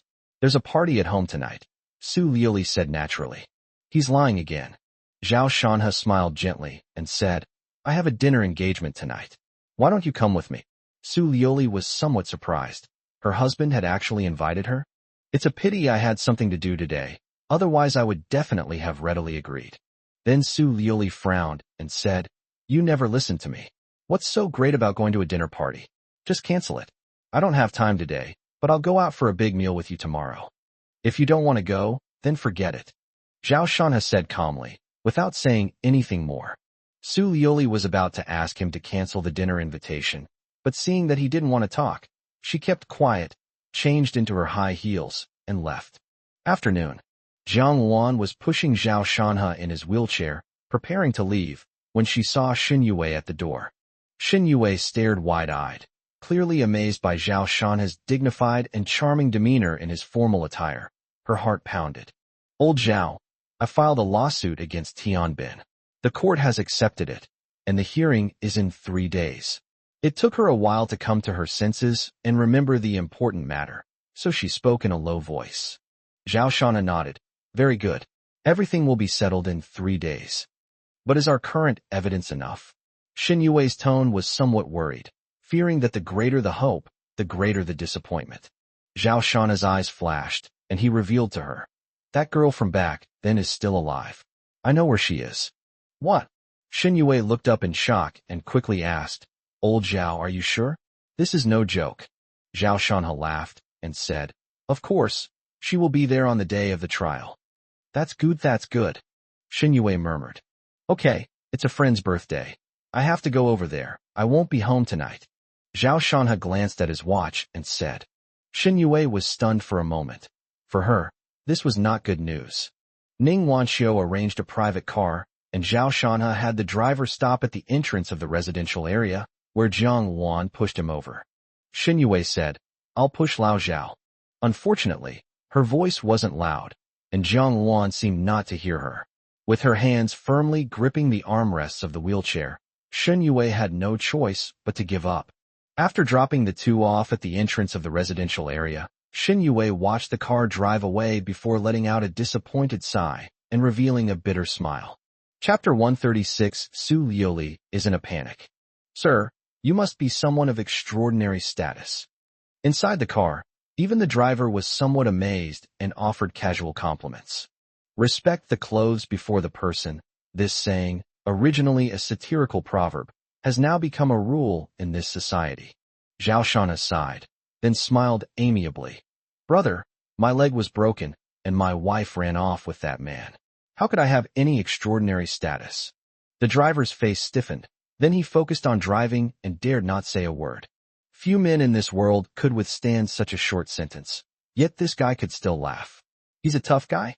Seeing the driver remain silent, Zhao Shanha smiled and shook his head, no longer making jokes. Since Ning Wanxiu made the request last night, he should naturally comply and give her face. His high-end, hand-tailored suit, though expensive, further accentuated his refined taste. As for Jiang Wan's attire, it was quite ordinary. This was intentional on her part. She didn't want to stand out and wanted to keep a low profile. However, with her looks and figure, she would become the center of attention no matter what she wore, so she wore a mask. After driving for about half an hour, we arrived at a farm in the suburbs. This place is called Koi Manor. It's not open to the public. You need to make a reservation in advance, and it's expensive. "Welcome, esteemed guest. Please come in." As Jiang Wan pushed Zhao Shanha through the door, 2 rows of young women in cheongsams greeted them in unison. "This setup's," Zhao Shanha exclaimed to Jiang Wan, looking like a country bumpkin. Before Jiang Wan could speak, A surprised voice immediately came from inside. Old Zhao, you're here.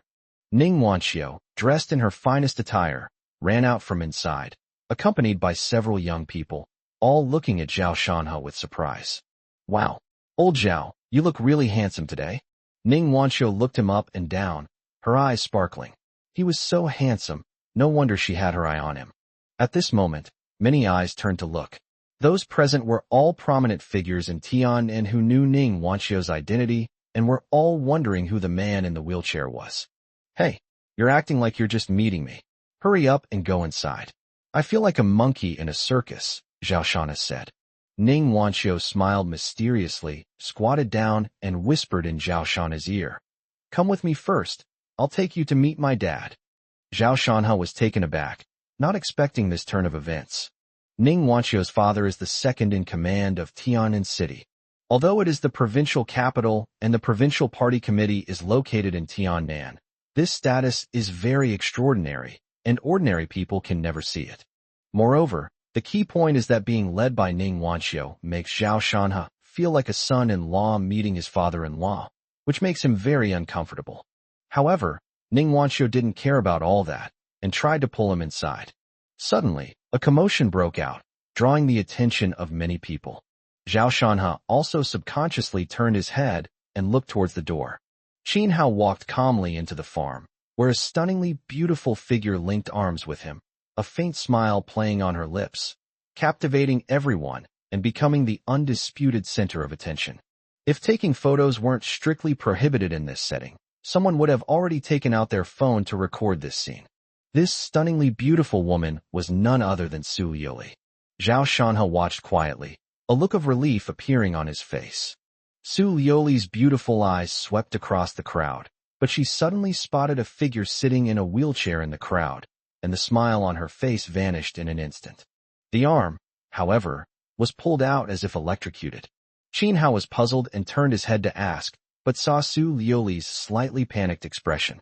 She wants to come over, Jiang Wan said coldly, her tone unfriendly. Zhao Shanhe didn't show any anger. Instead, he smiled at Su Liuli and turned to Ning Wanxiu, saying, Didn't you say you were taking me to see my uncle? Let's go. Ning Wanxiu glanced at Su Liuli meaningfully, then gave Zhao Shanhe a bright smile. Come with me. Su Liuli was torn. Her husband had witnessed this scene that could lead to misunderstandings.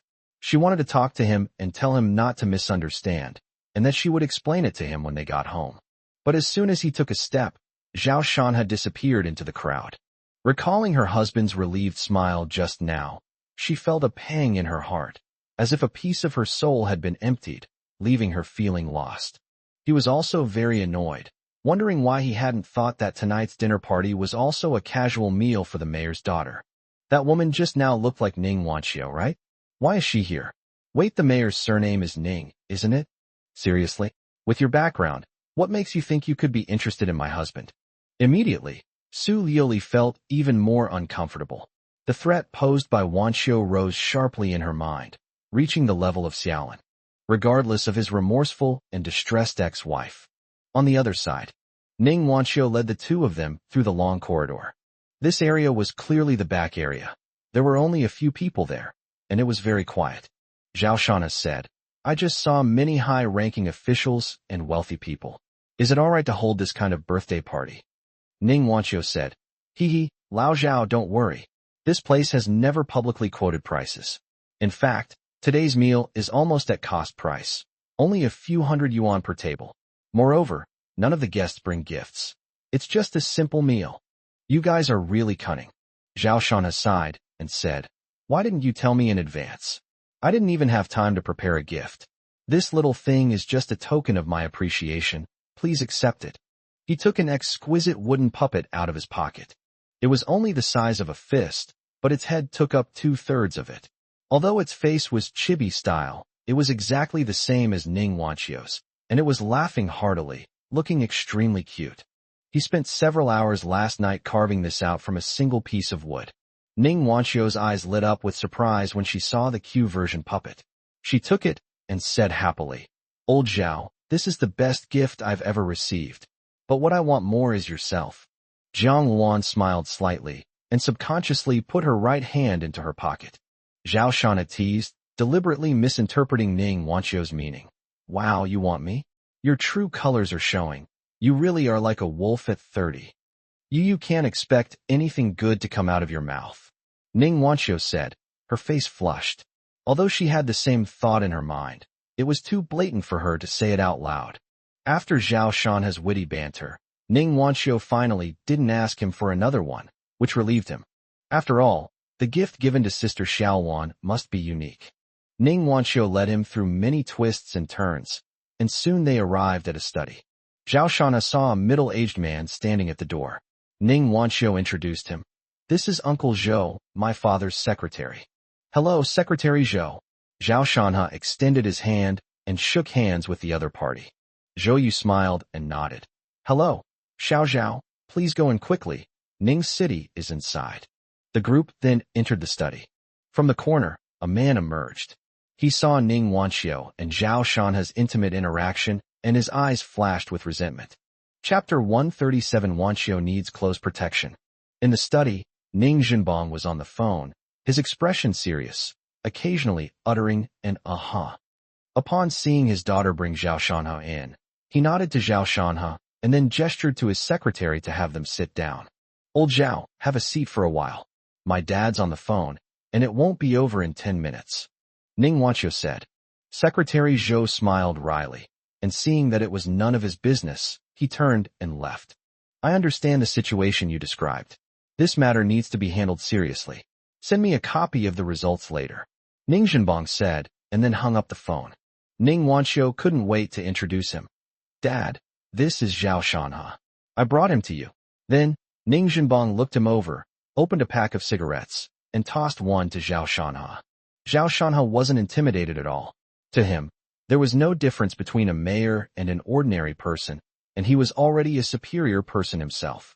He took the cigarette Ning Jinbang threw to him, lit it without saying a word. Neither of them spoke. Ning Wanqiu looked around anxiously. He hoped that Zhao Shanha would leave a good impression on his father so that they could be together in the future. Interesting. Xiao Zhao, I've heard about what you've been up to lately. You're quite close to Lin Dayu's daughter, aren't you? Ning Jinbang stared at him and found that Zhao Shanha was not only not intimidated, but also very calm, so he spoke first. Upon hearing his first words mention Shaolin, Zhao Shanha suddenly remembered that Lin Dayu was once the richest man in Tiannan, but later, for some unknown reason, he transferred all his businesses to Beijing. This must have involved conflicts with certain officials, since transferring assets worth over 100 billion yuan would severely damage the local economy. Judging from Ning Jinbang's tone, could it be that he was the one who had a conflict with Lin Dayu back then? Zhao Shanha pondered for a moment, his expression unchanged, and said with a smile, It is very good. I am her teacher. It's not that simple. She gave you the company for free. That's not something a teacher-student relationship can do. Ning Jinbang asked meaningfully. Zhao Shanha was speechless. Who do you think you are, gossiping about these things? Is it really okay? Seeing that he didn't speak, Ning Jinbang didn't take it to heart and shook his head with a smile. I really want to see Lin Dayu's expression. He has always looked down on us Tiannan people, but in the end, the most important thing of his was stolen by the Tiannan people. Ha! Zhao Shanha fell silent again. Ning Jinbang was a little embarrassed, but he didn't show it on his face. He changed the subject and said, All right, let's get down to business. I admire some of the things you did before, so I'd like to ask you for a favor. Zhao Shanha nodded. Uncle, please speak freely. Wanqiu has been asking me about Tianbin lately. Is that what you wanted? Are you planning to deal with Tianbin? Ning Jinbang asked directly. If nothing unexpected happens, Tianbin will be finished soon. Within 3 days, Zhao Shanha declared. Ning Jinbang was somewhat taken aback. So confident? Zhao Shanha smiled slightly, but did not respond. He doesn't like to waste time talking to people he doesn't know well. For some things, it's enough to just state your opinion. You handle Tianbin's matter. Your company has been having some trouble lately, but I'll put in a good word for you, Ning Jinbang said after a moment's thought. Zhao Shanha's heart stirred, and he said, Thank you, Mayor Ning. With this man's word, none of the demons and monsters dared to cause trouble for the Wanha group. It's nothing. Ning Jinbang waved his hand. It was nothing more than a small favor for him. He continued, You know that Wan Xiu is going to marry Zhang Zhe for some reasons. I'm satisfied with what happened to Zhang Zhe before. However, recently, his personality seems to have become somewhat extreme. What I'm asking you to do is very simple. Protect Wan Xiu. Zhao Shanhe raised an eyebrow, not expecting that what Ning Zhenbang wanted him to do was actually related to Zhang Zhe. Since being crippled, Zhang Zhe's mentality will inevitably change over time, and it's quite normal for him to become paranoid, extreme, or even develop into a desire for revenge against society. This made Ning Zhenbang somewhat worried. As for protecting Ning Wanxiu, how should we protect her? It's very simple. Just make Zhang Zhe no longer a threat. Zhao Shanhe understood immediately. He neither refused nor immediately agreed, but asked with doubt. Zhang Zhe is just an ordinary person, given your status. As I just said, there are some reasons why I can't do anything about it. I can only do some things after I can make sure that the wedding goes smoothly on October 1st. Ning Zhenbang sighed and said slowly. Zhao Shanhe understood that the wedding had to take place, but he was also afraid that Zhang Zhe would harm Ning Wanxiu in the meantime. Therefore, Ning Zhenbang needed Zhao Shanhe to take action. Ideally, Zhang Zhe should be rendered incapable of harming anyone before October 1st. After thinking for a moment, Zhao Shanhe nodded and said, I understand. I will deal with Wanxiu's troubles after Tian Bin's matter is over. Even if Ning Zhenbang hadn't mentioned it, he couldn't just sit idly by, considering how many times Wanxiu had helped him. Moreover, Zhao Shanhe himself was the one who instigated Zhang Zhe's psychological abnormality. After chatting briefly for a while, Zhao Shanhe took his leave. Ning Zhenbang didn't try to stop him, and just told him to eat and drink well at the banquet. Of course, he wouldn't go himself, but he knew exactly who came and who didn't. Ning Wanxiu pushed him out and whispered in his ear, Old Zhao, you have to protect me, preferably by keeping me close, hee. Jiang Luan followed beside her, pouting with a hint of resentment. Zhao Shanhe chuckled lightly. Don't worry, don't fret about that guy. I'll take care of the trouble for you. Ning Wanxiu rolled her eyes and said, His eyes are really scary right now. I'm a little scared. Why don't I move in with you? My dad will definitely agree. Speak of Chow Chow, and Chow Chow appears. At this moment, Zhang Zhe walked out from around the corner, not far away. Zhao Shanhe, you're here too, Wanxiu. The banquet is about to start over there. Let's hurry up and go after you're seated. Zhang Zhe had a smile on his face, but Zhao Shanhe was very perceptive and had clearly noticed the countless negative emotions in his eyes. Resentment, rage, madness. It seems this is more serious than imagined. Zhao Shanhe pondered for a moment and felt that he should take this matter seriously, otherwise Wanxiu might really be in danger. Ning Wanxiu, however, did not have his composure. She was furious whenever she saw Zhang Zhe, and the fact that they were getting married on October 1st made her even more disgusted. She gave her a cold look and said with disgust, I know, you can leave now. There are quite a lot of people waiting, why don't we go first? Before Zhang Zhe could finish speaking, Ning Wanxiu interrupted him directly. Get lost. Zhao Shanhe thought to himself, is this what you mean by fear? Without giving Zhang Zhe any face, the smile on his face froze, and he gradually lowered his head, his body trembling with humiliation. After a long silence, he took a deep breath, raised his head, and forced a smile. Okay, I'll go first. Chapter 138, Su Liuli Regrets. After Zhang Zhe left, Zhao Shanhe said to Ning Wanxiu, he is in danger. You can stay at my place for now.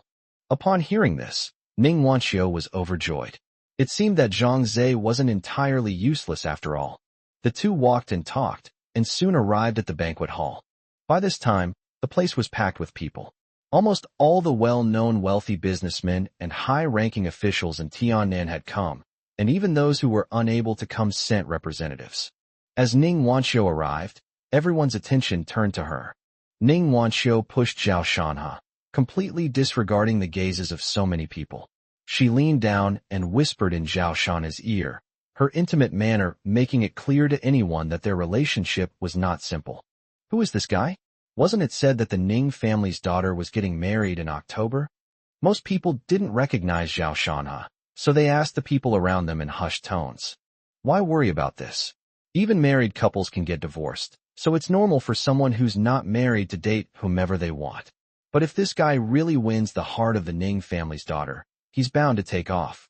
Ning Wanxiu pushed Zhao Shanhe to the main seat, personally helped him sit down next to her, and then sat down herself next to him in the main seat. Zhang Wan then sat on the other side of Zhao Shanhe. At the same time, Su Liuli witnessed all of this, and her heart was filled with shock and disbelief. It hurts so much. She desperately wanted to rush up and question them, but there were so many people present, and they all saw that she had come as Qin Hao's female companion. So, what was her identity when she went up there? What alarmed her even more was that her husband clearly saw her at that moment, but he didn't even glance at her, his gaze sweeping over her, as if she were a stranger. She recalled that during the day, when Zhao Shanhe asked her where she was going, she lied and said she was going home. Moreover, she refused her husband's invitation without even thinking about it. These actions replayed in her mind, making her increasingly panicked, and a feeling of regret began to grow within her. The already fragile relationship seems to be on the verge of complete collapse. Ning Wanxiu also saw Su Liuli. The happiest thing today was that Lao Zhao agreed to let her live in his house, and the second happiest thing was seeing Su Liuli being ambiguous with other people. In that case, old Zhao definitely won't be able to forgive her. She was secretly pleased, stood up, and said some polite words. Then, changing the subject abruptly, he introduced Zhao Shanhe with a rather Jianghu, a term referring to the world of martial arts and chivalry. His name is Zhao Shanhe. He is my college classmate and my best brother, without a doubt. These words caused an uproar, and people began to whisper among themselves. From this day forward, the name Zhao Shanhe is destined to be remembered by many. Zhao Shanhe was also surprised and deeply moved by Wanxiu's unexpected move. With just one word from her, his future development in Tianan City will surely be smooth sailing and bring him wealth. Like Lin Ruoshi, she is yet another woman who is willing to sacrifice everything for him. Then the meal began, and one after another, exquisite and tempting dishes were served, their appearance alone suggesting they were quite expensive. Zhao Shanhe, holding a bowl, whispered in Ning Wanxiu's ear, "You're in charge of this whole table of food. How much does it cost?" Ning Wanxiu smiled and said, "Let's go pay the bill. This is the price, and we have an invoice." "So this bird's nest dish costs 50 yuan for a big plate?" Zhao Shanhe complained. "Less than 50, maybe 30-odd yuan." As the banquet progressed, people came one after another to offer toasts, wishing Ning Wanxiu well, while also greeting Zhao Shanhe.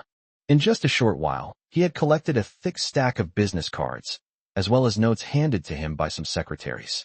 "It's so easy to get things done if you have connections in the court," Zhao Shanhe sighed, as a familiar figure appeared in his peripheral vision.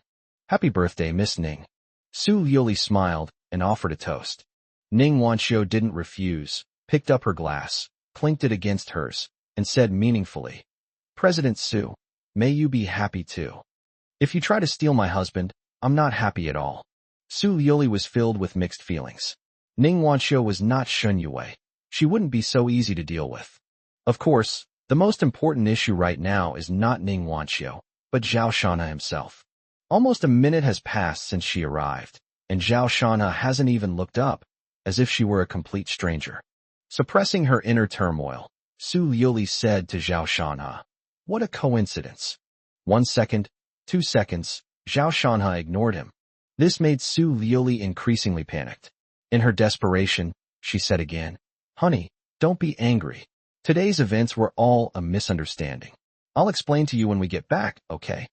"Holy crap, is there some big news?" Immediately, the rich and powerful kids at the table held their breath and pricked up their ears. Zhao Shanhe frowned, wiped his mouth with a tissue, then turned to look at Su Liuli and said calmly, "Miss Su, are you speaking to me?" "You." Hearing his tone, Su Liuli was shocked and angry. He actually called me President Su? But feeling guilty, she had to humble herself. "Honey, let's stop arguing. Things really aren't what you think. You've misunderstood me." Zhao Shanhe lit a cigarette, smiled faintly, and pointed behind her. "President Su, speaking of misunderstandings, shouldn't you have left after you finished toasting? Otherwise, President Qin might misunderstand that I have some kind of relationship with you, or others might think that I cheated on President Qin." Su Liuli looked in the direction he was pointing, and saw Qin Hao walking over with a wine glass in his hand. Instantly, Su Liuli's face changed drastically, turning completely bloodless. Every word Zhao Shanha said felt like a needle piercing her heart. "No, that's not it," she explained, pale-faced and at a loss for words. "We're full, let's go." Zhao Shanha, however, did not want to hear her explanation anymore and prepared to leave. Zhang Wan immediately stood up and pulled over his wheelchair, while Ning Wanqiu also stood up at the same time and said, "Old Zhao, let me see you off." Soon, the three of them went out together, while Su Liuli stood there blankly. Things are much more serious than we imagined. Qin Hao walked over and asked gently, "Liuli, what's wrong?" He knew that Zhao Shanha was Su Liuli's ex-husband, but he didn't care. Su Liuli snapped out of her daze. Her body trembled violently, and she chased after Zhao Shanha in the direction he had left. Qin Hao called out to her in astonishment, but she seemed not to hear him and ignored him. Now that things have come to this, she completely regrets it. They've already divorced because of past issues, so why are they still clinging to wishful thinking? An unprecedented sense of panic spread through my heart. Was I going to lose my husband completely? As Su Liuli walked out of the Koi manor, she saw Ning Wanqiu waving at a car, but she didn't see Zhao Shanha either. She asked, "Where's my husband?" Ning Wanqiu pointed to the back of the car and said, "You mean Lao Zhao? He's in the car. If I'm not mistaken, he should be your ex-husband. He'll be my husband for life. You'd better stay away from him. Being a mistress is immoral." Su Liuli frowned and said warily, "At this point, the other person's identity is no longer important. She must defend her marriage. You're really something. Two-timing, or three-timing. No wonder old Zhao doesn't want to talk to you." Ning Wanqiu gave a thumbs up and smiled faintly. "I didn't do those things, stop slandering me. He loves me very much, and if I explain to him, he will forgive me," Su Liuli said confidently. Ning Wanqiu's smile was somewhat sarcastic. "Do you think he will forgive you? A man who loved you so much and was so good to you. You ruined him. You're both pathetic and hateful. If I had known, I shouldn't have let you have Lao Zhao back in college." After saying that, Ning Wanqiu turned and left. Chapter 139, You Don't Need to Come Anymore. Zhao Shanha had just arrived home when he received a message from his classmate Wanqiu. After reading the message, Zhao Shanha replied with a received gesture and put down his phone. "What are your plans for dealing with Su Liuli?" Zhang Wan asked. Zhao Shanha thought for a moment and said calmly, "Tian Feiyong was the mastermind behind the car accident. So after Tian Bin carried it out, Tian Feiyong was next. There was only one way for him to end up, death." Seeing that he was giving an irrelevant answer, Zhang Wan said with dissatisfaction, "You're changing the subject again." "I didn't change the subject." "You mean?" Zhang Wan looked at him in surprise, clearly stunned for a moment, then immediately seemed to understand something. Xiao Wan is very smart. She understood Zhao Shanha's implied meaning. In modern society, killing someone is not easy. Zhao Shanha's meaning is very clear. Su Liuli is one of the key figures in killing Tian Feiyong. I rested on the sofa for a while when the doorbell rang. Zhang Wan went to open the door, and sure enough, it was Su Liuli. She was still wearing the same outfit she wore to the banquet, looking radiant. Su Liuli walked over, looked at Zhao Shanha, and whispered, "Husband, are you still angry?" Zhao Shanha's gaze remained calm as he said, "Why do you say that, President Su? There's no longer any relationship between us, so why should I be angry? Tu was wrong. I'm sorry you invited me this morning. I didn't know you were going there too, otherwise I definitely would have said yes you know. I have some collaborations with Qin Hao, so." Su Liuli hurriedly tried to explain, but her words were somewhat incoherent. Zhao Shanha shook his head with a faint smile. "After hearing her answer the phone last night, I already had a guess in my mind. This morning was just a test. You don't need to explain. In your heart, my words have never been the most important. Or you could say that you think any Tom, Dick, or Harry out there is more valuable than me. But you should have explained it to me clearly. I didn't know Ning Wanqiu's identity either. You don't seem to have grasped the main point. I don't want to talk to you anymore. Go upstairs and pack your things. You don't need to come here again." Upon hearing this, Su Liuli took 2 steps back in disbelief. You want to kick me out? Didn't you promise me that you'd let me stay here? Times have changed. You're flirting with other people outside while living here in this ambiguous situation. This will cause misunderstandings. After all, your Qin Hao is so powerful. What if he doesn't like me and crushes me with a single finger? Su Liuli swallowed. Zhao Shanha's words left her speechless, and she could only explain, "Honey, please don't do this. Qin Hao and I really don't have that kind of relationship. I promise you, I'll cut off all contact with him. Please don't kick me out, okay? Don't say that. I don't want to get involved in your affairs and make myself sound like a third party who's ruining your relationship." Zhao Shanha waved his hand, his tone as calm as ever. Su Liuli felt completely lost. She thought her husband would react as before, either angrily questioning her or feigning indifference. But what I didn't expect was his calm and collected demeanor, as if he had truly let go and been relieved. I don't want to. Su Liuli truly regretted it. She asked herself and knew that she didn't want to leave her husband and wanted to remarry him. Under this premise, what happened today is a huge mistake. Thinking of this, she threw herself onto Zhao Shanha's legs, choking back tears, and said, "I was blinded by greed. I was wrong. Can you forgive me just this once? This is very undignified of you." Zhao Shanha frowned, reached out, and slowly but firmly pulled her away. Su Liuli's mind went blank. She never expected her husband to be so heartless. Jiang Wan walked over and said, "Liuli, why are you doing this? Rather than suffering like this, it's better to part ways amicably."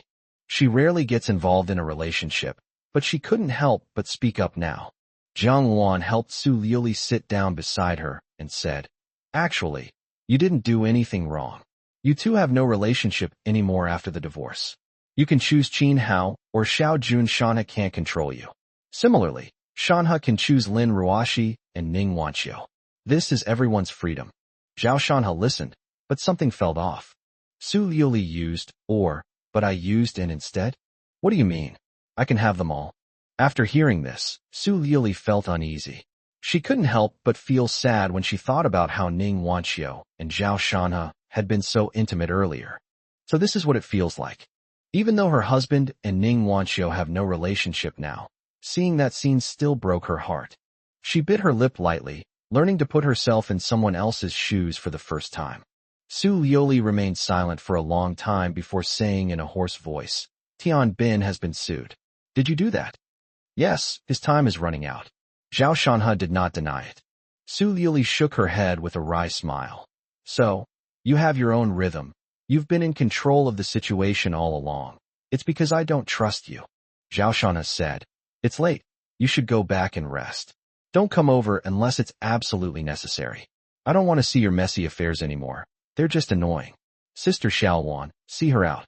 He issued an ultimatum. Su Liuli knew that she couldn't stay here today. She stood up listlessly and walked out the door in a daze. Unbeknownst to her, she had returned to her parents' house. When Su Qingxi opened the door and saw her sister's appearance, she was startled. She quickly welcomed Su Liuli in and led her to her room, asking, "Sister, what's wrong?" Su Liuli was stunned for a moment before shaking her head bitterly. "I messed it up. I messed it all up." Su Qingxi asked tentatively, "Is it because of that guy?" She hated Zhao Shanha to the core and didn't even want to mention his name. Su Liuli didn't want to explain. After taking a deep breath, she said to Su Qingxi, "You can go out first. I want to be alone." Su Qingxi frowned and left the room. Su Liuli sat alone in her room, lost in thought, her mind filled with memories of her time with her husband. A slight smile crept onto her lips as she reminisced. "We were so happy, so why did things turn out like this? Are we destined to go our separate ways?"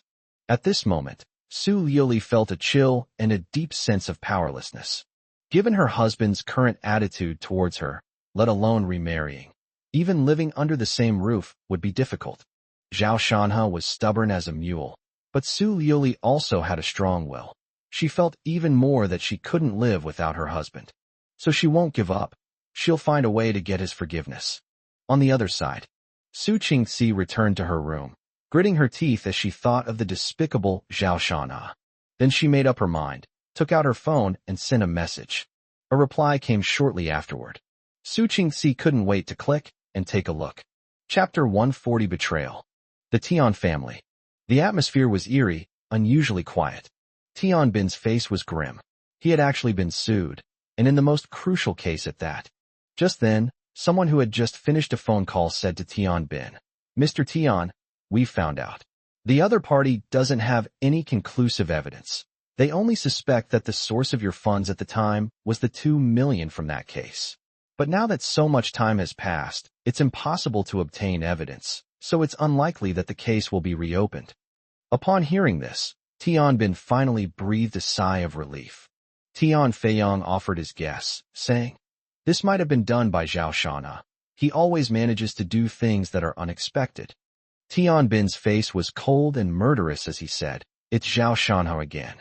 Does he really think that just because he's latched onto the Ning family, I won't dare to touch him? I'm going to kill him."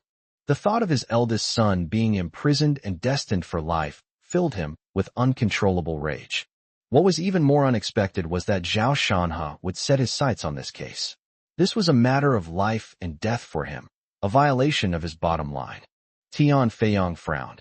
He actually has such a good relationship with Mayor Ning's daughter, publicly supporting her and making him famous. It's all right. He started it all, so don't blame me for starting it all. He's not qualified to play dirty tricks. The living room of the villa.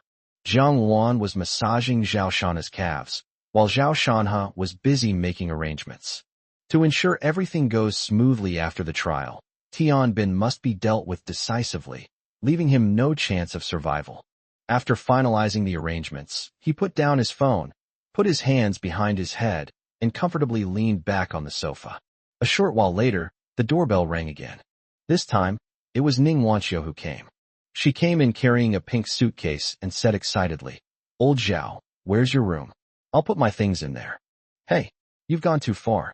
I kindly took you in, and you actually want to sleep with me? Go upstairs and find a room anywhere." Zhao Shanha teased with a smile. Ning Wanqiu rolled her eyes at him. "You're so annoying." After Ning Wanqiu tidied up the room, she went downstairs in her pajamas. Zhao Shanha pointed to his watch. "What time is it? Why aren't you asleep yet?" Ning Wanqiu saw the watermelon that Jiang Luan had cut on the coffee table, so she went over and took a piece, saying, "So many things to do today. My birthday is so tiring. I'm never celebrating it again. Are you even listening to me? I'm about to go to sleep." Zhao Shanha said helplessly. He was genuinely sleepy. Hee, of course I heard it, but I just can't sleep. Will you chat with me for a while? I don't want to talk." Zhao Shanha suddenly paused, his expression turning serious. "Wanqiu, you'd better not go out during this time. The security in this community is pretty good, and there are emergency call buttons in the villas. If you press them, a security guard will come within 3 minutes. Be careful with Zhang Zhe." I know. Why are you just like my dad? Be careful of Zhang Zhe, right? Don't worry, I may look down on him tactically, but I still take him seriously strategically. Besides, why don't I go out? I can just follow you, can't I?" Zhao Shanha looked Ning Wanqiu up and down and found that she was just as playful and cute as she had been in college. He said, "It's more dangerous to follow me. It will be safer until Tian Bin is completely finished. Listen to me. This villa is relatively safe for now. It shouldn't be a big problem to guard against people like Zhang Zhe. Since Su Qingxi picked his lock last time, he changed to a new lock that ordinary locksmiths can't open." The two chatted for a while longer. Jiang Luan performed acupuncture on Zhao Shanha, while occasionally offering her own opinions. Before they knew it, it was late at night. Ning Wanqiu was the first to give in. She yawned and went upstairs to sleep. Zhao Shanha took a shower and went to bed. Before we knew it, the day of the court hearing arrived. Zhao Shanha got up very early today. He was in high spirits, with a steady and sharp gaze. Everything is going smoothly. Today is Tian Bin's doomsday, and there will be no surprises. These past 2 days, it seems she knew he was busy, so Su Lili didn't come over herself, but instead sent him WeChat messages. She said she deeply admitted her mistake and made a self-criticism, and that she knew he had been busy with Tian Bin's affairs these past few days, so she hadn't bothered him. In any case, Zhao Shanha did not reply to any of these messages. Jiang Luan drove Zhao Shanha to the court. There weren't many people present, and this court hearing was confidential in nature. After Zhao Shanha's identity was verified, he was let in. At that moment, Su Liuli rushed over. "Husband, wait. What do you want?" Zhao Shanha asked. "I'll go in and take a look too. Something's up today. Someone's up to no good," Su Liuli said seriously. Zhao Shanha raised an eyebrow. "What do you mean?" Shin Yue went to Jinding Construction last night. She has a problem. You need to be careful around her. Really? Zhao Shanhe didn't seem surprised. After thinking for a while, he said, if you want to go in, then go in and see for yourself. It'll be good to witness Tian Bin's desolation firsthand. This will show you that your so-called strength is nothing but utter vulnerability. Su Liuli was somewhat stunned. She recalled that she had advised her husband many times not to provoke people with powerful backgrounds. Only now has she realized that perhaps the truly powerful person has always been by her side. Upon entering the courtroom, several key figures were already present. Shin Yue is in the plaintiff's seat, and Tian Bin is in the defendant's seat. There were also some people sitting nearby watching the court proceedings, such as Tian Feiyang. When Shin Yue saw Zhao Shanhe enter, she lowered her head and did not greet him. Instead, Tian Bin glared at him fiercely, a sinister smile creeping across his lips. He raised his hand and made a throat-slitting gesture, the threat palpable. Zhao Shanhe simply smiled and sat down in the viewing area with Jiang Wan. Su Liuli walked in and naturally sat down next to him. Time ticked by, and as the judge arrived, the courtroom gradually quieted down. The trial began quickly. Just as the indictment was being read aloud and both lawyers were preparing to present their evidence, Shin Yue spoke up. Judge, I want to drop the charges. What? This statement surprised everyone present. Some people showed happy expressions, which was something they wanted to see. The reopening of this case will affect some people. Zhao Shanhe stared at Shin Yue, but saw that her face was indifferent. She stood up expressionlessly and said again, I dropped the lawsuit. The evidence in the case back then was conclusive. My father was not wronged. So you still made this choice. Your father will die with regrets. Zhao Shanhe sighed inwardly. Su Liuli's face was filled with shock and anger. She gritted her teeth and said, as expected, she betrayed us. She deserves to die. Tian Bin couldn't suppress his smug smile and immediately turned to look at Zhao Shanhe. I expected to see a look of disappointment on his face, but instead, I saw a hint of mockery in his smile. Immediately afterwards, a wailing voice rang out. My husband, Lao Shun, is innocent. A blind old woman, supported by Jia Donglai, entered the courtroom. Shin Yue cried out in a broken voice. Mom. Chapter 141 Tian Feiyang, you're next. No noise in the courtroom. The judge banged the gavel and spoke with a frown. The smile on Tian Bin's face vanished instantly. They thought everything would be fine once Shun Yue dropped the lawsuit, but Zhao Shanhe unexpectedly brought Shun Mo's wife over. Shin Yue was also incredulous, because her mother had been sent to the countryside hundreds of miles away long ago. So why was she here? Suddenly, something occurred to her, and her heart skipped a beat. She looked at Zhao Shanhe and asked, Did you bring my mother back? Zhao Shanhe nodded, his eyes as calm as a lake. Shin Yue immediately had a terrible thought.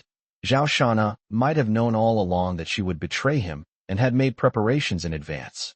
No, we can't let him ruin the plan. Thinking of this, Shin Yue gritted her teeth and loudly declared, I initiated this lawsuit, and now I demand that it be withdrawn. However, the blind old woman followed the sound and, seeing the blurry figure, stumbled to Shin Yue. She then slapped Shin Yue hard across the face, cursing. How many years has your father been wrongly accused? He finally has a chance to overturn the verdict, and you're trying to make him die with his eyes open? You're worse than a pig or a dog. Several bailiffs quickly pulled her away. Shin Yue remained expressionless and offered no response, her gaze fixed on the judge. At this moment, the plaintiff's lawyer, Li, stood up, nodded to Zhao Shanhe, and said, Judge, she is the wife of Shun Mo, the victim in the case back then. She can file the lawsuit. This trial should continue. This shocked Shin Yue, who looked over in surprise. Could the lawyer be one of Zhao Shanhe's men? Next, the judge announced a 10-minute recess so the jury could deliberate. Tian Feiyang looked at Zhao Shanhe and said with a sneer, You think you've won? You have no evidence at all. But you've completely angered my father, and soon you'll taste what it's like to be worse than dead. Su Liuli, you'd better stay away from him, or you'll be caught in the crossfire, and it will make the Su family look bad. Zhao Shanhe pointed at him and said, Don't worry, you're next. It will be soon, no more than 3 days, maybe even faster than your father. These words startled Tian Fei-yong, who didn't quite understand. After figuring it out, he laughed in anger. Look at the nonsense you're spouting. Just wait, we'll play with you slowly. You'll see that the Tian family can crush you like stepping on an ant. Zhao Shanhe lowered his head and remained silent. No one would believe him if he told the truth. From the moment Xiao Wanjie was injured, the fate of the Tian family was sealed. Tian Fei-yong, have I been too kind to you? Your brother has already been sent to jail by my husband. What right do you have to bark here? Su Liuli narrowed her eyes and said disdainfully. Unexpectedly, Su Liuli also confronted him, which made Tian Fei-yong very angry. However, he could not show his anger in the courtroom, so he could only endure it and think of a way to deal with them later. Su Liuli asked softly, Honey, can we really get rid of Tianbin this time? What if it wasn't him who did it? Zhao Shanhe said calmly. He is a born scumbag, and he is destined to be judged today. Is there such a thing as a born scumbag? Seeing her confusion, Zhao Shanhe said, Have you heard of supermale syndrome? He has it. This is the information Ning Wanqiu found for him, indicating that Tian Bin has supermale genes. This gene completely overturns the idea that human nature is inherently good and can be considered a born evil person. Zhao Shanhe's conviction that Tian Bin had committed a horrific act was partly based on this genetic predisposition. Su Liuli suddenly realized that in modern society, if someone conceives a child with a male gene, they would be required to abort the pregnancy. What if he manages to escape this time? Su Liuli asked with some concern. Zhao Shanhe said, A life for a life. He's not mentally ill. He can't escape. Su Liuli nodded and didn't ask any more questions. Shortly afterward, the judge took his seat and announced that the trial would continue. Then, Attorney Li presented evidence and spoke in court, but the opposing lawyer refuted each point, arguing that there was no conclusive evidence and that it could not prove that Tian Bin was the real murderer. Time flew by, and an hour passed in the blink of an eye. There has been little progress. According to the principle of presumption of innocence, Tian Bin is very likely to be released in court, and it will be difficult for him to be prosecuted again in the future. Xin Yue breathed a sigh of relief. This way, it wouldn't affect her transaction with the Tian group, and she could succeed. Thinking about this made her very excited. As for Tian Bin, a smile reappeared on his face, and he turned his gaze to Zhao Shanhe with a provocative look. I told you, my dad will be fine, Tian Fei-yong said with a sneer. Zhao Shanhe didn't even turn his head. Don't worry, something will happen soon. In the blink of an eye, another hour had passed. Attorney Li tried everything he could, but still couldn't prove Tian Bin guilty. In the end, he shrugged at Zhao Shanhe with a helpless expression. Su Liuli sensed that all was lost, so she said seriously, Husband, it seems there's no chance this time. You'd better be careful from now on. I've arranged for people to protect you, and they definitely won't let this go. Zhao Shanhe glanced at her and said indifferently, You have never believed me. Su Liuli was stunned and speechless. 10 minutes later, after deliberation by the judge and jury, the judge announced in court, There is insufficient valid evidence at present. The case is dismissed, and Tian Bin is not guilty. Immediately, many people below breathed a sigh of relief, and bailiffs began to unlock the handcuffs in front of Tian Bin. Tian Bin stood up, looked at Zhao Shanhe, and sneered. Kid, you're still too green to play with me. Xin Yue stood up, walked over, and smiled. President Tian, congratulations. Tian Bin nodded. Xiao Shun, you did a great job. The conditions I agreed to yesterday are still valid. Xin Yue immediately smiled, looking very beautiful. Just then, the courtroom doors were suddenly kicked open, and several heavily armed police officers walked in. Leading them was Zhuge Yang, who raised his pistol and pointed it at Tian Bin, shouting, Tian Bin, don't move. The courtroom fell silent instantly. Everyone was terrified. At the same time, Tian Bin's mind went blank, and he was clearly at a loss, instinctively wanting to explain. But just as he made a move, there was a click, and Zhuge Yang released the safety without the slightest hesitation, his eyes cold and sharp. If Tian Bin makes any further moves, he will definitely fire. Tian Bin swallowed hard, his legs trembling uncontrollably. He forced himself to raise his hand and forced an awkward smile. Officer, is there some misunderstanding? At that moment, Two police officers helped the woman walk in. The moment her bewildered eyes saw Tian Bin, they lit up with a bright light. ABA. She was speaking incoherently and tried to rush over, but was stopped by the police officers next to her. The moment Tian Bin saw the woman, his eyes bulged out, and he seemed to lose all his strength, collapsing to the ground like a noodle. He knew he was finished. Chapter 142 Tian Bin's Doomsday. Is Su Liuli the curse? You are a prime suspect in the major robbery, murder, and rape case of September 24th, 30 years ago. You are hereby arrested in accordance with the law. This is the arrest warrant. Zhuge Yang walked over with his gun in hand, and someone immediately took out handcuffs and locked Tian Bin up again. At this moment, Zhuge Yang put down his gun and took out an arrest warrant. The situation took a dramatic turn. Tian Bin had just been declared innocent when his doom was looming. Many people present changed their expressions and hurriedly left. Tian Bin's face was ashen, and he lay sprawled on the ground, his legs trembling uncontrollably. The room was quiet. Suddenly, the woman broke free from the police officer's restraints and pounced on Tian Bin. To everyone's astonishment, she licked Tian Bin's cheek with her tongue, just like a puppy. ABA. She licked while wiggling her hips, giving a fawning look. This scene sent a chill down the spines of everyone present. Undoubtedly, this woman is the girl who went missing back then.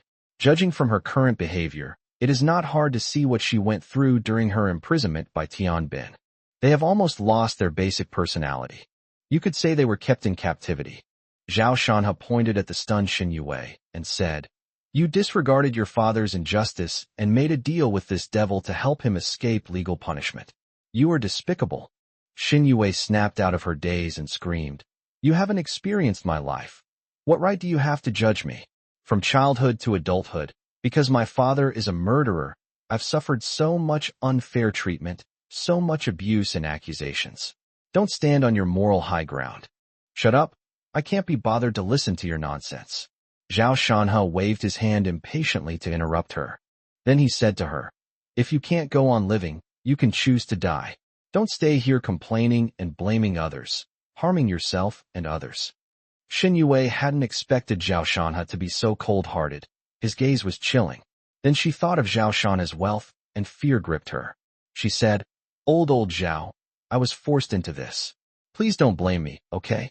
Su Liuli sneered. "Are you dreaming? Who do you think you are to expect my husband to forgive you? You just wait. I've put up with you for too long. You'll pay the price for betraying my husband. No woman but me has ever received her husband's forgiveness." She felt a secret joy, knowing that she was the only one who was special in her husband's heart. At this moment, Tian Bin had been restrained and was being let out. The head of the billion-dollar group was now like a dead dog, looking miserable. His legs were trembling, and there was a wet patch on his pants. As they passed Zhao Shanhe, Tian Bin suddenly asked, "How did you find her?" He had a gut feeling that finding this woman was definitely related to Zhao Shanhe. Immediately, many people turned their attention to Zhao Shanhe, wanting to know how he had discovered her. Zhao Shanhe chuckled. "Of course, President Tian told me personally. I never imagined that the girl from back then was hidden in that place by you." "I told you." "Impossible," Tian Bin replied without even thinking. "To be honest, there are always people who don't believe it," Zhao Shanhe sighed, and without hiding anything, said, "It all started with Xin Yue. She suddenly asked me out a while ago, which I found very strange. After all, I've always lived in Tiannan. If she really liked me, there were countless ways for her to find me. But she chose this particular time to contact me. It wasn't until I discovered she worked at the Industry and Commerce Bureau that I realized she was after my company." Zhao Shanhe looked at Xin Yue and asked with a smile, "Am I right?" Xin Yue lowered her head and remained silent, but her silence spoke volumes.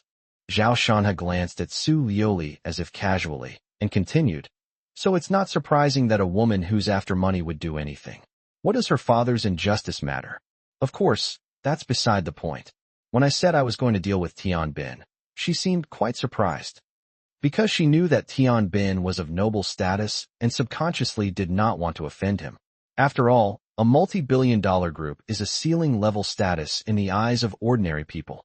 In addition, after a period of contact, she knew that I would not marry her, So other ideas naturally began to grow in her mind. As he spoke, he took a media player out of his pocket. After he pressed the button, a sound immediately came from inside. Tian Bin. So you're the one suing me? Do you even know what you're doing? Xin Yue. President Tian, please don't be angry. This lawsuit was not my intention. It was Zhao Shanhe who asked me to do it. Since I'm here today, I want to discuss a deal with you. Tian Bin sneered. What qualifications do you have to talk to me about a deal? Your name is Xin Yue? I'll remember you. Since you've sued me, I hope you can bear the consequences. Xin Yue was clearly frightened and quickly said, President Tian, please listen to me. Zhao Shanhe has found conclusive evidence, and the trial is tomorrow. I hope you will consider this carefully. Evidence? What evidence? Xin Yue told the truth. He said he found the girl who went missing back then. What? Impossible. Tian Bin's tone was somewhat panicked, but he quickly calmed down and asked in a deep voice, You want to make a deal? How? Xin Yue said, The court hearing is tomorrow, so I'll drop the lawsuit. With the news I just heard, I wonder if it's worth 100 million. 100 million? Tian Bin chuckled. You underestimate me. Here's what we'll do. You're quite good looking. Come with me. Money won't be a problem. At this point, Zhao Shanhe closed the player and exclaimed, The class monitor really didn't disappoint me. He told you the message I wanted to pass on. You hid that girl too well. Of course I couldn't find her. But luckily, President Tian was generous and told me the girl's location 20 minutes after the recording. He then played another audio recording, which was a wiretapped phone conversation. Tian Bin. Tiger, go to my office right now. In the restroom next to the office, push the mirror inwards. There's a hidden door. There's a woman inside. Go and take care of her. Tiger. Okay, Brother Bin. Tian Bin. Be quick. Be discreet. Clean up after you're done, and then give me an answer. At this point, the truth finally came out. Xin Yue's face turned pale. It turned out that Zhao Shanhe had known about everything she had done all along, and it was all part of his plan. After hearing this, Tian Bin was deeply disturbed. It really was him who had told him. If he had done nothing, nothing would have happened. But when he heard that Zhao Shanhe knew the girl's whereabouts, he panicked, and some actions became inevitable. He suddenly remembered how he had become enemies with Zhao Shanhe.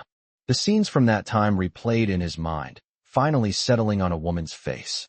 He suddenly looked at Su Lioli and laughed bitterly. It's all your fault. All your fault. You're the jinx. You've ruined the Tian family.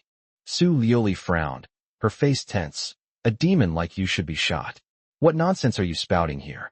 Zhao Shanhe said to Zhuge Yang. All right, I've explained it to him. He can rest in peace now. Zhuge Yang nodded and led his men to escort Tian Bin out. Tian Feiyong witnessed all of this, and his mind was completely blank. In the blink of an eye, his father was gone. He felt like he was dreaming. Suddenly, he remembered what Zhao Shanhe had just said. Soon, no more than 3 days, faster than your father. Suddenly, he was jolted awake, his heart pounded, and an unprecedented sense of fear overwhelmed him. Chapter 143 Chen Xiaojun calls Su Lioli. After Tian Bin was taken away, the courtroom fell silent for a brief moment before the people present gradually left.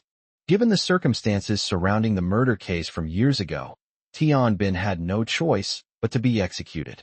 At this point, 2 of the 3 members of the Tian family, father and sons, have been dealt with. Zhao Shanhe's gaze fell on Tian Feiyong, and he pointed at him, sneering, You're the only one left. Tian Feiyong's expression changed, and he gritted his teeth, saying, I haven't broken the law. What can you do to me? Zhao Shanhe said, The law may give you a chance to atone for what you did, but it won't. You'd better watch yourself. Are you really going to go this far? I don't believe you don't have a weakness, Tian Feiyong said with a gloomy face. Zhao Shanhe shook his head and said no more. Is Tian Feiyong clean? The answer is no. If we dig deeper, it wouldn't be difficult to get him imprisoned. However, Zhao Shanhe's revenge against Tian Feiyong would not be so simple. His goal was clear, to send him to his death. There was no other way. And it will happen very quickly, no more than 3 days. Tian Feiyong was uneasy and fearful of Zhao Shanhe's methods. He wanted to say something conciliatory and try to make peace. However, out of consideration for his pride, he hesitated to speak and left with a heavy heart. Finally, Zhao Shanhe glanced coldly at Xun Yue before saying to Zhang Wan, Sister Xiao Wan, let's go. Zhang Wan nodded and pushed him towards the outside. Honey, wait for me. Su Liuli cried out in grievance, following closely behind. Xun Yue stared blankly at their retreating figures. She hadn't expected Zhao Shanhe to be able to deal with Tian Bin, which filled her with deep regret. If she had known this would happen, she would never have betrayed him, but now it was too late to say anything. Sigh, am I going back to that kind of life again? As for being retaliated against by him, Zhao Shanhe is a good person, he wouldn't do that. She shook her head and walked away dejectedly, feeling that her relationship with Zhao Shanhe had come to an end. Outside, Zhao Shanhe frowned and said, Why are you still following me? Why are you still acting like this? I was just trying to help you. You should be grateful. Su Liuli said indignantly. This was her strategy. She was prepared to argue and make trouble, believing that Zhao Shanhe wouldn't resort to violence against her. Zhao Shanhe was helpless. He shook his head and said, To be honest, I really don't understand you. You're always flirting with other people, so why are you bothering me? Su Liuli never believed in his abilities, always feeling that other men would bring her value. But you have a mountain of gold but don't realize it. I'm no worse than anyone else. Making money is as easy for me as eating and drinking. However, you have completely disappointed me. I will not help you. You have thrown away a mountain of gold. You still don't believe me. I've already told you I haven't been flirting with anyone. Can you forgive me this once and promise me I won't do anything to upset you again? Su Liuli said coquettishly, trying to hug his arm, but Zhao Shanhe stopped her. He said, I trust what I see with my own eyes more. Don't try that on me. From now on, let's go our separate ways and never see each other again. I didn't cheat on you. You divorced me because of a misunderstanding, and now you want to completely sever ties with me? I don't agree. Without a second thought, Su Liuli refused. She found herself loving her husband more and more, and was even more reluctant to let go. Whatever, just don't come to my place. I don't want to see you.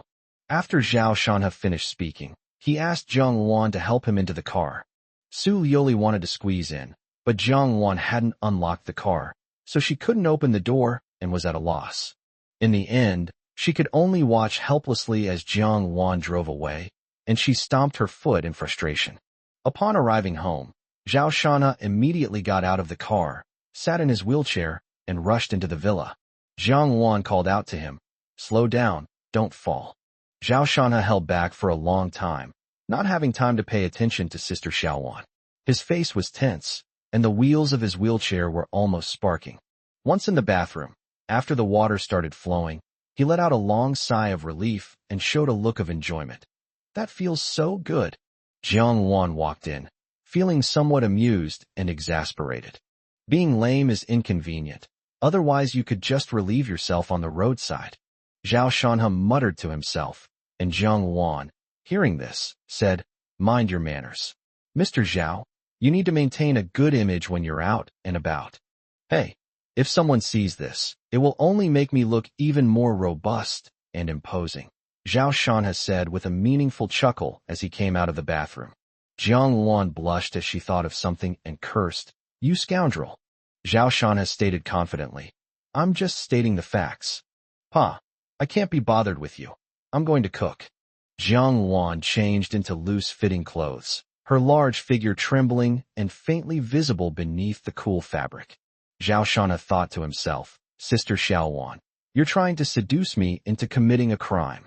He quickly turned on the TV and found an online drama to distract himself. Before long, Zhang Wan skillfully served the food to the table. Zhang Wan noticed that he would glance at the TV after taking a bite, and scoffed. You criticized me last time, but you're addicted to it yourself. We're like brothers, one big brother and one small brother. This web series, although it doesn't make much sense, is really enjoyable to watch.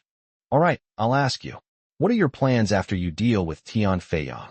Zhang Wan asked, having no doubt that Zhao Shanhe was capable of killing Tian Feiyang. What are your plans? Zhao Shanhe hesitated for a moment, then stopped watching TV and began to ponder silently. Then he said, I don't have a strong desire to make money. Actually, I'd rather travel the world or find a quiet place to live, but before that, some people can't live too comfortably. they have to pay a price. After listening, Jiang Wan understood. These some people are those who have ambiguous relationships with Su Liuli. Regardless of Su Liuli's attitude, those men who knowingly have illicit relationships with her are trampling on Zhao Shanha's dignity. Leaving aside Zhao Shanha, no man could tolerate this, except for those with a cuckold fetish. Go ahead and do what you want to do. I support you. Jiang Wan firmly believes that no matter who the opponent is, Shanha will ultimately win. After dinner, Jiang Wan sat on the sofa, eating fruit and watching TV. Zhao Shanha rested his head on Jiang Wan's snow-white thighs, watching web dramas with her, and sighed inwardly. This is life. On the other side, the Su family villa. Su Liuli sat in her room, still sulking. She felt that Zhao Shanha was too cold and heartless. Even after all she had done, he still wouldn't forgive her. She slapped her forehead in frustration. What a mess. Then, she lay down on the bed, her body spread out in a staring-out position, staring blankly at the chandelier on the ceiling. Just then, the phone rang. She picked it up listlessly and glanced at it. The familiar number immediately made her eyes widen, and an uncontrollable anger instantly spread across her face. She struggled for a moment, then gritted her teeth and hung up. But less than 10 seconds later, the phone rang again, and she hung up again. But the other party persisted, and finally Su Liuli answered the call, speaking expressionlessly. You still have the nerve to call me? Chen Xiaojun. Chapter 144. Su Liuli. Get out of my world completely. Liuli, we haven't been in touch for over a year, and we've become so distant. I still hope you'll call me Brother Xiaojun. Chen Xiaojun chuckled lightly, showing no annoyance at Su Liuli's tone. Get out. How dare you do such a thing? I will never forgive you, even if it kills me. Su Liuli's chest heaved as she angrily rebuked him. Chen Xiaojun sighed and said, You can't blame me. We've both been drinking, and you're so charming besides. I thought you would be willing. After all, you were willing to divorce him for me. Su Liuli clenched her fingers tightly, causing her knuckles to turn white. The man in that ward was none other than Chen Xiaojun. This was also the trigger for her divorce. Thinking about the past, she felt extremely regretful, and tears involuntarily streamed down her cheeks. Hearing faint sobs, Chen Xiaojun paused for a moment before saying, Hey Liuli, why aren't you saying anything? Are you crying? Su Liuli took a deep breath and gritted her teeth, saying, Was the video my husband has given to him by you? What video? That day in the hospital ward. After hearing this, Chen Xiaojun was clearly puzzled. In the ward? I didn't film any videos in the ward, nor did I give your husband anything. Are you mistaken? Su Liuli fell silent. Her long-held suspicions had been refuted. Should she believe Chen Xiaojun? Chen Xiaojun sighed again. We've known each other since we were little, and we've always been so close. If I hadn't gone abroad to study, I would have been the one to marry you in the end. Later, when I returned to China, you told me you regretted marrying him, saying he couldn't help you. Upon hearing this, Su Liuli seemed to realize something and hurriedly interrupted. That's enough. None of this is your business. My husband and I have a great relationship. Watch your words. Chen Xiaojun has changed. He might record things, so we have to be careful. Okay, let's get down to business. I'll be going back in a couple of days, and you can pick me up at the airport then. I'm busy. Don't be so quick to refuse. It's been so long since we last met. Don't you miss me? Besides, my visit isn't entirely for personal reasons. You know I'm gradually taking over the Chen group. Don't you want to advance further in the Su family? I'll help you, just like I did a year or so ago. Chen Xiaojun chuckled and spoke calmly. Su Liuli hesitated and considered for a moment. She said, We'll see when the time comes. I'm making it clear beforehand that I don't need your unconditional help. If it's beneficial to both of us, then let's work together happily. Otherwise, there's no need to contact each other again. Of course, I'm not a philanthropist, Chen Xiaojun said matter-of-factly. When a businessman, especially a top entrepreneur, does something, he must have an ulterior motive. Fame, fortune, or people. Su Liuli then said, All right, that's fine. After she finished speaking, she was about to hang up when Chen Xiaojun spoke up again. Wait a minute, there's one more small thing I need your help with. Su Liuli frowned. What is it? I know everything your ex-husband has been doing lately. I have to say, he's quite capable. He even took over Lin Dayu's daughter's company. He also ruined the Tian family father and son. This makes me look at him in a new light. He's not entirely useless. Stop talking nonsense and get to the point. Also, he is my husband, not my ex-husband. It's actually very simple. Your husband threatened Tian Feiyang today, saying he would kill him in 3 days. Tian Feiyang was quite scared and came to me for help. You know, we live in a society governed by law now, and he still makes threats like this. How frightening. So I think you should talk to your husband and tell him to calm down and not act impulsively. It was all because of Tian Feiyang? Su Liuli knew she was in trouble. She knew that her husband's hatred for Tian Feiyang was greater than anyone else's. She said, "Don't talk nonsense. My husband wouldn't kill anyone." Chen Xiaojun said, "Liuli, you're quite cautious. But this matter definitely needs to be done, because I promised Tian Feiyang. At least before I come to Tiannan, he can't be in trouble. Otherwise I'll lose face, and what will others think of me in the future?" "Then don't agree to it." Su Liuli still refused. Chen Xiaojun sighed. "There's nothing I can do about it. If all else fails, I'll have to go to your husband myself and try to persuade him. I believe he'll give me that kind of face. After all, he's a smart man." "Absolutely not. If you dare to see him, I'll make you pay." Su Liuli's voice suddenly rose in pitch. How could she allow Chen Xiaojun to meet with Zhao Shanhe? If Zhao Shanhe finds out about her affair with Chen Xiaojun, her chances of saving her marriage will be very slim. Don't get excited. Don't get excited actually. I don't want to see him either. After all, he married you, which makes me envious and jealous. What makes him so special? Is he richer or more handsome than me? Liuli, I have to say, your taste is really bad. You picked up a sesame seed and lost a watermelon. I'm hanging up, Su Liuli said coldly. All right. Let's get back to the important matter. You must persuade him, otherwise I'll have no choice but to go see him myself. You. Su Liuli gritted her teeth, realizing that Chen Xiaojun was pressuring her, and she was furious. But she also knew that if she didn't try to persuade her husband, Chen Xiaojun would really go to Zhao Shanhe, which was something she didn't want to see. For a moment, Su Liuli was caught in a dilemma. Chen Xiaojun remained silent, awaiting her choice. Half a minute later, Su Liuli said dejectedly, "Okay, I'll try to persuade my husband, but no matter what the outcome, you can't go see him." "Sure," Chen Xiaojun readily agreed. Then, Su Liuli immediately hung up the phone. Chen Xiaojun heard the busy tone on the phone, and a disdainful smile appeared on his lips. "Zhao Shanhe, did you deliberately threaten Tian Feiyang so that he would pass on a message to me?" "Haha, this is a provocation. Like an ant trying to shake a tree, it's overestimating its own strength. Now that Su Liuli is advising you to let Tian Feiyang go, she's on my side. Whether you agree or not, you've already lost." Su Liuli was still conflicted after hanging up the phone. "Should I ask my husband to let Tian Feiyang go?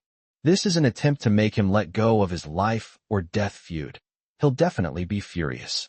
Fortunately, it only lasted a few days. A gentleman takes his revenge even after 10 years. Letting Tian Feiyang go for now and taking revenge when the time is right is not a bad idea. Honey, just bear with it a little longer. After all, murder is something that needs to be carefully considered. Otherwise, it's not worth getting yourself involved. Su Liuli finally understood this and slowly exhaled. I took out my phone, found the number pinned to the top, and dialed it. Jinxiu Jiangshan Villa. The phone on the coffee table vibrated. Zhao Shanhe was too lazy to sit up, so Jiang Wan reached out and picked it up. He said, "It's Su Liuli's call." "Why did she call me?" Zhao Shanhe frowned and chose to answer the call. "Honey, what are you doing?" Su Liuli's voice was somewhat low, lacking its usual vitality, and seemed a little cautious. "What do you need while watching TV?" Zhao Shanhe asked. "I want to discuss something with you." "You say?" "I've thought about this for a long time. You threatened Tian Feiyang during the day today, so he must be on guard. Therefore, I think killing him within 3 days is too risky and cannot be done flawlessly. I'm worried that you will be caught, so I suggest you put it on hold for now." "What did you say?" "You want me to let Tian Feiyang go for now." Zhao Shanhe's voice turned cold in an instant, containing an unspeakable rage. Someone pleaded for Tian Feiyang, which was something he expected, but he never imagined that the person would be Su Liuli. Didn't she know that Tian Feiyang had tried to run him over, almost causing Xiao Wan's death? Hearing Zhao Shanhe's angry question, Su Liuli's heart trembled, and her face turned pale. She forced herself to say, "Husband, I'm doing this for your own good. All right, you don't need to say anything more. Do you remember what I said when this happened? I'll throw your things out, and you can come and pick them up this afternoon. Get out of my world completely. Then, if you dare to say another word for Tian Feiyong, then I will let you know that the Su family is not much stronger than the Tian family." After saying this indifferently, Zhao Shanha hung up the phone. Su Liuli felt as if she had fallen into an ice cellar, and her phone involuntarily fell to the ground. Chapter 145: Fear of Death, or Fear of Bankruptcy. The phone fell unexpectedly and hit the ground with a loud thud, bringing Su Liuli back to her senses. She was terrified. Zhao Shanha's attitude towards her just now was unprecedented. She could sense a strong sense of disgust in his voice. And hatred. An unprecedented sense of panic surged through her mind. She quickly squatted down, picked up her phone with trembling hands, and dialed back again. "Sorry, the number you dialed is currently busy. I've blocked you." She couldn't believe it, so she opened WeChat and sent a message. As a result, the red exclamation mark was so glaring. Is it really a complete blacklist? For a moment, Su Liuli seemed to have lost all her strength, and she leaned limply against the headboard. "I've done something stupid again," she muttered to herself sadly, realizing that she had wanted to salvage the relationship, but one thing after another had only pushed her husband further away. Tears streamed down her face silently, and soon she was sobbing uncontrollably. Some things and some people are only appreciated when they are lost. She recalled every moment she spent with Zhao Shanha. First date, first time holding hands, first kiss, first time. He was tall and handsome, considerate and thoughtful, and always managed to surprise me unexpectedly. These are some of the events that have happened over the years. She then realized that what she missed most was not physical pleasure, but the perfect care and love. It's only when you lose something that you realize its immeasurable emotional value, more precious than gold. But why did I overlook it? Su Liuli held her face in her hands, laughing and crying at the same time, her emotions very unstable. After a long while, she stood up with red eyes and a stubborn expression on her face. "I am Su Liuli, and I will not admit defeat. My husband, I can lose everything, but I cannot lose you." She cheered herself up, opened the door, and went outside. "Oh." Su Qingzi, who was hiding outside the door, was startled. Su Liuli's pupils contracted, and she grabbed her shoulders. "Were you eavesdropping? How long have you been hiding here?" "It hasn't been long either." Su Qingzi's gaze wandered, avoiding eye contact with her. "You." Su Liuli wanted to teach her sister a lesson, but she had more important things to do, so she said, "No matter what you hear, don't cause me any trouble." After saying that, she turned and left. Su Qingzi called out from behind, "Brother Xiaojun is coming to Tiannan. I'm going to pick him up at the airport. Will you come with me?" "Roll." Su Liuli turned around angrily. "Su Qingzi, I'm warning you. Don't mention this person's name in front of me." After saying that, she went out the door. Su Qingzi snorted in dissatisfaction and took out her phone to send a message to Chen Xiaojun. Chen Xiaojun didn't reply. He put down his phone and sighed softly. "I want to eat." The woman next to me lazily crawled out of bed. Although she wasn't wearing makeup, she was still clearly a top-tier actress who frequently appeared on screen. She yawned. "What do you want to eat? I'll order for you." "Susu rice bowl." Jinxiu Jiangshan Villa. Zhao Shanha slammed his phone down. Su Liuli's actions broke down his defenses. "Shanha, why are you so angry? Maybe she really cares about you," Jiang Wan said, trying to comfort him when she saw his anger. "Consider what?" Zhao Shanha snorted coldly. He continued, "We analyzed it back then, and it turned out that Tian Feiyong wasn't the only one who caused the car accident. There were other people behind it, and Chun Kursen later confirmed this. So I deliberately threatened Tian Feiyong that the Tian family father and son were finished. Tian Feiyong was a stinking rat in the gutter, so he would definitely be afraid and ask that person for help. That person is of high status. I thought he would take other measures to help Tian Feiyong solve his troubles, such as putting pressure on me through higher-ups. But I didn't expect him to go to Su Liuli. It seems he doesn't care about Tian Feiyong. This is a slap in my face. Whether I agree or not, he thinks that as long as Su Liuli speaks up for him, I will be completely defeated. After hearing this, Jiang Wan frowned and said to Zhao Shanha, You mean, he deliberately used Su Liuli to anger you? Zhao Shanha sneered. More than that, he has a strong possessive desire for Su Liuli and is asserting his dominance. This person is truly despicable, Jiang Wan said with disgust. This kind of tactic is too low. I might lose, but I won't lose to someone like this, Zhao Shanha said after calming down. He was angry not because he was embarrassed or humiliated by losing a game. It was his feelings for Su Liuli that were at play. His former wife had listened to another man and asked him to spare his mortal enemy. How ridiculous! Jiang Wan asked. Do you know who this person is? Zhao Shanha said calmly. If nothing unexpected happens, it should be Chen Xiaojun. He pulled out a photo from his phone. Two young men stood side by side, both with striking good looks and an air of nobility. Zhao Shanha pointed to the man on the left and said, This is Chen Xiaojun, and this one is Chen Xiaojia. The two of them are the most qualified heirs of the Chen family to inherit the group, but there are rumors that Chen Xiaojia has already lost. Jiang Wan glanced at him, memorized Chen Xiaojun's appearance, and nodded. After thinking for a while, Zhao Shanha called Lin Ruoshi. Teacher, you finally decided to call me. The call was answered almost instantly, and Xiaolin's voice sounded somewhat dissatisfied. Zhao Shanha said helplessly, I just video chatted with you last night. A video call isn't a phone call. Lin Ruoshi retorted confidently. Zhao Shanha conceded defeat. Okay, it's my fault. I'll be more careful next time. That's more like it. Xiaolin was very happy. Their conversation seemed to have a romantic undertone, and she couldn't resist the feeling. All right, let's get down to business. I need your help with something. Lin Ruoshi said resentfully. I knew it. The teacher would never call me unless there was something wrong. Zhao Shanha awkwardly patted the back of his head. Just kidding. Just let me know if you need anything.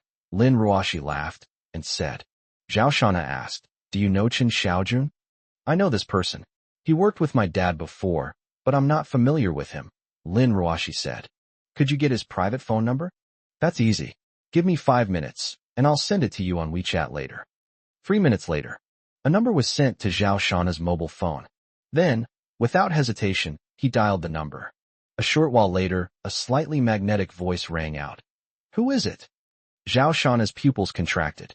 Sure enough, it was that voice, the voice of the person on the hospital bed. I am Zhao Shanha. Just 5 words were enough to silence the other party. After a while, Chen Xiaojun chuckled. I didn't expect you to get my number. I also didn't expect you to have the guts to call me. You seem quite pleased with yourself? Zhao Shanha asked calmly. Chen Xiaojun said lazily. Not really, just a little bit. Because if I beat you, firstly, it wouldn't be challenging, and secondly, I wouldn't feel a sense of accomplishment. This statement is blatant disdain, indicating that the two people are not of equal status. I have a question for you, Zhao Shanha said. Explain. Are you more afraid of dying, or more afraid of going bankrupt? Chapter 146, Su Liuli will not make a mistake again. Chen Xiaojun was taken aback when he heard Zhao Shanha's question. He then laughed and said, Can I take this as a declaration of war against me? Or do you think I'm Superman and you see yourself as Batman? His tone was sarcastic, clearly indicating he didn't take it to heart.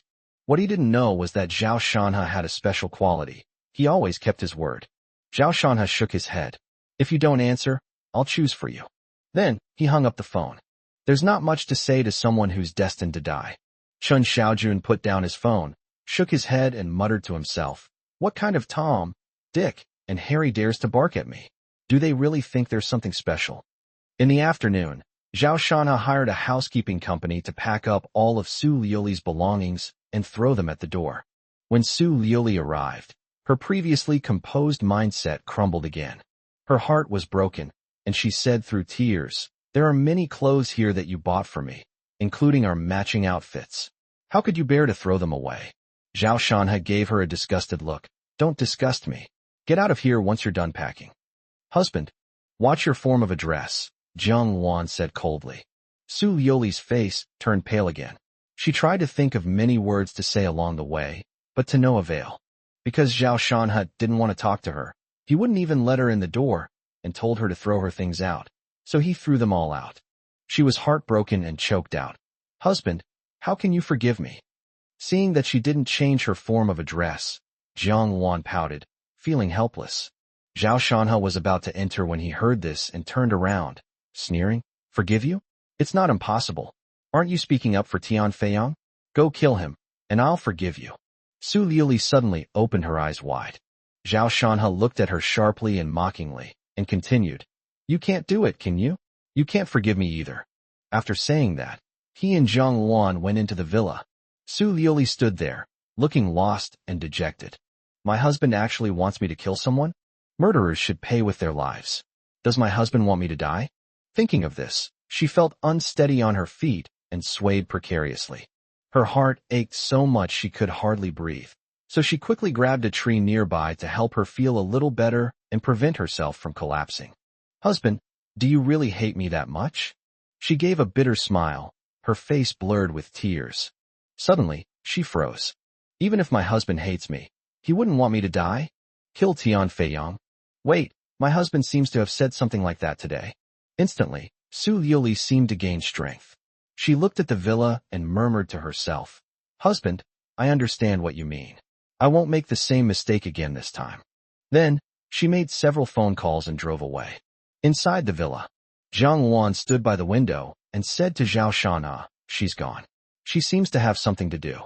Zhao Shanhe smiled and said, "It seems she understands." Jiang Wan asked, puzzled, "Don't keep me in suspense. Did you send her to do something?"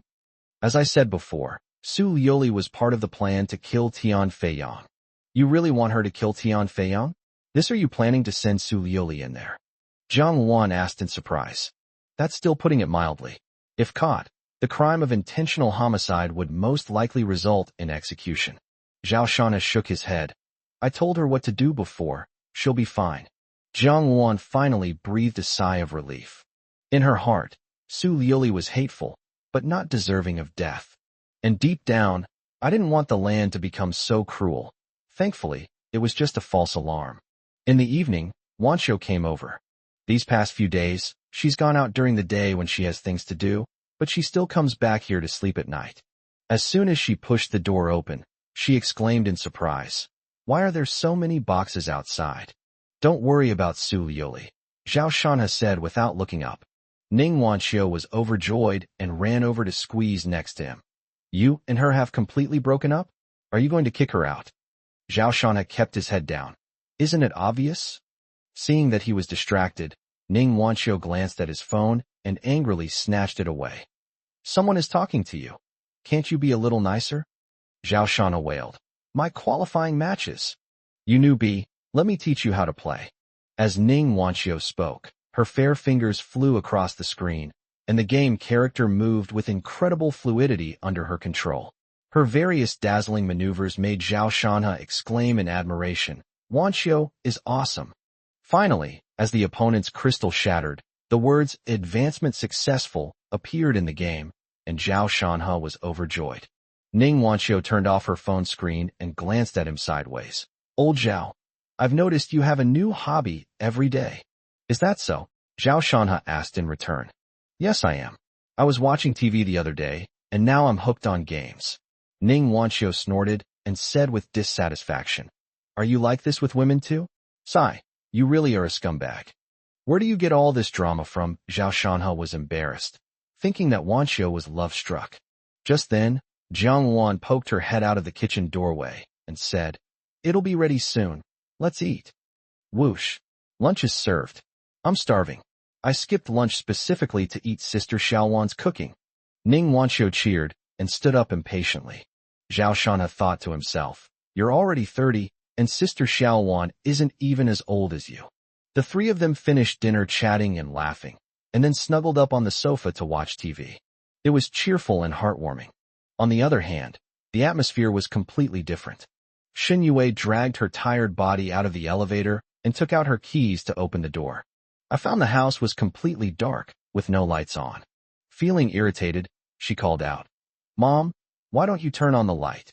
Shen Yue's mother went blind from crying, but she can sense light, so she usually keeps the lights on. "Have you gotten used to living in your hometown during this time?" The electricity bill wasn't much. Shen Yue turned on the light, but suddenly found the house strangely quiet. My mother should have heard me shouting so loudly. Then, she walked into the bedroom with a puzzled look on her face. In the dim light, she could vaguely see her mother's body on the bed. She said irritably, "It's only this late, and you're already sleeping." Shin Yue touched the switch, and the moment it was turned on, a chill rushed from her tailbone directly up her spine. The bed was covered in blood, and a dagger was stuck in the mother's chest. Instantly, unimaginable pain overwhelmed her body and mind. Her mother was her only remaining family, and she cried out in anguish, "Mom!" Then she rushed over, trembling as she reached for the dagger, tears streaming down her face, and stammered, "Mom, wake up! Don't scare me. Don't move." At that moment, a cold voice rang out. Su Liuli walked in from outside the room. "Your fingerprints are on the dagger. You are the murderer." "What? I'm not." Shin Yue reacted as if she had been electrocuted, her fingers jerking back in terror as she spoke. Su Liuli sneered, "That's not up to you. If you dare to betray my husband, you'll have to pay the price." As she spoke, two uniformed police officers appeared behind her, took out cold handcuffs, and walked towards Shin Yue. Chapter 147. Is Shin Yue mentally ill? The two police officers, expressionless, forcefully handcuffed Shin Yue. Shin Yue snapped out of her shock, her eyes filled with disbelief, and roared at Su Liuli. "It was you. You killed my mother. You're not even human." Her eyes were bloodshot, revealing an unspeakable hatred. If her hands hadn't been handcuffed and two police officers hadn't been holding her shoulders down, she definitely would have rushed up and torn Su Liuli apart. Su Liuli smiled gently, sat gracefully in her chair, and said slowly and deliberately, "I think you should worry about yourself first. You were at the crime scene, and there were your fingerprints on the dagger. Also during today's trial, your mother slapped you. You had a motive, you held a grudge, and then committed a crime of passion." Hearing Su Liuli's words, Shin Yue felt a chill run down her spine. She struggled and stared at Su Liuli with wide, resentful eyes. "Why are you doing this to me? Why? You have the guts to kill me." She was clearly very emotional. Su Liuli remained unmoved, smiled disdainfully, and said, "Shin Yue, what makes you think that you can get away with anything by betraying my husband?" "Su Liuli, I offended him. What does it have to do with you? You're divorced from him, divorced." Thinking of Zhao Shana's cold gaze, Shin Yue turned pale and shouted loudly. Upon hearing the word divorce, Su Liuli's smiling face instantly darkened. She tightened her brow, walked over, and slapped him hard. Snap! The sound was loud, and half of Shin Yue's cheek went numb. She was panting heavily and stared at Su Liuli with resentment. "All right, don't look at me like that. There's no going back in this world." Su Liuli wiped her hands and said calmly, "Prepare for your doom. I believe you understand the principle of a life for a life, but I will pull some strings and find a way to get you a life sentence with no possibility of commutation." These words made Shin Yue tremble with fear. She was not even 30 years old. The thought of spending the rest of her life in prison was chilling. "I didn't kill anyone, I didn't. It was you, you vicious woman. You did it all. You deserve to die a horrible death." She struggled and screamed desperately. "You bitch, didn't you think of this outcome when you went to tip off Tianbin? You dare to dream of 100 million? You really have a big appetite, aren't you afraid of choking? All right, enough of this nonsense, it's a waste of time. Let's go." After Su Liuli finished speaking, she stood up and walked outside. Shin Yue struggled, but the strength of the two police officers was beyond her ability to resist, and she was forcibly dragged into the police car. The fear that had been masked by anger gradually filled her mind and body. Inside the car, she said tremblingly, "Su Liuli, please, please let me go. I'll never dare to do it again." "Sigh, I've warned you so many times, but you just won't listen." Su Liuli shook her head, her tone sarcastic. "No, don't do this to me. Didn't do anything wrong. How could you be so vicious, killing my mother and framing me?" Shin Yue's voice was trembling, and she slumped in her seat, completely powerless. Su Liuli glanced at her sideways, her expression containing a strange meaning, seemingly with some sympathy. Su Liuli saw some of herself in Shin Yue, the only difference being that her husband forgave her time and time again until he could no longer tolerate it. Shin Yue, on the other hand, didn't even get a chance to be forgiven. Thinking of this, she sighed softly. It's no use telling me. You are a murderer. Even if I agree to let you go, the law will not allow it. So you should prepare yourself mentally and face it when you have to. No, there must be a way. Su Liuli, President Su, you're so rich. Finding someone to take the blame would only cost a few million. Please, I'll listen to you from now on. Seeing that her tone had softened, Shen Yue immediately felt a surge of strength in her body. She leaned forward and quickly pulled Su Liuli, who was in the passenger seat, and said. However, she forgot that her hands were still stained with blood. Su Liuli frowned and said with disgust, Take your hands off. Besides, it's my business if I have money. Why should I ask someone to help you? Shen Yue's lips trembled, and she felt despair. As if she had just thought of something, she added, Where's old Zhao? I need to see Zhao Shanhe. If he knew what I've been through, he would definitely help me. He wouldn't just stand by and do nothing. Still dreaming even when death is imminent.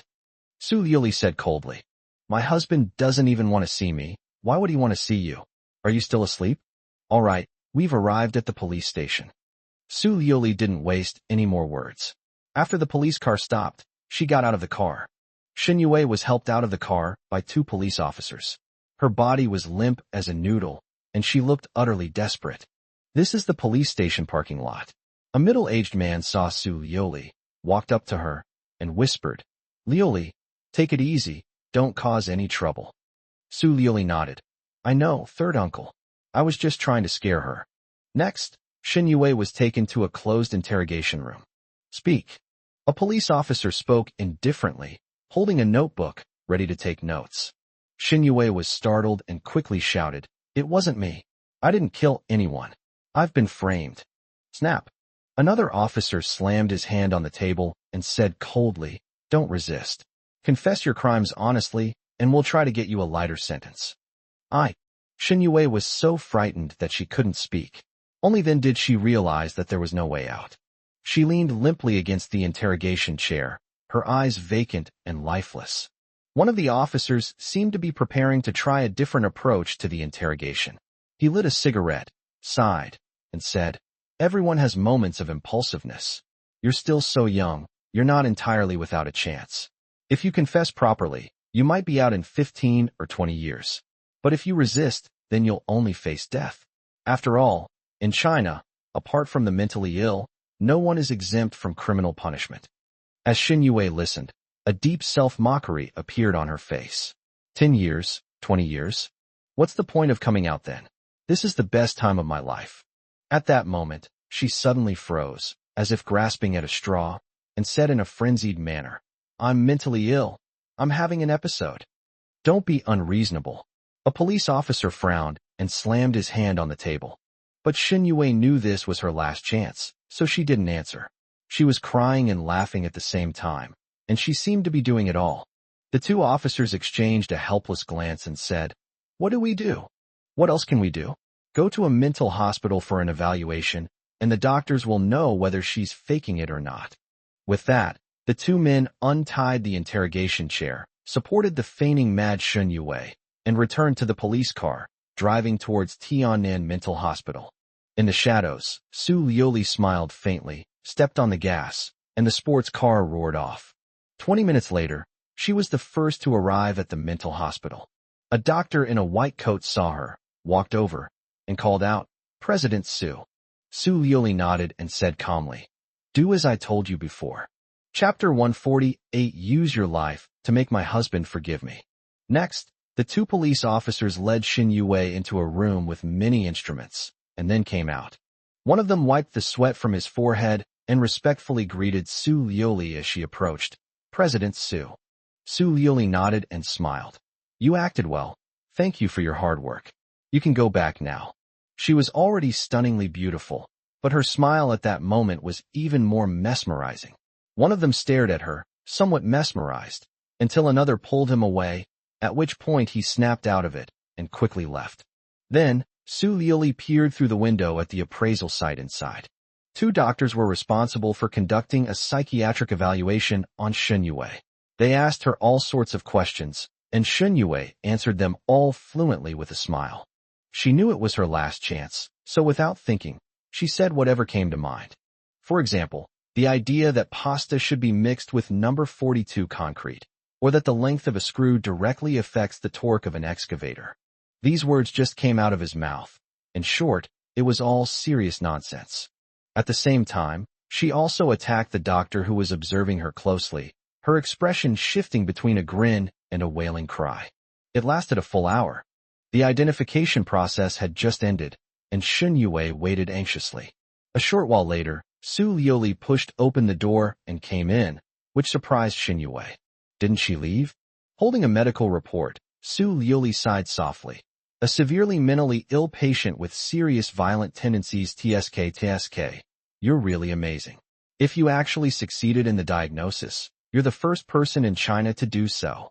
It should be noted that in China, there are no real murderers who can commit crimes and then be diagnosed with mental illness to escape legal punishment. Shin Yue's eyes widened, and she quickly snatched the report. When she saw that the patient was diagnosed with mental illness and was in the midst of an episode, tears welled up in her eyes.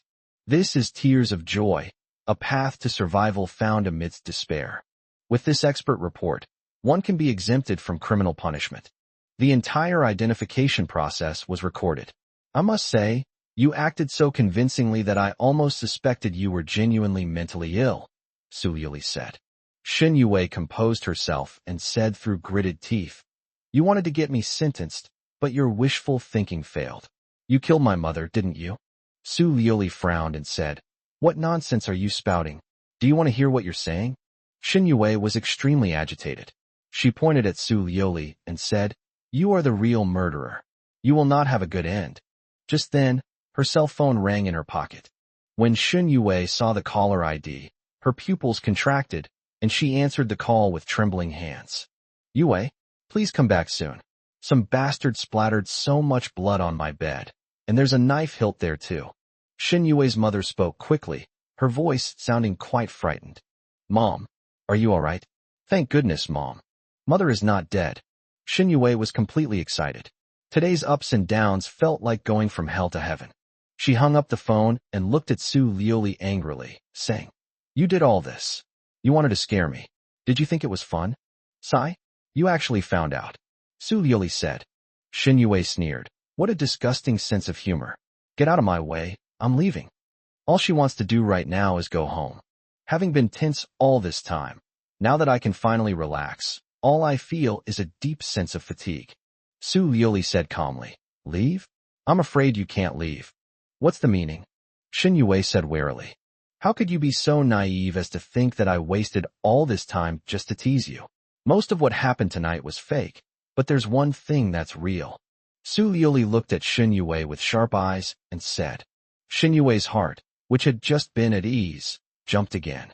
She stared intently at Su Liuli and asked, What do you mean by real or fake? What exactly do you want? What you have in your hand is real. What's in your hand? Shin Yue's fingers trembled slightly as she looked down at the psychiatric evaluation report. Could it be? Instantly, a chill rose up her spine, and Shin Yue's expression changed drastically once again. Your assessment results have been uploaded to the national network. This means that you can prove you are mentally ill at any hospital.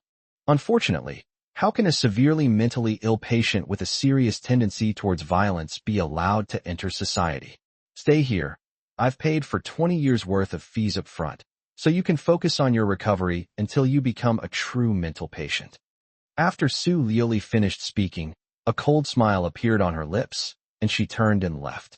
With each word she spoke, Shin Yue's eyes widened, her breathing quickened, and panic overwhelmed her once more. Wait, Su Liuli, come back. You let me go. Shin Yue lost her freedom again. Just now, they were two fake police officers, but now they are real doctors. She struggled helplessly, but could only watch as Su Liuli left. After a sedative injection, she gradually closed her eyes, and in her dazed state, she heard Su Liuli's voice. I'll say it again. Betraying my husband comes at a price. I was wrong, please forgive me. Tears of fear streamed down Shun Yue's face as her hands fell limply to her sides, and she lost consciousness. Outside, Su Liuli got back into the sports car and let out a soft breath. She muttered to herself, Husband, I've prepared the knife. Tian Feiyong, use your life to make your husband forgive me. Jinxiu Jiangshan Villa. After listening to Jia Donglai's report, Zhao Shanha nodded. After hanging up the phone, he smiled at Zhang Luan and said, "It's all settled. It seems Su Liuli isn't entirely useless after all." Zhang Luan then understood Zhao Shanha's plan. No wonder he deliberately said that to Su Liuli at the court hearing today. A life for a life. He's not mentally ill. He can't escape. Shen Yue's betrayal was within Zhao Shanha's expectations. Given his vengeful nature, how could he let her leave? The outcome had actually been prepared for her long ago. Jiang Wan asked, "Shanha, what if Shen Yue doesn't dare to do it?" Zhao Shanha shook his head. She has a protective charm now. If she does it, her previous betrayal will be wiped clean. If she doesn't, she'll just wait to die in the mental hospital. She knows what to choose. To be precise, there was no choice. Because of Su Liuli's intervention, starting tonight, the mental hospital will take special care of Shen Yue. There is only one way to leave that place. "Sai, someone outside is watching us," Jiang Wan said. About 100 meters outside the villa, a cigarette but flickered in the darkness. It was someone keeping watch. "Don't worry about him. It was probably Tian Feiyong who arranged it. He's still very scared. I've also arranged for people to prevent him from escaping," Zhao Shanha said with a smile. Jiang Wan suddenly thought of something and said, "That Chen Xiaojun originally thought Su Liuli would stop you, but in the end Su Liuli herself set up the scheme. I wonder if he will be furious when he finds out the truth later. Why bring him up out of the blue?" Zhao Shanha waved his hand angrily. The thought that he was most likely being cheated on by this jerk filled him with rage. This anger was so intense that even killing Chen Xiaojun wouldn't be enough to quell his hatred. He had to destroy his family, take his woman, leave him with nothing, and let him perish in despair. Chapter 149, Even Sister Xiaowan Can't Beat Him? In Tianbin's case, the girl who disappeared years ago has reappeared, and a renewed sentencing is a foregone conclusion. No matter what Tianbin's identity is, no one and no institution dares to help him get off the hook. With Tianbin's downfall, the interest group he led is basically facing disintegration, and Jinding Construction is bound to be in turmoil. This is a huge pie worth tens of billions, and anyone with a connection to it wants a piece of the pie. However, the two most qualified to inherit are Tian Feiyong and Tianbin's wife. There are a few other shareholders, but they don't have much influence. This is why Tian Feiyong, despite being very scared, did not leave Tiannan. Zhao Shanha looked through some documents in the study, then went back to his room to sleep. He remained on the first floor, with Zhang Luan living next to him, while Ning Wanxiu was moved to the second floor, next to Su Liuli's former room. Lying in bed, Lin Ruoshi video called him, and Zhao Shanha answered. "Teacher, why do you need Chen Xiaojuan's number today?" Lin Ruoshi's pretty face appeared on the screen. She was lying down, because from this angle, in addition to her face, you could also see her pert buttocks. Most importantly, it seemed she was only wearing close-fitting clothes. That touch of pink was captivating, and Zhao Shanha secretly glanced at it several times. "Sai, Xiaolin, you really don't treat me like an outsider." Zhao Shanha coughed lightly and said bluntly, "This person has offended me. I'll make trouble for him." "Oh." Lin Ruoshi was taken aback. Logically speaking, Chen Xiaojun and the teacher had absolutely no connection. One was the crown prince of the capital, while the other was just an ordinary librarian. Thinking of this, she became somewhat worried. "Teacher, the Chen group is very large, and many people support Chen Xiaojun. You must be very careful if you go against him. It's a pity I want to help you, but my dad will definitely not agree." "Sigh." Zhao Shanha chuckled lightly and teased. "It's all right. I have a plan. If I were to swallow up the entire Chen group, would you like it?" This statement startled Lin Ruoshi. What a what if? What is the Chen group? It's a genuine Fortune 500 company. The difference between this and the previous Feiyun construction is almost incalculable. "Teacher, you must be joking." Thinking of this, Lin Ruoshi chuckled. "Great. If you give it to me, my dad won't dare to raise his voice at me anymore, hee hee.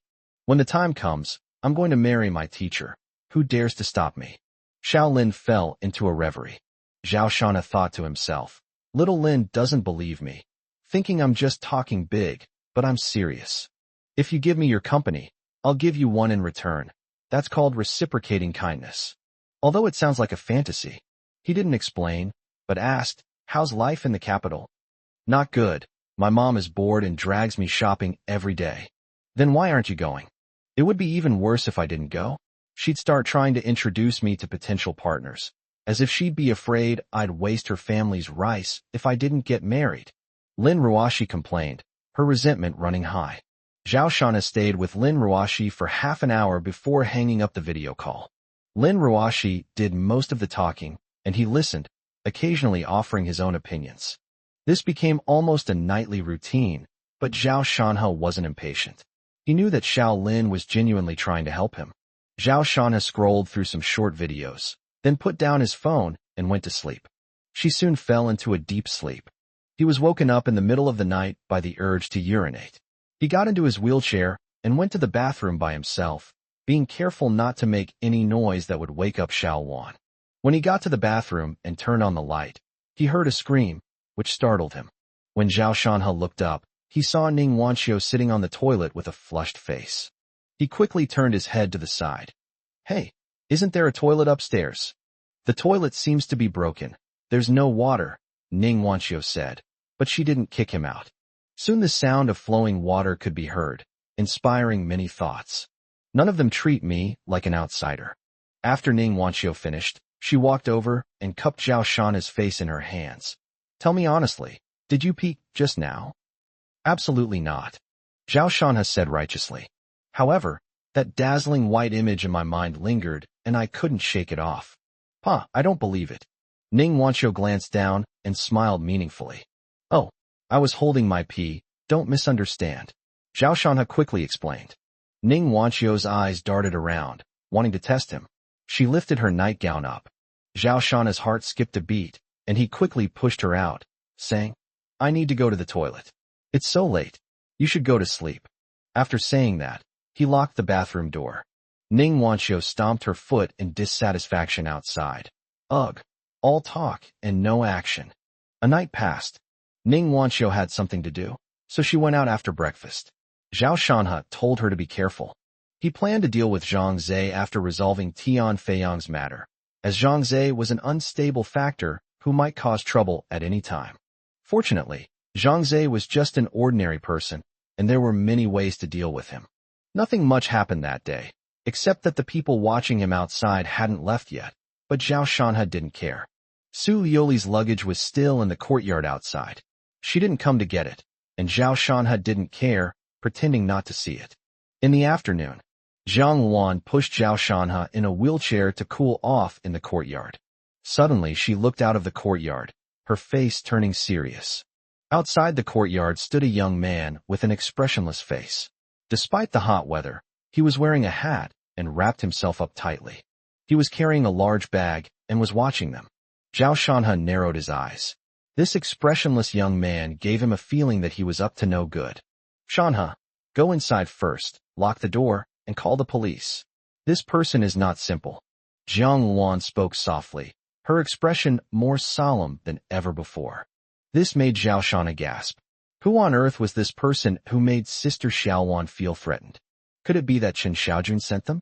He said, "Sister Xiaowan, if you're not confident, don't make a move."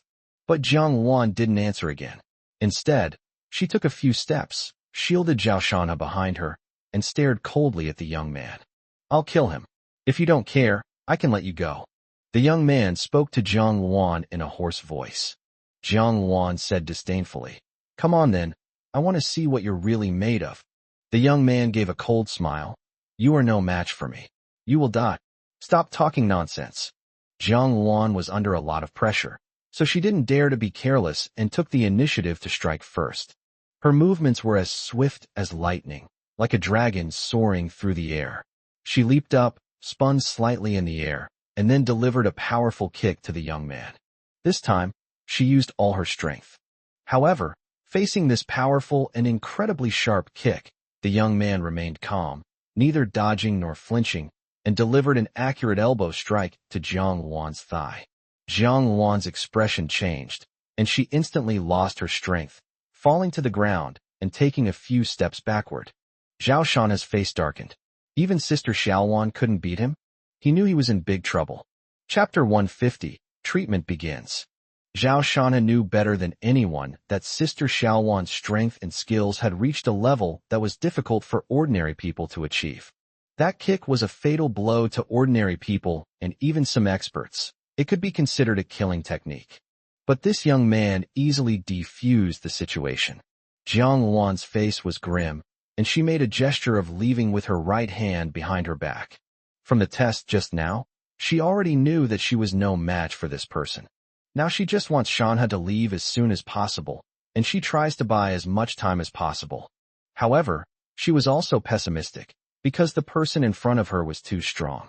Even if she could buy some time, it might be limited. She could only hope that Shanha could escape. But Zhao Shanha remained unmoved. He couldn't let Xiao Wan face a powerful enemy alone while he fled for his life. His mind raced as he considered ways to break the deadlock. You're not ready yet. The young man shook his head in disappointment and walked towards Jiang Wan.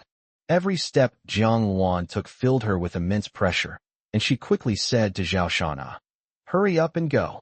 After saying that, she resolutely rushed towards the young man, like a mantis trying to stop a chariot. The young man said casually, tossing down his large bag, and this time he also got moving. The two clashed directly, their movements agile and so fast that it was impossible to keep up. It was obvious that the young man was much stronger than Jiang Wan, and before long, she had been hit in multiple places. I felt intense pain in my arms, chest, abdomen, and other areas. There was a slight trace of blood at the corner of her mouth, but Jiang Wan endured it and continued her attack. However, a glance out of the corner of her eye revealed that Shanha was not making any move. She was very anxious and wanted Shanha to leave as soon as possible. "How dare you be distracted when I am your opponent?"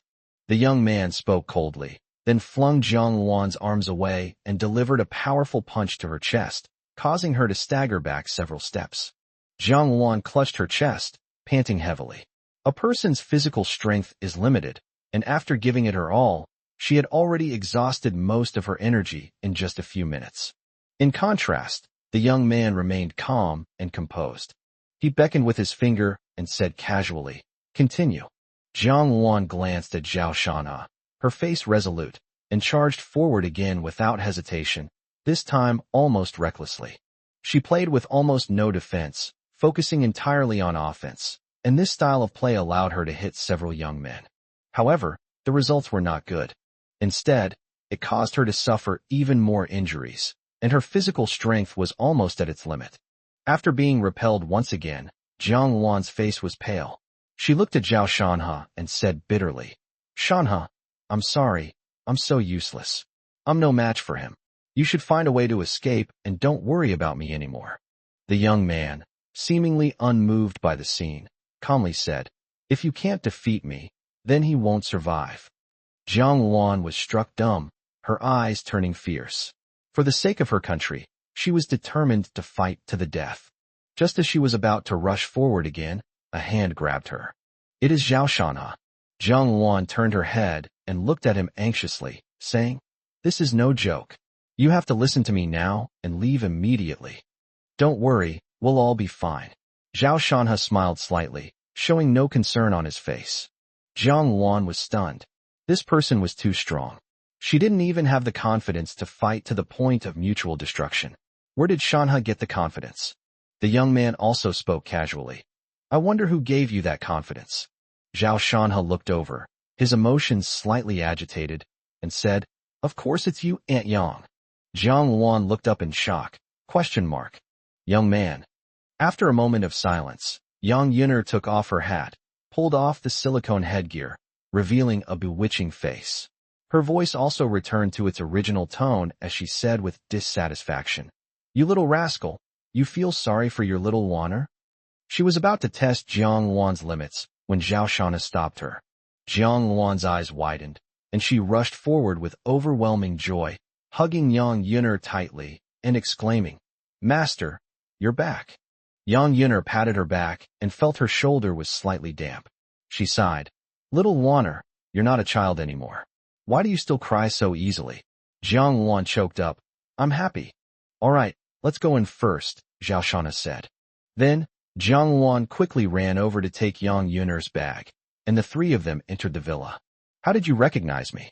Yang Yun'er sat on the sofa, lit a cigarette, and asked with a smile. Her figure is amazing. Almost every inch of her skin and every curve of her body is irresistible to men. Sitting lazily, Zhao Shanhe didn't dare to look at her for long, so he shifted his gaze and said, there aren't many people similar to Sister Xiaowan. Those who are even more amazing than her are extremely rare, not to mention Aunt Yang. You're wearing so much, clearly concealing your physical features. This kind of analysis is actually not difficult. By using these methods, it is easy to guess that Yang Yun'er has returned. Features? What features?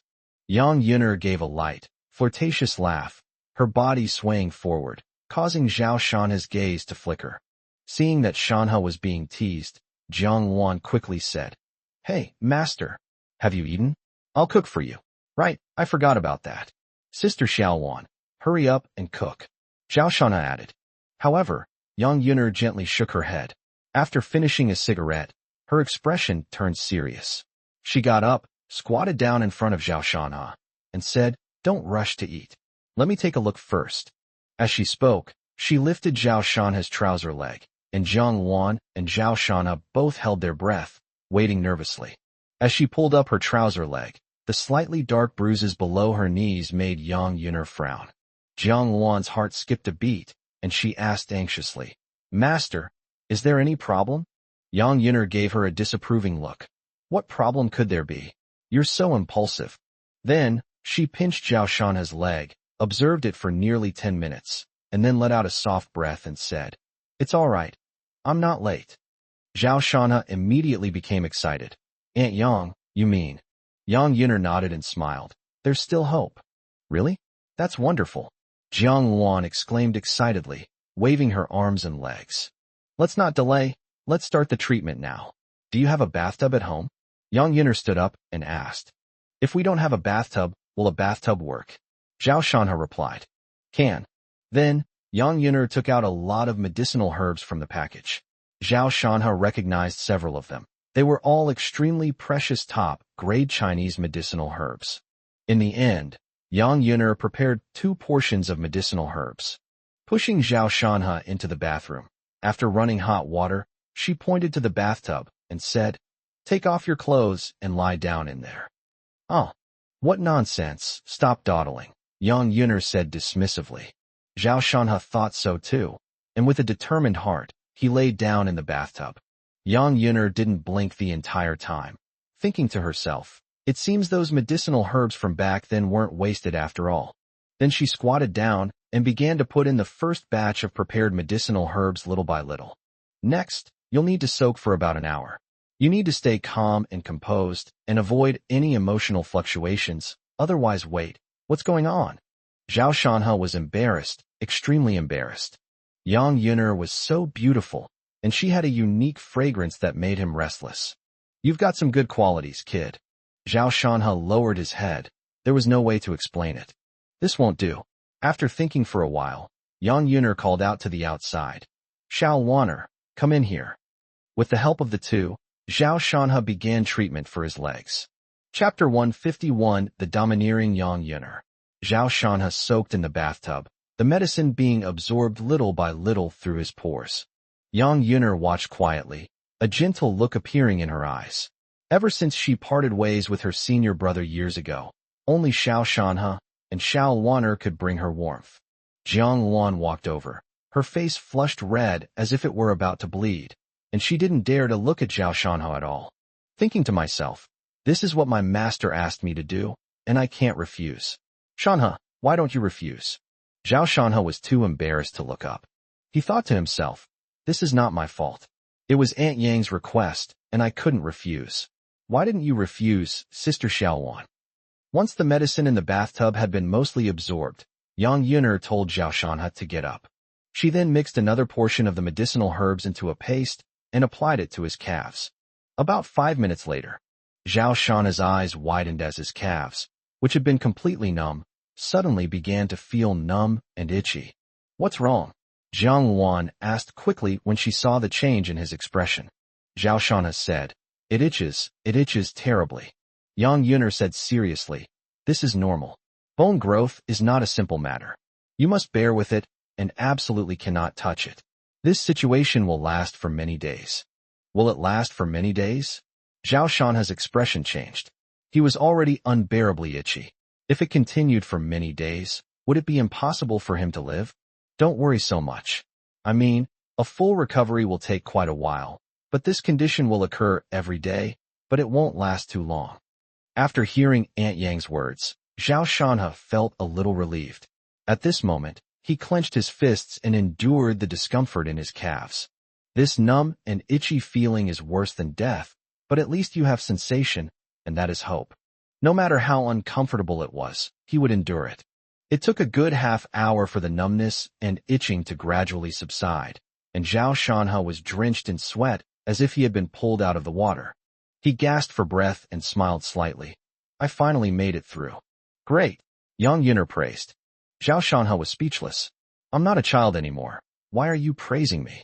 Then he got dressed, and they went to the living room together. Yang Yuner shouted at Jiang Wan. What are you dawdling for?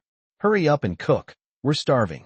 Jiang Wan was startled and quickly ran to the kitchen. Zhao Shanha couldn't bear to watch any longer and said, Oh, Aunt Yang.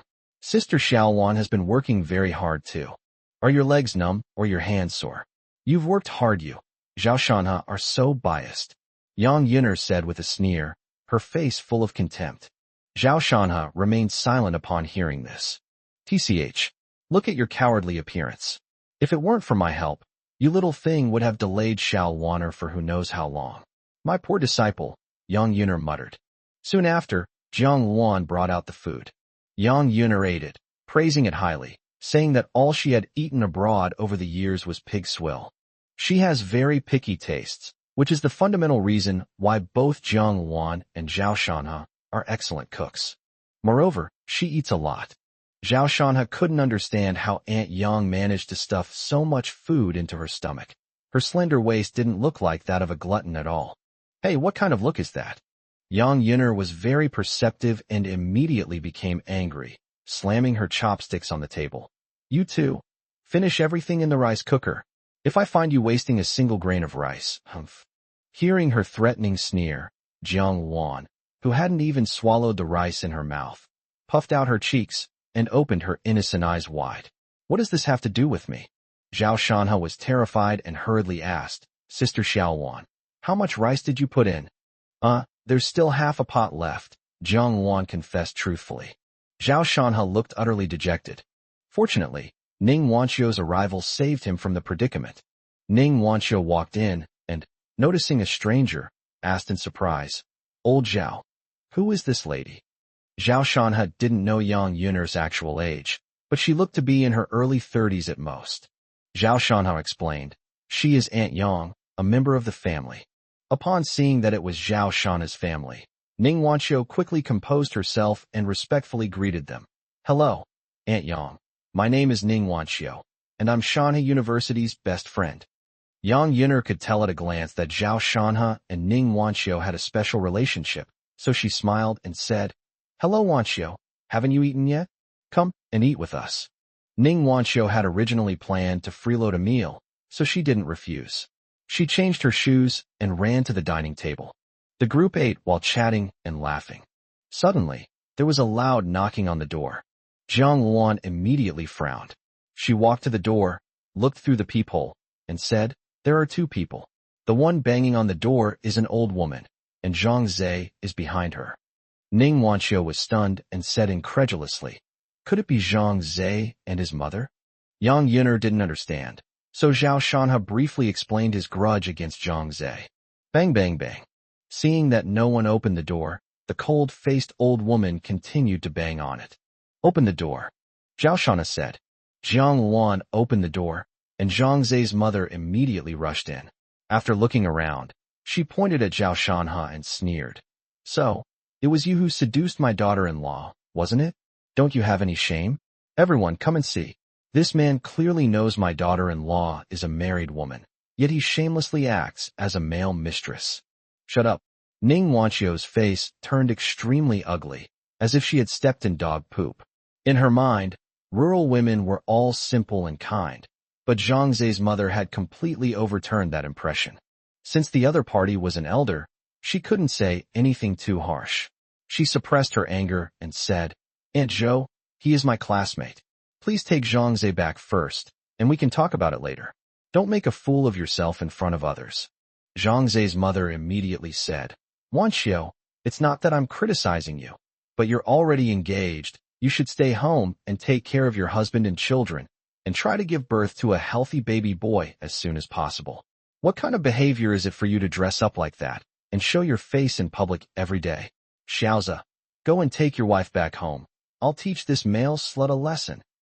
I advise you to leave immediately, or you will bear the consequences." Ning Wanxiu was very angry, and her voice rose. Zhang Zhe's mother's face hardened. "What consequences? Without our old Zhang, would your Ning family have reached this status? Wanxiu, you're not a child anymore. Why are you so disobedient and ungrateful?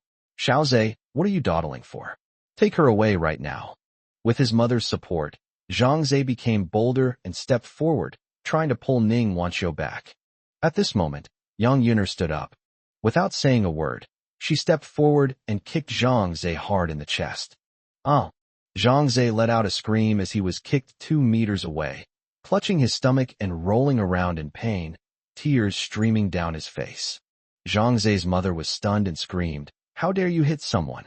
As she spoke, she lunged forward, baring her teeth and brandishing her claws, trying to grab Yang Yuner. Smack! Yang Yuner slapped her across the face, making her head buzz and leaving her somewhat dazed. Chapter 152. My ex-mother-in-law is about to cause trouble again. I'm calling the police and having you all arrested. Zhang Zhe's mother covered her mouth and said fiercely. Yang Yuner walked forward without saying a word, grabbed her hair, and dragged her into the bathroom with one hand. "What are you doing? Let me go? Let me go?" Zhang Zhe's mother kicked her legs and struggled, but let alone her. Even a strong adult man who works out regularly would not be able to escape from Yang Yuner's grasp.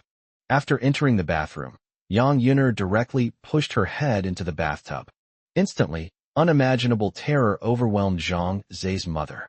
When had she ever encountered such a ruthless person who would attack without saying a word? She struggled with all her might, but to no avail. The intense feeling of suffocation made her almost think she was going to die. Splash! Just as her struggles weakened and she was about to give up, Yang Yuner pulled her out. She then coughed incessantly, tears and snot streaming down her face. Once she calmed down a bit, Yang Yuner squatted down, looked at her, and smiled. Still causing trouble? Zhang Zhe's mother felt a sudden tremor in her heart as she was stared at, and stammered, "No, I won't make a fuss anymore." Yang Yuner nodded and said calmly, "Now you can take your son and get out of here. I will not pursue the matter of you trespassing." She immediately scrambled out of the bathroom, helped Zhang Zhe, who was groaning on the floor, to his feet, and fled the villa, as if escaping. Having easily resolved the problem, Yang Yuner clapped her hands and sat back down at the table. "What are you looking at me for? Eat." Ning Wanxiu seemed to wake from a dream, and looked at Yang Yuner excitedly, saying, "Aunt Yang, you're so cool." Basic operations. After this incident, Ning Wanxiu became a devoted fan of Yang Yuner, happily serving her tea and water. In the evening, the two even addressed each other as sisters. Ning Wanxiu brought out drinks, and she and Yang Yuner drank heartily. When Zhao Shanha came out, he found them fast asleep on the sofa, their clothes disheveled and revealing glimpses of their private parts. He didn't know how they drank it. He helped Jiang Wan carry the two of them to bed. "Help me change my clothes." Just as they were about to leave, Yang Yuner suddenly opened her blurry, drunken eyes and muttered something to Zhao Shanha. After thinking about it, Zhao Shanha did not refuse, but he could not go into details about the whole process. Even after he returned to his room, he was still unable to calm down for a long time. On the other side, at the Su family villa, Su Liuli chatted with her parents in a casual manner. Su Qingzi was eating watermelon while chatting animatedly on her phone with someone. Just then, a phone call came in. Su Liuli got up and went to the balcony to answer it. After listening for a few minutes, she nodded and said, "Okay, I'll be right there." Then she went upstairs to change her clothes and came down. Tan Yu asked, "It's so late. Are you still going out?" "I have something to do." Su Liuli changed her shoes at the door and then spoke. Su Wenshan frowned. What have you been doing all this time? You haven't been paying attention to the company's financial problems. Someone talk to your grandfather. If this continues, you might be dismissed by the end of the year. Su Jian? Or someone else? I'll deal with company matters once I'm done with this. After considering it for a moment, Su Liuli spoke to her father. She's been keeping company matters on her mind, but she doesn't have time to deal with them right now. Her husband misunderstands her and hasn't forgiven her yet. Sigh. Su Wenshan said earnestly. You need to distinguish between what's important and what's not. The Su family is your root. Everyone else is just an outsider. Don't be confused. He could guess that his daughter was probably going through a lot of trouble because of her ex-husband, which he felt was not worth it. All right, I'm leaving. Su Liuli didn't want to dwell on this issue, so she changed into her high heels and went straight out the door. As soon as she went out, Tanyu asked, Old Su, what do you think she's doing going out so late? What else could it be? It's most likely related to Zhao Shana. Su Wenshan sighed and said, That brat. They're divorced and she's still dragging her feet. Why doesn't that guy just die? Tanyu said angrily, her voice trembling with rage at the mention of Zhao Shana. That's right. Young Master Jun is coming back soon, and I'm not going to pick him up. Su Qingxi added from the side. Su Wenshan was taken aback and asked in surprise, Young Master? You mean young Master Chun is coming back? Su Qingxi nodded. Tanyu said with some regret, Young Master is so kind. I originally thought Liuli would marry him, but things have turned out like this, sigh. Su Qingxi said, Young Master Jun still can't forget sister. Really? Tanyu clapped her hands with a happy expression and said, That's great. We'll go pick him up when he gets to Tiannan. Liuli is divorced now, and he's just coming back. Old Su, don't you think this is a case of good things coming to those who wait? She had already made her plans in her mind, comparing several young men, Zhou Xian, Qin Hao. Ultimately, Chen Xiaojun was found to be the most suitable. Thinking of this, she felt quite smug. Luckily, I firmly opposed them having a child back then. Otherwise, with an extra burden, it would have been difficult for Liuli to choose. Su Wenshan frowned and said, Chen Xiaojun's family is very wealthy and powerful. It would be a great honor for Liuli to marry into that family. Won't she suffer any grievances? I think it would be better to ask Liuli's opinion first. What are you saying? Didn't you hear Qingxi say that Xiaojun still can't forget Liuli? Besides, with Liuli's looks, what man wouldn't be confused? Don't worry about this matter. I'll take care of it. Su Wenshan thought about it and felt that if this matter really came to fruition, it would be a good thing for his family and even the entire Su family. After all, Su Liuli was able to become president because of Chen Xiaojun's help. Tiannan Mental Hospital. In a small, private room, Su Liuli met Shen Yue again. As soon as they met, Shen Yue knelt down and cried, Please, let me out. I can't stay here for another second. I really know I was wrong. Please let me go. Her body was covered in bruises, and her body was in terrible condition from the torture. Compared to physical pain, the mental anguish is the most devastating. Of course, ordinary mental patients would not receive this treatment. At Su Liuli's instruction, 2 nurses took special care of her. The specific details need not be elaborated upon. In short, Shen Yue is willing to do anything if she can get out now. Because if this continues, within a week, even if she were a normal person, she would be tormented into a real mental illness. Su Liuli said calmly, Oh, what did you do wrong? I shouldn't have betrayed Zhao Shana. I shouldn't have gone to see Tian Bin. Please forgive me, Shen Yue cried out in anguish. You know you were wrong. Shouldn't you correct it? I will change. I will definitely change. I will do whatever you ask me to do. Shen Yue seemed to see a glimmer of hope in her despair and quickly said. Su Liuli said unhappily, What do you mean I told you to do something? Don't get me wrong. You should be begging for forgiveness now. You should be asking for something yourself. Shen Yue was stunned for a moment, at a loss for what to do. She didn't know what she was capable of doing. Su Liuli said, Tian Feiyong previously hired someone to run over my husband, but failed. So this person is an irreconcilable enemy to my husband and me. When Shen Yue heard her mention Tian Feiyong, she immediately thought of what Zhao Shana had said to Tian Feiyong during the court hearing that day. 3 days. She wasn't stupid. She quickly figured it out. felt a chill run down her spine, swallowed hard, and said, "Do we really have to do this?" Su Yuli smiled without saying a word. "Tomorrow will be the third day." Shin Yue took a deep breath and said resolutely, "Let me out. I know what to do." Chapter 153. Lin Ruashi was kidnapped. The next day, Zhao Shanhe got up early in the morning and went to his study, where he was fiddling with something. Ning Wanxiu came over to greet him, but he didn't even turn his head and gave a perfunctory reply, which annoyed Wanxiu. "Hey kid, how's your leg feeling today?" After Ning Wanxiu left, Yang Yuner, with a cigarette in her mouth, leaned elegantly against the study door frame and asked. Zhao Shanhe turned around and said, "I don't feel anything, but that numb and itchy feeling from this morning came back again, lasting for about half an hour." Yang Yuna nodded. "It's still growing. Remember, you must never injure your leg again, or it will be a real problem. With you and Sister Xiaowan protecting me, how could I possibly get hurt?" Zhao Shanhe replied with a smile. "We must not be careless." Yang Yuner frowned, gave him a word of advice, and seeing that he was busy, she closed the door and left. On Zhao Shanhe's computer was a project plan, which had just begun and couldn't be completed in a short time. He stayed in the study for another hour, checked his watch, and then came out. Yang Yuner lay comfortably on the sofa, eating sunflower seeds and watching TV. Zhang Luan served tea and water, busying herself with various tasks. After watching for a while, Zhao Shanhe leaned against Yang Yuner on the sofa. Yang Yuner glanced at him sideways and said, "Why don't you feel sorry for your little Luaner? Sister Xiaowan is having a great time." Zhao Shanhe said. Zhang Luan thought to herself, "The mountains and rivers understand me best." Being able to see her master and the mountains and rivers at home, and being able to do housework in peace, makes her feel very satisfied. "You have absolutely no sense of romance," Yang Yuner said with a laugh, shaking her head. Zhao Shanhe was indignant and said, "I have a lot of taste, but Aunt Yang just doesn't appreciate it." "Really? I can't tell at all." Yang Yuner laughed, her body trembling with joy.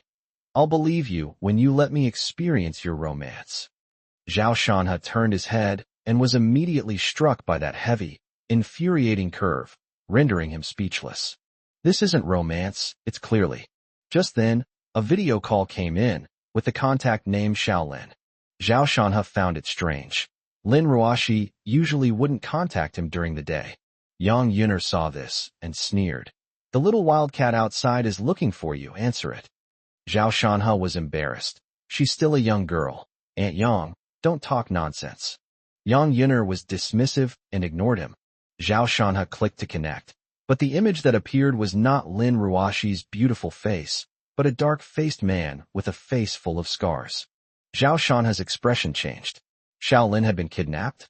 His voice immediately turned serious. "Who are you? What have you done to Lin Ruashi?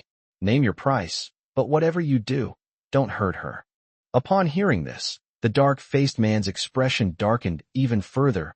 "I am Lin Dayu." Forehead. Zhao Shanhe was a little embarrassed and said awkwardly, "Hello, Uncle Lin."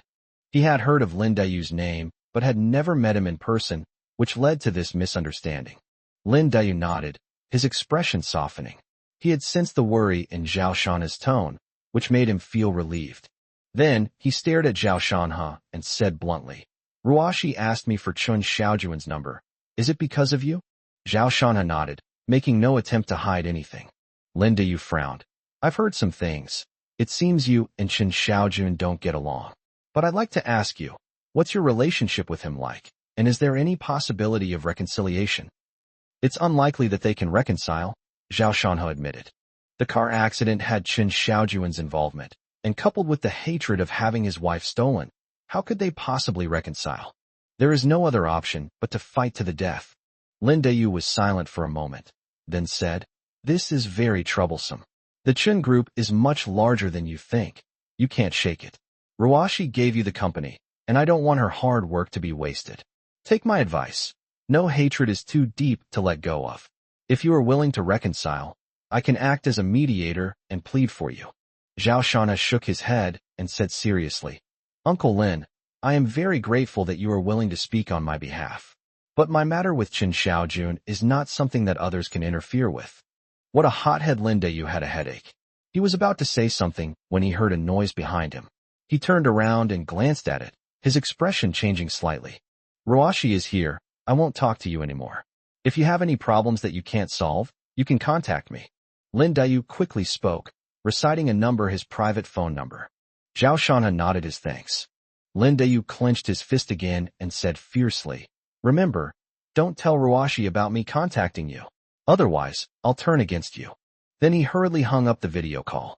Zhao Shanha found it funny that Lin Dayu was a doting father to his daughter. However, some details suggest that Lin Dayu will not become an enemy. If he truly harbored ill intentions towards Zhao Shanha, he would never have used Lin Ruashi's WeChat account to contact him. This reveals some information that might become a helpful tool in the future. Zhao Shanha pondered for a moment, glanced at his watch, and said, "Sister Xiaowan, let's go out for a bit." Then he went to the bedroom to change his clothes. But when he came out, he found that Yang Yuner was also all dressed up and ready to go. "Why are you looking at me? Aren't you bored at home alone? I'll come with you guys," Yang Yuner said. The three of them went out and headed directly to Jinding Building. Once downstairs, Zhao Shanha looked up at the Jinding Building with a sharp gaze.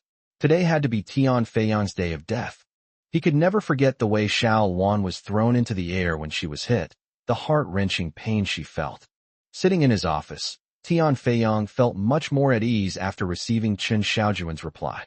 Even so, he always had 4 strong bodyguards around him. But after watching the surveillance footage for the past few days, he found that Zhao Shanha had stayed at home and had not gone out, which made him feel much more relaxed.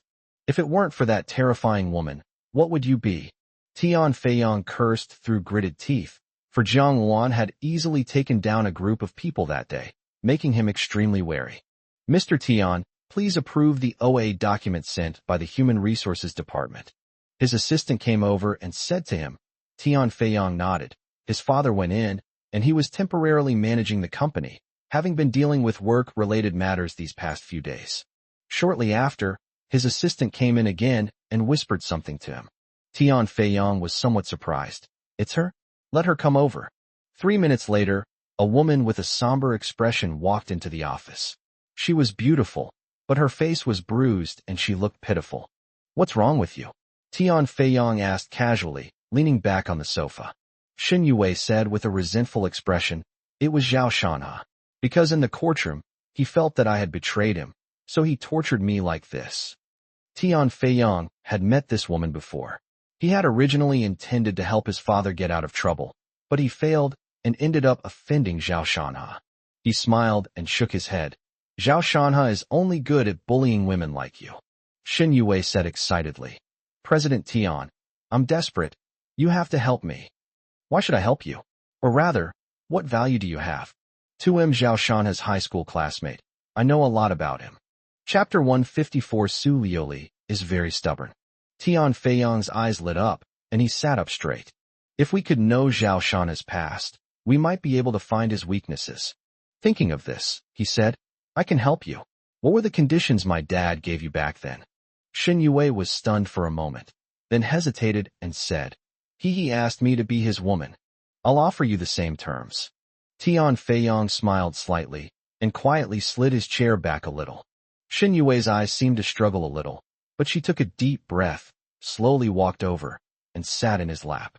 Objectively speaking, Xin Yue's appearance and figure are top-notch, so it's no wonder that Tian Feiyang was attracted to her. It wouldn't cost much to support such a woman, and I could also get information about Zhao Shanha. It was a win-win situation, so Tian Feiyang was very happy and prepared to do some things. Just then, someone else came in. Xin Yue leaned obediently against his chest. Tian Feiyang was about to grope her when he was disturbed, which annoyed him. "Don't bother me if you have nothing to do. Do you think this is a vegetable market? Don't you know how to knock before coming in?" But when he looked up, he saw a figure sitting in a wheelchair, and he was startled. "Zhao Shanha, what brings you here?" "Security. Security." Tian Feiyang stared at Zhao Shanha with a wary expression. The assistant said apologetically, "I'm sorry, Mr. Tian, they wanted to come in, and I couldn't stop them." Then, 4 bodyguards immediately stood in the middle, staring intently at Zhao Shanha. Xin Yue looked terrified and immediately hid behind Tian Feiyang. Zhao Shanha smiled and said, "Don't be so nervous. I'm just asking you some questions, things related to Qin Xiaojun. Tian Feiyang was stunned. He thought Zhao Shanhe had rushed over to kill him, but after thinking about it carefully, it seemed unlikely. What normal person would have such audacity? He breathed a sigh of relief, thinking that Zhao Shanhe was just talking big and trying to scare people. He sneered and said, "You mentioned Qin Xiaojun, so he must have contacted you? You're afraid of him, so you came to me to find out about him. Am I right?" "Alas, you are so wrong." Zhao Shanhe shook his head. "Time is short, so I won't waste any more time. First question, was he the mastermind behind that car accident, or was he just pushing it along?" Tian Feiyang frowned, wondering what he meant by not much time. Without hesitation, he said, "What nonsense are you spouting? What do you mean by I'll kill you? This is a society governed by law. If you keep saying this, I'll sue you for defamation." Zhao Shanhe knew he definitely wouldn't say it, but if he didn't ask now, he'd miss his chance. "I just want to know the truth. Why is it so difficult?" He had other questions and was about to speak when suddenly he heard hurried footsteps outside. A group of doctors rushed over and asked anxiously, "She went in here, didn't she?" The receptionist was pale and kept nodding. The doctors' expressions changed, and they were about to rush over. Zhao Shanhe saw clearly that the doctors all had the words Tiannin Mental Hospital written on their clothes, and he knew that there was no chance. He sighed inwardly. Seeing the commotion from inside, Tian Feiyang roared angrily. "What the hell is going on? Who's here again? Tell them to get lost." The receptionist stammered. "Mr. Tian, they said the woman who came up just now has a severe mental illness and just escaped from the hospital." "What woman?" Tian Feiyang was a little stunned. He immediately thought of Shun Yue and subconsciously turned around, only to see a maniacal, gloomy smiling face. "You." Before he could finish speaking, a dagger emerged from his left chest. He looked down in astonishment, his blood rushing to his head. "Ah." The first to notice was Tian Feiyang's assistant, who froze for 2 seconds before letting out a terrified scream.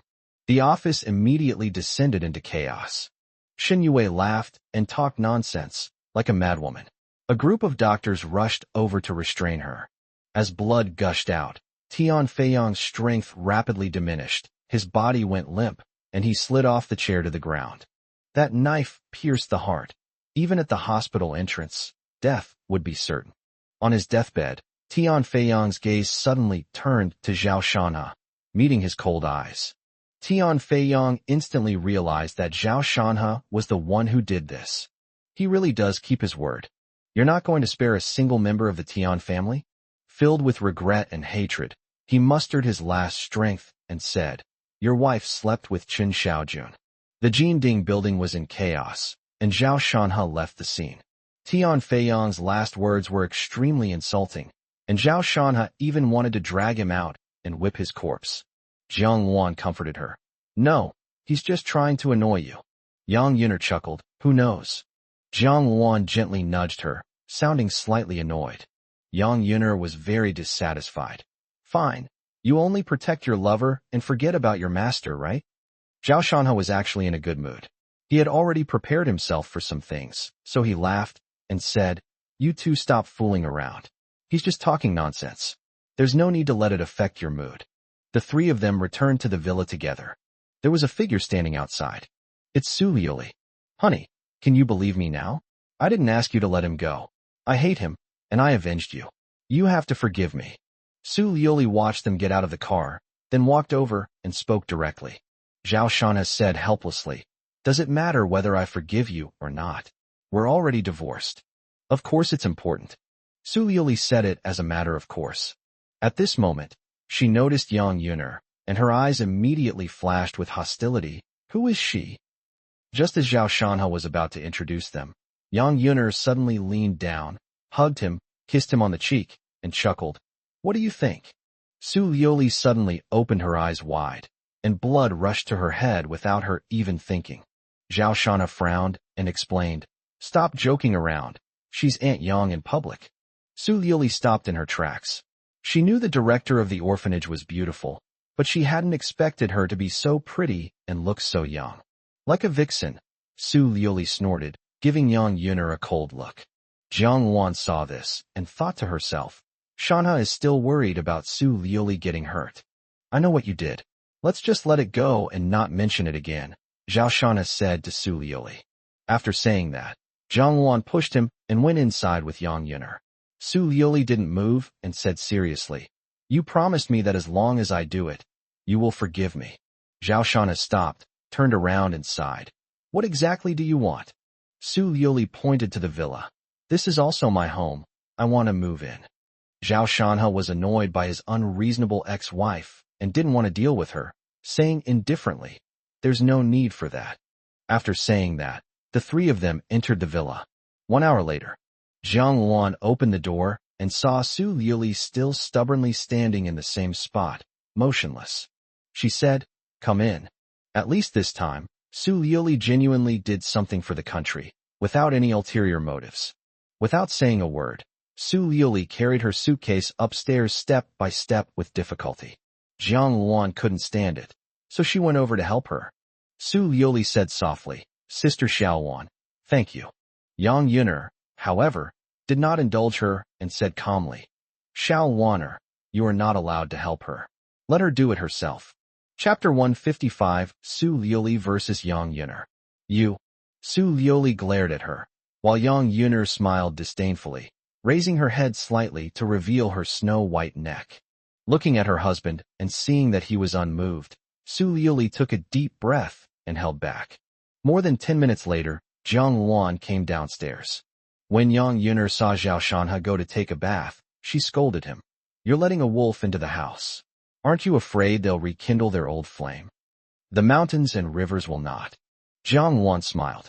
She knew Shanha's feelings for Su Liuli, but she also understood that with each passing event, Shanha had given up on Su Liuli. The next day, Zhao Shanha opened his eyes, looked out the window, and found the sky to be particularly gloomy. The weather forecast was quite accurate. There will be heavy rain today. It's been so hot for so long. It's about time for some rain, he muttered to himself, getting dressed and getting out of bed. As soon as I stepped out of the room, I noticed that the atmosphere was a bit strange. Inside the living room, the three exceptional women remained silent, each absorbed in their own tasks. Zhang Luan leaned on the back of the chair to watch TV. Yang Yuner was drinking cola and studying a book, while Su Liuli was typing on her phone with a serious expression. The two of them were sitting on the sofa, one on each side, clearly separated. Like a silent scene, Zhao Shanha's lips twitched. He thought to himself that it was a good thing Ning Wanqiu said she had something to do and was staying at home last night. Otherwise, with 4 women, the scene would have been even more bizarre. He went to the bathroom, brushed his teeth and washed his face, and then came out to eat breakfast. Zhang Luan had already prepared for him. As for the others, they must have already eaten. After he finished eating, Su Liuli put down her phone and walked over to say, Honey, Jinding Construction is currently experiencing a lot of turmoil. You're also in the construction industry, so you should seize this opportunity to make a fortune. Your company has great potential and might be able to replace Jinding Construction. She wanted to say Luanha Construction, but felt uncomfortable, so she just said your company. I know that the general manager is handling it professionally, so I don't need to worry about it. Zhao Shanha had great faith in Zhu Tang's abilities, and he certainly wouldn't let this opportunity slip by. The Tian family was almost wiped out. Although Jinding Construction will not go bankrupt, it will certainly decline, and many companies and government agencies will cancel their cooperation. The resources that flow out become the cake that others fight over. Among them, Luanha Construction has great competitive potential, but this is not a big deal for Zhao Shanha, as he has already handed it over to Zhu Tang. Su Liuli hummed in agreement, squatted down and lay on his lap, looking up at him. Honey, can we stop arguing? Look, I really know I was wrong. I've already corrected myself. Are you still unwilling to forgive me? Zhao Shanha said, You say you forgive me, but I don't even know which thing I'm forgiving you for. The implication is that there are just too many things to do. Su Liuli frowned. Had she not realized that there were so many inexplicable things going on? For example, at this point, Zhao Shanha looked at her with a sharp gaze. Before Tian Feiyang died, he told me that you slept with Qin Xiaojun. Now that we are divorced, you don't need to hide it anymore. Tell me the truth, and I will consider whether to forgive you or not. Su Lioli was startled when her husband uttered that name. Her pupils trembled slightly, flashing with panic, but she quickly regained her composure and said firmly, "No, absolutely not." Su Lioli was furious and continued through gritted teeth. "I never thought Tian Feiyong would have such bad intentions even after he died. He wants to drag him out and whip his corpse. Husband, you can't trust him." "Oh, so what's your relationship with Chen Xiaojun? Was he the person in the hospital room back then?" Zhao Shanhe lit a cigarette and asked casually. Su Lioli hurriedly said, "I have no immoral relationship with him. You have to believe me. It's just that we knew each other before. We were friends before university, but after I met you in university, we lost contact. You have to believe me." "He's lying again," Zhao Shanhe sighed inwardly. "You would never guess that I've already spoken to him on the phone, and that I know he's the man in the hospital bed. Based on this conclusion, your lies fall apart in my eyes." Fortunately, they were already divorced. Zhao Shanhe felt bored and had no interest in digging deeper, so he lifted her off his lap and left the table. He rolled his wheelchair to the window and gazed calmly out the window. Dark clouds rolled in outside, creating a very oppressive atmosphere. The green plants that were originally pleasing to the eye swayed in the wind under such conditions, giving the impression of a chaotic dance of demons. Su Lioli looked at his back as he sat in the wheelchair, her brows furrowed with worry. She knew her husband didn't believe her, but she had no better explanation right now. This made her extremely irritable. At this moment, Yang Yuner chuckled. "One lie requires countless lies to build upon. How can a weak explanation conceal your panicked state of mind?" Su Lioli turned her head and glared at her. "What nonsense are you talking about? What does this have to do with you?" She disliked this woman from the moment they met, but for her husband's sake, she endured it again and again. Now, however, she can no longer suppress her anger. Although Jiang Wan's eyes were still on the TV, her little ears had already perked up. Yang Yuner looked directly at her and chuckled. "I'm talking about you. You can do things, but people can't talk about them. If you haven't done anything shameful, why would people want to slander you to the death? Why should you interfere in my husband and my affairs? Besides, Tian Feiyong hates us. He only wants to harm my husband. Given that, nothing he says is credible."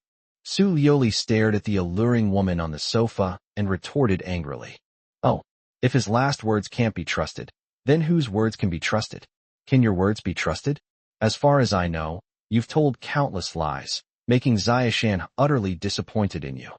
Yang Yuner didn't care about her anger and said with a smile, "Yang Yuner, are you provoking me? What business is it of yours what we two have to do with each other? Sai, you're already so angry? It seems your mentality isn't good. You still need to work on it." Yang Yuner chuckled, her slow and deliberate manner a stark contrast to Su Lioli. That tone was sarcastic, Jiang Wan thought to herself. It would be a miracle if Su Lioli could hold back. Immediately, Su Lioli angrily pointed at Yang Yuner. "What did you say? Say it again. Don't think I won't hit you just because you're older." "Ah, they actually mentioned Master's age." Jiang Wan knew she was in trouble. As expected, Yang Yuner immediately glared at Su Lioli. "Who are you talking about?" Su Lioli remained unfazed. "I'm talking about you." Yang Yuner was so angry she laughed. She kicked off her slippers and stood up abruptly, heading aggressively towards Su Lioli. Su Lioli was equally furious and couldn't hold back any longer, so she rushed over. "Is a fight about to break out?" Jiang Wan was startled, already imagining Su Lioli's miserable state. She wondered if it would leave her with psychological trauma. Zhao Shanhe turned around, but before he could stop them, the two women bumped into each other. Chapter 156, Tell Her to Get Lost. No one would have expected it. Su Lioli and Yang Yuner, these two exceptional women, were now entangled together like shrewish women. The one-sided situation that Jiang Wan had anticipated did not occur. The scene looked like a legitimate case of catching a mistress. Just like now, Yang Yuner grabbed Su Lioli's hair and angrily demanded, "Do you submit or not?" Su Lioli hugged her tightly, tearing at her clothes with all her might, her neck stiff. "I'm not convinced. You've slandered me. You have to apologize to me. I'm going to make you submit today." Without saying a word, Yang Yuner continued her work. In an instant, the living room was in complete chaos. The two rolled around, and soon they were both disheveled and disheveled. Zhao Shanha never expected things to turn out this way. He understood that Aunt Yang was giving in to Su Liuli, so he didn't stop her, and besides, "Don't look." Jiang Luan jogged over, muttering to herself, and reached out to cover his eyes. The scene was incredibly erotic, with clothes disheveled and suggestive, making it extremely eye-catching. To be precise, any normal man would want to take a second look. Zhao Shanha thought to himself, "Sister Xiaowan is still very upright. But why are you covering my eyes with your hand and spreading your 5 fingers so wide?" He remained silent. He knew every inch of Su Liuli's body intimately, but Aunt Yang. TSK, those who know, know. Suddenly, Su Liuli's face hardened, and she grabbed Yang Yun'er's clothes. "Tear." Zhao Shanha's eyes widened in surprise. Su Liuli was also stunned. Noticing her husband's gaze, she looked at Yang Yun'er and saw her smug smile. She did it on purpose. Su Liuli's mind was in turmoil, so she stopped what she was doing and rushed over to block Zhao Shanha, saying urgently, "Husband, you can't look at her. She's doing it on purpose." Yang Yun'er's lips curled up slightly as she slowly bent down, picked up the clothes from the ground, and used them to cover herself up a little. She chuckled and said, "It was clearly you who tore them. How can you accuse me?" Su Liuli was speechless with anger and frustration, and shouted, "Pa, you shameless person. What, you want to do it again?" Yang Yun'er giggled, her gaze defiant.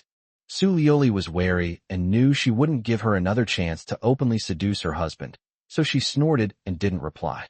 Zhao Shanha coughed lightly. "All right, you've had your fun. It's raining outside today, so you should rest." Su Liuli was dissatisfied, as her husband was clearly taking sides. "What's so interesting about that thing? I have plenty of those too. I can not only look at them, but I can also touch them." In the end, Jiang Wan had to clean up the mess in the living room. She was enjoying herself. She had thoroughly enjoyed the show. She just hadn't expected her master to be so alluring. Oh no, would Shanha be unable to resist? "Honey, I'm going to work." Su Liuli went upstairs to change her clothes, then came down to say goodbye to Zhao Shanha. Zhao Shanha didn't say anything. He just waved his hand. Su Liuli was used to his attitude and didn't feel anything, as long as he responded.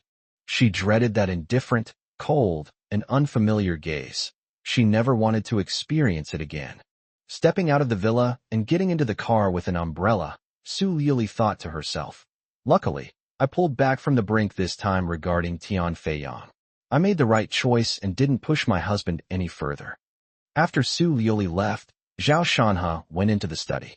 He still has to work in this heavy rain? Yang Yun'er felt he should rest more and preferably sit with her and chat about romantic things. Jiang Wan said, "When Shanha has something to do, he is more serious than anyone else, and he has a strong sense of time. That brat, he won't even spend more time with me." Yang Yun'er muttered under her breath, dissatisfied. Jiang Wan didn't hear clearly and asked, "Master, what did you say?" "Nothing. I just wanted to watch TV." "Oh." In the afternoon, the doorbell rang.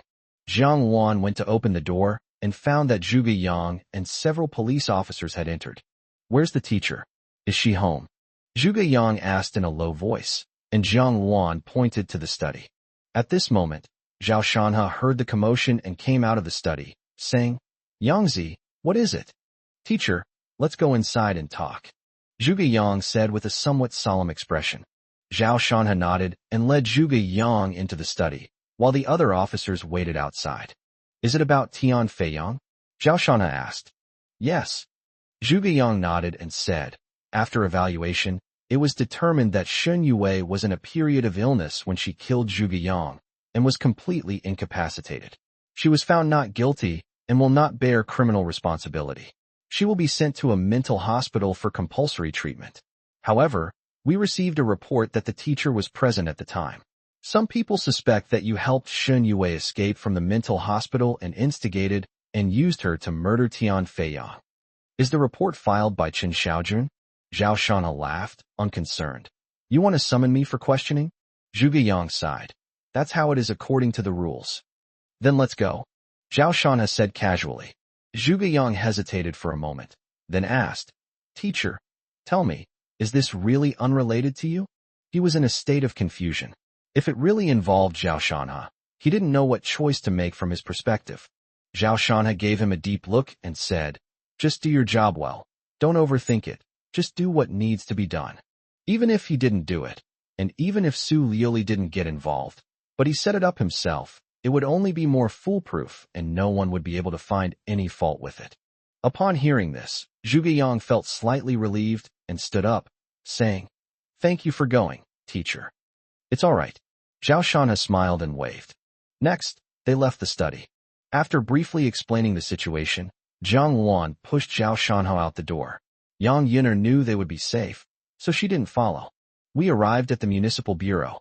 Zhao Shanha was taken directly to a room for questioning, where 2 police officers spoke with him. There was a man and a woman. The man was all right. He had a friendly expression and even nodded at him. The policewoman, though pretty, had a cold and indifferent expression and exuded a chilling aura. As Zhao Shanha sat down, she coldly asked, "Tell me, how did you do it? How did you command a mentally ill person to kill someone?"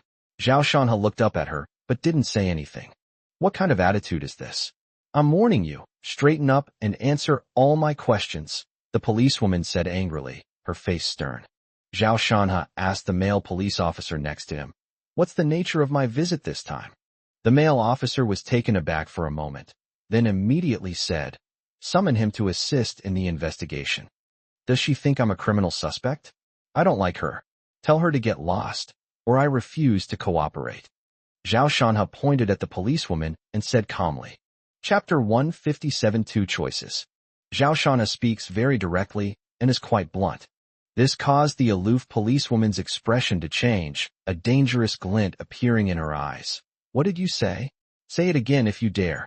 She couldn't help but clench her fists, making a cracking sound. Zhao Shanha laughed. "If your hearing isn't too bad, you'll hear me. I said get lost." The female police officer immediately stood up and was about to go over and teach him a lesson, but was immediately stopped by the male police officer next to her. She whispered a few words to her, and the policewoman's expression shifted between anger and uncertainty. Zhao Shanha still smiled. "If you want to make a move, you can come over. I'll sit right here. If you don't want to make a move, you can get out now. Otherwise, I won't say a word." Given his status, he didn't believe this woman would actually dare to make a move in this place. If she dared, Zhao Shanha would look at her with new respect. As expected, after being persuaded by the male police officer, although she was very angry, she could only look at Zhao Shanha coldly and helplessly. Finally, she packed her belongings and walked outside. As she left, she looked at Zhao Shanha and said, "Zhao Shanha, don't think you can act lawlessly just because you have some assets. I've seen plenty of people like you. Without any sense of respect, everything you have will end up being nothing. Don't think you can get away with this. I'll be watching you closely. If I find even the slightest problem, you're finished." Zhao Shanha remained calm, but suddenly spoke just as she was about to step out of the room. "Etc." The policewoman turned around. Zhao Shanha pointed at her and said with a smile, "I've changed my mind. I want to talk to you, just you alone." The male police officer was taken aback and quite surprised. The female police officer's pupils contracted. She thought for a moment, and then nodded to the male police officer.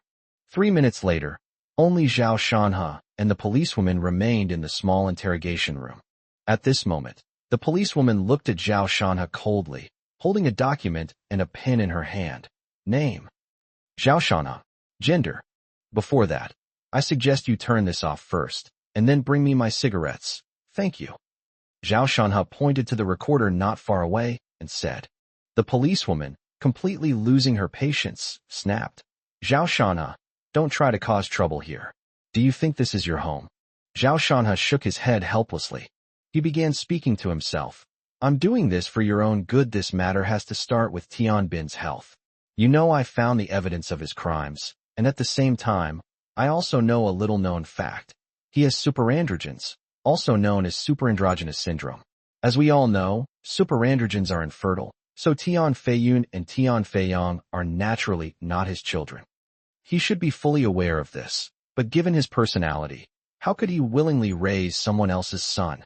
There's only one possibility. Tian Feiyun's or Tian Feiyang's biological father must be someone who can provide him with tremendous help. I analyze that this person is a high-ranking official, perhaps some big-shot Sai. Didn't you say you wouldn't care? Upon hearing his words, the policewoman's expression changed, and she hurriedly turned off the recording device beside her. Zhao Shanha had a smile on his face. This infuriated the policewoman, who retorted, "What exactly are you trying to say?" "Nothing special. You see, we have no grudge against each other, Sai. What's your name?" "Pleasant," the policewoman said coldly. "Good name." Continuing from what we were saying, you suddenly became very hostile towards me, as if you were determined to make me a criminal suspect. That's very strange. Plus, you threatened me at the end. I'm worth billions, but in your eyes, I'm like an ant. TSK. It's hard not to suspect that you're very confident and fearless, and that you came to see me with some kind of purpose? Hee hee. Nonsense. It's all your imagination. Yu Hao's lips twitched, and he forced a cold laugh. Zhao Shanha said calmly, "Don't be in a hurry. I just want to have a chat. Now, can you give me back my cigarettes?" With a grim face, Yu Ku took Zhao Shanha's cigarettes and lighter from the side and handed them over.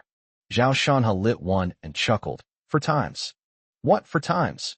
"You see, without me even realizing it, I manipulated your actions 4 times. First, I made you leave, because you had no choice but to leave due to the rules. Second, I made you stay, because you urgently needed to find evidence against me for some purpose, so you stayed. The third and fourth time, I asked you to turn off the recorder and offered me a cigarette. Because I knew some things you were hiding, you were scared, and you did as I asked. So, manipulating you is actually very simple." Zhao Shanha spoke slowly and deliberately, his face pale with pleasure. Looking into Zhao Shanha's calm, lake-like eyes, she felt as if she had been seen through and had nowhere to hide. "This feels terrible." I'm pleasantly disoriented and panicked. Zhao Shanha then asked, "By the way, are you a virgin?" "I wasn't asking about your zodiac sign." Yuka didn't expect him to ask such a private question, so she didn't answer and just kept a straight face without saying a word. "It seems so. Do you think I can control you 4 times, or even a 5th, a 6th, or rather, can I make you climb onto my bed and spread your legs?" Zhao Shanha's flippant tone infuriated Yu Guang. "You're dreaming. Shameless, scum, degenerate. Don't get upset, it was just a joke." "I'm not joking." Yuku remained stern-faced, clearly annoyed. "All right, let's get down to business." Zhao Shanha suddenly sat up straight, his expression turning serious. "Please pass on a message for me. I don't care who he is. I have 2 choices right now. First, everyone says that the common people can't fight with officials, and I'm quite scared, so let's leave the Tian family's matter here. If he doesn't cause me any trouble, I'll pretend I don't know anything, and we'll keep to ourselves. Secondly, you're probably no match for me. Ask him if he dares to step in himself, or rather, see if I can bring him down." At this moment, Zhao Shanha's expression was extremely sharp. Pleasant silence fell, a nameless fear stirring within her. She didn't know how to answer. She felt too inexperienced in front of Zhao Shanha. How can you fight if you can be seen through with just a few words? After holding it in for a long time, she said, "You would definitely be a great criminal investigator." Zhao Shanha laughed. "Of course, I will become the nemesis of criminals." Yu Hao let out a soft breath, turned the recorder back on, and didn't continue the previous topic. Instead, they followed the normal procedure and conducted a routine inquiry into Zhao Shanha. This time, Zhao Shanha was very cooperative, answering all the questions asked. About an hour later, Yu Hao nodded to him, took the documents, and left. Not long after, Zhao Shanha was notified that he could go back. Zhuge Yang saw him to the door and said, "Xiaoyu was just transferred here.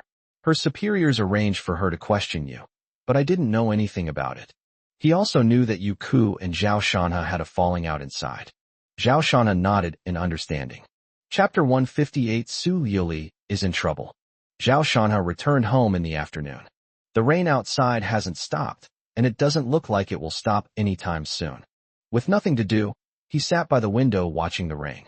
Yang Yuner also moved a chair over and sat down next to him. But her body gradually tilted, and before she knew it, she had leaned against Zhao Shanha's chest, closed her eyes, and quietly fallen asleep. Zhang Wan was cooking in the kitchen when she came out to get something and saw this scene. She pursed her lips. Zhao Shanha could see Yang Yuner's profile when he looked down. He wondered how she maintained her appearance. There wasn't a single wrinkle around her eyes, and her face, though without makeup, looked even smoother and more radiant, making her exceptionally beautiful. He couldn't resist reaching out and touching Yang Yun'er's face, only to see her wrinkle her nose and wave it away. Little Shanha, stop fooling around. At that moment, Zhao Shanha felt a tremor in his heart and found Aunt Yang to be exceptionally adorable. After finishing his meal, Zhao Shanha scrolled through his phone. Suddenly, a short video made him frown. Medical malpractice? Cooling beauty device goes bust, multiple people burned. The cooling beauty device is one of the core products of the Su Group, and sales have always been very good. Why is there a problem now? After watching the short video, Zhao Shanha concluded that Su Liuli was in trouble. The product has caused a major safety hazard, and people across the country have been burned. As of now, the number of people affected has risen to nearly 100.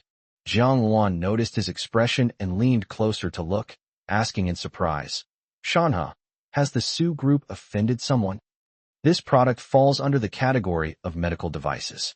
Before being put on the market, it undergoes strict quality control and inspection. One or two incidents are understandable, but so many incidents occurring at the same time clearly cannot be explained by accident. Zhao Shanha said, for the Su Group, the most important thing now is how to get through this crisis. As for finding out who did it, or even retaliating, those are things for another time. If this isn't handled well, Su Liuli will definitely have a hard time and will have to resign. Oh, will you help her? Zhang Wan asked. This product has definitely lost its credibility. The problem now is the aftermath, which is actually quite simple. Compensate the injured and recall all the inventory. It's not very troublesome, just requires a large sum of money, Zhao Shanha said. As for whether or not he would help Su Liuli, he did not say explicitly. But Jiang Wan knew that the fact that he uttered the word simple proved that he could solve it. In other words, as long as Su Liuli is willing to ask him for help, Shanha, given his personality, will help her. Zhao Shanha thought for a moment, then took out his phone, removed Su Liuli from his blacklist, and dialed her number. Hey honey. Su Liuli's voice sounded very tired. In the past, she would have been overjoyed if Zhao Shanha had removed her from the blacklist. But now, I'm clearly not in the mood for that anymore. Zhao Shanha asked, has something happened to your company? You found out. Su Liuli asked in surprise, then immediately gave a wry smile. Yes, it's such a big deal. When this news came out, it was like a bolt from the blue for her. The company already had financial problems, and now it had been set up by someone, which meant it was in big trouble. It's pointless to dwell on who's plotting against the Su Group. The most important thing now is how to get through this crisis. During the day, after discussions by the board of directors, a basic solution was determined, which would require a large sum of money. Compensation, buyback, penalties, etc., all add up to a staggering 1.5 billion. This is a huge sum of money, and the Su Group cannot come up with it in a short period of time. Therefore, Su Liuli was already overwhelmed with worries and her face was full of sorrow. Zhao Shanha didn't waste any more words and asked, do you need any help? Honey, are you willing to help me? Su Liuli asked with some surprise. Zhao Shanha said, you calculate how much money is needed for this crisis and draft a plan. I will raise the money to invest in the Su Group. You want to hold shares in the company? Su Liuli's eyes widened, sounding shocked. Zhao Shanha frowned. Otherwise what? Do you expect me to give you money unconditionally? Su Liuli was silent for a while, then said, let me think of another way first. If all else fails, I'll discuss this with the board of directors. Upon hearing this, Zhao Shanha said nothing more and hung up the phone. Jiang Luan was surprised. She doesn't agree? Zhao Shanha smiled and said, she doesn't want me to hold shares, or rather, she still doesn't trust me. In fact, she suspects that I set this up. This? Jiang Luan was incredulous and furious. How could Su Liuli have such thoughts? Did she really think Shanha would use such methods to deal with her? Noticing that Sister Xiaoluan was very angry, Zhao Shanha remained calm and comforted her, saying, it's not a big deal, I don't care. It doesn't matter if she doesn't need my help, it's a good thing for me. The Su Group has long been ruined by those Su family shareholders. If I really invest, I might just be paying money to suffer. I'm just furious. Why does she have the right to suspect you? You shouldn't have called her first, leaving her with no other choice but to beg you. Jiang Luan was still very angry, feeling that Su Liuli was ungrateful. I didn't think that much about it. It doesn't matter anymore. If she can't find a way, she'll talk to me. When she asks for a certain number of shares, don't blame me for being ruthless. Zhao Shanha patted Jiang Wan on the shoulder and said with a smile. For the Su Group, there aren't many ways to come up with this money now. As for loans, given the group's current debt ratio, banks are unlikely to lend them money. Secondly, who would lend them so much money at once? Therefore, the only remaining option is to exchange shares for cash. Your problem is urgent, yet you refuse my investment. Who will you turn to then? Zhao Shanha pondered for a long time, then sighed softly and went to the bathroom to take a shower. Halfway there, Yang Yuner burst in, insisting on taking a look at his leg. Helpless, Zhao Shanha had no choice but to stretch out his leg to show her. Yang Yuner looked at it very carefully and thought the recovery was quite good. After she finished reading, she went out, and Zhao Shanha washed himself again. The next day, the turmoil at the Su Group escalated further. Zhao Shanha learned through his channels that many partners had gone to the group's building to cause trouble and demand refunds. Su Liuli was in a hurry and didn't have time to come over. Zhao Shanha only inquired about it briefly and didn't pay much attention to it after that. For him, this favor wasn't something he absolutely had to do, since she was just his ex-wife. Moreover, given the attitude of the Su family towards him, he felt it was better not to help at all. At this moment, he thought to himself, Su Liuli, you only own less than 1% of the shares. How foolish of a worker to be thinking like a chairman.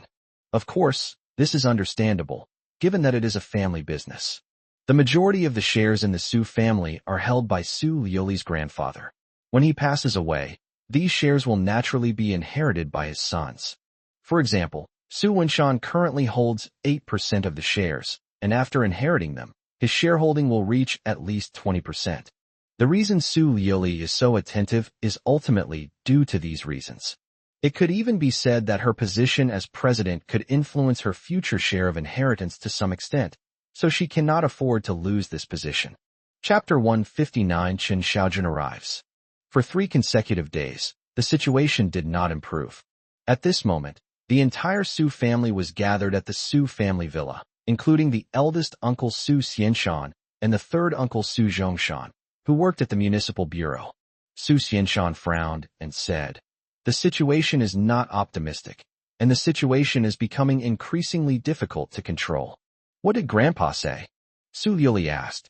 After the initial panic, she calmed down. This crisis was far from being a matter of life and death. Su Wenshan said, Dad told us to handle it as we see fit. These words were as good as saying nothing. Su Liuli sighed inwardly. She still needed to find a solution herself. At this time, she received another call from the company, saying that another group of customers from other provinces had come to return the goods and were asking to pay the shipping fees.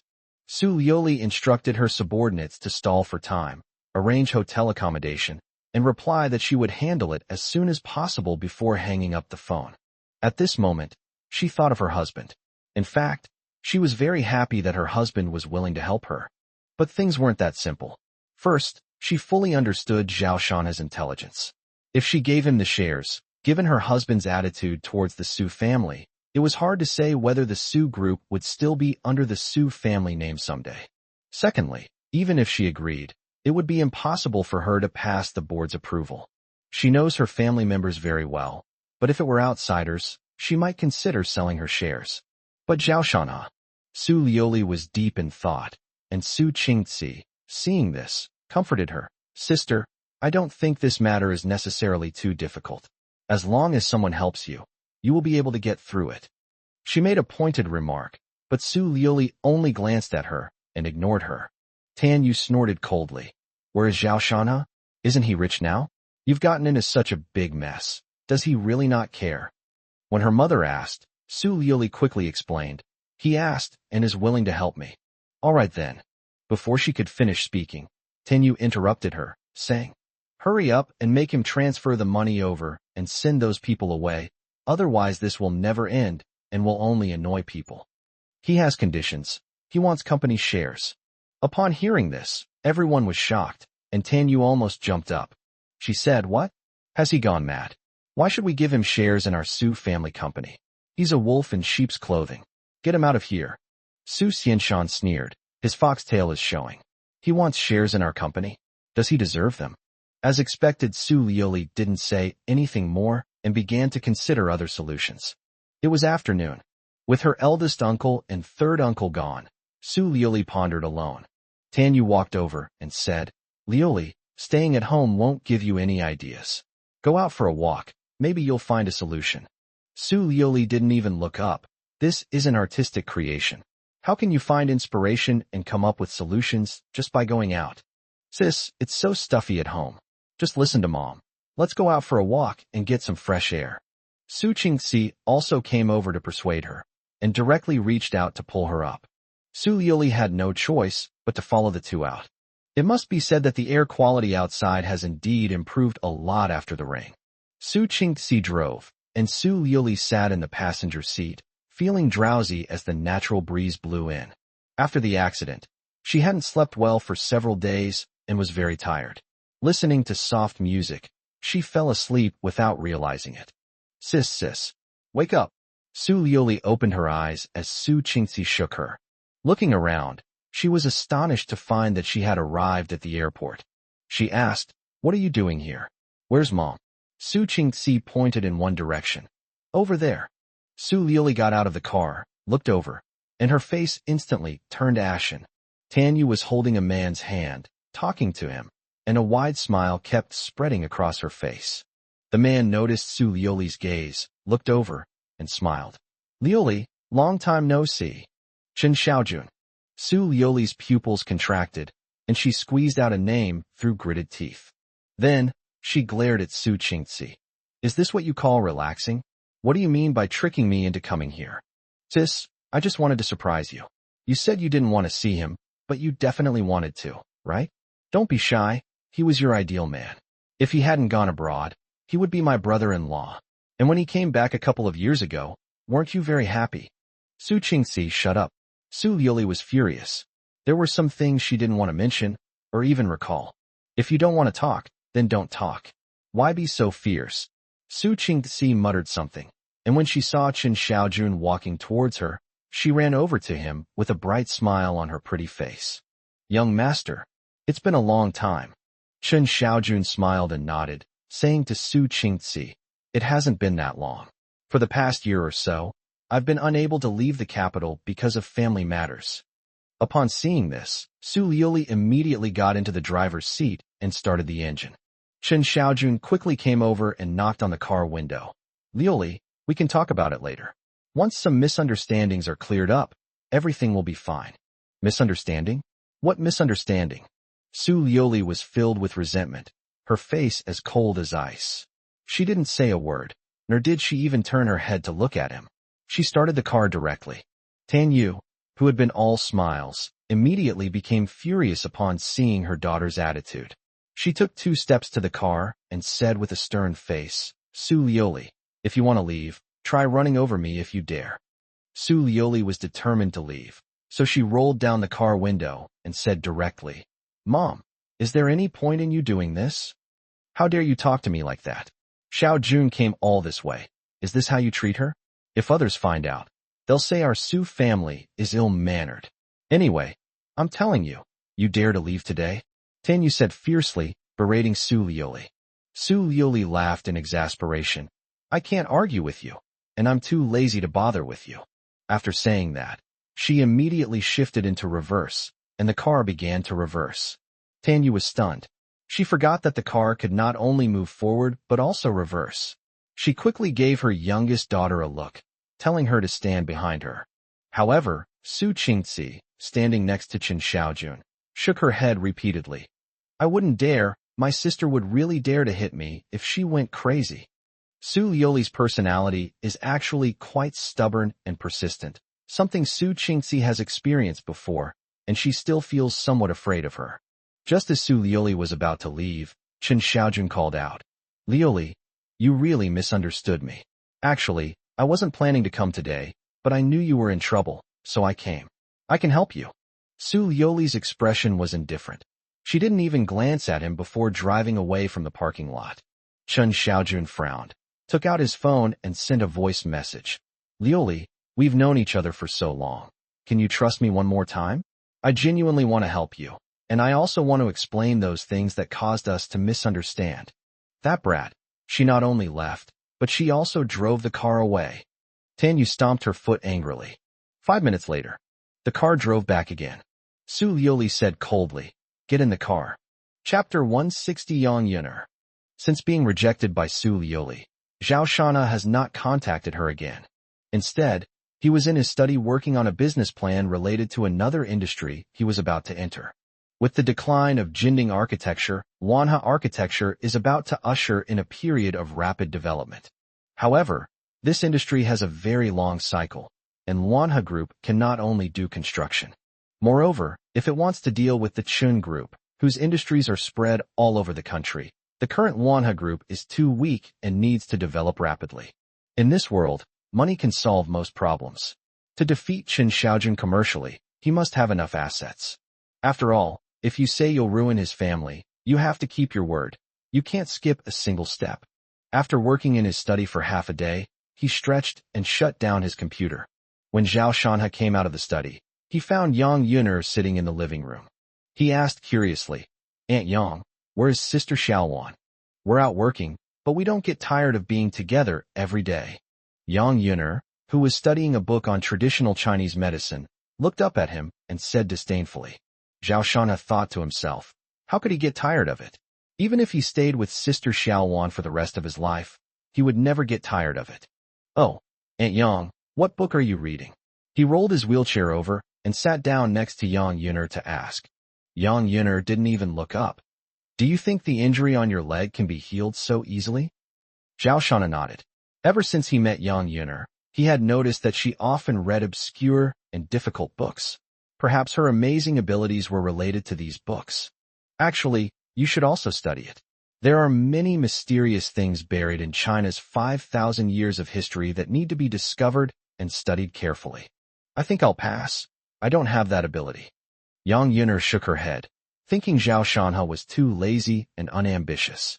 Zhao Shanha was still thinking about Jiang Wan and said, "It's almost evening, and she's still not back. I'll call her." Yang Yuner chuckled. "You're not worried about her, are you?" Zhao Shanha paused involuntarily as he held his phone. He put Xiao Wan into the role of a woman and couldn't help but worry when she didn't come home at night. But when he thought about it carefully, he realized that with Xiao Wan's abilities, no one could hurt her. "All right, stop calling her. I've arranged for her to do something, and she won't be back for a while," Yang Yuner said casually, yawning. Zhao Shana nodded, without putting down his phone, and said, "Aunt Yang, what do you want to eat tonight? I'll order takeout." Yang Yuner can't cook, and since he's in a wheelchair, it's even more inconvenient for him, so they can only make do with takeout. "Let's eat barbecue, Xiaoshan, and drink with me." Yang Yuner rolled her eyes and said with a smile, "Good." Zhao Shanha readily agreed, ordering a lot of things on his phone and then taking 2 bottles of Matai from the liquor cabinet. 45 minutes later, the security guard placed the takeout at the door. Zhao Shanha thanked him, making him feel flattered. He waved his hand repeatedly, saying it was nothing. The taste is just so-so. Having eaten Jiang Wan's cooking every day, Yang Yuner's taste buds have become quite discerning. Even while eating skewers, she was still complaining. Zhao Shanha laughed. "Aunt Yang, actually this is already the highest-rated restaurant in our area. Sigh, all I can say is that the people here are living in dire straits. But compared to the outside world, having this much to eat is already quite good." Yang Yuner had never talked about her time abroad in recent years, but now that she was recalling it, she couldn't help but speak up. In many countries, people are willing to commit murder and robbery for a bite to eat. And in other places, do you know what they eat? Mosquito pancakes. A bunch of mosquitoes stuck together with grease, made into a pancake. Her tone was somewhat wistful, but not sad. She wasn't a saint. No matter how miserable these people were, it had nothing to do with her. Zhao Shanha raised his glass and said, "Aunt Yang is worldly wise and doesn't think about these things once she's home. Let's have a drink." Yang Yuner also raised her glass, clinked it with his, and drank it all in one gulp. Zhao Shanha was taken aback by her fierceness and paused for a moment while holding the cup. "Drink up. You can't possibly not be able to drink it all, can you?" Yang Yuner said sarcastically as she looked at his hesitant expression. "Hey, How is that possible? Zhao Shanha, unable to save face, steeled his resolve and downed the entire bowl in one gulp. How about it? Go throw up if you can't handle it, Yang Yuner teased. Who do you think you are? It's only a small amount. Zhao Shanha suppressed the smell of alcohol and said in a relaxed manner, We can't let Aunt Yang look down on us. Yang Yuner saw through it at a glance and poured him another one. Let's have some more. Zhao Shanha's lips twitched, thinking to himself, Aunt Yang, please don't be like this. He said awkwardly, Eat your food, Aunt Yang, eat your food. Yang Yuner chuckled and said disdainfully, If it's no good, it's no good. You even installed it for me. How could a man say no? Zhao Shanha couldn't stand it any longer and immediately picked up his cup. Aunt Yang, I'll fight you to the death. Dry? Thirsty? Zhao Shanha woke up groggily to find the house completely dark. It's so quiet outside. Before I knew it, it was already past midnight. He moved, then froze instantly, finding himself in a fragrant embrace. It's so soft and comfortable. Zhao Shanha swallowed hard, feeling his heart pounding. After a while, he carefully got up, struggled to sit in his wheelchair, turned on the light, and then went to get some cold water. Tons. After chugging down a whole glass of ice water, I felt much better, and the dizziness from the alcohol immediately subsided. Stimulated by the light, Yang Yuner opened her sleepy eyes. She rubbed her hands together and muttered to Zhao Shanha, You really can't hold your liquor. Zhao Shanha did not refute, because Yang Yuner's clothes swayed with her movements, making people's hearts race. He forcibly looked away, because if he looked any longer he wouldn't be able to control himself. As if she hadn't noticed anything, Yang Yuner yawned, stumbled to her feet, and prepared to go to the water dispenser for a drink. She had drunk too much and was perhaps not fully sober yet. She was walking unsteadily and was about to pass Zhao Shanha's wheelchair when the accident suddenly happened. Oh! Yang Yuner cried out in surprise and fell to the ground uncontrollably. Watch out! Zhao Shanha was right next to her and instinctively reached out to put his arm around Yang Yuner's tight waist. Suddenly, Yang Yuner sat on Zhao Shanha in an odd position. As luck would have it, her soft lips landed right on Zhao Shanha's lips. Cool, soft, and slightly sweet. For a moment, time seemed to stand still. Both of them stared at each other with wide eyes. Zhao Shanha wanted to go to his room, but Yang Yuner stopped him. No, I want to stay here. Yang Yuner spoke in a coquettish tone, as if she were a little girl. Zhao Shanha never expected that Aunt Yang was such a treasure. More precious than gold. Then I saw Yang Yuner with tears in her eyes and an expression of anger and embarrassment. Chapter 161 If you marry me, what will happen to Shao Waner? Yang Yuner looked at Zhao Shanha in front of her with tenderness in her eyes and reached out to gently stroke his cheek. She suffered a traumatic experience at a very young age, a memory she never wanted to recall. This led to Yang Yuner having a strong aversion to men, and as time went on, this aversion not only did not improve, but even became more and more severe. Sometimes even an accidental touch makes me feel nauseous and gives me goosebumps. Until she met Zhao Shanha, this clear and persistent boy, Yang Yuner not only didn't dislike him, but also felt an inexplicable fondness for him. Zhao Shanha felt a pang of sympathy, so he gently squeezed her hand and asked, Aunt Yang, how are you? When she was with Su Lioli, she cried all night and didn't get out of bed for 2 days. Yang Yuner is in good physical condition, but without experience, it's impossible for her to recover so quickly. She didn't want to move a single finger, just lazily spacing out, wishing time could stand still at this moment. Zhao Shanha's feelings for Yang Yuner were complicated. Ever since the government arranged for him and Shao Wanjie to go to the orphanage, Yang Yuner had been taking care of them. As time went by, Yang Yuner and sister Shao Wan had long become the most important people in his life, to the point that he was willing to give his life for them. Yang Yuner trembled, feeling the burning passion in Shanha's heart. She couldn't help but raise her snow-white neck and look at him with the gentlest gaze. Aunt Yang, was there any noise at the door just now? No way, it's just your imagination. Yang Yuner was very tired and thirsty, so she got up to drink some water. Zhao Shanha breathed a sigh of relief, a surge of emotion welling up inside him, and said, Aunt Yang, let's get married. Puff. Yang Yuner, who was drinking water, choked, and suddenly spat it out. Cough, cough, cough, what are you thinking? No way. She coughed for a long time and refused without even thinking. Zhao Shanhe was stunned. Yang Yuner rolled her eyes at him and said, "If you marry me, what will happen to Xiao Waner?" These words were like a bucket of cold water, instantly extinguishing Zhao Shanhe's enthusiasm. A strange sense of guilt welled up inside me. For a moment, both of them fell silent. Yang Yuner spoke up, smiling as she said, "Don't think about it anymore. Things will work themselves out. Little Waner and little Shanhe will never be apart. And what about you?" Yang Yuner smiled and said, "You still want to lock me up here? To put it simply, the world is so big, I want to see it." Zhao Shanhe looked somewhat melancholy and smiled helplessly. "No, Aunt Yang, you have to promise me that no matter where you go, you can't lose contact with me. It depends on your performance. Come." In the morning, Zhao Shanhe opened his eyes. He slowly put on his clothes, sat in his wheelchair, and slowly left the room. Jiang Wan was startled. "Shanhe, didn't you sleep last night? You look terrible." Zhao Shanhe's eyes were dark and he looked listless, clearly indicating that he hadn't slept well. Upon seeing that Sister Xiaowan had returned, he yawned and said weakly, "It's nothing. I stayed up late last night. I'll take a nap later."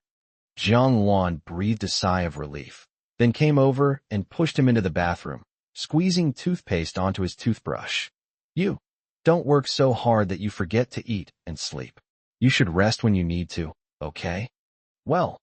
Zhao Shanhe quickly agreed and began washing up. In contrast, Yang Yuner looked incredibly radiant today, as alluring and captivating as a flower. While eating breakfast, she smiled and said, "Little Waner, don't worry about him. If you don't cherish your own body, who can you blame?" Zhao Shanhe was in the bathroom when he heard this and almost knocked over his water glass. "Aunt Yang, you've crossed the river and then burned the bridge. You've used the millstone and then discarded it." He gritted his teeth, thinking to himself, "Who the hell am I working so hard for? Others may not know, but you certainly do." Still being sarcastic and sarcastic. He came out with a stern face, and when he saw Yang Yuner winking at him, he snorted in annoyance. Yang Yuner chuckled, "You're getting all grumpy after I said a few words to you. Come over for dinner. You need to eat some more." Jiang Wan looked at the two of them suspiciously, as if she wanted to ask something, but then hesitated and didn't speak. Zhao Shanhe went to the dining table, ate his breakfast, and asked Jiang Wan, "Sister Luan, what did you do last night?" "Huh? Didn't Master tell you?" "No." "Then I won't tell you." Zhao Shanhe looked up, his gaze sweeping over the master and apprentice, and said with displeasure, "Hey, you've all been keeping things from me. You'll suffer for it, suffer a great loss." Jiang Wan remained silent, her head bowed. Yang Yuner looked at him, a slight smile playing on her lips. "What? You want to teach me a lesson? Or are you going to teach both of us a lesson together?" Under her meaningful gaze, Zhao Shanhe's heart skipped a beat, and he immediately gave in. Jiang Wan thought to herself, "Master, you're overthinking it. Shanhe can't even beat me." Of course, Zhao Shanhe wasn't one to suffer a loss. After breakfast, Jiang Wan pushed him out for a walk, and he called out to Yang Yuner, "Aunt Yang, let's go for a stroll together." Yang Yuner's expression changed slightly, but she ignored her and pretended not to hear. Last night's battle ended in mutual destruction, and she is now having difficulty walking. Zhao Shanhe chuckled to himself and continued to urge, "Come on, go for a walk. The air is fresh outside. Shut up and get out of here." Yang Yuner angrily threw a pillow off the sofa, hitting Zhao Shanhe squarely. Zhao Shanhe laughed heartily and had Jiang Wan push him out. "Sai, Master is acting strangely today." Jiang Wan pushed him and said. Zhao Shanhe chuckled. "Women, they all have that moment." Oh, Jiang Wan thought it made sense. She also experienced emotional instability when her relatives visited. The two took a walk in the neighborhood and returned to the villa in half an hour. While Jiang Wan was in the restroom, Zhao Shanhe asked Yang Yuner, "Aunt Yang, how are you?" "I'm perfectly fine. Shall we continue tonight?" Yang Yuner squinted, her gaze defiant. Zhao Shanhe said awkwardly, "We'll talk about it later." He thought to himself, "It's definitely not going tonight. It's not that I'm not capable, it's for Aunt Yang's health." It was afternoon. Su Liuli, whom I hadn't seen for several days, came over. The worry on her face disappeared, and she regained her radiant beauty, becoming stunningly gorgeous once again. "Honey, don't worry, everything at work is fine," she said to Zhao Shanha. Zhao Shanha looked at her and asked, "How did you resolve it?" Su Liuli's face stiffened for a moment, but she quickly calmed down and said, "The family found some capital and borrowed money to solve the problem. Honey, don't blame me for not letting you help. Actually, I mentioned it at the board meeting, but they were unwilling to sell their shares, so there was nothing I could do." "Did Qin Xiaojun lend it to you?" Zhao Shanha didn't beat around the bush and asked directly. Chapter 162. Su Liuli is entangled with Qin Xiaojun again? How did you know? Su Liuli was startled, not expecting her husband to be right so quickly. There was no way to hide it, so she said, "Honey, I didn't contact him. The company has some cooperation with the Chun Group, so the family talked to him to get the money." Zhao Shanha sighed inwardly. Su Liuli would always be like this. He would lie and hide things as long as he didn't say anything, and even when he did, she would only answer him piecemeal, asking questions and revealing bits and pieces of information, a mix of truth and falsehood. However, he is no longer deeply moved by this. After what happened last night, his state of mind has quietly changed. He looked at Su Liuli and said seriously, "Qin Xiaojun won't help you for no reason. If he doesn't want the shares but is willing to lend you this money, then you should be even more suspicious. You must be careful, or there may be big problems in the future." "I don't think so. We've signed a contract, and as long as we repay on time, there won't be any problems." "Liuli, think about it. This is such a large sum of money. I guess it's over $1 billion. What benefit does he get from lending it to you? Is it just to earn interest? He's not a bank. His cash flow is limited. If he's willing to lend you money, he must have some ulterior motive. Even if you have a good relationship with him, you have to be careful. This kind of businessman is ruthless. If you fall into his trap, it will be too late when you realize it, and you will be doomed." Upon hearing these words, Su Liuli felt that her husband had misunderstood her relationship with Qin Xiaojun, so she retorted, "Honey, I don't have a good relationship with him, and we haven't been in contact for a long time. Don't misunderstand. This was facilitated by the company's shareholders as a whole, and I could only comply. I know you're doing this for my own good, and I'm very happy, but you're really overthinking it. The contracts were all reviewed by the company's legal counsel to ensure there were no problems before they were signed. You're focusing on the wrong thing. I don't care about your relationship with Qin Xiaojun now," he sighed softly. "Actually, it's fine if you and Qin Xiaojun are together. Don't worry about making me angry. It's not the key issue. What I want to say is that I won't harm you. If you're willing to trust me, tell me the details of what happened and bring me the loan agreement. I'll help you analyze it, find the loopholes, and help you take precautions." This, Su Liuli hesitated for a moment. She no longer doubted her husband's talent and was about to agree when she suddenly realized something and asked, "Honey, you don't think I have an improper relationship with Qin Xiaojun and want to get revenge on him?" "These are two different things, and they have nothing to do with you," Zhao Shanha said calmly. But this tone made Su Liuli even more certain that her husband had already made up his mind. She hurriedly said, "Husband, Qin's group is different from Jinding Construction. You need to calm down. There's really nothing between Qin Xiaojun and me. You don't need to offend him for no reason and create a powerful enemy because of some unfounded speculation." Zhao Shanha waved his hand irritably and said coldly, "Don't you understand? I told you this has nothing to do with you. We're discussing your company's affairs. If you show me the contract, I can help you resolve this problem. If you don't come looking for me if any problems arise later." Su Liuli hesitated for a moment and said, "Let me think about this for a while. The contract is confidential and can't be taken out casually." She concluded that her husband might be using this opportunity to get revenge on Qin Xiaojun, and she no longer dared to produce the contract.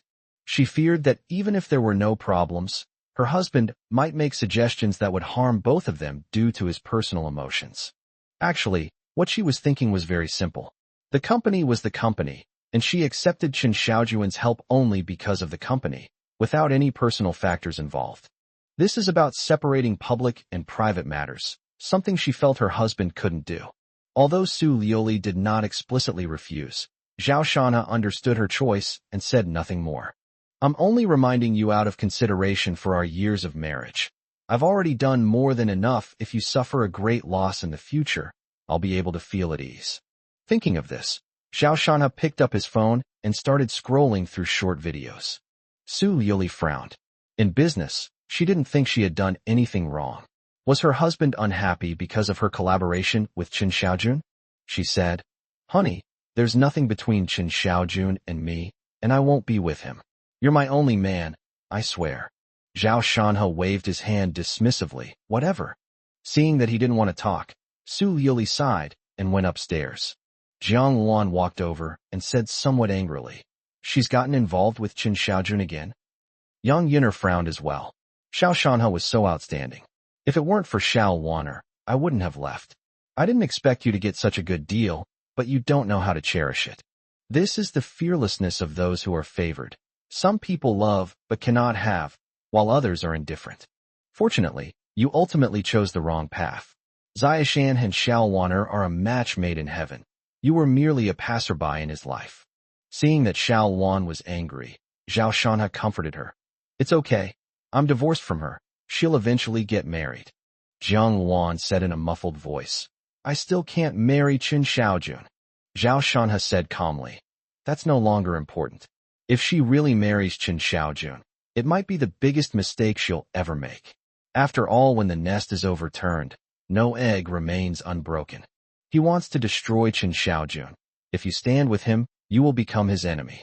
Deep down, he didn't want to hurt Su Yoli, but if she insisted on courting death, Zhao Shanha wouldn't hold back. Anyway, she can't marry Qin Xiaojun.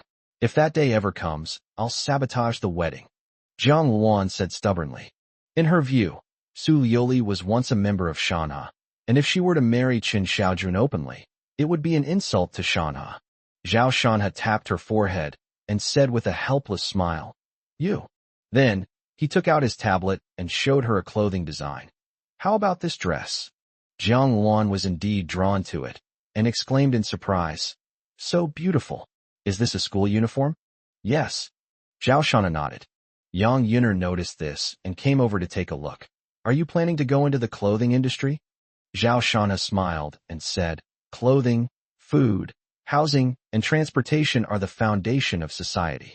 Housing is already developing steadily, and the next step is to start making clothing. This school uniform is very innovative, good-looking, and in line with the spirit of Chinese students. Xiaoshan, you are a design genius." Yang Yun'er praised. Zhao Shanha modestly replied, "It's all right. Sister Xiaowan, guess what I'm going to name this school uniform?" "I can't guess," Jiang Luan said directly. Zhao Shanha explained, "There are many styles of school uniforms, but I'll name all the boys' uniforms the Tianhe series. The girls' school uniforms will be uniformly named the Luan Bird series." Jiang Luan knew there was a hidden meaning, so she blushed slightly and lowered her head without saying a word. Zhao Shanha continued, "Later, there will be series such as Chang'ing and Xiannu targeting adults." Yang Yun'er's eyes lit up. In just a few words, she glimpsed a corner of Zhao Shanha's grand plan. These garments will surely go abroad and let the world see the charm of Chinese fantasy elements. Chapter 163, You don't even have a chance to regret it. Entering the apparel industry was something Zhao Shanha had planned long ago. Firstly, it is because of his design talent. In fact, Zhao Shanha has never lacked boundless imagination, and at the same time, he understands people's psychology and knows what kind of products can touch people's hearts the most. This can be seen from the initial design phases when the project was launched. The second reason is that he had his own ulterior motives. Tan Yu brought Zhou Xian to set Su Liuli up on a blind date right in front of him that day, which was an insult to him. Letting him off so easily was clearly not Zhao Shanha's character. At this moment, he was in his study, sitting in his wheelchair, looking at a small whiteboard on the wall. The whiteboard wasn't big, and some names were written on it. At the top are Tian Feiyun, Tian Feiyang, and Tian Bin. Their names are highlighted in red, and each has a checkmark next to it, indicating that the problem has been solved. Besides these, there is another person whose name is written in red. Qin Xiaojun. Zhao Shanha stared at the name for a long time before looking down. There are more below, but the colors have all changed.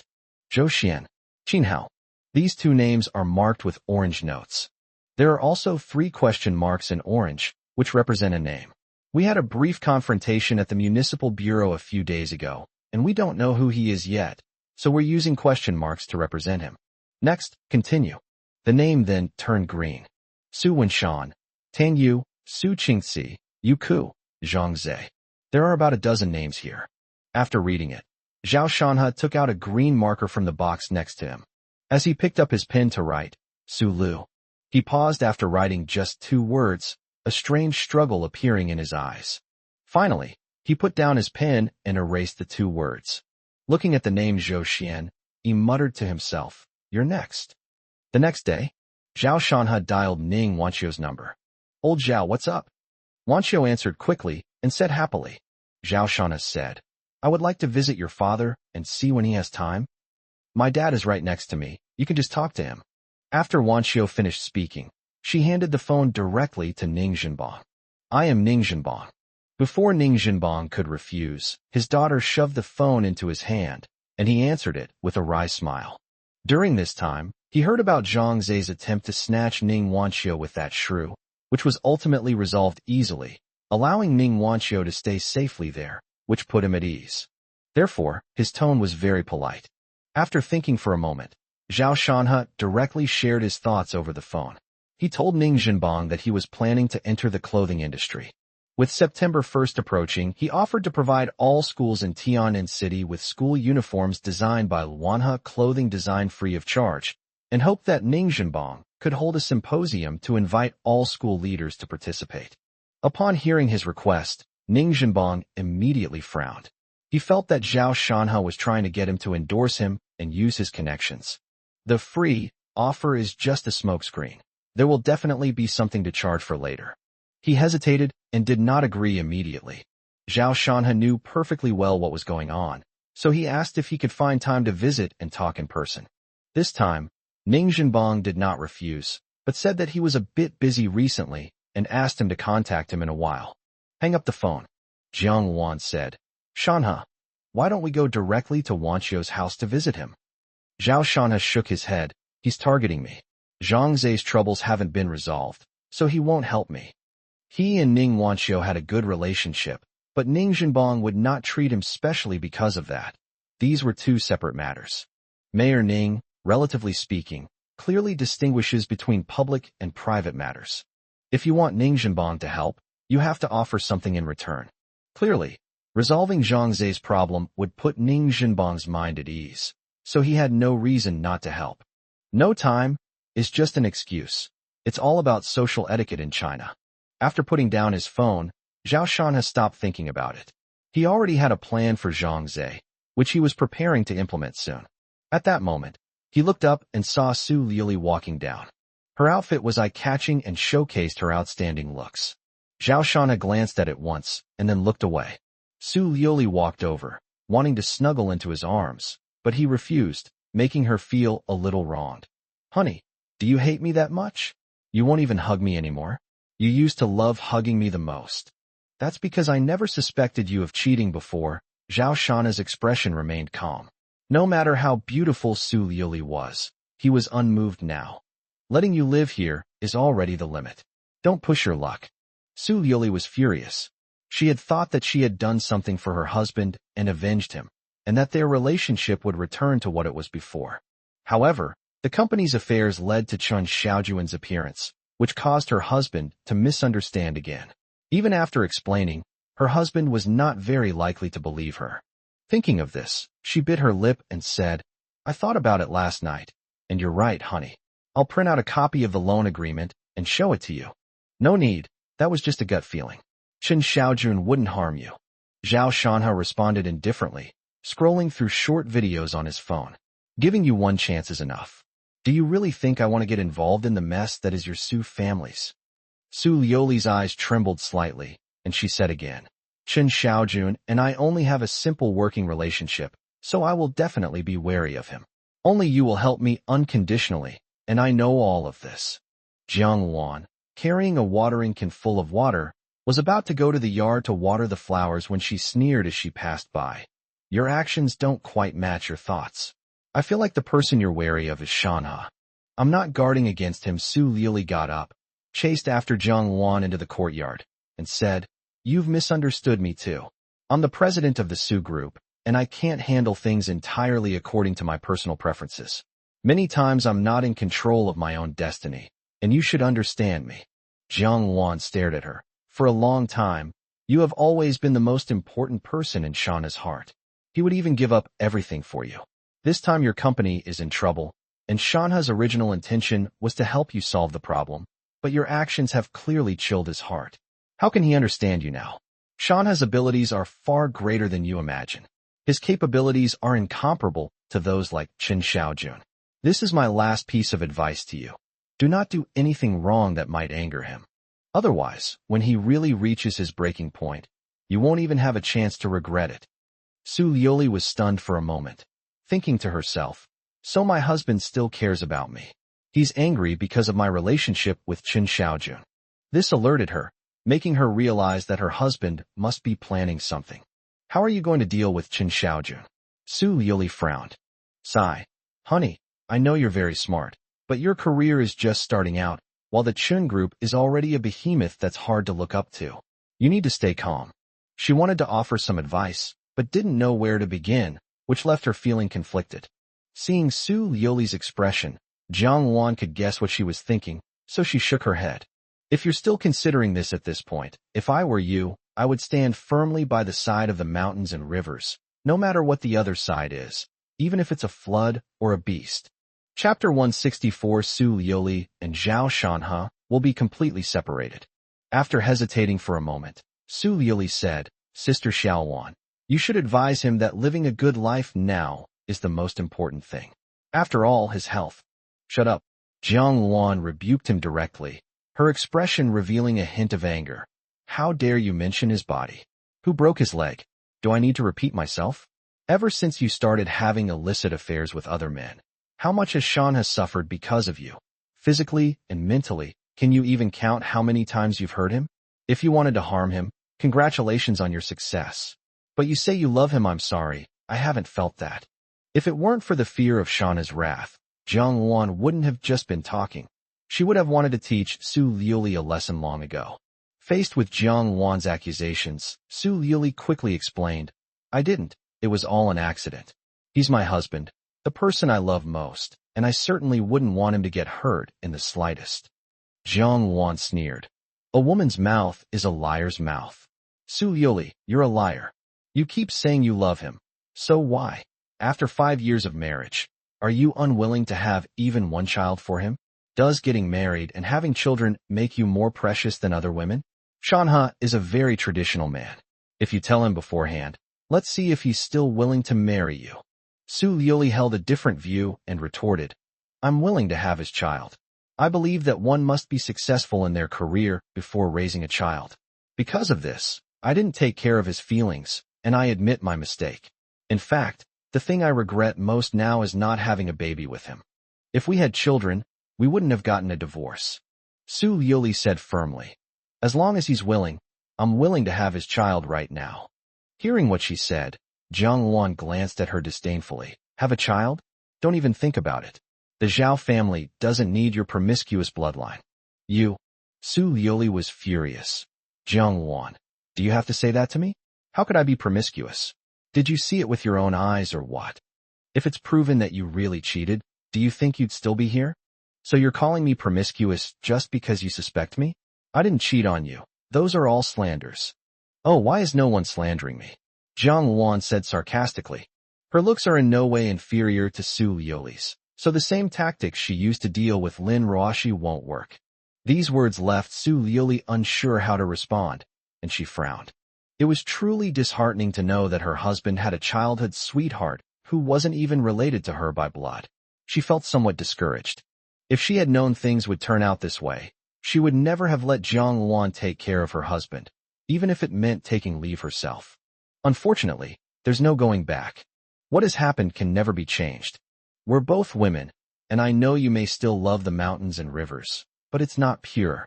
Ask your own heart. Think about what you truly need. I'm not talking to you anymore. Don't bother me while I'm watering the flowers."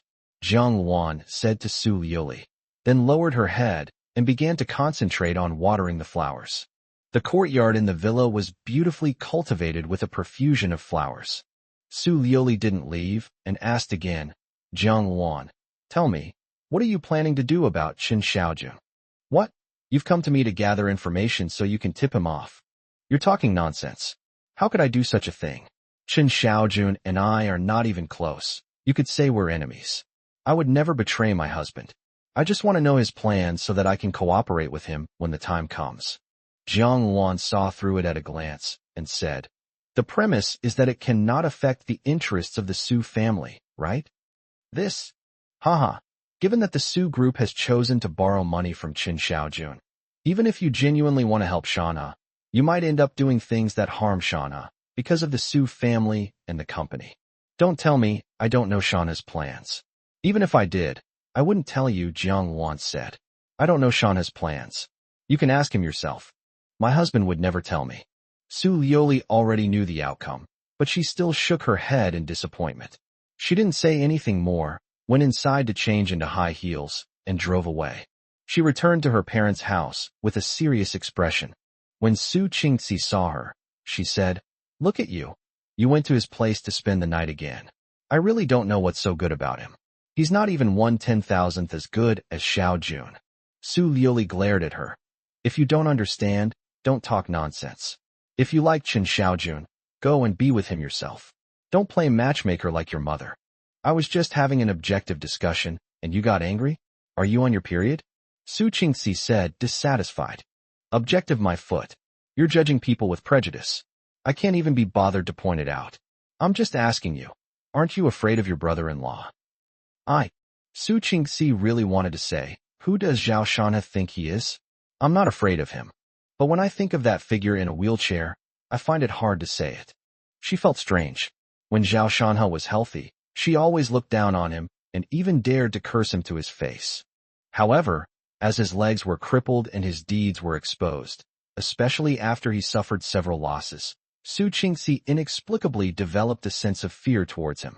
Su Lioli saw through her bluster and said with a slight smile, he and Qin Xiaojun don't get along. You'd better be careful, or I won't be able to protect you if you offend him. Su Qingxi frowned, snorted, and pouted, I'm not afraid. Brother Xiaojun will protect me. Su Lioli shook her head, went upstairs, and ignored her. Feeling bored, Su Qingxi went out and drove to a high-end villa. After ringing the doorbell, a handsome face appeared in front of her a moment later. Su Qingxi said happily, Brother Xiaojun, you're home. Qingxi, come in. Qin Xiaojun said with a smile. Su Qingxi walked in, looked at the layout of the villa, and exclaimed, Brother Xiaojun, it's so comfortable for you to stay here. This is the most expensive villa in Tiannan.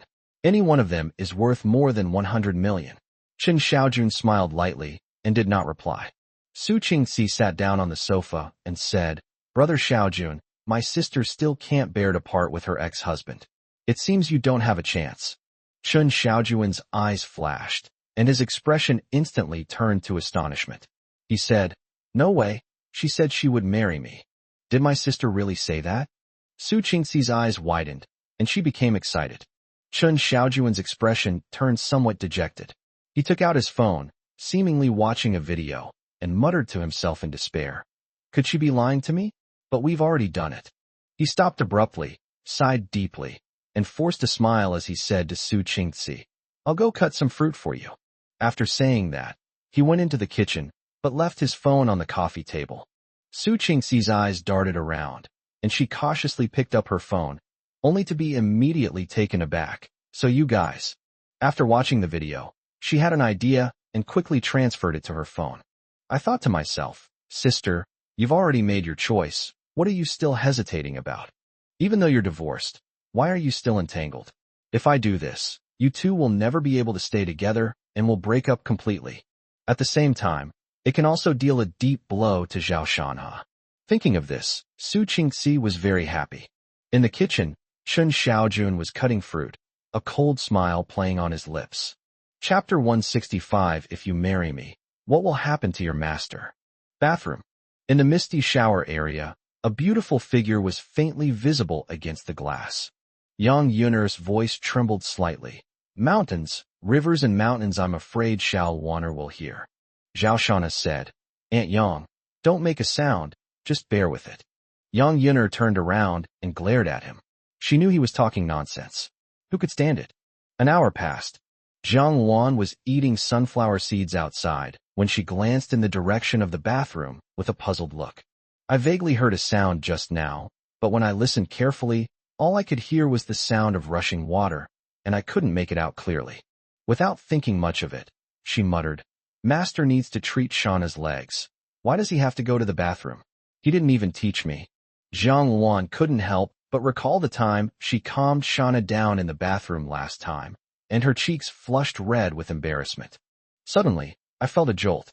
Will Master do the same thing this time?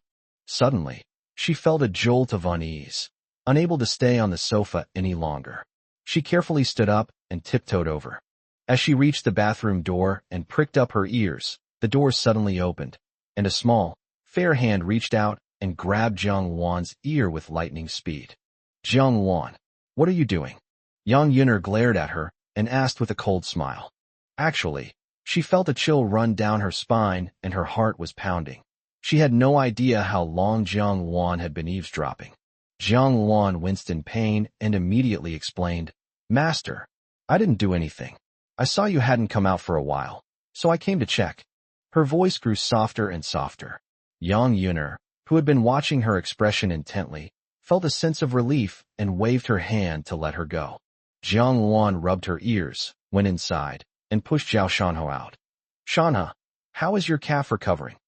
The numbness and itching last longer each day, but the intensity has decreased a lot, so it's not as uncomfortable anymore. Zhao Shanha's tone was somewhat excited, which indicated that he was recovering. Of course, this process won't be quick. Even a broken bone takes 100 days to heal, let alone the growth of bones from nothing. A look of joy appeared on Zhang Wan's face as she said to Yang Yun'er, Master, you're amazing. Yang Yun'er blushed, glared at Zhang Wan, and then swayed her hips as she went back to her room. Zhang Wan watched her retreating figure, puzzled, and asked, Did I make Master angry? No, don't worry about her. Zhao Shanha waved his hand dismissively. A short while later, Su Liuli arrived, clearly indicating that she was planning to spend the night there. Before Zhao Shanha could speak, he saw Su Liuli take out a folded document from her small bag. He glanced at it, his expression calm, and said indifferently, What is it? Su Liuli placed the document on the coffee table. Honey, you're asking a question you already know the answer to. This is the loan agreement that the company signed with Qin Xiaojun. I want to prove to you that I trust you, so I brought this back for you to see. Zhao Shanha shook his head and did not pick it up. He said to Su Liuli, I don't have time to look at it. I have things to do. Su Liuli said, Okay, husband, you can take a look when you have time. If you have any questions, just let me know. We'll see.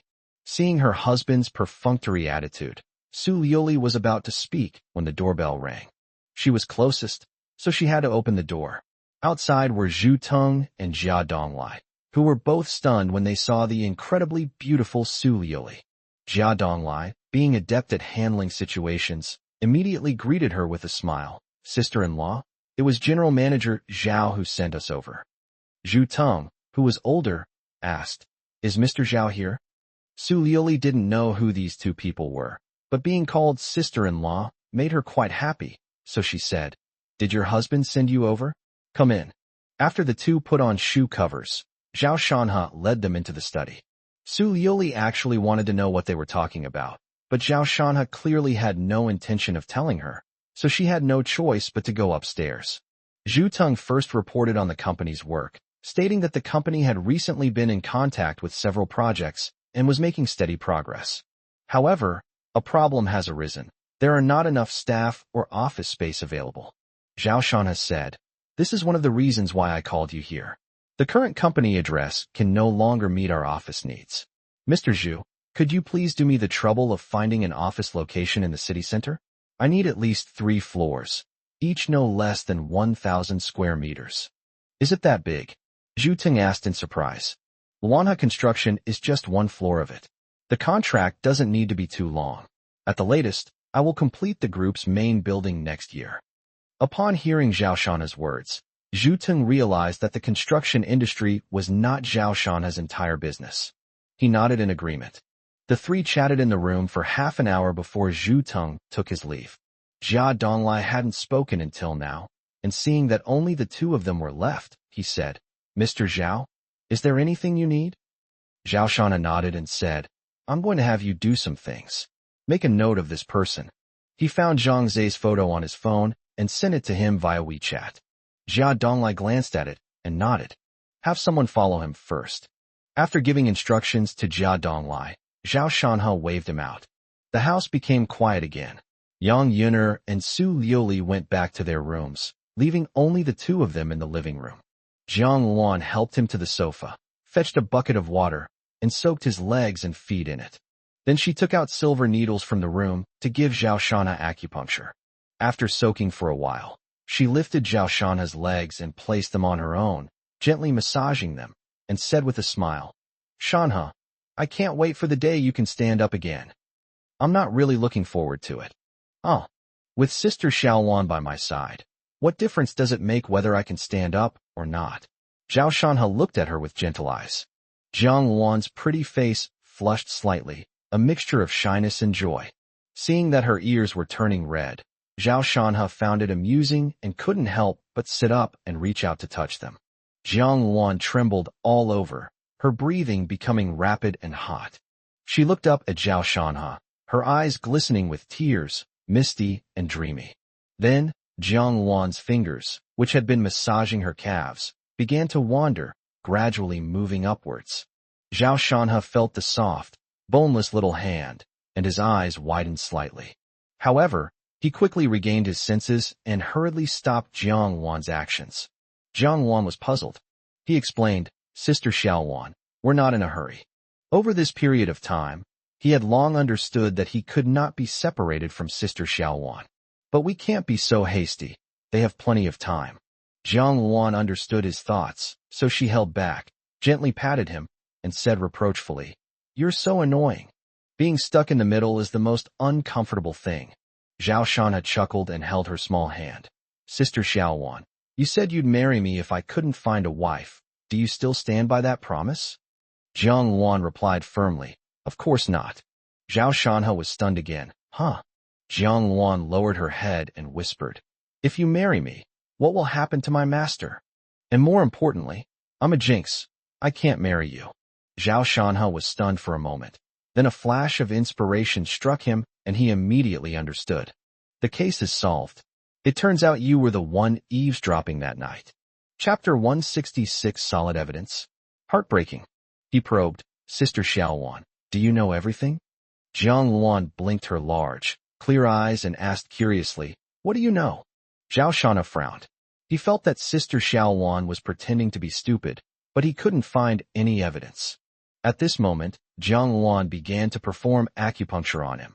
"Okay, don't move. I'm going to insert the needles." "Oh, okay." Zhao Shanha didn't ask any further questions. Late that night, I clearly noticed some noise at the door. If it wasn't Sister Xiaoluan, who could it be?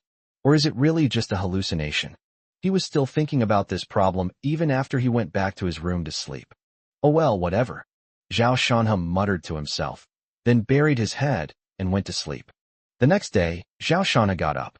Upon entering the living room, Yang Yuner sat on the sofa, shaking her head and looking at Zhao Shanha with disdain. "I gave you a chance, but you failed. The delicious and juicy little phoenix is practically offered to you, and you still can't resist eating it? What a waste. You don't understand." Zhao Shanha chuckled and didn't argue with her at all. Yang Yuner's eyes were full of contempt. She snorted and ignored the coward. She went into the kitchen and, taking advantage of Jiang Luan's inattention, stole something from the pot to eat. "Hey, master, it's not ready yet." Yang Yuner glared at her and said matter-of-factly, "What's wrong with me eating a little? What's wrong with that?" "And nothing." Jiang Luan, holding the spatula, was defeated. Yang Yuner walked out triumphantly. At this moment, Su Liuli came downstairs, and the two women's eyes met instantly. Their faces turned cold. Su Liuli said, "What bad luck? I saw you as soon as I came down." Yang Yuner provocatively asked, "What? You want to fight?" Su Liuli ignored her. turned her gaze to Zhao Shanha, and said goodbye to him. "Honey, I'm going to work." Zhao Shanha nodded, and she went to change her shoes and left the villa. Seeing her leave, Yang Yuner scolded Zhao Shanha. "Little Shanha, you're so soft-hearted. She's hurt you so many times, and you've forgiven her. Xiao Luaner told me you're a simp, and I didn't believe it at first, but now I completely believe it." Zhao Shanha said helplessly, "I haven't forgiven her. I'll just treat her as a tenant. As long as she doesn't cause trouble, I won't bother with it." With so many suspicious points surrounding Su Liuli, how could he possibly let it go?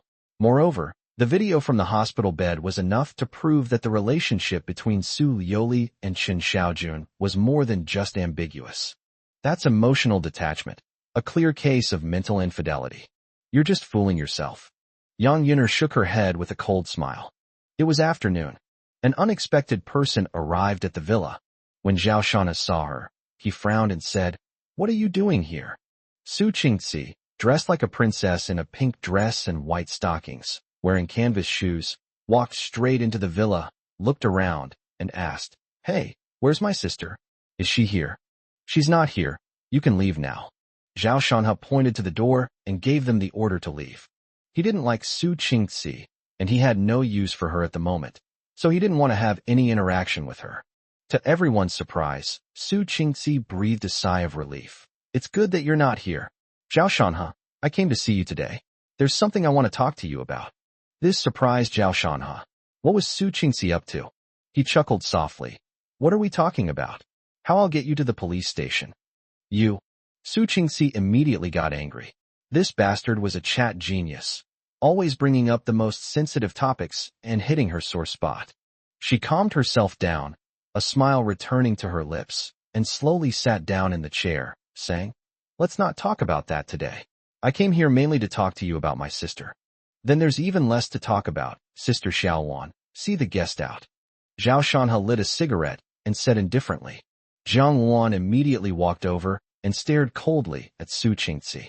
However, Su Qingxi didn't care at all. She said slowly, "Don't rush, it'll only take a few minutes. You're both divorced. Why are you still entangled? Xiaojun is back. You should let go and let my sister find true love." Hearing this, Zhao Shanha frowned. Su Qingxi continued, "Actually, don't be sad. Xiaojun is the one my sister has always loved." This time, it was her turn to poke Zhao Shanha in the lungs. It was quite obvious that Zhao Shanha's expression was becoming gloomy, and Su Qingxi felt smug. Zhao Shanha said, "If you're just going to spout this nonsense to me, you can leave." "Of course not." Su Qingxi said, "I'm not afraid to tell you.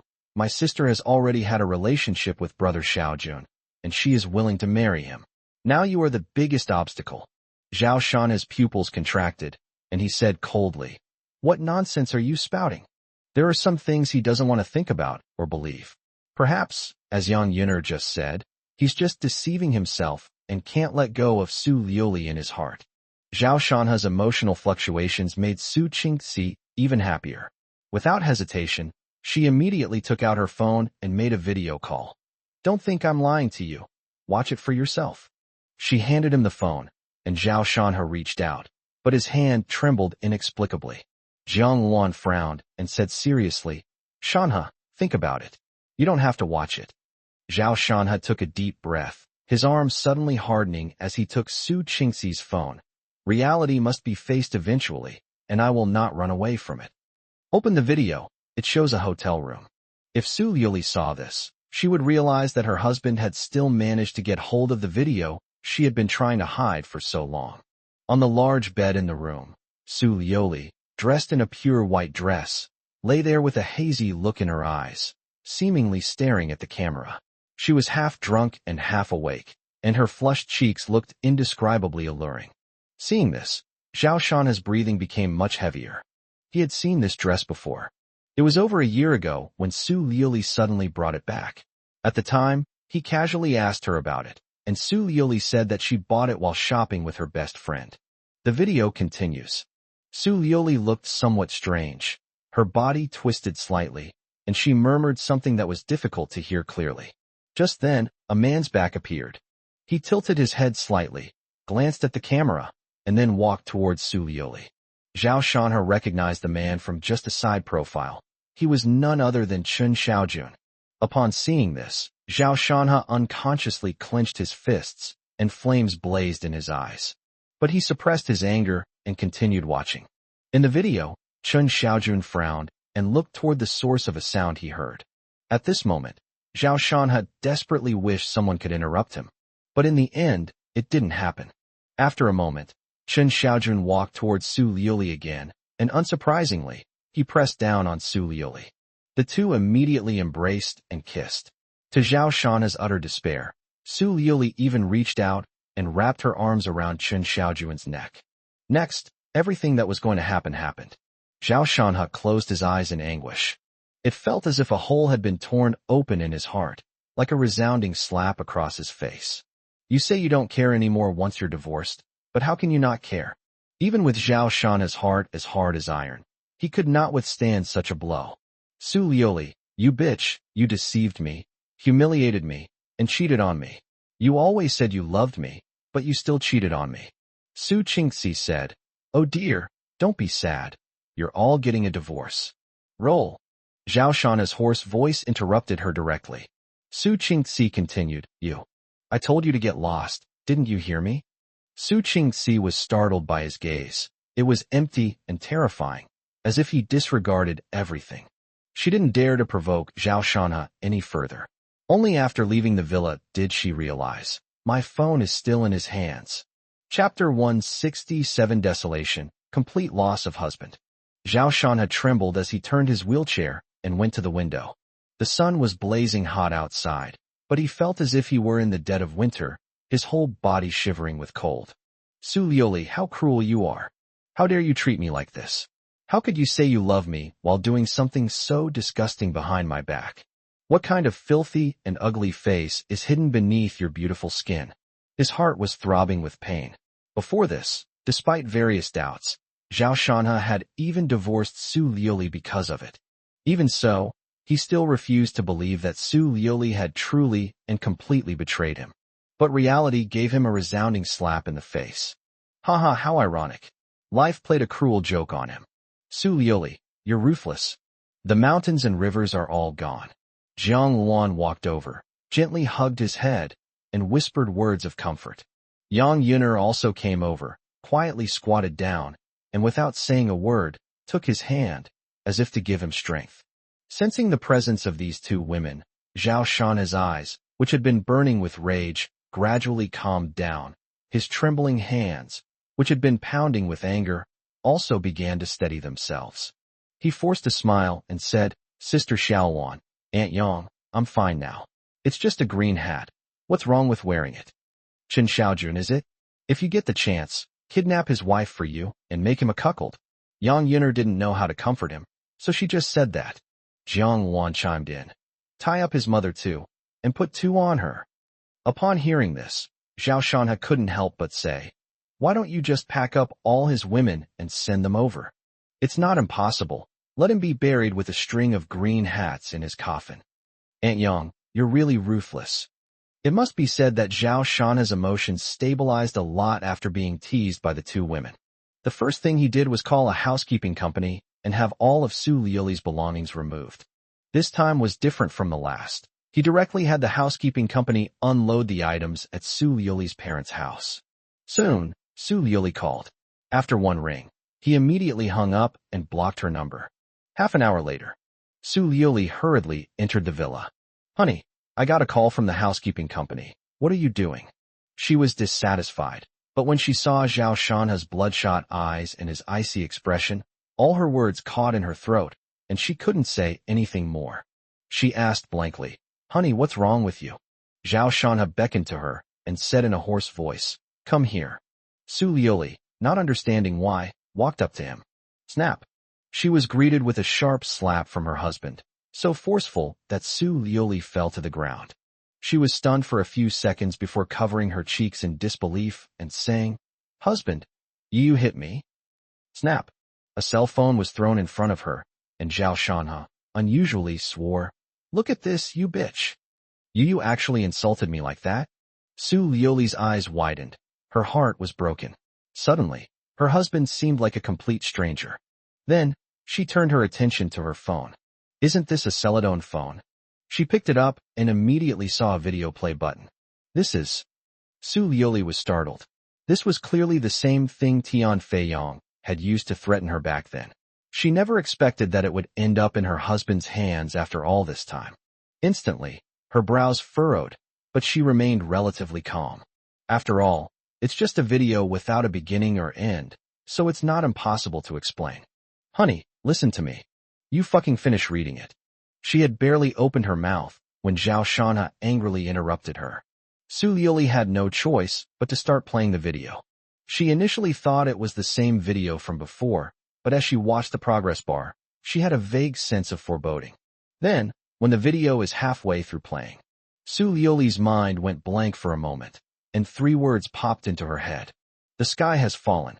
Her face turned deathly pale, and even though she was sitting on the ground, her body was still trembling and she was about to collapse.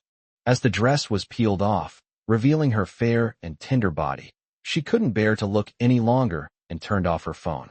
Let's go. With Jiang Wan's encouragement, Zhao Shanha left the villa. Su Lioli looked dumbfounded and asked, "Where to?" "Get the marriage certificate." Su Lioli was about to say something when she saw Zhao Shanha had already gotten into the car, even before the cooling-off period was over.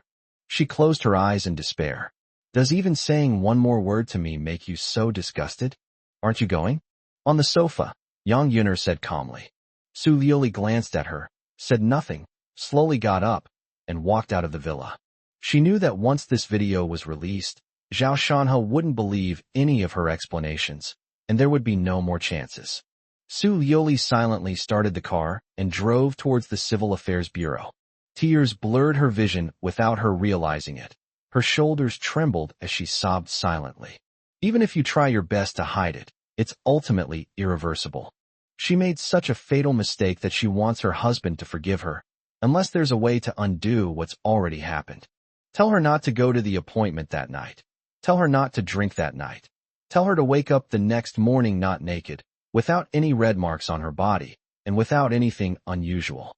But that's impossible. The mistake has already been made, so it's unforgivable and cannot be forgiven. Arrive. Before she knew it, the Civil Affairs Bureau appeared in front of her, and Su Lioli got off the bus in a daze.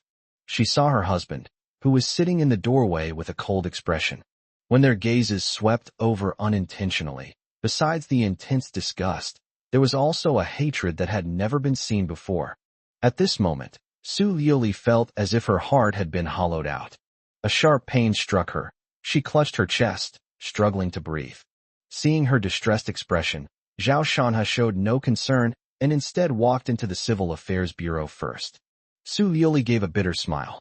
Once the pain subsided, she stumbled inside. She understood that any further explanation would be futile. What happened cannot be changed. Her story with her husband is completely over. Although the cooling-off period was not over, there was still a way to resolve the issue. In less than half an hour, Zhao Shanha obtained his own divorce certificate. Without saying a word, he let Jiang Wan push him out of the Civil Affairs Bureau. Su Lioli chased after him, grabbed his sleeve, and bit her pale lips. "Old Shanha, I didn't know anything that night either. I might have been drugged. Get lost? I have no interest in hearing what you have to say." Zhao Shanha shook off her hand without pausing for a moment.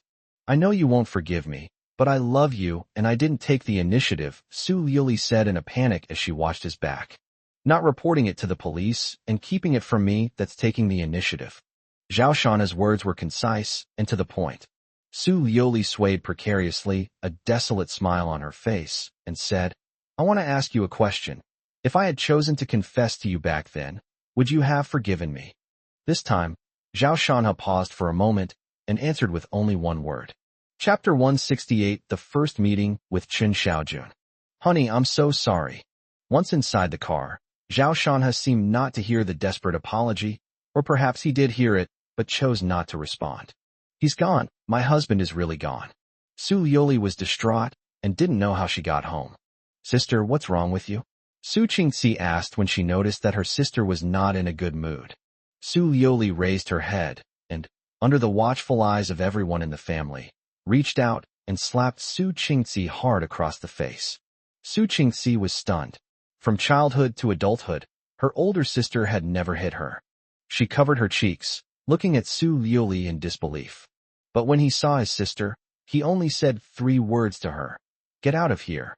Then, Su Liuli dragged her tired body upstairs, not wanting to tidy up the luggage scattered all over the floor. Snap! Tan Yu walked towards Su Liuli, when her arm suddenly knocked something over. She looked down and frowned. "Why are you still keeping this trash? Aunt Wu, throw it out for me." Su Liuli looked over and saw that it was an exquisite photo frame, in which she and her husband were smiling so happily. Her emotions suddenly surged, and she rushed into the kitchen, grabbed a cleaver, and charged out, yelling, "Pick it up! Pick it up!" Tan Yu was startled and immediately yelled, "What the hell? You dare to scare me with a kitchen knife? Come on, if you've got the guts." Snap! At that moment, Su Wenshan slapped her on the back of the head, making her stagger, and roared, "Idiot! I told you to pick it up, so pick it up. Can't you understand human language?" Su Qingzi said timidly, "Mom, you should listen to my sister now." Tan Yu calmed down slightly, noticed Su Liuli's murderous gaze, felt a chill in her heart, gritted her teeth, and bent down to pick up the photo frame. Su Liuli snatched the knife away, threw it aside, and went upstairs without saying a word. Inside the room, she crouched at the corner of the bed, clutching the photo frame tightly in her arms, tears silently streaming down her face. When that moment finally arrived, she realized how difficult it was to face. At this moment, Zhao Shana's face was as still as water, and he went straight home. He changed his clothes and then went out again. On the other side, in the most upscale villa area, 2 people sat in the living room. One is Chun Xiaojun, and the other is Zhou Xian. "All right, get these things done, and then send your proposal to the Tian'an branch." The conversation was drawing to a close, and Chun Xiaojun said to Zhou Xian. Zhou Xian nodded repeatedly and said, "Then, Mr. Chun, I'll be going now." "Go." Chun Xiaojun waved his hand. A while later, he received a phone call. After listening to the other party's report, a smug smile appeared on his lips. "Zhao Shanha, I told you to let Tian Feiyang go, so just listen carefully, and that's it. Why did you have to provoke me? Do you think you've won just because Su Liuli helped you once? Now you understand who's really in control. Haha, what an overconfident clown." However, this video could have been used to threaten Su Liuli, which would have helped to take over the Su group and force her to comply. What a pity. He was twirling a metal lighter in his hand, muttering to himself. Thinking of Su Liuli's voluptuous body, his heart burned with desire, and Su Qingzi's face appeared in his mind. Big Su, little Su. He licked his lips, not in a hurry. Profit was the most important thing. Women were just a bonus. Just then, there was a noise at the door. Chen Xiaojun put down the lighter, frowned, and looked over. "What's going on?" Then, the villa gate slowly opened. 2 men dressed in camouflage combat uniforms, with their backs to him and in a defensive posture, slowly retreated into the villa. They were Chun Xiaojun's bodyguards. At this moment, Jiang Wan stepped into their room with a tense expression. Behind her, Yang Yuner pushed Zhao Shanha closely behind. Chen Xiaojun raised an eyebrow, looked directly at Zhao Shanha, and smiled. "We've finally met." He stood up, unafraid of Jiang Wan's relentless pressure, and said, "I know your confidence. This woman is indeed very capable. I spent a lot of money, but I couldn't find anyone with better skills than her." Zhao Shanha spoke in a deep voice, asking, "How dare you?" Chen Xiaojun said, "There is nothing in this world that I dare not do. Why don't you tell me which one it is, so I can describe the details to you?" Zhao Shanha stared at him. "Oh, you mean that matter?" Chen Xiaojun seemed to suddenly realize something, and said with an exaggerated expression, "Your wife was slept with by me? Isn't that to be expected? You know, women all like to seek excitement and admire strong men. Even a top-notch woman like Su Liuli is no exception. Look at my status, the heir of the Chen family, and the object of my affection in my youth. As for you, a librarian, just an ordinary husband. She just made the choice that all women would make to make you happy. I won't marry her. At most, she'll just be my mistress. So, you don't really need to be so upset. Oh, if it's convenient, could you introduce these 2 ladies?" Chun Xiaojuan's expression was playful, and his gaze frequently drifted between Yang Yuner and Jiang Wan, as if he were marveling. He never considered Zhao Shanhe a true opponent. In fact, his purpose in coming to Tiannan was not for Zhao Shanhe or Su Liuli. These were merely incidental actions. With just a casual move, Zhao Shanhe broke down and his emotions collapsed, giving Qin Xiaojun the feeling of a cat playing with a mouse. Zhao Shanhe was indeed furious. No man could remain calm in the face of such a situation. So he went straight for the kill. Despite his anger, Zhao Shanhe remained remarkably calm. He said, "Qin Xiaojun, I won't let you die so easily." These words startled Qin Xiaojun. What?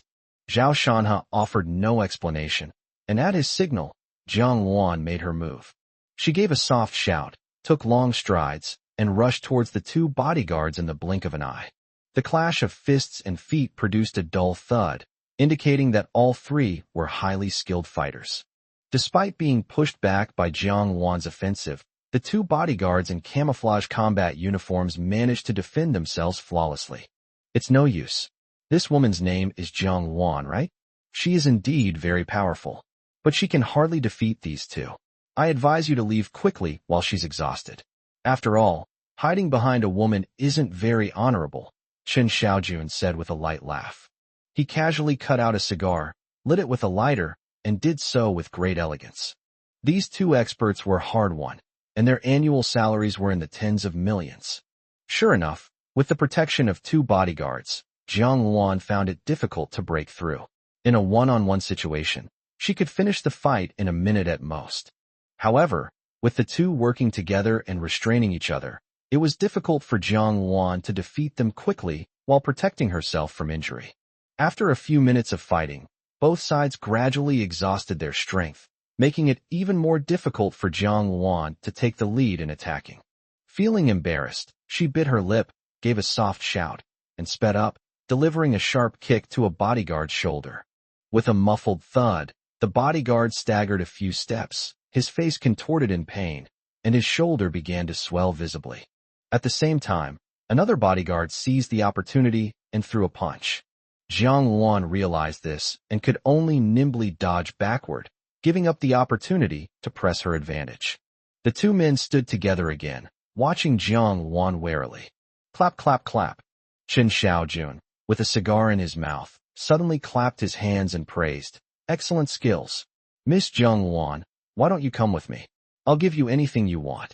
Jiang Wan said coldly, "You should think about yourself first." Qin Xiaojun smiled and said, "Why force yourself? You're already exhausted. Continuing to fight will only be pointless." Jiang Wan snorted, preparing to say something. "Little Wanner, come back." Yang Yuner spoke up. Chapter 169, Beating Up Qin Xiaojun. Yang Yuner put on her gloves slowly and deliberately as she spoke. Jiang Wan was very upset and said, "Actually, I can do it. Is it worth risking your life for something so trivial? Just protect our land." "Good."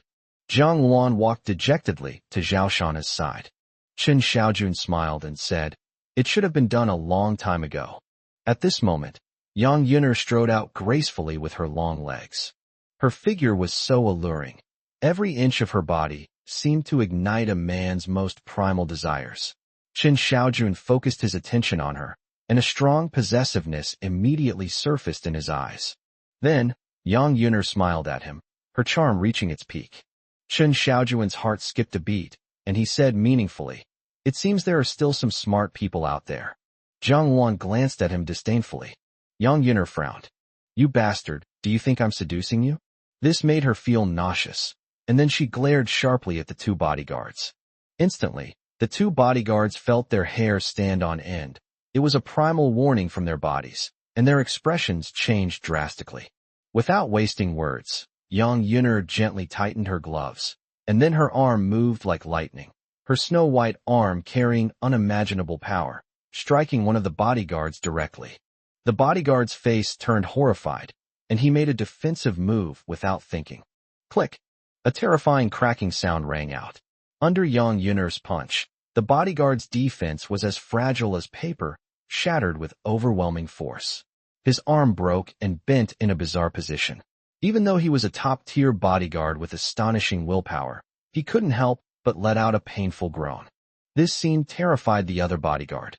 He gritted his teeth and seized the opportunity to launch an attack, striking Yang Yun'er's temple. Just as he was about to hit her, he saw the woman in front of him merely bend her knees slightly and nimbly evade the attack. A sharp, heavy punch grazed Yang Yun'er's hair, the wind from the punch lifting a few strands of hair, but it made the bodyguard's heart sink.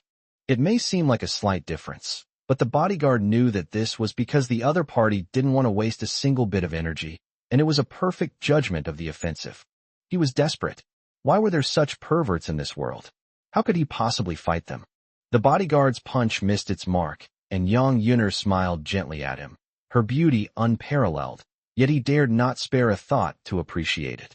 Because, the next second, Yang Yun'er nestled into his arms as if she wanted to crawl into his embrace.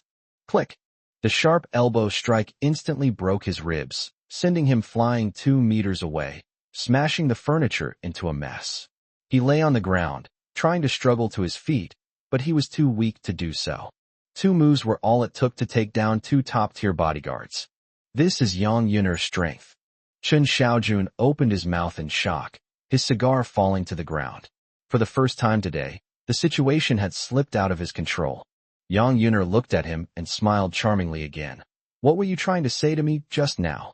Chen Xiaojun forced a smile, trying his best to maintain his composure. I originally thought Jiang Wan was invincible, but I didn't expect you to be even more powerful than him. May I ask who you are? Don't ask anymore. Yang Yun'er interrupted, and in the blink of an eye, she reached out and grabbed Chen Xiaojun's meticulously styled hair. You? Chen Xiaojun opened his eyes wide, both shocked and angry, but he felt an unimaginable force pulling him forward, making him stagger. Then, he felt a force coming from the back of his legs, and he was shocked to discover it. He actually knelt down in front of Zhao Shanha. This discovery made his blood rush to his head, and he completely lost his previous composure, coldly saying, "Do you know what you're doing?" Zhao Shanha didn't waste any words. His only response was a crisp slap. How dare he hit me? Chen Xiaojun was stunned by the beating. Then, a barrage of fists and slaps rained down on his face. In a short while, Chen Xiaojun's entire face went numb and became bruised and swollen. The shame and anger in his heart almost made him lose his mind.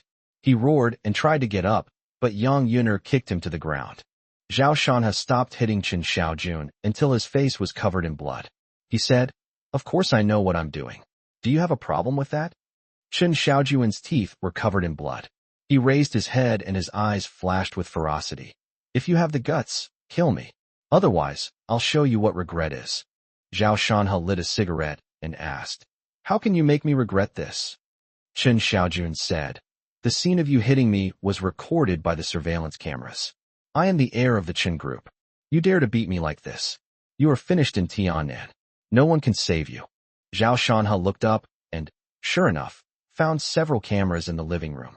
The scene of him beating up Chen Xiaojun must have been captured. He stared at Chen Xiaojun. "Aren't you afraid that if you say that, I'll just go all the way?" His eyes flashed with unbridled killing intent, proving that he was not joking and really wanted to kill Chen Xiaojun. But Chen Xiaojun wasn't easily intimidated. He laughed wildly, the blood from his lips and teeth a horrifying sight, making him appear both deranged and terrifying. He declared confidently, "You want to kill me? Do you have the guts? You wouldn't dare. You wouldn't dare even if I severely injured you. Otherwise you would be doomed." Jiang Luan couldn't stand it anymore, so she stepped forward, clenched her fist, and stuck out her middle finger.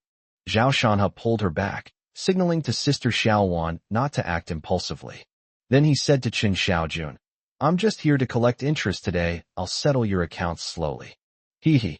After today, you won't be able to stay in Tiannan. Run away. Run as far away as possible. Don't even think about destroying the surveillance cameras. You won't find us." Chen Xiaojun chuckled in a low voice, his eyes flashing with madness. "You beat him up so badly, and you expect to get away scot-free? I want you to experience this pain tenfold, 100-fold.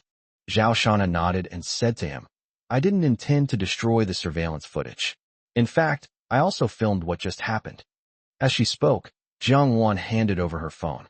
Zhao Shanha opened it, and the scene of Chen Xiaojun kneeling in front of him and being brutally beaten appeared on the phone. Chen Xiaojun laughed, spitting out a mouthful of blood, and said, "You're so thoughtful. You've even collected all the evidence for me. Are you planning to turn yourself in? It's not impossible. We can let the whole country see the heir of the Chun group being beaten up like this," Zhao Shanha said calmly. Chen Xiaojun was taken aback, his pupils shrinking. "Is this your plan?" As the heir to the Chun group, his prestigious status naturally comes with the burden of being a celebrity. If this video were to be leaked, it would have a tremendous impact on his reputation, and even a fatal one on his company's reputation. How can someone who can't even protect himself control such a large corporation? However, Chen Xiaojun was not worried and sneered. "Go ahead and try. See if any platform dares to upload my video.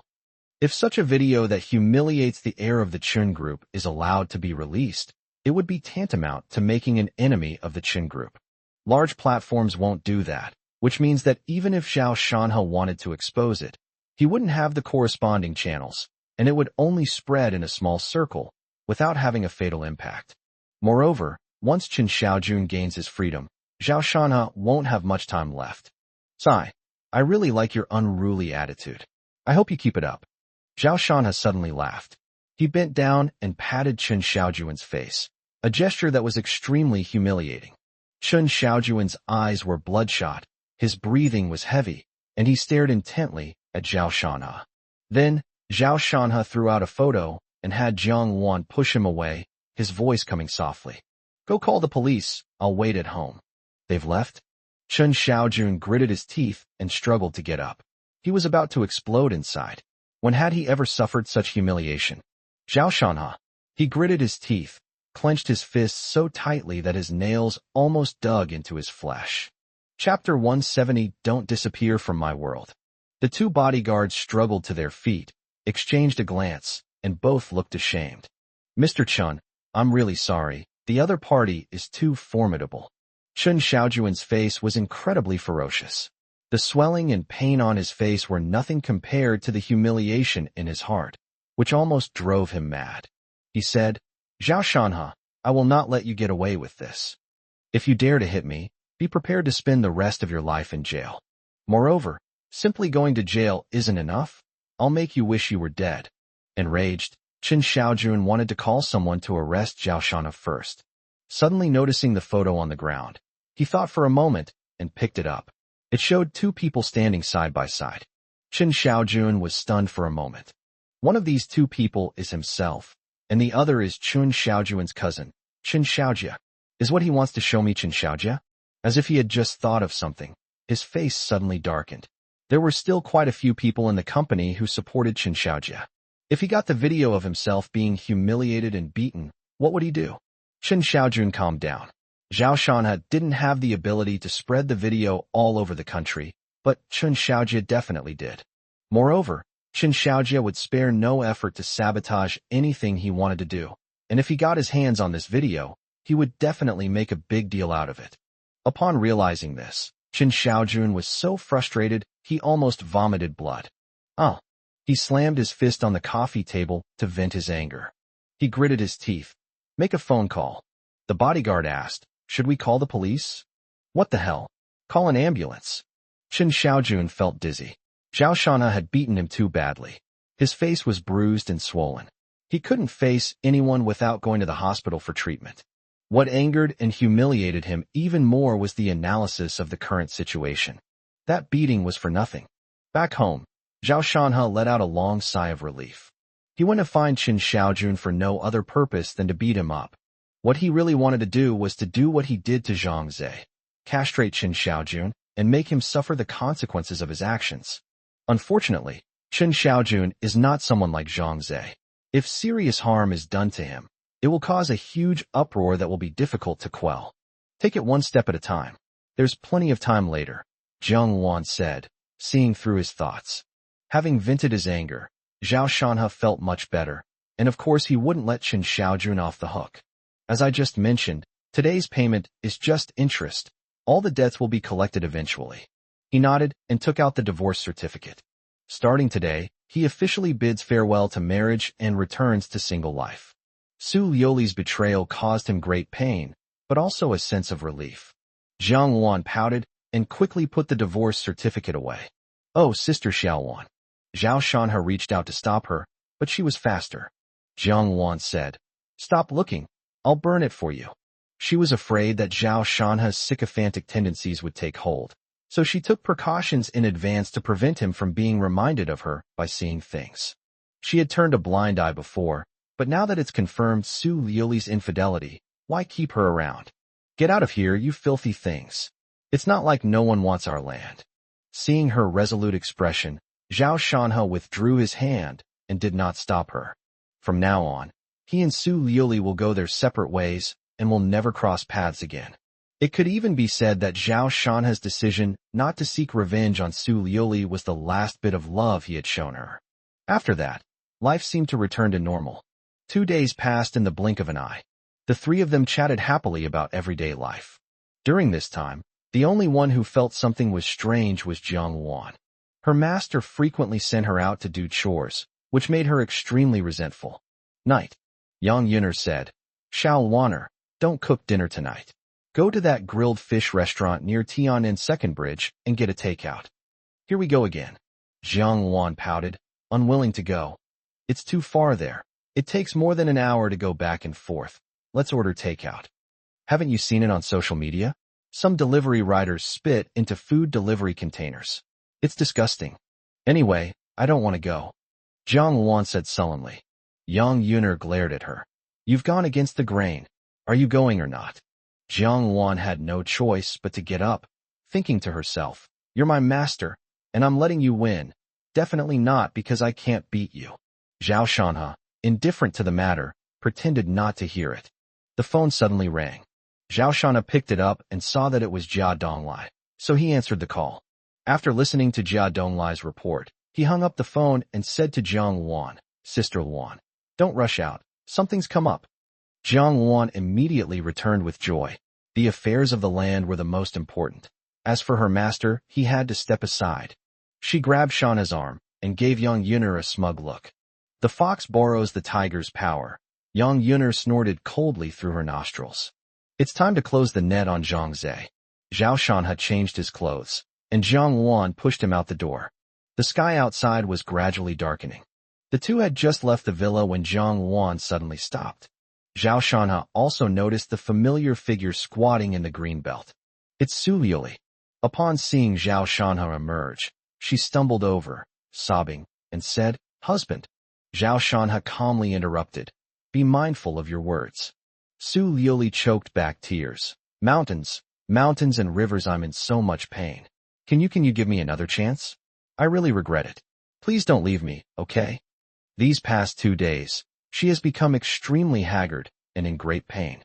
Only when faced with this moment did she realize how foolish some of the things she had done in the past had been. Why would I feel disgusted by him because he can't earn a lot of money? Why did I still think he was the same person from when I was a child when Chen Xiaojun came back? And why did I not have any suspicion of him? I was wrong. After getting married, my husband became my everything. Other men only wanted to take advantage of me, but only my husband would give me everything. Now I understand. But it's too late. Now, Su Liuli will do anything without hesitation if there is even the slightest hope of winning back her husband. Unfortunately, a complex emotion flickered in Zhao Shanha's eyes as he watched her cry. Unmoved, he simply said, "It's time to go back. You're the CEO, don't make a scene." Her heart felt like it was being gripped by a giant hand, the pain unbearable. Su Liuli lunged forward and pulled Zhao Shanha into her arms tightly, tears streaming down her face. "Husband, please hug me. Please hug me." Zhao Shanha reached out and firmly pushed her away. "Don't test my patience. From the things you did that had no sense of boundaries, some things were bound to happen, and the current outcome was also predetermined." Su Liuli wiped away her tears, pleading incoherently. I know I was wrong before, and I won't do it again. Please don't be so cruel to me. Even just be friends. Please don't disappear from my world. There's no need for that." After Zhao Shanha finished speaking coldly, he had Jiang Wan push him to the garage. A short while later, the car slowly drove away, passing Su Liuli without stopping at all.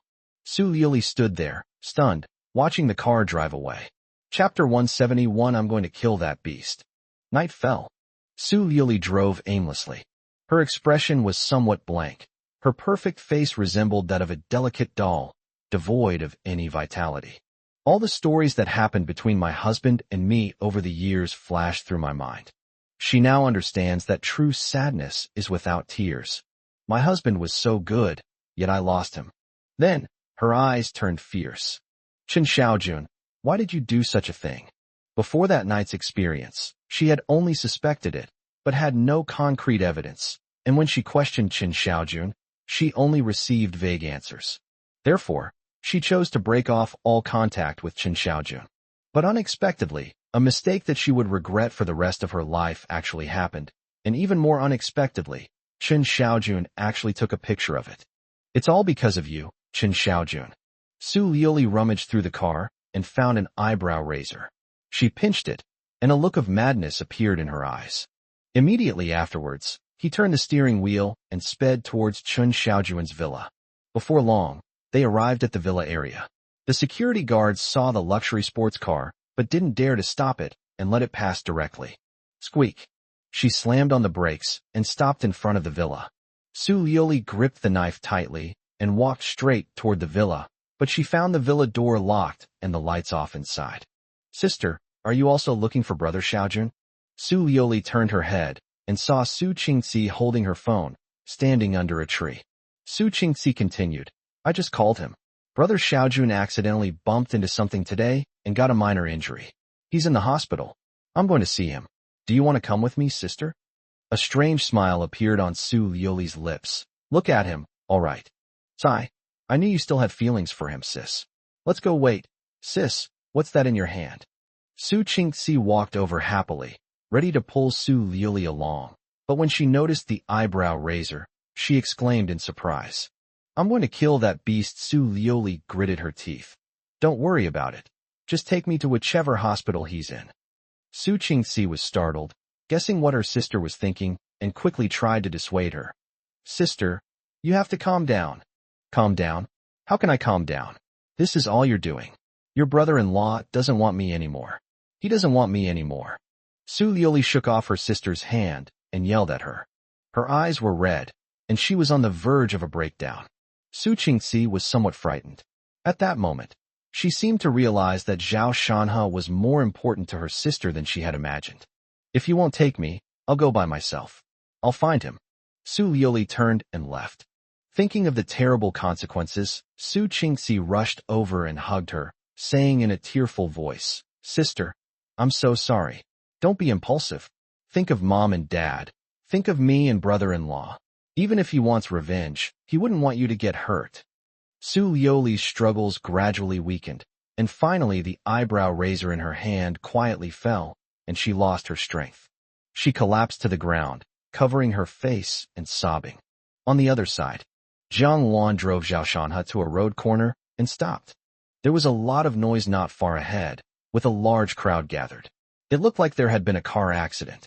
Jiang Luan helped Zhao Shanhe out of the car and into his wheelchair. She knelt down slightly to straighten his collar and said, Shanhe, shall we go now? Okay, go ahead. Zhao Shanhe nodded, and Jiang Luan pushed him towards the crowd. Half an hour ago. Mom, where can we get $1 million? Inside the rented room, Zhang Zhe clutched his hair with both hands, looking extremely agitated. Since his mother was coming, she naturally couldn't stay at Ning Wanqiu's house, so she had to rent a place outside. Zhang Zhe's mother said nonchalantly, Your father-in-law is a high-ranking official. He can easily make 10 million just by letting it slip through his fingers. Aren't there many people begging you for favors? You can just accept a little bit. Zhang Zhe said, Mom, they don't have much money, and I can't accept it now. These things should be discussed after I marry Wanqiu. Know this, know that. I was saying we could benefit from this marriage, but it seems it's all useless. Zhang Zhe's mother said angrily. A gloomy look appeared in Zhang Zhe's eyes, and he felt a great deal of resentment towards the Ning family. Especially that bitch Ning Wanqiu, daring to be intimate with him right in front of me. You just wait. In the past few days, he happened to learn something. An old traditional Chinese medicine doctor in the east of the city has particularly rich experience in treating male dysfunction. So, with a try-it-out mentality, he went over to take a look. That traditional Chinese medicine clinic had been around for a long time, and Dr. Wang looked like a wise and venerable man, so Zhang Zhe immediately trusted him. Needless to say, many patients praised it highly, and the numerous banners of appreciation made Zhang Zhe's heart pound. He knew that to win over Ning Wanxiu, he needed to have normal male function. So he couldn't wait to see Dr. Wang, but the result left him both happy and worried. Dr. Wang said, "Your condition is indeed very serious, but it's not without hope. The main problem is that the medicine needed for treatment is quite precious, costing over 1,000,000 yuan. You should prepare accordingly." Now he's worried about that million. Zhang Zhe said, "Mom, saying all this is useless. We need to find a way to get 1,000,000, otherwise our family line will end." "This won't do." Zhang Zhe's mother's lips twitched. She racked her brains for a solution and started making phone calls. "Hey uncle, have you eaten? Xiao's is in trouble, look what you've got. Sister-in-law, when are you going to pay back the 18,000 yuan you borrowed from us last year?" "What do you mean 18,000? When did you borrow that?" Before she could finish speaking, the other party hung up the phone. Zhang Zhe's mother looked resentful and continued to dial. "Hey, uncle, Xiao's is in trouble. Maybe you can lend him some money to tide him over." "Where would I get any more money? My daughter didn't finish her studies. All the money went to support Zhang Zhe's university education, and he's still complaining about me. Why bring that up when it's all from back then? Things are really..." The phone call was hung up again, and Zhang Zhe's mother started cursing, saying that all her relatives were ungrateful wretches. Zhang Zhe's face was not good. He said, "Mom, my uncle's family is in a pretty good place. You've given them so much, surely you can borrow some of it." Zhang Zhe's mother's expression changed when she thought of her younger brother, and she said awkwardly, "Then I'll go ask about it later." Then, the two of them went out looking worried. As he rounded a corner, a car behind him suddenly accelerated and turned, but unexpectedly grazed Zhang Zhe, causing him to stumble and almost fall. Zhang Zhe flew into a rage and yelled, "Do you even know how to drive?" The car braked suddenly to a stop, and the driver got out of the car looking anxious. Zhang Zhe's mother's eyes lit up, and she quickly instructed, "What are you still standing there for? Quickly fall down and make it look real." Zhang Zhe immediately realized what was happening, rolled his eyes, and collapsed limply to the ground. The driver rushed over and said, "How is he? Is he all right?" "Ma'am, please take a look." Zhang Zhe's mother glared at him. "Who's your older sister? How can you drive like that? If anything happens to my son, this isn't over yet." Chapter 172 playing. The driver seemed like an honest man, and he was so anxious that he didn't know what to say. He squatted down to check and found Zhang Zhe lying on the ground, unresponsive. He was startled and quickly said, "Call an ambulance. We need to get him to the hospital." "Forget it. I see you've had a tough time too. You pay some money and we'll settle this ourselves. It's only right that we pay compensation. Why don't you go to the hospital to get checked out first? We can discuss any amount of compensation," the driver said. Zhang Zhe's mother glanced at the car and noticed it was a Mercedes. The driver's clothes made him look wealthy, and she immediately perked up, saying, "You pay us 500,000 yuan, and we'll call it even." She actually wanted 1,000,000, but thought it was too extravagant. Upon hearing the figure, the driver's eyes widened immediately. Even if he were rich, he couldn't bear to be taken advantage of. He couldn't help but say, "Why don't you just rob someone? You don't even have 50,000, let alone 500,000. Don't treat rich people like fools." The driver's expression turned cold. As more and more people gathered, Zhang Zhe's mother's eyes darted around, and she suddenly threw herself onto Zhang Zhe, wailing, my son, what will I do without you? That heartless driver. How could he have hit you like this?" Zhang Zhe was actually fine, but when he thought about that million, he made a decision. He had to swindle a large sum of money today. He peeked open, his eyes a crack, and with a start, he saw a figure sitting in a wheelchair. Zhao Shana. Why is he here? Is he plotting something? Zhang Zhe's heart was pounding, and he couldn't keep up the act any longer. He tried to get up, but Jiang Wan quietly walked over at that moment. Wearing gloves, he pressed on the side of his neck, frowned, and said, "It looks pretty serious. He's passed out." "Fuck you, I'm fine. I'm perfectly all right." Zhang Zhe roared inwardly, but then everything went black, and he knew nothing more. Jiang Wan stood up, shook her head regretfully, and returned to Zhao Shanha's side. Zhang Zhe's mother noticed them too and screamed, "It's you?" Zhao Shanha nodded. "Auntie, this driver is my friend. Shouldn't you compensate me a bit more?" Zhang Zhe's mother sneered. "Compensate less? Don't even think about it. My son was knocked unconscious. Heaven knows how serious it is. You'd better hand over the money now, or none of you are leaving." The driver said coldly, "I have no money. Either get him checked out, or I'll take him to the hospital. Hospital expenses are not cheap, so it's better to." Zhang Zhe's mother suddenly thought that if going to the hospital could cure her son's dysfunction, wouldn't that save 1,000,000 yuan? If a traditional Chinese medicine doctor knows it, then a big hospital probably does it too. Thinking of this, a shrewd look flashed across her face, and she said, "Going to the hospital is not out of the question. All the problems my son has must be found and cured, no matter how much it costs." "Sure," the driver scoffed. Zhang Zhe's mother looked delighted and helped lift Zhang Zhe into the car. The driver glanced at Zhao Shanha and quietly nodded at him. Less than 20 minutes later, they all went to the hospital. Upon arriving at the hospital, Zhang Zhe's mother rushed to register and ordered all sorts of tests, specifically choosing the most expensive ones. After hanging up, she stared at the driver, Jia Donglai. "What are you standing there for? Go pay the fare." Jia Donglai's face darkened as he went over and paid the money. Next, all sorts of examinations, including CT scans and MRIs, began to be performed. Zhang Zhe's mother sat leisurely on the stool, waiting for the results. A short while later, the results came out. Jia Donglai, holding the prepared report, went over to Zhang Zhe's mother and said, "Look, the test results show there's nothing wrong. How about I compensate you some money? Otherwise, another test would be very expensive. How could there be no problem?" Zhang Zhe's mother was shocked. She snatched the order form but couldn't understand it. However, she understood that the driver wanted some compensation and didn't want to have the inspection done again. "That won't do." Without a second thought, Zhang Zhe's mother said, "My son definitely has a problem. If one checkup isn't enough, then have him checked multiple times. There's a reason why it's expensive. You're responsible for whatever amount of money you have to pay for the person you hit. Why are you like this?" I said angrily. But Zhang Zhe's mother looked smug. She was determined to rip off rich people like them. She was going to skin them alive today, otherwise they wouldn't know why the flowers were so red. In the end, Jia Donglai reluctantly went to pay the money, then coldly threw a stack of forms in front of Zhang Zhe's mother. "Examination forms, sign." Zhang Zhe's mother didn't care about his attitude and picked up the form to sign her name one by one. She still knew how to write her own name. Zhao Shanha, standing nearby, said, "Many of the tests are unnecessary." Zhang Zhe's mother glared at him fiercely.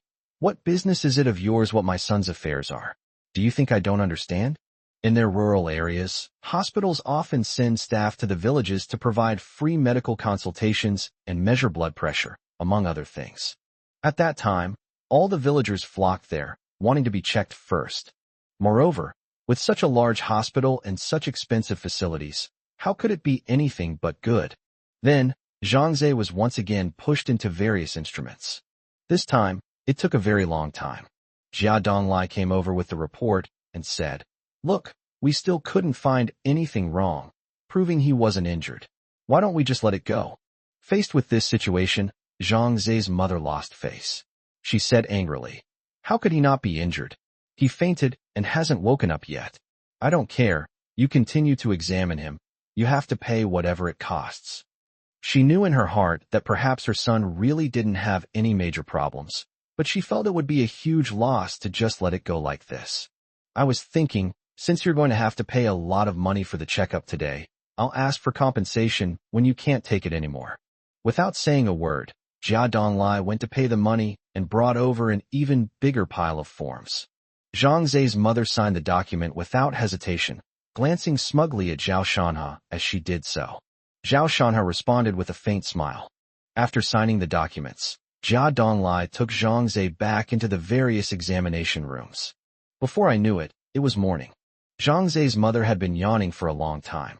When this round of examinations was over, she got up to go see her son. But the result was quite surprising. Zhang Zai's face was frighteningly pale, without a trace of color, and he looked like he was half dead. Son, what's wrong? Don't scare me.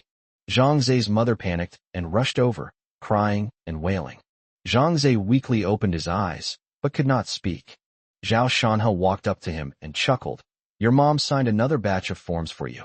Don't worry, she'll take you in for a checkup soon. Zhang Zai suddenly became extremely agitated.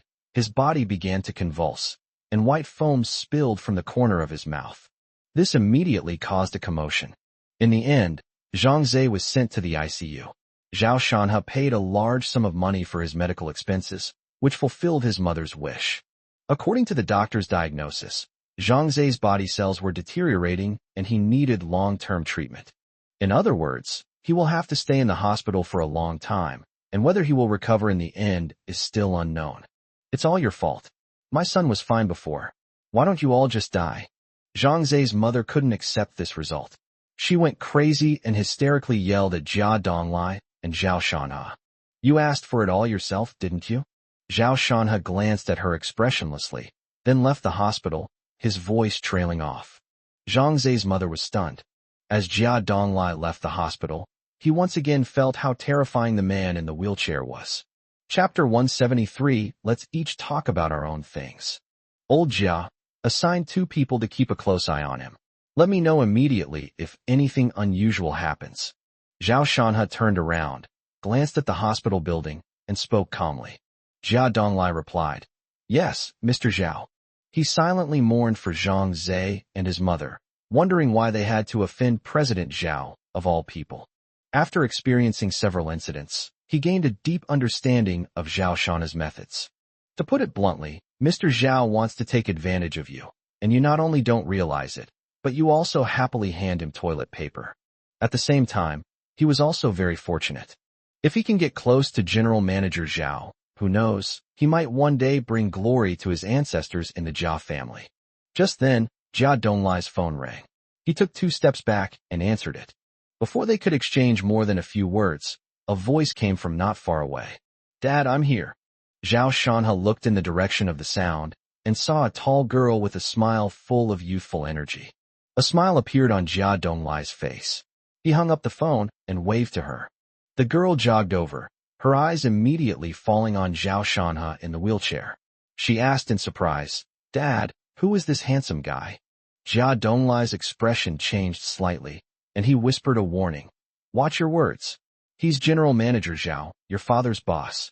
The girl was extremely surprised. She had never seen her father be so respectful to anyone before. She quickly bowed and greeted him. Hello, Mr. Zhao. My name is Jia Tingting. Zhao Shanhe nodded and smiled gently. Hello, Tingting. Since they had run into each other, Zhao Shanhe glanced at his watch and suggested they go have breakfast together.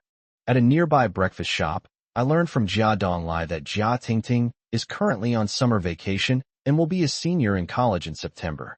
She is now considering where to do an internship. Zhao Shanhe joked, Old Jia, Tingting is so beautiful.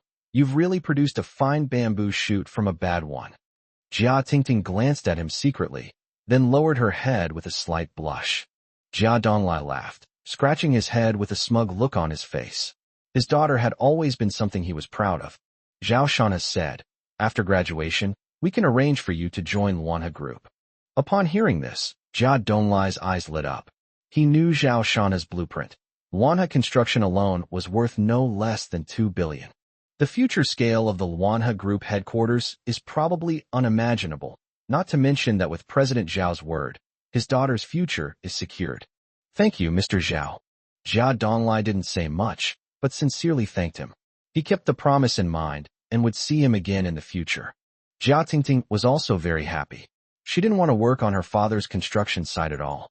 Now that she could work for a big company, she couldn't be happier. Her eyes darted around, and she said sweetly to Zhao Shanhe, Thank you, Brother Zhao. Jia Donglai frowned. No respect for elders. Jia Tingting said discontentedly, Dad, you're such an old-fashioned person. Brother Zhao is so young, only a few years older than me. What's wrong with me calling him Brother Zhao?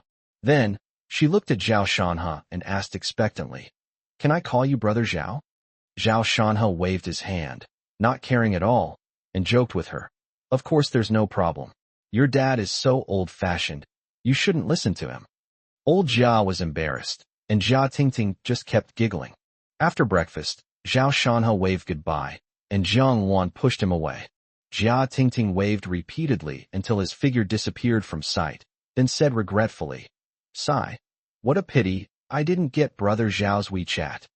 Why do you want to add him? I'll recommend him to you later," Jia Donglai said casually. Jia Tingting spun around and said to her father, "Look at your daughter's looks and figure. She could easily date Brother Zhao, right? By the way, isn't he married?"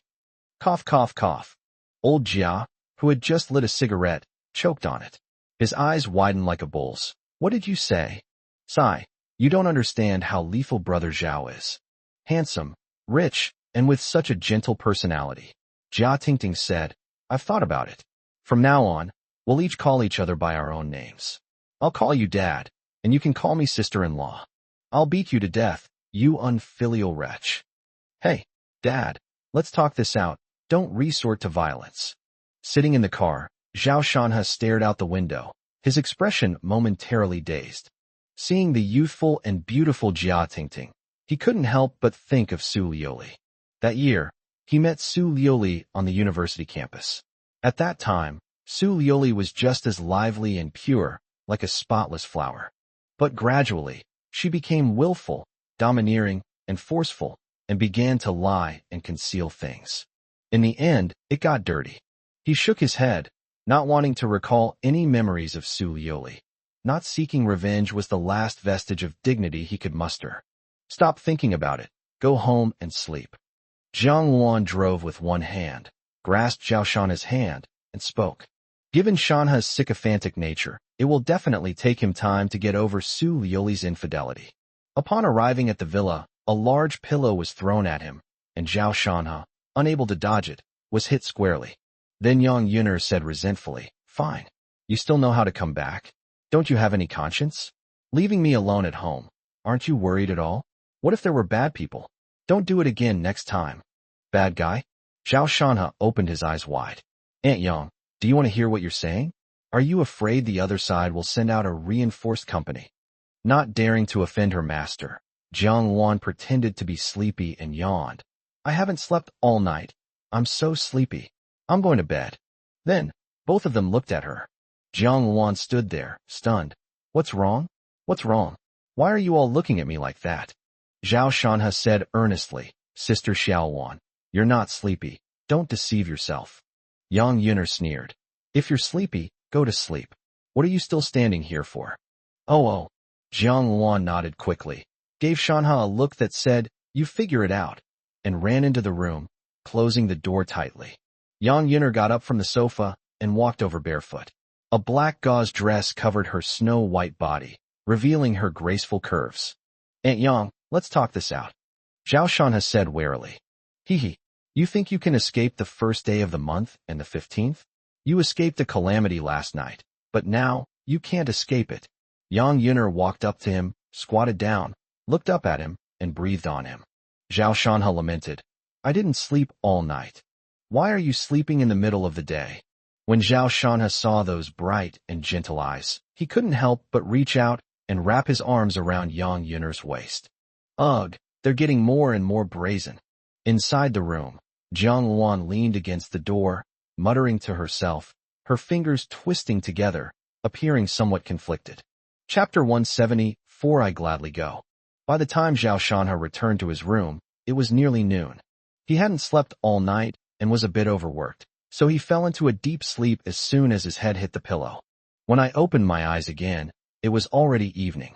Zhao Shanhe dressed, controlled his wheelchair, and yawned as he came out of the room.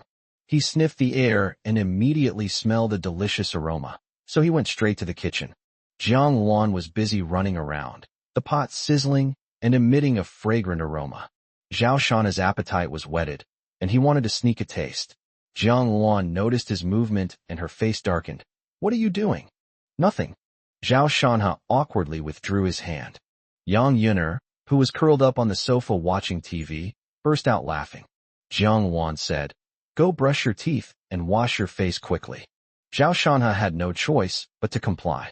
When he came out of the bathroom, Jiang Luan had already set out a sumptuous meal on the table. Bright red chopped chili fish head, glistening braised pork belly, vibrant green chives, and tender, juicy oysters. Wait a minute, something's off with today's dishes? Zhao Shanhe glanced at Jiang Luan with suspicion. What are you looking at? Eat. Jiang Luan placed the bowl and chopsticks in front of him and gave a soft hum. Zhao Shanhe quickly lowered his head and refrained from offering any further comment. His status within the family is evident, but Zhao Shanhe seems to enjoy it. They ate and drank their fill. Jiang Luan asked him, now that you've solved Zhang Zai's problem, do you want to go see Mayor Ning? Don't go looking for kill. Stop finishing me off. Sigh. I told you to kill, but you insisted on getting hit by the cannon cart, and now you're dead again. Zhao Shanhe squeezed next to Yang Yuner, enthusiastically guiding her in playing the game, but problems kept arising. Yang Yuner said angrily, can't you just shut up? Or do you want to play? I'll do it. Zhao Shanhe said confidently, rubbing his hands together, ready to take the phone. Yang Yuner's lips curled up.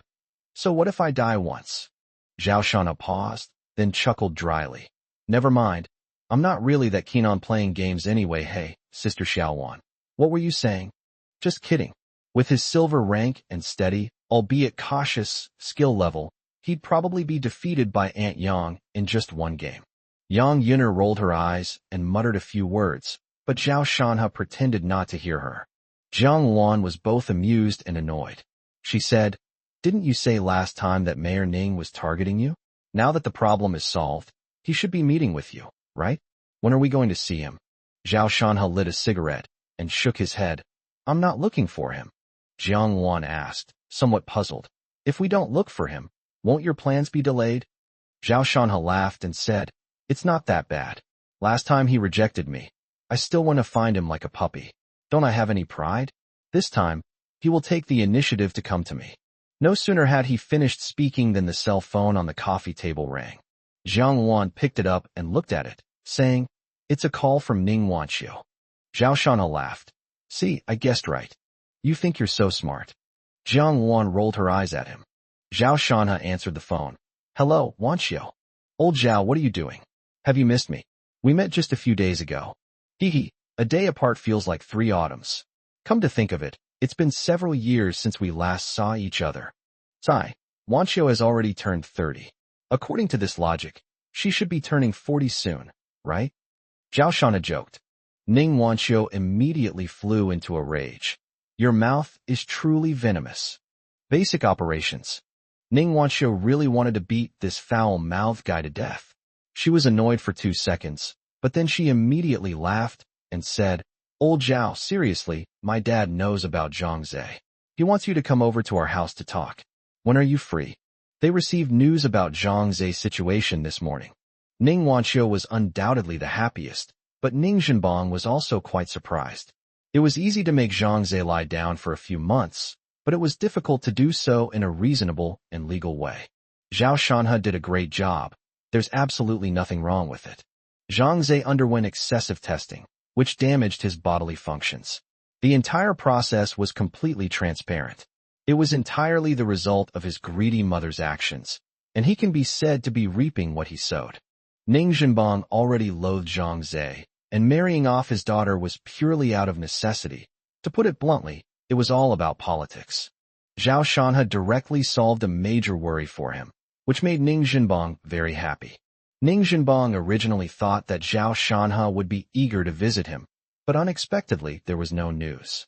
He thought that this kid was quite arrogant, but I actually liked it a little.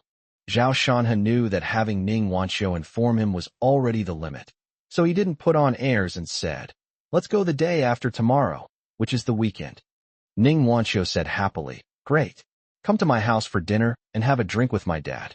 Of course, no problem, Zhao Shanhe replied with a smile. After thinking for a moment, Ning Wanxiu bit her lip and said softly, although I know that there's no need to be too polite with us, I still want to say Lao Zhao. Thank you. Ever since she learned that she was going to marry Zhang Zai, she hadn't slept well for a long time. For her, marrying someone she didn't love was already a very painful thing. Not to mention, after they started getting to know each other, Zhang Zai's actions not only failed to make her feel affection over time, but instead made her increasingly disgusted and even nauseous. Ning Wanxiu's family atmosphere destined her to have a conservative personality, which can be seen from the fact that she had not had a relationship with anyone until she was 30 years old. As time went by, her marriage to Zhang Zhe became a done deal, which made her feel like she had no will to live. Fortunately, Zhao Shanhe appeared. He was her former crush and helped her solve the biggest problem in her life. What could be happier than that? Zhao Shanhe knew more or less about her thoughts and said in a casual tone, "I accept your thanks, and I also sincerely thank Wanxiu. You have helped me a lot, and I will ask Wanxiu for help in the future." Ning Wanxiu said with a smile. "Okay, as long as old Zhao asks, whether it's sleeping with me or serving him in bed, I'll gladly do it." "Hey, I treated you like a brother, and you actually wanted to sleep with me? It's not that vulgar. I just wanted to borrow that precious seed." The two chatted for another 10 minutes or so before hanging up. Jiang Luan and Yang Yuner looked at him with disdain. Zhao Shanhe was a little embarrassed and explained, "Ning Wanxiu, good classmate. You've met before." Jiang Luan muttered, "I can't be bothered with you." Yang Yuner stared at him. "You need to take care of yourself." "Of course," Zhao Shanhe replied righteously. Ring ring. The doorbell rang suddenly. Zhao Shanhe glanced at his watch and realized it was almost 10:30. Who would come over at this time? Jiang Luan stood up, walked over, and opened the door. "Why are you here again?" Jiang Luan was surprised that she had come again. Wasn't Shanhe's explanation clear enough yesterday? Su Liuli stood alone outside the door, looking haggard, yet still undeniably beautiful. She whispered, "May I come in?" "Sister Xiaoluan, close the door." Zhao Shanhe's calm voice rang out. Chapter 175 Liuli, this is all I can do for you. Zhao Shanhe spoke, and Jiang Luan immediately closed the door, but a fair hand got stuck inside. In this situation, if the door were forcibly closed, Su Liuli would get hurt. Jiang Luan frowned and stopped. She asked, "What exactly do you want?" Su Liuli smiled wryly, her gaze falling on Zhao Shanhe. "I just wanted to come and see old Shanhe, and have a meal with him."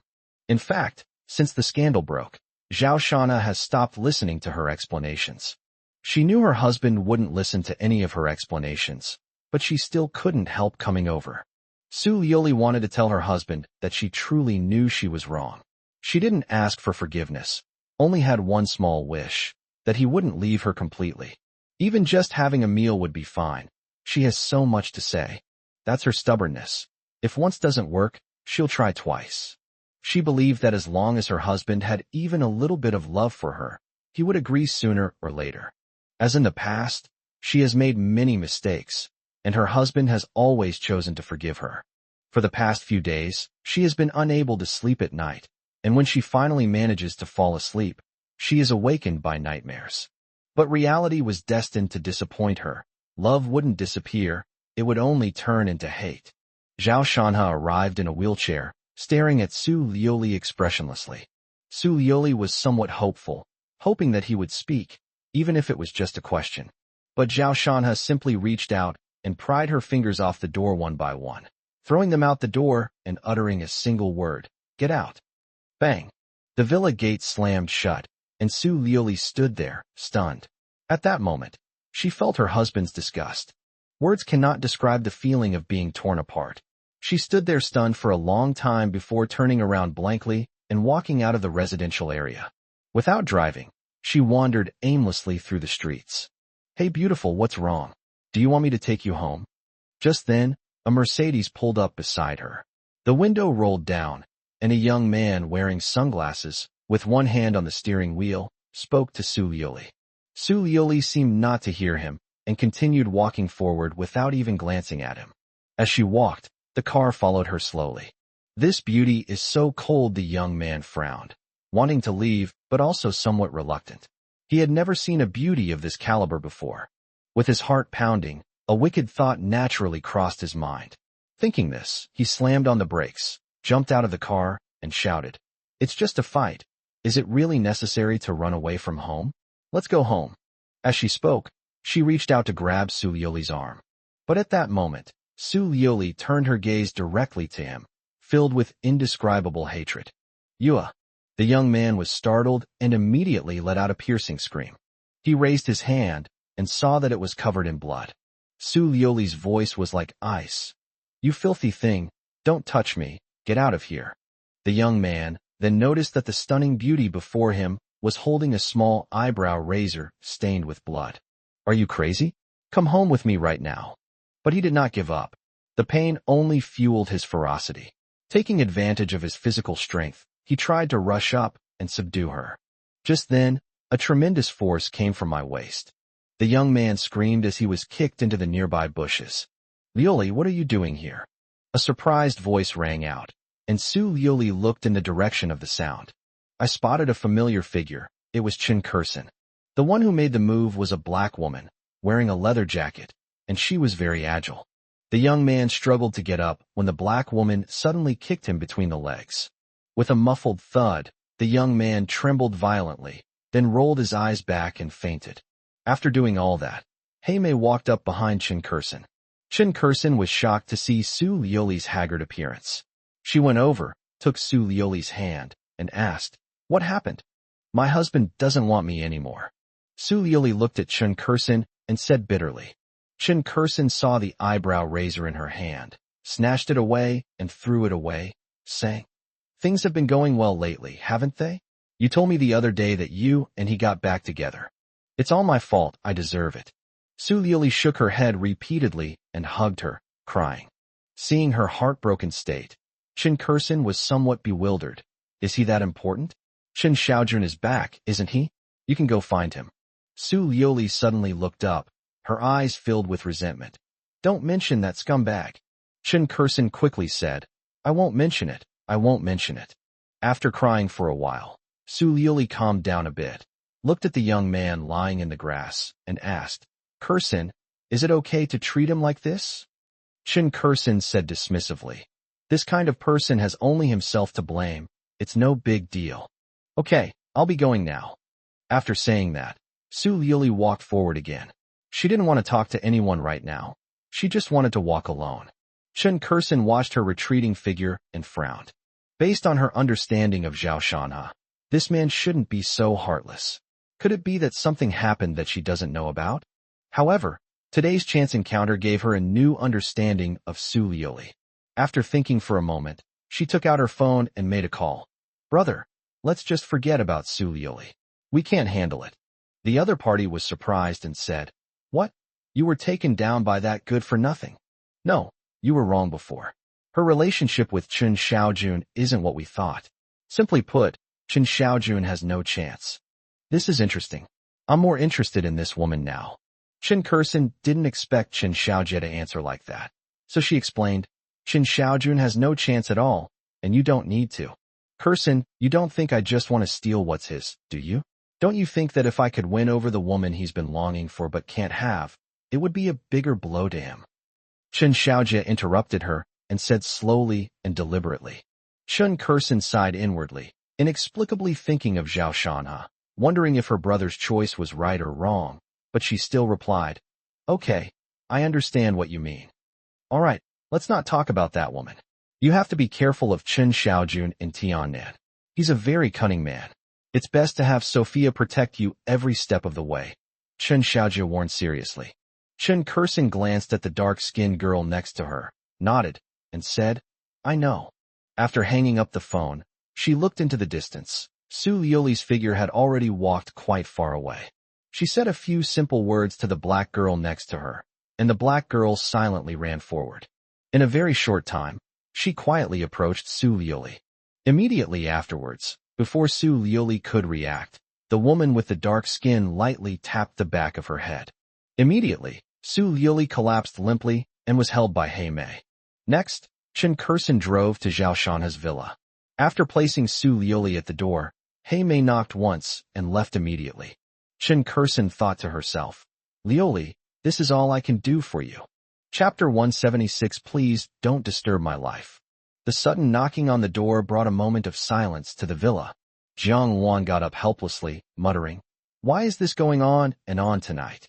She opened the door, only to find no one outside. Then, as she looked down, her expression changed slightly. Zhao Shanha asked, "Who is it?" "It's still Su Liuli." After Jiang Wan finished speaking, She squatted down to check on her and realized that she was not seriously injured, but had just fainted. Zhao Shana frowned, already very impatient, and rolled his wheelchair over. He then discovered that Su Liuli had been knocked unconscious by someone and left at his doorstep. Jiang Wan asked, "How should we handle this?" Zhao Shanha looked at Su Liuli coldly and fell silent. This woman trampled on his dignity and gave him the greatest insult a man can receive. Logically speaking, whatever happened to her is her own fault, and she should not be pitied. But the person who knocked her unconscious is very likely still observing from the shadows. Given Su Liuli's current state, if she were really left outside unattended, it could very well lead to serious problems. Seeing that Shanha remained silent, Jiang Wan asked again, "Should we let her into the house?" "Impossible."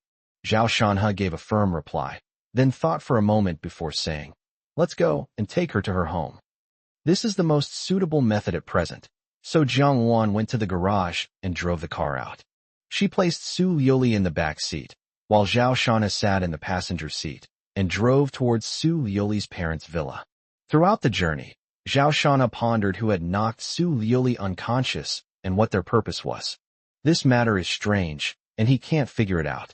Jiang Wan said, "The person who knocked Su Liuli unconscious was a master, and their attack was clean and efficient." Zhao Shanha guessed, Chen Xiaojun. Given the skill level of Chen Xiaojun's two bodyguards, they were perfectly capable of doing this, but upon closer inspection, it seems unreasonable. If he had knocked Su Liuli unconscious, he wouldn't have left her at his doorstep. Jiang Wan said, "It's unlikely. Chen Xiaojun's bodyguard was injured by his master, and he won't recover so easily. I think it's someone else." Zhao Shanha was thinking for a moment, then suddenly slapped his forehead and chuckled. "We have surveillance cameras. What am I thinking? Just look at the footage and you'll understand." Jiang Wan was speechless. She had analyzed it for quite a while. Before long, they arrived at the entrance of the Su family villa. The room was brightly lit, and as you got closer, you could hear people talking, so there were obviously quite a few people inside. Jiang Wan held Su Liuli in her arms, and Zhao Shanha stepped forward and knocked on the door repeatedly. "They're here." The nanny, Wu Ma, spoke from inside. The door opened, and when she saw Zhao Shanha, she froze for a moment. "Who is it? Have we had a guest?" As Tan Yu spoke, she walked over from the living room. When she saw Zhao Shanha, her pupils contracted, and she gritted her teeth, saying, "It's you? Who let you come here?" Zhao Shanha glanced at her coldly and ignored her. Before they were married, she was his elder, and he would give her the respect due to her. Now that they're divorced, he even finds talking to her a waste of time. If she continues to dance in front of him, Zhao Shanha wouldn't mind slapping Tan Yu's face until it's swollen. Jiang Wan stepped forward from behind, and Tan Yu immediately screamed, "Liuli, what did you do to Liuli?" Immediately, the members of the Su family hurried over, and their expressions changed drastically when they saw the unconscious Su Liuli. Zhao Shanha said calmly, "She fainted, so I brought her here. Please tell her not to disturb my life." As these words fell, two crystal tears welled up in Su Liuli's eyes as she was held in Jiang Wan's arms. Su Wenshan took a deep breath and said in a trembling voice, "Is Liuli really all right? Shanha, you wouldn't hurt her, right?" Zhao Shanha stared at him, a faint, cold smile appearing on his lips. "What do you think?" The smile carried a hint of sarcasm, making Su Wenshan blush. At this moment, a gloomy voice rang out, "Your name is Zhao Shanha. You were the one who hit my son last time." Following the sound, Zhao Shanha saw a middle-aged man with an extraordinary bearing. His face was gloomy and his eyes were filled with anger. Zhao Shanha was somewhat puzzled, but when he saw Zhou Xian beside him, he suddenly realized and calmly said, "If your son is him, then I'm the one who hit him." His son had been beaten black and blue. How could he tolerate it? He immediately pointed at Zhao Shanha, his eyes cold. "You're courting death." Zhao Shanha asked, "What do you want?" Zhou Xian chimed in, a look of glee on his face. "I want you to kneel down and kowtow to me, and maybe I'll consider forgiving you." The middle-aged man remained silent, clearly acquiescing to his son's request. Zhao Shanha smiled and shook his head. Then Jiang Wan put Su Liuli on the ground, pushed Zhao Shanha, and turned to leave, without saying a word throughout the whole process. The middle-aged man was furious. His name was Zhou Wei, and he was a person of importance. When had he ever been ignored like this? He said coldly, "Do you intend to leave like this? Have you considered the consequences of leaving here?" "I'll wait for the consequences." Zhao Shanha raised his right hand and waved, but Jiang Wan did not stop walking for a second. Zhou Wei was furious. He took out his phone to make a call, but Su Yuli stood up at that moment. Her voice was cold as she said to Zhou Wei, "If you want to harm my husband, you're making an enemy of the Su family. Are you ready?" Zhou Wei paused involuntarily. Su Wenshan frowned and said, "Liuli, how dare you speak to Uncle Zhou like that?" Tan Yu tried to smooth things over, laughing. "Old Zhou, Liuli just woke up. She's still a little dazed." "Shut up." Su Liuli rebuked them directly. At this moment, she displayed the aura of a multi-billion-dollar group president and said seriously to her parents, "From today onwards, no one can interfere in my life." Then, she stared at Zhou Wei and said, "Uncle Zhou, you are my elder and I should respect you. But the fault of Zhou Xin being beaten is not my husband's fault, so you should not interfere unless you really want to completely oppose the Su group." After she finished speaking, no one in the room uttered a sound. Even Zhou Wei merely frowned. Su Liuli looked around, said nothing more, and turned to chase after Jiang Wan in the direction she had left. Soon, she saw the two of them. Jiang Wan had just helped Zhao Shanha into the passenger seat. "Sister Xiao Wan," Su Liuli shouted. Upon hearing this, Jiang Wan felt that this person was like a leech, impossible to shake off. She gave him a cold look and said, "Shanha doesn't want to see you. Don't waste your energy." Su Liuli shook her head, glanced at Zhao Shanha, her eyes filled with regret. Then she said to Jiang Wan, "Sister Xiao Wan, I've come to see you." "You say?" Su Liuli mustered her courage and asked, "Are you together?" Her voice was so turbulent that it sounded almost trembling. Jiang Wan said, "This has nothing to do with you." Su Liuli's expression was somber, as if she were speaking to Jiang Wan, or perhaps to herself. "Shanha is very kind. I don't trust anyone else with her. If possible, only you sob. Before she could finish speaking, she couldn't help but cover her mouth and burst into tears, her heart breaking. Jiang Wan said indifferently, "Boring. Then get in the car and leave." Chapter 177. Su Liuli is moving back home. As the car drove away, Su Liuli's face immediately darkened. She had long since woken up from her coma, and her husband's words were still echoing in her mind. Shouldn't we avoid disturbing his life? Su Liuli's lips twitched, revealing a bitter smile. "Yes, we're divorced. I did something to betray him, such a fatal mistake. How could he forgive me? I'm so reluctant to let go, but I guess I have to, otherwise he'll despise me even more. Husband, I hope you're doing well." She took a deep breath, buried all her emotions in her heart, calmed down, and regained her former stunning beauty. Su Liuli turned around and walked towards her parents' house. Zhou Wei had already left, but Zhou Xian was still there, as if he had been waiting for her. He came up to Su Liuli and said, "Sister Liuli, I explained what happened earlier to my dad. I told him that you said those things in a moment of impulse, and he didn't take them to heart. Don't worry." Su Liuli stared at him, her eyes narrowing slightly, flashing with a dangerous light. "Are you trying to curry favor with me?" Zhou Xian was stunned. In a daze, he felt that Su Liuli in front of him seemed to be a different person, and her words were full of aggression. He gave an awkward laugh. "Sister Liuli, that's not what I meant." Su Liuli merely glanced at him indifferently, walked past calmly, and entered the house, her voice carrying, "Zhou Xian, I'm only warning you once. Put away those filthy thoughts." Bang! She closed the door directly, showing Zhou Xian no respect whatsoever. At this moment, Zhou Xian's face flushed red and then turned pale, gradually becoming ferocious. Su Liuli's attitude made him feel humiliated. But Zhao Shanha hated it even more, his teeth grinding together. "Do you all think I'm easy to bully?" Inside the villa. "Sis, are you all right?"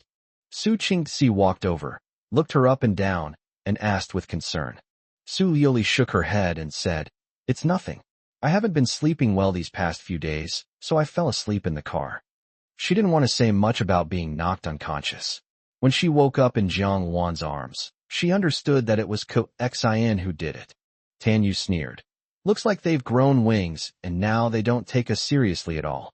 Su Wenshan sensed that his daughter was not in a good mood, nudged his wife with his elbow, and frowned, saying, "Say less."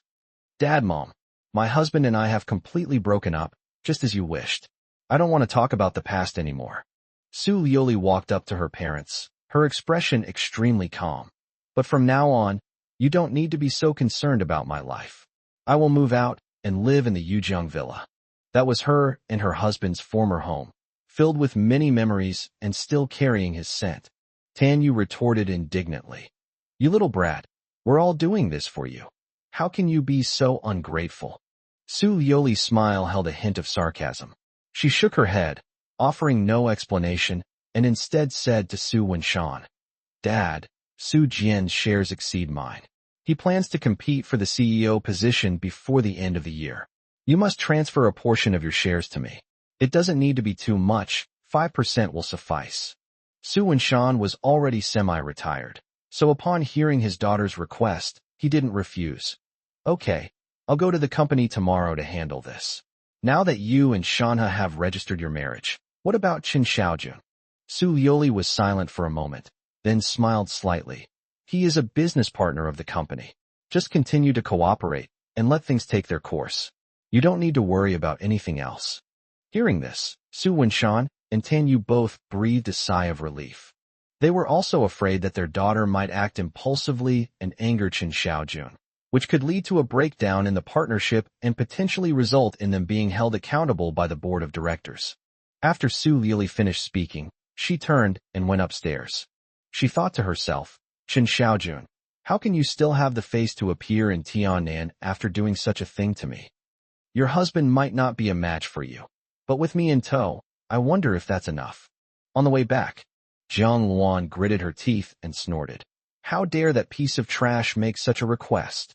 Just now, Zhou Xian actually dared to make Shanha kneel down and kowed out to him. What kind of person is he? Doesn't he fear shortening his lifespan? Although Shanha appeared calm and collected, it didn't mean Jiang Luan wasn't angry. With no outsiders present, Jiang Luan clearly showed that she was seething with hatred. Zhao Shanha said, "Sigh, he will get his wish." Huh. Jiang Luan thought she had misheard and turned her head to stare at him blankly. "It won't be long before he comes to me to beg, kneeling down and kowtowing to me. This is his own request, and I will grant it." Zhao Shanha smiled and said, but suddenly his expression changed. "Damn it. Watch out." Squeak. Jiang Luan operated the tires quickly, making a screeching sound as they rubbed against the ground. The car narrowly avoided a slow-moving minivan in front of it. The minivan driver was so frightened that he almost peed himself and yelled, "Do you even know how to drive, you bastard?" Zhao Shanha wasn't going to put up with him. He rolled down the window and started yelling, "There's no one in front. Why are you driving so slowly? Are you out of gas? I'll..." After finishing his sentence in one breath, he stretched out his hand and made an international gesture. The van driver's eyes turned red as he prepared to retaliate. Zhao Shanha quickly rolled up the window and said to Jiang Luan, "Sister Luan, I won the argument. Don't just stand there, step on the gas and drive away." Jiang Luan chuckled and stepped on the gas. In the blink of an eye, only the taillights were visible. The van driver was furious, slamming his fist on the steering wheel and cursing, "Damn it, no sportsmanship." 2 minutes later, Jiang Luan slowed down, and the two looked at each other and laughed.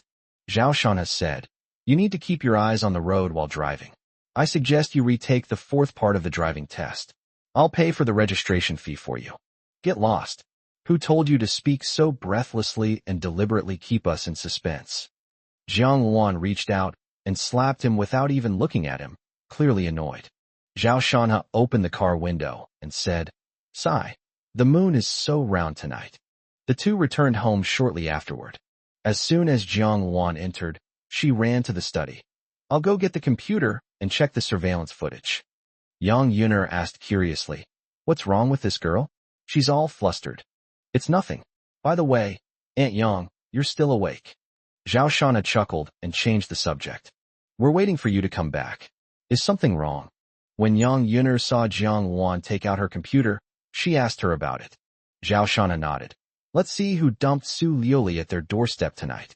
Seeing that he really had something to do, Yang Yuner yawned and said disappointedly, "Then I'm going to sleep." Zhao Shanhe let out a soft breath. Since Aunt Yang came back, Zhao Shanhe had obviously lost some weight. Zhao Shanhe asked, "Aunt Yang, aren't you going to come and take a look? What's so interesting about this? You guys take care of it yourselves. I'm going to sleep. Staying up late is bad for your skin," Yang Yuner said confidently. Zhao Shanhe was dumbfounded. "Aunt Yang, your skin is even better than a young girl's. You don't look like how old is Aunt Yang again." He then realized that he had never known Aunt Yang's exact age. Chapter 178 Gambling and Acting. Jiang Wan placed the computer on the coffee table. Zhao Shanhe looked serious and watched intently. Xiao Wan judged that the other party was a master, so he couldn't be careless. If the other party was Chun Xiaojuan's man, plus the other two bodyguards. Even if the three of them joined forces, Sister Xiao Wan might not be able to protect him. Of course, this does not include Aunt Yang. Compared to conventional combat forces, Yang Yuner belongs to the strategic deterrent force. As the surveillance footage appeared, Jiang Wan dragged it, and Su Liuli's figure quickly appeared on the screen. This was the first time she came over that evening. Zhao Shanhe observed carefully, but found nothing unusual. After Su Liuli was driven away, she left the surveillance area, and no one came over for a long time. About half an hour later, the outdoor surveillance camera suddenly shook, as if it had been hit by something, and the image became distorted. It seems the other party is very careful and knows there is surveillance. It was obvious that the deviation in the image was not an accident, but a deliberate act by the other party. Zhao Shanhe felt a little disappointed and continued watching. The camera is now mostly focused on the main entrance, with only one corner offering a view of the doorway. Having given up hope, a shadow suddenly flashed by, and Zhao Shanhe quickly said, "Wait." Jiang Wan noticed it too. She dragged the progress bar and watched it frame by frame. Finally, her eyes lit up and the video stopped. A severed arm appeared in the surveillance footage. Unfortunately, the image was rather blurry. Jiang Wan speculated, "It's not very thick. It's most likely a woman's arm. But why is she wearing a tight-fitting outfit so late at night?" The arm was so dark that it was almost impossible to see clearly if there weren't some lights outside. Zhao Shanhe observed carefully, then suddenly smiled. "It's not a bodysuit, it's a black man." Jiang Wan suddenly realized that it wasn't difficult to discern, but she hadn't thought of it that way before. There aren't many black people in Tiannan, and she's a black woman with good skills. With this lead, we might be able to find her soon, Zhao Shanhe said. Jiang Wan nodded and put away her laptop. She went to the room, took out the box, and began to massage and perform acupuncture on Zhao Shanhe. The next day, Zhao Shanhe rubbed his lower back and came out of the room. He found no one in the living room and heard noises in the yard, so he steered his wheelchair over there. In the open space of the courtyard, Jiang Wan and Yang Yuner are fighting. The two moved with fluid grace, a sight to behold. Zhao Shanhe, without even brushing his teeth, sat at the door watching the battle. Jiang Wan was slightly out of breath, her face flushed, and her short hair was stuck to her forehead with sweat, clearly indicating that she had exhausted herself. However, her attacks remained extremely fierce, each punch and kick producing a whooshing sound. In contrast, Yang Yuner seemed to be in complete control, always able to defuse Jiang Wan's attacks with the slightest movements. As time went on, Jiang Wan's movements became sluggish, and Yang Yuner didn't hold back either, striking Jiang Wan's chest with an elbow strike from a tricky angle. Then Jiang Wan stumbled backward, gently clutching her chest, her expression showing some discomfort. Zhao Shanhe's eyes widened, thinking, "Aunt Yang, you did this on purpose, didn't you? It was here last time too." Jiang Wan only needed a short while to recover before she rallied and prepared to attack again. Such a minor injury was nothing to her. Zhao Shanhe rushed over and exclaimed, "Oh, I'm hungry. Sister Xiao Wan, hurry up and make breakfast." Yang Yuner looked disdainful. "What? Are you feeling sorry for him again?" Jiang Wan said, "Shanhe, I'm fine." Zhao Shanhe thought to himself, "Of course I know you're all right." Aunt Yang was clearly doing it on purpose. If she had hit him too hard, it would have been our child who would have suffered. Yang Yuner suddenly pulled Zhao Shanhe aside and whispered something to him. Zhao Shanhe glanced at Jiang Wan frequently, seemingly both interested and hesitant. Yang Yuner said disdainfully, You won't even agree to this? Are you even a man? Zhao Shanhe could not bear such an insult, and with a determined heart, he immediately made the decision. It's settled then. Shanhe, what are you talking about? Zhang Wan asked curiously. Zhao Shanhe coughed twice. Coughed Sister Xiao Wan. After our friendly negotiation, Aunt Yang said she would give you one hand, and that you wouldn't last a minute. I don't believe it.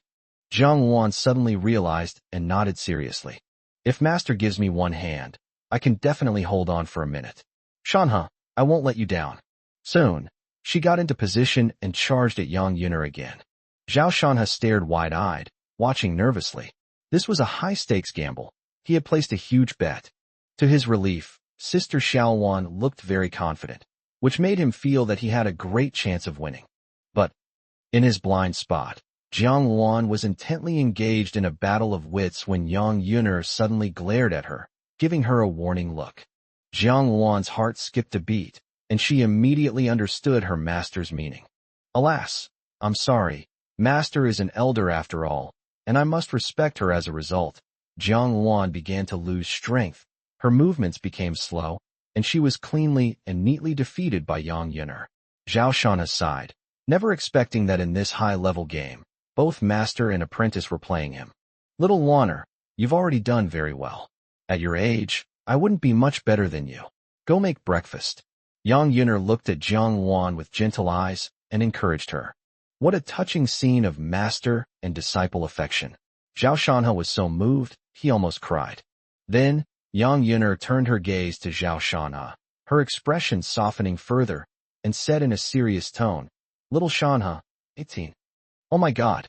The final settlement time was 42 seconds, which is a full 18 seconds for a 1-minute bet. I was careless, far too careless. Sister Xiao Wan, you've really put me in a terrible situation. Zhao Shanhe trembled, his smile frozen. Aunt Yang, how about a discount? 1%, 2% is fine too. I can only accept 3% at most. Yang Yuner smiled charmingly. How about we break the bone instead? Hearing the conversation between the two, Jiang Wan felt that her ears were not clean enough, so she silently ran into the kitchen. Zhao Shanhe waved his hand sheepishly. Then let's do it your way. I am willing to accept the loss. As he spoke, his face became solemn and tragic. Time flies. The weekend is here in the blink of an eye. She hasn't come looking for me since I took Su Yuli home last time. The house was much quieter now, and with Yang Yuner's help, Zhao Shanhe tried to forget her. However, the effect wasn't very good. Some unintentional scenes would always come to mind, making him feel both heartbroken and angry. In 4 words, it's a knot in one's heart that's hard to untie. Jiang Wan saw this, but had no good solutions. She could only let time heal the wound. I've arranged to visit Ning Zhenbang tonight. Zhao Shanhe was dressed neatly, and Jiang Wan pushed him out the door. Yang Yuner said, Remember to come back early. Zhao Shanhe pretended not to hear. Aunt Yang had tricked him. She was even charging interest on the debt that hadn't been paid off yet, and the daily interest rate was a terrifying 30%. He explicitly protested, but Yang Yuner said that she was the one who proposed the betting game and that she had the final say. When Zhao Shanhe tried to argue, Yang Yuner mocked him. If you're so capable, why don't you pay off your debts in one day? One sentence silenced Zhao Shanhe completely. Chapter 179, I'm going to do it. After leaving home, Jiang Wan drove according to the location sent to her by Zhao Shanhe. Ning Wanqiu's home is not in a bustling urban area. The environment here is quiet and the landscaping is very well done. When Jiang Wan drove in, the security guard stopped her from entering. She finally called Ning Wanqiu, who then allowed her to pass. As soon as I entered the residential area, I saw Ning Wanqiu rushing over. Zhao Shanhe told her to get in the car, and Ning Wanqiu said apologetically, I almost forgot. I should have waited for you at the entrance of the residential area. It's nothing. Zhao Shanhe didn't take it seriously. About 2 minutes later, after parking the car, Jiang Wan helped Zhao Shanhe into a wheelchair, and Ning Wanqiu led them into the elevator. She lived on the 8th floor. As soon as she stepped out of the elevator, she heard a woman's voice. Is that Xiao Zhao? Come in quickly. Huang Zhen opened the door and reached for her slippers when she saw Zhao Shanhe in a wheelchair, and her expression changed slightly. Then, without making a sound, She changed her posture and gestured for her to come in. Ning Wanqiu introduced softly. Old Zhao, this is my mom. Zhao Shanha greeted her politely. Hello, Annie. Jiang Luan pushed him inside, placing the gifts she was carrying aside. They weren't expensive. They were all nutritional supplements with proven effects. Huang Jin said, This child, you're here already. Why are you being so polite? Ning Zhenbong was in the living room when he saw Zhao Shanha come in. He said to Huang Jin, All right, stop being so polite. Go ahead and do your work. I'll have a chat with Xiao Zhao. Huang Jun poured a glass of water for Zhao Shanha and Jiang Luan, then went to the kitchen. Hello, Uncle Ning. Zhao Shanha looked around and found that the place was decorated very elegantly, with calligraphy, paintings, and ornaments everywhere. He couldn't help but wonder, do all officials have this kind of attitude? Keep it casual. Ning Zhenbong tossed a cigarette to Zhao Shanha, and then lit one for himself. Ning Wanqiu whispered, My dad is only allowed to smoke at home because of you. Oh, you silly girl. Ning Zhenbong had obviously heard it and didn't know whether to laugh or cry. Zhao Shanha took the cigarette and said with a smile, You're too kind. Ning Zhenbong said, I've heard about Zhang Zai's matter. Can you tell me what he did? He had hinted at it to Zhao Shanha during the last phone call, and he didn't expect the kid to be so efficient. It's nothing really. Zhao Shanha briefly recounted the story, starting with Zhang Zai's physical ailments to entice him to seek out the old Chinese medicine doctor, and then devised a challenge for him involving 1 million. For him, this million was a lifeline. Just when the mother and son were looking worried, Jia Donglai drove up and gave them a chance to get the million. As for what happened next, once Zhang Zai's mother's personality was understood, everything fell into place. Ning Zhenbong was very satisfied and didn't hold back his praise. Pretty good. This was handled cleanly. After listening, Ning Wanqiu was somewhat amazed. The seemingly simple scheme had actually grasped the essence of human nature. Uncle Ning. Zhao Shanha suddenly shouted. Ning Zhenbong smiled and said, Just say what you need to say. He thought Zhao Shanha would seize the opportunity to make demands, but then he heard Zhao Shanha say, I heard that Wanqiu and Zhang Zai are getting married in October, which is just over a month ago. Even if Zhang Zai doesn't pose a threat now, if the marriage goes through, it will be Wanqiu's second marriage. Haven't you considered canceling this marriage? When Ning Wanqiu heard him bring this up, her heart skipped a beat, and she was very unsettled. Even if they don't have a physical relationship, what woman would want to marry someone she hates? She opened her beautiful eyes wide and gazed at Zhao Shanha's profile, thinking sweetly to herself, This is the kind of man I like. Ning Zhenbong was slightly taken aback. He hadn't expected Zhao Shanha to bring this up so suddenly, and being unprepared, he had no way to answer. A struggle flashed across his face before he finally gave a bitter smile. Xiao Zhao, you're not in the system, so there are some things you don't understand. Putting aside interpersonal relationships, just look at some people they value face above all else. If they don't follow through, it's like slapping themselves in the face. Do you understand? Zhao Shanha frowned but did not refute.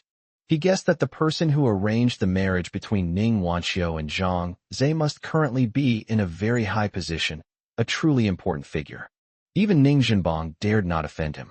All right, Xiao Zhao, you're very kind, but Wanqiu is my daughter, and I want her to be happy more than anyone else. Let's put this aside for now. There will always be a solution. Ning Zhenbong clearly didn't want to discuss this topic, and Zhao Shanha didn't say much either. Ning Wanqiu's face fell. If I marry Zhang Zai, it will be my second marriage. I wonder if old Zhao will look down on me. But I won't let him touch me even with a finger. Zhao Shanha had no idea what Ning Wanqiu was thinking. He gave her a regretful look and got down to business. Uncle Ning, I do have something to discuss with you today. Ning Zhenbong asked. Is this what you said last time? The construction industry is quite good. Why are you entering the clothing industry? Zhao Shanha said. Last year, just as winter was beginning, I went to the mountains by chance and saw that the children there were barely clothed. They were shivering in the cold wind, and their hopeful yet fearful eyes deeply moved me, so I made a vow. Speak like a human. Ning Zhenbong's face darkened. He was talking in such a high-sounding way, as if he were holding a press conference. Ning Wanqiu covered her mouth and chuckled softly. Zhao Shanha's performance was interrupted, and he said with an embarrassed smile, Uncle Ning, I think the clothing industry can make money. That's right. Ning Zhenbang said. Zhao Shanhe continued. My first step is to make school uniforms so that all students in Tianan City can wear school uniforms designed by our Manhwa clothing. His request was very direct. Ning Zhenbang thought for a moment and said, Wait a moment, I'll make a phone call. He then went into his study and didn't come out for about 10 minutes. It's not easy to handle. Most schools in Tianan City have signed contracts with Xuanyi Clothing. Changing the school uniforms would be a breach of contract, Ning Zhenbang said. Then, he became serious again and said to Zhao Shanhe, But I can help you solve this problem. It's a bit difficult to handle, but that doesn't mean it's impossible. Ning Zhenbang plans to use this matter to repay Zhao Shanhe's favor. Zhao Shanhe interrupted. Uncle Ning, you're overcomplicating things. I only need you to help me organize a symposium. I will then communicate with the principals of each school. Ultimately, it's their choice whether they choose me or Xuanyi Clothing. There's no need to force them. Using Ning Zhenbang's favor here would be a losing proposition no matter how you look at it. You go and negotiate yourself? Ning Zhenbang was taken aback, then shook his head with a smile. You're being too presumptuous. You might not even be able to get an order from one school. What if it succeeds? Zhao Shanhe didn't take it seriously and didn't care about Ning Zhenbang's discouraging remarks. Ning Zhenbang frowned. He realized that this guy was a bit stubborn. After thinking for a while, he asked, Tell me honestly, does this matter have anything to do with Xuanyi Clothing? Knowing full well that Xuanyi Clothing had secured most of the orders from schools in Tianan, they still tried to snatch them away, which clearly had a confrontational undertone. Zhao Shanhe said, I'm going to do it. Chapter 180 Chen Kursen's phone call. Without the slightest hesitation, Zhao Shanhe frankly told Ning Zhenbang his thoughts. Xuanyi Clothing is a company owned by the Zhou family, and he had been planning it for a long time. Ning Zhenbang's expression turned serious. Xuanyi Company was a star enterprise in Tianan City and a leader in the clothing industry. If they were to retaliate head-on, it could very likely affect the economic development of Tianan City. He wanted to refuse, but Zhao Shanhe had fulfilled the conditions he had given. Once a promise is made, it is like water spilled. Given his status, he could not go back on his word. After considering for a few minutes, he said, I don't care what you're planning to do. I only have one request. Don't harm the interests of ordinary people. That's natural. Zhao Shanhe nodded. Ning Zhenbang seemed lost in some memories and sighed. In fact, most of the conflicts in this society are just disputes of pride. Looking back, none of them are big problems, and there are always better solutions. His tone was somewhat regretful, and Zhao Shanhe guessed that it might be related to Lin Diyu. Back then, Lin Diyu had completely transferred his business to Beijing, which caused quite a stir. Ning Zhenbang looked at Zhao Shanhe, his gaze calming down, and said earnestly, I've learned my lesson, so I don't want you to regret it later. With your status, any move you make will cause a stir. You must think twice before you act. Xuanyi Garment is a huge company with 2 large garment factories in Tianan City, providing jobs for thousands of people. I don't know about your grudges, but don't let personal grievances involve thousands of families. Zhao Shanhe said, Uncle Ning, I understand what you mean. What I'm doing is planned. My target isn't the company, but the Zhou family. For Ning Zhenbang, it was not a good thing to keep it a secret, so he revealed part of his purpose. Zhao Shanhe has never been a good-tempered person. Zhou Xian has provoked him time and time again, and he has long been on the orange list. This means Zhao Shanhe has already begun planning how to kill the other party. As for the higher-level red list, that means annihilation of their entire family. Moreover, I told Sister Xiaowan that I would make Zhou Xian kneel down and kowtow to me to beg for forgiveness, Zhao Shanhe thought to himself, becoming even more determined. He has one trait. If he says something, he always does it. Seeing his reply, Ning Zhenbang didn't say anything more and nodded. Okay, I will arrange a symposium for you. Wanxio will inform you of the specific time. Given his status, holding a symposium would be a piece of cake for him. Zhao Shanhe nodded his thanks. In fact, with our current capabilities, eliminating Zhou Xian wouldn't be difficult. The problem lies in how to do it flawlessly, legally, and without leaving any loopholes. We live in a society governed by the rule of law, and the other party is an entrepreneur with a certain social standing, which makes things even more difficult. Unlike the Tian family, the Zhou family has not yet found any obvious weaknesses, and they will have to plan carefully to win. Zhao Shanhe devised many methods, which were extremely complex and even ingenious, with various twists and turns, ultimately driving the Zhou family to their doom. However, he overturned them all himself. Because such complex situations are often interconnected, any mistake in the process can lead to complete failure. There's no need to deal with Zhou Xian. This time, he plans to use his power to crush Xuanyi Company, making Zhou Xian beg for mercy on his knees without giving him any chance, and then driving him to madness and despair, ultimately destroying him. He already has a plan, and entering the clothing industry is the first step. Of course, all of the above is only incidental in dealing with Zhou Xian. The more important thing is to gradually strengthen oneself, eventually destroy the Qin group, make Qin Xiaojun collapse in despair, and then die. At this moment, Huang Jin poked her head out of the restaurant. How's your chat going? It's almost time to eat. Ning Jinbang stood up and smiled at Zhao Shanhe. Hey Zhao, shall we have a drink? The next day, when Zhao Shanhe woke up, he still felt dizzy. Jiang Wan came in, grumbling. She clearly can't hold her liquor, yet she drank so much. She carried a bowl of hangover soup, walked to the bedside, and fed it to Zhao Shanhe's mouth. Come on, open your mouth, huh? Zhao Shanhe looked constipated and said with a pained expression, Sister Xiaowan, is this really necessary? Unexpectedly, Ning Jinbang was a heavy drinker. Zhao Shanhe, who was not good at drinking, insisted on drinking 4 cups with him, a full pound. It's important to know that although those liquors were packaged in mineral water bottles, they were clearly genuine 53 degrees Matai. So he completely blacked out and didn't even know how he got back. He took the bowl from Jiang Wan, took a bite, and his expression instantly turned bitter. It's too sour. We still have to drink it. Jiang Wan stood with her hands on her hips, glaring at him fiercely. With no other option, Zhao Shanhe gritted his teeth, closed his eyes, and gulped it down. Needless to say, it was very uncomfortable, but the effect was surprisingly good. His dizziness was relieved very quickly. Wow, this works really well. Do you have the recipe? Let's set up a few production lines, adjust the flavor a bit, and sell hangover soup. We could make a fortune. Zhao Shanhe exclaimed, holding an empty bowl. Jiang Wan said, Okay, this was cooked by the master. Go and discuss it with her. Never mind. Zhao Shanhe scratched his head, then got dressed and got out of bed.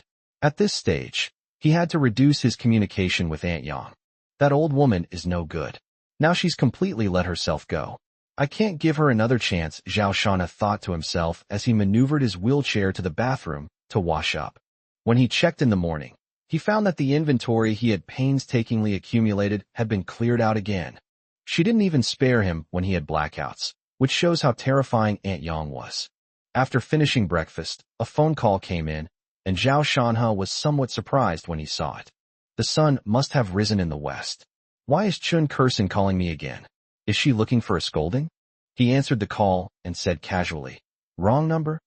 No mistake, I'm asking you. How do you feel about Liuli right now? Chun Kursin asked bluntly. Zhao Shanhe frowned and said coldly, Mind your own business. What's it to you? I think Liuli is not in a good state. Aren't you worried about her at all? She only has herself to blame.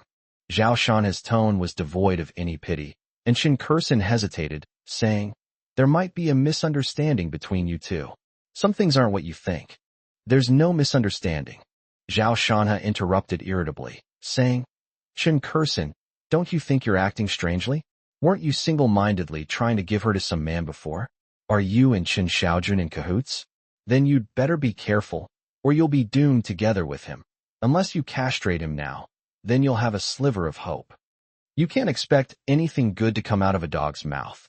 What nonsense are you spouting? Then just take it as me talking nonsense.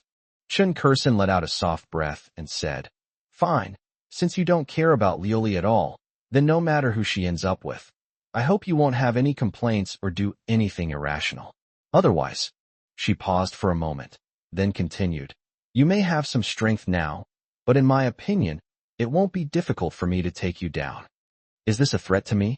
Zhao Shanhe narrowed his eyes, sneered, and said, You want to devour me?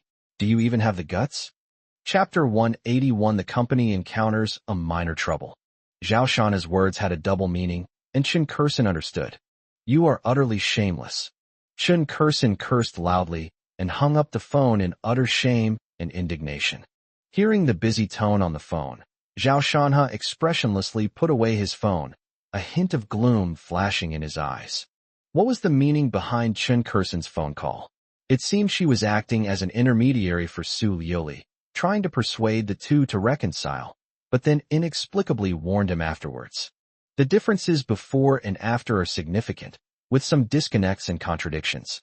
Also, she said that no matter who Su Liuli follows, what does who represent? Chen Kursin. Zhao Shanha maneuvered his wheelchair into the study and wrote the name on the whiteboard with a green marker. Green indicates that this person is pending and Zhao Shanha will observe them. If the color changes to orange or higher, he will begin to initiate a revenge plan. It's getting late, let's go. Jiang Luan walked in and said to Zhao Shanha. Her eyes swept across the whiteboard, and she was stunned for a moment. She saw a name, Su Liuli. Zhao Shanha hummed in agreement, then pushed her wheelchair out the door. Yang Yuner asked, Where are you going again? What else could they be doing but fleeing for their lives? Zhao Shanha smiled at her and said, Aunt Yang, I'm going to the company. Oh, then hurry back. Yang Yuner waved her hand, lay on the sofa playing games, too lazy to move an inch. Zhao Shanha's lips twitched, and he turned his head to signal Jiang Luan to leave quickly. Half an hour later, the two arrived at Manhwa building, General Manager's office. Upon seeing Zhao Shanha approach, Zhu Ting quickly greeted him. President Zhao, please come in. Zhao Shanha looked him up and down and found that Zhu Tung looked fine, but his eyes were bloodshot. He smiled and said, Don't be so polite. You told me yesterday that you were in trouble. What happened? Zhu Tung hasn't slept well these past few days. He's a very dedicated and responsible person, and he wouldn't call Zhao Shanha unless he was certain he couldn't solve the problem himself. There is a troublesome matter, but before that, Mr. Zhao, the office building you asked me to find last time, I arranged for people to search all over the city center office buildings, looking for vacant and consecutive floors, at most 2 floors. Do you think it meets the requirements? Zhu Ting took a document from his desk and handed it to Zhao Shanha. Zhao Shanha glanced at it casually. It was the Changfeng building in the city center, on floors 21 and 22, each with an area of nearly 900 square meters. He thought for a moment, closed the document, and said, Okay, you can take full responsibility. If there are no other issues, sign it and move the company there. Manhwa building will be on the 21st floor, and Manhwa clothing will be on the 22nd floor. I will send you the company logo later, and start the renovation as soon as possible. Clear. By the way, Lao Zhu, Manhwa Garments is looking to hire a general manager. The salary is similar to what you had before. Do you have any candidates you can recommend? Under Zhao Shanha's instructions, Zhu Tang's current salary level has increased by 30%. Although the newly recruited general manager holds the same position as him, his salary must be lower. This is a long-standing Chinese tradition of ranking people by seniority, regardless of their personal abilities. When Zhao Shanha asked him to recommend someone, Zhu Ting thought for a moment, then his eyes lit up, and he said, I do have someone in mind. Please speak. She's my college classmate. She just resigned from her job last year, and I need to get in touch with her. If she has time, could you perhaps arrange a meeting with her? Zhao Shanha had seen Zhu Tung's resume. He graduated from Guanghua School of Management at Peking University. If he was Zhu Tung's classmate, he would be a genius-level academic achiever. Zhao Shanha immediately said, I have no problem with this. Please communicate with her, and let me know as soon as you have any results. Good. Zhao Shanha took out a cigarette, tossed one to Zhu Tung, and lit one for himself. All right, tell me what trouble the company is in right now. Zhu Tung held a cigarette, but didn't light it. His expression turned serious as he said, The trouble is related to the company's dreamy Watertown project. After we acquired Feiyun Construction, we immediately cut up all the smaller projects and transferred them all at low prices, thus gaining a portion of the profits. Zhao Shanha nodded. This was his request. Back when Manhwa Construction was still Chihan Construction, he had told Lin Ruoshi about the company's philosophy, to only create high-quality projects. Therefore, he preferred to discard the substandard projects brought about by the acquisition of Feiyun Construction and sell them off cheaply, which actually supported many small companies. Then, regarding Feiyun construction, the most important project is the Dreamy Watertown project. Some time ago, our people went to take over and prepared to renovate the scenic area, but they were stopped. It was the previous person in charge of Dreamy Watertown. They said that the contract was signed with Feiyun Construction and had nothing to do with Wanha Construction, so the sale was invalid and they needed to hold another auction. Another auction? Zhao Shanha was somewhat taken aback. Was this even possible? Zhu Tong smiled wryly. Yes, I've discussed this with my lawyer. Although we have a contract, if the other party insists on recognizing only Feiyun Construction, we'll have no choice but to go to court. Most importantly, such a lawsuit could drag on for a long time, which isn't worthwhile for us in terms of time costs. After thinking it through, Zhao Shanha smiled slightly. It seems that someone instructed them to cause trouble for us. Zhu Ting nodded, agreeing with his point of view. Feiyun Construction no longer exists, but the acquisition of Mengli Shuixiang was completed beforehand, with full payment made and no economic disputes arising. The key point is that the contract was signed with the official seal of Feiyun Construction, which gave the other party a loophole. At this point, the other party raised this point in order to delay the renovation process of Mengli Watertown, leaving the tourist attraction worth more than 1 billion yuan on hold for a long time, which is equivalent to evaporating Zhao Shanha's assets invisibly. Zhu Tong continued. This person in charge is named Li Mu. I treated him to a meal, and the implication was that he wanted us to give him benefits. How much does he want? He didn't say it explicitly, but based on my guess, he probably wants around this amount. Zhu Tong extended his right hand, making a 3-point gesture. Zhao Shanha sneered. 30 million? You really have a big appetite. Who says otherwise? Zhu Ting lit a cigarette, feeling a bit uneasy. Zhao Shanha smiled slightly and said, Li Mu, is that right? Contact him and have him come to the company. Now, Zhu Ting asked. Right now, Zhao Shanha said calmly. This is nothing to worry about. It's just a matter of perspective. It's actually quite simple. Didn't Li Mu say the acquisition contract was invalid and prevent Wanha Company from starting the renovation? Well then, let's grant his wish. I don't want the water town in my dreams anymore. I'm giving it back to you. Let's see if you dare to accept it. Upon hearing Zhao Shanha's instructions, Zhu Tong immediately went out to make a phone call and returned 5 minutes later. He said, Mr. Zhao, he said he'll be here in half an hour. Chapter 182. Who gave you permission to touch me? It was supposed to be half an hour, but it took a full 2 hours before a portly middle-aged man swaggered into Wanha building. If he were only a few minutes late, one could say he lacked a sense of time, but being an hour or two late was clearly intentional, indicating that he didn't take the Wanha group seriously. Where is your general manager, Zhu? He asked the question casually, his eyes scanning her up and down, and the smile on his lips made the receptionist feel disgusted. She said impatiently, President Zhu is in the general manager's office. Come with me. Hey, what's with your attitude, young lady? When your boss Zhu invites me to dinner later, you'll have to come along, he said jokingly. The receptionist frowned, feeling disgusted, and ignored him, leading Li Mu directly to the elevator. Behind him, Li Mu stared at the receptionist's round buttocks without blinking. This process was torture for the receptionist, but thankfully she got the person to the general manager's office in no time. Manager Li, please come in. Zhu Tong invited Li Mu in and had him sit on the sofa. Zhao Shanha sized him up. Li Mu was about 35 or 36 years old, quite fat, and his eyes gleamed with shrewdness. During the wait, he gained a general understanding of Li Mu.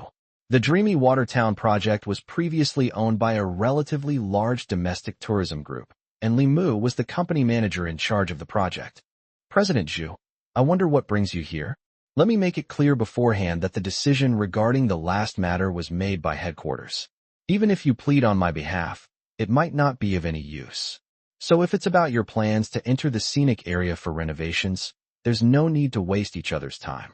Li Mu said calmly, sitting on the sofa. Zhu Tong said, Manager Li, I apologize for inviting you here, but it's still about the ownership of Dreamy Watertown. I think this matter is clearly stated in the contract, but I still hope you can communicate with headquarters to avoid unnecessary disputes. Li Mu immediately became dissatisfied, stood up, and made a move to leave. President Zhu, what do you mean by dispute? You suspect that I am deliberately making things difficult for you? I think we don't need to communicate with each other if you have this attitude. At this moment, Zhao Shanhe smiled faintly, staring at Li Mu with a sarcastic expression. Li Mu felt a little uncomfortable being stared at, and frowned. President Zhu, who is this?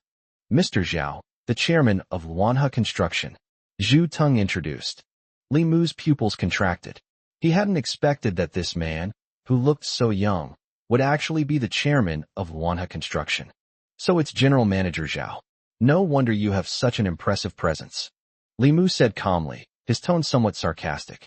Zhao Shanhe's expression just now was too arrogant, which displeased him. When I usually visit other companies to discuss cooperation, I'm not exactly overly respectful, but I'm not far off. When have I ever been looked at like this? Zhao Shanhe said, likewise. I wonder what position Mr. Li holds in your company. Is he the general manager of Qingshan Tourism Group? Upon hearing this, Li Mu's expression immediately turned cold. He certainly didn't own any company's shares, but the company he worked for was a state-owned enterprise, so he had a lot of power even when he was just working, which naturally made him feel superior. He said, it seems that Mr. Zhao doesn't welcome me. Mr. Zhu, we don't need to contact each other anymore. The dreamy Watertown project may be auctioned off by headquarters soon. When the auction ends, the deposit from Feiyun Construction will be returned to its original source. Feiyun Construction initially paid for the acquisition in full, but now, in his words, it has become a deposit. After saying that, he stormed out. Zhu Teng's expression changed, and he wanted to stop him, but Zhao Shanhe said calmly, let him go. I remember that Feiyun Construction's acquisition price was 550 million, right? Let the legal department sue them directly and demand 1.1 billion in compensation. These words immediately changed Li Mu's expression. He stopped in his tracks, turned around, and said coldly, what do you mean? Zhao Shanhe looked at him and said calmly, aren't you leaving? The situation was somewhat strange, and Li Mu couldn't see clearly. The 1.1 billion he had just received had frightened him. Now, weighing the pros and cons, he snorted and sat down on the sofa next to him, saying, President Zhao, just say what you have to say. There's no need to pull any tricks behind the scenes. Qingshan Tourism Group is a state-owned enterprise. If you want to fight a losing battle, I advise you to give up that idea. Seeing that Zhao Shanhe seemed fearless, Li Mu was a little confused. He decided to stay a while longer to see if Zhao Shanhe had something to offer, or if he was just playing hard to get. Zhao Shanhe waved his hand and said, don't talk so much. Let me ask you, after Feiyun Construction and Qihan Construction merged into Manhwa Construction, you refused to acknowledge our company's acquisition contract. Who made this decision? Was the headquarters of Qingshan Tourism Group aware of it? Li Mu sneered. I am fully responsible for all matters related to the dreamy Watertown project. We originally signed a contract with Feiyun Construction, but since Feiyun Construction no longer exists, the contract naturally needs to be renegotiated with Manhwa Construction to take effect. However, the headquarters assessment, considering the tourism industry, found that Manhwa Construction does not meet the conditions for operating Dreamy Watertown, so we decided to reopen the auction. Is there a problem? In fact, although the headquarters was aware of this matter, the relevant leaders did not give a clear answer. If the operation succeeds, he will re-auction Dreamy Watertown, and the price will definitely be higher than the previous 550 million. The extra money will all be his performance bonus. In the process, he will inevitably gain considerable personal benefits. Zhao Shanhe nodded. This person's attitude was not beyond his expectations. As a member of the management of a state-owned enterprise, it was normal for him to be arrogant. He said, okay, then you go and auction it off. Old Zhu, have the construction team from Dreamy Watertown come back. They don't need to go. Upon hearing this, Li Mu was somewhat stunned, and even Zhu Tung looked puzzled. The main purpose of bringing Li Mu here was to stop him from auctioning the goods. So why is he not only not stopping him, but has even agreed to it? He was puzzled, but still replied, okay, Mr. Zhao. Li Mu paused for a moment, then smiled. He believed that Zhao Shanhe had figured things out and didn't dare to confront Qingshan Tourism Group head-on, which was tantamount to admitting defeat. Mr. Zhao is indeed sensible. Don't worry, I will. Li Mu stood up, smiled, and reached out to pat Zhao Shanhe on the shoulder. To his surprise, his hand was slapped away as soon as he reached out. Zhao Shana frowned and said coldly, "Who gave you permission to touch me?" "You." Li Mu's face darkened and anger surfaced. During this period, which company executives didn't treat him with utmost respect, entertaining him with fine wines and banquets, and never spending a penny on the most upscale clubs? But this young man in front of me is so disrespectful. His face was grim. "Mr. Zhao, you are not very old, and you lack a sense of propriety in many aspects of life and work. I guess no one has taught you that. I will remember what happened today. After the auction, the deposit paid by Feiyun Construction will need to be reviewed by the company and will require going through the necessary procedures. I hope Mr. Zhao will not rush me at that time." He was furious, feeling that Zhao Shanhe was ungrateful and that he should teach him a lesson. "Even if you beg and plead, you won't get your 550 million. Let's see what you do then. Go ahead and auction it off." "Oh, I don't want the 550 million. Zhao Shanhe's words were hard for Li Mu to believe. He continued, "The acquisition contract clearly states that if the contract cannot be fulfilled due to a breach of contract by one party, the breaching party shall compensate twice the contract amount. Since you want to take over Dreamy Water Town, I will have Qingshan Tourism Group compensate twice the contract amount, which is 550 million, totaling 1.1 billion. That should be fine, right?" Upon hearing Zhao Shanhe's account, Li Mu completely lost his composure and blurted out, "Impossible.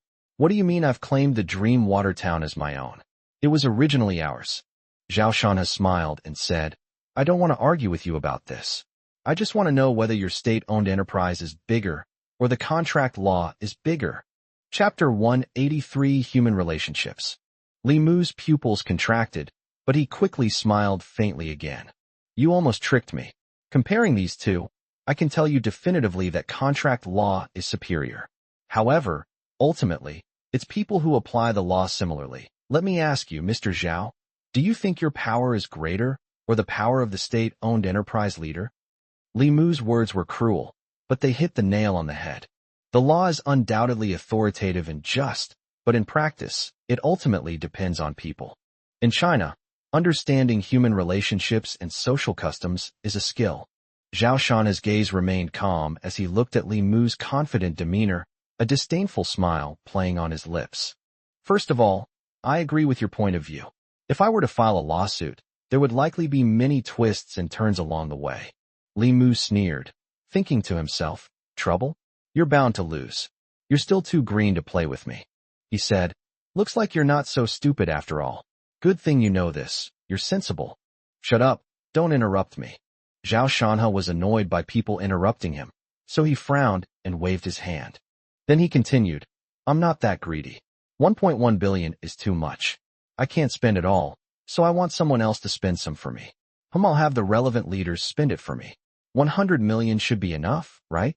If not, I'll add more. I only need 800 million. I'll have someone else spend 300 million for me. Maybe then I'll win the case." Li Mu's smile froze on his face. He understood Zhao Shanhe's meaning. No personal connections? Then just throw money at them.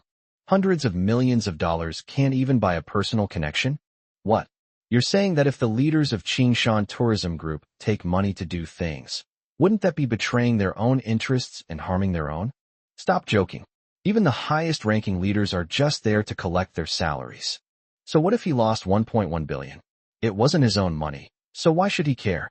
Li Mu thought about it carefully, and his heart trembled. If Zhao Shanhe really did it this way, he might actually succeed. No, it's absolutely possible to succeed. What personal connections can't be resolved with 300 million?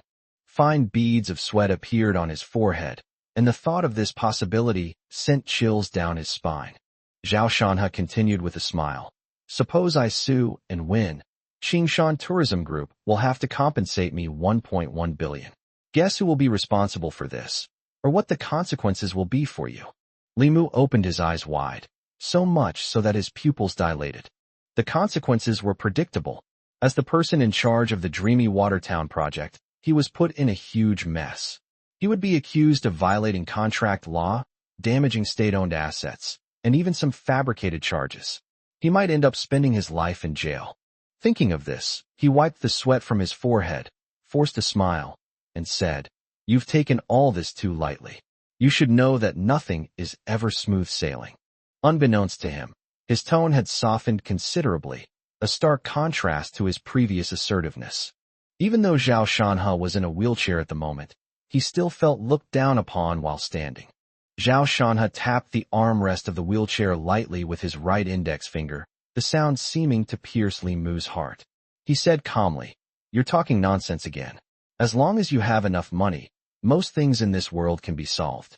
Unless your leaders are all upright and incorruptible, but I think you know better than anyone what kind of people your leaders are. Not to mention that the internal strife in your company has probably reached the point of irreconcilable conflict." Li Mu blurted out, "How did you know?" Zhao Shanhe said, "The Dreamy Watertown project has been planned as a key provincial scenic spot. I believe that someone in your senior management must have known about this in advance. But under these circumstances, you still chose to sell Dreamy Watertown. Do I need to elaborate on the story behind this? Concealment, suppression, scapegoating, resignation. These methods are all too common." Li Mu felt a chill run through his body, and he couldn't stop sweating. That's right, he's absolutely right. This was an internal power struggle, and unfortunately, he got caught up in it. Without knowing anything about it, he sold off the Dreamy Watertown, which was about to skyrocket in value. As the person in charge, he has to take the biggest blame, and so do all the leaders above him. That's why he took the risk of forcibly keeping the scenic area so that he could auction it off again and thus reduce his liability. However, Zhao Shanhe saw right through these things. At that moment, fear gripped him, and his voice trembled involuntarily. "You're talking nonsense, trying to smear our company." Zhao Shanhe grew impatient and waved his hand. "Your stubbornness is really annoying. All right, go back now and beg your father upstairs. Maybe he can reduce your responsibility and get you a shorter sentence." A few years Li Mu's mind went blank, as if it were about to explode. He knew that what he had done violated the contract law, but he never thought he would be sentenced to prison. He was so frightened that his legs went weak, and he realized that the man in front of him was not someone he could mess with. Li Mu took a deep breath, gritted his teeth, and said helplessly, "Okay, Mr. Zhao, you win. Actually, I was also at fault in this matter. I will definitely review the contract carefully when I get back to ensure that it can be delivered. Your company can arrange for people to go in and make the modifications this afternoon." His face was pale.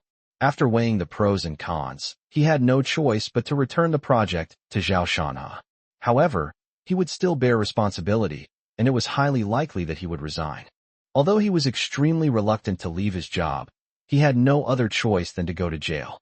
Upon hearing Li Mu's words, Zhu Teng's eyes lit up, and his expression became excited.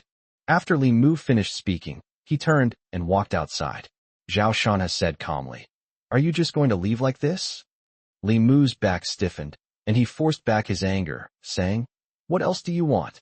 Zhu Teng was also a little confused. Hadn't the matter been resolved? "Didn't you hear what I just said? You've already claimed Dreamland Watertown for yourself, and my people are already on their way back. Do you think I'll accept it just because you say you'll give it back to me now?" Zhao Shanhe said with a cold smile. Li Mu turned around again, asking incredulously, "What do you mean by that?" "My construction team has repeatedly tried to enter the Dreamy Watertown, but you have firmly refused them every time." Zhao Shanhe opened his phone, pulled up the video Zhu Teng had sent him, and clicked play. In the video, various trucks are blocking the entrance to Mengli Watertown, while Li Mu, accompanied by security guards, rudely prevents the construction team from entering, stating righteously that Mengli Watertown still belongs to Qingshan Tourism Group and no one is allowed to trespass. There were 3 such videos, and each one had a watermark and timestamp. "The acquisition of Dreamy Watertown is complete, and your actions constitute a breach of contract, so I have grounds to sue." Then this video will spread across the entire internet within 3 days. Under the pressure of public opinion, I think my chances of winning the case will be higher, and I will spend much less money. After Zhao Shanhe finished speaking slowly and deliberately, Li Mu's face had turned deathly pale.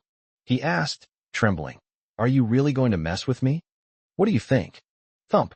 Li Mu could no longer hold on. His legs went weak, and he collapsed to the ground. Chapter 184. Su Liuli and Chun Xiaojun come out of the house. Zhao Shanhe lowered his head slightly, and looked down at him quietly. Li Mu felt ice cold all over and trembled uncontrollably. After a long while, he finally came to his senses and knelt down in front of Zhao Shanha, pleading, "President Zhao, I was wrong. I was wrong. I shouldn't have made a move on you. Please forgive me. I will never dare to do it again." He slapped himself as he spoke. Li Mu, who had been swaggering around Manhwa building 2 hours late, has completely disappeared. Now he was like a dead dog, kneeling before Zhao Shanha, begging to be spared. Zhao Shanha watched calmly until Li Mu's cheeks were swollen from being slapped so hard that his eyes were squeezed into slits. Only then did Zhao Shanha speak. "That's enough." Li Mu looked at him expectantly. "President Zhao, are you finally going to let me go?" Zhao Shanha asked. "Tell me, who told you to do this?" Li Mu was taken aback. Was there anything that President Zhao didn't know? He didn't dare to hide anything and said directly, "It's the young master of the Zhou family. He told me that as long as the auction is reopened, Jinding Construction and Junyue Group will bid high prices for this project, which can solve my problem." Zhao Shanha's eyes flashed. He hadn't expected that there were more people involved in this matter than he had imagined. "Zhou Xian, I didn't expect you to resurface. Very well. The trap I've set for you has begun. Cherish the last moments of your life." As for Jinding Construction, they've actually gotten involved with Junyue Group. Junyue Group is a subsidiary of the Chen family, founded by Chen Xiaojun. This is information Zhao Shanha knows. So what is his connection to Jinding Construction? After all, he wiped out the Tian family, leaving only the still attractive Madame Tian. Wait, could it be? Thinking about it that way, it's very possible. Zhao Shanha stroked his chin, sorting out the relationships between these people, then looked at Li Mu and said, "You can go back now. Don't have any wild thoughts. Cooperate with the transformation work of Wanha Group." Okay, Mr. Zhao. I will definitely cooperate fully." Li Mu was overjoyed. This was the difference between heaven and hell in a single thought. Whether he lives or dies depends on Zhao Shanha's decision. He was terrified and asked tremblingly, "Mr. Zhao, may I leave now?" Zhao Shanha nodded. "Make sure to close the door."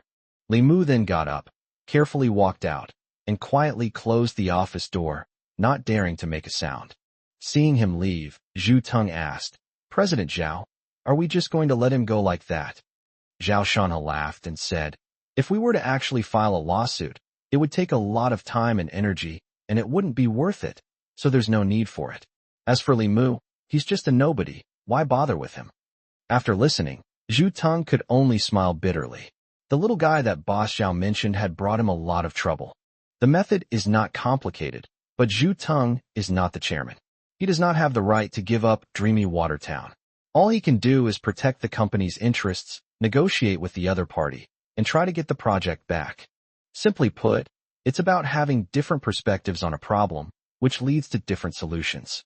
Zhao Shanha stretched and said, "All right, help me make an appointment with your classmate later. Wanha Apparel is about to be established, and I hope its general manager will take office as soon as possible." "Okay, Mr. Zhao." 2 days passed in the blink of an eye after I left the company. Zhao Shanha was quite relaxed, but he still needed to revitalize his family status. For example, that night, Zhao Shanha had a sudden thought and said to Jiang Luan, "Ahem, Sister Luan, can you go out and do something for me?" Jiang Luan's eyes widened. "Shanha, are you even speaking human language?"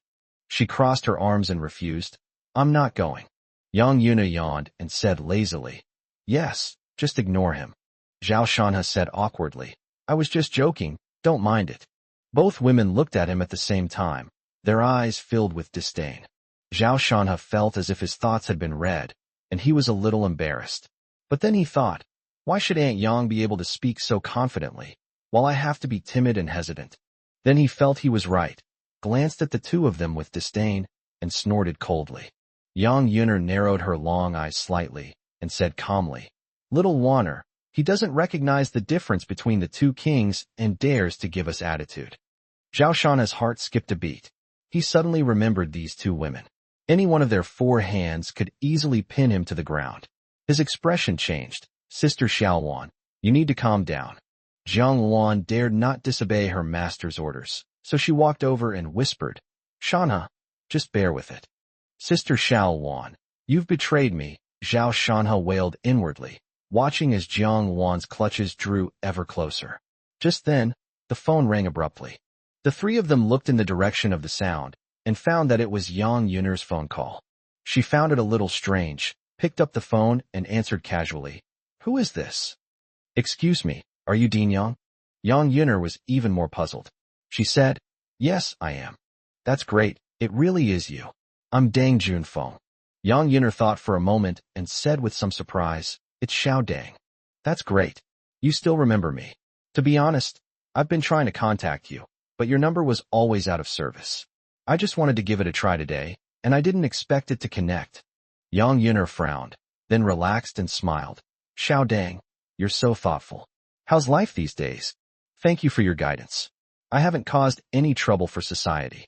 I'm currently in charge of a small unit in Beijing. Where do you live now? I'd like to invite you to a meal. I travel all over the place, so I don't need to eat out. I'm very pleased to see that you're doing well." "Well, all right. You must look for me when you come to the capital." Yang Yuner exchanged a few more pleasantries before hanging up the phone. Zhao Shanha said, "I do have some impression of Dang Junfeng. He's quite an introverted person." Jiang Wan said, "Sigh, Shanha, you're actually more introverted." Yang Yuner rolled her eyes at Zhao Shanha. "Bullshit, he's just a repressed pervert." Jiang Wan seemed to remember something and asked Zhao Shanha, "Shanha, I remember we have a group photo, with you, me, Master, and others in it." Upon hearing this, Zhao Shanha remembered that they did indeed have a group photo taken at the orphanage, which was also the only one. But that photo, Zhao Shanha recalled, "I put it in my photo album, but I forgot to bring it with me when I moved last time." Jiang Wan knew that Shanha definitely wouldn't want to go to the Yujiang villa, so she immediately said, "Never mind if you don't want to. That won't do. These are our things, we can't leave them outside. Go get them today, and I'll leave the keys there while I'm at it," Zhao Shanha said calmly. He also has a key to the Yujiang villa, but he usually uses his fingerprint and doesn't use it often. But once divorced, everything should be clean, and he doesn't plan to keep the key anymore. Seeing his serious expression, Jiang Wan exchanged a glance with Yang Yuner. After her master nodded, she pushed Zhao Shanha out the door. We drove towards Yujiang villa. As soon as he entered the residential area, Zhao Shanha's face turned cold. He saw two people coming out of the elevator on the first floor. Chen Xiaojun, Su Yuli. You should know that this was Zhao Shanha's previous home, and these two people came out of here at night. Chapter 185 Watching with a Cold Eye. The two walked out of the stairwell at a distance that was neither too close nor too far. Chen Xiaojun chatted and laughed, while Su Yuli simply lowered her head and looked down, her expression unreadable. Zhao Shanha's eyes were cold and sharp, flashing with a chilling light. Chen Xiaojun has always been very mysterious, but now that he has broken all ties, he has brazenly appeared beside Su Yuli. Soon, the two people who had just stepped out of the building also spotted Zhao Shanha. Su Yuli inadvertently spotted her husband, whom she had been longing for, and joy immediately filled her face. She wanted to go up to him and speak to him, but then she suddenly remembered Chen Xiaojun beside her, and her joy vanished instantly. Her face even turned pale, and she murmured a couple of times before standing there, stunned.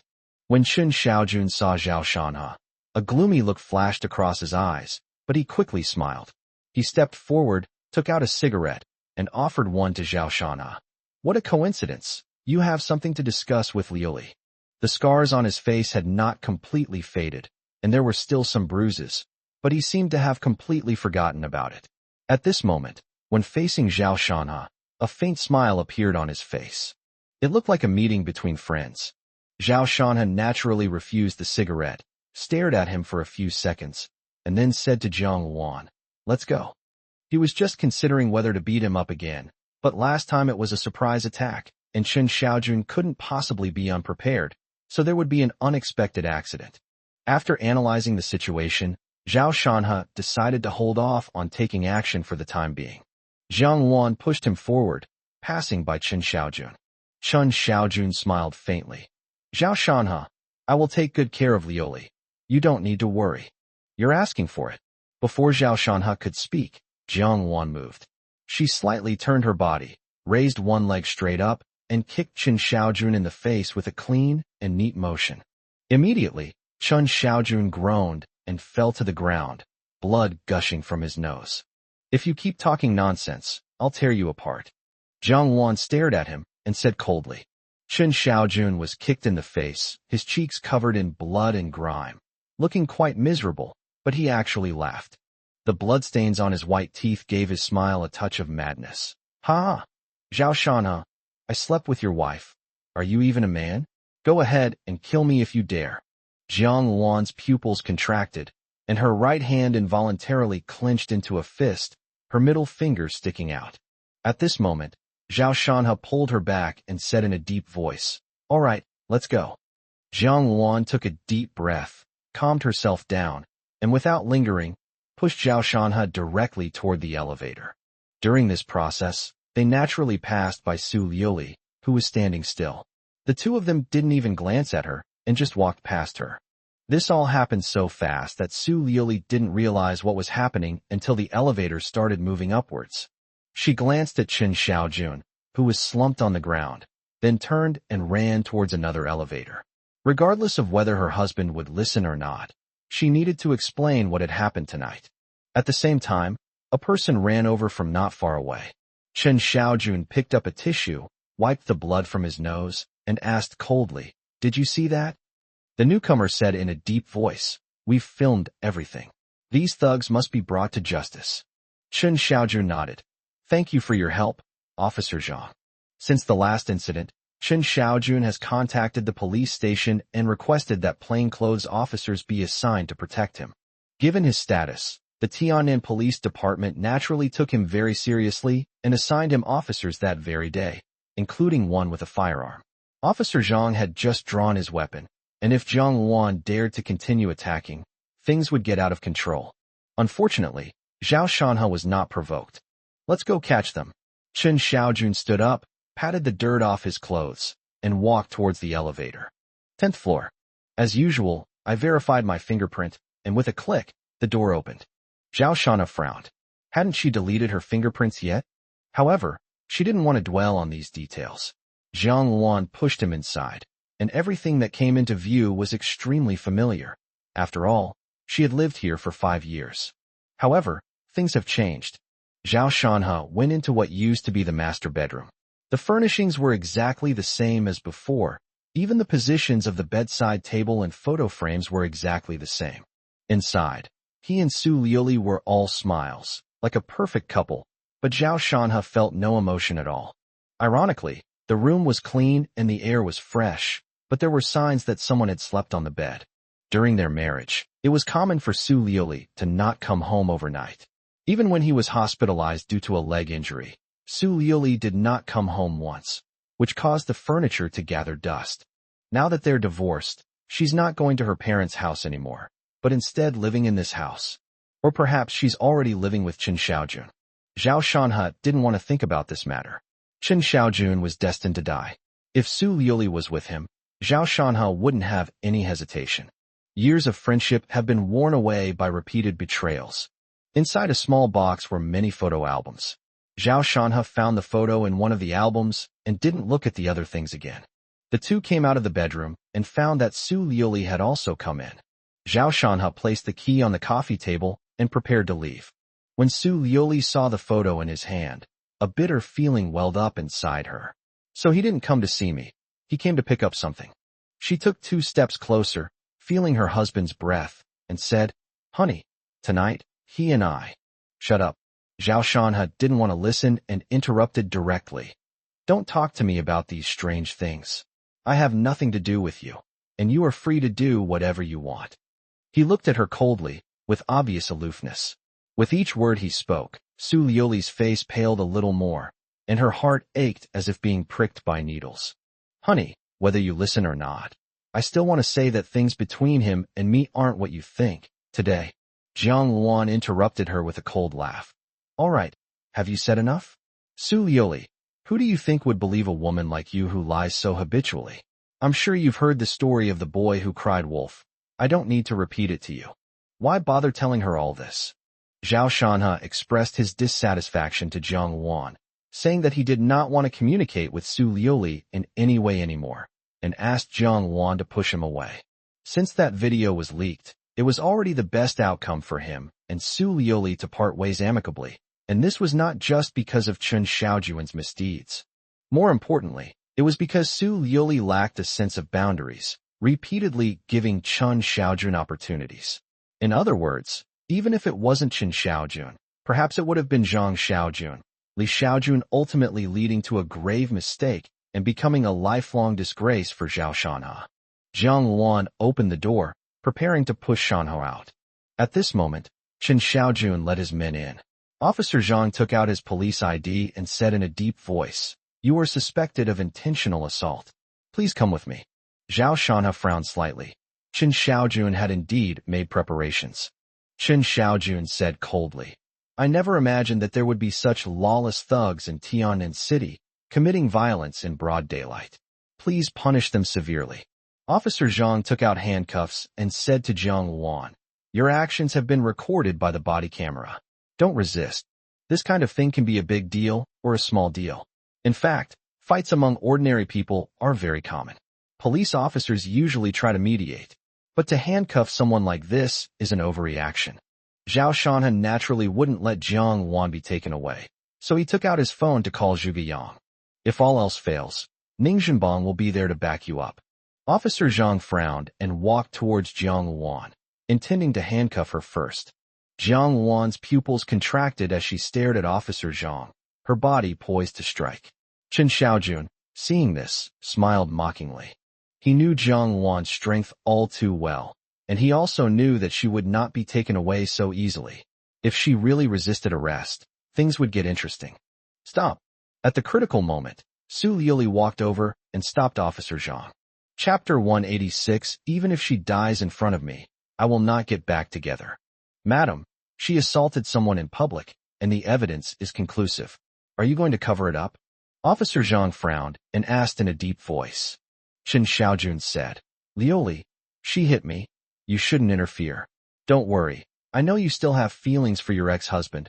I won't do anything to her. At most she'll be locked up for a few days." Su Liuli didn't look at him, but handed the phone to Officer Zhang and said calmly, "Answer the call." Officer Zhang hesitated for a moment, then answered the phone. His expression changed instantly, and he said, "Director Su?" "Yes, I'm handling a case of intentional assault. What?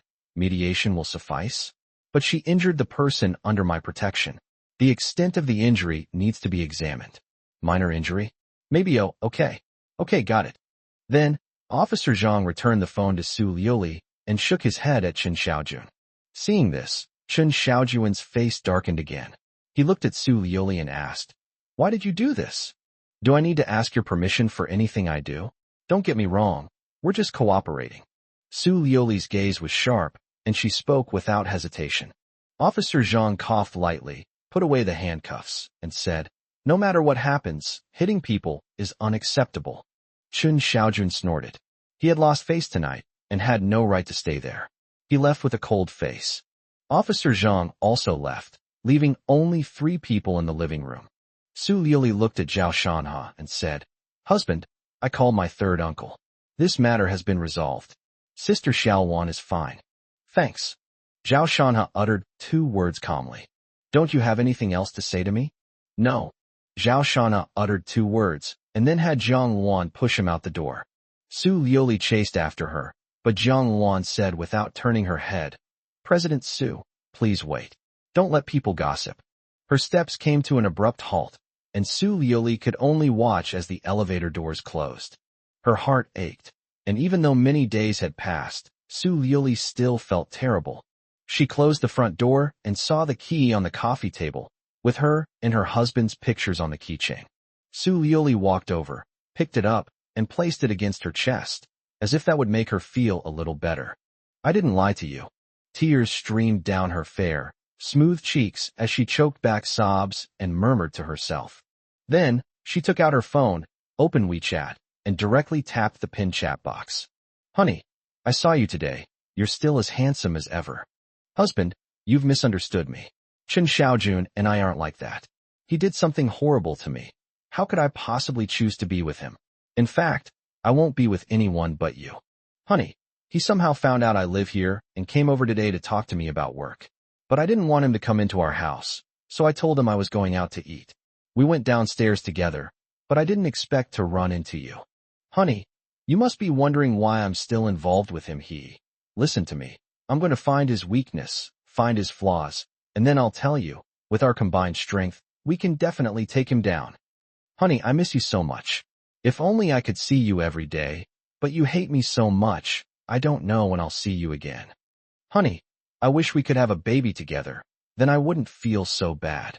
Honey, I've talked to you so much again without even realizing it. Good night, honey. I love you. As she typed, a sweet smile appeared on her lips. Tick-tock, tick-tock, tears fell drop by drop onto the phone screen. She quickly wiped them clean and continued sending messages. But as she continued writing, she couldn't help but burst into tears. Because the bright red exclamation mark before each message is so glaring. Jiang Wan drove Zhao Shana home. On the way, she said, I won't thank Su Liuli. Zhao Shana knew that Sister Xiao Wan was referring to Su Liuli using her connections to help her. Jiang Wan continued, I really didn't expect that after her divorce, she would actually get together with Qin Xiaojun. Doesn't she have any shame? Doesn't she know that you hate Qin Xiaojun the most?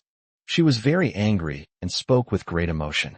Zhao Shanha patted her shoulder. Sister Xiao Wan, there's no need to take it to heart.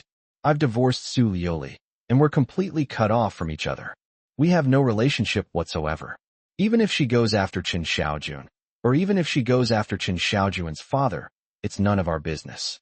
There's no need to make yourself angry. It's not worth the mental strain. I'm so angry. How can she act like nothing happened after hurting you? Jiang Wan said angrily. Zhao Shanha shook his head. During their marriage, he always thought he was the luckiest person, that no man wouldn't envy Su Liuli for marrying him. But I never expected that after tearing off her mask, she would be so filthy and disgusting. Never mind, let's not talk about this. Zhao Shanha said. Jiang Wan calmed herself down and composed herself. She gazed ahead and said casually, You absolutely cannot get back together with her. There are so many people who love you. You can go to anyone, even your master. Zhao Shanha's heart skipped a beat. He seriously suspected that Sister Xiaowan knew something. That's not right. Lately, he and Aunt Yang have been very careful when they exercise, and they even sent Sister Xiaowan away. Sister Xiaowan is so silly and doesn't like to use her brain. There's no reason for her to know. That's right. She just said it offhand. Zhao Shanha comforted himself and felt relieved. He laughed and said, Sister Xiaowan, what are you thinking? She cheated on me. Even if she dies in front of me, I will never get back together with her. Jiang Wan said, You'd better keep your word. Su Liuli has caused a lot of trouble, and Jiang Wan is afraid that Shanha will get involved with her again.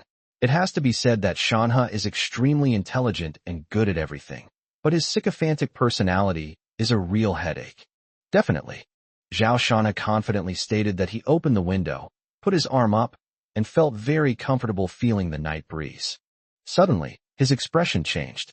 Sister Xiaowan, give me the oil quickly, he urged hurriedly. Jiang Wan didn't dare to delay, and with a throttle of the engine, the car sped off. Not far behind, a van was chasing after them aggressively, but then the van suddenly accelerated, and in the blink of an eye, only its taillights were visible. The driver angrily slammed his hand on the steering wheel. He had finally managed to touch him, but the man had gotten away again. A short while later, Jiang Wan asked, Shanha, what happened? Zhao Shanha kept glancing behind him, looking wary. After a while, he said, That was close.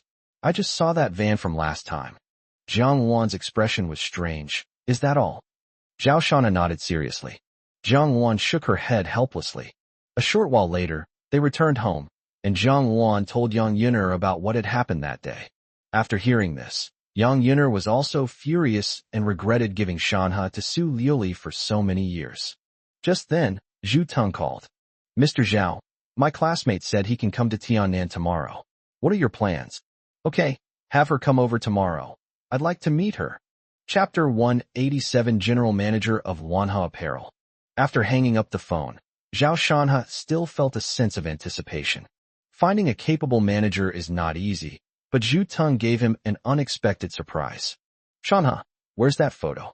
Jiang Wan brought over a plate of fruit and asked. Zhao Shanha took the photo out of his pocket. and Yang Yuner also came over to look at it. In the photo, Yang Yuner is wearing a fitted suit and sitting in the middle, with a bright smile on her face, looking beautiful and charming. Several orphanage teachers sat next to her, surrounded by a group of teenage boys and girls. Soon, Zhao Shanha saw himself in the photo. He stared calmly at the camera, standing ramrod straight. Jiang Luan stood beside him, leaning slightly on his shoulder, a smile on her face. "Sai, what were you thinking about the day you took the photos?" Jiang Luan asked. Zhao Shanha said, "I didn't think about anything. I just thought taking pictures was kind of boring." Jiang Luan said with dissatisfaction, "Don't you think this is a very meaningful thing?" Zhao Shanha smiled wryly. "I really didn't have that idea back then." "Is this Dang Junfeng?" Yang Yuner asked, pointing to the little boy in the corner. Zhao Shanha looked at it carefully, somewhat uncertain. "It should be." The little boy seemed very introverted. In today's terms, he had mild social anxiety. He stood at the edge of the camera, his eyes timid and hesitant. Yang Yuner sighed. More than 10 years have passed, and these children have all achieved success in their careers. "That's great." Dang Junfeng said he was in charge of work in a small unit, which may be a modest way of putting it. In any organization in Beijing, the position of the head of such an organization would be highly prestigious. Yang Yuner suddenly turned her gaze to Zhao Shanha, her expression one of disappointment and frustration. "Look how well he's doing. And what about you? What happened to me?" Zhao Shanha was taken aback. "How did he end up getting himself into trouble? What's wrong with you? Have you tried? Have you worked hard? You don't even have 100 billion. Can you afford to support Xiao Waner?" Yang Yuner berated him vehemently. Zhang Luan quickly said, "Shanha is very rich." "Shut up. You're ruining men like this." Yang Yuner glared at her, telling her to shut up. Zhang Luan dared not speak. Zhao Shanha was both amused and exasperated. "Aunt Yang, do you think money grows on trees? 100 billion. Why don't you just say I'm not the richest man in Tianan? You've turned against the heavenly gang? You dare to argue back? I'll tell you what to do." Yang Yuner's expression instantly became interesting, and she snorted domineeringly. Zhao Shanha's heart skipped a beat, and he quickly said, "All right, I misspoke." The next day, Zhao Shanha had just woken up and looked at the doorway, somewhat bewildered. Like a kitten, Yang Yuner squatted at the door, cautiously listening to the sounds outside. "Aunt Yang didn't go back?" Just then, Jiang Luan's voice rang out from outside. "Shanha, are you up yet?" Zhao Shanha opened his eyes wide and saw the doorknob turning. He quickly called out, "Sister Xiaowan, I'm up and getting dressed. Don't come in." Standing outside, Jiang Luan frowned. Shanha was so annoying. Would she die if she didn't talk? "Let me go in and take a look, even just to feast my eyes." "Sigh, I don't know where Master went. He hasn't been seen since early this morning." Jiang Luan shook her head and said, "Breakfast is ready. Get up quickly." "Good." Seeing that Sister Xiaowan had left, Zhao Shanha finally breathed a sigh of relief and looked at Yang Yuner. "Aunt Yang, how did you get here?" Yang Yuner blushed, turned her head and glared at him. "Do you want to die? Get up and get out of here right now." Zhao Shanha chuckled, didn't argue, and got dressed and got out of bed. After maneuvering his wheelchair out of the room, Zhao Shanha closed the door behind him. Jiang Luan asked him, "Do you know where Master went? I haven't seen him all morning." "Hey, Aunt Yang is so capable. Why are you worried about her? She must have her own things to do." Zhao Shanha waved his hand dismissively. Jiang Luan thought for a moment, nodded in agreement, and said carelessly, "That's right. With Master's skills, he wouldn't be hurt even if he fell from the building." Zhao Shanha gave an awkward smile and didn't dare to reply. Yang Yuner in the room was grinding her back teeth so hard they were almost broken. "Little Waner, you really are my good disciple." After washing up and quickly finishing his breakfast, Zhao Shanha had Jiang Luan push him out the door. After the two left, Yang Yuner came out of the bedroom. Her face was fair and rosy, and she looked very healthy. After leaving the villa, Jiang Luan asked where they were going. Zhao Shanha then contacted Zhu Teng. During the phone call, Zhu Teng told Zhao Shanha that his classmate had already gotten off the plane and that they were meeting at a coffee shop. Then, Zhao Shanha instructed Jiang Luan to drive towards the coffee shop. Compared to Luanha architecture, Zhao Shanha values Luanha apparel more. If done well, it will definitely take Luanha Group to the next level. It's not impossible for them to even reach assets worth tens of billions. However, Manhwa Apparel has only set up an office location and put up a company sign, but it doesn't actually have a single employee. Compared to Manhwa Construction, which was formed by the merger of Chihong Construction and Feiyun Construction, Manhwa Apparel's start was undoubtedly more difficult. The good news is that Zhu Tong gave him an unexpected surprise. If his classmate could reach his level, then the position of general manager of Manhwa Garments would be secured. Zhao Shana himself does not intend to participate in the company's operation. He will provide design and control the overall direction, but when it comes to specific management, he plans to be a hands-off manager.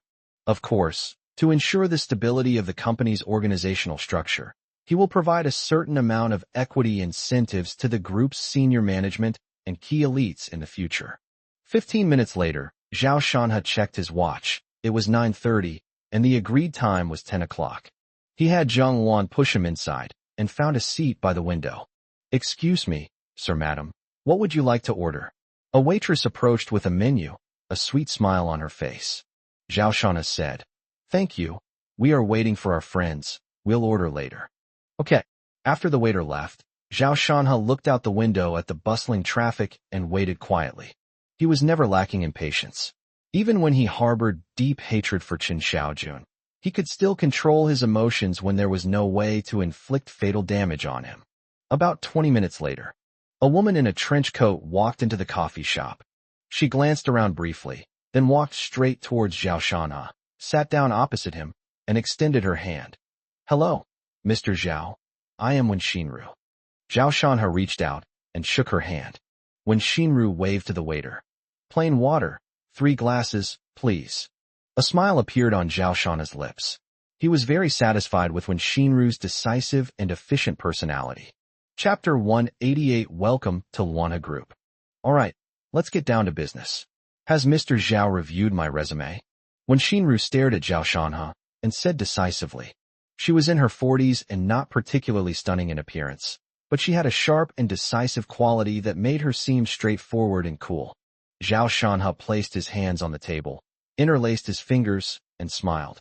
"Miss Wen, before that, I'm more interested in why you knew I would be the one meeting you." The coffee shop was quite crowded, with about 10 tables of customers.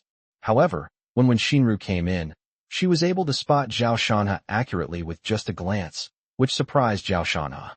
"Feel," when Shinru replied. Zhao Shanha nodded, saying that calling it a feeling was less accurate than calling it insight. As a general manager in charge of a company, you will often face many choices. Among various development directions, it is very important to have a good vision to make the right decision. Zhao Shanha said, "I have seen your resume. It is very impressive and comprehensive.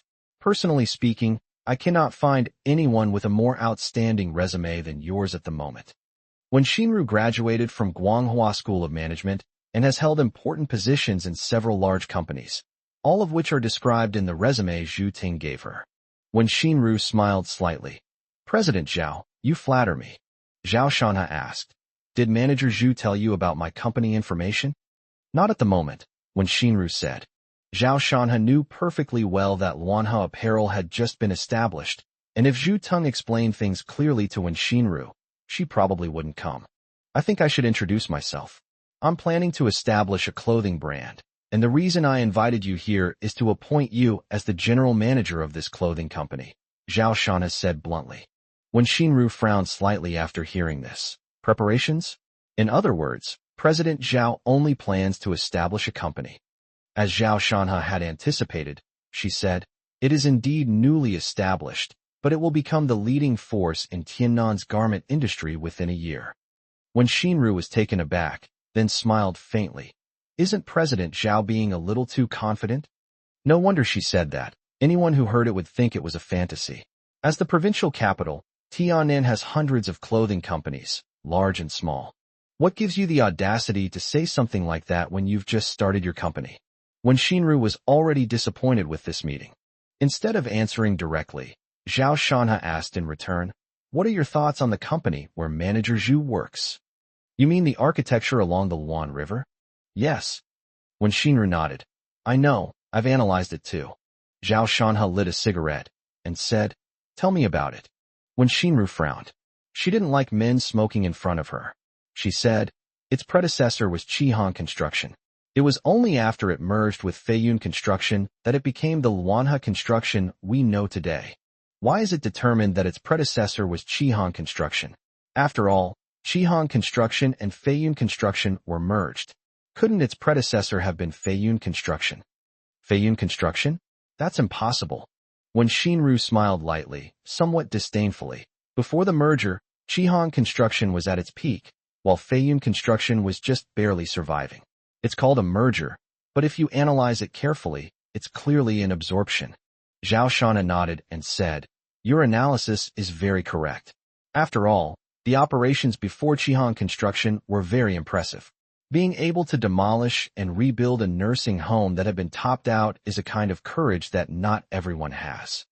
At this moment, when Shinru looked at him with a strange gaze, President Zhao, do you think it's about courage? Isn't that so? I don't think so. It was a desperate measure, a last-ditch effort to survive. When Shinru spoke eloquently, they were too hasty. Chihan Construction concealed it from everyone, and even demolished the site without obtaining official approval. No matter how brilliant their explanation, this hasty behavior was clearly an attempt to cover up some fact. In other words, there is definitely something shady going on hidden in those ruins. I suspect it's not just about shoddy workmanship. More likely, the nursing home they built before was basically a shoddy construction project, completely unusable for handover. So, Chihan Construction chose to demolish it directly and came up with a seemingly legitimate solution, but this solution is truly brilliant. Chihan Construction has some real talent. After listening to her analysis, a look of appreciation flashed in Zhao Shana's eyes. When Shinru said, of course, this is just my personal opinion.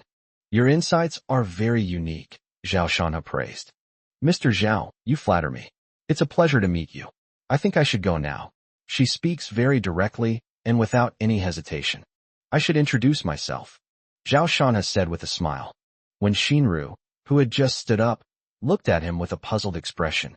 Luanha Construction is developing steadily, and my plan is for Luanha Apparel, which is about to be established, to have a market value exceeding that of Luanha Construction within 3 months. So, you're the chairman of Luanha Group? Old Zhu is working for you. When Shinru was surprised for a moment, then sat down again and asked.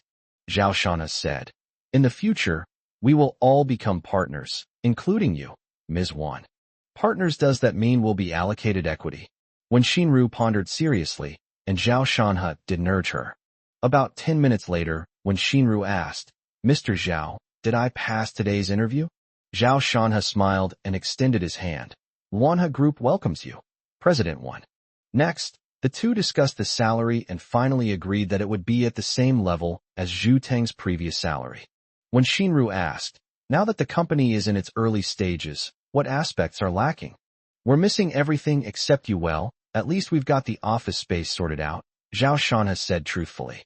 When Shinru smiled wryly, realizing she was all alone. It's not that exaggerated.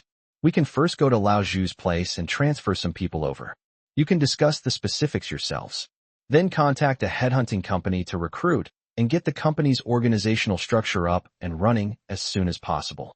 I will have Luanha Construction allocate 500 million yuan for the acquisition of the garment factory. And these preparatory works may keep President Wen busy for a while. When Shinru sighed inwardly, this wasn't just a period of busy work, it was practically non-stop. On the other hand, she was also very excited. The biggest worry for any company at the beginning is funding. She never expected that President Zhao would give her 500 million yuan in one go. His courage is extraordinary.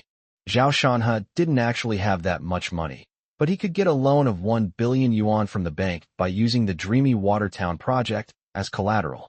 I need to take half a day off today to handle some things at home. I'll meet with Lao Zhu tonight to discuss things, and I'll start work tomorrow, when Shinru said. Zhao Shanha smiled and said, President Wen can make the decision. There's no need to ask me. Chapter 189. Mr. Zhao should find someone else. When Shinru is a decisive and efficient person. After talking with Zhao Shanha, she immediately got to work, dealing with family matters and getting back into work mode as quickly as possible. On his way home, Zhao Shanha sighed. Just when I was feeling sleepy, a pillow was delivered to my door. I was just thinking about hiring a general manager when Lao Zhu sent Shinru over to me. My luck is unbelievable. I can only say that this time the advantage is in my hands. It's because you're too lazy. Don't you know your place after just a few days at the company? Jiang Wan complained. You can't say that. I have my own position. What positioning? Does eating, drinking, and having fun count? Around 4 p.m., the two returned home. Jiang Wan saw Yang Yuner and asked curiously, Master, where did you go this morning? Yang Yuner glared at Zhao Shanhe before stammering. I went for a run this morning. Didn't you see me? Why are you glaring at me? Zhao Shanhe was completely innocent. It was clearly you who sneaked into my room last night. Oh. Jiang Wan didn't ask any more questions and went to the kitchen to prepare dinner. Yang Yuner stared at Zhao Shanhe with a fierce look in her eyes and whispered, Be careful in the future and don't let this kind of accident happen again. It's all right. I'm very careful. It's you. On the other hand, if I hadn't covered your mouth last night, you would have screamed. Shut up. Yang Yuner blushed and quickly scolded him, glancing cautiously at the kitchen. Zhao Shanhe shrugged. The two didn't discuss the topic further, and Yang Yuner asked, How's your situation? Let's proceed step by step. We'll wait for Ning Wanqiu's notification next. Everything is difficult at the beginning. Once we get through this step, Manhwa Apparel will have the opportunity to rise to prominence, and may even go international in the future. That's quite ambitious. I have some assets overseas, so just let me know if you encounter any difficulties. After listening, Yang Yuner said it casually. She doesn't say things like that easily. Zhao Shan had guessed that Aunt Yang might have had a very exciting life abroad all these years. He wouldn't use Aunt Yang's money unless he was desperate, so he joked, Aunt Yang is really capable. She specializes in making money off foreigners. The Empress Dowager has already paid. I'm just collecting interest. After staying at home for 3 days, Zhao Shanhe finally received a call from Ning Wanqiu. She invited Zhao Shanhe to her home, saying that her father wanted to introduce him to someone. Zhao Shanhe agreed and told her he would go over that afternoon. Jiang Wan drove him out, and Zhao Shanhe said, Sigh, there are far fewer people on the streets. Idiot. Today is September 2nd. Zhao Shanhe suddenly realized that since all the students had started school, there were naturally fewer people. No one stopped me from entering the residential area this time, so it seems Ning Wanqiu had already notified them. Jiang Wan pushed him to Ning Wanqiu's door and knocked on it. Xiao Zhao, Xiao Jiang, come in quickly. Huang Zhen opened the door and greeted them warmly when she saw them. Zhao Shanhe, carrying some fruit, greeted her with a smile. Hello, Annie. Oh, you child, carrying so much stuff again. Ning Wanqiu walked over, took the fruit from Zhao Shanhe's hand, and said to him, Old Zhao, my dad is chatting with someone in the study. Then she called out towards the study. Dad, Shanhe is here. Soon, the study door opened, and Ning Zhenbong beckoned to Zhao Shanhe. Little Zhao, come in. Zhao Shanhe said to Jiang Wan, Sister Luan, why don't you chat with Wanqiu? After saying that, he steered his wheelchair into the study. Once inside, Zhao Shanhe saw a middle-aged man wearing glasses, about 50 years old. Ning Zhenbong introduced. Fang Chunhua is the Deputy Director of the Education Bureau. This is Zhao Shanhe, Chairman of Manhwa Group. Fang Chunhua was also sizing up Zhao Shanhe. After Ning Zhenbong finished his introduction, he stood up, extended his hand, and smiled. Mr. Zhao is young and promising. I know about Manhwa Group. The project for the new campus of the 3rd Municipal Middle School was undertaken by your company. I must say, there is basically nothing to criticize in the design drawings. Zhao Shanhe shook hands with him and said politely, Director Fang is too kind. We will definitely devote our utmost efforts to completing any official project. Ning Zhenbong lit a cigarette, waved his hand, and said, All right, enough with the pleasantries. Let's get down to business. Xiao Zhao, I've brought the man over for you. Whether you can persuade him depends on your own abilities. Zhao Shanhe knew perfectly well that anyone who could appear at Ning Shi's home must be one of his own. Fang Chunhua smiled bitterly to herself. You've already called me here. How could I refuse if it's something I can do? Director Fang, Manhwa Group is a comprehensive company that doesn't just operate in the construction industry. In fact, Manhwa Apparel has already been established, and my first step is to provide school uniforms for all primary and secondary schools and kindergartens in Tiannan throughout the year. After thinking for a moment, Zhao Shanhe got straight to the point. Fang Chunhua frowned, but instead of answering directly, she asked, Mr. Zhao, do you know how many students there are in Tiannan City? The total number of kindergartens, primary schools, junior high schools, and some special schools is around 620,000, Zhao Shanhe said. Fang Chunhua smiled and said, this is a huge undertaking. Currently, most schools have signed contracts with Xuanyi Apparel, and they provide the school uniforms every year. The delivery is usually around the end of September. It's not easy to make changes at this time. He had already phrased his words very tactfully. If it weren't for Ning City's sake, he would have turned around and left long ago. Trying to take over such a large market in one go is far too greedy.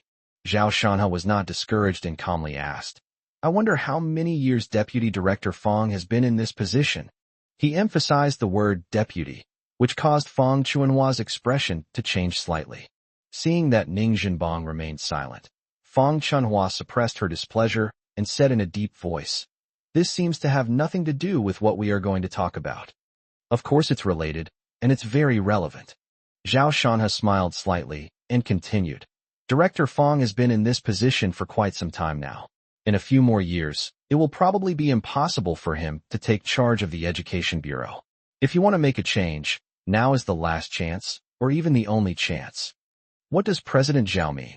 Fang Chunhua sat up straight, her expression turning serious. As Zhao Shanhe said, he had been in a deputy position for quite some time and dreamed of removing the word deputy from his title. But that's difficult, almost impossible. Admittedly, he had latched onto Ning Zhenbang's coattails, but the Education Bureau was not a place that Ning Zhenbang could control alone. Zhao Shanhe said, I am the chairman of Manhwa Group, and I still have the final say in the company's operations. Giving me the job to make school uniforms for 620,000 students in the city is Director Fang's last chance. Fang Chunhua's gaze sharpened, and two words immediately popped into her mind. Embezzlement? Bribery? He waved his hand. We don't do that kind of thing. Mr. Zhao, you should find someone else for this kind of thing. Chapter 190 Don't block my way to finding a husband. Director Fang is joking. Luanha Group is only handling serious matters. Zhao Shanhe smiled and shook his head, saying, compared to Luanha architecture, I value Luanha Apparel more. Rather than immediate profits, I hope that Luanha Apparel can become a globally renowned brand in the future. Fang Chunhua asked in astonishment, not for immediate gains? He didn't believe that statement at all. Wasn't the reason for seeking Ning Zhenbang's help to secure all the orders from schools in Tiannan City and to make a profit from those 620,000 sets of school uniforms? Zhao Shanhe said, this year, all the school uniforms for all schools in Tiannan City will be donated by Luanha Apparel free of charge. What? These words clearly struck Fang Chunhua as unbelievable. After a moment of stunned silence, he exclaimed in shock, President Zhao, this is no small sum. The school uniforms are divided into summer and winter styles, and a complete set will cost no less than several hundred yuan. With 620,000 students, that's more than 2 or 300 million yuan. Zhao Shanhe said he would donate all the money. That's a huge gesture. Ning Zhenbang's eyes flashed, somewhat surprised. Director Fang, don't be surprised. Doing business is definitely about making money. But we can't give up a bright future for short-term gains. You can think of it as Luanha Clothing wanting to use the schools in Tiannan City to advertise our brand. Fang Chunhua quickly understood Zhao Shanhe's idea after a moment's thought. A few hundred million in meager profits? He smiled wryly and said, that advertising fee is too expensive, and there's no guarantee it will be effective. The effect? I predict that in the near future, the school uniforms of Tiannan City will become popular all over the country, Zhao Shanhe said casually. Without keeping him in suspense, he took the design drawings he had already prepared from his phone and handed them to Fang Chunhua. The images shown above are the Tianhe series of boys' school uniforms and the Luanyao series of girls' school uniforms. The moment Fang Chunhua saw it, he couldn't take his eyes off it. He exclaimed in shock, you designed this? Zhao Shanhe nodded calmly. At this moment, Ning Zhenbang also became interested, and he said to Fang Chunhua, Old Fong, bring it over here so I can take a look. Fong Chunhua looked up, handed the phone to Ning Jinbong, and sighed. Truly, heroes emerge from among the young. I can hardly be considered a teenager, Zhao Shana said with a smile. Fong Chunhua said, that's the gist of it. After reading it, Ning Jinbong said to Zhao Shanha, you little rascal, you were hiding it from me last time we met? Zhao Shanha took back his phone and said to Fong Chunhua, Director Fong, what if Wanha Apparel provides 620,000 sets of high-quality school uniforms free of charge to 620,000 students in Tian'an City, and you were the one who introduced this project? Would that benefit you? Is it possible to take advantage of this opportunity to advance further? Fong Chunhua, who had dedicated her life to education, felt her heart begin to pound violently upon hearing these words. Because he knew that this matter had great potential, and considering the style of the school uniform with his qualifications and such great achievements, there was a high probability that he would be the one to take charge of the Education Bureau in the next term. Thinking of this, he suppressed his excitement and asked in a deep voice, one last question, what is the quality of this batch of school uniforms? Zhao Shana smiled. Director Fong, have you heard of Wanha Architecture's concept? Fong Chunhua's eyes flashed. Only make high-quality products. Zhao Shana nodded. Fong Chunhua was so excited that he could hardly contain himself. He knew that now it wasn't a question of whether or not to agree. Instead, we must spare no effort to help Zhao Shana resolve this matter. To put it bluntly, Wanha Group spending hundreds of millions to approach him was a huge favor, entirely out of respect for Ning Jinbong. Fong Chunhua said, I will contact the presidents of various universities as soon as possible, and we will hold a symposium. I hope that President Zhao can attend. Yes, the sooner the better, Zhao Shana said. Fong Chunhua said to Ning Jinbong, Mayor Ning, then I won't bother you any longer. Go ahead and get busy. Fong Chunhua walked out, her heart pounding with excitement. The last thing she had to do was convince the universities to change their uniforms, since they had already signed contracts. Actually, it's simple. The penalty for breach of contract is negligible compared to the overall value of the school uniform. In the study, Ning Jinbong said, several hundred million is no small amount. We must be cautious. Uncle Ning, I know what I'm doing. The cost isn't as high as you might think. I did a rough calculation, and even with the best materials, it should only cost around 200 million. With Wanha Construction supplying the materials, the company has plenty of cash flow. In fact, compared to the cost of the school uniforms, the online and offline marketing will be where we spend the most money. Ning Jinbong stared at Zhao Shana for a while and sighed. Wanqiu said you are a talented person. I was quite skeptical before, but now it seems that you have more courage than I imagined. It was already evening when I left Ning Wanqiu's house. Unsurprisingly, he drank quite a bit with Ning Jinbong again. However, I'm in much better shape today. At least I didn't have any memory loss. Back at the villa, Zhao Shanha vomited as soon as he got out of the car. He waved his hand and said, Sister Xiaowan, don't go inside yet. Let's get some fresh air outside. I think I'll feel like throwing up again. Jiang Wan said with dissatisfaction. Why did Ning Jinbong have to make you drink so much? Doesn't he know that drinking too much is bad for your health? A gentle breeze was blowing, and it was still quite cool outside the villa. I'll go get you something to drink. Jiang Wan went into the villa to get water. Husband. Just then, a familiar voice suddenly rang out from not far away. Looking in the direction of the voice, it was indeed Su Liuli. Zhao Shana frowned. This used to be a warm address for him, but now it only disgusted him. He had said it several times, but Su Liuli just wouldn't change it. You're out there, honey, is this a dream? Su Liuli walked over, reached out and hugged him, and whispered something. Zhao Shana had drunk quite a bit and was a little dazed. He only reacted when she hugged him. He pushed her away and coldly scolded. Aren't you annoying? I told you to get lost. Can't you understand human language? What was once a place of tender comforts has now become the greatest shame. Zhao Shanha was very strong, and Su Liuli was pushed and fell to the ground, but she was not angry. Instead, she said in a daze, Husband, I still want to hug you. Her face was flushed, her eyes were glazed, and she reeked of alcohol. She looked like she had drunk even more than Zhao Shanha. But Zhao Shanha would not soften his heart again. He simply looked at her coldly.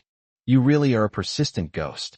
Jiang Luan came out of the villa, handed the chilled mineral water to Zhao Shanha, and then said to Su Liuli, "This is not a place you should be." "No. Wherever my husband is, that's where I'll be." Su Liuli stood up unsteadily, ignoring the dust on her clothes, and tried to walk over to hug Zhao Shanha again. But this time, with Jiang Luan here, she wouldn't give her another chance, and in a flash, she blocked Su Liuli's path. "Jiang Luan, get out of the way. Don't block my way to my husband." Su Liuli was drunk and irritable, and tried to push Jiang Luan away. Chapter 191. Su Liuli felt something was wrong with the video. Su Liuli found Jiang Luan particularly annoying and reached out to push her away, mumbling, "Jiang Luan, don't think I don't know what you're up to. You want to steal my husband, right? You're delusional. You're dreaming." Jiang Luan narrowed her eyes, grabbed Su Liuli's arm, and said coldly, "You've had too much to drink." "Did you drink too much?" Su Liuli giggled. "You're wrong. I'm not drunk. Let go of me, don't stop me." It was obvious that Su Liuli was drunk. Even if she didn't black out, she was pretty much drunk. Zhao Shanha could no longer take her back, so he immediately called the police. "Honey, she's scratching me so hard. Tell her off." Su Liuli's arm was being held by Jiang Luan, and even with both hands, she couldn't break free. She looked at Zhao Shanha and said aggrievedly, "He reaps what he sows." Zhao Shanha spoke calmly, his eyes cold. Even though Su Liuli was drunk, a chill ran through her heart. Her expression turned desolate, and she slowly lowered her head. Seeing this, Jiang Luan released her, stood in front of Zhao Shanha, and looked at him coldly. Su Liuli felt sad and squatted down on the ground, hugging her knees forlornly, looking pitiful and helpless. A gentle breeze blew by, and after a brief silence, Su Liuli seemed to have sobered up a bit. She seemed to be talking to herself, saying, "On the surface, I'm cooperating with Qin Xiaojun, but actually I'm looking for dirt on him. He acquired a building and renamed it Junhua Building. If I can find evidence of his illegal and criminal activities, I'll give it to you, so you can avenge me, and for yourself." Jiang Luan's expression softened slightly, becoming somewhat complicated. If she had known this would happen, why did she do it in the first place? Zhao Shanha said, "Please put away your arrogance. I don't need you to do anything." He might need to ask someone for help to deal with Qin Xiaojun, but he definitely wouldn't need Su Liuli. Su Liuli felt like crying, but had no tears left. She looked up at Zhao Shanha and gave a bitter smile. "Actually, you can trust me." Her expression was very sad, and Zhao Shanha could more or less sense her emotions. After thinking for a moment, his tone softened slightly. "You can't outmaneuver him. This is like asking a tiger for its skin. You'll end up being completely devoured. I'm giving you some advice. Back out now. Don't get involved in anything between me and Qin Xiaojun, and find someone suitable to marry." "I'm not getting married," Su Liuli suddenly screamed, interrupting her. These words were like a sharp sword piercing the deepest wound in her heart, causing her emotions to completely spiral out of control in an instant. She exclaimed excitedly, "You are my only husband. I will never marry anyone else, not even if it kills me." "What do you mean by death?" "Be normal," Zhao Shanha said, frowning. The current Su Liuli is so different from the one before the divorce that Zhao Shanha has suffered a lot and doesn't want to talk to her about relationship issues. The more sycophantic they were before, the more indifferent they are now. This doesn't mean he's heartless. He's just been deeply hurt. Su Liuli let out a breath, her emotions gradually calming down. "Husband, I know what you mean. But this time I won't give him a chance. If he dares to act recklessly again, he will pay an unimaginable price. After all, one must be smart at least once in a while." Zhao Shanha shook his head, a faint sarcasm appearing at the corner of his mouth. "An opportunity to take advantage of? I think it's more like mutual affection." Su Liuli's expression changed. She also thought of that video. The thought of what was happening inside filled her with a suffocating despair. She didn't know why, but when Qin Xiaojun pressed down on her, she not only didn't resist, but instead reached out and hugged him. To anyone else, this would seem like a sign of mutual affection. "Honey, I know you won't listen to my explanation, but that video." Su Liuli stopped abruptly halfway through her speech. She muttered to herself, "Something's not right. Something's very wrong." Zhao Shanha coldly asked, "What are you babbling about?" Upon hearing Su Liuli mention the video, Zhao Shanha's mood instantly plummeted. Just then, a police siren sounded from afar, and a police car with flashing lights slowly drove up and stopped in front of the group. "Husband, you should go now." Zhao Shanha waved his hand to interrupt, pointing at the police car and speaking calmly. Two police officers got out of the police car, and to Zhao Shanha's surprise, he actually knew one of them. "You called the police." I was pleasantly surprised to see Zhao Shanha. She was wearing a police uniform, her hair tied in a neat ponytail, looking dashing and uniquely charming. However, Zhao Shanha suspected she was controlled by some powerful figure, and a dark thought crept into his mind. Could she be? Seeing the strange look in his eyes, Yu Huan's face instantly turned cold. "I'm asking you, what's the matter with calling the police? Don't you know that public resources can't be abused?" Zhao Shanha snapped out of his daze and pointed at Su Liuli. "She's drunk and is bothering me. Please take her home." "Is that all?" You didn't have a good impression of Zhao Shanha, and her tone was very unfriendly. Zhao Shanha wasn't going to tolerate her. He frowned and said, "She's drunk and can't control herself. Isn't protecting the personal safety and property of citizens the responsibility and duty of police officers? If you don't want it, you can go back now." Yu Huan blushed at what he was being told and couldn't refute it. Another male police officer, seeing that things were not going well, quickly came over with a form to smooth things over, smiling politely. "Comrade, it is our duty to respond to this situation. Please sign here." "Good." Zhao Shanha nodded, handed the officer a cigarette, and after signing the papers, said, "Thank you for your hard work, officer." Yu Hao didn't say another word to Zhao Shanha, but just gave him a cold look before helping Su Liuli into the police car. Throughout the entire process, Su Liuli seemed somewhat absent-minded. As she was about to leave, she looked at Zhao Shanha, hesitant to speak. In the end, she didn't say anything and left in a police car. "All right, let's go." Shaoshan River Channel. Zhang Wan looked in the direction the police car had left and said with some surprise, "Su Liuli seems to have something to say. It has nothing to do with me. I don't want to see her at all right now." On the other side, at Yuzhong Villa, Su Liuli got out of the car, thanked the police officers, and went straight upstairs. She locked herself in her room and took a cell phone out of the closet. This is Su Qingxi's phone, which is covered with cracks. It's a high-end phone after all. It turned on very quickly after being plugged in.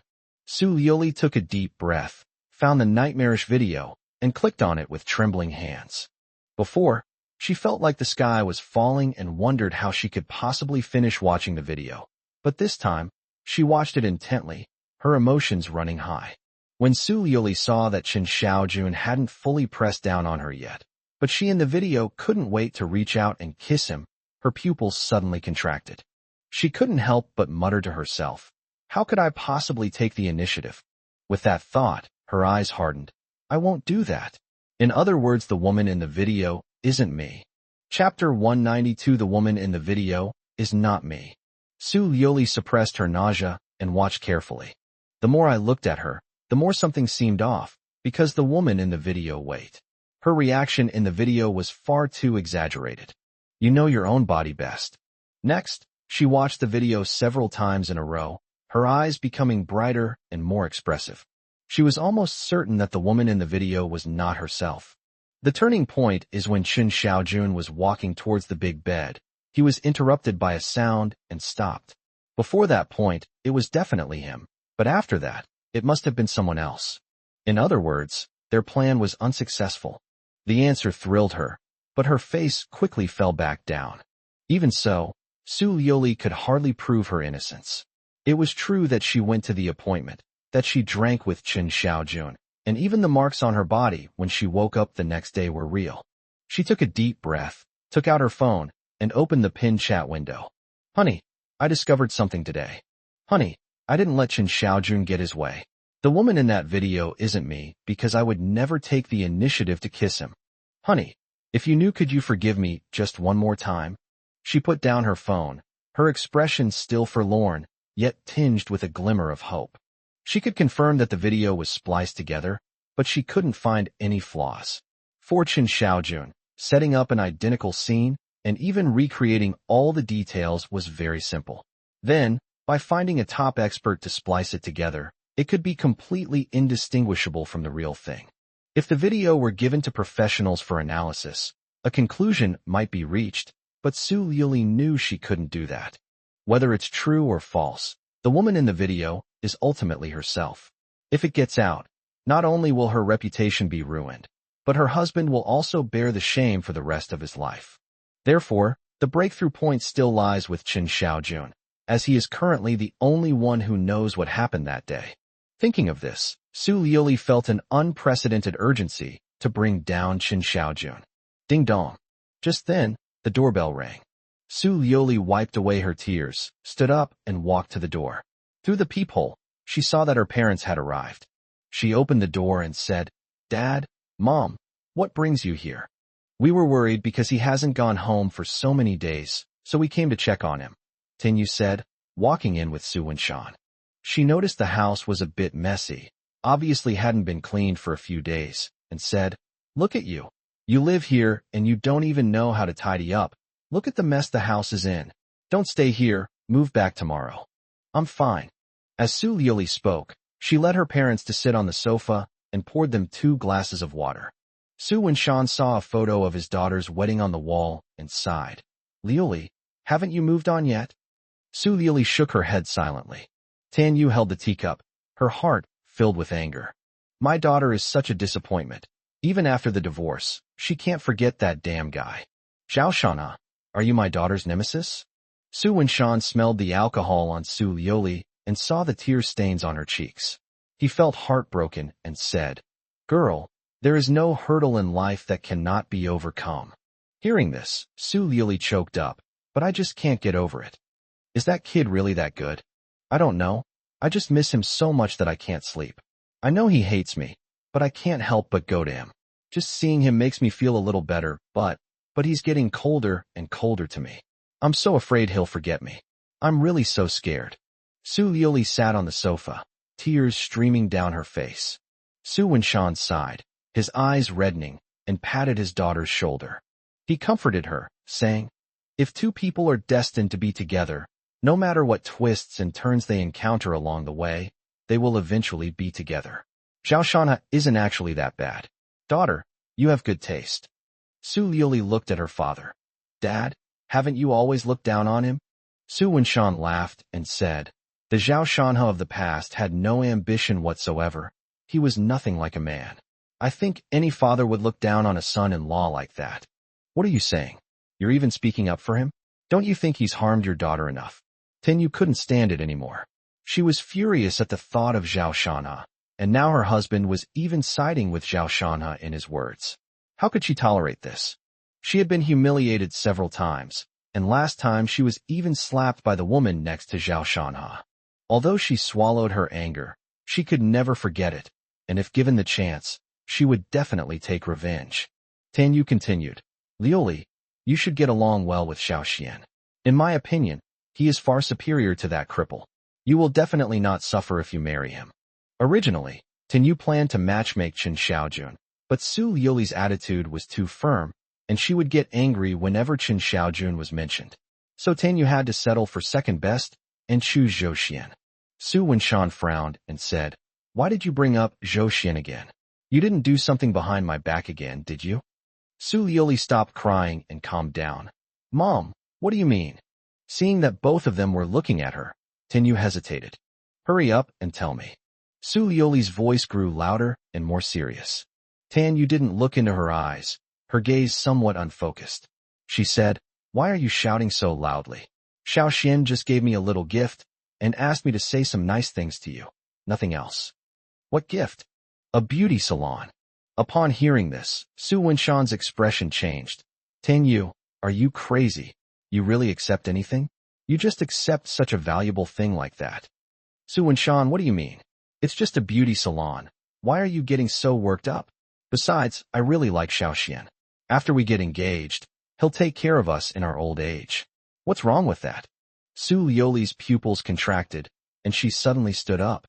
"He wants to get engaged to me, and you agreed?" Sensing her daughter's unusual mood, Tinyu stammered.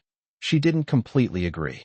Seeing her like this, Su Wenshan knew there was something fishy about her words, and said coldly, "You're really confused." Su Liuli swayed, looked at her mother, and felt an indescribable chill in her heart.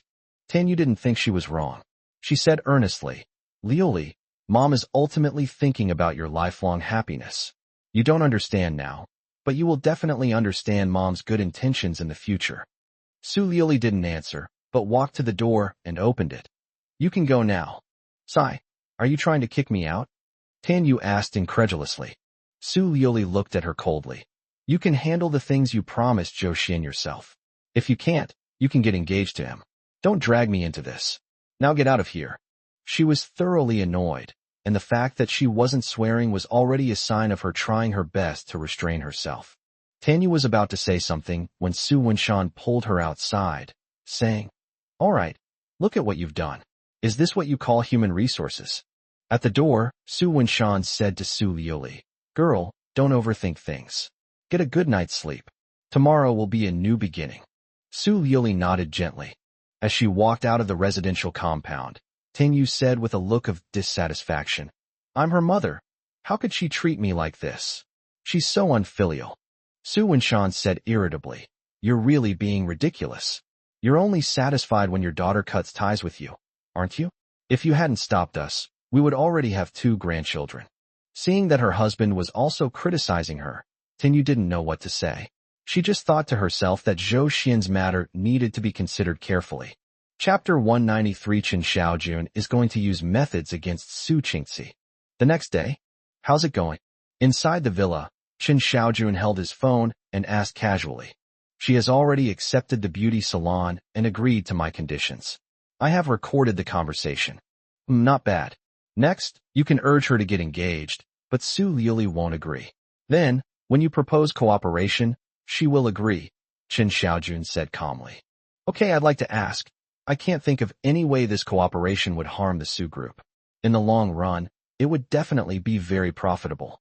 At most, it would only affect cash flow in the short term. Are you trying to help Su Liuli behind the scenes? The goal is to make the Su group short-term cash shortage. Otherwise, if they return the money to me, wouldn't all my efforts be wasted?" Chen Xiaojun's eyes flashed, and he said unhappily, "Don't ask questions you shouldn't ask. Just do your job well, and I'll give you a big order later." "Great. Mr. Chen's order will definitely not disappoint me. One last question, what if Sister Liuli accepts my marriage proposal?" Upon hearing this, Chen Xiaojun's face darkened. "Are you worthy?" Zhou Xian's face flushed red, but considering Chen Xiaojun's status, he could only suppress his anger and whispered, "I'm going to take care of something." After hanging up the phone, Chen Xiaojun tossed his phone onto the coffee table. He muttered to himself, "What is it that wants to touch Su Liuli?" At this moment, a bodyguard walked over and whispered, "Mr. Chen, Su Qingxi is here." Chen Xiaojun's expression changed. He stood up and walked towards the door. Seeing Su Qingxi walking forward, he smiled brightly and said, "Qingxi, you're here again. Brother Xiaojun, I was bored at home, so I came over to play with you." Su Qingxi smiled brightly, her beauty captivating. Chen Xiaojun smiled indulgently and then said, "Hasn't your family assigned you any chores?" Su Qingxi sighed softly. "No, my sister says that I'm wasting money by working, and she won't let me go out to work. I think Qingxi is very good. I own an entertainment company, and you can become its president," Chen Xiaojun said. Su Qingxi looked up in surprise. "Huh? What if we lose money?" Chen Xiaojun waved his hand, not caring at all. Hee, it's just over 100 million. Even if we lose it all, it doesn't matter.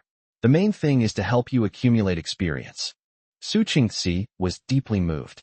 She stared at him blankly for a while before saying, "Brother Xiaojun, you're so kind, why aren't you my brother-in-law?" "All right, go in."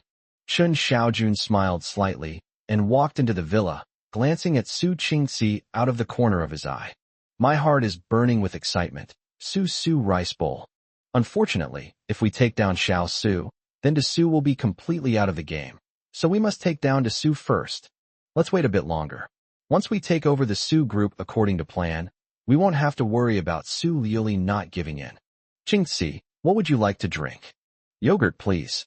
Chen Xiaojun took out a yogurt from the refrigerator, handed it to Su Qingxi, and casually asked, "Where's your sister? I haven't seen her for a few days." Su Qingxi pouted. "She won't come back. She insists on living alone in Yuzhong Villa. Didn't you go look for her?" Chen Xiaojun frowned, then quickly relaxed and sighed. "She has a huge misunderstanding about me." "You said it yourself. It's a misunderstanding. Now that it's cleared up." Chen Xiaojun shook his head with a wry smile, then suddenly looked at Su Qingxi. If I also like you, would you be willing to be with me?" His tone was so sincere that Su Qingxi's face stiffened. She said incredulously, "Brother Xiaojun, what are you talking about? How could that be? You like my sister. I know she's hard to win over, but you can't give up, especially since you two have already done that." Upon hearing this, Chen Xiaojun's heart sank. The result of this test was not good. It was completely unexpected. He thought Su Qingxi would be overjoyed, or at the very least, shy and lower her head. But I didn't expect this reaction. Could it be that she only sees me as her brother-in-law? Chen Xiaojun was very unhappy, but he smiled and said, "Hee hee, I was just joking. I have always loved Lioli." Su Qingxi patted her chest. "I knew it. You scared me to death. I know my sister and I look a lot alike, so don't mistake me for someone else, hee hee." "Certainly." Chen Xiaojun smiled gently, then stood up. The moment he turned around, his face suddenly darkened. "Su Qingxi, you're being naughty. It seems that once your sister falls for you, she'll have to use some tricks on you too." At the same time, Zhao Shanhe was woken up by Jiang Wan. He yawned, maneuvered his wheelchair out, and looked like he hadn't slept well. "Shanhe, what did you do last night?" Jiang Wan looked puzzled. "Zhao Shanhe, work. Did you go to see your master last night? I think I heard a knock on the door." Zhao Shanhe's expression remained unchanged. "Oh, I'm going to talk to Aunt Yang about work." Jiang Wan asked with some doubt, "Is that so?" Yang Yuner blushed, unable to listen any longer, and said, "I'm starving. Is breakfast ready yet?" "Coming soon." Jiang Wan didn't ask any more questions and walked towards the kitchen, muttering angrily to herself, "Master, are you still hungry?" The two stared at each other in the living room. Yang Yuner glared at him fiercely, mouthing, "It's all your fault." Zhao Shanhe smiled awkwardly and said, "I'm going to brush my teeth and wash my face." Yang Yuner watched his retreating figure, touched her smooth chin, and showed a thoughtful expression. "Little Wanner, you're so useless. I guess I need to find a way to help you out. Otherwise I'll always feel like I owe you something." After breakfast, Jiang Wan pushed Zhao Shanhe out the door. Once in the car, Zhao Shanhe said, "Let's go to Chengfeng Building. The company has already moved out. I'll go take a look." Jiang Wan nodded and silently started the car. Zhao Shanhe noticed that she seemed a bit down and sullen, so he reached out to tease her. "Hey, what's wrong, Sister Xiaowan? Smile." Jiang Wan said, "My breakfast wasn't even ready yet when my chef ran in and stole some. She just took it straight from the pot." Upon hearing this, Zhao Shanhe's heart skipped a beat, and he thought to himself, "Oh no." He thought quickly, trying to keep his expression natural, but his heart was racing, and he ended up rambling. "Oh, Sister Xiaowan, Aunt Yang has to eat, whether it's early or late. Otherwise, Sister Xiaowan wouldn't feel comfortable with her eating out, right? Is it that I'm worried, or that you're worried?" Jiang Wan rolled her eyes at him and threw him a tissue. "Is it that hot? Wipe your sweat."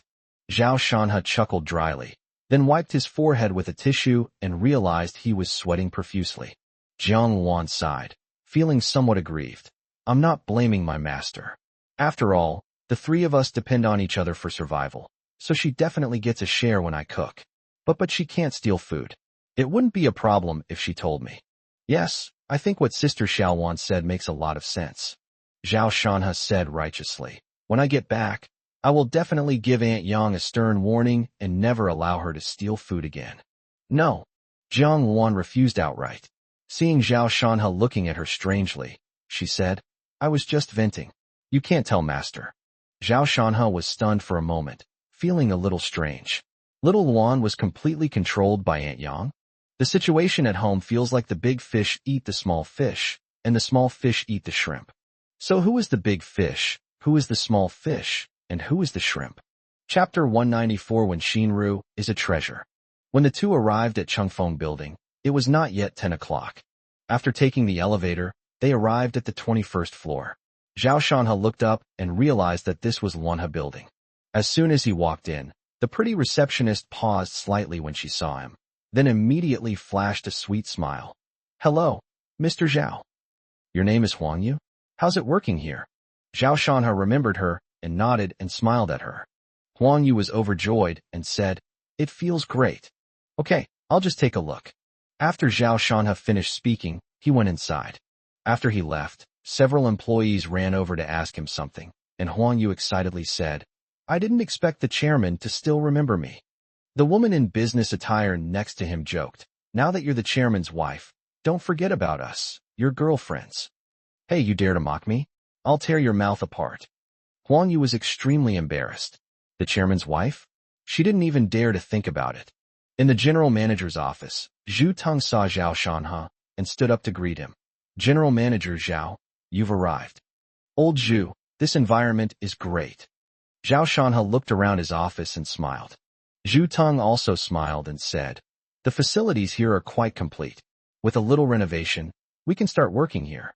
Okay, I'll just take a look. You go ahead and do your work. Are you going to Wanha clothing store? Do you want me to take you up? No need. I can go by myself. Zhao Shanhe strolled around Wanha Construction and unexpectedly discovered the chairman's office, which was clearly prepared for him. Overall, he thought the place was all right, since it was only for temporary use. Once the funds were recovered, the group's headquarters building would definitely be constructed. We arrived at the 22nd floor. The receptionist was quite pretty. She had been transferred from Wanha Construction and had met Zhao Shanhe before. She immediately greeted him respectfully. Hello, Chairman. Okay, where are the others? Zhao Shanhe noticed that the office area was almost empty, so he asked around. General Manager has called all employees to a meeting in the conference room. Good. Zhang Wan pushed him into the conference room, and the two walked in quietly. When Xinru, who was on the stage, nodded gently to him after seeing them. Other employees also noticed the two, causing a brief commotion, but it quickly subsided. When Xinru was wearing a fitted business suit, with black stockings covering her shapely and straight long legs under a coffee-colored pencil skirt. She wore light makeup and had an elegant demeanor. Even though she was in her 40s, she exuded the charm of a mature woman. When Xinru held the microphone and spoke calmly, Today is the first employee meeting of Manhwa Apparel. Some people may wonder why Manhwa Apparel has hired nearly 100 employees so soon after opening. The answer is actually quite simple. From the very beginning, Manhwa Apparel has been benchmarking itself against large apparel companies.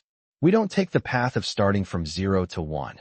Instead, we go directly from 0 to 100. Feeling our way across the river, taking steady and solid steps, these phrases don't exist for us. What Wanha Group wants to do is make a name for itself and rise rapidly. Many of you here were transferred from Wanha Construction. You all know their philosophy. Only produce high-quality products. Wanha Apparel is the same. We either don't produce any products, or if we do, they must be high quality. Currently, the core management positions of Wanha Apparel, such as the Design Department Manager, Planning Department Manager, and Marketing Department Manager, are temporarily vacant. I want to tell everyone that as long as you work hard, everyone has a chance. This employee meeting lasted for more than an hour, and Zhao Shanhe listened patiently to the whole thing. He clapped first when Xinru announced the end of the meeting, and the meeting room erupted in thunderous applause. 5 minutes later, in the general manager's office, Zhao Shanhe sighed. Sister Wen, you've really worked hard. She doesn't actually need to personally chair such large meetings. As the general manager, she only needs to speak at crucial moments. Unfortunately, there is a shortage of manpower, so when Xinru is doing everything herself from top to bottom, and Zhao Shanhe is very satisfied with her work attitude. When Xinru smiled faintly, If you think I'm working hard, then keep what you're about to say to yourself. Zhao Shanhe was taken aback, then laughed awkwardly. That really won't work. Is the organizational structure complete yet? Production will begin soon, and we must ensure production capacity. I knew it. When Xinru gave him a charmingly disdainful look, then took out a folder and handed it to him, sighing, Time is too tight. These are the only people we've hired so far. We're still recruiting. The folder contains some resumes. Zhao Qingya, female, 38 years old, graduated from Huaxiao Academy of Fine Arts. works as the deputy director of the design department at Shilin Apparel, and has won first prize in a national fashion design competition. Zheng Jia, male, 36 years old, college graduate, works as the marketing manager at Huaxing Pharmaceutical. During his time in marketing, the team he led won the national sales championship for 2 consecutive years. Zhao Shanha glanced at a few photos and exclaimed in surprise, "They're all talented. How did you find them?" Instead of answering directly, when Xinru asked in return, "What do you think?" Zhao Shanha's gaze sharpened. Then he extended his hand. "Sister one, I have to thank you. These people are all talents in their respective fields and will not easily leave their current positions. The only possibility is that when Xinru will personally meet with them and slowly recruit them one by one. This is not easy. It requires a lot of effort. Old Zhu, you've really brought me a treasure." When Xinru also reached out and shook his hand, saying, "All right, let's get down to business. What did you mean by saying that you're about to give birth?" "Sai, it seems I'm destined to be a busybody." Zhao Shanha didn't keep you in suspense and said, "Next, the company will produce a batch of school uniforms. Here are the design drawings for the school uniforms. I'll send them to you via WeChat." "Okay, how many sets of school uniforms are there in this batch?" When Xinru picked up her teacup and took a sip of water, Jiang Luan looked around and picked up an empty folder from the table. Zhao Shanha said, 620,000 sets. Puff. He spat out a mouthful of water, but luckily it was blocked by the folder, otherwise it would have sprayed all over Zhao Shanha's face. When Xinru asked with a blank expression, "How many sets did you say?" 620,000 sets for all students in Tian'an City. "My God, Mr. Zhao, you're amazing. Where did you get such a huge order?" After confirming this fact, when Xinru exclaimed in shock, then took out her phone and opened the design drawings that Zhao Shanha had sent her. When she saw the Celestial River and Luan Bird series of school uniforms, she felt a chill run down her spine. Zhao Shanha asked, "Is there a problem?" When Xinru smiled wryly, "President Zhao, I feel that the salaries in the design and marketing departments are too high." Zhao Shanha chuckled and shook his head, saying, "It's not that bad. This batch of school uniforms isn't profitable yet. The real money-making opportunity hasn't arrived yet. Orders from all over the country are our real goal. Perhaps soon, these 2 departments will be at their busiest." He wasn't lying. These 2 designs are just basic models, and they will definitely need to be upgraded and modified according to customer needs in the future. The client's requirements are clear to everyone. Moreover, optimizing an already perfect design is enough to give the design department a major headache. The marketing department plays an even more important role, as their job includes both online and offline promotion and client negotiations. In short, unless Manhwa Apparel receives no orders at all, these 2 departments will never be idle.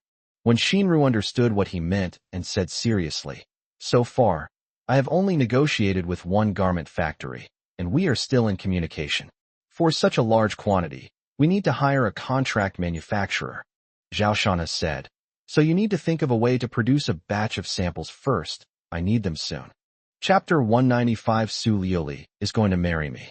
I have never dared to make you any promises, because I know we're too young. Are you looking for a romantic feeling or a passion that doesn't require responsibility? Sitting in the passenger seat, Zhao Shanha was in a good mood, singing along with the car stereo.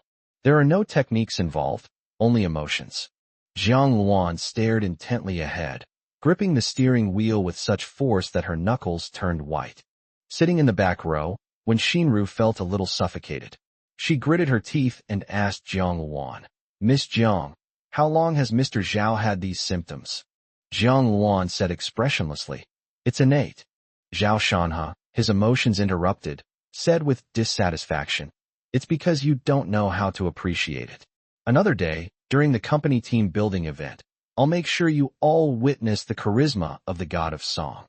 When Xinru found Jiang Wanxiang terrifying, able to endure for so long, she offered advice. "President Zhao, for the sake of the company's stability, I suggest you stay away from within 100 meters of any KTV."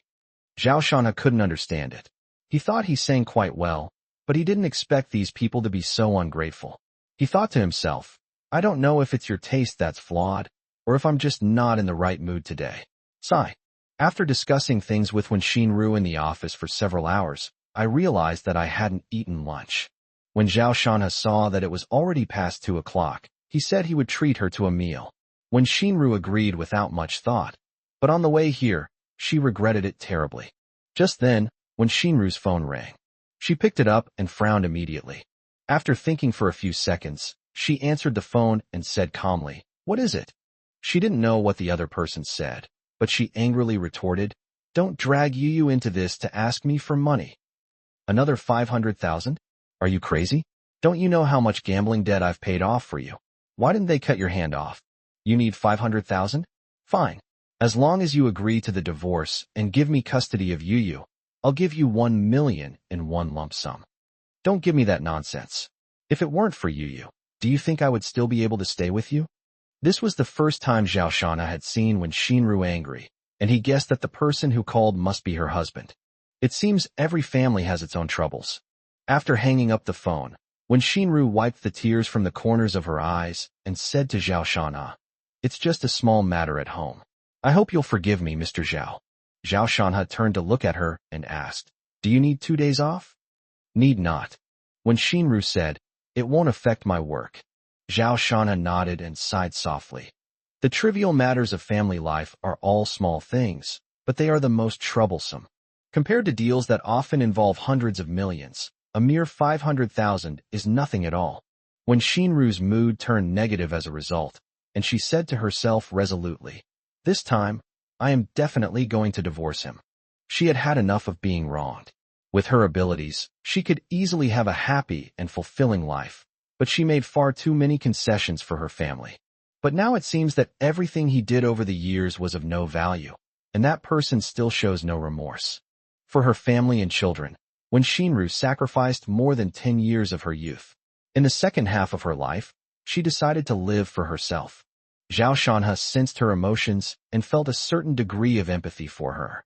Soon after, Jiang Wan arrived at the destination. It is a Chinese restaurant. After the three finished their meal, when Xinru refused to be driven back to the company and insisted on taking a taxi herself, Zhao Shanha did not insist. The two went straight back to the villa. Just as Zhao Shanha sat down on the sofa, he received a phone call. It was an unfamiliar number. Zhao Shanha answered casually. "This is Zhao Shanha." "Who is this?" "Zhao Shanha, can you recognize my voice?" The other person's tone was very unpleasant, with a hint of gritted teeth. Zhao Shanha said calmly, "Zhou Xian, you've popped up again? Can't wait to die." Zhou Xian's inclusion on the orange list signifies that Zhao Shanha has decided to take action against him, to put him to death, without even giving him a chance to regret or beg for mercy. Zhou Xian chuckled coldly, oblivious to Zhao Shanha's implied meaning. He said, "You're still as arrogant as ever. I have some good news to share with you.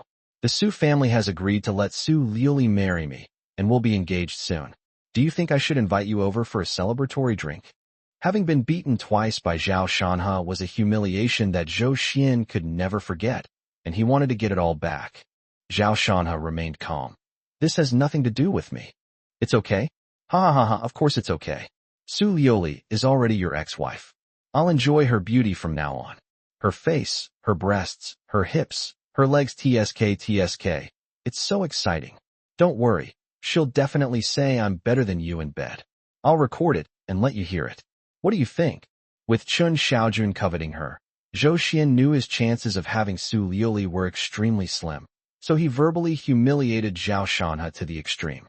Zhao Shanha said, "I think you will die soon, and die a horrible death, leaving no whole corpse." These words made Zhou Xian smile freeze. For some reason, a chill ran down his spine, giving him goosebumps. However, this chill was quickly replaced by annoyance. "Zhao Shanha, your ex-wife wants to sleep with me. How can you be so calm?" Zhou Xian said angrily. "What nonsense are you talking about? Just keep pretending. When Su Liuli is lying in my bed, I hope you won't cry." Zhao Shanha gave a disdainful look and then hung up the phone. Su Liuli will marry this person? Yang Yun'er took out a small jar from a small box. The jar was filled with a dark green paste. She carefully took out a little and applied it evenly to her face. What a fickle woman. Jiang Wan didn't expect that Su Liuli and Chen Xiaojun hadn't figured things out yet. And then Zhou Xian popped up and even agreed to the marriage proposal? This angered her, and she cursed at him. Zhao Shanha shook his head. It shouldn't be her. Zhou Xian said the Su family agreed, so I guess it has something to do with Tanyu. What's the difference? Are you trying to speak well of her? Zhang Wan's tone was very dissatisfied. At this moment, she noticed the small jar in her master's hand and kept glancing at it. Sigh, how can this be considered speaking up for her? I'm just stating the facts, not targeting her personally. Sister Xiaowan, please don't misunderstand me. Yang Yun'er's face was a dark green, like a ghost. She noticed Zhang Wan's gaze and quickly and warily protected the small jar. What are you looking at? Zhang Wan stopped pretending and walked up to her master with small, ingratiating smiles. Master, please give me some. Go away. Didn't I give you enough when you were little? I only have this much left. Don't even think about it. Yang Yun'er put the small jar back into the box, directly extinguishing Zhang Wan's hopes. Zhao Shanha didn't bring up the previous topic again, and began to show curiosity about the small jar. Hey, Aunt Yang, what's this good stuff? Have you and Sister Xiaowan used it? Can I try some? Yang Yun'er flicked his head with her hand and sneered. What? You're interested in women's stuff. Do you want to go to Thailand for a scalp surgery, or become a top-tier gigolo? Zhao Shanha covered his forehead and chuckled sheepishly. I was just asking. Chapter 196. Su Liuli was shocked and furious. She had been tricked again. That evening, Zhao Shanha received another phone call from an unknown number. After the call connected, Su Liuli's voice came from the other end. Honey, it's me. There's something I want to tell you. No. Zhao Shanha hung up the phone immediately. He could even tolerate Zhou Xian's calls because he knew Zhou Xian was going to die and wouldn't let it affect his mood. As for his ex-wife, he didn't want to hear a single word about her. I had already blacklisted all of Su Liuli's contact information, but I didn't expect her to call from a different number.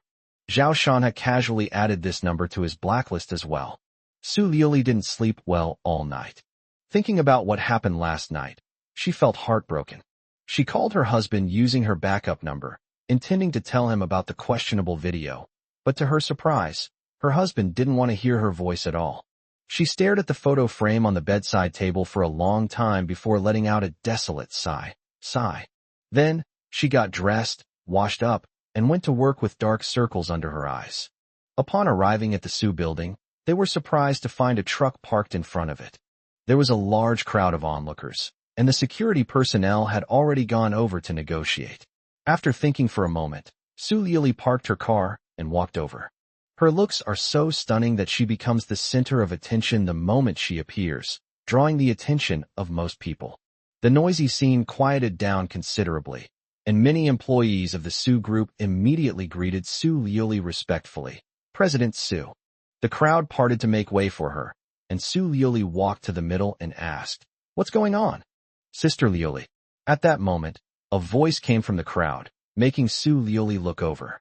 Zhou Xian, dressed in a white high-end suit, and with his hair styled in a very fashionable way, strode over and smiled at Su Liuli, saying, Good morning, Sister Liuli. Su Liuli frowned. What are you up to? Is this truck yours? Drive it away right now. Zhou Xian didn't answer, but instead asked the people around him to spread out a bit. Immediately, the crowd spread outward, forming an encirclement, with Su Liuli and Zhou Xian at the center. Sensing this, Su Liuli had a vague premonition, and her eyes immediately turned cold. Zhou Xian, are you crazy? I'm not crazy. Sister Liuli, I love you so much. Instantly, a look of fanaticism appeared on Zhou Xian's face. With a wave of his hand, the truck bed opened directly, and bright red flames flew everywhere. The truck was filled with roses, which were now scattered everywhere, making the two people in the middle seem as if they were bathing in a rain of roses. Immediately afterwards, Zhou Xian quickly took out a large bouquet of roses that he had prepared beforehand, knelt down in front of Su Liuli, looked up at her, and said passionately, Sister Liuli, I love you. I will be good to you for the rest of my life. Will you marry me? A gasp of surprise immediately rose from the crowd. My goodness, how many roses are there? How romantic. President Su is so lucky. Marry him. Marry him. They cheered and jeering, but some noticed that Su Liuli's expression grew colder and colder, turning icy in the blink of an eye. So they shut their mouths, and the place gradually quieted down. Su Lioli said calmly to the security personnel next to her, "Disperse everyone within 5 minutes." Then, she glanced at Zhou Xian disdainfully. Even though he remained kneeling on the ground, Su Lioli didn't say another word to him. Instead, she turned and left. Zhou Xian hadn't expected her to react this way, and felt somewhat humiliated. He gritted his teeth, stood up, and rushed over. "Sister Lioli, wait a minute." Su Lioli stopped and turned her head coldly. "You'd better clean up this trash on the ground for me later." Zhou Xian's eyes flashed, and his expression turned bitter. "These are all minor matters. Doesn't Sister Lioli have any feelings for me at all? What do you think?" Su Lioli asked in return.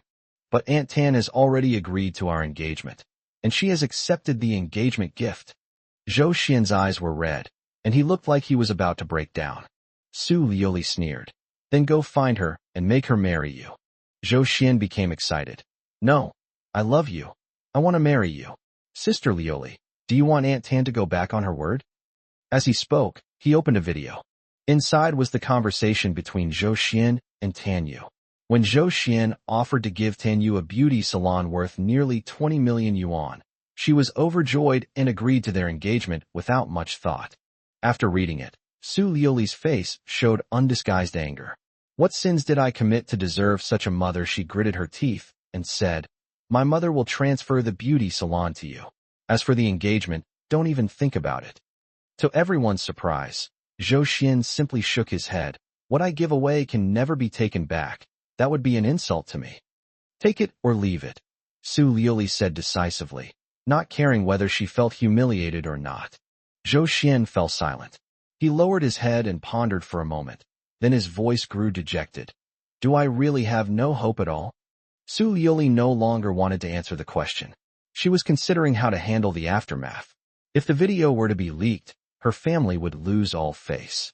Seeing that she didn't speak, Zhou Xian took a deep breath and said, "I can't possibly take back the beauty salon. If you don't agree to marry me, then you'll need to sign a contract." "What do you mean?" Su Lioli stared at him indifferently. Zhou Xian smiled wryly. "I gave it to the beauty salon, so I should exchange it for something. Recently, the company needs to make a batch of high-end clothing, and the decorations need to be outsourced. Sue's has the corresponding factories that can do it, but the raw materials need to be gold and diamonds, which are quite expensive. You will need to pay for it in advance, but once it's done, there will definitely be a profit." Su Lioli considered for a moment and said, "Let me see the contract. I'll consider it." "Okay, I'll get the contract. Oh, and could you please get this flower for me?" Zhou Xian went to get the contract, so he handed over the roses in his hand, which Su Lioli took. Half a minute later, Zhou Xian took the contract. "I will let you know when there are results regarding the cooperation." After Su Lioli finished speaking, she went straight into the company. She took the contract to the legal department for review while she handled other company matters. Before she knew it, it was afternoon. Su Lioli took a sip of coffee, stretched, and her large curves were on full display. Unfortunately, she was in the office, so no one could see this. She took out her phone, opened a short video app, and prepared to rest for 10 minutes. As she was swiping, her expression changed. "I was surprised to find myself in a short video. The young master of the Zhou family successfully teams up with the most beautiful female CEO. The scene was filled with roses, and she and Zhou Xian stood in the center. The woman was stunningly beautiful, and the man knelt on the ground, completely devoted.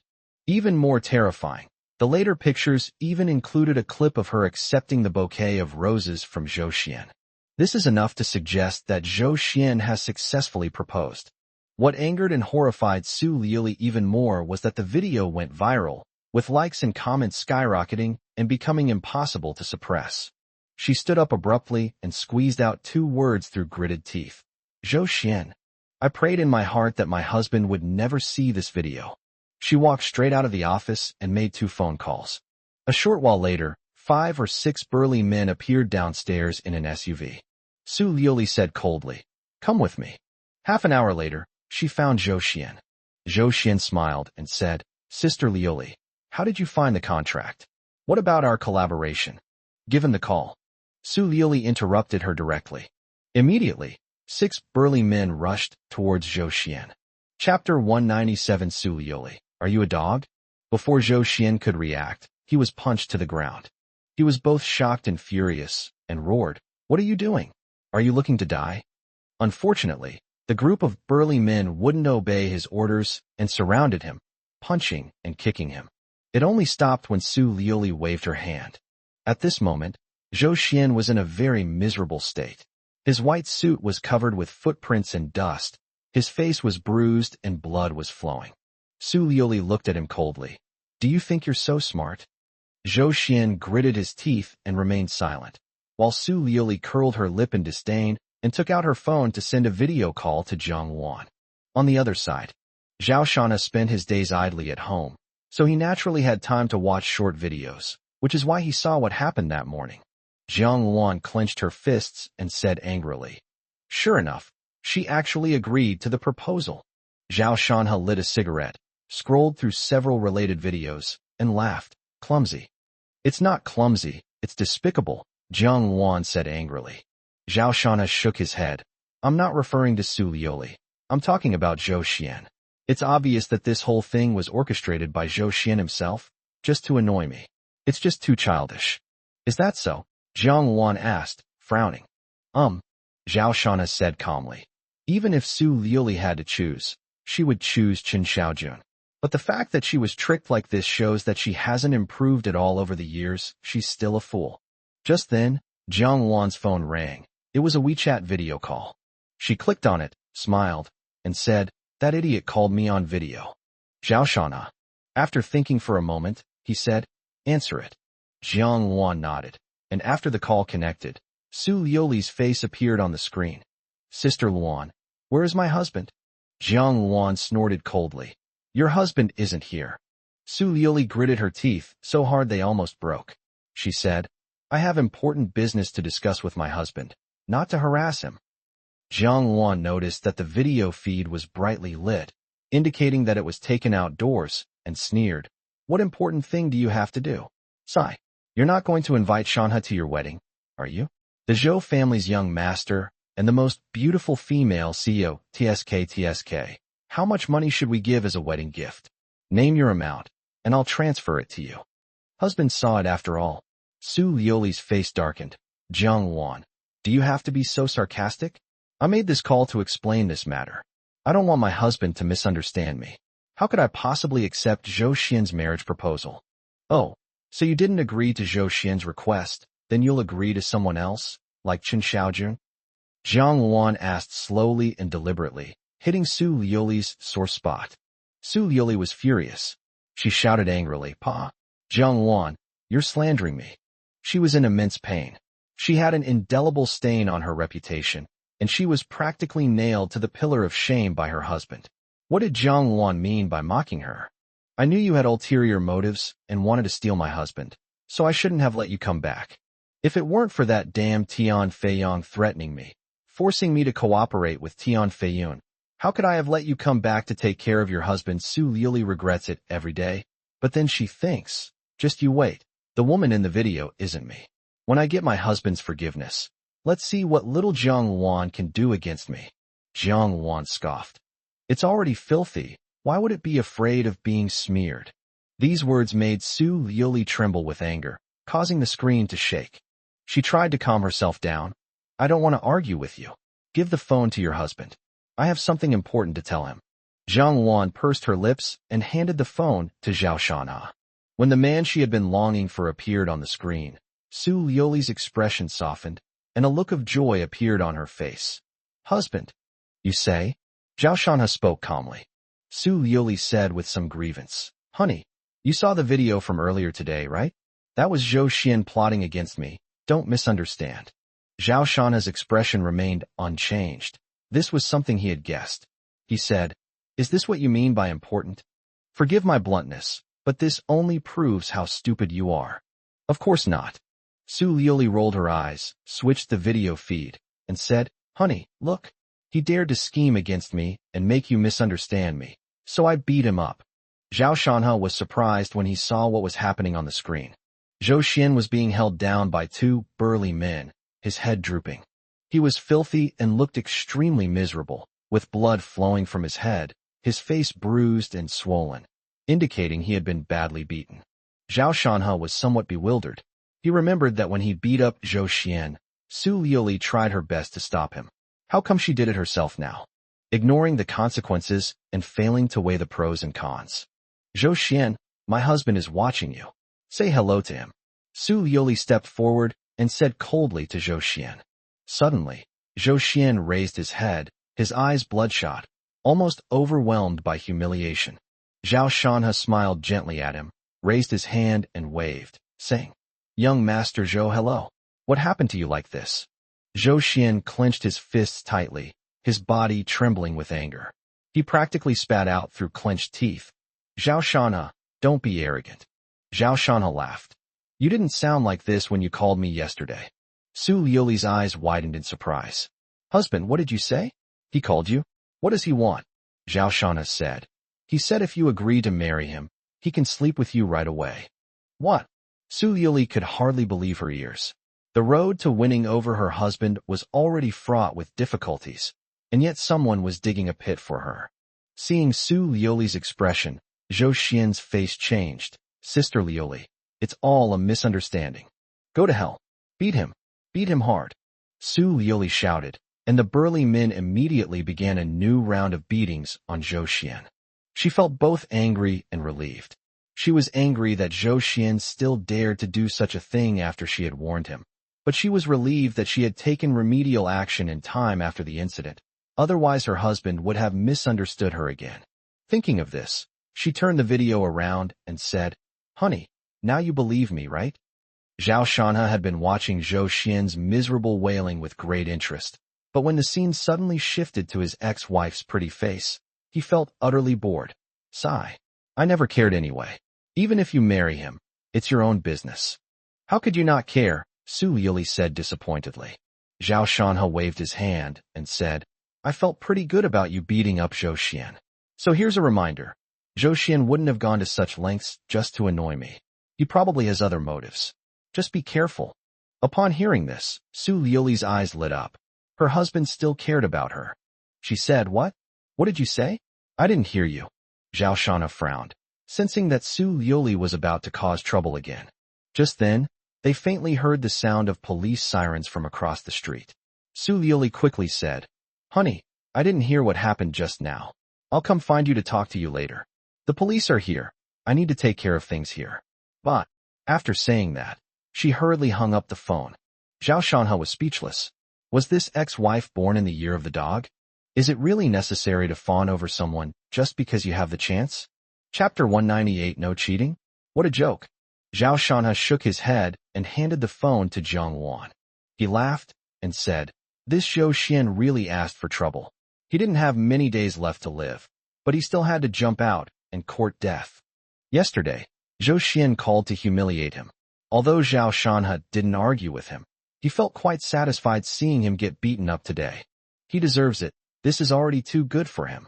He wanted to sleep, so we should break 3 of his legs first, and then let 5 old black men into his bed. Jiang Wan said this with a serious expression, which seemed to be her true thoughts. Zhao Shanhe shuddered. Sigh, Sister Xiaowan. When did you start having these strange and unusual ideas? Yang Yuner said disdainfully from the side. Your Xiaowaner is even more of a repressed flirt than you. Jiang Wan lowered her head in embarrassment. Master, don't talk nonsense. I didn't do that. Don't you know whether you have it or not? Yang Yuner sneered and ignored her, then lowered her head to play her game. It was evening. Zhao Shanhe received a call from Fang Chunhua, who said that the symposium had been finalized and that the venue would be set up at the Marriott Hotel, starting at 9:30 a.m. 2 days later. Zhao Shanhe agreed to arrive on time. After hanging up the phone, he couldn't help but think about it. It seems that he discovered his ex-wife's unsavory side at the Marriott Hotel, which ultimately led to their divorce. The past is too painful to recall. He shook his head, trying not to think about those troubling things. Just then, the doorbell rang. Jiang Wan got up to open the door. The stunningly beautiful woman outside was tall and flawless. It was Su Liuli, who had rushed over without waiting. Jiang Wan snorted coldly. You're really shameless. Su Liuli ignored her, thinking to herself, What does face matter compared to losing her husband? She walked straight in and sat down next to Zhao Shana. Honey, I'm here. Did you have something you wanted to tell me during the day? Zhao Shana's face turned cold, and he moved his body slightly to the side. President Su, I'm warning you. Don't push your luck. Su Liuli's face stiffened. Even though she had mentally prepared herself, her husband's attitude still broke her heart, and tears welled up in her eyes. But her tone was still gentle. Husband, I've taken care of Zhou Xian's matter. He was knocked unconscious, and the police came and arrested the people who did it. It has nothing to do with me, so you don't need to worry about me. I'm not worried about you, but your actions sound familiar, like I've been through something similar myself, Zhao Shana said casually. Su Liuli's breath hitched, and she could no longer hold back her emotions. Tears streamed down her face. She looked at Zhao Shana's legs, her face filled with immense guilt. Her fingers trembled as she wanted to touch them, but Zhao Shana's distant expression prevented her from doing so. Finally, she choked out, Husband, I'm sorry, it was my fault. Zhao Shanhe waved his hand. All right, let's not talk about that now. I've already told you what happened during the day, and I'll repeat it now. You hit Zhou Xian, which made me feel good. So I'm reminding you, his purpose today wasn't just to anger me, and it's even less likely that he just wanted to pursue you. As for anything else, I don't know. You can analyze it yourself. Su Liuli nodded seriously. She took out a contract from her bag. Honey, he made a condition, wanting to cooperate with me. I had the legal department review it and didn't find any problems. The profit margin isn't low either. This is the cooperation agreement. Honey, can you take a look for me? Are you sure you're not mistaken? Zhao Shanhe didn't take the contract and interrupted directly. I'm reminding you, just because I'm in a good mood doesn't mean I'm willing to help you. As for this contract, what does it have to do with me? All right, that's all. Things are expensive, so I won't keep you for dinner. As soon as he finished speaking, Jiang Wan walked over and said, President Su, please go back. I don't. Su Liuli refused. Jiang Wan narrowed her eyes, her tone growing colder.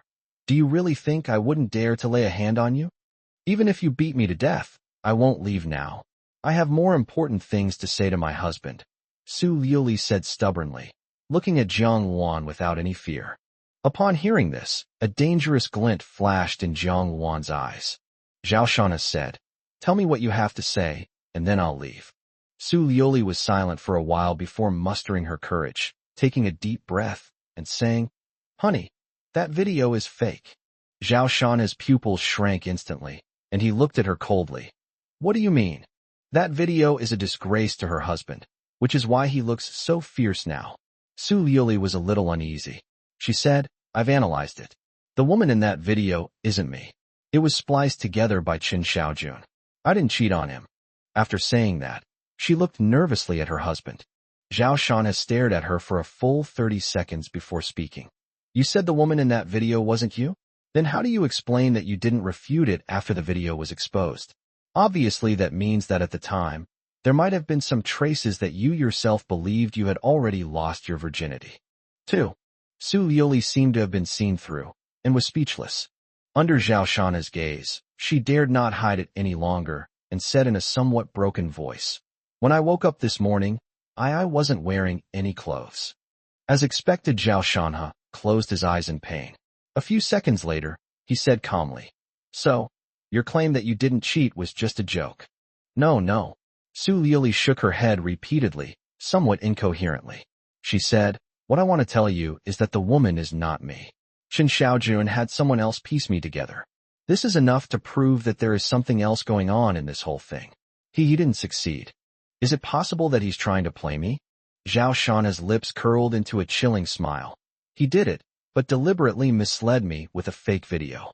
Then, when the investigation finally came to a head, he released the real video. Don't you find it amusing to manipulate people like that? Su Liuli was shocked by this possibility. She sat on the sofa, stunned and at a loss. Zhao Shanhe continued, Actually, even if he really didn't do it, what does that prove? Our marriage was already over the moment you started having an affair with him behind my back. What happened that night was just the trigger. If you had called the police the next day, I might have chosen to forgive you. But you've been hiding it all this time, and now you're saying you didn't cheat. What's the point? Or do you think I'm a fool who's easy to fool? Su Liuli trembled, and she hurriedly explained, I was afraid you would think that I was dirty, so I didn't dare to tell anyone. I broke up with him after that day. But recently, you started seeing him again, Zhao Shanha added. The marriage was doomed from the moment Su Liuli lacked a sense of boundaries. Not to mention that Su Liuli's personality was somewhat driven by greed, and she was oblivious to her own stupidity. Of course, in Su Liuli's own eyes, this was a clear distinction between public and private matters. She explained, my collaboration with him was purely for the company's benefit, and I have a clear conscience about that. What a fine clear conscience. All right, you've said your piece, and I've said mine. You can go now. Zhao Shanhe waved his hand, not intending to continue the conversation. Seeing his resolute attitude, Su Liuli could only stand up dejectedly and leave the living room helplessly. As she walked outside the villa, she turned and looked back, her expression sad, yet her eyes revealed a stubbornness and determination. Honey, I will find out the truth about that day. If I didn't cheat on you, then I deserve to be forgiven. In these matters, actions speak louder than words. I love you, so I will not give up. Chapter 199, Which Insect Dares to Make a Sound? After looking out the window for a while, Jiang Wan came over and said, Shanha, she's gone. Zhao Shanha nodded. Sigh, do you think it's possible that what she said is true? That video was spliced together by Qin Xiaojun, and the woman in it isn't her. Jiang Wan asked. Zhao Shanha thought for a moment and said, since she dared to tell me, it's most likely true. When the video was first released, Zhao Shanha only glanced at it briefly and did not analyze it. Imagine your wife is having an affair. Which man could seriously watch the video and calmly consider its authenticity? Even Zhao Shanha was no exception. Jiang Wan suggested, perhaps you could ask Su Liuli for the video. You'd be able to see more than she does. Is it necessary? She herself said that she was not dressed when she woke up in the morning. In fact, Qin Xiaojun had a whole night. I don't believe he could do nothing. Zhao Shanha shook his head and spoke calmly. He said, furthermore, looking back at what Su Liuli has done, it's pointless to keep arguing about the authenticity of the video. There's no future for Su Liuli, and I will never forgive her. Jiang Wan stared at him blankly, thinking to herself, my land has finally made up for the last missing piece. Zhao Shanha's intelligence and talent are undeniable, but his sycophantic nature is a major weakness in Jiang Wan's eyes. Now that he has filled this gap, he will have no weaknesses and will be the most perfect man. The next day, Zhao Shanha did not go out, but waited patiently for the symposium. He doesn't like to keep himself very busy. At noon, when Xinru called him and said that there was progress on the garment factory matter. As luck would have it, when she was gathering information, a well-established garment factory in Tian'an City was up for sale. The factory covered nearly 30 acres, and after expansion, it would be sufficient to meet the current needs of Wana garments. When Xinru said she had arranged to have dinner with the other party that evening to discuss the matter, and whether a deal could be reached still needed further communication. After listening, Zhao Shanha said, then I'll go too. Send me your location later. What time tonight? 7:30. Okay, I'll be there on time. This was a pleasant surprise. He had thought it would take some time to find a suitable factory and that he would have to outsource the manufacturing for the time being. Unexpectedly, I happened to run into someone who wanted to transfer ownership of their garment factory. At 7 p.m., Jiang Wan took him to the Tian'an Grand Hotel, the most upscale hotel in Tian'an City. Mr. Zhao, over here. As soon as he came out of the parking lot, when Xinru greeted him from a short distance away, Zhao Shanha laughed and said, you can just wait for me in the private room. Upon closer inspection, he raised an eyebrow. When Xinru had a wound on her eyebrow, and even though she was wearing makeup, you could still see a faint bruise on her chin. President Zhao, let's go in together, when Xinru said, her expression unchanged. Zhao Shanha nodded, without asking about the scars on her face. As a boss, you don't need to be overly concerned about your employees' family matters unless the matter seriously affects their work.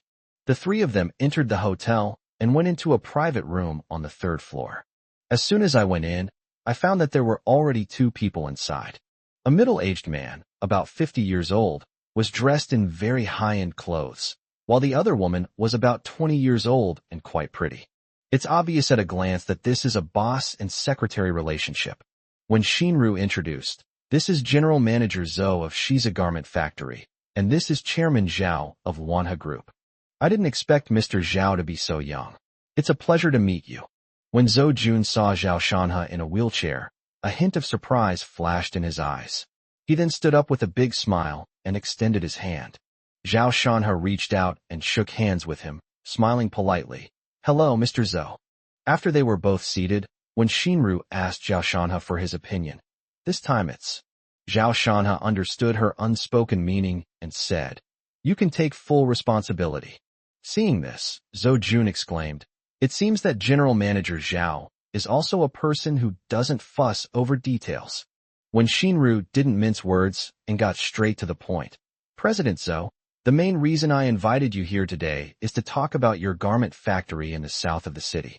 You didn't give a specific price quote over the phone. I wonder if you could give me a preliminary quote now."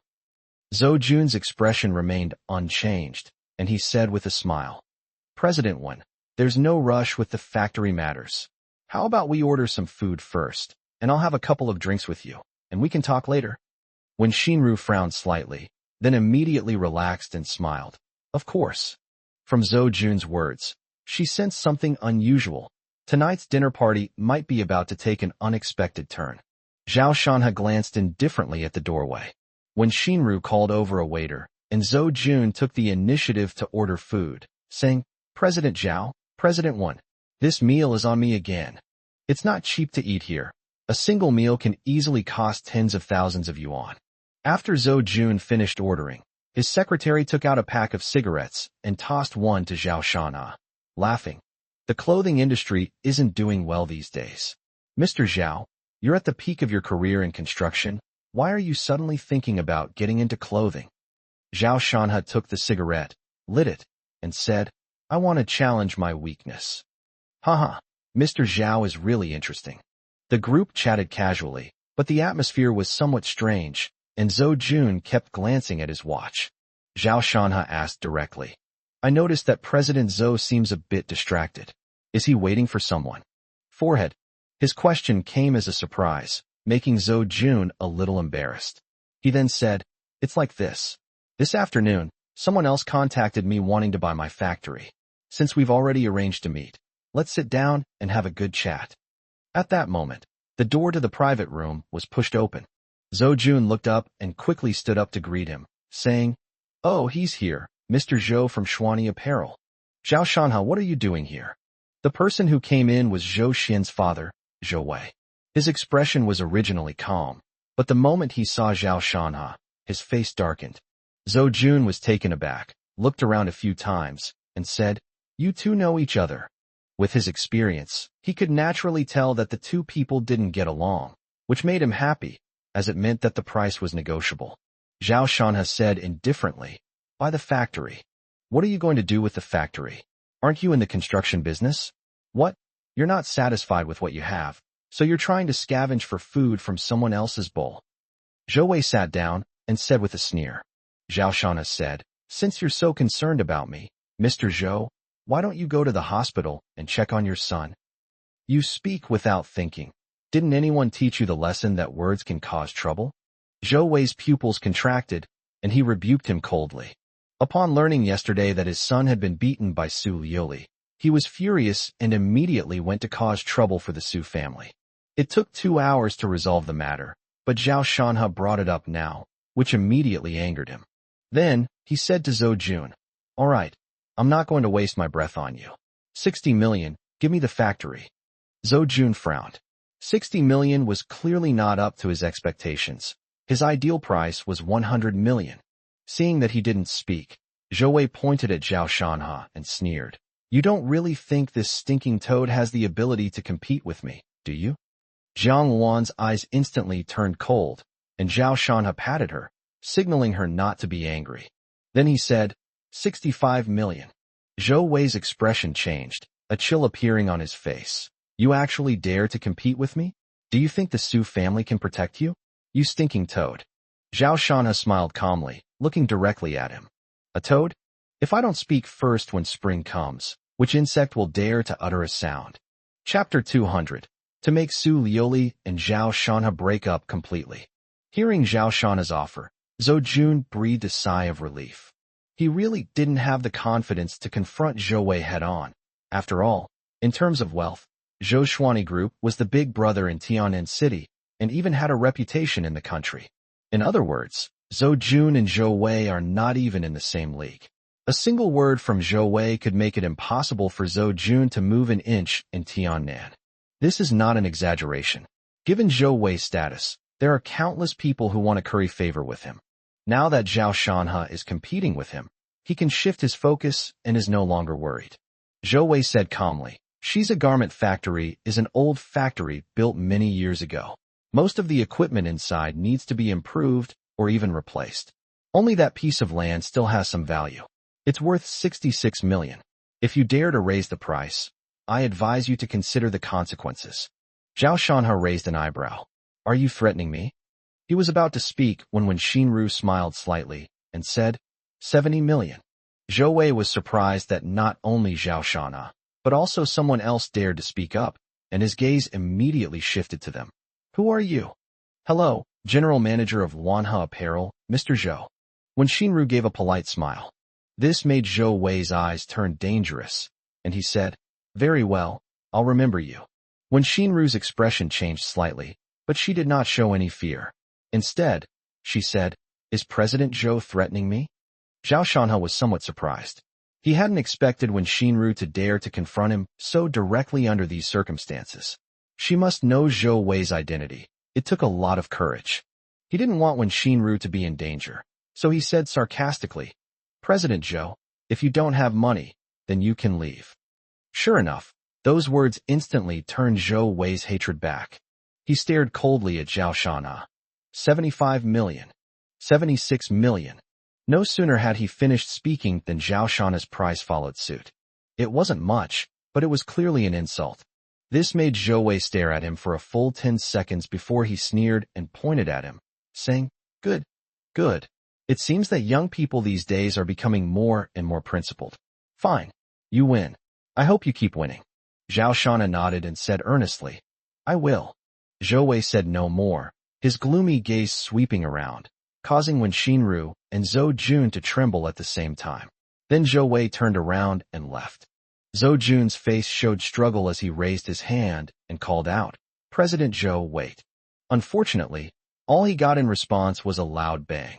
The slamming of the door seemed to shake the entire private room. Clearly, Zhou Wei was angry and didn't want to bother with a nobody like Zhou Jun. Zhou Jun shook his head with a wry smile and said, "Sigh. I've offended President Zhou." Zhao Shanha said calmly, "Trying to be clever like this, didn't you expect this outcome?" He called 2 people over to talk, intending to profit from the competition and drive up the price, but he didn't expect to offend anyone. Zhou Jun's thoughts were exposed, and his expression turned sour. Shinru said, "President Zhou, let's sign the contract." "I haven't explicitly said I want to sell." Zhou Jun felt a chill run down his spine when he thought of the look in Zhou Wei's eyes when he left, and he wanted to make amends. He was thinking of refusing to do business with Zhao Shanha and then selling the factory to Zhou Wei as a favor, even if it was cheaper. Zhao Shanha interrupted him, saying, "I advise you not to do this, otherwise you'll realize that offending Zhou Wei is just a trivial matter. Offending me would be a catastrophe." These words made Zhou Jun's heart skip a beat. Under Zhao Shanha's calm, lake-like gaze, he had a strange feeling that he couldn't refute them. He hesitated. What was this young man's background? He wasn't even afraid of Zhou Wei, so he must have his own strengths. In business, the worst thing is to hesitate. Zhou Jun thought that he had already offended Zhou Wei, so was it worth offending this young man as well? After a fierce internal struggle, he finally gritted his teeth and nodded, saying, "Okay, let's go with the price from before." Next, the contract was signed smoothly, and the handover of the land and factory buildings will take place in the next few days. After finishing their business, the food and drinks were served, but Zhou Jun wasn't in the mood. He finished his meal quickly and then got up to leave. Although the transaction was completed, Zhou Wei still needed to be appeased, at least to appease him. After settling the bill, Zhou Jun left with a worried expression. Only 3 people remained in the private room. Zhao Shanhe raised his drink and clinked glasses with Wen Xinru. Sister Wen, aren't you afraid of Zhou Wei at all? I'm a little scared. Wen Xinru spoke frankly, then stared at Zhao Shanhe. But isn't it because President Zhao is protecting me? Zhao Shanhe smiled and said no more. After eating and drinking her fill, Wen Xinru went to pay the bill, only to find that Zhou Jun had already paid. She smiled and said, that guy is quite honest. He's just not very smart at doing things. Zhao Shanhe added. As the group went outside together, Jiang Wan frowned. She saw several young men, all wearing jackets in the middle of summer, which she found quite strange. Seeing Zhao Shanhe and his two companions emerge, several young men who had been standing scattered around simultaneously turned their gazes toward them. Jiang Wan said calmly, Shanhe, be careful. Zhao Shanhe nodded and said to Wen Kursen, Sister Wen, stand with me. It was obvious that these people had come with ill intentions. Zhao Shanhe thought of Zhou Wei's gaze when he left and gave a cold smile. Are we starting to play dirty now? On the other side, Chen Xiaojun learned that Zhou Xian had been beaten and then learned what had happened. He immediately became furious. After finishing his business at the company, he left the Grand Hyatt building and went straight to the hospital. At this moment, Zhou Xian looked extremely miserable, lying on the hospital bed with his head almost completely wrapped in gauze, only his facial features visible. Upon seeing Chen Xiaojun approach, he greeted him in a low voice. President Chen, you all go out first. Chen Xiaojun said coldly. The people in the ward looked at Zhou Xian, and after he nodded, they left the ward one after another. Chen Xiaojun said, Are you stupid? Who told you to cause trouble? He was furious. He had messed up such a simple thing. If he hadn't provoked Su Liuli, the contract would probably have been signed already. Only by signing this contract can we further squeeze the cash flow of the Su group and help him with the takeover. I didn't expect Zhou Xian to be unable to handle such a small matter. It's really infuriating. Zhou Xian was also furious. It was me who got beaten up. He gritted his teeth and said, How could I have imagined that Su Liuli would still care about her ex-husband and be afraid of being misunderstood? Really? Chen Xiaojun's eyes narrowed. Zhou Xian said, I have a grudge against Zhao Shanhe, so I wanted to take this opportunity to annoy him, but I didn't expect it to backfire. Damn it. That just means you're incredibly stupid.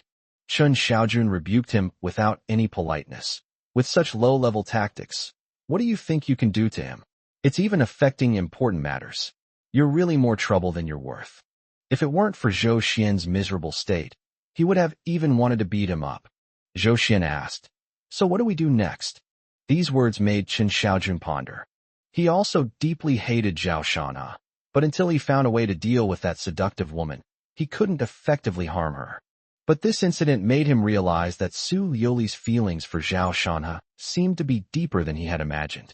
He said calmly, All right, you focus on recovering. I'll handle this. You just need to wait to sign the contract with Su Liuli. Zhou Xian asked in surprise. She's still willing to cooperate with me? If I say yes, then yes. Zhou Xian frowned. Judging from Chen Xiaojun's tone, he seemed to know Su Liuli very well. This made Zhou Xian feel inexplicably bitter. All right, just focus on recovering and stop causing trouble. After Chen Xiaojun finished speaking, he left the ward. Zhou Xian's lips twitched. What do you mean I'm causing trouble? Only your problems are problems, but mine aren't? He was furious, but dared not offend Chen Xiaojun, which made him feel extremely frustrated. After Chen Xiaojun left the hospital, he went straight back to the villa, still pondering the issues between Su Liuli and Zhao Shanhe. Ultimately, he concluded that there was one thing that had to be done in order to make Su Liuli fall for him. That means you and your disabled ex-husband must break up completely. He muttered to himself, took out his phone, and dialed Su Qingxi's number. Su Qingxi was clearly delighted to receive the call. She said, Brother Xiaojun, what's up so late? Chen Xiaojun spoke gently, his voice magnetic. Qingxi, I just got back from the company. I'd like to invite you for a late-night snack. Do you have time? Of course. I'll go call my sister, and we'll go eat together. Su Qingxi said happily. Don't call me sister yet. Let's have a chat. Huh? This isn't a good idea. Su Qingxi hesitated. Chen Xiaojun teased. Whether it's okay or not, give me a straight answer. Su Qingxi couldn't resist the temptation and readily agreed. Of course. You wait here. I'll be right there. Chapter 2. 01 Su Chingxi wants to dig a hole.